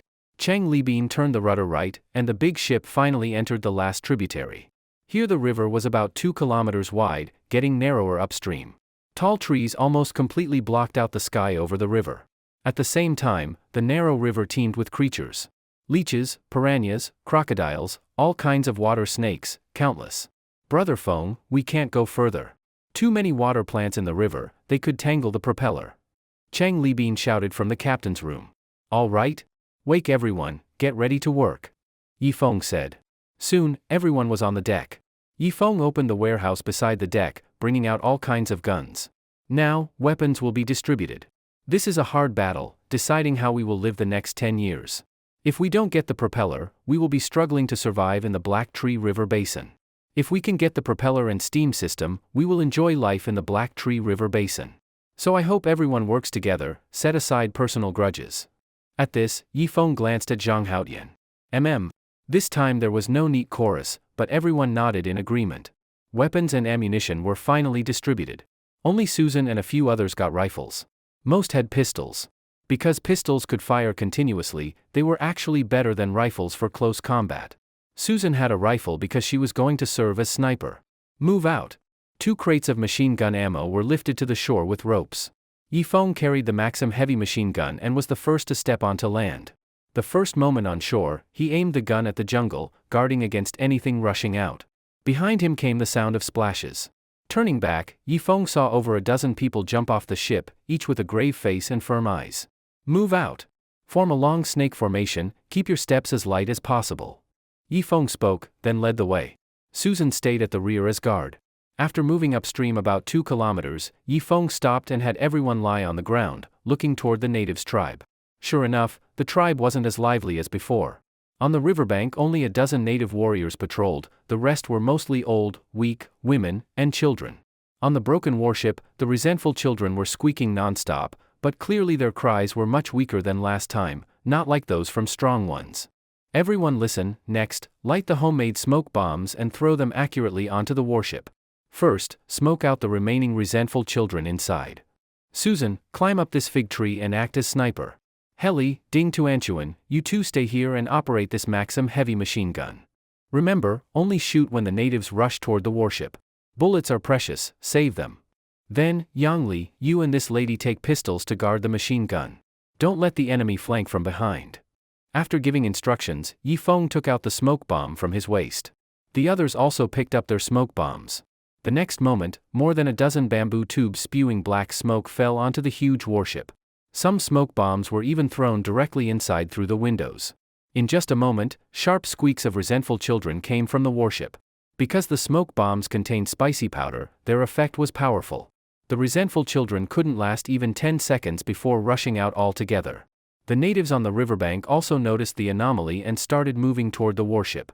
Elder Guifang, did the resentful children set the great ship on fire? A native leader asked. Probably. These beasts, without priests controlling them in the tribe, are becoming more and more unruly. Forget it, that big ship is not very useful anyway. If it burns, let it burn. Guifang said indifferently. Since barely escaping Yifeng's hands last time, he had become cautious. Now in the tribe, only he remained as a six-feather elder. The others had carried sacrifices upstream. Probably already dozens of kilometers away. Now, all men, follow me onto the warship. Yifeng shouted, taking the lead running toward the warship. The others also shouted and followed. Not good, outsiders are here. The natives immediately spotted Yifeng. Then, spears and arrows filled the sky. Bang bang bang. Susan on the tree fired without hesitation, killing several natives with bows. There are enemies in the trees, charge with me. A leader led 5 or 6 warriors forward. Bang bang bang. Unfortunately, before they reached the trees, Susan picked them off one by one. Even the Maxim heavy machine gun below hadn't fired yet. Resentful children. The native leader's face changed, immediately giving the order. Although only old and weak resentful children were left on the warship, they still had some combat strength. In an instant, hundreds of resentful children swarmed toward the forest. Help me hold the ammo belt, Lena said to Ding Tuanchuan. Ding Tuanchuan held the belt with both hands. Rat-a-ta-ta-ta. The heavy gunfire rang out, flattening a patch of forest in front. The leading resentful children didn't even react before their bodies exploded apart. Yang Li and another woman also raised pistols. You two don't shoot, just watch the flanks, don't let the resentful children surround us. Lena's voice carried through the heavy gunfire. Yang Li nodded and aimed her pistol at the sides. There were too many resentful children. Susan sniped the distant ones precisely, but those charging into the trees could only be mowed down with the heavy machine gun. For a time, green blood flew everywhere in the forest, corpses of resentful children hanging all around. Ding Tuanchuan nearly vomited, but she knew the danger now and forced herself to endure. The heavy machine gun finally suppressed the resentful children's charge. Guifang had long hidden behind a large rock, staring in shock at the fire in the forest. Meanwhile, Yifeng and 7 or 8 men entered the warship. From the outside it didn't seem so big, but inside the warship was immense.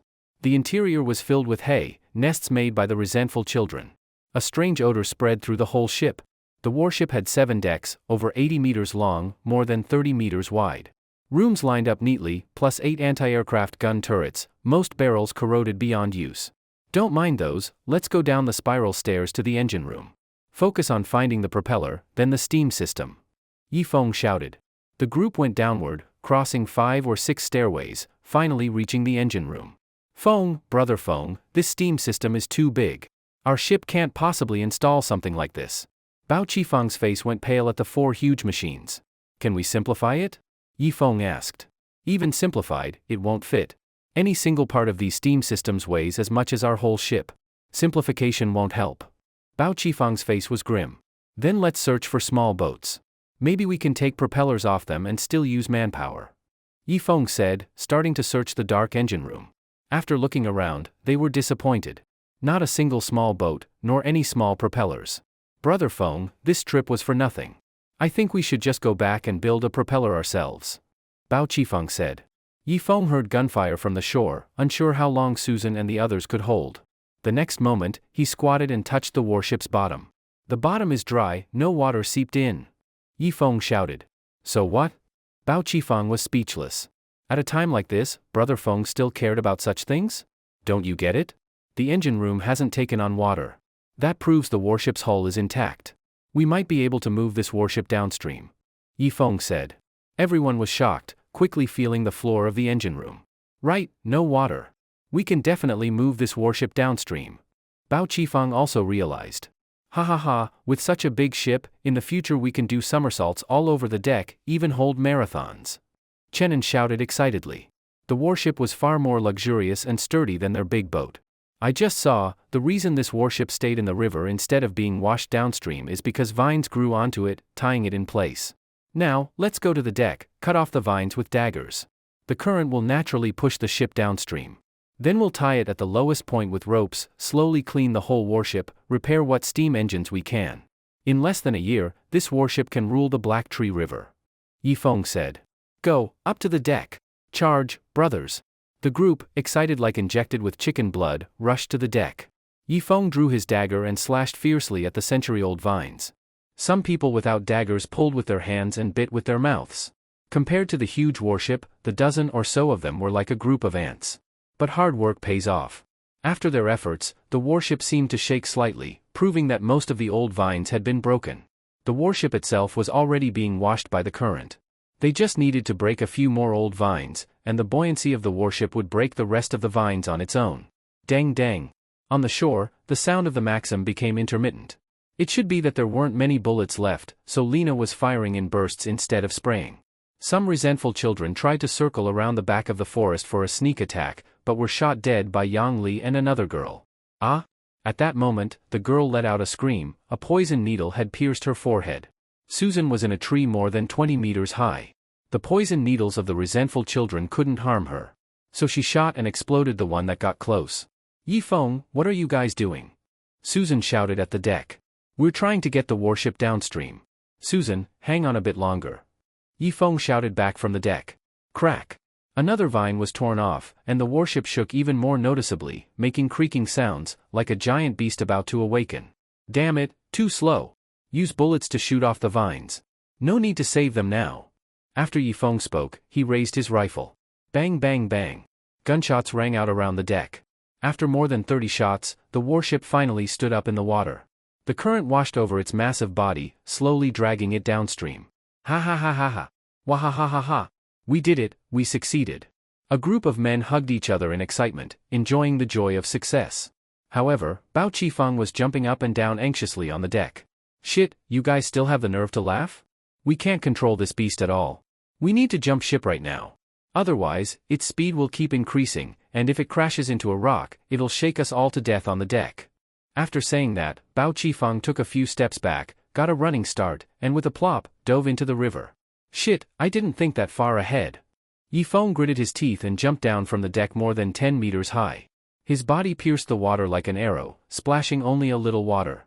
The others turned pale and also jumped into the river one after another. It's so high, shit, I'm too scared to jump. One man was panicking on the deck, spinning in circles. He looked at the speeding warship, then finally gritted his teeth, closed his eyes. Bang! A huge splash over 4 meters high. Then, his body floated motionlessly on the water. From that height, if you don't have diving skills, falling into the water is almost like hitting concrete. The guy was probably knocked out by the impact.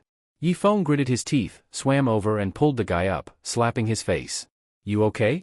Yifeng asked. The guy slowly opened his eyes and looked at his reddened chest. Earlier, his whole chest slapped against the water, turning it bright red. A mouthful of blood spurted out. I'm fine. Let's get out of here. He staggered to his feet. Susan, retreat now. Don't stay and fight. Yifeng shouted upstream. Susan immediately slid down from the tree, but halfway down, she was struck in the thigh by a needle. Ah!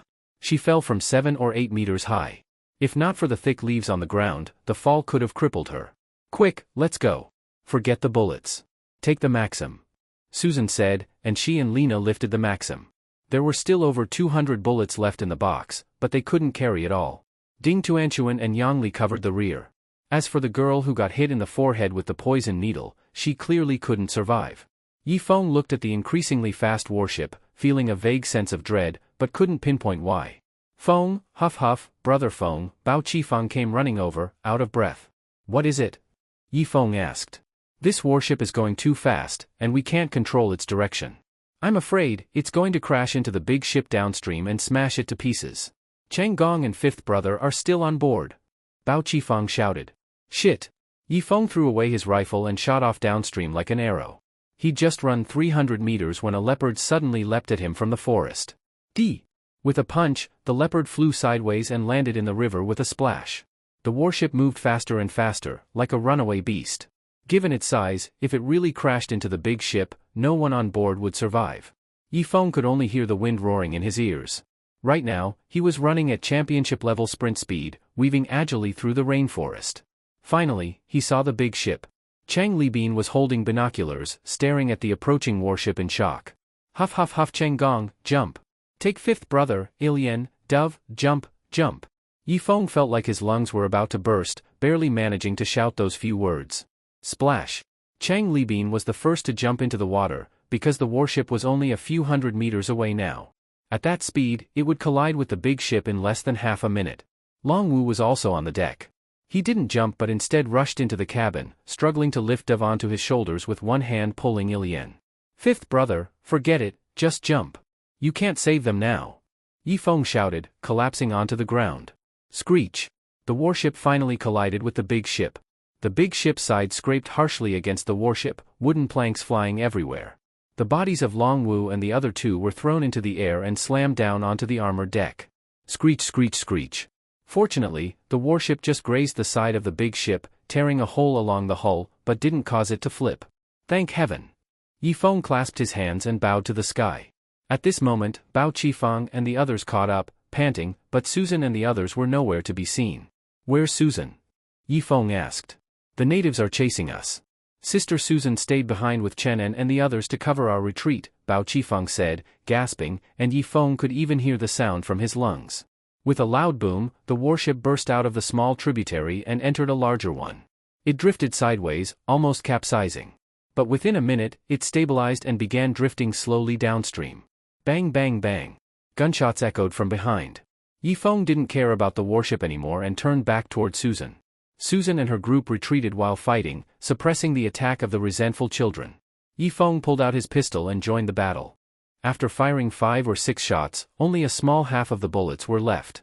Forget about the pursuers, let's get on the big ship. After Yi Feng spoke, he lifted Ding Tuanchuan onto his shoulder.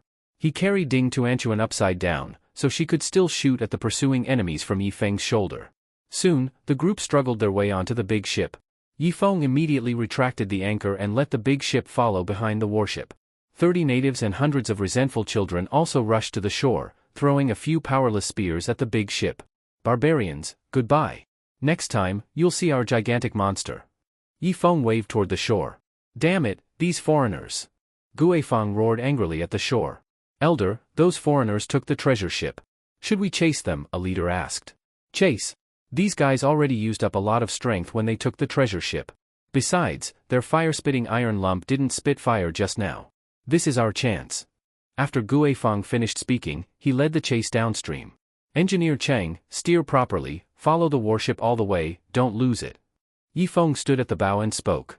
Don't worry, we won't lose it. Chang Libin looked serious, his body soaking wet. One side of the big ship had a huge hole scraped by the warship, but with some repairs, it could still be used. The warship drifted through another tributary and entered a second tributary 10 kilometers wide. At this time, the current became steady, and the warship speed was no longer as fast as before. We need to find a way to stop the warship, then repair the steam system inside, and finally clean up the interior. Bao Qifeng looked at the warship 300 meters ahead with shining eyes. All right, everyone prepare ropes, braid several ropes together, and use a tree branch in front as a hook. We're going to tie it to the shore. Yi Feng ordered. The people on the deck immediately got to work, braiding several ropes together. Time passed slowly. Soon, it got dark, and the big ship rushed straight into the main stream of Black Tree River. At this moment, its huge body began to seem small. Shit, this rope is too short, it can't reach the warship at all.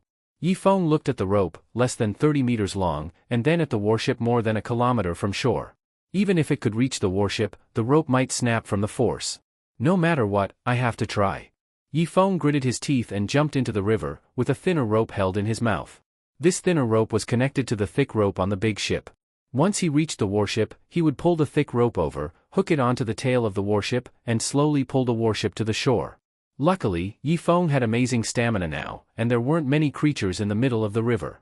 After much effort, Yifeng finally climbed to the tail of the warship. He took a deep breath and dove underwater. Beneath the water was a giant propeller as tall as a two-story building.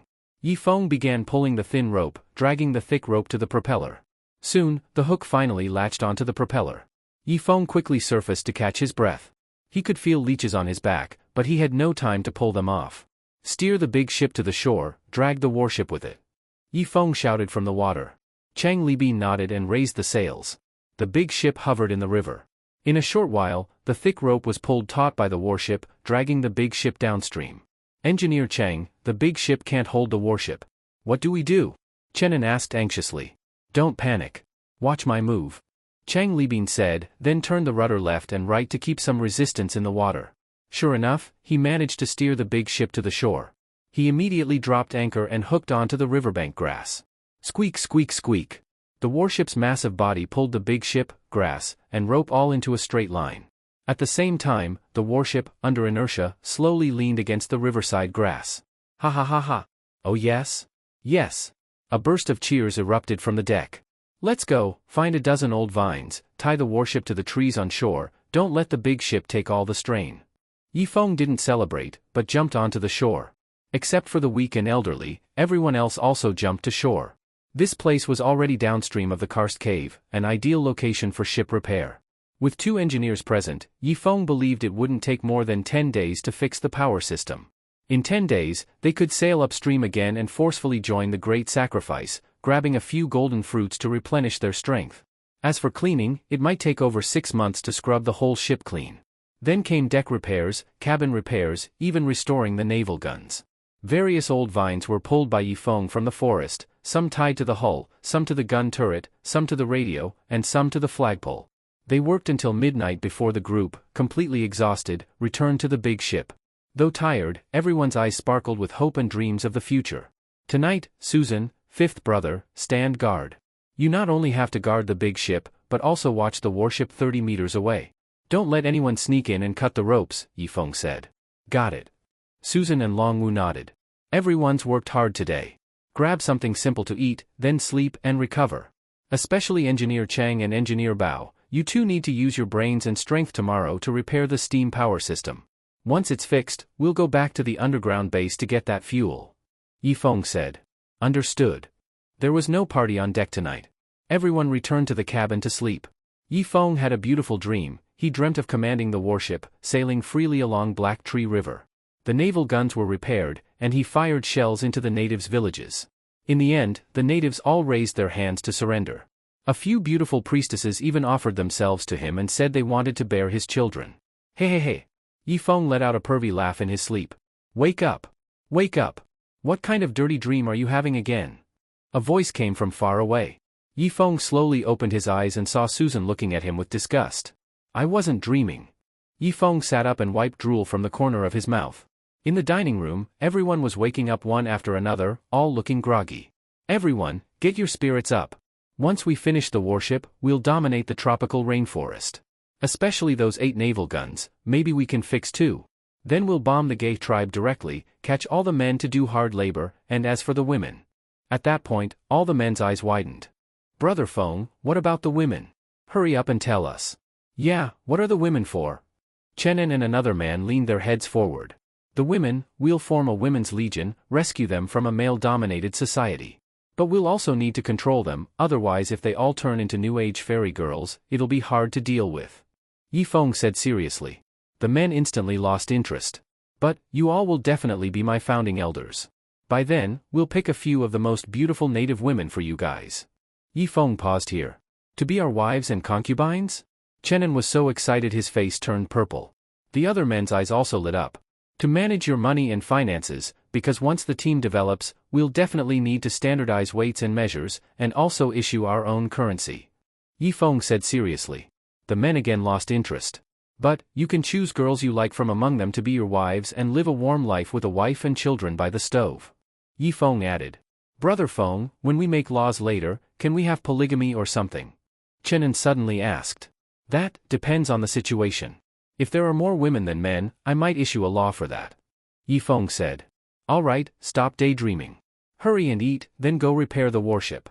Susan said impatiently. Everyone immediately started eating breakfast obediently. After eating, Yi Feng took most of the people to the warship. The deck of the warship was about 6 stories above the water. They climbed up using ropes. The deck was extremely dirty, with lots of feces from the resentful children, corpses, various rocks, mud, and decaying leaves. The smell was strong. Go straight to the lower deck. After Yi Feng spoke, he patrolled back and forth on the massive deck. He had to stay on the deck to keep watch, while the others went to the lower deck to help repair the steam engine. At that moment, Yi Feng narrowed his eyes and aimed his rifle at the dense forest. His eyesight had improved a lot. Just now, he seemed to see something moving in the trees. The next second, bang! Blood exploded from Yi Feng's shoulder, and his right arm instantly lost mobility. Ma Xikong? Yi Feng quickly lay down on the deck, not even daring to lift his head. He had seen Ma Xikong's marksmanship, it was almost like a sharpshooter. Bang! Bang! 30 meters upstream on the big ship, Long Wu and Susan also opened fire. Their marksmanship wasn't as good as Ma Xikong's, but they could at least provide some suppressing fire. Brother Feng, it's definitely Ma Xikong. Long Wu shouted from the big ship. Of course I know it's Ma Xikong. Suppress him with fire. Yi Feng shouted back loudly. Gunfire instantly broke out all around the deck. Taking advantage of the moment, Yi Feng jumped to shore and rolled into the forest. With the trees as cover, Ma Xikong's marksmanship would be limited. Yi Feng switched the gun to his left hand and sprinted toward the spot where Ma Xikong had fired. If he didn't take this guy out, and Ma Xikong kept popping up for surprise shots, no one would be able to stand it. Sooner or later, he'd get everyone. Yi Feng finally reached the spot where Ma Xikong had just been, but it was empty, only a spent bullet casing remained. He started running in a zigzag through the woods, sometimes switching to a straight sprint. Zigzags didn't affect Ma Xikong much, it was only the stop-and-go pattern that could mess with his aim. Bang! Another bullet shot over, but was blocked by the thick forest. Everyone on the ship, listen up. I only want to kill Yi Feng. I won't hurt the others. If you kill Yi Feng for me now, when we get back to civilized society, I'll reward the killer with 100 million and a luxury apartment in Thompson Riviera. Ma Xikong's voice came from far away. Damn this bastard. Yi Feng was furious, gripping his rifle and chasing again. Ma Xikong was using a divide-and-conquer tactic, trying to make the people on the big ship kill Yi Feng. After all, human nature is greedy. Who could resist 100 million and a luxury home? Not just the recently recruited guys, even Yi Feng's longtime followers might start to consider betrayal. Because they still held a sliver of hope to return home. Yi Feng lingered near the karst cave for a long time but didn't continue the chase. Ma Xikong's shooting was too good. Especially in open spaces, he was nearly 100% accurate. Yi Feng slowly returned to the big ship and immediately buried his head behind the ship's side. Ah Feng, let me bandage you. Suyun walked over with a heartbroken expression. Let's go back to the cabin. Suyun covered Yi Feng as he retreated to the cabin, while the others stayed with guns ready, watching the forest on shore. Clearly, with a gun in hand, Ma Xikong was now extremely dangerous. After bandaging up, Yi Feng drank some fresh water. Call everyone to the dining room for a meeting. Leave just one person on deck to keep watch.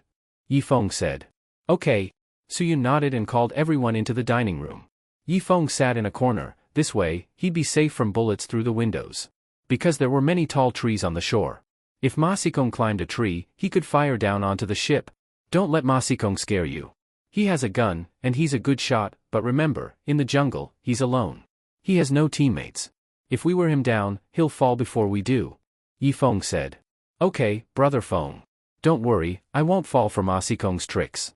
I'll always be loyal to you. Zhang Haotian spoke up at the wrong moment, declaring his loyalty. Yi Feng squinted his eyes and lightly rubbed his finger on the trigger. Now that the warship was recovered, this guy didn't seem to have much value anymore, did he? In the end, Yi Feng didn't pull the trigger. Zhang Haotian, from now on, you'll be stationed on the warship long term. We'll bring you meals regularly. Yi Feng ordered, with a tone full of hidden killing intent. If Zhang Haotian refused, Yi Feng would have no choice but to kill him. This? Alright then, brother Feng, I'll do whatever you say. Point and I'll shoot. Zhang Haoyan's eyes flickered, then he walked off the deck and toward the warship. After sending away this ticking time bomb, Yifeng looked at the others and said, "Let me tell you some bad news. This deserted island is definitely not on Earth. Maybe we entered some strange magnetic field, and that field brought us into another world. So stop dreaming about 100 million or a luxury apartment in Thompson Riviera. Even if Ma Sikong promised those things, he's not trustworthy. Even if he gave you the money and the house, there are 100 ways he could take them back, or just flat out deny it." Yifeng said slowly. Sure enough, after hearing this, a few people's eyes dimmed. They weren't stupid. After Yifeng explained it, they understood. As for earlier, it was mainly because the temptation of 100 million in cash was too strong. People who have lived in civilized society for a long time would naturally have their thinking swayed. "Brother Feng, I have an idea. It can stop Ma Sikong from being so reckless." Long Wu suddenly spoke. "Oh? Brother Wu, tell me quickly. I really need someone like you, who has been in the army, to help me set up tactics." Yifeng immediately asked humbly for advice. "Let's first have everyone go ashore and search the area near the warship thoroughly. Then we place 3 to 5 hidden sentries in the trees. If Ma Sikong dares to come near the riverbank again, the sentries can take him out," Long Wu said. "But Ma Sikong's marksmanship is too good. Maybe he's some kind of king of soldiers," a man objected. After all, people fear death. Having witnessed Ma Sikong's shooting skills, not just him, even Yifeng was terrified. Ma Sikong's marksmanship was likely taught by a master, and it was developed through lots of real bullets. "I've observed his shooting, his speed and accuracy are better than mine. But he has no tactics, because tactics can't be taught. He almost never makes use of the terrain.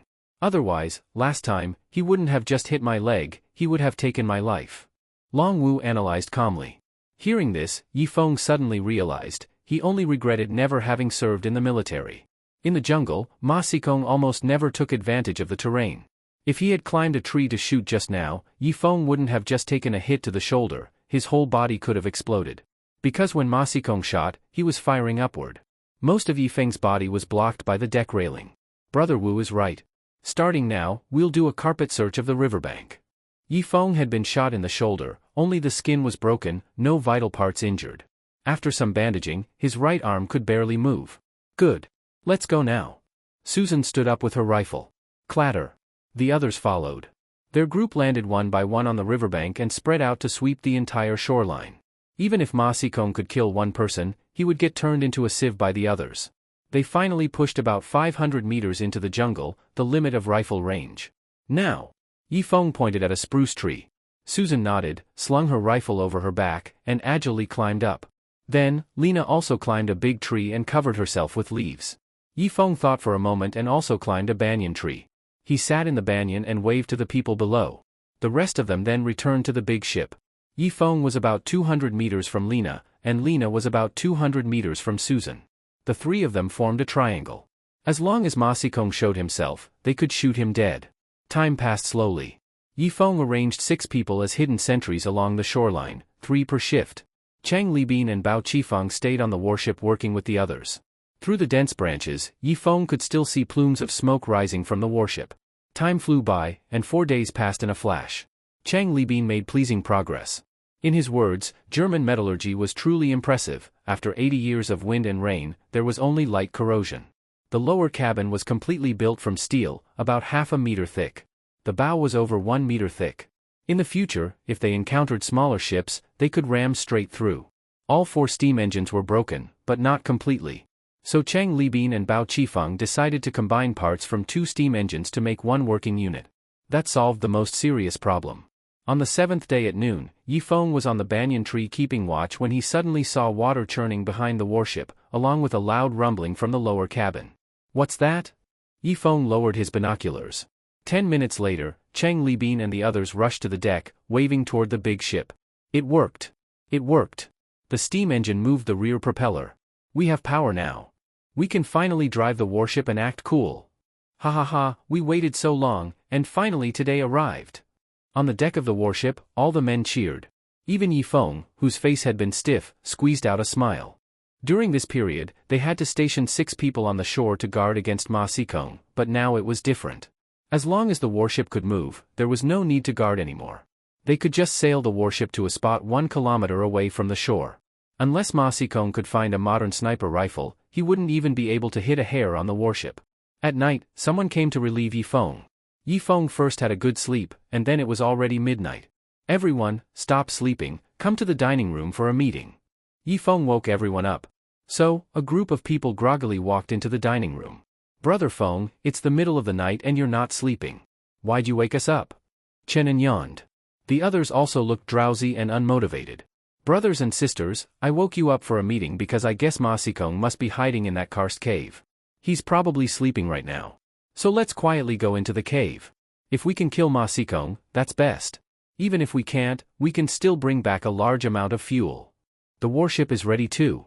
As long as we can bring back a ton of fuel from level -3, with how long that stuff burns, it should last us for several months. What do you think?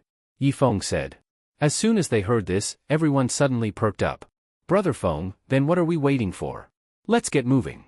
Chenin stood up. He had been standing guard at the shore these past few days, tormented by the mosquitoes in the forest and miserable. It'd be great if they could move away from the shore and not have to guard against Ma Xikong in the forest. Ah Feng, let's go. Don't worry about how tired everyone is. Getting the fuel is the most important thing. Susan also spoke up. Her authority in the team was second only to Yifeng's because she was more composed and didn't like to joke around. Yifeng occasionally liked to crack jokes to lighten the mood. But on this deserted island, people actually trusted the always serious Susan more. As for Yifeng, they liked him from the heart, but their trust wasn't quite as deep as with Susan. Yifeng nodded and threw a torch into the forest. A dozen people got off the ship and ran toward the karst cave. Outside the cave, there were still 3 hidden sentries. They might not be able to catch Ma Xikong, but they were a definite deterrent that kept him from easily approaching the shore. After entering the cave, Yifeng had Zhang Haotian carry the torch and walk in front. A dozen people used just one torch, so everyone else could stay hidden in the dark and avoid being shot by Ma Xikong. Brother Feng, it looks like 2 of those naval guns still work. Why not carry some shells back to the warship? Those things can shoot several kilometers. The natives wouldn't even see our ship before being blown to pieces. That would be like dimensional suppression. Bao Qifang suddenly suggested. Do you know how to fire cannons? Yifeng asked in return. Well, if I study it a bit, it shouldn't be too hard, right? Bao Qifang said awkwardly. Yifeng saw his expression and knew right away he didn't know how to use naval cannons. No need. Those shells would be a hidden danger on the warship.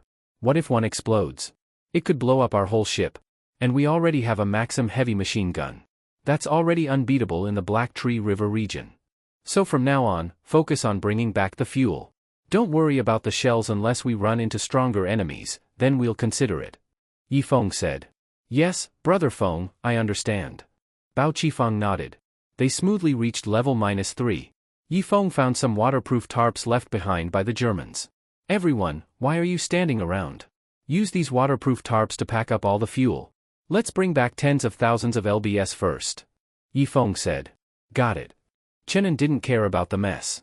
He used his hands to scoop the black-gray sticky substance into the tarp. Then, like people in ancient times, he wrapped the tarp into a bundle and carried it on his back. This stuff was really heavy. It didn't look like much in volume, but once carried, it felt extremely dense. Don't carry it. This waterproof tarp is strong. We can load the fuel onto it and drag it out of the cave. That'll save us a lot of strength. Yifeng suddenly said. Yeah. Why didn't I think of that? One person might be able to carry 100 lbs, but using dragging force, we could pull 200 or 300 lbs, even 500 or 600. Everyone realized and spread the tarps flat on the ground, piled the semi-solid goo on top, and soon built 5 or 6 small mounds. 2 people per group, dragged this stuff outside. After Yifeng spoke, he started dragging one mound of the fuel by himself. Not only did he drag it alone, but he also had to hold the torch with the other hand. Just like that, the dozen of them kept working from midnight until dawn, making a total of 7 trips. Each trip was around 1,000 kilograms. Yifeng alone carried about 30% of the total. Brother Feng, I'm exhausted. This much fuel should last the warship half a month, right? Chenin lay flat on the deck, gasping heavily for breath. Engineer Chang, this is about half a ton, right? How long will it last? Yifeng asked. If this warship were reduced to 1/30th the size, like our wooden boat, it could probably last a year. But this warship is different. Not only is it 30 times bigger, but the weight isn't just 30 times. It's probably 300 to 400 times heavier than our big boat. So this amount of fuel is only enough for about a week, Chang Libin answered truthfully. The steam engine in the lower deck was too large. Just one furnace alone had a diameter of over 2 meters. This bit of fuel really wasn't enough. You mean if we're going full speed? Yifeng asked. What full speed? There are 4 steam engines in the lower deck. We only got one working. Even if we burn the engine at max, the speed is only about 6 knots per hour, Chang Libin said. 6 knots per hour? What does that mean? Yifeng asked. 1 knot is 1 nautical mile, around 1,800 meters. So 6 knots is about 11 kilometers per hour, Chang Libin replied. That slow? Only 11 kilometers per hour? Yifeng frowned. Brother Feng, you're too greedy. 11 kilometers per hour is already very fast. A warship this size reaching that speed is terrifying. The bigger an object, the less agile it is. A warship going 11 kilometers per hour in the jungle is basically like a spaceship, got it? Chang Libin said. Alright, let's stick with that. We'll rest during the day, and tomorrow night we'll go get more fuel. Yifeng said. In the jungle, Ma Xikong looked at the warship that was about to set sail, anxious and angry. Before, his money power always worked, but now, it seemed to have no effect on Yifeng's men. Could it be that Yifeng and his cronies would just sail the warship home and leave him behind on this deserted island? Ma Xikong had long realized that this island was strange, it didn't seem like anything on Earth. But he had billions in assets back in civilized society. No matter what, he still held onto a sliver of hope. Do I really have to work with the natives again?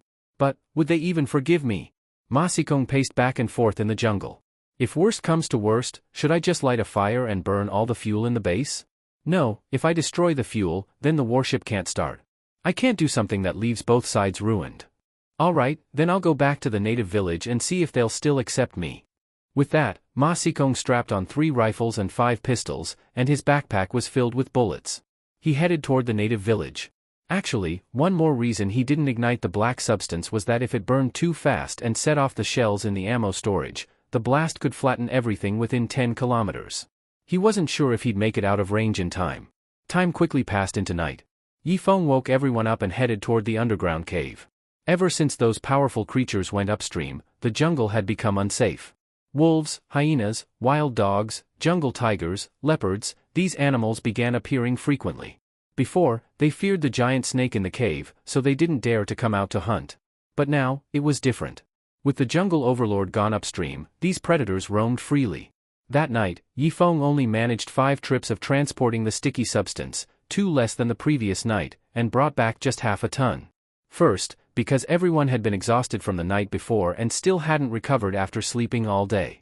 Second, because the carnivorous animals in the jungle were causing trouble. Yifeng had to shoot 3 wolves, 2 striped hyenas, and 1 jungle tiger to finally scare them away. By morning, Yifeng and the porters sat on the deck, but no one had the energy to talk. They just stared at the shore with tired faces. The warship's deck was huge.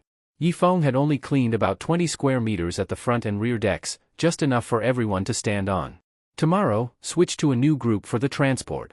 Those who can't handle it will stay on the warship for night duty. Just leave 5th brother on the big ship, Yifeng said. Everyone nodded, collapsed on the deck, and fell asleep. Over the course of a week, Yifeng transported a total of 5 to 6 tons of fuel. According to Chang Libin, this amount of fuel could last more than 2 months. But if they kept the speed at 3 knots per hour, it could last around half a year. Yifeng looked at the fuel neatly piled up in the lower deck and returned to the deck with a satisfied face. He sat nearby, observing his team. After this period of intense work, everyone looked exhausted, their foreheads dark, mouths slightly open, and expressions dull. Even the beautiful women seemed to have become a bit uglier, their eyes no longer shining. What made Yifeng saddest was that the baby fat on Ding Tuanchuan's face was gone, her round face had become thin and sharp. No, he couldn't let everyone keep working like this, or someone might die from exhaustion. I now officially announce, tomorrow is a rest day. The day after, we'll sail the big ship upstream and force our way into the barbarians' grand sacrificial ceremony. Yifeng said seriously. Everyone looked blankly at Yifeng, all lifeless, with none of their former energy. It seemed that after going through all this, they would need at least half a month to fully recover. Chang Libin went to the captain's cabin and steered the warship 2 kilometers away from the shore, then dropped anchor to let it hover in the middle of the river. There was no celebration on the deck. Everyone just sat quietly, staring blankly toward the riverbank. During this time, head chef Shi Zhengliang was also on duty, so he didn't have the energy to make delicious meals. They just randomly prepared something to fill their stomachs. At this moment, Bao Qifeng walked over. Brother Feng, before, operating the big boat only needed 4 or 5 people, working 2 hours a day. But now it's different. This warship is so big, probably all of us will have to work more than 14 or 15 hours daily. Just the routine maintenance and cleaning takes all 20 of us working full force to get done, not to mention when we're in combat mode. So from now on, we can't afford to lose even a single person, Bao Qifeng said. Yifeng felt a chill in his heart. He'd been planning to get rid of Zhang Haotian, but now it looked like he'd have to keep him around as crew. Once the warship is ready, we'll search the Black Tree River region to see if we can find any more people from civilized society and bring them aboard to reinforce the team. Yifeng nodded solemnly. Just then, more than 20 natives appeared on the riverbank, followed by a dense crowd of resentful children. What are these guys up to again? Yifeng folded his hands behind his back and looked at the far bank, 2 kilometers away. The others also forced themselves to the ship's side. Anyway, they were 2 kilometers from the shore, no way the natives' weapons could reach this far. Brother Feng, looks like these natives still haven't given up? Chenin raised his rifle as he spoke. But after looking at the 2,000-meter distance, he lowered the rifle again. Engineer Cheng, bring the warship closer to shore. Yifeng shouted toward the captain's cabin. The warship rumbled and slowly sailed toward the shore. The natives saw the warship approaching and hesitantly retreated into the forest, looking quite scared. Wait, I can see clearly now, those natives are sacrifices, not gay tribe warriors. Yang Li suddenly widened her eyes, carefully watching the natives on the shore. Yifeng focused his eyes and saw that these natives were clearly much shorter than gay warriors. 2 of them even had blue dye painted on their bodies. I knew it. Gay warriors aren't stupid, they wouldn't come here to die. Turns out they're just sacrifices from the gay tribe. Yifeng nodded. The enemy of my enemy is my friend, maybe these natives could be saved. After all, they'd all suffered at the hands of the gay tribe. They should be on the same side. The warship was now about 200 meters from shore. It couldn't get any closer because the shallow water couldn't support the ship's massive size. The natives hesitated between backing into the jungle and stepping forward, clearly torn. Hey, Tuba, remember me? Back then, I was locked in the cage next to yours. Zhang Haotian shouted toward the shore. The native in front relaxed upon hearing Zhang Haotian's voice and brought a dozen others to stand on the shore, no longer avoiding the warship. Let's go, to the big ship. Yifeng slid down a rope to the deck of the big ship. Longwu steered the big ship to the area near the watergrass. Soon, Yifeng and a few others jumped to shore and stood face to face with the natives. These people were thin and frail, clearly long-term malnourished, and their eyes lacked the sharpness of gay warriors. Aren't you from the gay tribe? Yifeng looked at the leading native, Tuba. No, we live near the Great Swamp. We don't have a tribe, we hunt in family units. But one day, the gay people captured us. They forced us to work from sunrise to sunset. We thought working hard would let us live, but the gay still didn't let us go, they were going to sacrifice us. We were lucky. On the way, the gay encountered a giant beast. The beast was killed by a swarm of resentful children, but we escaped downstream in the chaos. Tuba said honestly. Looks like fate brought us together. See that warship behind me? Do you want to come aboard? Yifeng smiled. Will you sacrifice us? Tuba asked warily, gripping a wooden stick. Don't worry, definitely not. But on our warship, we need workers. As long as you're willing to work, I'll give you food and help you get revenge. Yifeng said seriously. Tuba nodded and looked at the others behind him. Do you trust him? Tuba asked. The group of natives looked at each other hesitantly and finally nodded. Stranger, we trust you. Can we get on your ship now? Tuba asked. Yes, but my ship doesn't accept useless people. You must help clean the warship, scrape off the mud, leaves, corpses, and feces. If you can do that, I'll let you board right now. Yifeng said. I agree. That kind of work is better than mining. So Yifeng used ropes to pull each of them onto the big ship, then had them climb the ropes connecting to the warship's massive deck. Take a break first, Yifeng hadn't finished speaking when he saw the dozen natives already working. It seemed like it had become a habit. They weren't afraid of filth or exhaustion. They just used their hands to scoop up the resentful children's feces from the deck and throw it into the river. This, so obedient it's heartbreaking. Even Yifeng felt a little sorry. After 2 hours of work, the dozen native men and women had cleaned about 20 square meters of the deck. Though some areas still needed to be washed with water, they were much faster than Yifeng's group. Yifeng's team of nearly 20 people had spent an entire day and only managed to clean 40 square meters, and everyone was especially disgusted by the feces on the ground, working slowly and reluctantly. But the savages cleaned 20 square meters in just 2 hours. Everyone take a break, wash your hands, and get ready to eat. As someone who once worked at the bottom level, Yifeng couldn't bear to see ordinary people suffer. Kind-hearted as he was, he took out fresh water and helped these people wash their hands. Everyone remember, the reason you can board the warship is all thanks to me, Zhang Haodian. I'm the one who found the warship, only then did you get a place to settle. Got it. When Yifeng turned around, he saw Zhang Haodian standing there with hands on his hips, taking all the credit. This bastard was a born traitor. Thank you, Master Haodian. Tuba nodded blankly. These savages knew nothing about power struggles and actually saw Zhang Haodian as their savior. Yifeng didn't argue with Zhang Haodian for now. After all, the guy was still useful, for example, having him supervise the natives in cleaning the deck. The natives were hardworking but didn't know how to use tools, they did everything by hand. At least Zhang Haodian came from civilized society. Yifeng planned to have him go to the warship's tool room, fetch some shovels, and teach the savages to use tools to shovel the feces into the river. That would speed up the work many times over. Engineer Bao, go see if the warship has any water pumps or something. We'll need them to pump water for a second round of deck cleaning. Yifeng said. Pumps from World War II, who knows if they run on electricity. If they do, it's useless to us. Better stick to primitive methods, use some iron buckets to haul water onto the deck and rinse bit by bit, Bao Qifeng replied. That works too. Let's not wear people out too much. If only we had a high-pressure water gun. Yifeng sighed. If they really could find a high-pressure water gun, it would be a huge help in cleaning off the stubborn grime on the warship. The day passed quickly.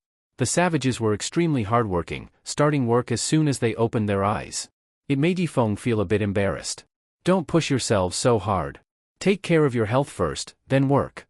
That night, Yifeng asked Zhengliang to cook something nice for them. Tuba nearly bit his tongue off, his eyes wide open in amazement. Eat slower. If it's not enough, I'll make more. Yifeng kept putting food onto the natives' plates. People from civilized society couldn't accept this kind of filthy and exhausting work. Only these savages could. Chang Libin was also enthusiastically pouring soup for them. Brother Feng, come here for a second. Chang Libin called Yifeng to the captain's cabin. What's up? Yifeng asked. These savages are really useful. In the days to come, we'll need a lot of manpower for cleaning. As for navigation and maintenance, when the ship isn't sailing, we only need 3 to 5 people to control it, just enough to prevent it from capsizing, Chang Libin said. According to your estimate, how many workers will be needed for cleaning the deck regularly? Yifeng asked. If we just clean the deck and other important areas daily, 12 people would be enough. But you have to understand, this warship has 7 levels. If we try to clean it all every day, even if all of us worked 50 hours a day, it wouldn't be enough. So from now on, we'll only clean the deck daily. As for the unused areas, clean them once a month, Chang Libin said. Right, we'll focus on cleaning the deck then, Yifeng nodded. Time quickly reached midnight. Yifeng lay in his cabin but couldn't fall asleep. This was his first night on the warship, staying in an officer's cabin. It was filthy inside, he had only cleaned the bed a little and laid bare skin and dry grass on top. The others were staying nearby. With over 30 people, they still hadn't used even 1% of the warship space. Looks like I need to recruit a group of gay women. They seem pretty diligent. If I can bring 50 native women on board, we can keep the cabins and deck clean. Yifeng muttered to himself. Just then, there was a knock at the door. Yifeng opened the heavy iron door and saw Zhang Yan walking over, her face made up with native-style eyeshadow. Brother Feng, want to play handsome man and beast girl? Zhang Yan said with a seductive smile. Let's do it. Before long, cat-like sounds came from the room. Although he hadn't fully recovered, since Zhang Yan made the request, Yifeng couldn't refuse. After all, they were all on the same boat and should get along. The night passed just like that. Yifeng woke up from a sweet dream with Zhang Yan in his arms. Just as the two of them opened the door, cuddling, and Zhang Yan was about to sneak back to her room, they ran right into Yang Li. Morning. Yang Li greeted. Morning, Yifeng replied awkwardly and quickly pushed Zhang Yan away. But Zhang Yan deliberately rubbed against Yifeng before strutting proudly back to her room. She was a smart woman, she had already learned in civilized society how to live by attaching herself to powerful men. And on this island, who was the big shot? Of course it was Yifeng. As long as she kept a good relationship with him, her life would be much easier. After Zhang Yan left, Yang Li peeked into Yifeng's room. Your room is so dirty. It's still early, my husband isn't up yet. How about I come in and help you clean? As she spoke, she gently flipped her hair. When women do this, it usually means one of two things, either they're lacking confidence, or they're flirting. This might not be a good idea. Your husband is still on the ship. What if he walks in? Yifeng hesitated. Are you afraid of him? Yang Li suddenly stepped forward, looking Yifeng straight in the eye. It's not about fear. We're a team now. I don't want personal issues to cause conflict within the team. Understand? Yifeng said seriously. He wasn't scared of Zhang Haotian at all. It was just that the warship was too big, they needed a lot of people. Otherwise, he would have kicked Zhang Haotian out yesterday. Don't worry. Even if he sees us, I'll explain it to him. After saying that, Yang Li walked into the room on her own. Yifeng looked at her from behind. Yang Li was wearing torn shorts and had covered her private parts with leaves as a skirt. But that only made it more suggestive. Her outfit stirred up the most primal desires in men. Yifeng took a deep breath and tried not to look, but his eyes didn't listen and kept staring at her figure. You don't even tidy up your bed in the morning? Never mind, I'll help you clean it. After Yang Li finished speaking, she knelt on the bed, bent down, and began to straighten the bare skin on the bed. And right behind her was exactly facing Yifeng's abdomen. Although Yifeng lived in the officer's room, the space inside was not very large. To put it this way, as long as Yifeng took one step forward, his abdomen would be pressed against the back of Yang Li. Brother Feng, although I call you brother, you are obviously much younger than me. From now on, your clothing, food, housing, and daily life should be left to me. I can help you wash clothes, wash pants, and even underwear. After all, you saved me. Even if my husband finds out, I would still have a reason, Yang Li said without looking back, her head not turning toward Yifeng. Sisterly, don't be like this. I'll wash my clothes and pants myself. As for underwear, I haven't been wearing any for a long time, Yifeng said with difficulty. Although his body had only recovered about 60 or 70%, his previous foundation was there. Facing this mature beautiful married woman, with just a man and a woman in the same room, he found it hard not to react. And indeed, his pants were already in a terribly awkward state. At this moment, Yang Li suddenly turned her head and looked once, and it seemed that there was a trace of flotation in her eyes. Yifeng's eyes widened, and Yang Li's movement of bending over and turning back vaguely seemed familiar, like some scene he often saw in adult videos. But in that case, the male and female leads had already entered a heated moment and the female lead turned back with seductive eyes. The next moment, Yang Li also widened her eyes and quickly covered her red lips. Although she had long anticipated this, she did not expect it to be so magnificent. You? Yang Li looked at Yifeng's pants. So what? Although she only said 3 words, the meaning was already expressed very clearly in those charming big eyes. Huff. Yifeng took a deep breath. It seemed that Zhang Yan had stimulated his potential. Now, he really wanted to, but the thought of that Zhang Haotian made Yifeng hesitate. What if that guy started yelling on the warship? Where would his face as number 1 man be? Just then, footsteps sounded in the dormitory corridor, along with Zhang Haotian's raspy voice. Light of the righteous path, shining on my heart, ah. The singing was very unpleasant, and with Zhang Haotian's rough voice, it made people feel very disgusted. Yifeng quickly closed the door. Because the corridor was visible at a glance. If he pushed Yang Li out now, Zhang Haotian would definitely shout loudly. Yifeng was not afraid of Zhang Haotian. He was just afraid of a bad impression and worrying that everyone might develop disappointment toward him. Yang Li's face turned pale with fear. After long-term domestic violence, she had psychological shadows about Zhang Haotian. The two quickly leaned against the peephole and looked toward the corridor. Bang bang bang. Zhang Haotian was knocking on Yang Li's dormitory door and spit an old gob of phlegm on the ground. Wife, still not getting up? Get up, let's go down to the lower deck to take a look. It's been a long time since we were alone together. Bang bang bang. Another round of urgent knocking. Obviously, Zhang Haotian had been holding it in for too long. He was originally overweight, and after a day of rest on the warship he had become vigorous again. Creak. It sounded like the dormitory door was opened. Zhang Haotian, do you even care if people are sleeping in the morning? Your wife went out early this morning. She's probably in the bathroom. Next time don't knock this early, do you understand? It was Susan's voice. Yes, Sister Susan, I know. Sister Susan, you've been on this island so long, don't you feel lonely? By the way, there's a fun place in the lower deck. How about I take you to see it? Zhang Haotian's greasy voice sounded. Bang, slap. Ouch, hey. Sister Susan, don't hit. After a series of violent sounds, Zhang Haotian's voice begging for mercy came. After a while, Yifeng finally saw Zhang Haotian through the peephole. This guy had panda eyes and was stopped at his own door. Don't knock. Yifeng prayed silently inside. But just as he feared, Zhang Haotian really knocked on the door. Brother Feng, have you seen my wife? She went out early this morning and hasn't come back yet, Zhang Haotian shouted outside. Huh? Yifeng pretended to yawn. Your wife is missing and you come to me looking for her? Go check the bathroom. Maybe she's in the bathroom, Yifeng said from inside. Well then forget it, I'm too lazy to care about her. Brother Feng, can you open the door? I want to come in and ask you something, Zhang Haotian shouted. Yifeng felt his heart sink. Would this guy realize something? If he didn't open the door now, it would look a bit too suspicious. My pants aren't even on yet. Whatever you want to talk about, let's do it at breakfast. Yifeng said, pointing under the table. There was a layer of cowhide on the table. If someone hid under it, unless someone intentionally crouched down to look, basically no one would see. Yang Li gritted her teeth and had to curl herself under the tiny space beneath the table. Yifeng quickly sat at the side of the table, using his body to block the entire table. Brother Feng, we're both grown men. What are you afraid of? Don't worry, I like women.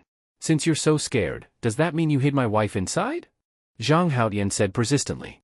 He had come to brainwash Yifeng while everyone else hadn't woken up yet. After all, he used to be a king of short video tricks, handling Yifeng would be easy, right?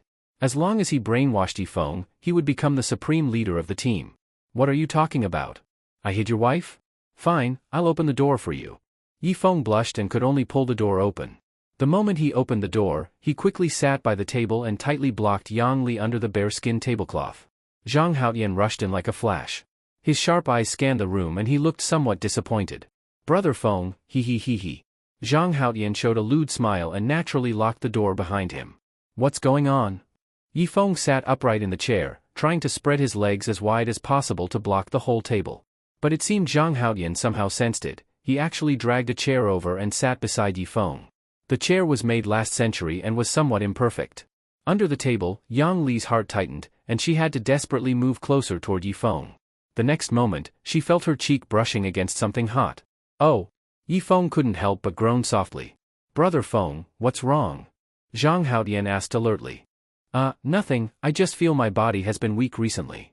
Yifeng explained. Nothing to worry about, you're still young, your body will recover sooner or later. There are really many beauties on this ship, and in the natives' tribe, there are also many beauties. Zhang Haotian said with innuendo. This guy, when he was in civilized society, did nothing every day. When he got home he acted like a master, even having Yang Li wash his feet for him, so he always had excess energy. Once on this deserted island, his true nature showed, his eyes only on women. Say what you want quickly, and when you're done leave. Yifeng urged, because he felt Yang Li under the table, her face already touching his lower abdomen. If this guy didn't leave soon, he was about to lose control. Alright, then I'll say it clearly. Men understand men best. Brother Feng, I believe you and I think the same thing, that on this deserted island we can be native emperors. With so many beautiful resources, why not share? Of course, I'll leave all the prettiest to you.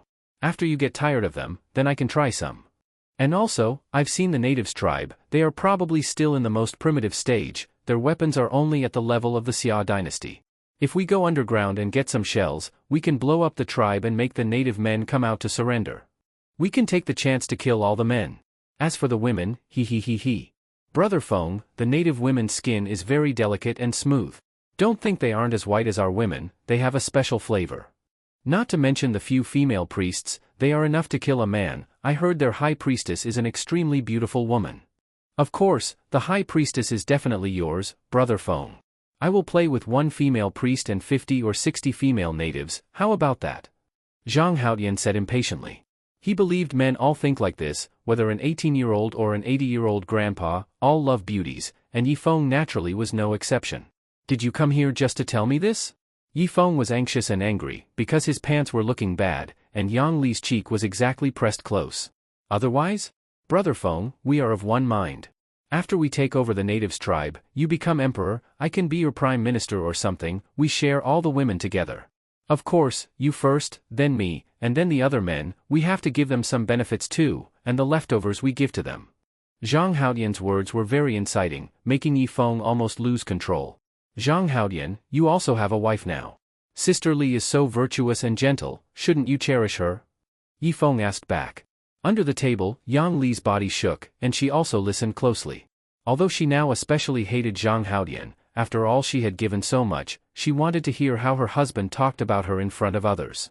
No matter what, there should be some good words, right? You mean my wife? Ha, that woman, a fool. Brother Feng, you must be curious why I am so ugly but can marry such a beautiful wife? Zhang Haotian looked like he wanted to tell a story. It is a bit strange, but that is your personal affair, it's not appropriate for me to listen. Yi Feng said. What's not appropriate to listen to? I'll tell you. Yang Li was in her junior year of college then, her skin was so tender water could be squeezed out. At that time I actively chased her, but she immediately called the police, causing me to stay in the detention center for 7 days. But nothing is difficult if you are determined. In the end I got some brothers to act a play, making them pretend to rape Yang Li. When her clothes were almost off, I fell from the sky and very righteously took off my clothes to give her to wear. Zhang Haotian grinned wickedly. No way, such an old-fashioned method could get a woman? Aren't you underestimating the intelligence of today's girls? Yi Feng looked doubtful. That was 7 or 8 years ago. The internet hadn't spread to the level it is now, and Yang Li at home was a good girl who normally didn't contact these social things. Of course, I had more than that one trick. I bought a kind of medicine online called forgetfulness pill and secretly put it in her cup. After she drank it, she then actively came to hold me. At that time you can't mention it, I almost laughed to death. I still had to pretend to be very righteous, saying I would take her to the hospital to help detoxify her. In the end, before we got to the hospital, we were already in the car. You might not know, Yang Li looked very well behaved, but once she got going, I almost couldn't hold on. Under the table, Yang Li was filled with shame and anger, not expecting she was tricked by Zhang Haotian back then, a complete loss. She originally had a good future, but because she got pregnant in her second year of college, she was forced to drop out and follow this bastard Zhang Haotian. Actually, when Yang Li helped Yi Feng clean the room in the morning, she meant to please Yi Feng so that Yi Feng would take care of both her and her husband on the Warship. At that time she did not really want anything with Yi Feng, it was a relationship of mutual use.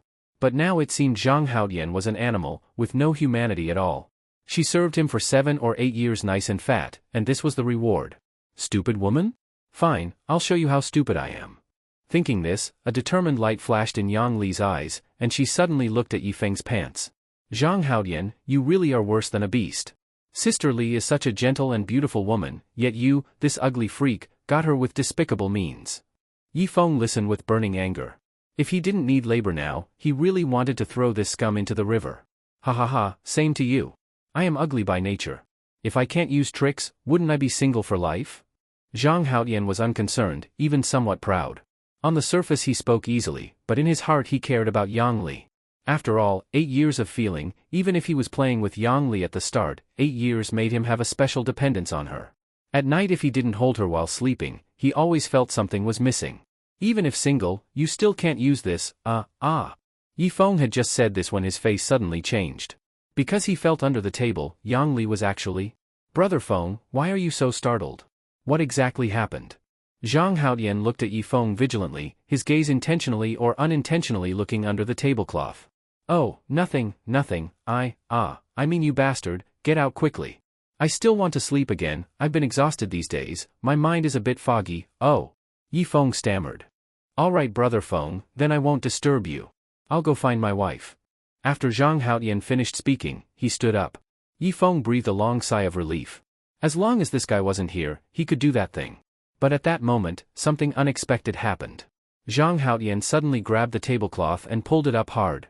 The next moment, that awkward scene was imprinted in his eyes, and he would never forget it in his life. He saw Yang Li lying under the table, actually still eating a popsicle. Wife, tell me I am dreaming. This isn't real, right? Zhang Haotian staggered back a step. Haotian, this has nothing to do with me. Just now your wife, in a daze, barged into my room, seemingly sleepwalking and looked very hungry. So she ate whatever she saw. Before I could react, she already started eating the popsicle. Yi Feng's face was red as he pulled up his pants. Aga!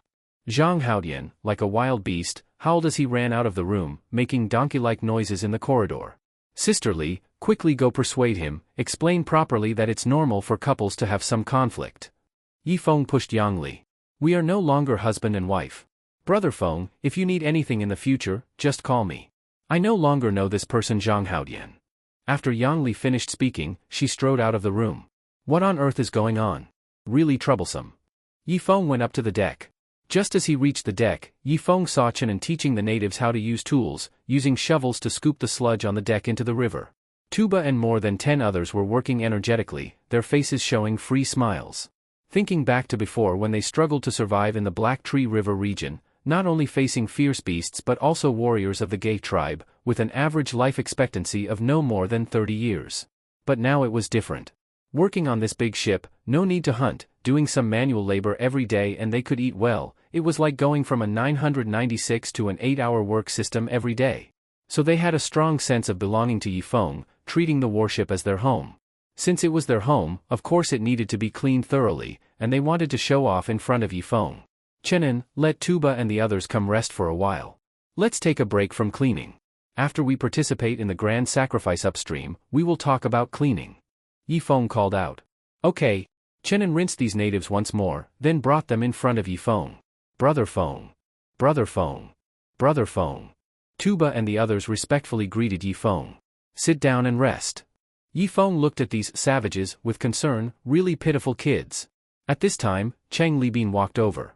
Old Cheng, we can now steer the warship upstream, and also pull our old big ship.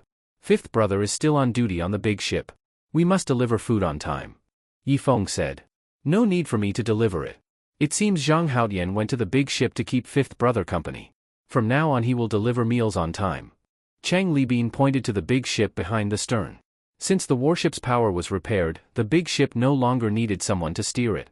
Just use an old vine to tie the big ship, and the warship could bring it wandering on the Black Tree River. Cheng Libin and a few people went to the lower deck, and soon, thick black smoke rose from the two big funnels at the stern. Woo! The warship let out a heavy roar, and a strong wind blew Yifeng's hair wildly. The huge ship finally began to go upstream. Relied, go to the captain's cabin and help Engineer Chang with directions. Eong said. I only know the approximate location. The grand sacrifice should be held in some tributary. The location every 3 years is not very fixed, but anyway it is 100 kilometers upstream. Relied said. It's okay. The warship can now go 11 kilometers per hour. Reaching upstream only takes about 10 hours, and then we have another 10 hours to find the exact site of the grand sacrifice. The time is more than enough. Eong said calmly. Then I'm going. Relied nodded and went to Cheng Libin's captain's cabin. After a while, Zhengliang brought several women and placed various delicious foods on the deck tables. These tables were made of iron, after 80 years of wind and rain only slightly damaged, still usable. Everyone don't just stand there, start eating. After Eong spoke, he picked up bamboo chopsticks. However, Tuba and these more than 10 savages did not start eating. They raised both hands to the sky, chanting. Thank you gods, thank you rainforest, thank you Mother Earth, thank you Father, thank you Mother, thank you. In Yifeng's shocked gaze, Tuba and these savages thanked all beings that could be thanked. They even mentioned Eong, Zhang Haotian, Susan, and Chenin. As for others, they did not remember their names. Then Tuba and the others started eating. They did not use chopsticks, they grabbed the food with their hands. Because they had just shoveled shit earlier, even though their hands were washed, Eong still felt a bit disgusted. Ha ha ha, you guys eat, I'm full. Eong generously stood up. These savages were good at physical work, but their appetites were equally amazing. Almost everyone ate more than 2 caddies of fish, more than 2 caddies of meat, and finished a big pot of soup. There was a ready kitchen on the warship. After Zhengliang repaired it a bit, they could cook meals there. But the fuel for fire was not disgusting black sticky stuff, it was wood cut by the river. A good cook also had high requirements for firewood. He used fragrant wood to cook so that the food absorbed the wood smell, or used bamboo to cook. In terms of cooking skills, Zhengliang opened Yifeng's eyes. The warship accelerated for 10 minutes and finally increased its speed to 11 kilometers per hour. Eong stood at the bow, letting the river wind blow his messy hair swinging left and right. Others also walked to the bow, looking at the receding banks with dreamy expressions. This speed feels great. Chenin couldn't help jumping up. Time passed slowly, and soon 3 hours passed. They were only 2/3 of the distance from the grand sacrifice location. At the same time, trouble also came. Chenin staggered to the ship rail, his face flushed red. After a while, he opened his mouth and a mass of vomit sprayed out, nearly 2 meters. Not only him, Tuba and the savages also rushed to the rail and vomited wildly, throwing up all the food they ate in the morning. Damn! Eong held his forehead. The warship's speed had increased, but unexpected, this group of guys got seasick? Fortunately, most civilized people did not get seasick. Only Chenin was unreliable. After vomiting, he weakly sat by the rail with no fight left. Before, on the big ship, because the big ship's speed was slow and it was traveling close to the shore, it did not feel very shaky. But now it was different. The warship was sailing 2 kilometers away from the shore, and the water flow here was very rapid, causing the whole warship to move up and down. Not to mention Chenin, even Yi Feng felt a little like vomiting. Only Chang Libin and Bao Qifeng were not seasick at all. The others, anyway, were not as energetic as before. Chenin, are you okay? Yi Feng looked at the residual vomit at the corner of Chen En's mouth and felt his stomach churn. Brother Feng, sorry. I really am useless, I actually got seasick. I'm afraid I won't have much combat ability soon. Chen En said miserably. It's okay, the stronger a person is, the more likely he is to get seasick. You getting seasick proves you are strong. Once you adapt, you will be like a fish in water. Yi Feng quickly comforted him. Thank you for your comfort, Brother Feng. Now that you say so, I feel, puke. Chenin once again leaned over the rail and spit out. Yi Feng swallowed and showed a very uncomfortable expression. Soon, he also leaned against the rail. After vomiting once, he felt much better, but Yi Feng was a little worried. If even he was seasick, then when they reached upstream wouldn't they have no combat ability? Tuba and this group of savages had already thrown up 5 or 6 times, and in the end they were throwing up only yellow liquid, with no food left at all. Dr. Bai, could you please prescribe us some medicine for seasickness? Thank you. Yi Feng grabbed Bai Chushua's hand. Where would I get medicine for you? But in civilized society, when you are sick in a vehicle you can eat some oranges. But on this deserted island, where would we get oranges? Bai Chushue was also at a loss. Actually she was quite seasick too, but considering her face as a doctor, she did not dare to vomit in front of everyone. She had already vomited once down below just now. Oh right, call Master Shi. He can find substitutes for spices, he must also be able to find a substitute for oranges. Yi Feng quickly rushed into the kitchen. After a while, Shi Zhengliang came up to the deck, and Yi Feng had Chang Libin bring the warship to shore. Drop anchor. Chang Libin habitually shouted, and the iron anchor at the bottom of the warship dropped to the riverbed, fixing the entire warship at the shore. Yi Feng and the group, dizzy and heavy-headed, went ashore. Shi Zhengliang walked at the front. He occasionally picked leaves to smell, occasionally stuck out his tongue to lick tree bark, beginning the process of tasting herbs. Oh wow, much better. Chenin stretched and rubbed his belly. Brother Feng, it's still more comfortable on land. This grounded feeling is too great. But I feel hungry again. Hold on. In the future just eat half full. Don't fill your stomach too much, otherwise if the warship moves again, you will throw up again. Yi Feng said helplessly. The group immediately nodded strongly, indicating that in the future they would eat only 3/10 full. After eating, that feeling of seasickness was truly worse than death. This kind of fruit tastes similar to an orange, cold in nature and sweet in taste. Shi Zhengliang picked several red fruits. At this time, Bai Chushue walked over and bit one of the red fruits. Tastes similar to an orange, but not as sweet, rather a bit astringent. But the more astringent something is, the more it can suppress nausea. Bai Chushue said, and in 2 bites she ate the red fruit. Climb the trees and pick all these fruits. Tuba and the others rushed up the trees, howling. One had to admit that the savages were very skilled at climbing trees. Yi Feng had to admit it. Soon, they had picked several sacks full and carried the sacks on their shoulders. Going home. Yi Feng was excited and led the way back toward the big ship. But at that moment, Bai Chushue stopped in place. Her face was red like blood. Chushue, what's wrong? Yi Feng hurriedly asked. Brush. Everyone else focused their eyes on Bai Chushue's face. Now she looked very tempting, like a fully ripe red apple. This fruit, there's a problem. It seems to have some bad effect. Bai Chushue said with difficulty. Ah? Shi Zhengliang was startled. He had just also eaten a bite. At this point, only I can help detoxify you. After Shi Zhengliang finished speaking, he picked up another red fruit and began to eat it. Master Shi, you are old and need to save your energy. This kind of rough work, let me do it. Chenin picked up 2 red fruits and ate them, eyes shining as he looked at Bai Chushue. Yi Feng, I feel too uncomfortable now. Bai Chushue's face was red as blood, her watery eyes seeming about to spill tears. Chenin, Master Shi, you first lead these native brothers back to the warship. I will take Chushue into the forest to look for an antidote. Yi Feng said seriously. Ah. But I already ate a red fruit? Shi Zhengliang was dumbfounded. Brother Feng, you aren't supposed to do this. I ate 2 already. What do we do now? I feel very hot. Chenin kept fanning himself with his hand. Don't worry. I have a plan. Brothers, I won't abandon you. Yi Feng said, I'll go into the forest to look. Don't worry. But, The two were immediately dumbfounded. Going into the forest to search, what to find? They were anxious, jumping up and down, but they did not dare to disobey Yifeng's order, so they could only angrily walk toward the warship. Yifeng watched this group walk away before he finally felt relieved. Bai Chuxue clearly looked pure and unblemished. He absolutely could not allow a man to defile her. As the leader of the team, he had to take responsibility and help her find the detoxifying herb. Chuxue, ugh. Yifeng had just spoken 4 words when he felt his lips blocked by 2 warm things. Bai Chuxue kept trying to pry open Yifeng's mouth, but Yifeng clenched his teeth tightly.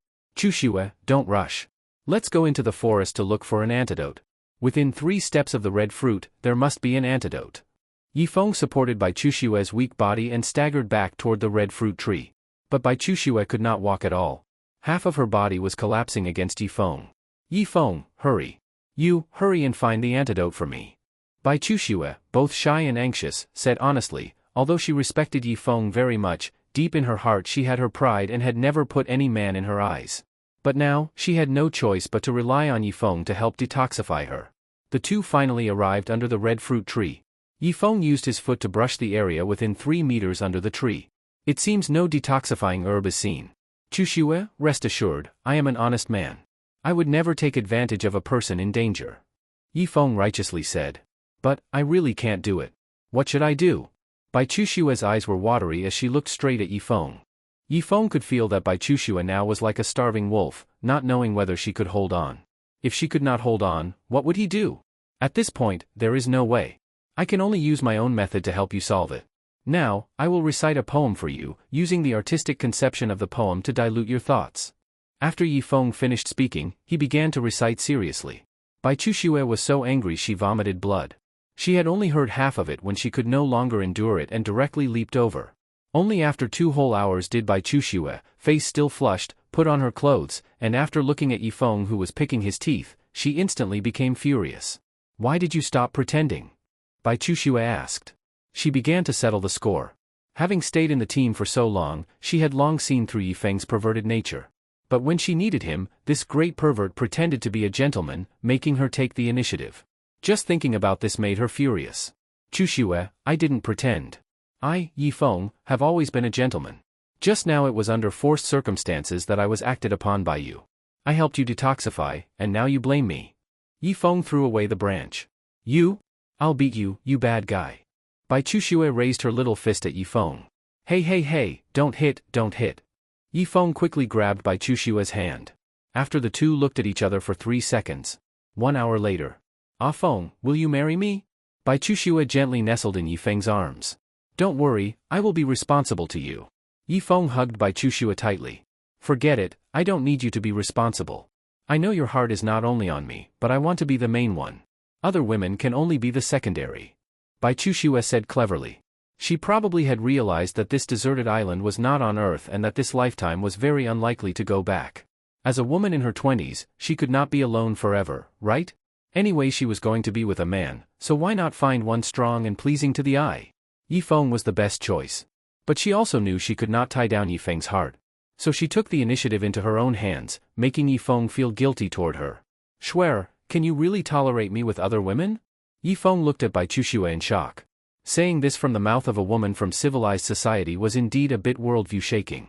I am not that stubborn woman, but you cannot openly flirt with women in front of me in the future, understand? Bai Chuxue lightly tugged Yifeng's ear. Wife, whatever you say is whatever. But before you, I already established a boyfriend-girlfriend relationship with Suyun, although only in name. If I go back and tell everyone that you are now my wife, Suyun might not take it well. After all, I am so handsome, she will definitely take extreme measures.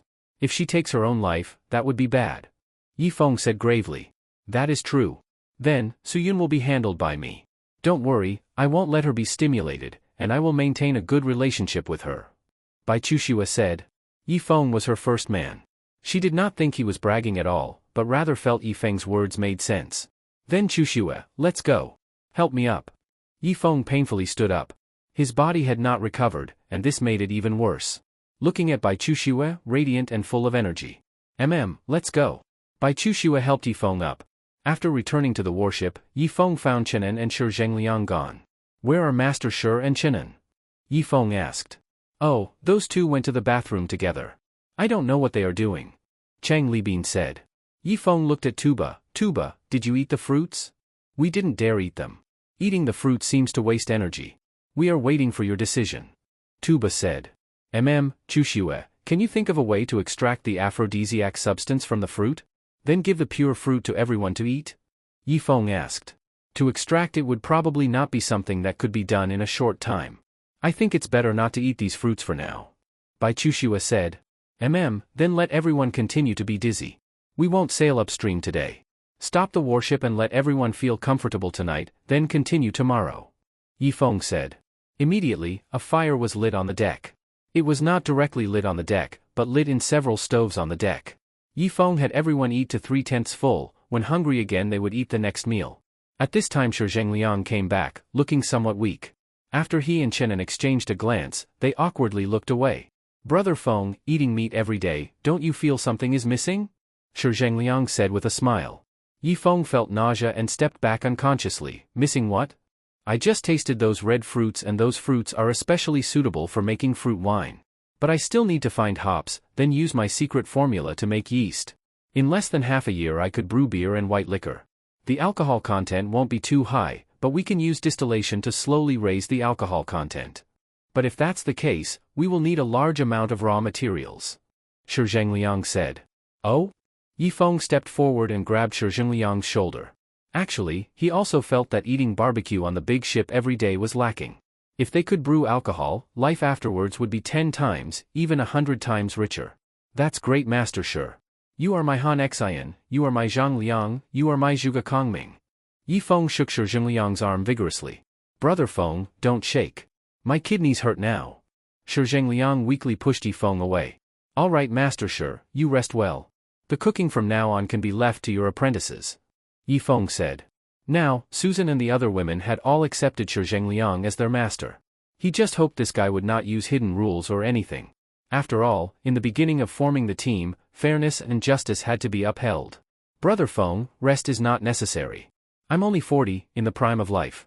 Also, after alcohol goes through repeated purification distillation, it can be made into solid alcohol burning bombs. But this requires a large amount of raw materials. Even if later our black fuel runs out, we can switch to solid alcohol as fuel. Shi Zhengliang's words moved Yifeng deeply. He thought it over again and decided to find a wife for Shi Zhengliang. After all, there were so many women in the native tribe, so giving him one wouldn't hurt. That night the wind was calm and the waves were quiet. Yifeng slept until dawn. Early the next morning, Chang Libin again pulled up the anchor, and the warship headed upstream at very high speed.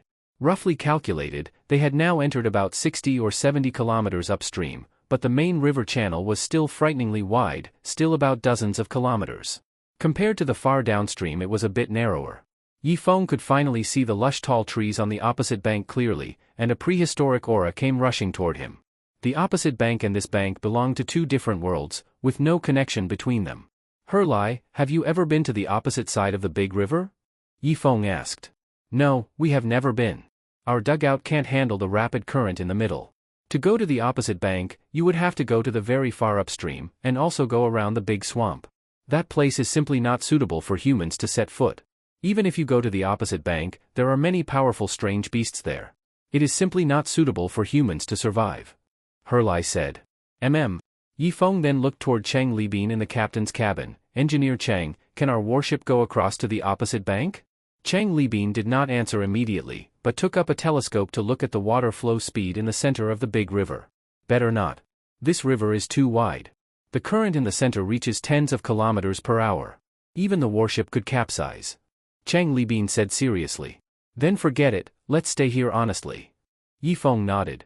Anyway, the warship would not encounter danger here, so why go to the opposite bank? Unless the opposite bank had a continuous supply of golden fruits or silver fruits. Wait. Yifeng suddenly thought of something and looked at Relied again. Relied, you said there are many powerful strange beasts on the opposite bank. Is that true? Yifeng asked. Yes. Every time the sky is clear, we can hear the roaring of strange beasts from the opposite bank. Occasionally, a strange beast will wade across to our side, but it's okay, we have the resentful child. Relied said. Yifeng nodded, his eyes shining. Strange beasts were surely large because they ate those silver fruits or golden fruits, and over a long time their bodies gradually grew bigger. This possibility was very high. Didn't that mean the chance of finding golden fruits on the opposite bank was even greater? Forget it. This secret would rot in his belly for now. When he had time, he must go to the opposite bank to take a look. But the premise was that the steam engines in the lower deck had to be repaired more than 2. As long as 2 steam engines were repaired, the warship could maintain a speed of more than 20 kilometers per hour. Even if it encountered rapid currents, there would still be room to struggle free. It would be best to repair 3 steam engine systems, so the safety factor would be higher. Ah shit, come help quickly. Chenan suddenly shouted at the rail. Yifeng was startled and quickly ran over. He saw Chenan holding a fishing rod made of bamboo, desperately playing tug-of-war with a creature in the water. Seeing this, Yifeng quickly helped hold the fishing rod.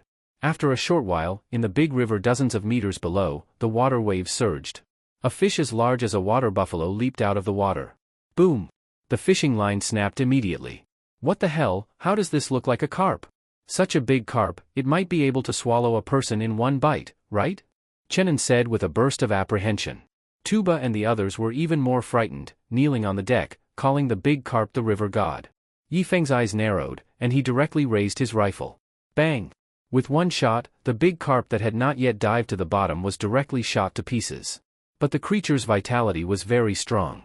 After struggling in the water for a while, it finally slowly floated to the surface. Go, who will go with me to the second level? Pull that big carp up? Yifeng asked.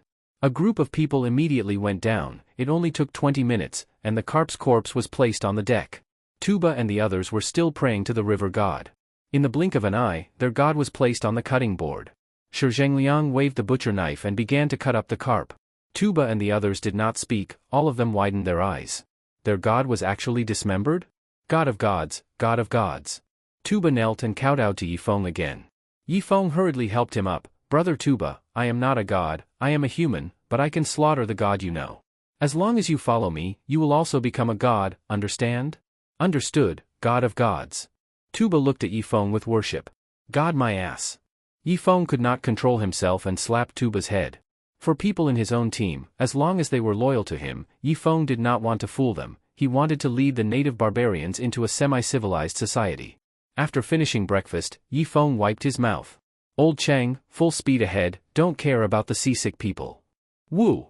The old warship let out a roar, black smoke billowed from the chimney, and it howled toward the upstream.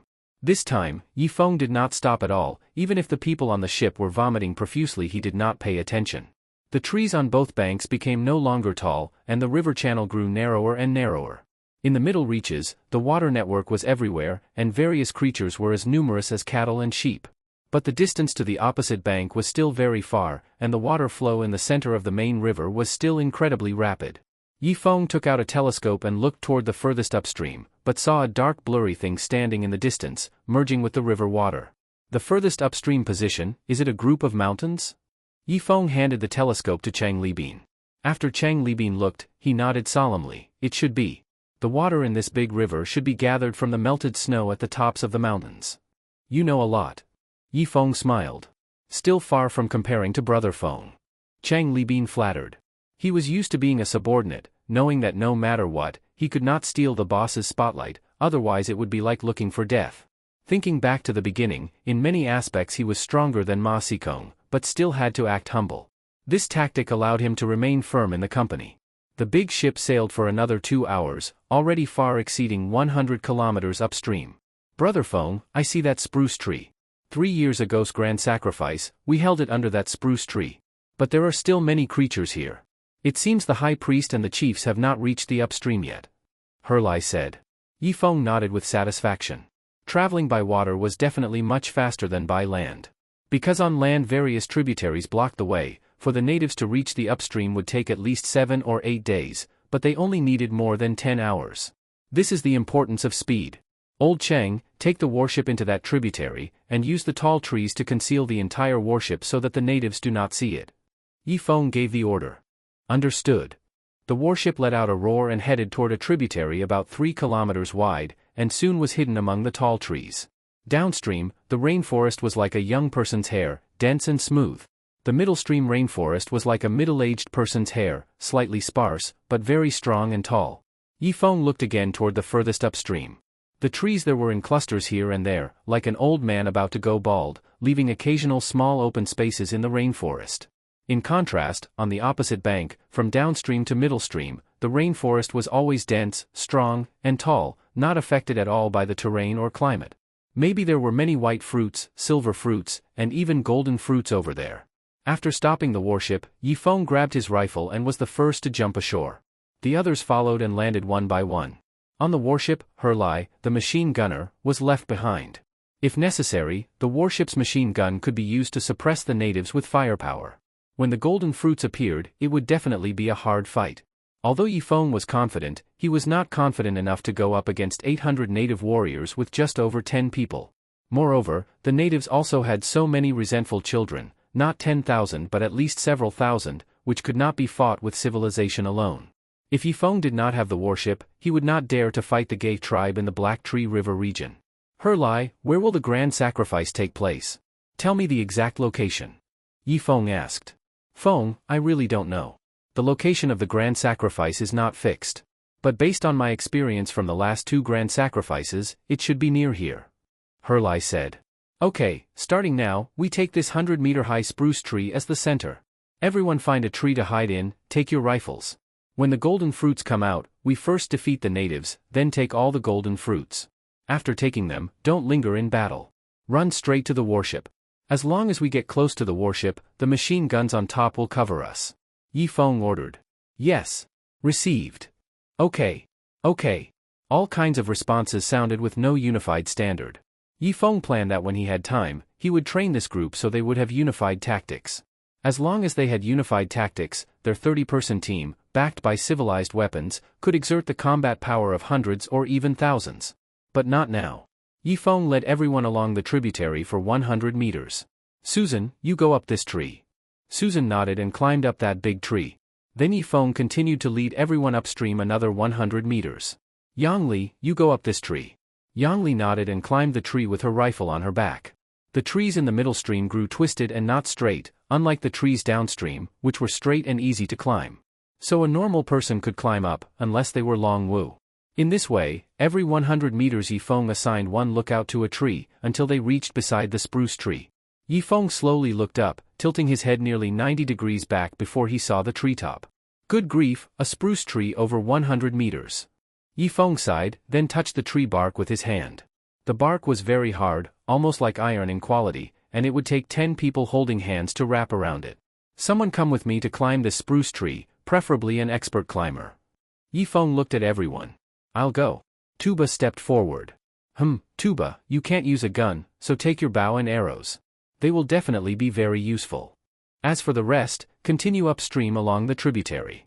Leave a lookout every 100 meters. The lookouts should be able to see each other. Then chew some leaves and make camouflage on your face, so you blend with nature as much as possible. Yifeng ordered. Received. The rest continued walking upstream, while Yifeng grabbed the rough tree bark and climbed toward the spruce treetop with difficulty. Under the treetop, almost no grass grew. Some animal bones could faintly be seen, likely remains from the grand sacrifice 3 years ago. Tuba's strength was not as good as Yifeng's, but his tree climbing skill was high. Every once in a while he would use some footholds to rest before continuing upward. Yifeng had eaten the silver fruit, so he did not need to rest at all. After climbing about 40 meters, Yifeng looked down and his legs became somewhat weak. This was the equivalent height of more than 10 floors, and the bones below looked as tiny as ants. In contrast, Tuba had only climbed 30 meters. Yifeng gritted his teeth and continued climbing. Finally, he climbed to a position over 70 meters. At this position, some branches grew out, giving Yifeng solid footholds. Yifeng sat on a branch and tied his body with a rope, then looked at Tuba 40 meters below. Tuba's chest heaved up and down, he was clearly about to use up his strength. Brother Tuba, rest for a while if you're tired. Yifeng shouted. Tuba looked up and showed a mouthful of big white teeth, and continued climbing upward. Savages have their own pride. They may admit they are foolish, but they absolutely cannot admit they are weak. Young natives all take pride in being strong. He definitely did not want to lose to Yifeng, at least not embarrassingly. For the remaining 30+ meters, Tuba climbed with great difficulty, taking a full hour to reach beside Yifeng. He opened his mouth wide and stuck out his tongue to help cool off, he was completely exhausted. Yifeng quickly tied the rope around him, afraid the simple fellow would fall from the tree. 70 meters, equivalent to over 20 floors.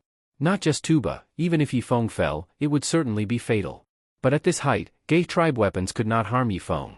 After resting for 5 minutes, Tuba finally could speak. Brother Feng, the first glory in my life was given to me by you. This is the first time I have climbed such a tall tree. Tuba said excitedly, looking around at the 5 or 6 kilometer area. In the next moment, his eyes bulged. Bad, Gay tribe. Tuba pointed toward the downstream area. From high up you could see far. Tuba saw at once that downstream, not far away, a large number of natives were walking this way. Yifeng also looked in the direction of Tuba's gaze. Sure enough, 5 or 6 kilometers downstream, flocks of resident birds flew up into the sky, and on the ground at least 500 or 600 natives were walking in scattered formations, each 4 carrying one cage. Besides the natives, there were dense resentful children jumping up and down in the forest, often holding blowpipes in their mouths. Where they passed, many animals suffered, countless were shot dead or wounded by poison needles, even the birds in the sky could not escape. Yifeng swung the dagger in his hand, cut off a tree branch, and used leaves to camouflage his body. He still was not satisfied, so he put leaves in his mouth and chewed them, then drew camouflage on his face, and also put some leaves on his head as decoration. Don't underestimate 4 to 6 kilometers, there were at least 2 tributaries in between, and also 6 or 7 water networks. So the Gay people were not walking in a straight line, but circling again and again. 4 to 6 kilometers could take them all day. Yifeng looked at the natives' turtle-slow speed and simply dozed off in the tree. Tuba saw this and quickly supported Yifeng with one hand, as if afraid Yifeng would fall. Although savages cannot be civilized easily, once they are loyal to someone, they absolutely can defend with their life. Yifeng napped for a while, and time came to the afternoon.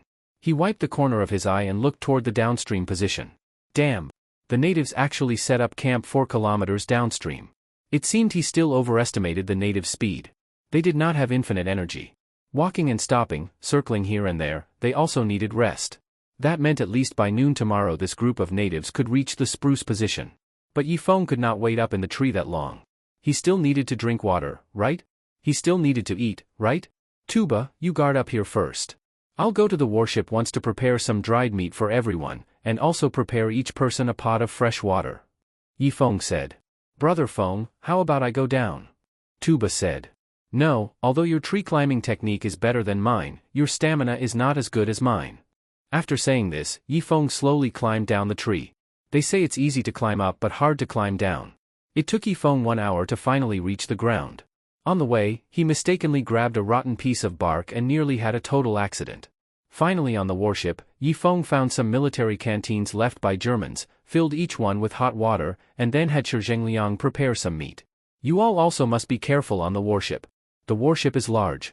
If the Gay tribe discovers it, they will also charge.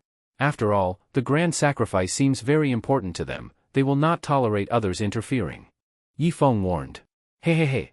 Don't worry. Cheng Libin patted the heavy machine gun. Yifeng nodded and went down the warship. Every 100 meters he walked, he handed a pot of hot water and some dried meat to the people in the trees, and told them to eat less at a time, and try not to let their feces or urine fall to the ground, so as not to attract the attention of the natives. After all, human waste is very different from animal waste, the Gay tribe people would be able to tell at a glance, and then they would be exposed. Brother Feng, what if we can't hold it in? Chenin asked on a banyan tree. You find some leaves and wrap it, then bind it with bark and hang it on a branch. Yifeng said impatiently. What about diarrhea? Chenin asked again. This? You quickly go down the tree, dig a hole, let it run into the hole, then cover it with soil. Yifeng said with disgust. What if there's not enough time? Chenin asked again. Huh? You looking for trouble? In the end, Yifeng ignored Chenin and went to other places. It wasn't until dark that Yifeng finished distributing food and fresh water. After doing this, Yifeng also hung 2 pots of water and a big bag of dried meat on himself, and with difficulty climbed toward the spruce tree again. Under the sunset, Tuba watched Yifeng nervously. Luckily without danger, Yifeng successfully climbed to the 70-meter high position and gave Tuba fresh water and dried meat. After eating the dried meat, Yifeng took a sip of water and looked at Tuba. Brother Tuba, if you're tired then sleep a while. I will hold you. Yifeng said. It's okay Brother Feng. We could go 3 days and 3 nights without sleep. Tuba said, his eyelids twitching. Go to sleep then. Yifeng sighed. This was not a time to show strength. If they were tired, they needed to sleep, only then would they have energy tomorrow to seize the Gay tribe's victory fruits. Time came to the dark midnight. Eong was very tired. Tuba was still sleeping. He did not have the heart to wake Tuba, so he had to force his energy and support Tuba's lower back. At this moment, whoosh! Huge water sounds came from the tributary below. Eong opened his eyes wide, trying to see clearly what was below. But he couldn't see anything. He just felt something emerge from the water. Based on where resident birds flew away, that thing would not be small in size. Could it be that thing? Eong's face changed. That giant snake was a tree-climbing expert. It could completely wrap its body around the spruce tree and slowly climb to the treetop. After waiting a while, that creature seemed to move toward a more rear position, because from behind the spruce tree came the sound of resident birds flying away again.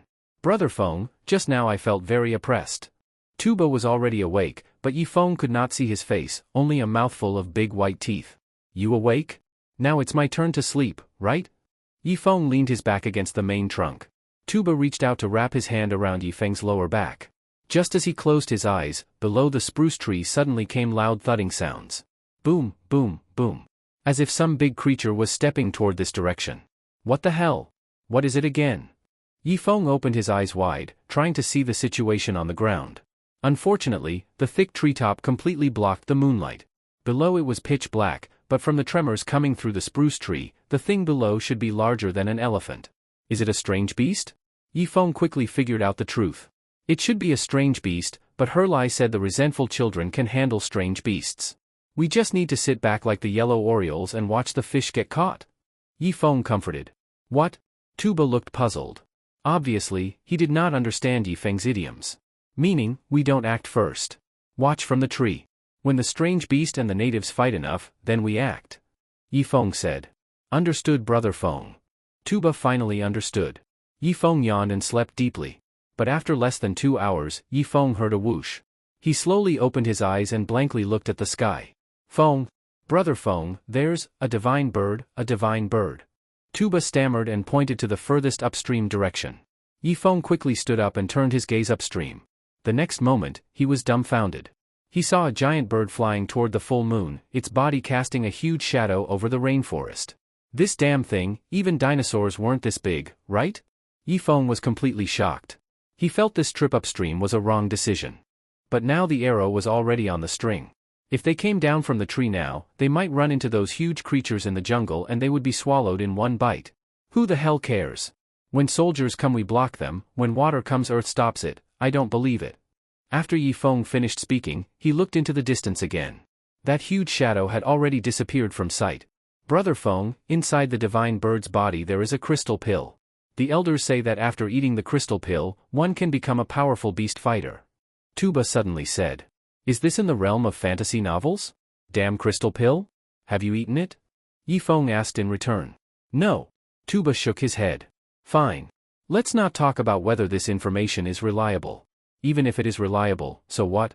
That thing's body size, unless it fights us at close range, only then do we have a chance to use the Maxim machine gun to kill it. Otherwise, in the rainforest it is invincible. We should just tuck our tails and live. Eong said helplessly. Only at this moment did he slowly realize how terrifying the Black Tree River region was. No wonder several German divisions were completely wiped out here. They probably did not die entirely at the hands of resentful children, most likely they were eaten by various strange beasts. As for the resentful children, at most they played the role of cleaning up the battlefield. They could not really defeat fully armed soldiers. Because there were still so many naval guns in the underground base. Those things were not to be taken lightly. If the resentful children dared to use human wave tactics, one shot would turn them into crushed scraps. Time passed bit by bit. Eong slept very uneasily, frequently being woken by huge sounds. Finally morning came. Eong slowly opened his eyes and looked at the position 4 kilometers downstream. The Gay tribe had also woken and was slowly crawling upstream. Eong still overestimated their speed. He guessed that today they still could not reach under the spruce tree. In the main group of natives, 4 resentful children were carrying a sedan chair.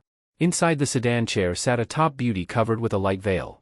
But at this moment, the great priestess looked uneasy. She extended her 5 long white fingers and kept fidgeting. I didn't expect this grand sacrifice would have more than 3 forces again. Malika, come here. The great priestess waved her hand. A female priestess respectfully walked over. Although both were priestesses, their identities seemed like the difference between a noble concubine and a palace maid. Great Priestess, what are your orders? Malika asked. You leave 300 resentful children here, then. After this, the Great Priestess whispered. Yes, Great Priestess. Malika stayed in place and did not go upstream. Behind her were 300 resentful children. After walking further, the Great Priestess called another female priestess over. So another 300 resentful children were left in place. 10 kilometers downstream, Ma Sikong was running slowly in the forest with a pile of weapons on his back. He had learned wisely and followed the footprints of the Gay tribe forward. Where the resentful children passed, no grass grew. All powerful beasts had been shot with poison needles or chased away, so he at least would not be harmed by beasts. But it was still difficult going. After all, this was a rainforest with mosquitoes as numerous as cattle and sheep and some poisonous plants and caterpillars. Humph humph humph. Yifeng, I know you must be upstream too. I saw your warship the day before yesterday. This time, I'm going to snipe you with one shot. At this point, Ma Sikong took out one of the rifles. This rifle was different from a normal rifle. The barrel was longer, meaning a longer effective range. Aga, aga. A horrible scream sounded in the rainforest. Yifeng hurriedly picked up his rifle and aimed at a certain tree upstream. What is going on? Yifeng opened his eyes wide, and saw that tree collapsing at a speed visible to the naked eye, accompanied by the scream of a native brother. Bang bang. 2 gunshots, then the rainforest returned to silence. Yifeng bit his lip tightly, wanting to see clearly what had attacked his people. But the rainforest below was very dense. He could not clearly see the ground. He only saw a tree fall. It was either a strange beast or that giant snake. Only something of that level could make a big tree fall. Tuba clenched his fists tightly, his eyes red from congestion. That is my brother Heger, he is dead. Tuba's voice carried a suppressed sob. Ah, now it can't be saved. We cannot go down from the tree either, otherwise we would also be eaten by those things. We can only wait for the Gay tribe to come and fight them. While they fight, if we can get the golden fruits, that's best. If we can't, we should retreat directly. Once we sit on the warship, those strange beasts can't do anything to us. Yifeng sighed deeply. He had overestimated his strength. Maybe the warship gave him the ability to protect himself in the Black Tree River, but to dominate the entire Black Tree River region was too naive. Unless they could get something like a fighter jet. Right, whether this succeeds or not, when returning to the cave they must move those shells onto the warship, and then have Engineer Chang and the others repair the naval guns as much as possible. Otherwise, if they encounter strange beasts later, they won't even have the ability to resist. Time slowly passed. Soon it was afternoon. Yifeng really wanted to defecate, but he held it in, afraid the smell might attract the strange beasts below. Yifeng used the west-slanted sunlight to clearly see a huge footprint under the spruce tree. The footprint was roughly hoof-shaped, at least 3 meters long and 2.5 meters wide. By calculating from the hoof, that monster's body size would be comparable to the largest African elephant. But the African elephant's footprint is round. That hoof print was deeper and looked somewhat long and narrow. Moo! At this moment, Yifeng quickly turned his head and looked toward the deep forest. He saw a large area of forest collapse, as if something was having a big fight there. Wah, wah! Yifeng watched in shock in the distance. He finally saw part of the body of a strange beast. A pair of huge bullhorns swept left and right, pushing down a patch of forest. At the same time, on its body was a giant snake wrapped around it, the same giant spectacled snake. A snake and a bull-headed monster were rolling and fighting. Occasionally a giant tail struck the ground, making a boom sound. Yifeng wanted to look more closely, but it was already dark. Yifeng did not hear any more moo-moo-moo sounds. Is this a giant snake fighting a bull-headed monster? Yifeng swallowed, a trace of fear flashing in his eyes. This damn thing was too terrifying. No good. When the Gay tribe people reach upstream, he should take his people and run as fast as possible. Some things were not for them to take. That night was not quiet. Deafening roars came from various places. Within more than 10 kilometers, other than those few powerful creatures, no other ferocious beasts could stand their ground, they all fled to other places. Tuba touched his ears, then put his hand to his mouth to taste. Brother Feng, my ears were shaken until they bled. Tuba said tremblingly. Yifeng also touched his own ears. Luckily they were not bleeding, probably because he was stronger. Find some leaves to block your ears. Probably the others are not doing much better. Yifeng said with difficulty. 2 kilometers downstream, a sedan chair was parked at the riverbank. The Great Priestess got out of the sedan chair. Her pair of snow-white slender feet stepped onto the black earth. She extended 2 fingers, broke off a branch in her hand, and stared closely at the branch. After a long while, she slowly lifted her head and looked toward the upstream position. "Great Priestess, is something wrong?" a female priestess carefully asked from behind. "There are some strange beasts. At least 3 days early they reached this position. I do not know where they are ambushing." The Great Priestess lightly touched her forehead. A river breeze blew, and her veil swayed left and right, accidentally revealing rosy lips and a high, beautiful nose. "Then what should we do?" Gay Chief Luke asked nervously. He believed the Great Priestess's words without doubt. "Do not worry. If these strange beasts did not come, our plan still could not be carried out. Therefore, I intentionally delayed a few days before arriving at the grand sacrifice position." After she finished speaking, the Great Priestess threw the branch in her hand into the river, then lifted her eyes and looked toward the location of the spruce tree. To others, she seemed amazingly thoughtful, as if she really could communicate with the gods. Actually, this was all due to the large accumulation of knowledge, producing a kind of insight. Just now she discovered there were 5 or 6 harmful insects on this branch, and the leaves had been eaten unevenly. This proved that nearby birds had not come to eat the insects. By this inference, the strange beasts had already reached upstream and scared all the birds away, causing insect damage on the leaves. This surprisingly miraculous deduction was actually just the result of a large accumulation of rainforest knowledge, not so mysterious. Yifeng and the others waited on the spruce tree for a whole day. At dusk, Yifeng looked at the gay tribes group. "Why are they so slow?" Yifeng went from confident to anxious, because during the day another native brother had screamed, proving he was discovered by a strange beast. At night, the strange beasts were even more active. Probably someone else would soon be eaten. "Ah!" A miserable scream. Yifeng's face changed greatly. He hurriedly looked down. He saw Chen running toward the warship's position in great haste, firing his gun behind him as he ran. Then came a boom, and a large black shadow swam toward Chen's position. "Ah?" Yifeng opened his mouth wide. Before, in the cavern he had not seen the giant snake's eyes clearly, now he finally saw the whole appearance of the giant snake. At least more than 30 meters long, and the waist diameter at least over 2 meters. Chen was scared out of his mind, rolled in fear, threw down his rifle, and ran wildly toward the warship. "Shoot, shoot! Lena!" Chen finally saw the warship from afar. On the warship's deck, Lena also opened her eyes wide, shocked as she looked at the giant snake behind Chen. "Shoot now!" Chang Libin urged. Only then did Lena react and insert the ammunition belt into the machine gun side. She aimed at the giant snake's head and was about to pull the trigger. However, the next moment, the giant snake raised its head and with a whoosh withdrew back into the forest. "Quick, use the rope ladder to pull Brother Chen up!" Chang Libin shouted to Longwu on the big ship ahead. Longwu put down his handgun and with Zhang Haotian threw down the rope ladder. But Chen was already scared stiff, lying on the rope ladder without moving. The two of them pulled hard and hoisted Chen up onto the deck. "Ah, my mother, this place is not suitable to stay. My pants are wet." Chen touched his crotch with his hand, his face pale from fear. Yifeng saw from a distance that Chen was on the big ship, and he finally felt relieved. Turning his head, Yifeng looked again at below the spruce tree. On the opposite bank of the spruce tree, countless torches suddenly lit up, fully illuminating a 1-kilometer area. The opposite bank was a flat river beach, covered entirely with pebbles and sand. In Yifeng's sight, the great priestess slowly stood in the middle of the crowd. She raised both hands and recited a long string of incantations. Around the river beach stood at least 600 native warriors, their expression solemn, all placing the cages down on the ground. Yifeng looked at the cages on the ground. They were dense and countless. Some held people, some held animals, impossible to count. Now the sky was completely dark, but with Yifeng's current vision he could fully see a 1-kilometer range. After finishing the incantation, the great priestess suddenly took out a feather and blew toward the sky. The next moment, the feather danced with the wind and slowly fell on a piece of sand. "This is the place."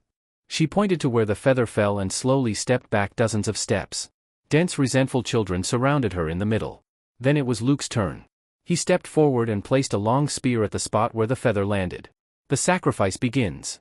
His heavy voice carried a killing intent. The first cage was opened. A jungle tiger was released, but it had 5 or 6 old vines tied to its body. 8 natives pulled the vines to pin its huge body at the spear. Seeing this, Luke took out a black dagger. Thud! Roar! The jungle tiger let out a miserable howl, blood shot half a meter from its neck, and its body struggled violently. But the 8 natives held it firmly with ropes.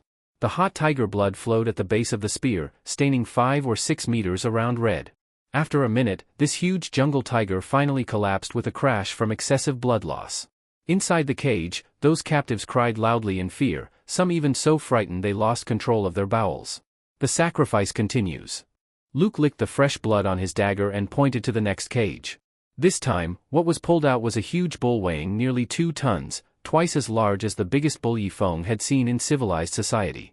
The big bull was controlled by 16 strong natives and brought to the spear position. Moo!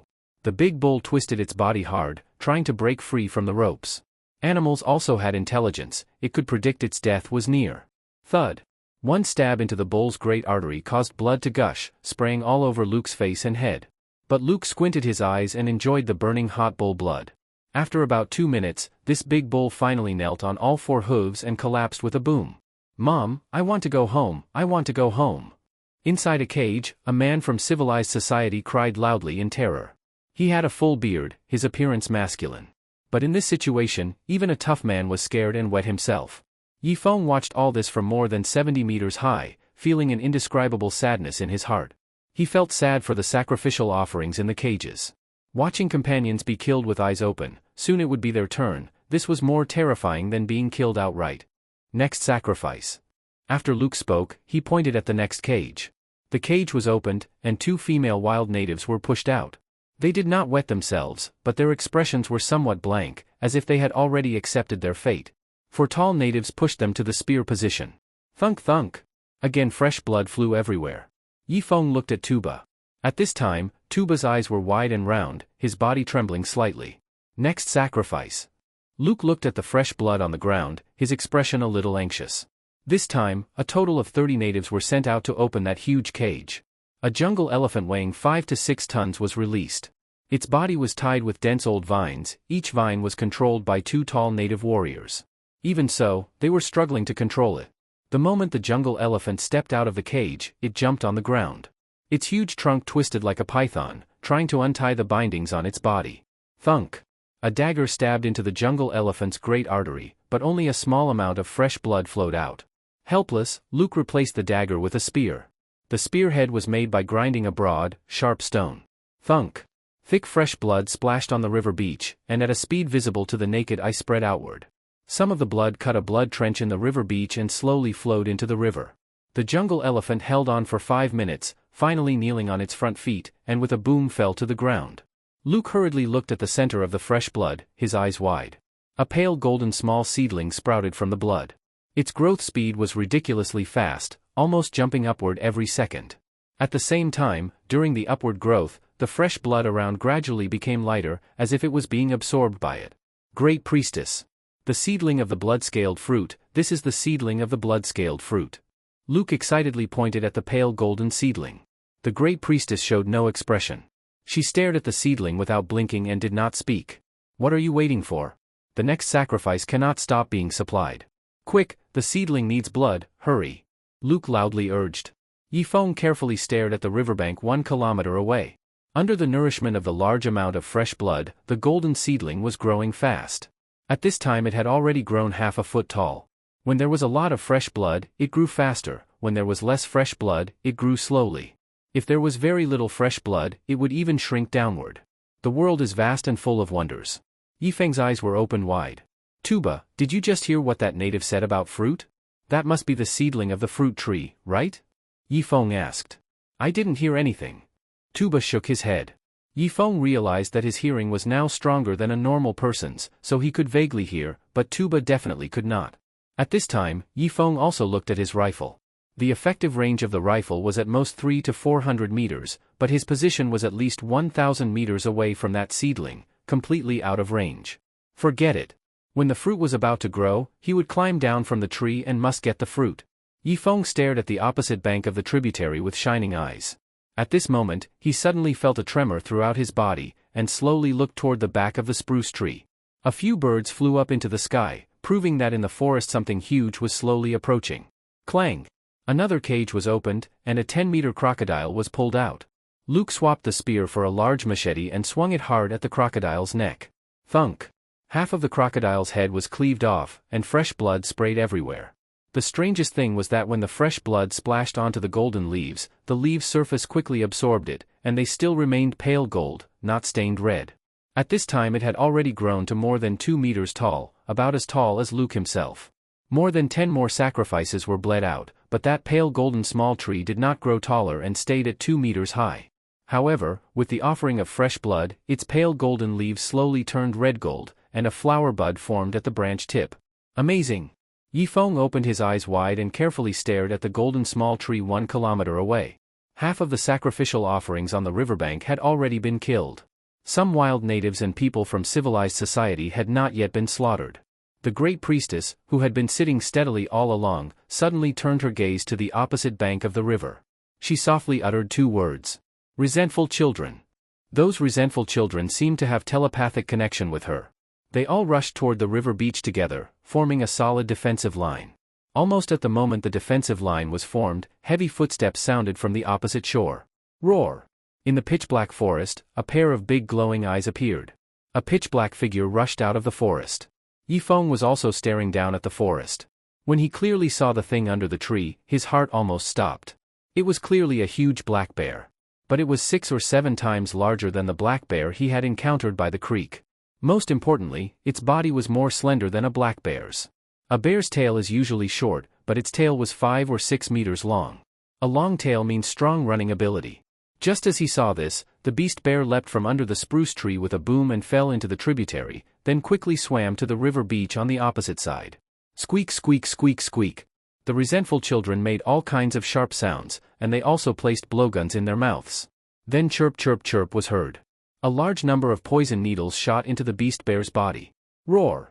A deafening roar sounded, and the beast bear fell with a boom at the riverbank. With a swing of its huge claws, 5 or 6 resentful children were smashed into meat paste. But these resentful children fearlessly jumped into the air. Some climbed onto its back, some onto its head, some bit into its bare fur.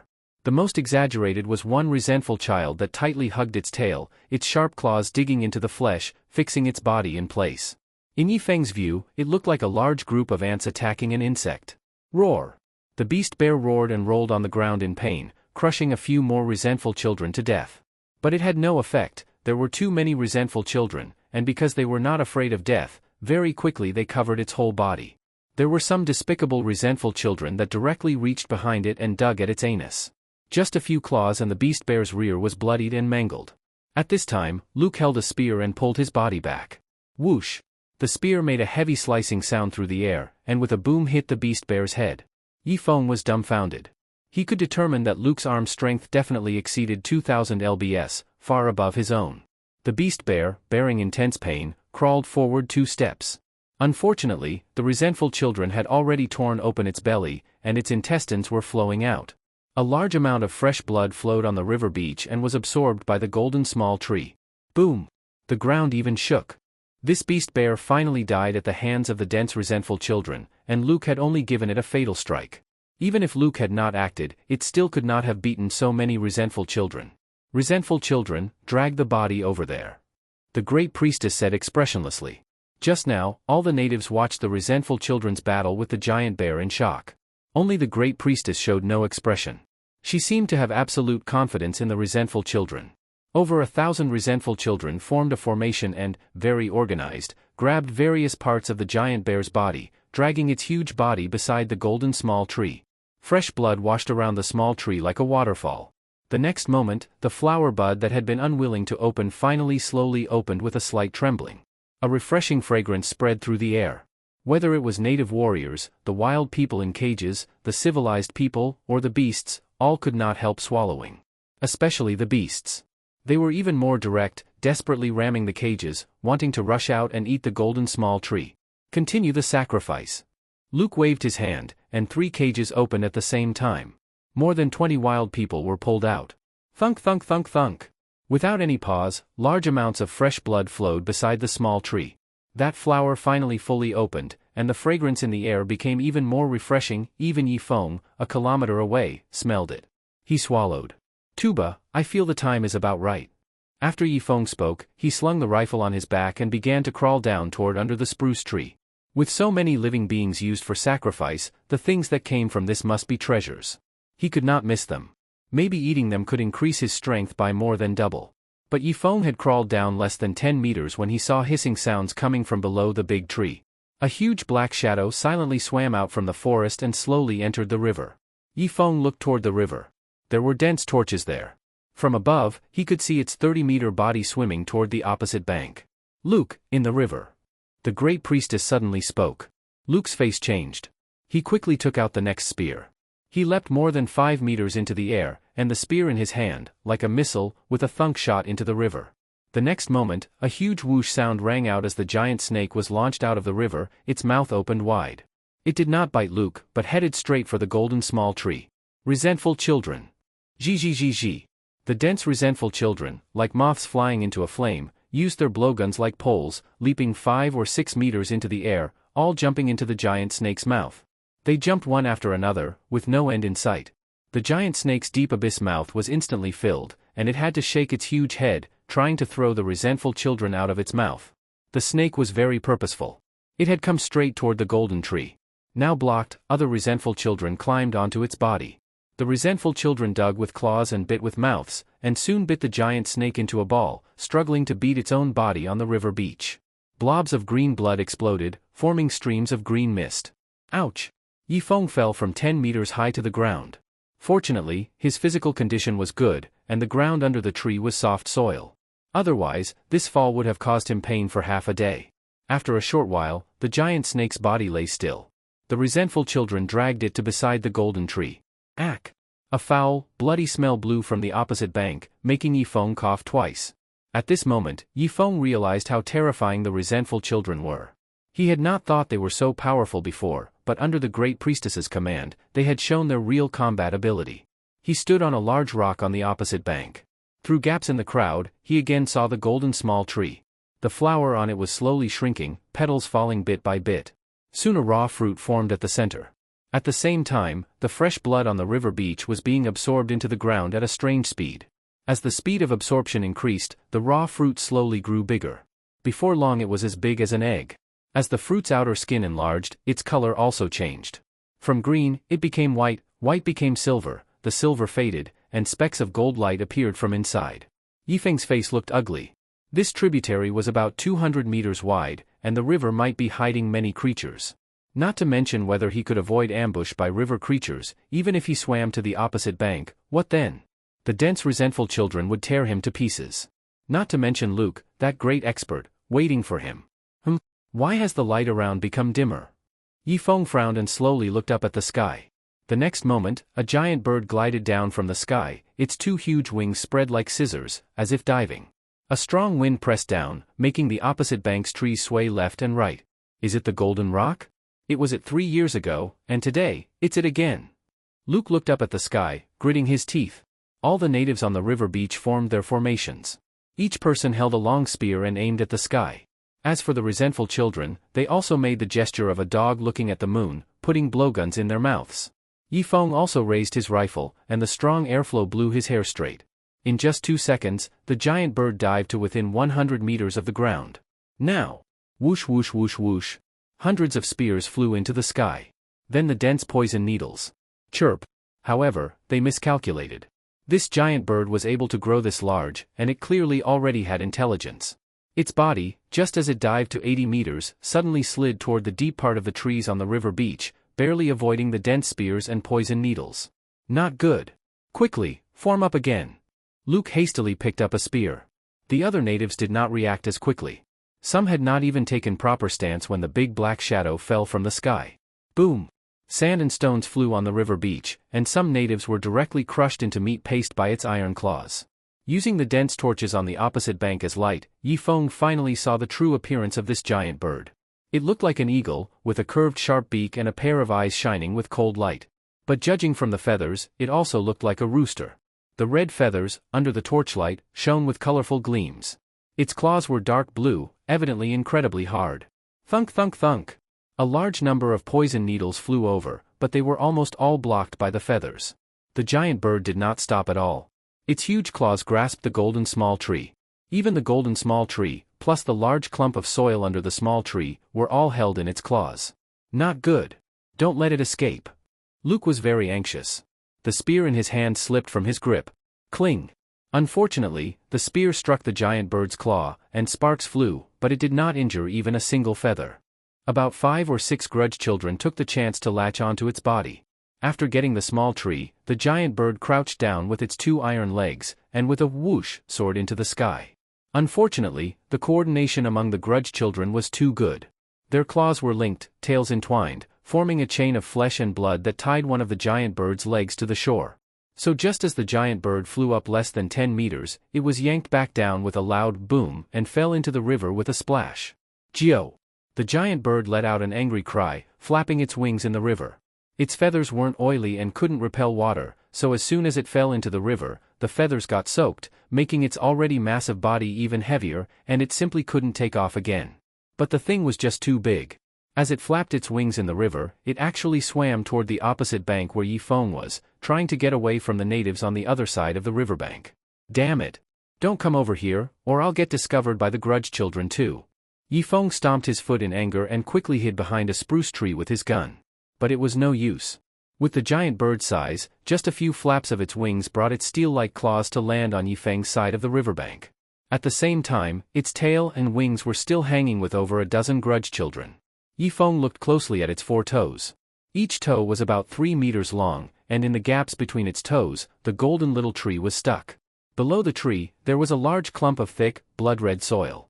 A strong milky scent instantly filled the air. Geo! As soon as the giant bird got ashore, it pecked at the grudge children on its feathers, bursting them one by one. Eong panted heavily behind the tree. He felt this was his chance. The giant bird was busy pecking the grudge children and had no time to care about the golden little tree between its toes. If he rushed out now and grabbed the fruit, he had at least a 30% chance.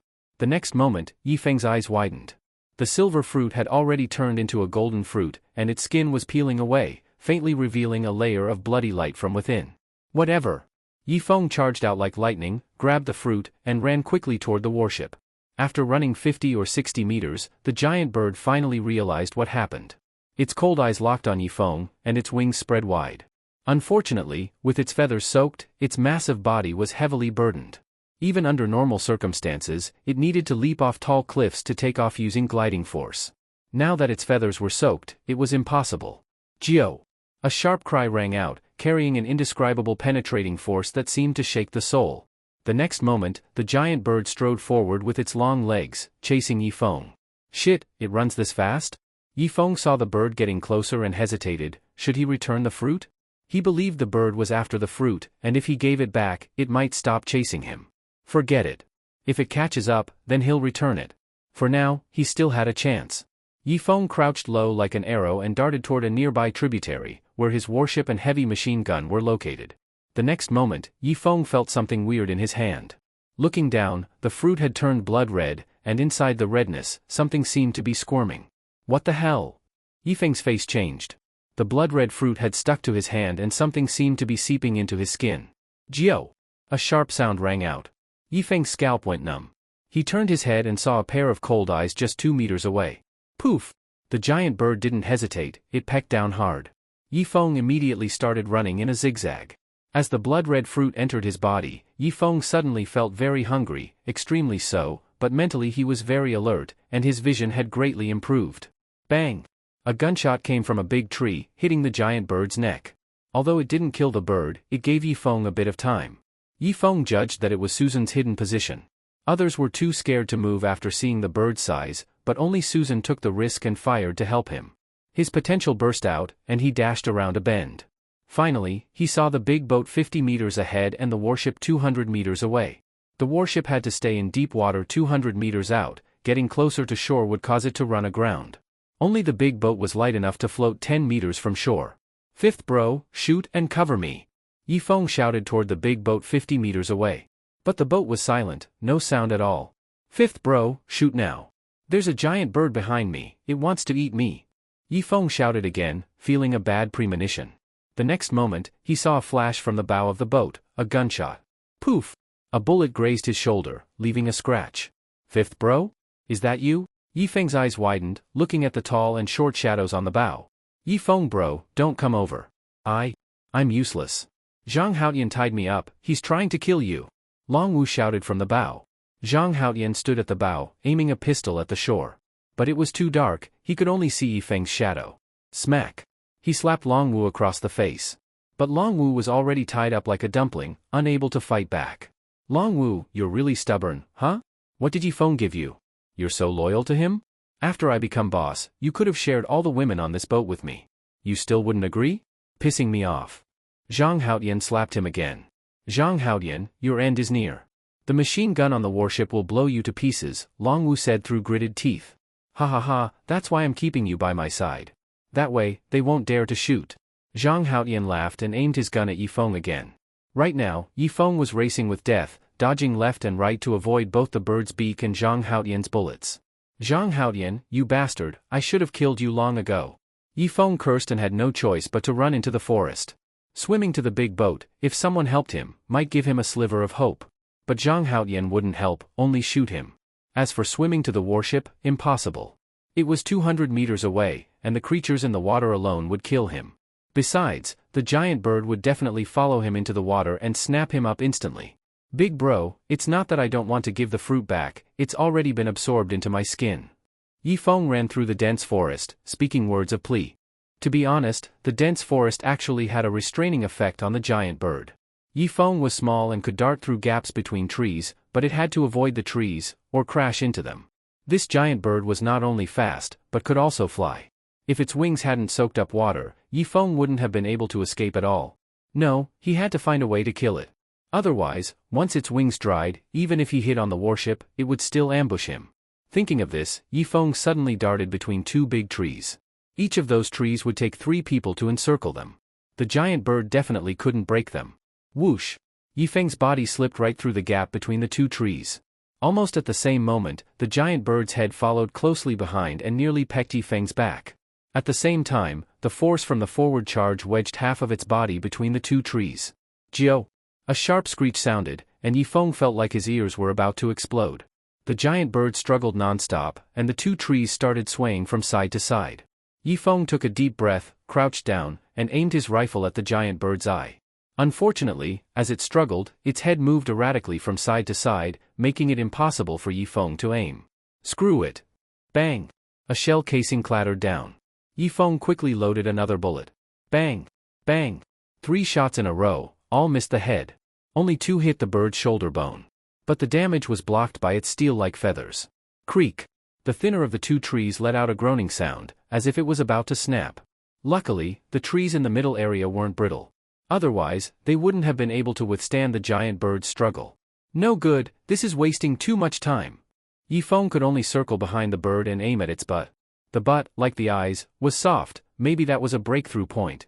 Bang bang bang. 3 shots, all hit the giant bird's butt. Geo! The bird let out a shrill cry and struggled even harder. It felt 3 scorching things pierce into its rear, it hurt so much it felt like Buddha himself was being born and ascending to heaven. Creak! The smaller tree finally snapped, and the bird turned its massive body around. Yifeng was in the middle of loading the 4th bullet. Seeing this, he turned and ran again. But this time, he ran in the direction of the big boat. Earlier, Yifeng had already scoped things out. Next to the big boat was a huge tree with many hanging vines. He could grab the vines and swing onto the deck like a pendulum, then take out that traitor Zhang Haotian. The bird chased behind, Yifeng ran ahead. But compared to earlier, the bird was slower. 3 bullets in its butt had made its run a bit bow-legged. Whoosh whoosh whoosh. Yifeng tossed his rifle and in a couple of quick moves climbed to the top of the banyan tree. Once he reached 7 meters high, Yifeng grabbed a vine with one hand and pulled out his pistol with the other. Whoosh! The vine swung like a pendulum toward the deck of the big boat. Zhang Haotian had been watching the front of the boat all along, completely unaware Yifeng was flying in from above. Yes, he was flying over. Shit! Zhang quickly turned his pistol and fired 5 or 6 times at Yifeng midair. Bang! Yifeng felt a burning sensation in his arm, must have been hit. Luckily, Zhang Haotian's aim was crap. If the bullets had hit his torso, he'd be dead for sure. Geo! From behind, the giant bird also saw Yifeng in midair. It spread its wings and launched itself toward Yifeng. A big and small figure lunged toward the deck of the big boat at the same time. Bang! Ouch! Yifeng miscalculated, his body slammed hard into the ship's rail. But he gritted his teeth and held tightly onto the rail with one hand, not letting himself fall. Zhang Haotian was startled, quickly hid behind a table, and kept firing at Yifeng. Bang bang bang bang. Clearly, this guy had never used a gun before. After a couple shots, he was out of bullets, not even hitting a hair on Yifeng. Zhang Haodian, your time is up. Yifeng heard a loud splash behind him and pulled himself onto the deck by gripping the rail. No way.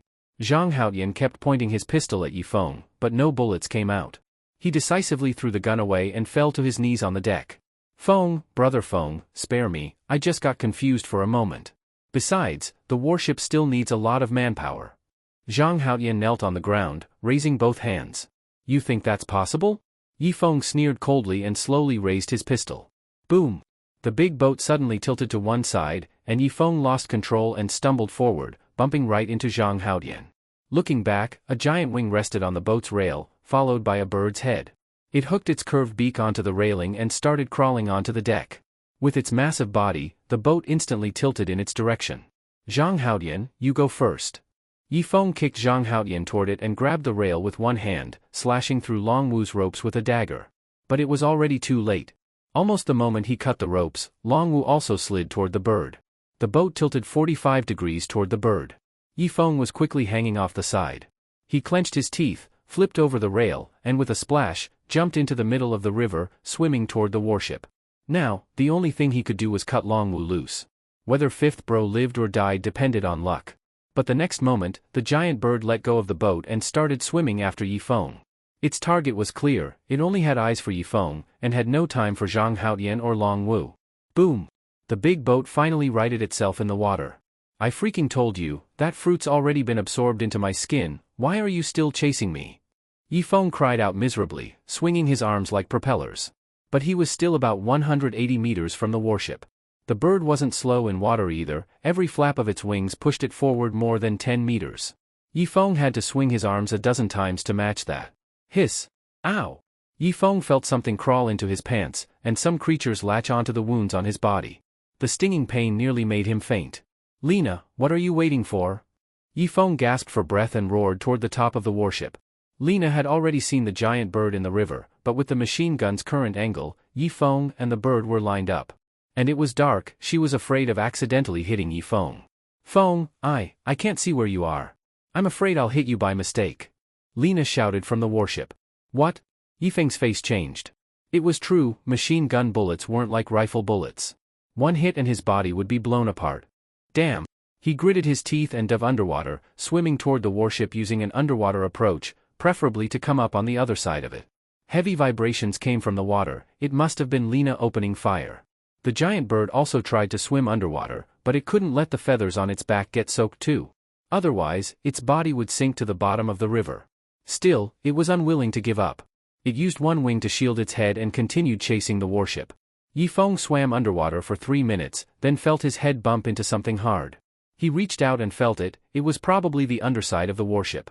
So, Yifeng quietly stuck his head out of the water. Geo! Unexpectedly, the giant bird was still staring at him. Birds are kings of the sky, and their eyesight is better than humans. So even when Yifeng was swimming underwater just now, it saw his shadow from above. Shit! Yifeng took a deep breath and dove under the warship's hull, soon reaching a depth of more than 10 meters. It was pitch black here. The parasitic catfish inside his pants seemed unable to withstand the water pressure and actually abandoned him. This turned out to be a big help. Yifeng finally touched the ship's bottom. As long as he swam under it, he could reach the other side of the warship and climb the deck from there. The bird wouldn't be able to see him across the ship. No time to waste. Yifeng held his breath and quickly swam to the other side. He swam and swam, it wasn't clear how long, then reached up and touched the surface above him. It was still the bottom of the warship. Am I really going to be buried alive in the water? He felt completely out of breath now, moving his arms purely by reflex. Gulp. Yifeng swallowed a big mouthful of river water. He was completely out of air. But he didn't want to give up and kept pushing forward. The lack of oxygen made him hallucinate. He saw a mermaid swimming toward him, opening her arms. Mermaid? Yifeng opened his mouth underwater, and the last bit of air bubbled out of his lungs. But the next moment, the mermaid turned into a giant cobra, opening its jaws to bite him. Don't eat me. Yifeng seemed to regain a shred of clarity and kept swimming forward. Splash. It was unclear how long had passed, but finally his head emerged on the other side of the warship, and he saw the opposite bank of the tributary. Huff huff huff. Yifeng gasped for air, violently coughing in between breaths. With each cough, a mouthful of water sprayed from his mouth. Cough cough cough cough cough. No idea how long he coughed, but eventually he came back to his senses. He opened his mouth wide, wanting to call for help to the deck, but no sound came out. Probably damaged his vocal cords from all the coughing. Engineer Chang, cough cough. Yifeng finally made a sound, but it was very faint. And after calling out, the pain in his vocal cords was unbearable, like being cut by knives. Huff huff. His chest heaved violently. He looked up at the towering warship. No choice, the warship was too big. With such a faint voice, no one on deck would hear him. He could only rely on himself. Yifeng tried to grab the side of the warship and climb, but the nearest window was over 5 meters away. In the water, he couldn't get any leverage. He swung his arms several times but couldn't get a solid grip on anything. With no other option, Yifeng had to anxiously swim around the warship. He didn't know how long he swam, but eventually his eyes lit up. At this spot, there were some dead barnacle remnants. Barnacles themselves can't survive in fresh water, so they must have died. Thank God! Yifeng rasped hoarsely and used one finger to hook onto a barnacle, slowly pulling his body out of the water. It was probably around 5 or 6 in the morning, almost dawn. Once the sun rose, the bird's vision would reach its peak. If he was still in the water, he'd definitely die. Plop! The fragile barnacle couldn't hold Yifeng's weight and broke. Yifeng fell back into the water. Chang Libin and the others were on the other side of the deck dealing with the giant bird. No one would come to the back to check. Yifeng had to rely on himself. He grabbed another barnacle and used its adhesion to slowly climb upward. Finally, half his body emerged from the water. Can this barnacle really hold my weight? Yifeng nervously looked up at the warship. There was another barnacle. He grabbed it carefully. If he pulled too hard, it would break easily. Finally, with careful effort, Yifeng got his entire body out of the water. The bottom of the warship was overhanging. Yifeng had to cling to the smooth hull using only his fingers. This was harder than climbing a vertical cliff. If he didn't have freakish arm strength, able to hang his body with one finger, it would have been impossible. He calculated, about 3 meters left to the lowest window. Just a bit more effort and he could grab the ledge. So Yifeng took a deep breath, stretched out one finger, and hooked onto another barnacle. As soon as he grabbed it, his body moved upward by 10 centimeters.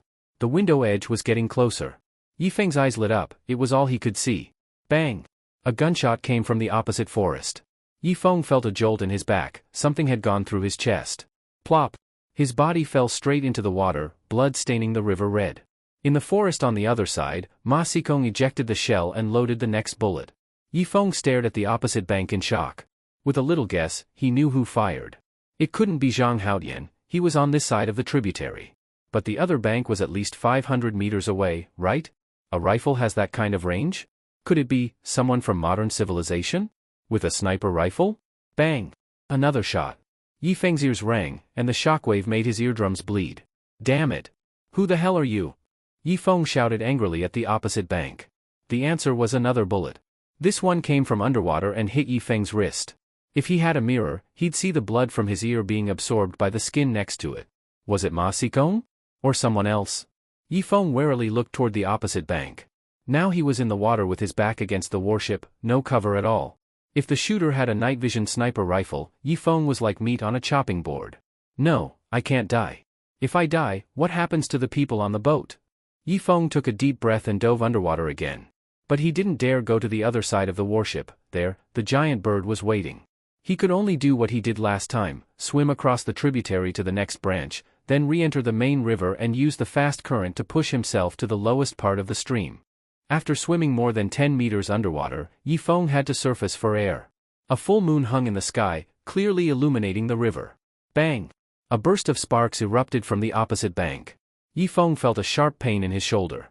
He didn't know if it was a graze or a penetrating wound. Damn, despicable bastard. Yifeng dove underwater again. On the opposite bank, Ma Xikong was following the current downstream, loading bullets into his gun as he walked. He was sure Yifeng couldn't stay underwater for long and would eventually surface, so he kept tracking him relentlessly. As long as he could kill Yifeng, the warship would be without a leader, and he could take over the crew. After observing for the past few days, he had come to a reluctant conclusion. This island definitely didn't belong on Earth. Maybe he would have to live here for the rest of his life, so controlling the warship was crucial. With that, he could dominate the entire island. This time, Yifeng swam over 20 meters underwater. When he felt like his lungs were about to burst, he was forced to come up for air. He could vaguely see Ma Xikong on the shore. The current pushed him closer to the bank. Now the distance between them was only about 200 meters. At that distance, with Ma Sikong's marksmanship, he could easily land a headshot. Sure enough, Ma Sikong raised his rifle again. Yi Feng, exhausted, didn't even try to dodge, he just closed his eyes in fatigue. After a whole night of chaos, all his strength and energy were completely drained. But just then, the whole sky suddenly turned pitch black. It was so dark you couldn't see your hand in front of your face. The darkness before dawn? Yi Feng thought of those 6 words. Overjoyed, he quickly lay flat in the river, letting the current carry him toward the next tributary. Ma Sikong looked at the darkened sky and couldn't help but curse. Damn heavens! In the darkness, Yi Feng didn't know how long he had been swept along. He couldn't see a thing but could feel he was being carried downstream. Meanwhile, having floated on the water surface for so long, his body had picked up some creatures again. Probably leeches and parasitic catfish, but Yi Feng couldn't be bothered anymore. He didn't even have the strength to lift his hand. After a while, the eastern sky began to brighten, and Yi Feng could barely make out his surroundings. He was now in another, larger tributary, at least 1 kilometer from the shore. Even if Ma Sikong had godlike aim, a World War II-era rifle couldn't shoot 1,000 meters. So tired. Now that the pressure was gone, Yi Feng lay flat in the water and fell asleep. He didn't know how long he slept, but eventually felt his body bump into a piece of wood. He forced his eyes open. He had drifted into a patch of water plants. Sharp pain came from all over his body. Damn, that hurts. Yi Feng staggered ashore, pulling off leeches, parasitic catfish, and even 2 piranhas from his body. By now, there was almost no intact skin left on him. He checked his waist. Fortunately, one of his pistols was still tightly strapped on and hadn't been washed away. After reaching the shore, Yi Feng spent another 20 minutes removing all the creatures from his body. Grotesque wounds covered him. Yi Feng felt like a corpse on the verge of rotting, completely drained of energy. He looked up at the sky. It was already noon. A red sun hung high, scattering golden light across the land. Gurgle. His stomach rumbled like an empty city, and Yi Feng felt dizzy from hunger. Suddenly, he noticed something still sucking on his heel, a leech. But this leech was a strange dark green and as thick as a baby's arm. Damn, how much blood did you suck from me? Yi Feng pulled out his knife and sliced the huge leech off. Strangely, normal leeches gave him a sensation when they latched on. But this dark green one didn't make him feel anything at all. Instinctively, Yi Feng felt this leech wasn't normal. You sucked my blood? Give it back. A cruel glint flashed in Yi Feng's eyes. He threw the disgusting leech into his mouth and started chewing furiously. He didn't care about the taste, his subconscious told him he had to reclaim the blood inside it. Ugh. Just after swallowing the leech, Yi Feng clutched his stomach and started vomiting. At the same time, a suffocating hunger spread through his whole body. This hunger was nothing like normal hunger. Yi Feng felt like he could eat an entire cow. So he wobbled to his feet and ran into the forest. After just 20 meters, a large water buffalo appeared ahead. Seeing Yi Feng, it lowered its head and charged. Bang bang bang. 3 quick shots. The buffalo collapsed to the ground. Yi Feng didn't hesitate. He pulled out his knife, sliced open the buffalo's wounds, and stuffed chunks of raw meat into his mouth. If anyone else had seen it, they would have thought Yi Feng was a zombie and shot him on the spot. After eating for a while, Yi Feng suddenly stopped and looked at his hands. What is this? Yi Feng was shocked. He had just eaten raw beef. Logically, his hands should be covered in blood. But now, there wasn't a drop of blood on them, only a few faint traces on his tattered clothes. Yi Feng seemed to realize something. He slowly extended his fist and pushed it into the buffalo's wound. The next moment, the buffalo's corpse started twitching, as if it was coming back to life. At the same time, the body shriveled rapidly, shrinking to half its original size before finally stopping. Yi Feng used his knife to slice more meat. There wasn't a trace of blood left inside. What the hell is this? After eating that fruit, did I learn some kind of blood-sucking technique? Yi Feng felt uneasy. He swung his arms, then picked up the buffalo's front leg with one hand and pulled it to the side. The buffalo's body shifted a few centimeters. It seems, after absorbing that blood, my strength and spirit recovered a lot? Yi Feng looked at his fist, then felt his muscles. Moo! Just then, another buffalo charged out. It glanced at its fallen companion, lowered its head, and rammed toward Yi Feng. Although Yi Feng had regained some strength, it was only about 5%, even weaker than a normal person. So he raised his pistol again. Bang! The bullet hit the buffalo's head, but it was ferocious and still charged, its horns hitting Yi Feng square in the chest. Bang! At that moment, 5 or 6 blood-colored scales suddenly appeared on the spot where the horns hit him. These scales only lasted 0.1 seconds but absorbed most of the impact, then quickly returned to normal. Yifeng was sent flying 3 meters away but bounced back to his feet, full of energy. He touched his chest, there were only 2 bruises. With the force of the water buffalo's charge just now, shouldn't its horns have pierced his chest? I get it. I've mastered Iron Shirt? Yifeng seemed to have realized something. He didn't expect that the fruit could have such an effect, it had increased his defense. After the water buffalo hit Yifeng, the damage from the bullet also caused it to collapse on the ground. Its 4 hooves kicked in the air, about to die. Yifeng picked up his knife, ready to finish it off. But then he changed his mind, put the knife aside, and inserted 1 finger into the water buffalo's wound. The next moment, the buffalo began to spasm violently, its body shrinking rapidly.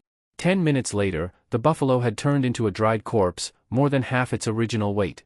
Yifeng swung his arms, he felt about 30% of his strength and spirit had recovered. So magical? Yifeng was stunned, touching himself, satisfied with his skin. Because many of the wounds on his body had already begun to heal. Although they hadn't scabbed yet, he believed that after absorbing a few more buffaloes, he'd be fine. Thinking of this, Yifeng glanced toward the river. This was already the main river. If he slept a bit more, he might drift to the cave. Only 1 bullet was left in the pistol, he couldn't waste it. Yifeng put away the pistol and strode downstream. He believed that since Susan and the others couldn't find him, they would drive the warship to the cave to meet him. This had become an unspoken understanding, no one had to say it, someone would do it. Gio! At that moment, a sharp, urgent cry came from the sky. Yifeng looked up and saw a small black dot thousands of meters high. As it came closer, it turned into a huge creature. His face changed dramatically. He quickly hid in the forest, using the thick canopy to conceal himself. Gio! The sharp cry rang out again. Yifeng felt like his eardrums were about to be torn apart. He immediately covered his head with both hands. But that thing kept circling right above his head, refusing to leave. Did it already see me, and that's why it flew down? Yifeng's eyes rolled back. Birds of prey had excellent eyesight, otherwise, they couldn't hunt from the sky. So Yifeng used the canopy cover to move downstream, trying not to make a sound. After running 400 to 500 meters, Yifeng stopped and looked up through a gap in the trees. That giant bird was still tailing him. It seemed to have some special ability, it could accurately track his location. Run! Yifeng stopped carrying and sprinted downstream. Only by hiding in the cave could he use the rocks to block the giant bird. Otherwise, if he kept fighting it in the rainforest, it would just fly around and dive. It was 10 times faster than him, sooner or later, he'd be dead. 1 man and 1 bird, chasing and fleeing toward the lower stream. 100 kilometers upstream, Zhang Haotian stood on the deck, holding a knife to Long Wu's neck. In front of him stood Ma Xikong. Last night, Ma Xikong climbed onto the big boat's deck and reached an agreement with the already traitorous Zhang Haotian. They gagged Long Wu's mouth and tried to climb up to the warship using a rope, but Chang Libin discovered them. Susan, Suyun, Ding Tuanchuan, and the others were still hiding by the riverbank. They didn't dare leave the trees because there were too many powerful beasts below. They had to wait for them to leave before returning to the warship. Ma Xikong stood in front, raised both hands, and looked up at the warship. Old Chang. We worked together for 20 years. Are you really going to betray me? Ma Xikong shouted. Ma Xikong, I have nothing to do with you anymore. You'd better leave the boat now. Once Brother Feng returns, you won't survive. Chang Libin shouted, feeling uneasy. Yifeng? I shot him several times last night. Every bullet hit his body. And with all those creatures in the river, do you think he could have survived? Ma Xikong said coldly. Hearing this, a few faces on the warship turned grim. Before, they didn't think Yifeng was that important. But now, without him, everything was in chaos. No one could replace him. You're lying. Yifeng won't die. You just want us to accept you. Lena held the Maxim heavy machine gun. If Longwu weren't still on the big boat, she would have pulled the trigger long ago and shredded the wooden boat. Also, the big boat was useful, it could ferry people from the warship to shore. Unless absolutely necessary, she didn't want to destroy it. At that moment, Dev also came onto the deck. She had woken from her coma last night and finally recovered. Why waste words with him? Dev raised her rifle and aimed at Ma Xikong. Bang! The bullet hit the deck of the big boat, 2 or 3 meters from Ma Xikong. Her marksmanship was far worse than Ma Xikong's. If Longwu and Susan were on the warship, either of them could have shot Ma Xikong in the head. So Dev loaded another bullet. But the next moment, she lowered her rifle. Because Zhang Haotian pushed Longwu forward as a human shield. Dove, Lena, you were both my secretaries once. I didn't expect you to turn against me so fast. Don't worry, if I become the boss, I'll treat you even better than Yifeng did. Yifeng came from the bottom, his mind is full of crude thoughts. But not me. Even if I have those thoughts, I'd ask for your consent. Also, once I take over, everyone on the warship will be above others. No more duty shifts, no more night watches, no more work. All the work will be handled by those people on the shore. Ma Xikong, keep my word. Ma Xikong's inciting voice echoed. He had observed Yifeng's team. Every one of them looked exhausted, black around the eyes, pale faces. So he used relaxed psychological tactics to break their bond with Yifeng. Once aboard the warship, he could easily take command, then sail downstream to hunt Yifeng, to kill him no matter what. Don't hesitate. Most of you were once my subordinates. I know you. None of you have what it takes to lead. Only I can command you to live comfortably in the rainforest, Ma Xikong continued. But just then, a cold voice rang out from the warship. Ma Xikong, eat my bullet. It was Susan, standing on the deck. She picked up a rifle and aimed at Ma Xikong on the big boat. Not good. Ma Xikong rolled and ducked behind Long Wu. Bang! The bullet hit the spot where Ma Xikong had just stepped, narrowly missing him. Ma Xikong had spent the whole morning talking on the deck. Susan had heard everything he said, so she ignored the danger and swam from downstream to the warship. Otherwise, with Chang Libin and the others' willpower, they might have been swayed by Ma Xikong, and then Yifeng would never make it back to the warship. So it's the beautiful Susan. Don't worry, when I become the boss, you'll be the second in command in the team, with equal power to mine. Ma Xikong changed tactics again. He didn't know how Susan got onto the warship. Bang! A bullet hit one side of the big boat. Brother Ma, let's just get out of here. Susan isn't like Chang Libin, she's Yifeng's loyal supporter. I'm afraid she won't care about this cripple's life and will shoot us both to death. Don't forget, that heavy machine gun hasn't even been used yet. Zhang Haoyan used Long Wu to shield himself. You're right. You steer, I'll go to the lower cabin to turn the wheel. Let's sail the big boat away. Even if we don't get the warship, having the big boat is still acceptable, said Ma Xikong. Okay.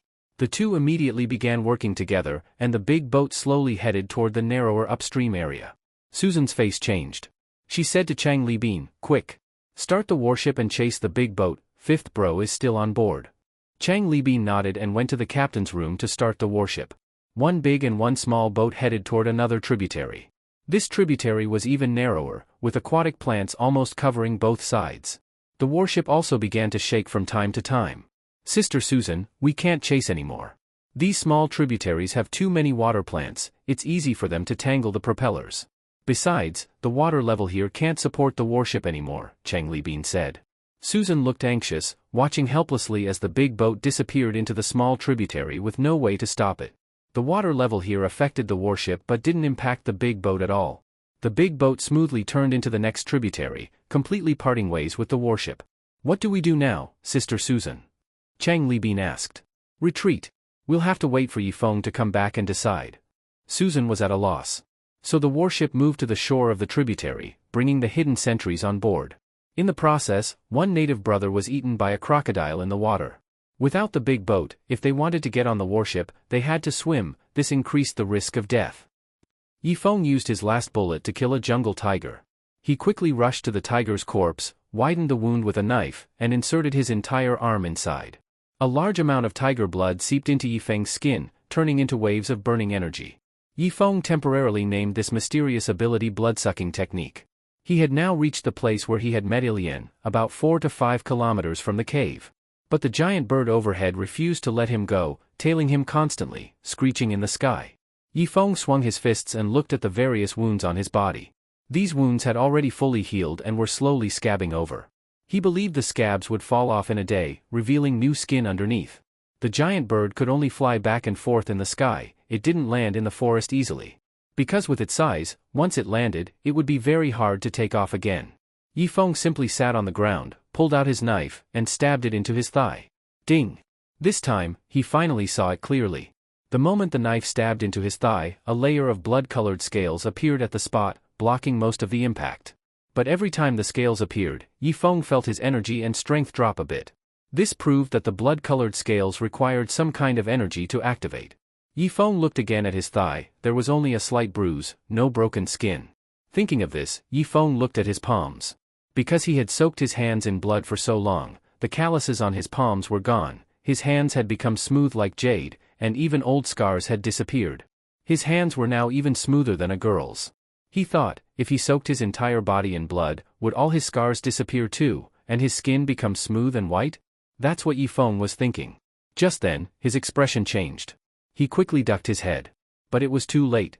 An arrow came from behind and struck him in the back. In the next moment, a large patch of blood scales emerged from his back. The stone arrowhead shattered instantly. Yifeng turned around and saw a strong-looking native standing behind him, bow drawn, staring in disbelief. Chief of the Gay tribe? Yifeng immediately recognized Luke and ran upstream without hesitation. If it were only Luke, Yifeng might try to fight him using the blood-sucking technique. But behind Luke were 5 more men. Each had 6 tattooed lines on their arms, clearly fierce warriors. He really ate the blood scale fruit? Chase him. Don't let him go, cut him open. Luke shouted and led the chase. Gyo. A screech rang out from the sky. The giant bird also flew toward the downstream area. Yifeng ran for about 30 meters when he felt another pain in his back. A spear had hit him. If he hadn't had blood scale protection, he would have been nailed to the ground right then. The spear didn't pierce his body, but the force knocked him down. He grabbed the spear and threw it back without looking, then kept running downstream. Finally, he reached the crocodile-infested swamp. Yifeng's eyes lit up. He jumped straight into the crocodile group. Several crocodiles snapped at him, but he dodged flexibly. Luke also rushed into the crocodiles. He pulled out a giant axe from his waist and swung it left and right. Crocodiles were sent flying, like a bulldozer. The 5 men with him were all elders of the Gay tribe. One of them was Guifeng. Chief, I'll circle around through the forest and cut him off. Guifeng said. Good. Hurry, Luke nodded, continuing to close in on Yifeng. Now Yifeng was zigzagging through the crocodiles, weaving left and right. Luke had the others clear out the crocodiles while he pulled out another spear. This one wasn't stone-tipped, but forged from metal. He pulled back his body. The spear made a sharp whistling sound. Poof! Yifeng barely dodged it, but an unlucky crocodile got pierced through. The impact lifted its body 2 meters into the air. Damn! Yifeng's face changed drastically. Just from the sound of the spear flying, he could already tell how strong Luke was. This guy could throw a spear at least 200 meters. Even in civilized society, not even a world champion could throw a spear 50 meters. Too terrifying. Good thing it missed. If it had hit, not even the blood scales could have saved him. Yifeng simply rolled and plunged his fist into the crocodile's body. After about a minute, the crocodile's body began to shrink. Puff puff puff. 3 arrows struck the crocodile's back. Yifeng felt it was enough. He didn't have time to drain all the crocodile's blood, so he kept running downstream. Almost the moment he jumped out of the swamp, a spear came from the side. It was Guifeng, the one he had met before. This guy was excellent with the spear. It passed right by Yifeng's cheek. Damn! Yifeng grabbed the spear and yanked it back. Unexpectedly, Guifeng took the opportunity to throw the spear away and drew a short sword from his waist, slashing toward Yifeng's arm. The two began to fight. Guifeng had excellent combat skills, but in terms of strength and speed, he was weaker than Yifeng. After less than 10 moves, Luke and the 4 elders were already charging over.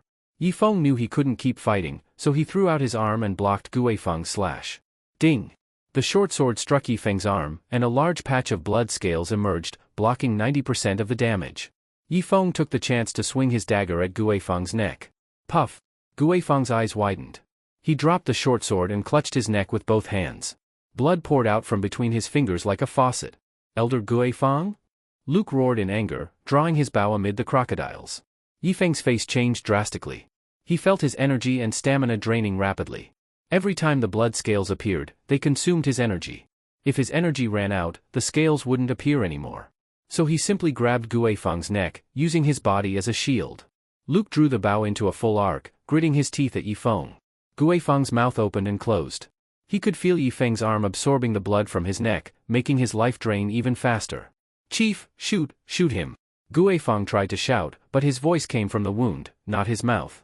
Yifeng dragged the badly injured Guifeng backward, while all the blood flowing from his neck was absorbed through Yifeng's arm.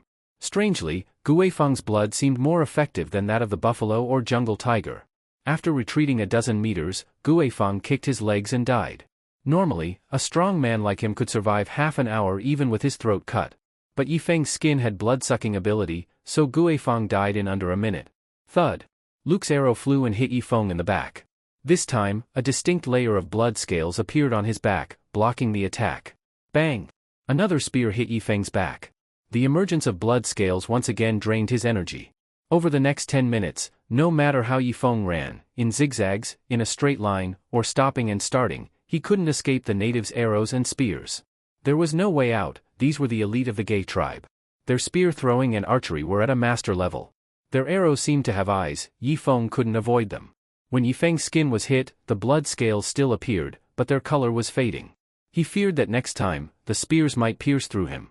Actually, with his current blood scale armor, he could have escaped into the water.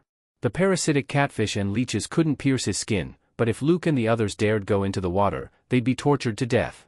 But no way. There was still that giant shadow overhead, tailing him. If he jumped into the river now, he'd probably die even faster. I'm running. Yifeng gritted his teeth. He stopped running in zigzags and sprinted at full speed toward the riverbank near the cave. Huff, huff, huff. He gasped for breath, feeling like all the energy he'd just absorbed was used up again. After a few steps, Yifeng tripped over something. He kicked away the weeds on the ground and saw a shell he had buried there. That shell had been buried for a long time. Yifeng remembered it was from when they had first arrived at the cave. Thinking of this, Yifeng threw away his dagger and searched his waist pouch behind him. 2 firestones appeared in his hand. He narrowed his eyes and began striking the firestones. Whoosh! A spear flew over from a distance, grazing Yifeng's arm. Yifeng quickly lay flat and struck the firestones again. Puff! A spark flared. Yifeng quickly lit the dry grass nearby and ran forward again. Luke and the others also arrived, staring at the burning fire. Why did that outsider light a fire in this situation? An elder asked. Luke's brow furrowed. The next moment, his face changed drastically. He ran toward the cave. Boom! In the giant bird's field of vision, a burst of fire shot out from the rainforest, blowing 5 or 6 large trees into pieces. After the smoke cleared, Luke was the first to get up. His back had been hit by a few stones. He felt a sweetness in his throat but didn't cough blood. Elder Blackstone? Luke immediately spotted one of the elders. His body was limp like a rag on the ground, with blood pouring from underneath him. The other 3 elders gathered around. They were all injured to varying degrees. Pfft! Elder Blackstone coughed up another mouthful of blood and died on the spot. Chief, that outsider already ran into the ghost cave. Should we still chase him? One elder asked, voice trembling. The elders were the true decision-makers of the gay tribe, and now 2 had died just chasing Yifeng. This filled him with fear. Elder Jueri, are you afraid of that outsider? Luke suddenly glared at Jueri. No. Our gay tribe has only 6 elders. Now, 2 are dead. I'm just worried, Jueri said with a shaky voice under Luke's stare. That outsider is hiding in the ghost cave, but it doesn't matter. Jueri, since you're too cowardly to kill our enemy, then you'll act as our errand boy. Go upstream and ask the high priest to send all the grudge children here. Surround the ghost cave tightly. We just need to wait outside. I don't believe that outsider can stay in the cave forever. Luke said coldly. In fact, he didn't dare enter the ghost cave either. First, because of the terrifying legends. The high priest once said it was the eye of hell. 80 years ago, the grudge children had crawled out of it. Second, he feared Yifeng's tricks, afraid of being ambushed in the darkness of the cave. At the moment Yifeng entered the cave, he sat on the ground, leaned his back against a rock, and slowly closed his eyes. He didn't care whether the enemies would chase in or not. He had to rest for a moment, otherwise he didn't even have the strength to walk. But once he closed his eyes, Yifeng actually slept until dark. Through the gaps in the rubble, Yifeng saw many torches lit outside the cave, and the squeaking and screaming of the grudge children. He shook his head and slowly opened his eyes wide. Outside the cave, at least 300 native warriors were gathered, and there were 10 times as many grudge children as warriors. What is this? Yifeng's eyes widened again. He finally could clearly see the high priest. Last time he saw her from the spruce tree, a kilometer away, and only thought she was tall and had a good figure. But now it seemed the high priest was not only well-formed, her aura was unparalleled. Calm and collected, holding the power of life and death in her hands.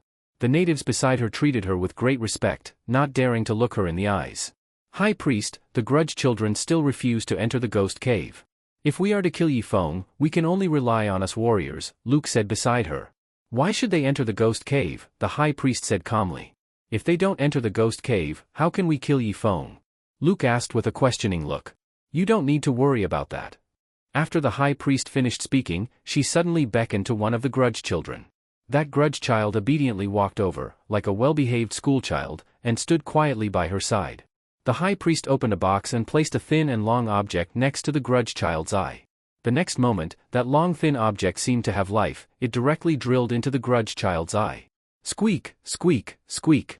Roar. After a few sharp screams, the grudge child let out a ferocious beast-like roar.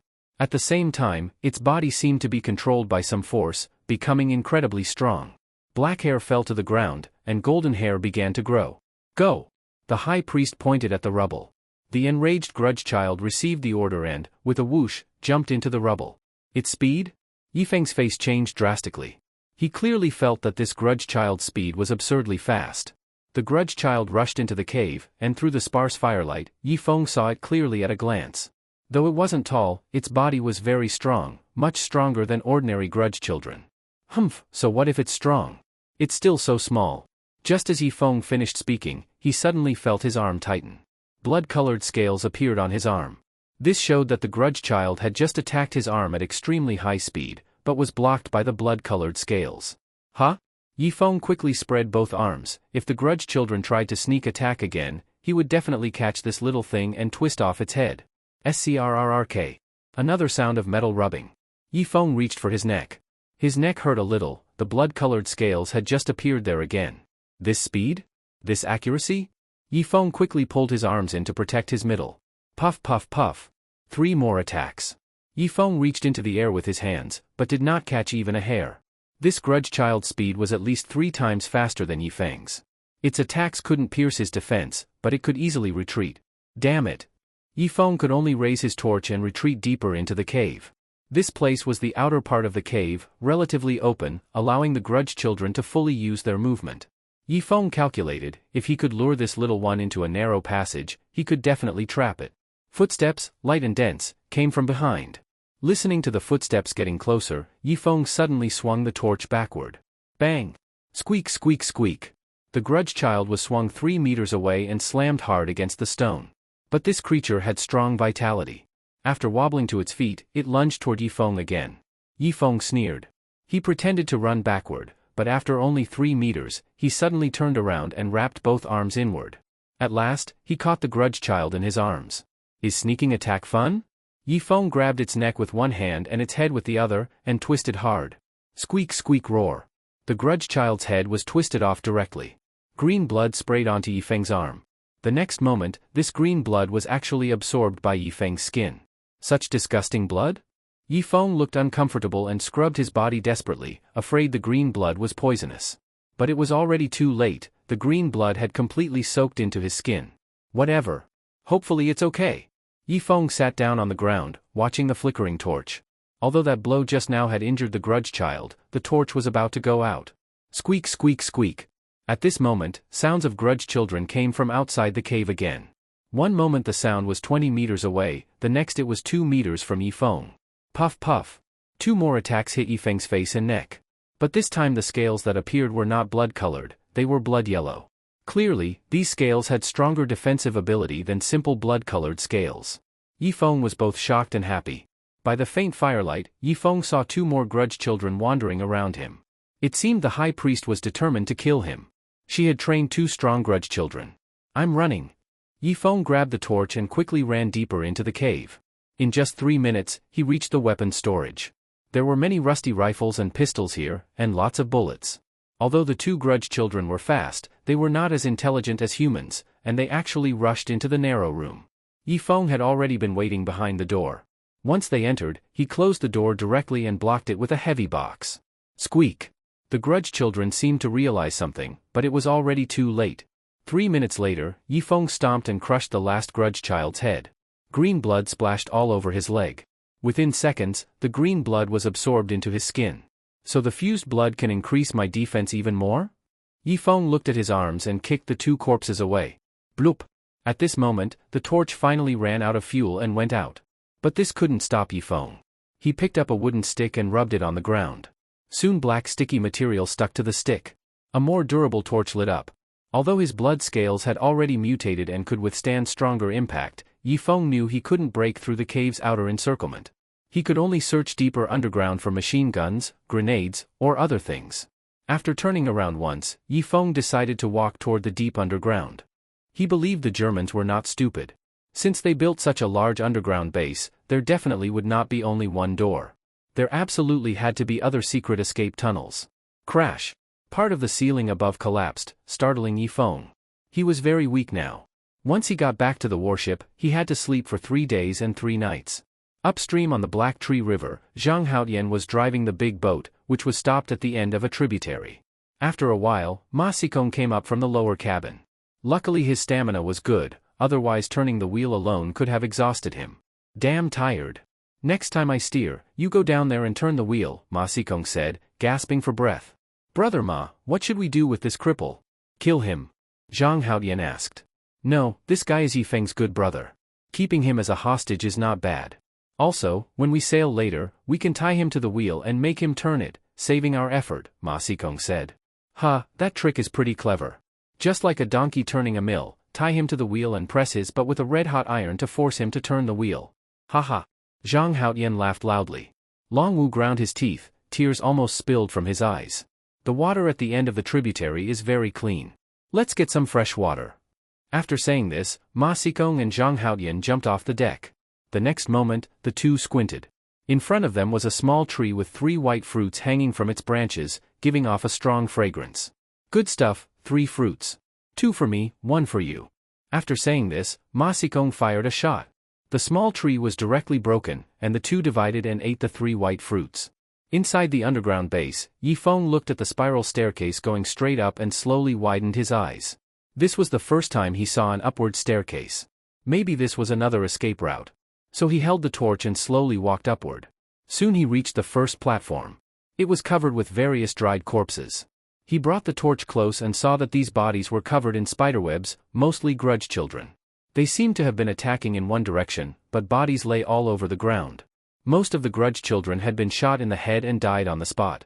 Continuing upward, more and more dried grudge children appeared, and the ground was covered with blackish-gray sticky substance. I understand now. The initial judgment was wrong. This blackish-gray sticky stuff is the grudge children's fresh blood slowly formed over time. Yifeng muttered to himself and added fuel to the torch. Finally, following the spiral staircase, he reached the second platform. There were the dried bodies of 2 humans here, their clothes already turned to dust. Clearly a man and a woman. The man was very tall, the woman was not short, but her belly had been cut open. And the man was still holding a severely corroded handgun. They probably, 80 years ago, tried to escape upward but were bitten on the buttocks by grudge children. After the man ran out of bullets, he was finally overwhelmed by the dense grudge children. Yifeng felt deeply moved and continued walking up, finally reaching the top. There seemed to be no way out here. But if there was no exit, why build a staircase here? Thinking this, Yifeng picked up his dagger and tapped the top a few times. Several places sounded heavy, proving they were thick rocks. When he tapped the middle position, it sounded hollow. That proved this place was the weakest. Thinking this, Yifeng put the torch on the ground, raised both hands against the top, and exerted his whole body. A strange scene happened. As he exerted full strength, blood-yellow scales appeared all over his body. Boom! A square iron plate was forcibly pushed open by Yifeng. The iron plate was about 20 centimeters thick, with edges over 3 meters long and weighing hundreds of kilograms. No wonder the man and woman 80 years ago couldn't escape, their strength was simply not enough to push open this iron plate. Yifeng could feel how desperate they were. Below were dense grudge children, above, the iron plate could not be pushed open. A rush of fresh air filled Yifeng's mouth and nose. He greedily took several breaths, then turned the iron plate over and covered the exit again. From now on, he would never enter from the cave entrance again. He would come from this place to move munitions, it would be faster. Or make a very long rope and slowly hoist the weapons up, wouldn't that save even more energy? Yifeng's mind sparked and his mouth curled open. The cave entrance was about 1 to 2 kilometers away. Standing in this spot, he could faintly see the flickering torches at the cave entrance. Now! Yifeng threw down the torch and ran upstream under the moonlight, hoping to meet the warship along the way. And he could not run during the daytime, because the giant bird's eyesight was extremely good in the day, it could see him from several thousand meters high. So he could only choose to move by night. Just like that, Yifeng ran more than 200 meters upstream when a leopard suddenly appeared ahead. The leopard looked at Yifeng once, then turned and walked away. This guy learned a lesson? Yifeng stood in surprise. Wild animals have keen instincts. They can tell a prey's strength. If they do not have full confidence, they will not easily hunt. Obviously Yifeng's aura had become very strong, even the leopard did not dare to hunt him. You learned well, but I need you now. Yifeng muttered and threw his dagger. Puff! The leopard was stabbed and killed outright.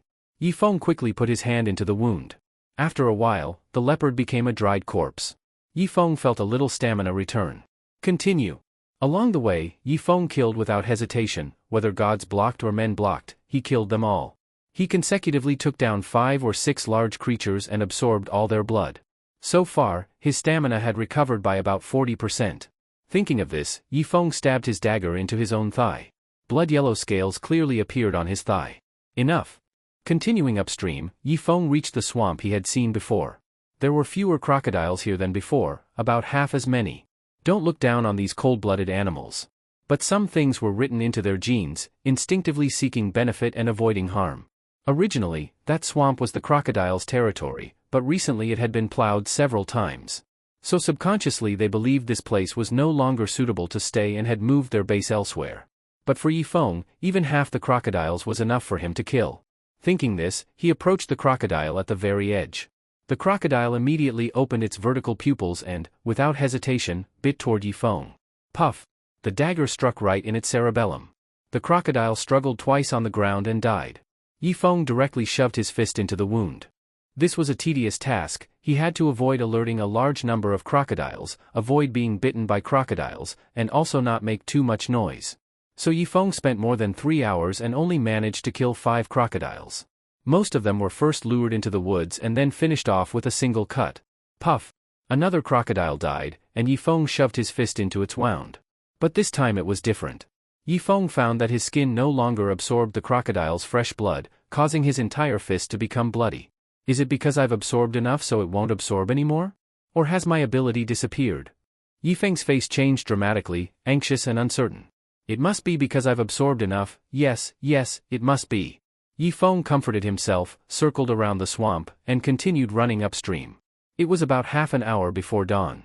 He had to find the warship before daylight. Otherwise he would be targeted by the giant bird again, and then he would have nowhere to turn. Ah Feng!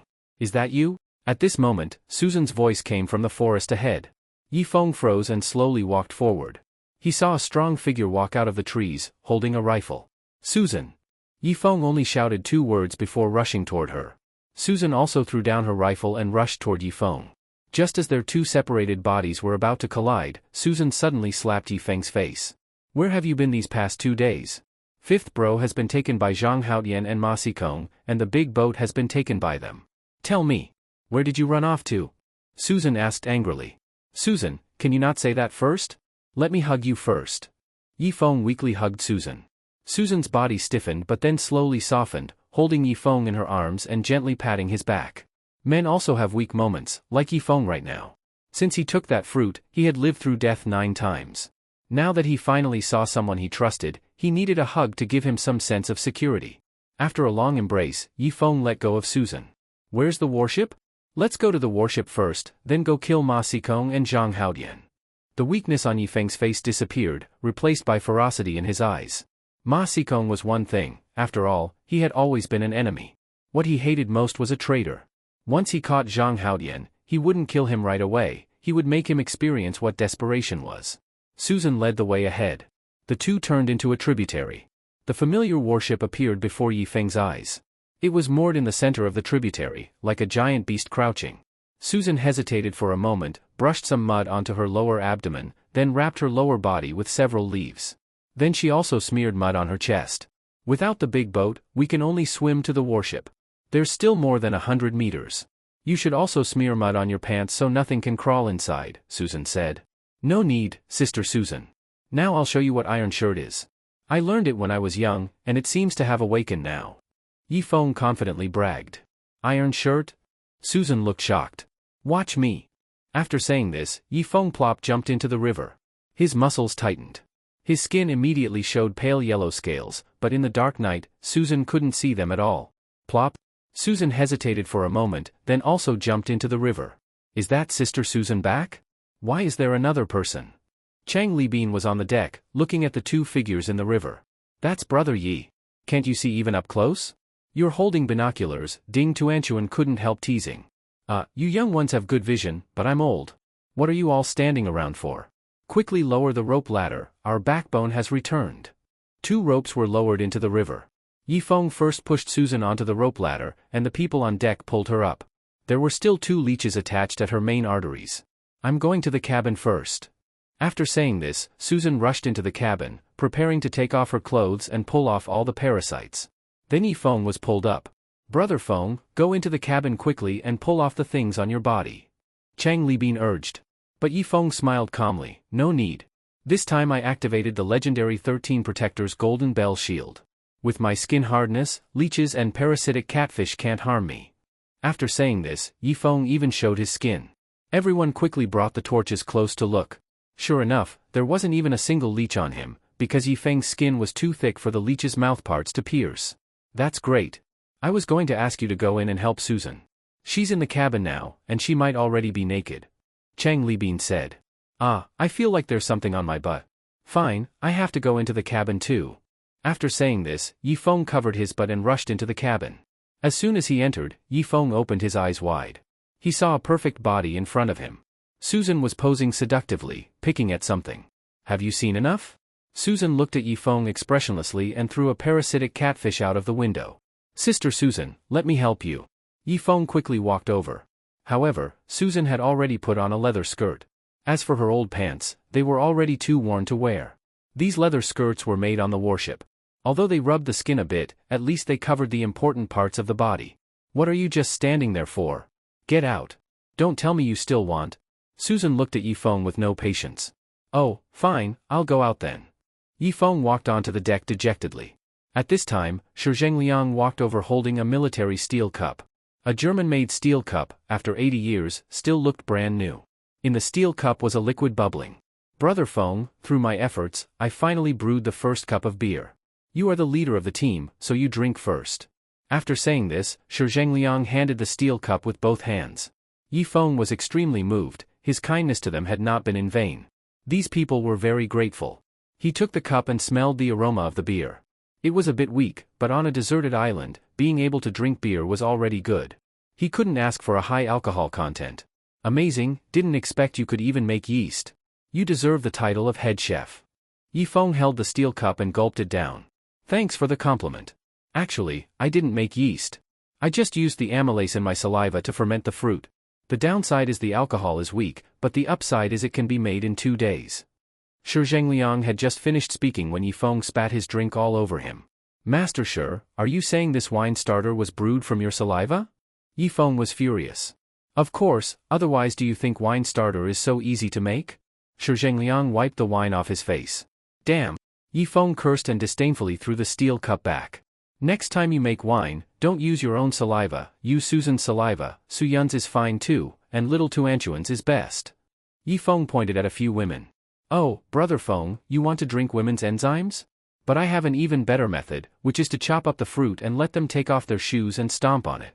There are bacteria on human feet that can live forever, and once they contact the fruit, they will slowly reproduce, so many red wines are made by people stomping. As long as the cellar temperature is suitable for those bacteria to grow, they will continue to reproduce, so many red wines become better with age. Shi Zhengliang made another suggestion. How disgusting, I will never drink red wine again. Suyun covered her mouth with an expression of discomfort as if she had eaten a fly. At that moment, the entire sky turned pitch black. Oh no, dawn is coming soon. You all stay on the warship, I'm going to hide in the cabin. After saying that, Yifeng immediately withdrew. During the day, that giant bird would definitely come to cause trouble. He was not afraid, but the people on the warship would be in trouble. The giant bird could use the glaring sunlight as cover to descend from the sky, and a machine gunner like Lena without sunglasses could only watch around, unable to stare at the sky for long, otherwise even with sunglasses she would become blind. After returning to the dormitory, Yifeng fell asleep immediately. It was still more reassuring to sleep on the warship, at least he did not have to worry about other dangers. Yifeng slept deeply. Brother Feng, you're still sleeping? You've been asleep for 2 days and 2 nights. Yifeng heard Chen En's voice faintly. He opened his eyes and saw Chen En's large face very close to his. Ah? Yifeng raised his hands and stretched lazily, feeling refreshed, his body filled with an explosive sense of strength. Chen En, while I was sleeping, did the giant bird come to harass the warship? Yifeng asked. Not a single feather, Brother Feng, I think you're overthinking it, right? Chen En said as he brought Yifeng his clothes. After putting on his clothes, Yifeng looked toward the window. The sun was already slanting west, a brilliant sunset cloud dyed the west red, and the river water rolled like gold. Only now could Yi Feng fully appreciate the beauty of this tropical rainforest. Notify Chang Libin to steer the warship upstream. We are going to rescue fifth brother and take back the big ship. As Yi Feng finished speaking, a cold gleam flashed in his eyes. Zhang Haotian and Ma Xikong must die, otherwise these two with guns were a threat to the people on the warship. In some sense, these two civilized people with guns were more dangerous than the entire native tribe. Got it. Chenin hurried up to the deck to pass the order. After a while, Yi Feng saw the big ship change direction and head upstream against the current. At this moment, Yang Li suddenly pushed the door in. As soon as she entered, she locked the door from the inside, then looked outside through the peephole. Sister Li, why are you sneaking around? What's going on? Yi Feng asked. Brother Feng, I'm sorry, that bastard Zhang Haotian actually took the big ship and ran away, and he's holding fifth brother hostage. I apologize to you. Yang Li finished speaking and bowed 90 degrees to Yi Feng. Yi Feng thought it was something important, but it turned out to be this? It's not your fault. No, it has a lot to do with me. Zhang Haotian obviously took revenge on you because of me. Brother Feng, I want to apologize to you. Tell me, how should I be punished? After speaking, Yang Li slowly unfastened her leather skirt, revealing a pair of straight, long legs. Yi Feng now hated Zhang Haotian to death. That bastard actually got such a beautiful woman, and had been with her for 8 years? Brother Feng, they are all on the deck, no one will know. I don't need you to be responsible. If you need anything just ask me, I won't go out and ruin your reputation. After saying this, Yang Li slowly sat beside Yi Feng. A wave of feminine hormone scent instantly filled the dormitory. Yi Feng quickly covered his pants. Since eating that fruit, although Yi Feng had unparalleled defense, but his body had also become increasingly honest. Even just after healing from severe injuries, he couldn't fully control himself. Yang Li seemed to notice this too, her eyes flickering, she directly reached out her hand. Oh my god! The next moment, she covered her mouth. This was too strong, terrifying jumping force, like a pulse, one after another. As if countless lives were about to burst out from inside. Sister Li, I said it's not your fault, haven't you already cut ties with Zhang Haotian? I won't blame you.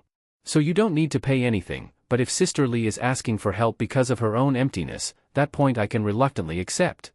Yi Feng said seriously. He could feel these people's loyalty. To reciprocate kindness, Yi Feng of course had to take care of their bodies, hearts, and even spirits, all must be satisfied. Who called himself the leader? With greater ability comes greater responsibility. Brother Feng, don't say anything. If you want to, then come.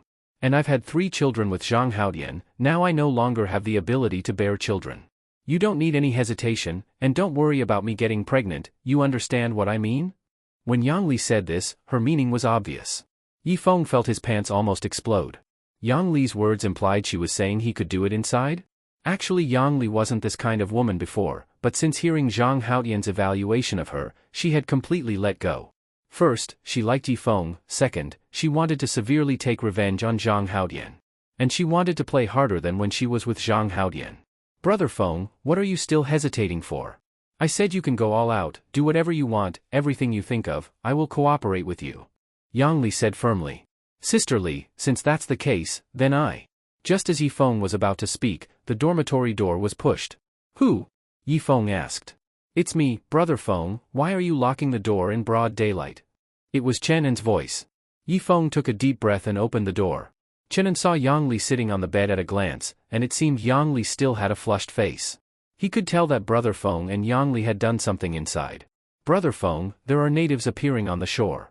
Chenin said. Oh? Yi Feng's expression changed, and he hurried toward the deck. Just as he reached the deck, he saw Lina aiming the machine gun at the shore, and Ding Tuanchuan was inserting the ammo belt into the side of the machine gun. Don't shoot yet. We don't have many machine gun bullets left, and this machine gun still needs to be used against more terrifying creatures. After saying that, Yi Feng first looked at the sky, then turned his gaze toward the riverbank. He saw 5 or 6 gay tribe people standing on the riverbank about 300 meters away. One of them Yi Feng had already seen before, an elder with 6 stripes. As for the other 5 people, all had 4 stripes and were probably leader level. Give me the binoculars. Yi Feng reached out, and Chang Libin handed him the binoculars. After a moment, he put down the binoculars. There shouldn't be any other natives on the shore, but why are these natives standing on the shore looking at us? Aren't they afraid of the machine gun? After speaking, Yi Feng shouted toward the shore, What's up? Do you guys want to come onto my warship as guests? Those natives hesitated for a moment, then suddenly all knelt down on the ground and kowtowed to Yifeng. Yifeng, we were driven out by the tribe. Please take us in, otherwise we will have a hard time surviving. As long as you are willing to take us in, I will tell you all the secrets of the gay tribe. The one who looked like the elder shouted. Yifeng twisted his mouth. These gay tribe people really took him for an idiot, trying to fight him with the intelligence of barbarians. It was simply suicide. Obviously, these guys were spies sent by the high priest, and they actually wanted to sneak into his group with such a childish method? Old Cheng, does the warship have iron chains? Yifeng asked. Yes, on the second level, there are many iron chains.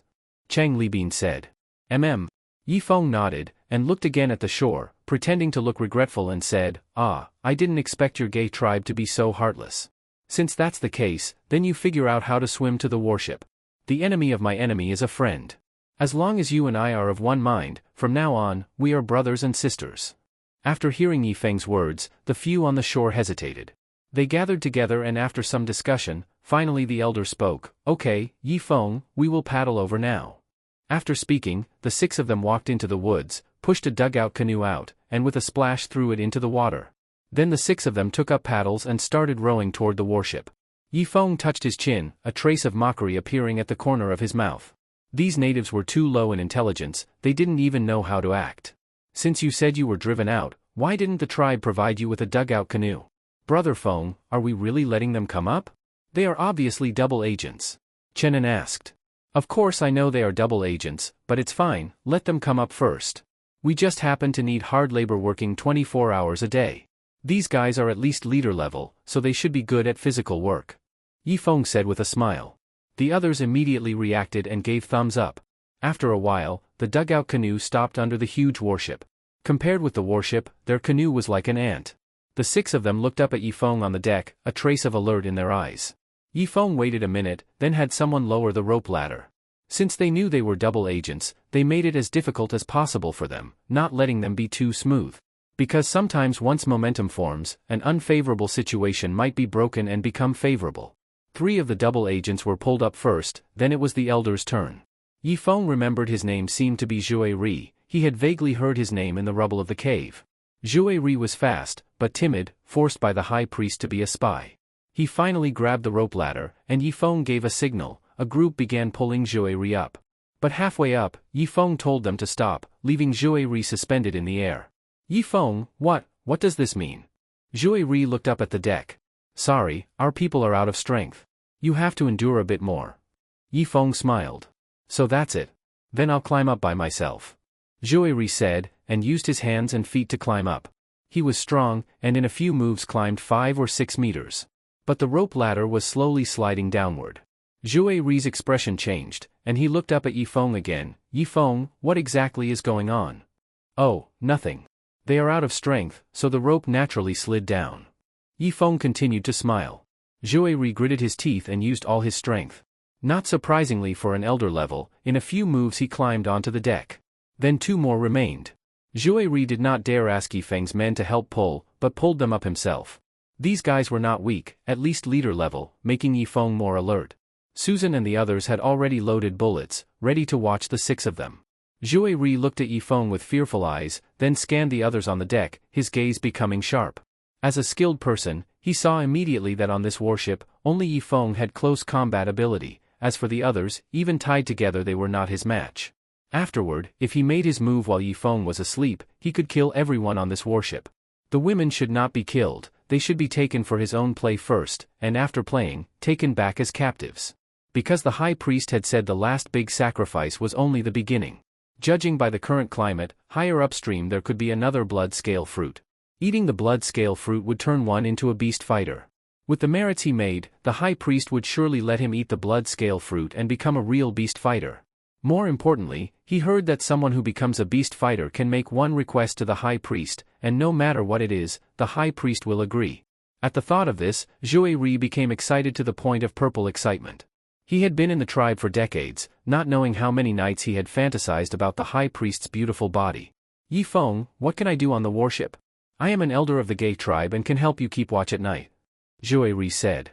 He had thought it through. As long as he got the night watch duty, he could quietly capture Yifeng's team, and even kill Yifeng in his sleep, taking the flesh back to eat raw, maybe absorbing some residual blood scale energy.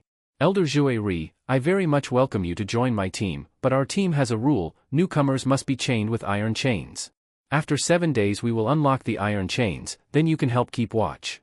Yifeng said with a chuckle. Susan and the others slowly raised their rifles, aiming at the few. This? Zhuai Ri's face turned bright red, his eyes moving left and right, thinking of countermeasures. Yes, please lock us up. After saying that, Zhuai Ri reached out his hands voluntarily. Chang Libin happily dragged the heavy iron chains over. Just as the iron chains were about to be placed on Zhuai Ri's wrists, this guy finally exploded. He rolled once, rolling forward 3 or 4 times, and with the dagger in his hand he slashed at Yifeng's neck. His movements were smooth and almost finished in less than half a second. In the past, Yifeng would have died without a doubt. A large area of blood scales appeared on Yifeng's neck, easily blocking the dagger's damage. Zhuai Ri's expression changed. He reacted quickly and changed to a stab, directly stabbing Yifeng's chest. Another large area of blood scales popped up. Zhuai Ri's face changed greatly. He leapt 2 meters high in the air, aiming the dagger at Yifeng's eyes. But the next moment, he felt his wrist tighten. Yifeng had already grabbed his wrist and pressed it downward. Aha, it's broken. Zhuai Ri thought he could hold on, but Yifeng's strength was too strong. His 5 fingers were like iron pliers, giving him no room to struggle. Bang! Yifeng kicked Zhuai Ri in the chest. This guy's ribs were broken at least 5, and he fell to the ground without moving. Tie him up. At the order, Chang Libin and the others came over to clean up the scene and tied Zhuai Ri up like a bundle. The other 5 natives looked at each other and communicated with their eyes. Yifeng, Zhuai Ri did not listen to your orders. He brought disgrace on himself. We are willing to be tied by you, and hope that after 7 days, you will help us unlock the iron chains. These people obediently held out their hands. Clack! 5 guns were pointed at the back of their heads. They were quite honest and did not resist like Zhuai Ri. Take them down and lock them up. The 6 guys were taken to a dormitory.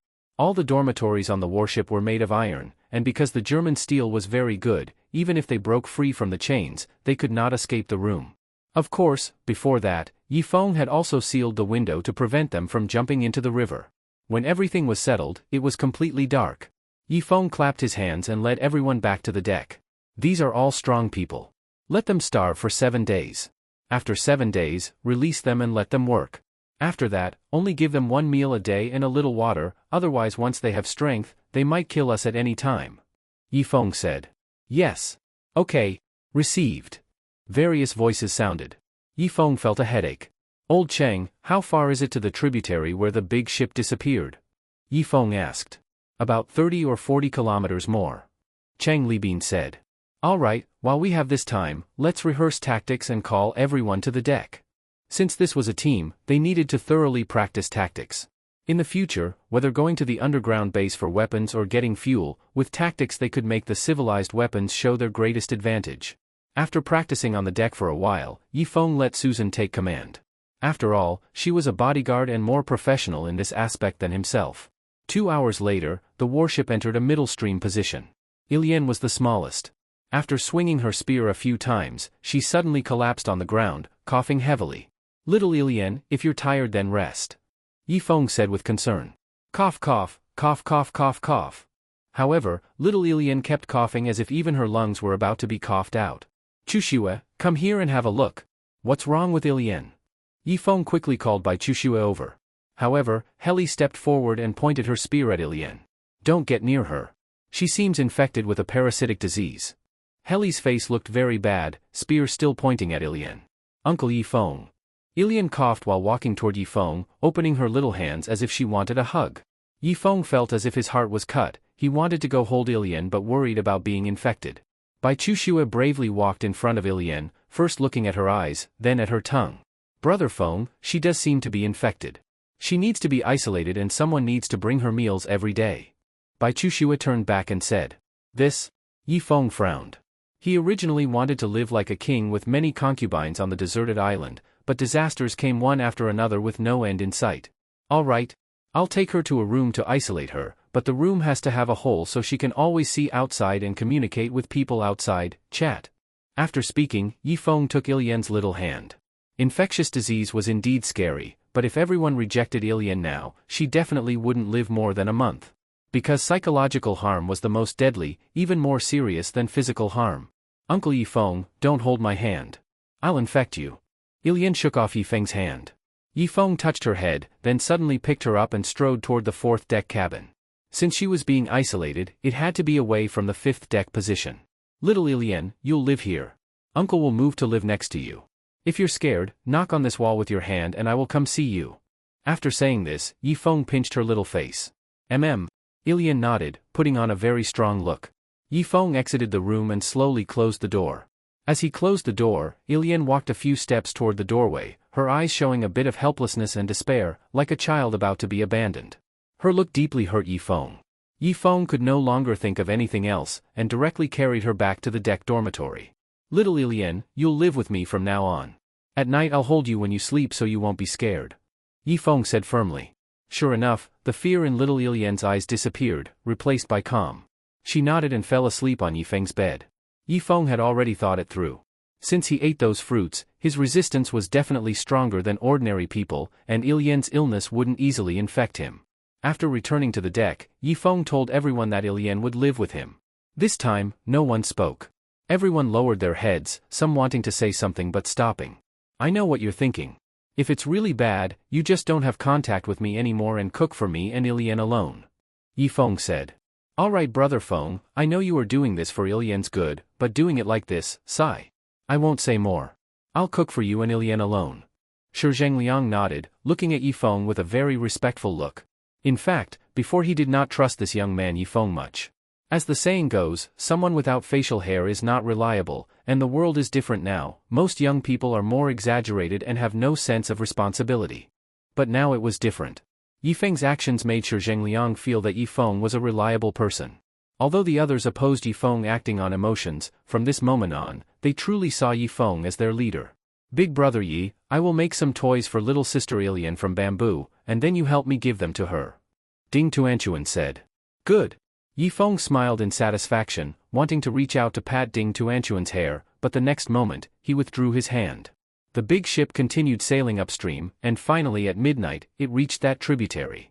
Yifeng, through the moonlight in the sky, faintly saw that tall spruce tree and the two huge skeletons on the opposite bank. Some carrion animals were crawling on the bones and eating, and occasionally the sound of a vulture flapping its wings could be heard. Brother Feng, if we turn into the second small tributary, that is where the big ship disappeared, Chang Libin pointed ahead. Wait until dawn, we'll steer the warship into that small tributary. I don't believe it, how many channels could that tributary have? At most 10. We can check one by one and surely find the big ship, unless those two guys manage to lift the big ship onto the shore. Yifeng said, then returned to his dormitory. Little Ilian was already awake. She was staring with frightened eyes, looking at the strange room, and tightly holding onto the clothes worn by Yifeng. As if this could give her a sense of safety. Little Ilian, I'm back. Yifeng opened the door and looked at little Ilian with a smile. Whoosh! Ilian, like a frightened rabbit, directly ran into Yifeng's arms. That night, Yifeng fell asleep smelling little Ilian's body scent, only hoping that when he woke up in the morning, he would not be infected. Otherwise, the infectious disease would be too terrible. Nothing happened during the night, and the next day came quickly. Yifeng had only heard Ilian cough a few times in the middle of the night, and then she did not cough again. In the morning, Ilian slept very soundly, and a bit of color returned to her pale face. It seemed that psychology had a big effect. Sometimes when a person has an infectious disease, if the people around reject and detest her, then her chance of dying would be very high. Because unhappy emotions can make the illness worse. But Yifeng not only did not reject Ilian, he even held her while sleeping, which made her feel she was not an outcast and also feel Yifeng's love. It proved that love is a good medicine to cure all diseases, more effective than any herb. Yifeng kissed Ilian's cheek again, then stood by the window and breathed some fresh air. He felt he did not cough or have a fever. It seemed this infectious disease was not as terrible as Heli said. Brother Feng, you're awake so early. Chenin came over and patted Yifeng's shoulder. Yifeng took a cautious step back. Aren't you afraid I'll infect you? Afraid of what? You and Ilian slept in the same room and you didn't cough. This proves this infectious disease isn't that terrible. Besides, I used to be a poor person and don't know how many additives I ate. If a parasite dares to enter my body, I'll make it know what it means to survive in the intestine. Chenin said unconcernedly. Ha ha ha, you rascal. Let's go. To the deck. Yifeng said, slinging Chennen's shoulder as they walked toward the deck. Approaching the deck, Yifeng hesitated for a moment, but resolutely exposed his body to the sunlight. That giant bird might have already given up on him. After all, it hadn't come to trouble him for 3 days. You can't hide in the cabin forever, right? But after he walked onto the deck, he still inserted the ammo belt into the machine gun, just in case. Others saw Chenin and Yifeng with arms around each other and all gave them thumbs up. Chenin, you're really brave. Yes, Chenin, I underestimated you before. Brother Chenin, you're braver than me. Faced with everyone's praise, Chenin immediately floated, felt proud. Everyone don't praise me, I Chenin am a low-key person. I may not be as handsome as Brother Feng, but besides being healthy, strong-limbed, intelligent, quick to react, and brave and hardworking, I really don't have much else worth praising. Chenin said seriously. Ding Tuanchuan slowly showed his middle finger. Let's eat. After eating, we will go ashore to look for the big ship. As for the warship, there's no way to drive it into the small tributary, Yifeng said. While eating, Yifeng looked up at the sky, his face full of alertness. No need to be afraid, that giant bird hasn't come for 3 days. Maybe it already gave up on you, Susan comforted. Yeah. Let's eat. Yifeng grabbed a beef leg and began biting into it. Although the tropical rainforest was full of danger, food was endless. They didn't need to worry about food. But one thing was that their current staple foods were meat, shrimp, and various fish. They never ate rice, wheat, or other carbohydrates. In the short term it was fine, but if this went on for a long time, it felt uncomfortable. Half an hour later, everyone finished eating. Yifeng and the others picked up rifles, pistols, and various weapons and began climbing down the rope ladder into the dugout canoe. This canoe was left to them by Zhuai Ri and the others and was very helpful. They no longer needed to swim to shore. After landing, Yifeng explained a few things to the people on the warship. Master Shi, remember, wait 6 more days before giving those natives food. Don't be soft-hearted. Soft-heartedness will harm you, Yifeng shouted. Don't worry, I am even prepared to give them poison. Shi Zhengliang shouted loudly on the deck. Only then did Yifeng nod in satisfaction and let Tuba lead the way in front. Tuba had lived around here before, so he was familiar with the terrain. After walking 500 or 600 meters, the water network became dense, mostly small tributaries a dozen meters wide, but more creatures lived in the tributaries. Crocodiles, leeches, and various types of piranhas were as numerous as cattle and sheep. Yifeng had no choice but to act as a carrier. He first carried Chenin on his back, ran with a step, and easily jumped more than 10 meters to the opposite bank. Then he jumped back and carried the next person to the opposite bank. Forget it, you others go back. I will just take Susan, Tuba, Chenin, and Heli. Otherwise progress is too slow. Yifeng waved to Zhang Yan on the opposite shore. Ah Feng, you must be careful and pay attention to safety. Zhang Yan nodded and led the others back. She was the person who joined Yifeng's team earliest, and Yifeng trusted her very much. Most importantly, the other team members also respected Zhang Yan. Let's go. Don't walk together. Keep 3 meters between each person, in case Ma Xikong kills 2 with 1 shot. Yifeng said. Susan and the others nodded and slowly spread out. This time Yifeng brought these 4 people with his own plan. Chenin had good luck and always managed to turn danger into safety. He was a lucky star. Before, Yifeng did not believe in any lucky star, but in a harsh environment, humans naturally believe in these things. The so-called environment changes belief. Susan's marksmanship was good and could shoot with Ma Xikong, so she also had to be brought. Heli was a person of the Gay tribe, had strong survival ability in the wild, and had eaten the ginkgo fruit, so her close combat ability was even stronger than Susan's. Then there was the guide Tuba. The 4 walked the whole morning. Whenever they met a tributary wider than 200 meters, they walked along the tributary to the end. Because only a tributary 200 meters wide could bear the weight of the big ship. For rivers a dozen meters wide, Yifeng directly jumped over them carrying the 4 on his back, no need to waste time going upstream. Soon it was afternoon again. Yifeng punched and killed a big wild boar, and used the blood-sucking grate method to suck all the boar's blood dry. Of course, this process he did while carrying the 4, otherwise the 4 would surely develop psychological shadows about him. Tuba, you open the way up ahead and have the hardest work, eat more. Yifeng handed a whole pig leg to Tuba. Tuba began eating in big bites, because when Yifeng and the others came out, they had brought spices given by Shi Zhengliang, which could make the pig leg roasted fragrant and tasty to the bone. Bang! A gunshot broke the silence. Yifeng's body lunged forward, and large areas of blood scales appeared on his back. Ma Xikong? Susan at the first moment lay down on the ground, and fired 5 or 6 shots back toward the source of the gunfire. Ah Feng? After Susan fired a few shots, she nervously looked at Yifeng. Yifeng slowly climbed up, touched his back with his hand, and picked off a bullet head that was clamped on his skin.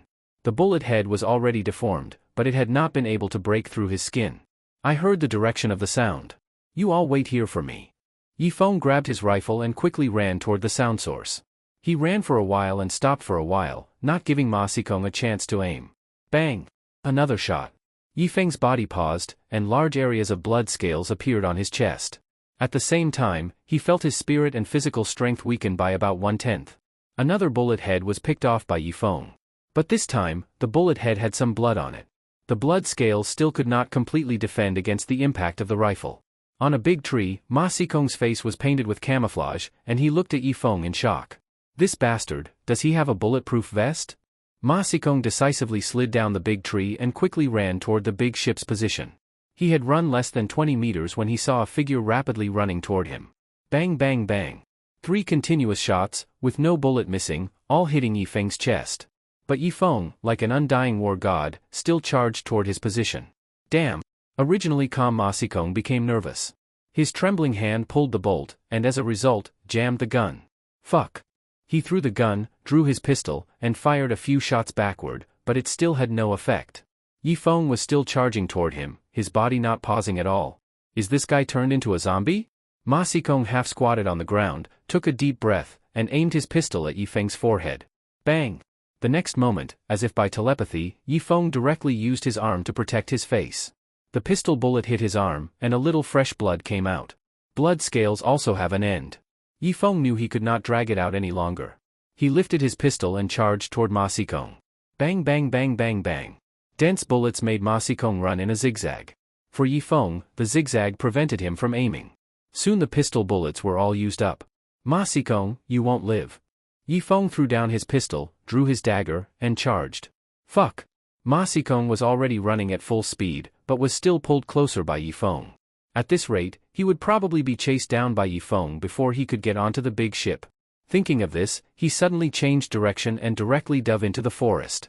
The dagger in Yifeng's hand flew off and directly nailed into Ma Xikong's shoulder. Ah! A miserable scream, Ma Xikong disappeared into the forest with the dagger in his back. Today I must kill you. Yifeng gathered all his strength and continued chasing Ma Xikong. At this moment, a black shadow suddenly flashed in front. A stick as thick as a big thigh swept toward his chest. Yifeng's body was directly hit and thrown 5 meters away, spraying large mouthfuls of blood. The blood scales also could not defend against such terrifying whipping force. Ma Xikong slowly appeared ahead of him. He bent down and, with a reversed hand, grabbed the dagger. Aga! After a series of miserable screams, he pulled the dagger out and slowly approached Yifeng. Both were injured, and Yifeng was more heavily wounded, which made Ma Xikong have an illusion that he could kill Yifeng. Bastard, do you think I, Ma Xikong, am that stupid?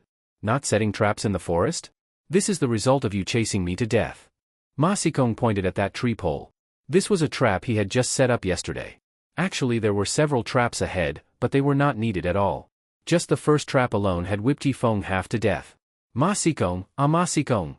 I let you escape many times, but if I let you escape again this time, then I will write my name backwards. After saying this, Yifeng slowly stood up. Now the distance between the two was only 3 meters. Even if Ma Xikong was alert, this time he could not escape. I think you're still dreaming? Ma Xikong said, holding the dagger in his right hand reversed, his left leg slowly stepping forward, posing a standard bayonet tactic. Go to hell. The dagger sliced toward Yifeng's neck. The two soon began fighting together. By the 10th move, Ma Xikong was extremely shocked in his heart. He found that his moves were more refined than Yifeng's, but Yifeng's speed was more than 3 times faster than his. No matter what move he used, Yifeng could resolve it 1 step ahead. Clang! The dagger finally stabbed into Yifeng's chest, but it made the sound of metal rubbing. Bastard! Actually this was a weakness Yifeng deliberately sold. He grabbed Ma Xikong's arm with a reverse hand, and with his 5 fingers exerted strength. Crack! The sound of bone breaking was heard. Aga! Ma Xikong let out a miserable scream, rolled back 3 meters away, his face twisted by pain, and big sweat beads fell rolling down, dripping onto the black earth. Say it, where is the big ship? Yifeng picked up the dagger from the ground and stepped closer to Ma Xikong step by step. Ma Xikong's eyes turned craftily, and his facial expression was unstable. Yifeng, thinking about knowing where Long Wu is, don't dream it. Even if I die I will not tell you. As he spoke, Ma Xikong covered his arm and slowly retreated. Yifeng had long noticed his little trick and lightly laughed. Do you think this trick still works? After speaking, Yifeng suddenly leapt forward, and the dagger in his hand stabbed toward Ma Xikong's head. With his current strength, he could easily stab Ma Xikong's head and explode it. The next moment, the river channel position sent a whoosh sound. A crossbow bolt 3 meters long shot into the forest, stopping Yifeng in midair, and then thud he fell to the ground. On the bow of the boat, Zhang Haotian was operating the mounted crossbow, looking at Yifeng in the forest with a face full of surprise. Ha ha ha, I hit him. I hit Yifeng on my first time using the mounted crossbow. This guy was happy for only 2 seconds, when he saw Yifeng stand up and pat the bruise on his chest. You? Ma Xikong widened his eyes. Even a mounted crossbow can't kill Yifeng? Did this guy become a monster? He made a smart choice in just 1 second and with a whoosh ran away. Yifeng was about to chase, when another bolt was shot from the big ship. But now he was prepared, and easily dodged the bolt. You bastard! Looking at the already disappeared Ma Xikong, Yifeng turned his head and looked at the big ship with blood-red eyes. His figure swayed, and he ran quickly toward the big ship. Fuck! You! Zhang Haotian hurriedly placed another bolt into the groove, then quickly turned the wheel. But it was already too late. Suddenly from below the big ship came a splash, something rose from the water and was crawling toward the deck. Fuck, hurry up! Zhang Haotian finally pulled the wheel straight. But footsteps were already heard on the deck. His soul was scared out of him. He tried to turn the mounted crossbow backward, but the design of this mounted crossbow could only fire directly in front of the big ship. It could not rotate 360 degrees. Zhang Haotian, you bastard, today I'm going to chop you into meat paste. Yifeng charged forward in 1 step. Zhang Haotian's eyes turned, and he directly jumped into the river.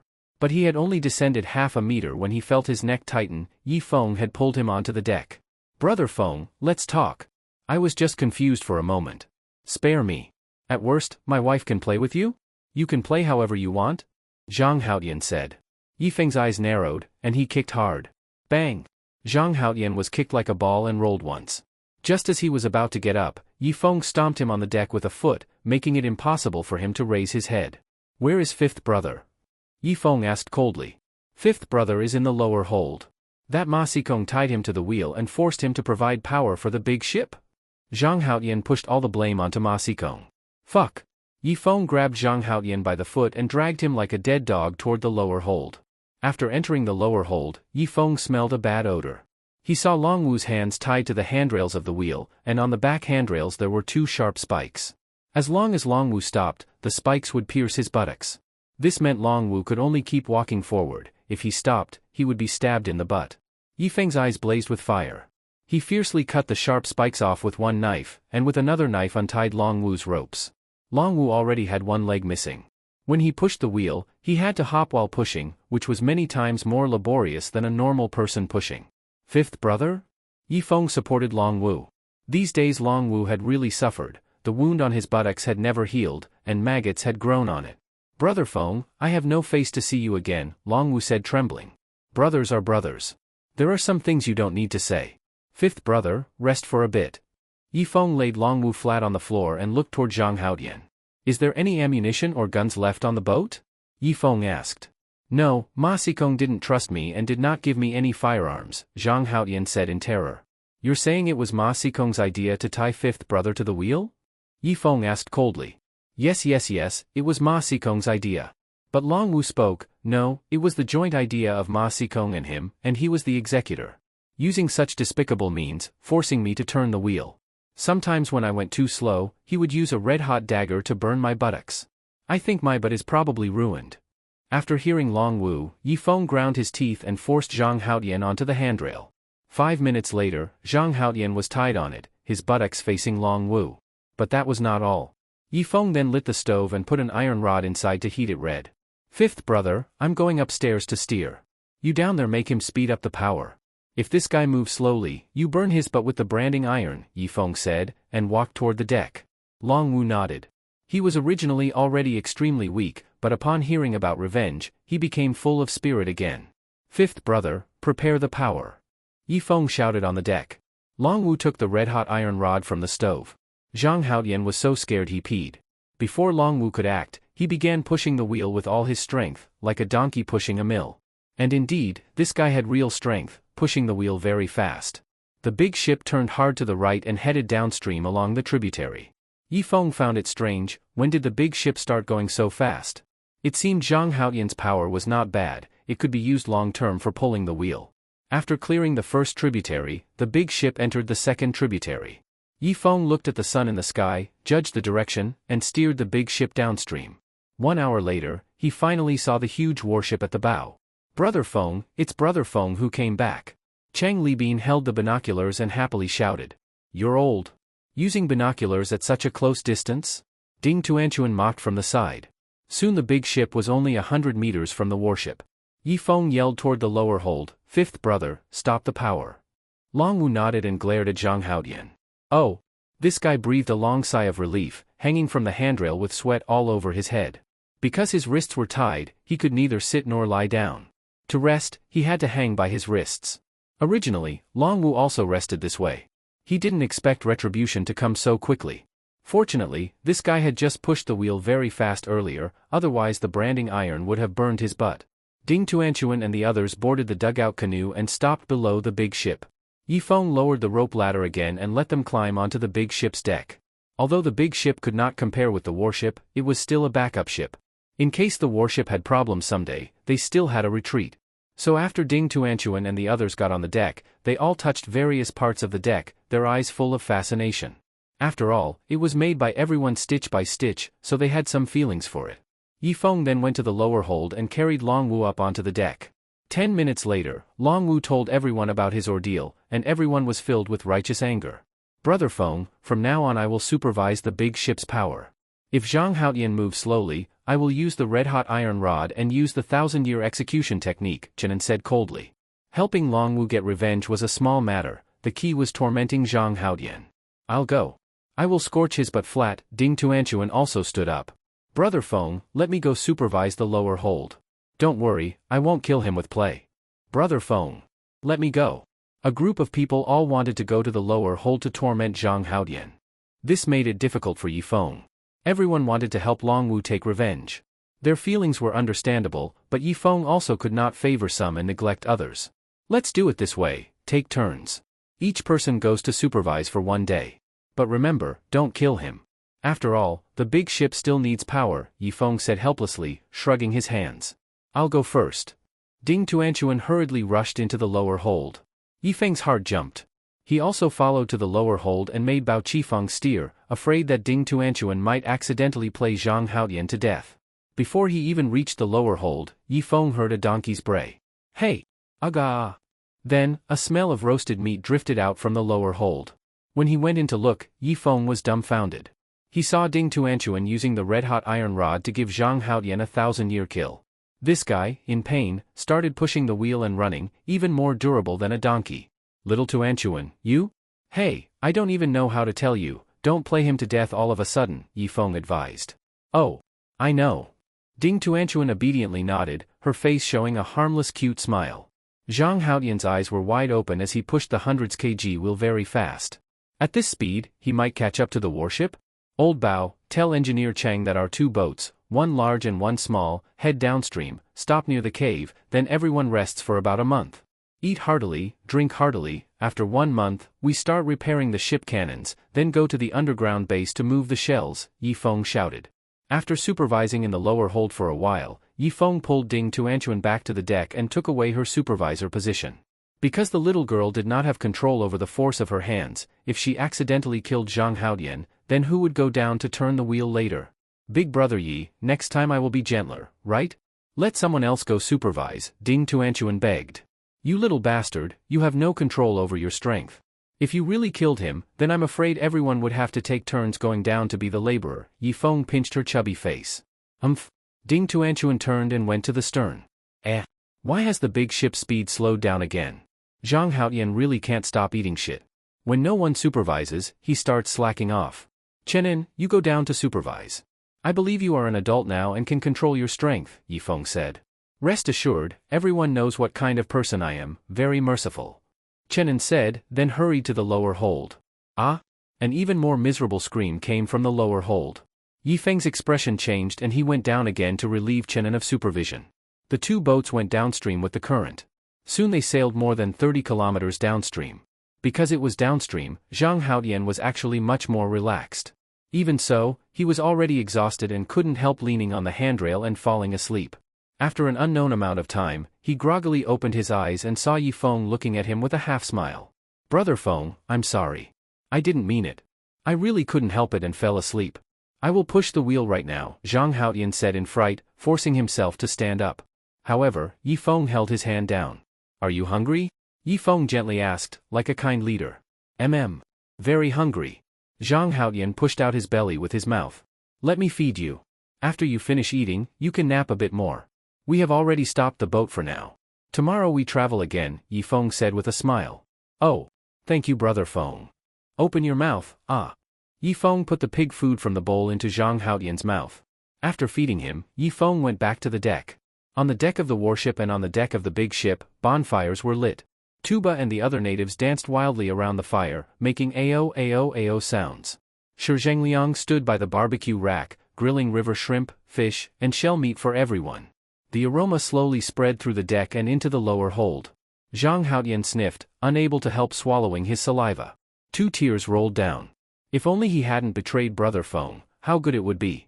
Now he should be enjoying delicious food on the deck. Master Shi's food was unforgettable after one taste. But now? He became a prisoner, only able to hang in the lower hold to rest, not even able to sit on his butt. The more he thought about it, the more he regretted. Zhang Haotian cried like rain. At this moment, footsteps came from the lower hold. He was startled and quickly posed as if pushing the wheel. However, when he saw the figure clearly in the firelight, he became instantly very happy. Wife, wife. Sob sob sob, go quickly beg Brother Feng to spare me. I really have repented. Look at my butt, it's 3/4 cooked now, woo! Zhang Haotian cried loudly. Yang Li was holding several portions of barbecue, including one made from fruit. What are you saying? Eat something first.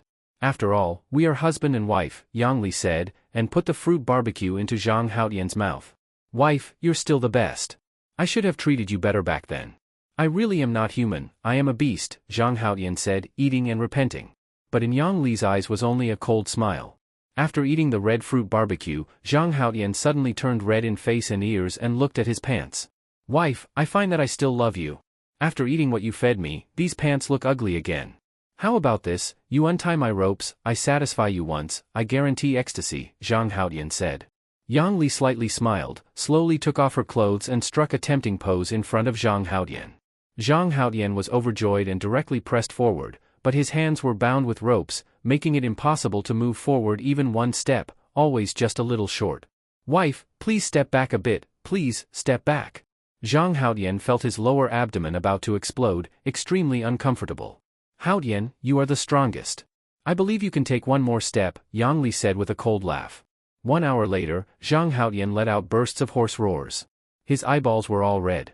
Now his pants were extremely ugly, yet he still could not reach Yang Li, and he could not use fifth mist to solve it, because his hands were tied. 2 hours later, Zhang Haotian felt his pants collapsing quickly, as if scrapped forever. Have I become a eunuch? Zhang Haotian murmured.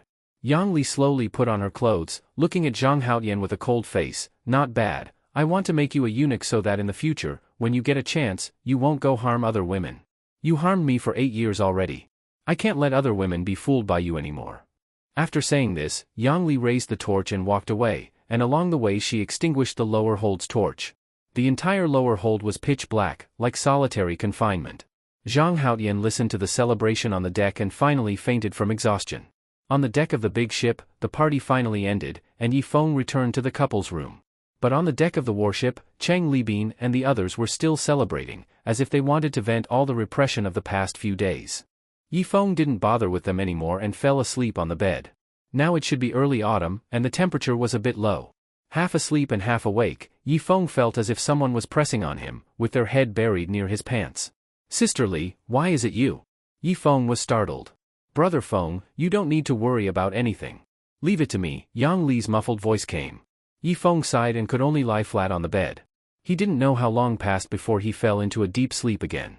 During the day he had taken several shots from Ma Sikong, so his energy and stamina were completely exhausted, and yet he fell asleep in this condition, which made Yang Li somewhat unhappy.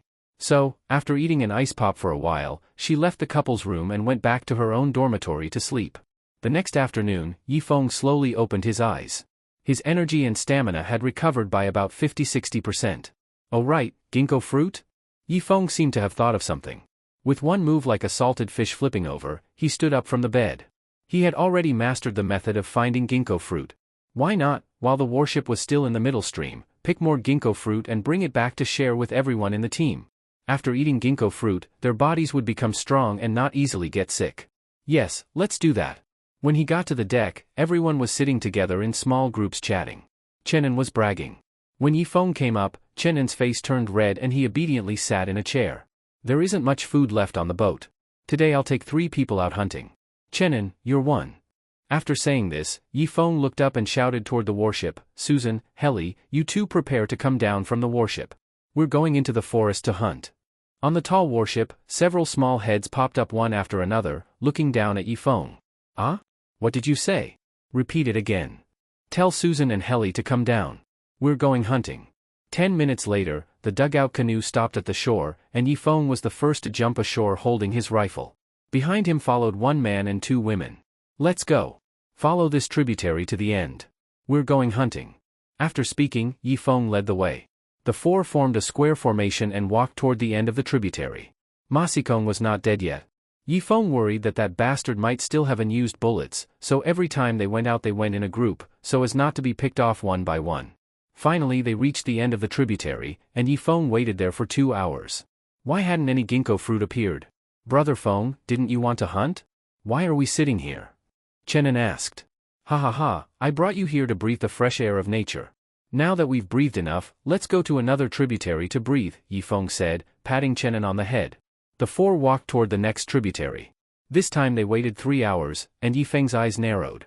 Sure enough, where the water was clear, a small tree appeared. 3 ginkgo fruits were slowly emerging. Yifeng made a silent signal, and in a flash he chopped the small tree down, finally picking the 3 ginkgo fruits. Helly, knowing the effect of ginkgo fruit, took hers and ate it.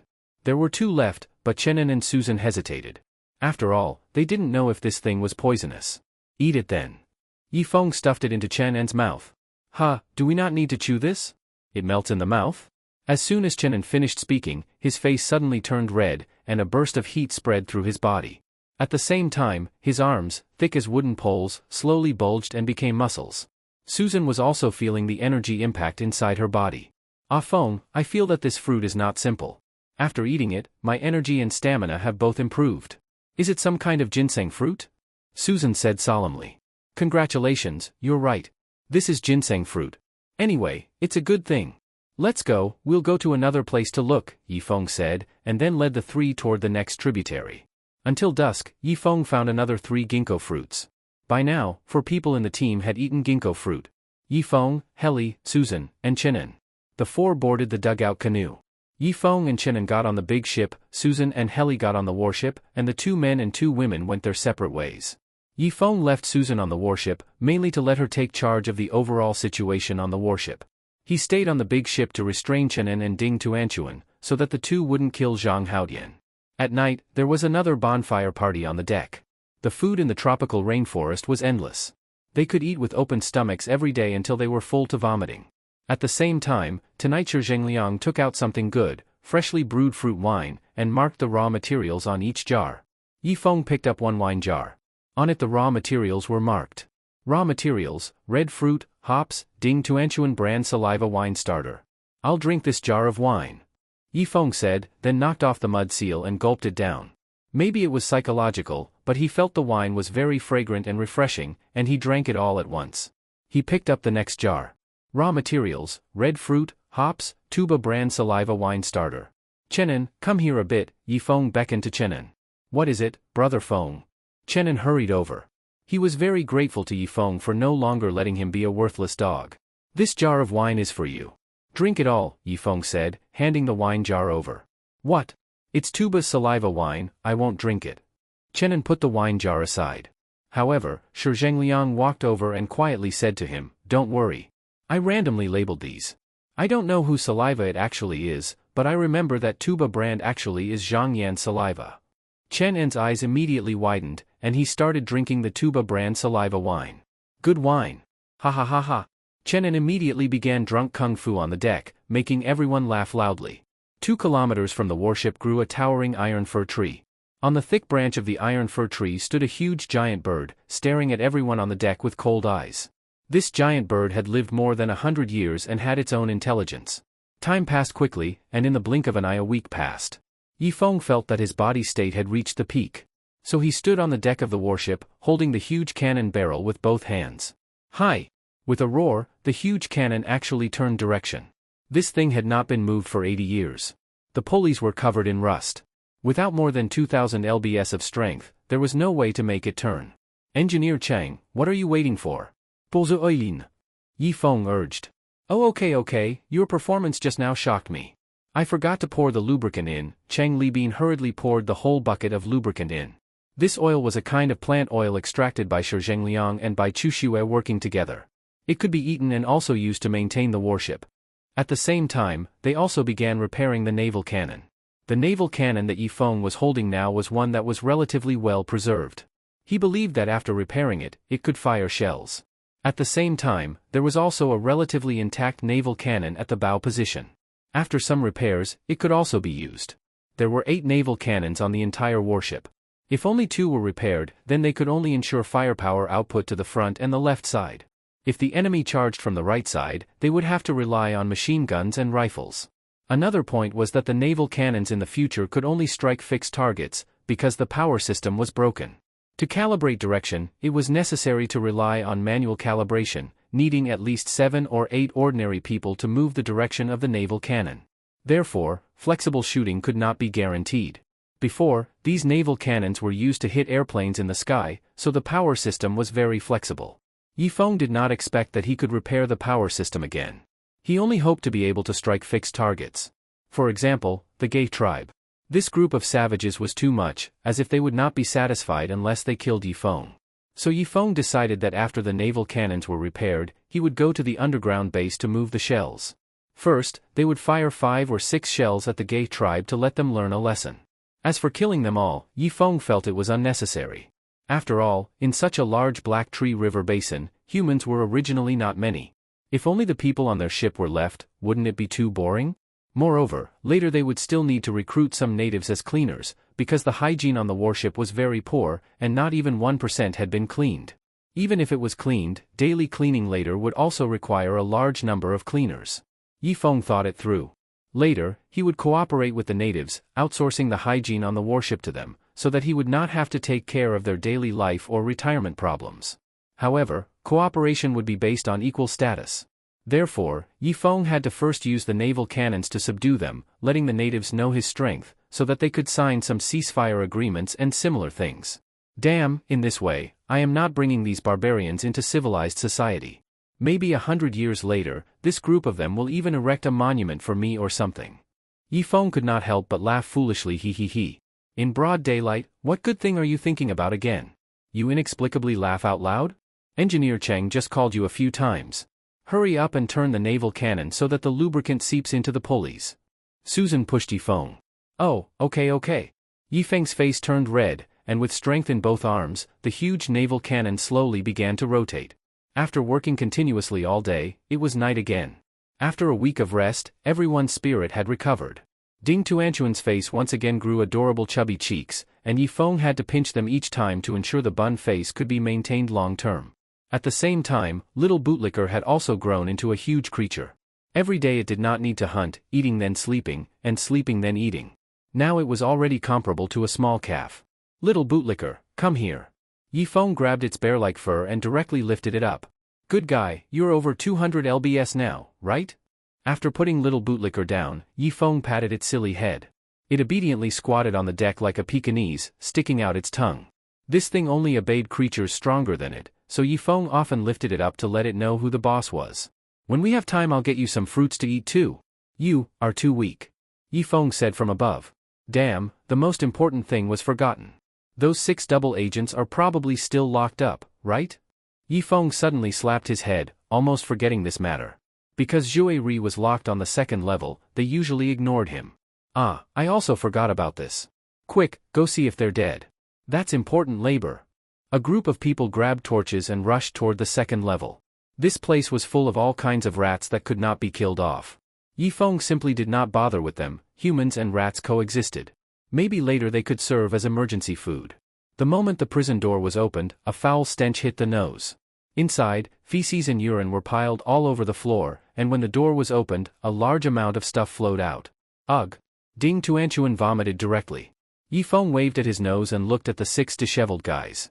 Only Zhue Ri's complexion was barely okay, the other 5 guys were miserable, on the verge of starving to death. At the corners of the mouths of some of them, there was still excrement flowing.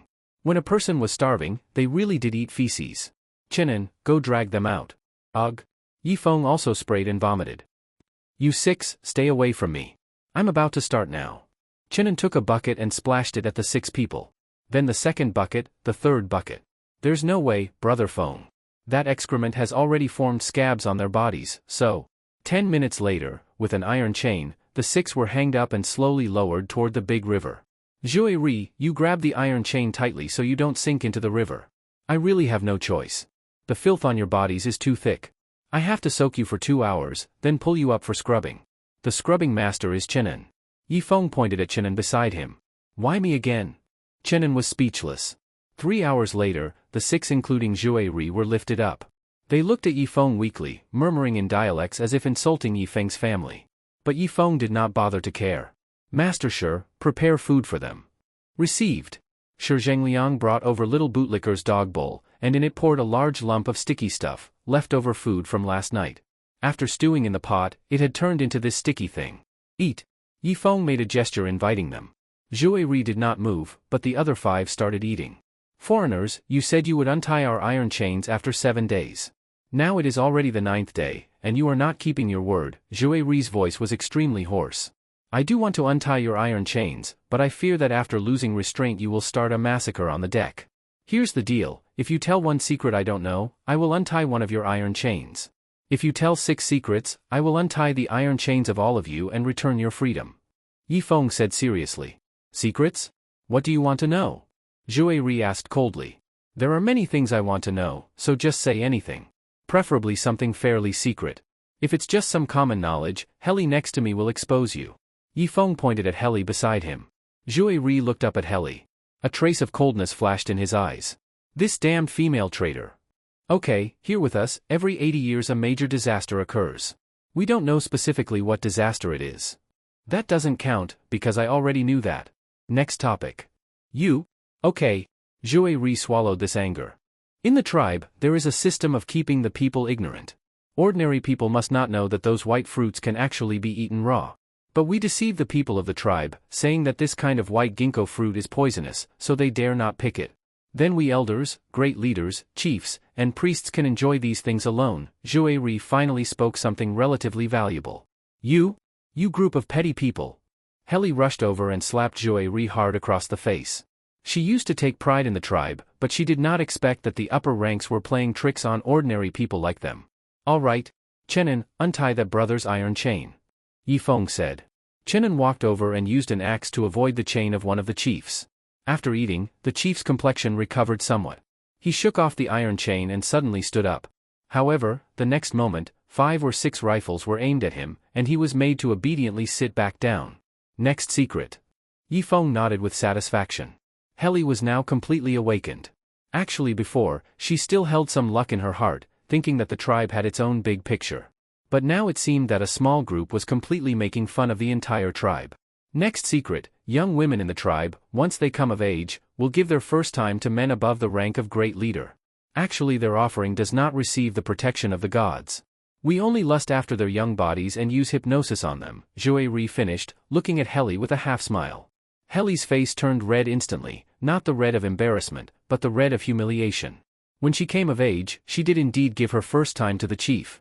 But she also received the title of female chief, and she thought it was the protection of the gods, but it turned out she had been played again. I want to kill you, you beast. Heli suddenly rushed forward, but was held back by Susan and the others. I'll ask you again, in the tribe, the more men a woman accepts, the more lucky she is.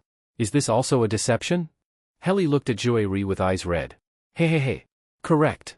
Your mother and your sister both accepted 100 men in one night back then and died. Actually, it was because they broke some taboos and we executed them by another means, Joey said with a hee-hee laugh. Heli collapsed on the ground. At that time, her mother and sister did indeed die miserably. Their miserable screams echoed over the tribe's sky for a whole day and night. But the great leader told her that was the sound of happiness. Even after death their souls would enter the palace of the gods and become friends of the gods. Mother. Sister. Woo-woo. Heli covered her face and cried loudly. Don't stop me. I want to chop him up, I want to chop him up. Chenin held a dagger in his hand, his eyes red as he charged toward Joey, but was once again pulled back by several natives. Joey raised his eyebrows. He was sure Yifeng would not kill him, because he was an elder and knew more secrets than ordinary natives. Chenin, don't be impulsive. Joey is an elder. He knows more secrets and is of great value to us. It's best not to use a dagger. But you can use fists or sticks or something. Oh, isn't there a branding iron? Yifeng pointed at the fire stove. Only then did everyone realize. They indeed could not kill Joey, but they could torture this old pervert. Yifeng, what do you mean? I told secrets, and you want to torture me? Do you think next time I'll still tell you secrets? Joey glared angrily at Yifeng. Hey! I'm not torturing you. They want to kill you and I can't stop them. I can only settle for second best, letting them torture you instead of killing you. Don't you understand? I'm secretly helping you. Otherwise with everyone's anger, I couldn't hold back their fury. Yifeng shrugged his hands. Chenin and the others immediately rushed over and began beating Joey in a group. Yifeng looked at the moon in the sky and quickly advised, hit for another 5 minutes and stop. We are about to rest, otherwise we won't have energy for work tomorrow. The crowd dispersed, revealing Joey with a bruised face. This guy indeed was strong. After 9 days starving and not taking a drop of water, and now being beaten by so many people, he still sat upright. Truly an elder-level strong man. Clang! Another iron chain was undone, and the second native chief stood up. But these two minor native chiefs looked at Joey angrily at the same time. They only had 4 tattoos on their arms, not belonging to the decision-making group. After all that, it turned out they had also been fooled. Back then, their own women at home were also tricked into giving up their precious first time. Next secret. Yifeng waved his hand, letting the hot-tempered guys go rest first, otherwise it would be another group beating soon.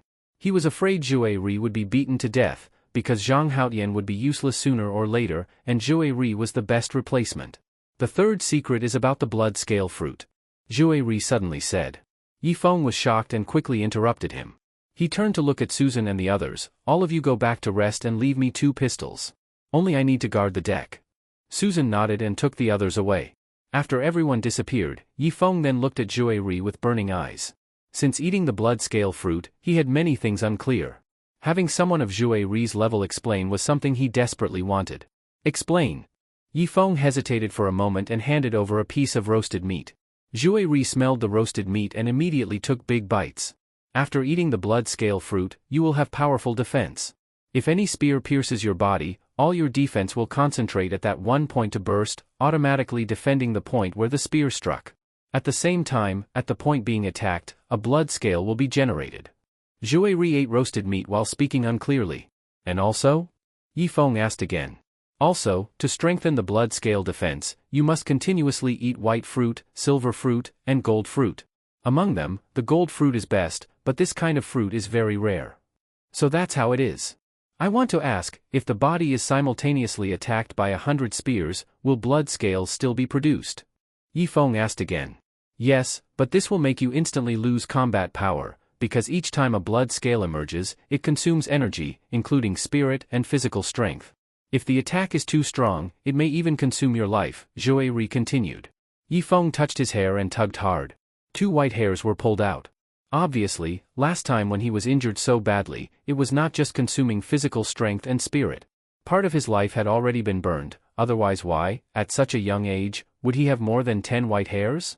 Anything else? Yifeng nudged Joey. Also, after eating the blood scale fruit, you can absorb the beast's crystal core. But if someone who hasn't eaten the blood scale fruit takes the crystal core, they will self-destruct, Joey continued. So that's how it is? Anything else? Yifeng kept asking. He wanted to figure out why his skin could absorb blood. Nothing else. The blood scale fruit only has these few abilities: defense, absorbing beast crystal cores. If you want to strengthen your defense, you need to eat the gold, silver, and white types of the fruit. Joey looked straight at Yifeng, not seeming like he was lying. There isn't a fourth ability?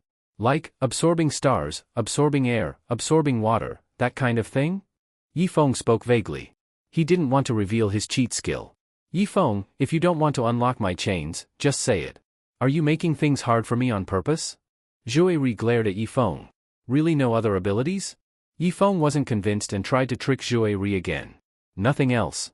Anyway, according to the records, there are only these few abilities. Zhuiri shook his head seriously. This gave Yifeng a headache.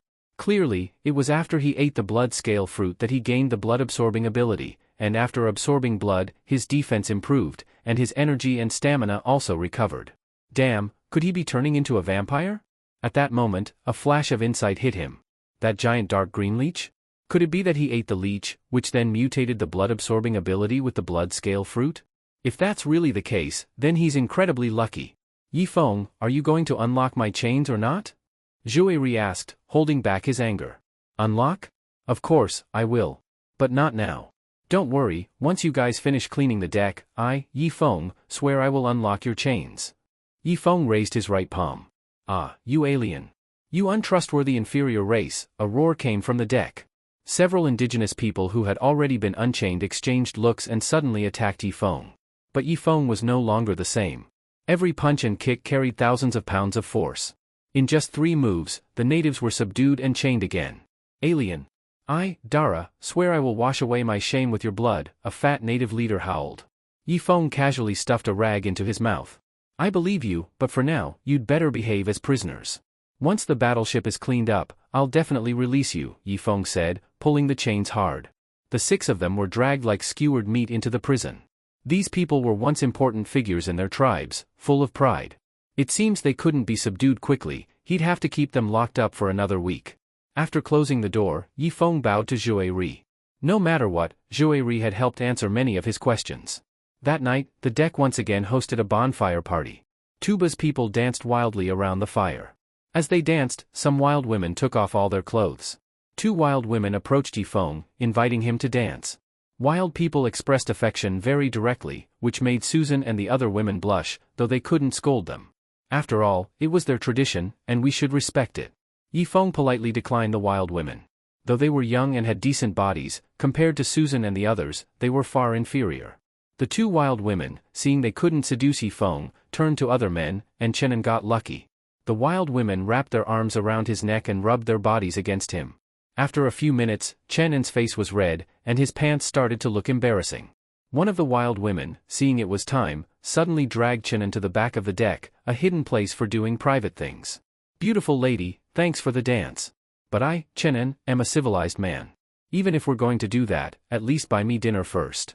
Give me a month to mentally prepare, okay? You're getting straight to the point, it makes you seem cheap. Chenin said modestly. The wild woman stroked his face and turned to wrap her arms around Shi Zhengliang's neck. Shi Zhengliang wasn't picky. Once pulled, he hurried off to the back of the deck. Hey! Me? You? Ah! Chenin was anxious, angry, and helpless. His awkward expression made everyone on the deck burst out laughing. Serves you right for pretending. Now Lao Shi got lucky, Chang Libin teased. I'm still a pure virgin. She was so forward, of course I couldn't handle it. But I didn't expect wild women to be this open. They instantly jumped on Shi Zhengliang, that pervert. Chenin said with regret. Roar. Just then, a loud roar echoed from the other side of the river, shaking everyone's eardrums. The crowd stopped partying and rushed to the side of the deck, looking toward the other side. There are still many powerful beasts across the river. Tuba said, frightened. Yifeng nodded, his eyes slowly lighting up. Once the battleship's cannons are repaired, he must go hunt some beasts across the river to see what a crystal core looks like. Maybe eating one could grant immortality? After all, life is short. Most people don't live past 70. It's just too short. What if you could live 1,000 or 10,000 years? You could fully enjoy life.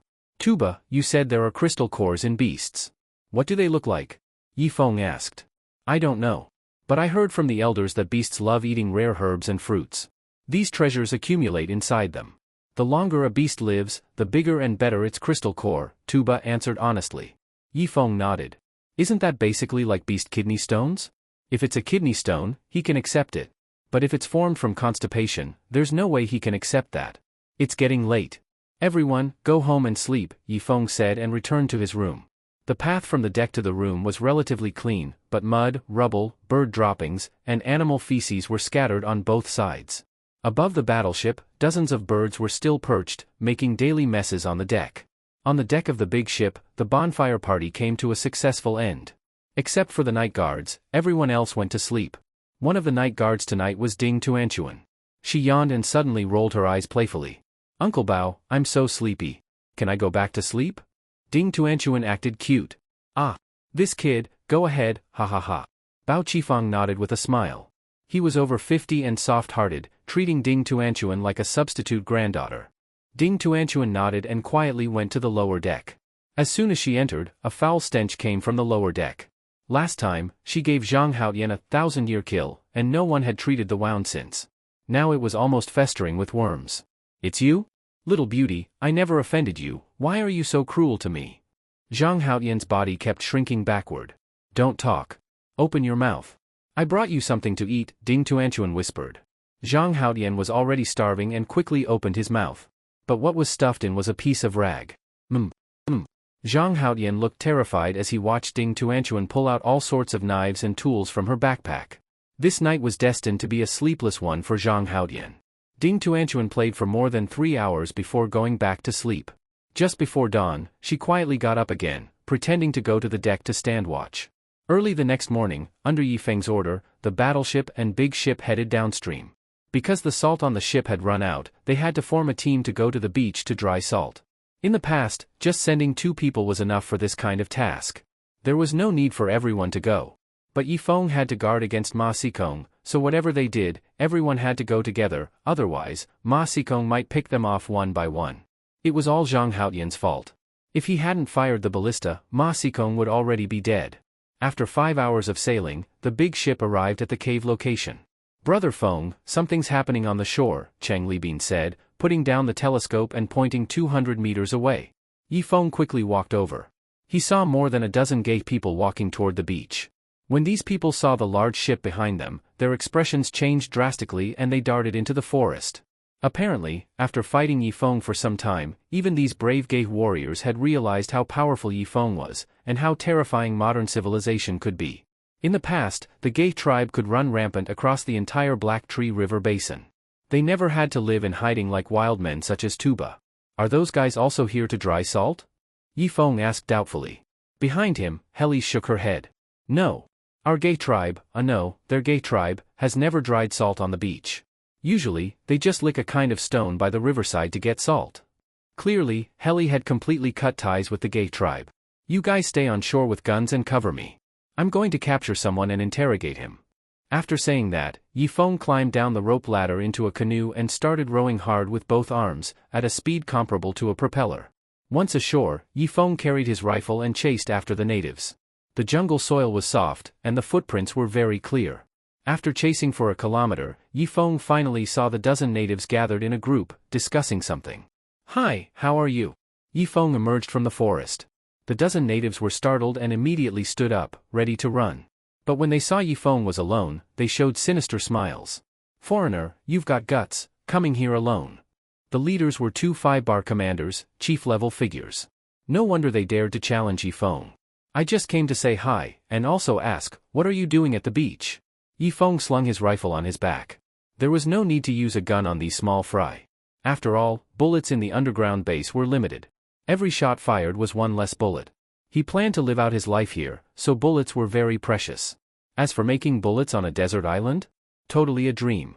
With the current level of industrial development, it would take at least another 5,000 years before bullet production became possible. "It's none of your business what we're doing. Yi Feng, since you've dared to come here today, we'll take your head back to the high priest for merit," said the 2 chiefs, moving to encircle Yi Feng. Yi Feng sighed. "Must we kill each other? The Black Tree River basin is huge. Why can't our 2 groups live in peace? The fish, meat, minerals, and forests here are more than enough for both of us." He also had another goal, to try signing a ceasefire agreement with the natives, and maybe recruit some native women to clean the battleship, since it smelled pretty bad up there. The big ship was cleaner. "Foreigner, are you dreaming? What right does a lower race have to coexist with our great gay tribe?" Then the 2 rushed at Yi Feng. "Damn, I've become the lower race now?" Yi Feng muttered. He didn't use any weapons. Instead, he took the starting stance of Bajiquan. Hiya! A spear shot toward his chest, the force of the strike making Yifeng's hair fly. As expected of a chief, the power behind that strike must have been over 1,000 pounds. But unfortunately, it was nothing in front of Yifeng. Yifeng grabbed the spear with one hand and yanked it hard. Ah! The chief was pulled forward, crashing into Yifeng's chest. But what greeted him wasn't a warm embrace, it was a size 43 boot. Bang! The chief was kicked more than 10 meters away, smashing into a tree as thick as a thigh, and instantly lost the ability to fight. The other chief was shocked. Seeing his companion's miserable state, he didn't dare stab but instead swung his spear sideways toward Yifeng's waist. With a whoosh, the wind howled. But the next second, the spear broke in two. You? The chief kept stepping back. No joke, Yifeng now had blood scale protection. Not to mention wooden spears, even iron ones probably couldn't pierce his defense. What are you all waiting for? Attack together. Kill the foreigner. The high priest will reward us, the chief shouted while retreating, urging the small fries to charge forward. Yifeng sneered coldly and charged in like a tiger into a flock of sheep. Each punch and kick carried 1,000 lbs of force. These native warriors couldn't even take one move before losing the ability to fight. And that was with Yifeng holding back. If he hadn't, each strike might have carried several thousand lbs of force. A single hit could be fatal. In less than a minute, the native warriors were lying all over the ground, groaning in pain. The chief's expression changed. He clenched his teeth. He threw down the broken spear and pulled two short swords from his waist. Yifeng, did you think I only use spears? Now, I'll show you my divine sword skills. With that, the chief charged at Yifeng with short swords in hand. At first, Yifeng underestimated him. But gradually, his expression grew serious. The natives had long trained with cold weapons. In close combat, their techniques were indeed effective, more straightforward and efficient than anything he'd learned in his village. No frills. Of course, it's not that Yifeng couldn't beat him, he just wanted to test whether he could take a blade barehanded. Clang! The short sword finally struck Yifeng's arm. A layer of blood scales appeared. Yifeng turned his hand and grabbed the blade of the short sword. D! The chief used force, trying to pull the short sword back and cut off Yifeng's palm in the process. Unfortunately, Yifeng's palm was covered in blood scales, holding the short sword tightly in place. The chief tried several times to pull it back but failed. He gave up on that short sword and stabbed at Yifeng's eye with the other one. So vicious? Yifeng was shocked and quickly raised the back of his hand to protect his eyes. Clang! A large number of blood scales appeared on the back of his hand. Yifeng finally stopped holding back. He struck hard with his palm, clashing directly with the short sword. Buzz buzz buzz. The chief's palm cracked open, and the remaining short sword fell to the ground. He lifted his right hand, looked at the bleeding wound, and showed an expression of disbelief. Impossible. Even beast fighters aren't this strong. Before he could finish speaking, Yifeng grabbed his neck and pressed him to the ground. Speak. Why did you go to the beach? Yifeng asked. A lowly race like you will never get information from me, the chief replied firmly, worthy of being high-ranking in the gay tribe. Fine. A cold glint flashed in Yifeng's eyes, and he punched the chief's temple. The powerful chief died on the spot. After that, Yifeng walked over to the other chief. He had been badly injured by Yifeng earlier and had lost the ability to move. Speak.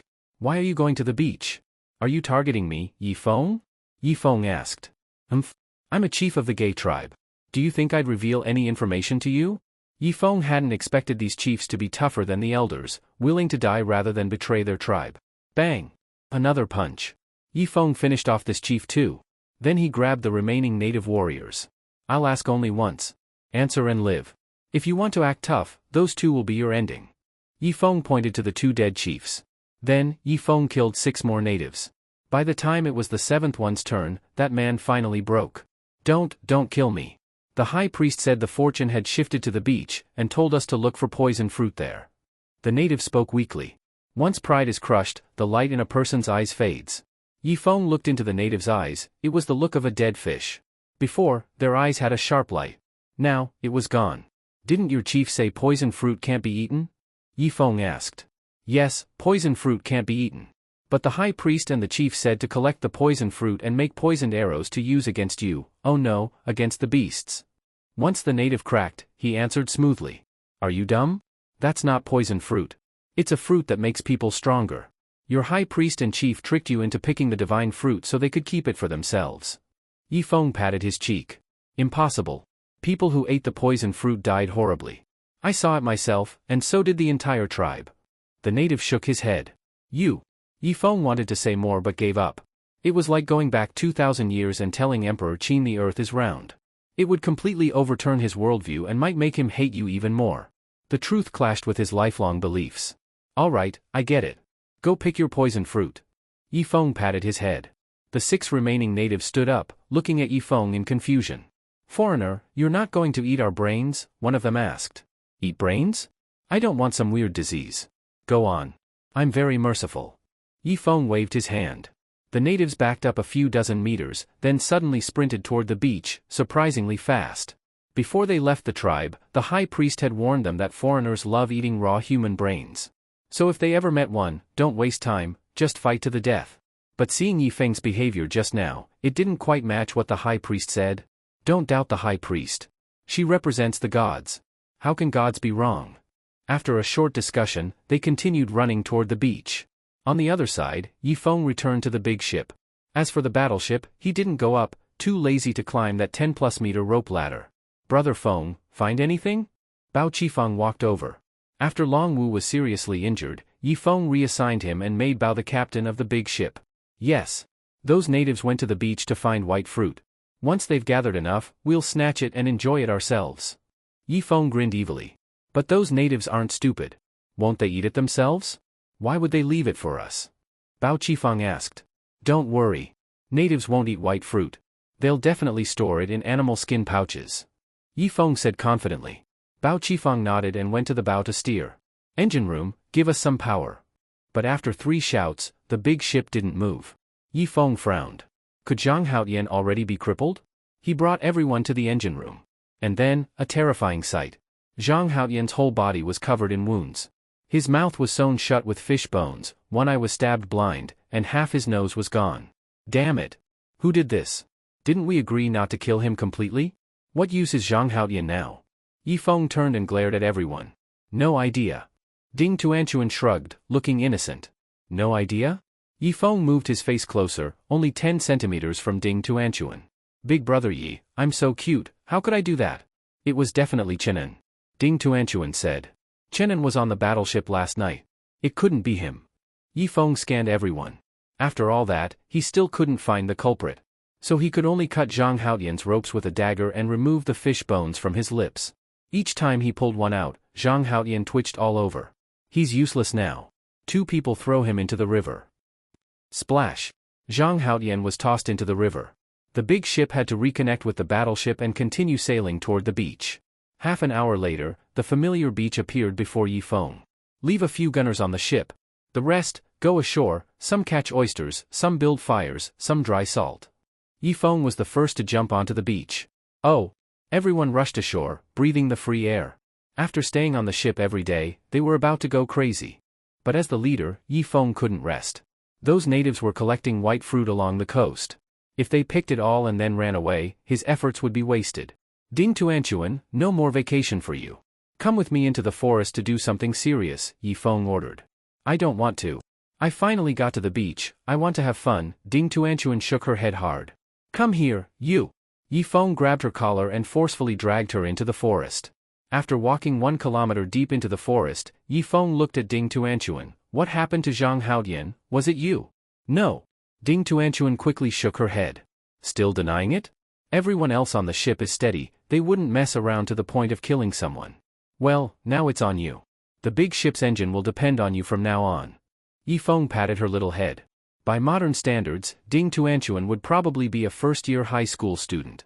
But by native standards, at her age, she'd likely already be the mother of several children. Now stranded on a deserted island, Yifeng wasn't even sure if she counted as an adult. Just then, Yifeng was startled. 10 meters in front of him, a small tree appeared, with white fruit growing on it. He quickly stepped forward and covered Ding Tuanchuan's mouth, afraid her voice would scare the fruit into hiding. Whoosh! A throwing knife flew out, slicing the small tree in half, and 3 white fruits fell onto the black soil. Yifeng rushed over and picked up the 3 fruits, then waved to Ding Tuanchuan. Come here. Brother Yi, is this the white fruit you mentioned? Ding Tuanchuan walked over, excitedly staring at the fruit in Yifeng's hand. Open your mouth, ah. Seemingly favoring her, Yifeng stuffed all 3 white fruits into her mouth. At first, Ding Tuanchuan endured it, but soon her face turned bright red, and she let out a painful sound. Brother Yi, after eating the fruit, my stomach feels so bloated. Ding Tuanchuan held her stomach, twisting in Yifeng's arms. At the same time, a powerful heat surged through her limbs and bones. This pain lasted half an hour before Ding Tuanchuan finally recovered, but her eyes were full of fear. Yifeng let out a long breath. It seemed people who had never eaten white fruit couldn't eat too many in a day, or their bodies couldn't handle it. Just like himself, when he first ate 3 in a row, he also suffered a bit. Tuanchuan, do you feel any changes in your body? Yifeng stroked her soft cheeks. Yes. I feel full of energy. My vision is better too. And I'm way stronger than before, Ding Tuanchuan said, waving her small fists. That's good. Let's keep moving. Stay along the coastline, don't go deep into the jungle. Yifeng said and pulled her by the hand. After walking 200 meters, another small tree appeared ahead, with 3 heavy white fruits hanging from it. Ha ha ha. Just as I expected. With a swoosh, Yifeng rushed over and collected the fruits. He had long predicted that the whole Black Tree River basin was like a giant tree, and the ends of the tributaries were like the tree's branches. So white fruits were easiest to find at the ends of the tributaries. Then, at a certain time, the fruit at the branch tips would ripen and fall to the ground. If you looked at the entire land vertically, the surface would be like the current coastline. So now was the season when the white fruit ripened. If no one picked them, they'd fall along the coast. This time, Yifeng didn't let Ding Tuanchuan eat any. He ate all 3 himself. After eating, Yifeng took out a dagger, turned away from Ding Tuanchuan, and stabbed his arm. Buzz! 6 or 7 blood-colored scales appeared, easily blocking the dagger's thrust. In terms of quality, the scales had improved slightly in both size and number compared to before. Looks like Zhuai Ri didn't lie, after eating white fruit, the defensive power of the scales gradually increases. Time passed. In a short period, Yifeng ate dozens of white fruits, but never found the legendary silver fruit. A feeling of fullness made him unable to eat more. So he put the remaining fruits into his military backpack to share later with reliable people. Like Old Cheng, Old Bao, Suyun, Zhang Yan. Brother Yi, why is the fruit up ahead golden? Ding Tuanchuan pointed 20 meters to the left. Yifeng had already set an ambush. There was a light golden tree there, with a golden fruit slowly growing on it. A tempting aroma spread dozens of meters. Don't talk. Be careful or it'll retract. Yifeng's eyes lit up. He reversed his grip on the dagger. Once the golden fruit ripened, he would throw the knife. On the beach, Suyun was holding the little bootlicker, running into the shallow sea. Bao Qifang was drawing a huge SOS on the sand. After writing the international distress signal, Bao Qifang pulled out a wallet. Inside was a family photo. He stared blankly at the photo. In the photo, he sat in front, holding a 5- or 6-year-old girl, who looked somewhat like Ding Tuanchuan. Behind him stood his son and daughter-in-law, all smiling brightly. No matter what, he hadn't given up hope of going home. Even if there was only a sliver of hope, he still wanted to try. As for the others, they were eating oysters on the beach, enjoying a brief moment of peace and freedom in the rainforest. Rumble. Just then, thunder rumbled in the sky, and dark clouds blocked the sunlight. 5 kilometers from the beach, the high priest personally took a dagger and slit a tiger's throat. After that, she dipped her finger in the blood and took a twisted worm from a box. As soon as the worm touched the blood, it came to life. On the big ship's deck, Heli suddenly trembled all over.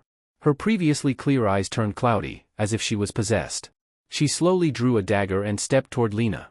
Lena was manning a machine gun and seemed to sense something, turning to look at Heli. Heli, your eyes? Lena was startled and instinctively reached for her pistol. But it was too late. Stab. The dagger pierced Lena's chest. Ah! A shrill scream echoed from the deck. Heli dragged Lena's body aside, then suddenly lifted the machine gun and aimed it at the beach. What's going on? Bao Qifang glanced back at the big ship and instinctively shielded Ilian behind him. Because Ilian was a little girl, she reminded him of his granddaughter. Everyone else stood up, looking puzzled toward the deck of the big ship. The next moment, a burst of flame shot from the machine gun. Tuba's 2 tribesmen didn't even have time to react before their bodies were blasted to pieces, blood splattering everywhere. Not good. Heli has betrayed us? Bao Qifang had just said this when 2 bullets hit his body. Ah? Bao Qifang let out a miserable cry, and with his last bit of strength, pushed Ilian. Quick, go find Brother Feng. After saying that, Bao Qifang's body went limp and collapsed to the ground. He struggled to move his body, trying to grasp that family photo. Ilian was terrified and ran into the forest. Zhang Yan was the first to react. She raised her rifle and shot back at the big ship. Bang! Bang! Unfortunately, both shots missed. The next moment, Zhang Yan felt her body flying backward, and 2 puffs of blood mist burst from her chest and abdomen. Ah! Helly, it's her, she. Zhang Yan only got out a couple of words before she lost consciousness. In the moment she closed her eyes, her entire life flashed before her. Abandoned by her parents at 10, fallen into the world of dust at 20, followed Wang Xiong at 25, met Yi Feng at 28. Ah? Ah Feng? Zhang Yan's lips moved slightly, and her body went still. Do-do-do-do-do. The Maxim heavy machine gun wildly sprayed bullets. Everyone on the beach scattered like headless flies, fleeing in all directions. At the same time, on the battleship deck, Susan also reacted. She quickly picked up a rifle and aimed at Helly's back. Bang! Bang! 2 shots hit, but Helly's body only paused slightly before continuing to fire toward the beach. Suyun heard gunfire from the beach and ran over with her little bootlicker. Helly on the deck noticed Suyun and immediately turned the gun toward her. Clack! Just as the muzzle flared, it suddenly stopped. The barrel had overheated and exploded. You traitor! I'll fight you to the end. Long Wu, hearing gunshots on the deck, rushed out of the infirmary. The moment he emerged, he saw the horrific scene. Ignoring his serious injuries, he threw himself onto Helly's back, and the two began hand-to-hand combat on the deck. The beach, ravaged by machine gun fire, was full of craters. A small patch of forest had been blown apart, and 5 or 6 mutilated bodies lay scattered. Suyun and the others slowly crawled out from cover, staring in shock at the beach. Engineer Bao? Rico ran over and held Bao Qifeng's corpse. Though he was dead, his hand was still reaching in a certain direction. Rico looked at the photo 2 meters away, quickly picked it up, and placed it on Bao Qifeng's chest. Ugh! Suyun looked at the tragic scene on the beach, covered her mouth, and sobbed. Sister Yan? Chenin saw Zhang Yan's body. On the big ship deck, Long Wu was still fighting with Helly. Susan paced anxiously back and forth on the battleship, wanting to shoot but afraid of hitting Long Wu. Hurry, get on the canoe! Don't let Helly kill Long Wu! Rico shouted and jumped onto the canoe. But it was already too late. Strange squeaking sounds came from the forest along the coast, along with the noise of weeds being crushed. Looking back, Rico's eyes widened. She didn't hesitate and paddled quickly. The entire beach was now packed with countless native creatures, grudge children, so many that you couldn't see the end. At the very back, 4 grudge children carried a sedan chair. Inside sat the high priest. Luke and the remaining 3 elders stood obediently at her side.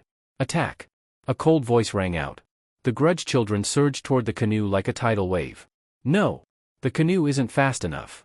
Tuba gritted his teeth and suddenly jumped off the canoe, aiming his spear at the endless grudge children behind them. His tribesmen exchanged looks and also jumped off the canoe.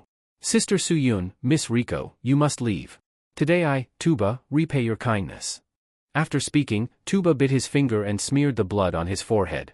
But before he could even take a fighting stance, the grudge children had already swarmed in.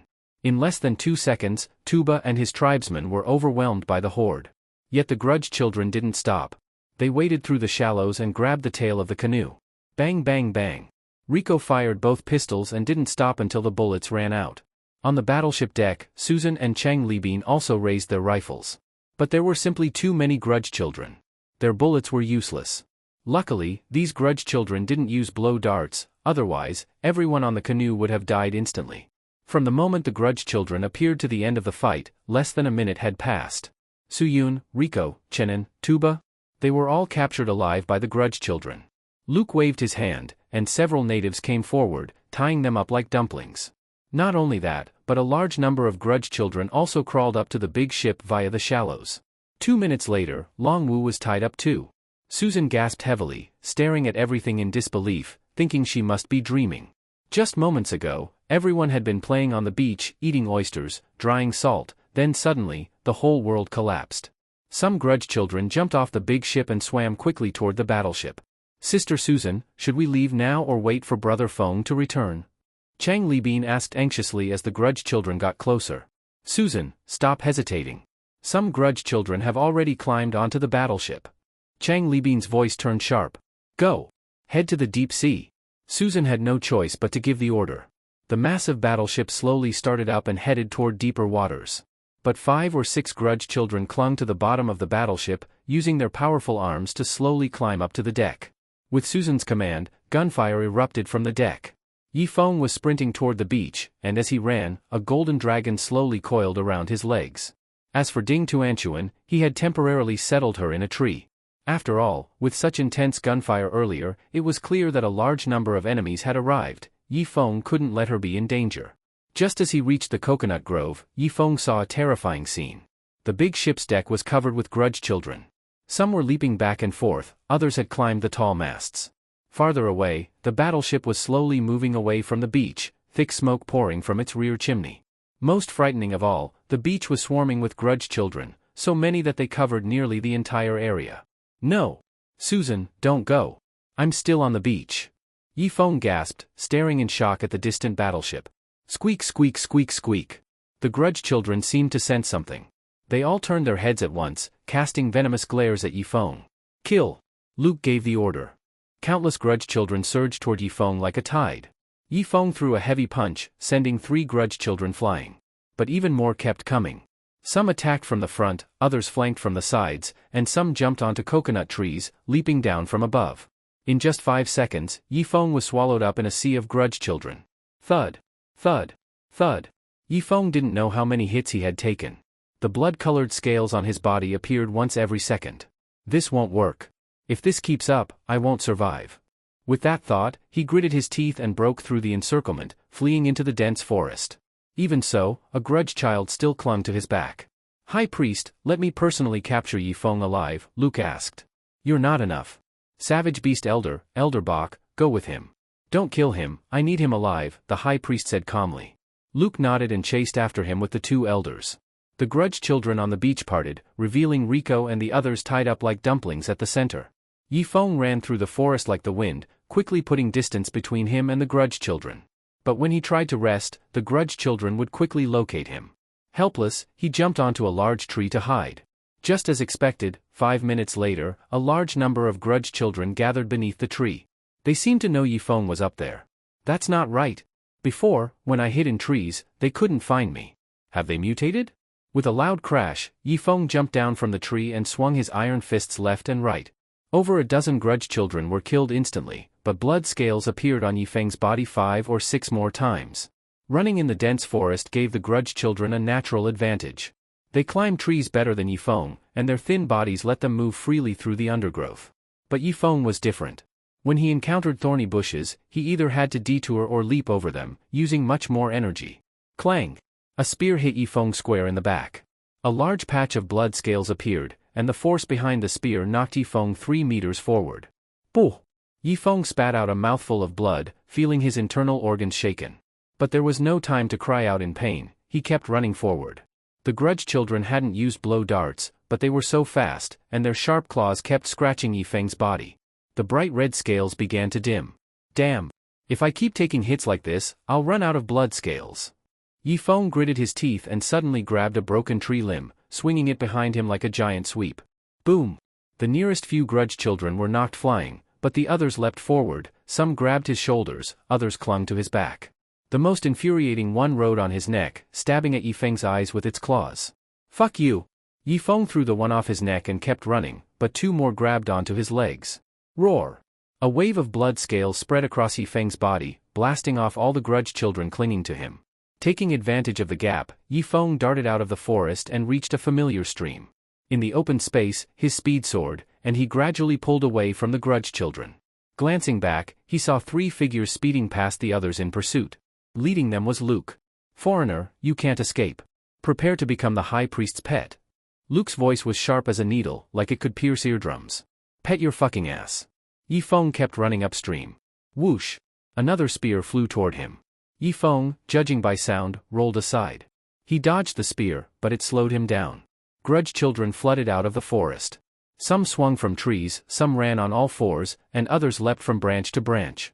Yi Feng looked across the stream. The other side was also packed with dozens of grudge children. Their army moved like waves, crashing toward him in succession. Damn it! Yi Feng gasped heavily. For the first time, he truly felt the terrifying power of the grudge children. Foreigner, you can't get away. Luke's voice echoed again behind him. While running, Yi Feng picked up a cobblestone and hurled it backward. Bang! Unexpectedly, Luke drew a short sword and sliced the stone into fragments. In this chase, Yi Feng quickly reached the upstream area of the stream. The familiar cave was still there, with trash all over the ground. Entering the cave now would be suicide. The grudge children could completely surround it and set it on fire. So he looked up toward the top of the waterfall. If he could get up there, maybe he could block them temporarily. Thinking that, Eong bent his knees and leapt. He jumped more than 7 meters high and grabbed a hanging vine with his right hand. But the next second, he was disappointed. Grudge children also leapt upward, climbing the vines even faster than he did. At the same time, a spear hit his chest. Pale red blood scales saved his life once again. But in that moment of delay, the grudge children had reached the top of the waterfall and surrounded him from above. Even more gathered below, an astonishing number. Capture him. Luke gave the order, and suddenly from behind, a giant fishing net flew over, covering Eong. Thunk! The net wrapped tightly around him. Worse yet, the net was filled with fishhooks. For ordinary people, such a net would be impossible to tear off, removal would rip off their skin. Fortunately, Yifeng's whole body flashed with blood scales. He used both arms to tear. Rip! A hole tore open in the net, and Eong landed at the cave entrance. Grudge children surrounded him, squeaking nonstop. Luke stepped forward confidently, a sneer in his eyes. Foreigner, you really thought having a battleship meant you could dominate the Black Tree River? The high priest was just busy with more important matters. Now, kneel and come with us. Otherwise, I'll drain every drop of your blood. He took an iron spear from the elder behind him. Eong pressed his lips tight, eyes fierce as he looked at the sea of grudge children. I've said it before, I had no intention of being your enemy. But you forced me into this. Now, Eong, will fight to the death. After speaking, Eong tied the dagger to a wooden stick and looked sharply at the surrounding enemies. Luke snorted coldly and slowly stepped back. Squeak squeak squeak squeak. Countless grudge children surged forward like a tide, almost burying Eong completely. On the beach, the high priest slowly extended her index finger toward the mouth of a native. This native had been tied up like a dumpling and could only twist his head desperately, trying to avoid the high priest's finger. But it was useless. A thin worm crawled into the native's mouth. The next moment, the native's eyes turned blood red, and his pants visibly changed in appearance. You devil! What have you done to my tribesmen? Tuba twisted his body, but 2 natives pinned him firmly to the ground. Suyun and the others were also tied up, kneeling in a row on the beach, watching the red-eyed native in terror. In just a moment, the native's muscles swelled, and the ropes around him creaked under the strain. Grudge child! The high priest called out to the native. The next second, a squeak came from the native's mouth. What's going on? You witch! What did you do to my brother? Tuba roared. The high priest showed no expression and called out again to the native. Grudge child! Squeak squeak squeak! The native stared with terrified eyes, but his mouth could no longer speak human words, only the same sounds as the grudge children. Poof! A puff of blood mist burst from the native's rear. Within the blood mist, something seemed to be emerging. Suyun, is that a tail coming out of his butt? Rico asked in shock at the bizarre scene. What was happening before their eyes completely overturned everything they knew? Suyun's lips trembled as she watched a tail slowly emerge from the native's rear.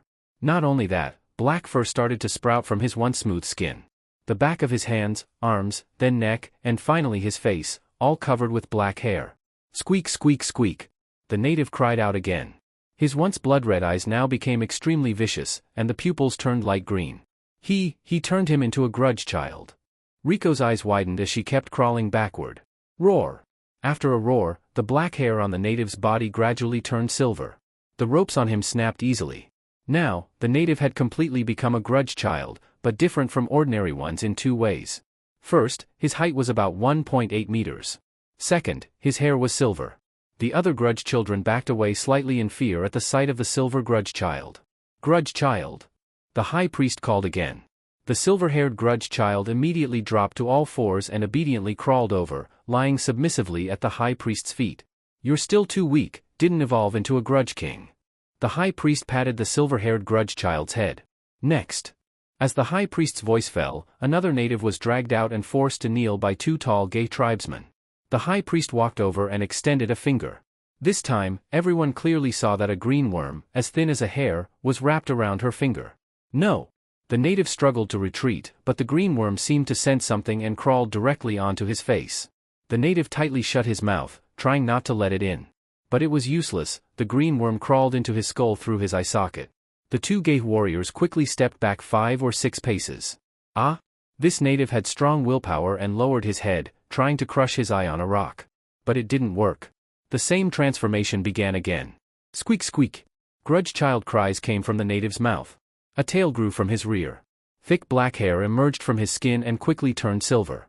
When it reached peak silver, the tips of the hair even gave off a faint golden glow. The high priest, who had been calm, showed a trace of joy and stepped forward. However, the golden color only lasted a few seconds before being replaced entirely by silver. Another silver-haired grudge child had appeared. It wagged its 2-meter-long tail and obediently lay at the high priest's feet. Next. The high priest's tone carried a trace of disappointment. High priest, maybe we should take them back to the tribe first. With the sacred altar there, the chances of creating a grudge king might be higher. A female priest cautiously suggested. That's fine. Take them back. The high priest nodded. Countless grudge children rushed over and packed the prisoners into cages. Riko and Suyun were put into one cage. Chenin and Tuba were put into another. Silver hairs, lead the way. The high priest commanded. The two freshly transformed silver-haired grudge children shot into the forest, much faster than ordinary ones. Boom! Yifeng punched through the encirclement and stumbled toward the other side of the stream. By now, he was drenched in blood, and his blood scales had completely disappeared. The grudge children didn't hesitate and kept chasing after Yifeng. Luke and the two elders followed calmly behind them. They believed Yifeng was too injured to run much farther. No one knew how far Yifeng ran, until he felt completely drained of energy and strength. There was no road ahead, just a cliff 100 meters high. He stopped at the edge and looked at the waterfall crashing down. Squeak, squeak, squeak. The grudge children surrounded him, blocking every escape route. Foreigner, weren't you very brave? Then jump. If you jump from here, I won't chase you anymore. Luke pointed ahead and made a gesture of invitation. Huff, huff, huff. Yifeng gasped for breath, looked back at the swarm of grudge children, gritted his teeth, and took a 5 or 6 meter run up. Whoosh! Like a cannonball, he shot down toward the river below. Splash! Water sprayed 5 or 6 meters high. Yifeng passed out the moment he hit the water. Luke and the others were shocked. They rushed to the cliff's edge and looked at Yifeng's body floating on the surface. What do we do? Did we really kill Yifeng? How are we supposed to explain this to the high priest? One elder asked. Luke's face turned ugly. He had thought Yifeng wouldn't dare jump, but that idiot really leapt off a 100-meter cliff. Chief, say something. The high priest never shows mercy. She clearly said to capture Yifeng alive, but now. Another elder asked, face grim. What's there to be afraid of? The high priest is obsessed with goo worms. Though she controls the grudge children, the Black Tree River Basin is now overrun with goo. One day, those worms will destroy us. We'll just tell the truth when we get back. After Luke finished speaking, he turned around resolutely. The two elders looked at each other and could only follow. The grudge children all around did not stop at all, and they retreated like a tide. Yifeng had a very strange dream. He dreamed of Zhang Yan. Zhang Yan was holding his head in her arms, looking at him with gentle eyes. Sister Yan, I'm still alive? Yifeng reached out to touch Zhang Yan's face, but the next moment, where his hand touched, Zhang Yan's face skin fell off, revealing the red flesh and bone underneath. Ah! With a miserable scream, Yifeng woke up from the nightmare. He looked around. Wasn't this the lake he encountered last time? There were still a few crocodiles beside the lake. Fortunately, he had been lying still, so the crocodiles didn't notice him as food and didn't attack him. Otherwise, he would have already died in his sleep. Yifeng first checked his body. It was covered in all kinds of terrible wounds, and the blood scales had long since stopped appearing. He forced himself to stand, only to find that now his strength was just like an ordinary person's, and his spirit was extremely low. The closest crocodile saw food and immediately shook its head and tail and rushed over. Damn it! A tiger fallen to the plains bullied by dogs, and you come to bully me. Yifeng tried to pull out his dagger, but found it long lost, and his gun was also lost. Now he was just a bare-handed ordinary man. Fine, I'm scared of you. Yifeng staggered and ran toward upstream of the stream, but after running just 20 meters, his body went limp and he collapsed directly to the ground. Behind him, 4 or 5 big crocodiles were chasing. When they saw Yifeng fall, they sped up even more. Huff huff huff. Yifeng forced himself to sit up and picked up a stone beside him. Finally, the first crocodile rushed over. Yifeng gritted his teeth and placed his left arm across in front of his body, letting the crocodile bite it. With his right hand he struck the stone on the crocodile's head. But with his current strength, it couldn't harm the crocodile at all. The crocodile's body tilted, ready to do a death roll. Without blood scales protecting him, Yifeng could easily have his arm torn off by the death roll. No! He didn't know where the strength came from. He directly straddled the crocodile's back and rolled along with it once. But the crocodile's death roll didn't stop at one spin. Its body tilted again and did another death roll. Crack. Yifeng felt like his bones were about to break. He forced himself, ignoring all his wounds, and went through another roll. Unfortunately, the other crocodiles had already chased up, now only 2 or 3 meters away. Shit! Yifeng's right arm was being bitten and he could not move his body. His strength was almost exhausted. In this situation, not to mention counterkilling, he didn't even have the strength to strike back. Bang! A gunshot, and a crocodile's head exploded open, its body convulsing on the ground. Bang bang bang. Several continuous shots fired, and the other crocodiles were no exception, all fell into pools of blood. Yifeng lifted his pale face and looked toward a small figure in the woods.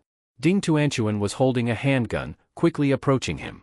She ran up to Yifeng and then pressed the handgun against the head of the last crocodile. Bang! This crocodile released Yifeng's arm and died on the spot. Brother Yi. Ding Tuanchuan hugged Yifeng, her eyes full of helplessness and fear. Even though she was just a little girl in the woods, even after eating 3 white fruits, she was still very frightened. Tuanchuan. I can't move now. Put my hand into the crocodile's wound, quickly, Yifeng said weakly. Brother Yi, you absolutely mustn't die. Ding Tuanchuan did not ask why. She put Yifeng's hand into the crocodile's wound. The next moment, the crocodile that was already dead began convulsing, as if it was coming back to life. Bang bang bang. Ding Tuanchuan was startled and fired 3 more shots into the crocodile's corpse. Don't, hey! You used up all the bullets. Yifeng slowly exhaled and pulled his hand out of the crocodile's wound. There was no trace of blood on his hand, all the blood had been absorbed into Yifeng's body and transformed into physical and spiritual energy. But that amount of blood was far from enough, Yifeng's injuries were too severe. So he struggled to stand up and again placed his hand into the wound of the next crocodile. 20 minutes later, only 5 crocodile corpses remained, with not a drop of blood left inside. Brother Yi, what's going on? Ding Tuanchuan looked at Yifeng's complexion. Just before, Yifeng's face was ashen, like he was going to die. But now, Brother Ye's face had regained some color, and there was spirit in his eyes. Let's go to the downstream lake. There are still many crocodiles there, Yifeng said, then pulled the dagger from Ding Tuanchuan's waist and marched toward the lake. When they reached the lake, 5 or 6 crocodiles immediately leapt toward Yifeng. Beast, go die. Yifeng's strength had recovered about 10%, against crocodiles, it was as easy as a grown person fighting an elementary school student. He found that the freshly killed crocodile's blood was easiest to absorb, and the energy inside was more powerful. The longer the time passed, the less energy remained in the blood. If it was a body dead for hours, then his blood-absorbing technique would not work. Ding Tuanchuan watched the scene in shock, gently covering her mouth. She was the first person to see Yifeng's secret. 2 hours later, Yifeng carried a crocodile carcass to the lake shore, started a fire by rubbing wood together, and put the crocodile meat on it to roast. Now his strength had recovered about 20 to 30%, handling a regular tiger was not a problem. But if he encountered a gay tribe big chief, Yifeng would still be on a dead end. When the crocodile meat was done, Yifeng ate heartily. Every time after absorbing blood, instead of feeling full, he felt extremely hungry in his stomach. Ding Tuanchuan's appetite also increased, she clearly felt that after eating the 3 white fruits, her appetite grew. Yifeng soon finished the crocodile's tail and both hind legs. Now he finally ate until about 80% full, and his strength recovered to more than 30%. Brother Yi, why don't you have blood on your hands? And why did you recover so fast? Ding Tuanchuan looked at Yifeng with some fear. I will explain these things to you later. We are now going to the beach.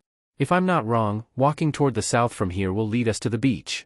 Hopefully Zhang Yan and the others know to stop the battleship at the beach and wait for us to return, Yifeng said, then took Ding Tuanchuan's hand and began opening the way south. He didn't yet know that many great changes had already happened in the team while he was gone. After walking less than 5 kilometers, the familiar sea breeze rushed into his nose, and Yifeng ran toward the east side of the beach. After an unknown amount of time, Yifeng stopped at this spot. Whoosh whoosh. A large group of vultures flew into the sky. There were still more than a dozen spotted hyenas gnawing on the corpses on the ground. One of the corpses looked somewhat familiar to Yifeng. This? Zhang Yan. A roar came from the beach. Brother Yi, that's Uncle Bao's body. Ding Tuanchuan's voice was choked with sobs. Yifeng collapsed limply onto the beach, letting the bloodstains cover his body. What exactly happened in the team? How did so many people die? If even Zhang Yan was dead, then what about Su Yun? Susan? Engineer Chang? It must be that high priestess. She plans everything flawlessly. That damned woman, I. Yifeng wanted to say a few harsh words, but felt it would be too childish. Brother Yi, what do we do now? The warship is gone, and the big boat too. Ding Tuanchuan tugged at Yifeng's sleeve. Yifeng stood up, staring blankly out at the sea. He saw a corpse floating on the surface, with 2 vultures pecking at it. Lena? Yifeng recognized her tawny hair. At that moment, his world collapsed. The team he had painstakingly built was almost completely destroyed by just one move from that high priestess. Uncle Yi. Just then, a timid voice came from the jungle. Ilian came out from within, her small body trembling violently, her eyes full of fear. When she recognized Yifeng, she immediately threw herself into his arms. Yifeng's heart sank to the bottom. He stroked Ilian's head mechanically. What should he do? The warship and the big boat were both gone. 3 of the team's key members were dead. And to think he had fantasized about living a life of polygamy here. But now, Yifeng had long given up on that idea. Escaping this place was the only way. However, before escaping, some things had to be done. Otherwise, he would carry a lifelong psychological shadow. Zhang Yan, Engineer Bao, Lena, and even Anna from before, as well as countless friends who died at the hands of the gay tribe. He had to avenge them. If not, even if he returned to civilized society, he would be haunted by nightmares every day. Let's go to the underground base. I know a place that leads into the base. Yifeng picked up Ilian. At that moment, Ding Tuanchuan suddenly pointed to the depths of the sea. Brother Yi, look, that looks like our warship. Ding Tuanchuan jumped excitedly, pointing toward the sea. Yifeng was slightly shocked and looked toward the distant warship, his heart uneasy. Quick, hide in the forest. He held Ilian with one arm and pulled Ding Tuanchuan with the other into the trees. It wasn't clear how much time passed, but the warship finally stopped in deep water, about 200 meters from the beach.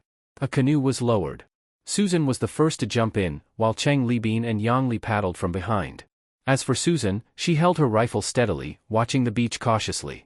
Yifeng breathed a sigh of relief and led the 2 girls out of the coconut grove. Susan, it's me. Where are Suyun and the others? Enrico? Yifeng shouted excitedly from the beach. Earlier, he thought the team had been taken over when he saw 3 core members dead. Now it seemed he had overthought. Offing. Brother Feng. Yifeng. The 3 of them were overjoyed to see Yifeng and rowed even faster. Once they docked the canoe, they ran over. The 6 of them hugged tightly, expressing their concern for one another. Yifeng, something terrible happened.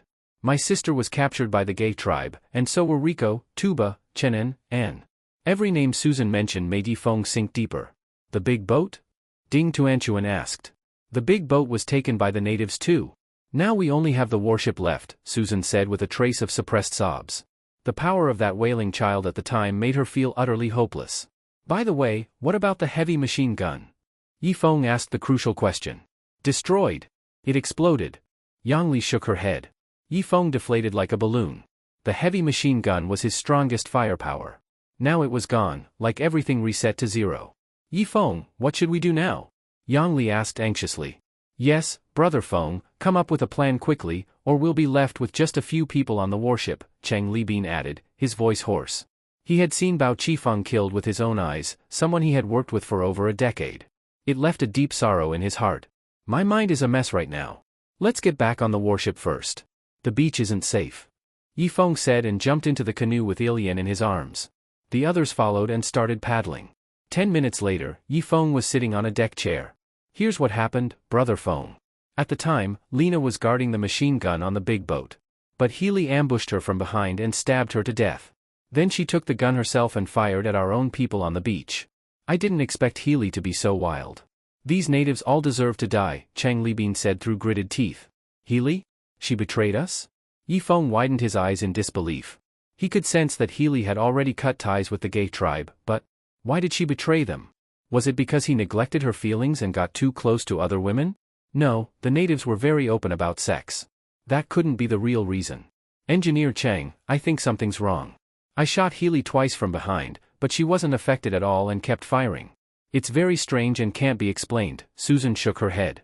You're saying you shot Healy twice, and she was unaffected, still shooting at the shore? Yifeng's expression changed. He felt both relieved and regretful. No doubt about it now, the High Priestess was controlling Healy remotely. That damned woman probably cast some kind of curse on all the gay tribe members. The previous priestess was already a precedent. Which meant, the biggest enemy now was the gay tribe's High Priestess. If he could kill her, all the problems would be solved. Engineer Cheng, start the ship. Let's go to the cave. It's time to retrieve that thing. Yifeng's cold eyes turned toward the depths of the island. Two thick plumes of smoke rose behind the warship as it slowly headed toward the Black Tree River. But Yifeng wasn't idle. He opened the prison and brought out the 6 leaders of the Zhuai Ri, Chasing Sun, group. Zhuai Ri remained defiant, but the other 5 leaders couldn't hold out anymore. They had been locked up for over 10 days without food or water. No one could take that. Gentlemen, I won't make things hard for you. Now, I want each of you to draw a map of the Gay tribe's territory, where the High Priestess lives, where the chief lives, where the top leaders live, mark them all. Also, the gathering places of the Wailing Children. In a while, if I find that someone's drawing doesn't match the others, then the minority will obey the majority, and I will kill the one who drew it wrong. Understand? Yifeng said coldly. The 6 of them looked at each other, a trace of struggle flashing across their faces. In the end, Yifeng tied the 6 of them back to back and gave them charcoal to draw. Zhuai Ri was the first to finish drawing the map. Yifeng looked carefully. It was a gourd-shaped map. Inside, there were many square-shaped houses and several passageways. At the very bottom of the gourd lived only ordinary native warriors, and on the outermost part, there were houses in a straight line. These housed the Wailing Children. Further up was a relatively narrow passage, with minor leaders living on both sides. This was the area where level 3 and level 4 leaders gathered. At the very top were the great leaders and elders. At the gourd's opening, a statue was drawn, representing the place where the High Priestess and several ordinary priests lived. Yifeng said nothing, his face cold, and went to inspect the maps drawn by the others. The natives didn't have their own written language, but their drawing skills were quite good. There weren't major differences in the terrain, proving that they were all afraid of being the one lying, so they tried to draw the most accurate map of the tribe. Zhuai Ri, let me ask you, where are captives usually held after being caught? Yifeng asked. Sacrifices are locked in cages by the riverbank. But now that you've taken the warship and there are no Wailing Children guarding it, I don't know exactly where they're being held. Maybe in the temple, Zhuai Ri answered honestly. Hope you're not lying. Master Shi, make them something to eat. Got it. Shi Zhengliang strode toward the kitchen. When trouble broke out on the beach, he had been packing various pouches, preparing to go into the rainforest to collect spices, so he was late getting off the boat and avoided the disaster. Chu Xue, hold the rifle and stand on the warship's turret. Keep watch around us. If any Wailing Children swim aboard, we'll be in big trouble. Yifeng added. It was already getting dark, and their ship had docked at the cave location. At this time, if any Wailing Children climbed on board quietly, and with no machine guns or other heavy weapons, they wouldn't be able to hold off a single attack. Shi Zhengliang quickly finished cooking and distributed the food to Zhuai Ri and the other 5. This time, Yifeng didn't have him use dog bowls, but normal human bowls. There were too few people now. He was seeing if these 6 could be won over. After all, when dawn came, they would need to carry artillery shells, which was heavy labor. Zhuai Ri and the others were all strong and skilled, ideal porters. Zhuai Ri, your High Priestess sent you to be a spy, clearly treating you as expendable. Don't you get it? Yifeng said after they had finished eating, dropping a heavy bomb. The 6 turned pale and looked at each other. Yifeng could tell there was some discouragement in their eyes. Zhuai Ri, I think you live without any dignity in the Gay tribe. The chief commands you, the High Priestess commands you, even ordinary priests probably expect you to step aside, right? Yifeng said while watching their expressions. Sure enough, Zhuai Ri's pale face turned red. As for the other 5 minor leaders, there was no need to mention them, they had come this time as cannon fodder. What can we do? Our tribe relies completely on the Wailing Children created by the High Priestess. Without them, any powerful beast across the river could wipe us out, Zhuai Ri sighed heavily. Then why don't you become stronger yourselves? Relying on others' strength isn't a long-term solution. For example, you could secretly have your people consume white fruit, silver fruit, even golden fruit. After 10 years, everyone in your tribe could be powerful, strong enough to fight beasts. Yifeng tried to persuade him. But Zhuai Ri gave a bitter smile. Our chieftain from 2 generations ago thought the same. And now? His body has already been eaten by vultures. And the chieftain before that one had the same idea. It's useless. In the past 80 years, our Gay tribe's upper ranks have tried everything. The High Priestess knows everything, can do anything. Her witchcraft is too powerful.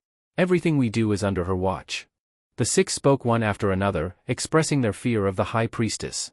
Yifeng's face darkened. A sudden thought hit him, maybe even now, his conversation with Zhuai Ri and the others was being secretly overheard by the High Priestess using some mysterious method. Didn't that mean, if he went to carry artillery shells tomorrow, she might intercept him halfway? Also, he planned to go into the tribe to rescue Suyun and the others. Surely the high priestess would be prepared? Thinking of this, Yifeng got excited and began pacing on the deck. Right, I say my plan out loud so the high priestess hears it, and then I spring a trap within a trap? But some things could only be thought, never said aloud. If he said them, the high priestess might know. Thinking of this, a sinister smile appeared on Yifeng's face. You're devious, high priestess? I, Yifeng, am even more devious than you. I've made up my mind. Let's rest for 2 days. The day after tomorrow, we'll enter the cave through the rock pile and carry out the shells.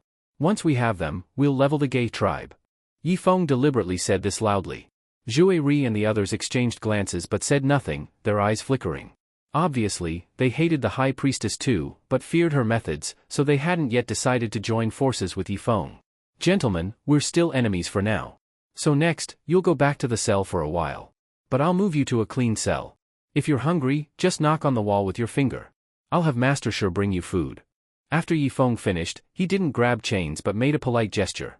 Natives are proud, he needed to give them enough dignity, or they wouldn't be easy to win over. The 6 understood and quickly stood up, heading to the cell voluntarily. After locking them up, Yifeng returned to his room. The once lively warship had become quiet. No more snoring from Chenin, no more dancing from Zhang Yan in the cabin, no more shouting from Tuba and the others on the deck. A suffocating loneliness enveloped Yifeng. He deeply missed those people. Back in his bedroom, Yifeng shut all the doors and windows tightly, then picked up charcoal and started drawing on the floor. He had already said earlier that they would carry artillery shells in the cave the day after tomorrow. If the high priestess could eavesdrop, she should be setting up her people tonight beside the cave.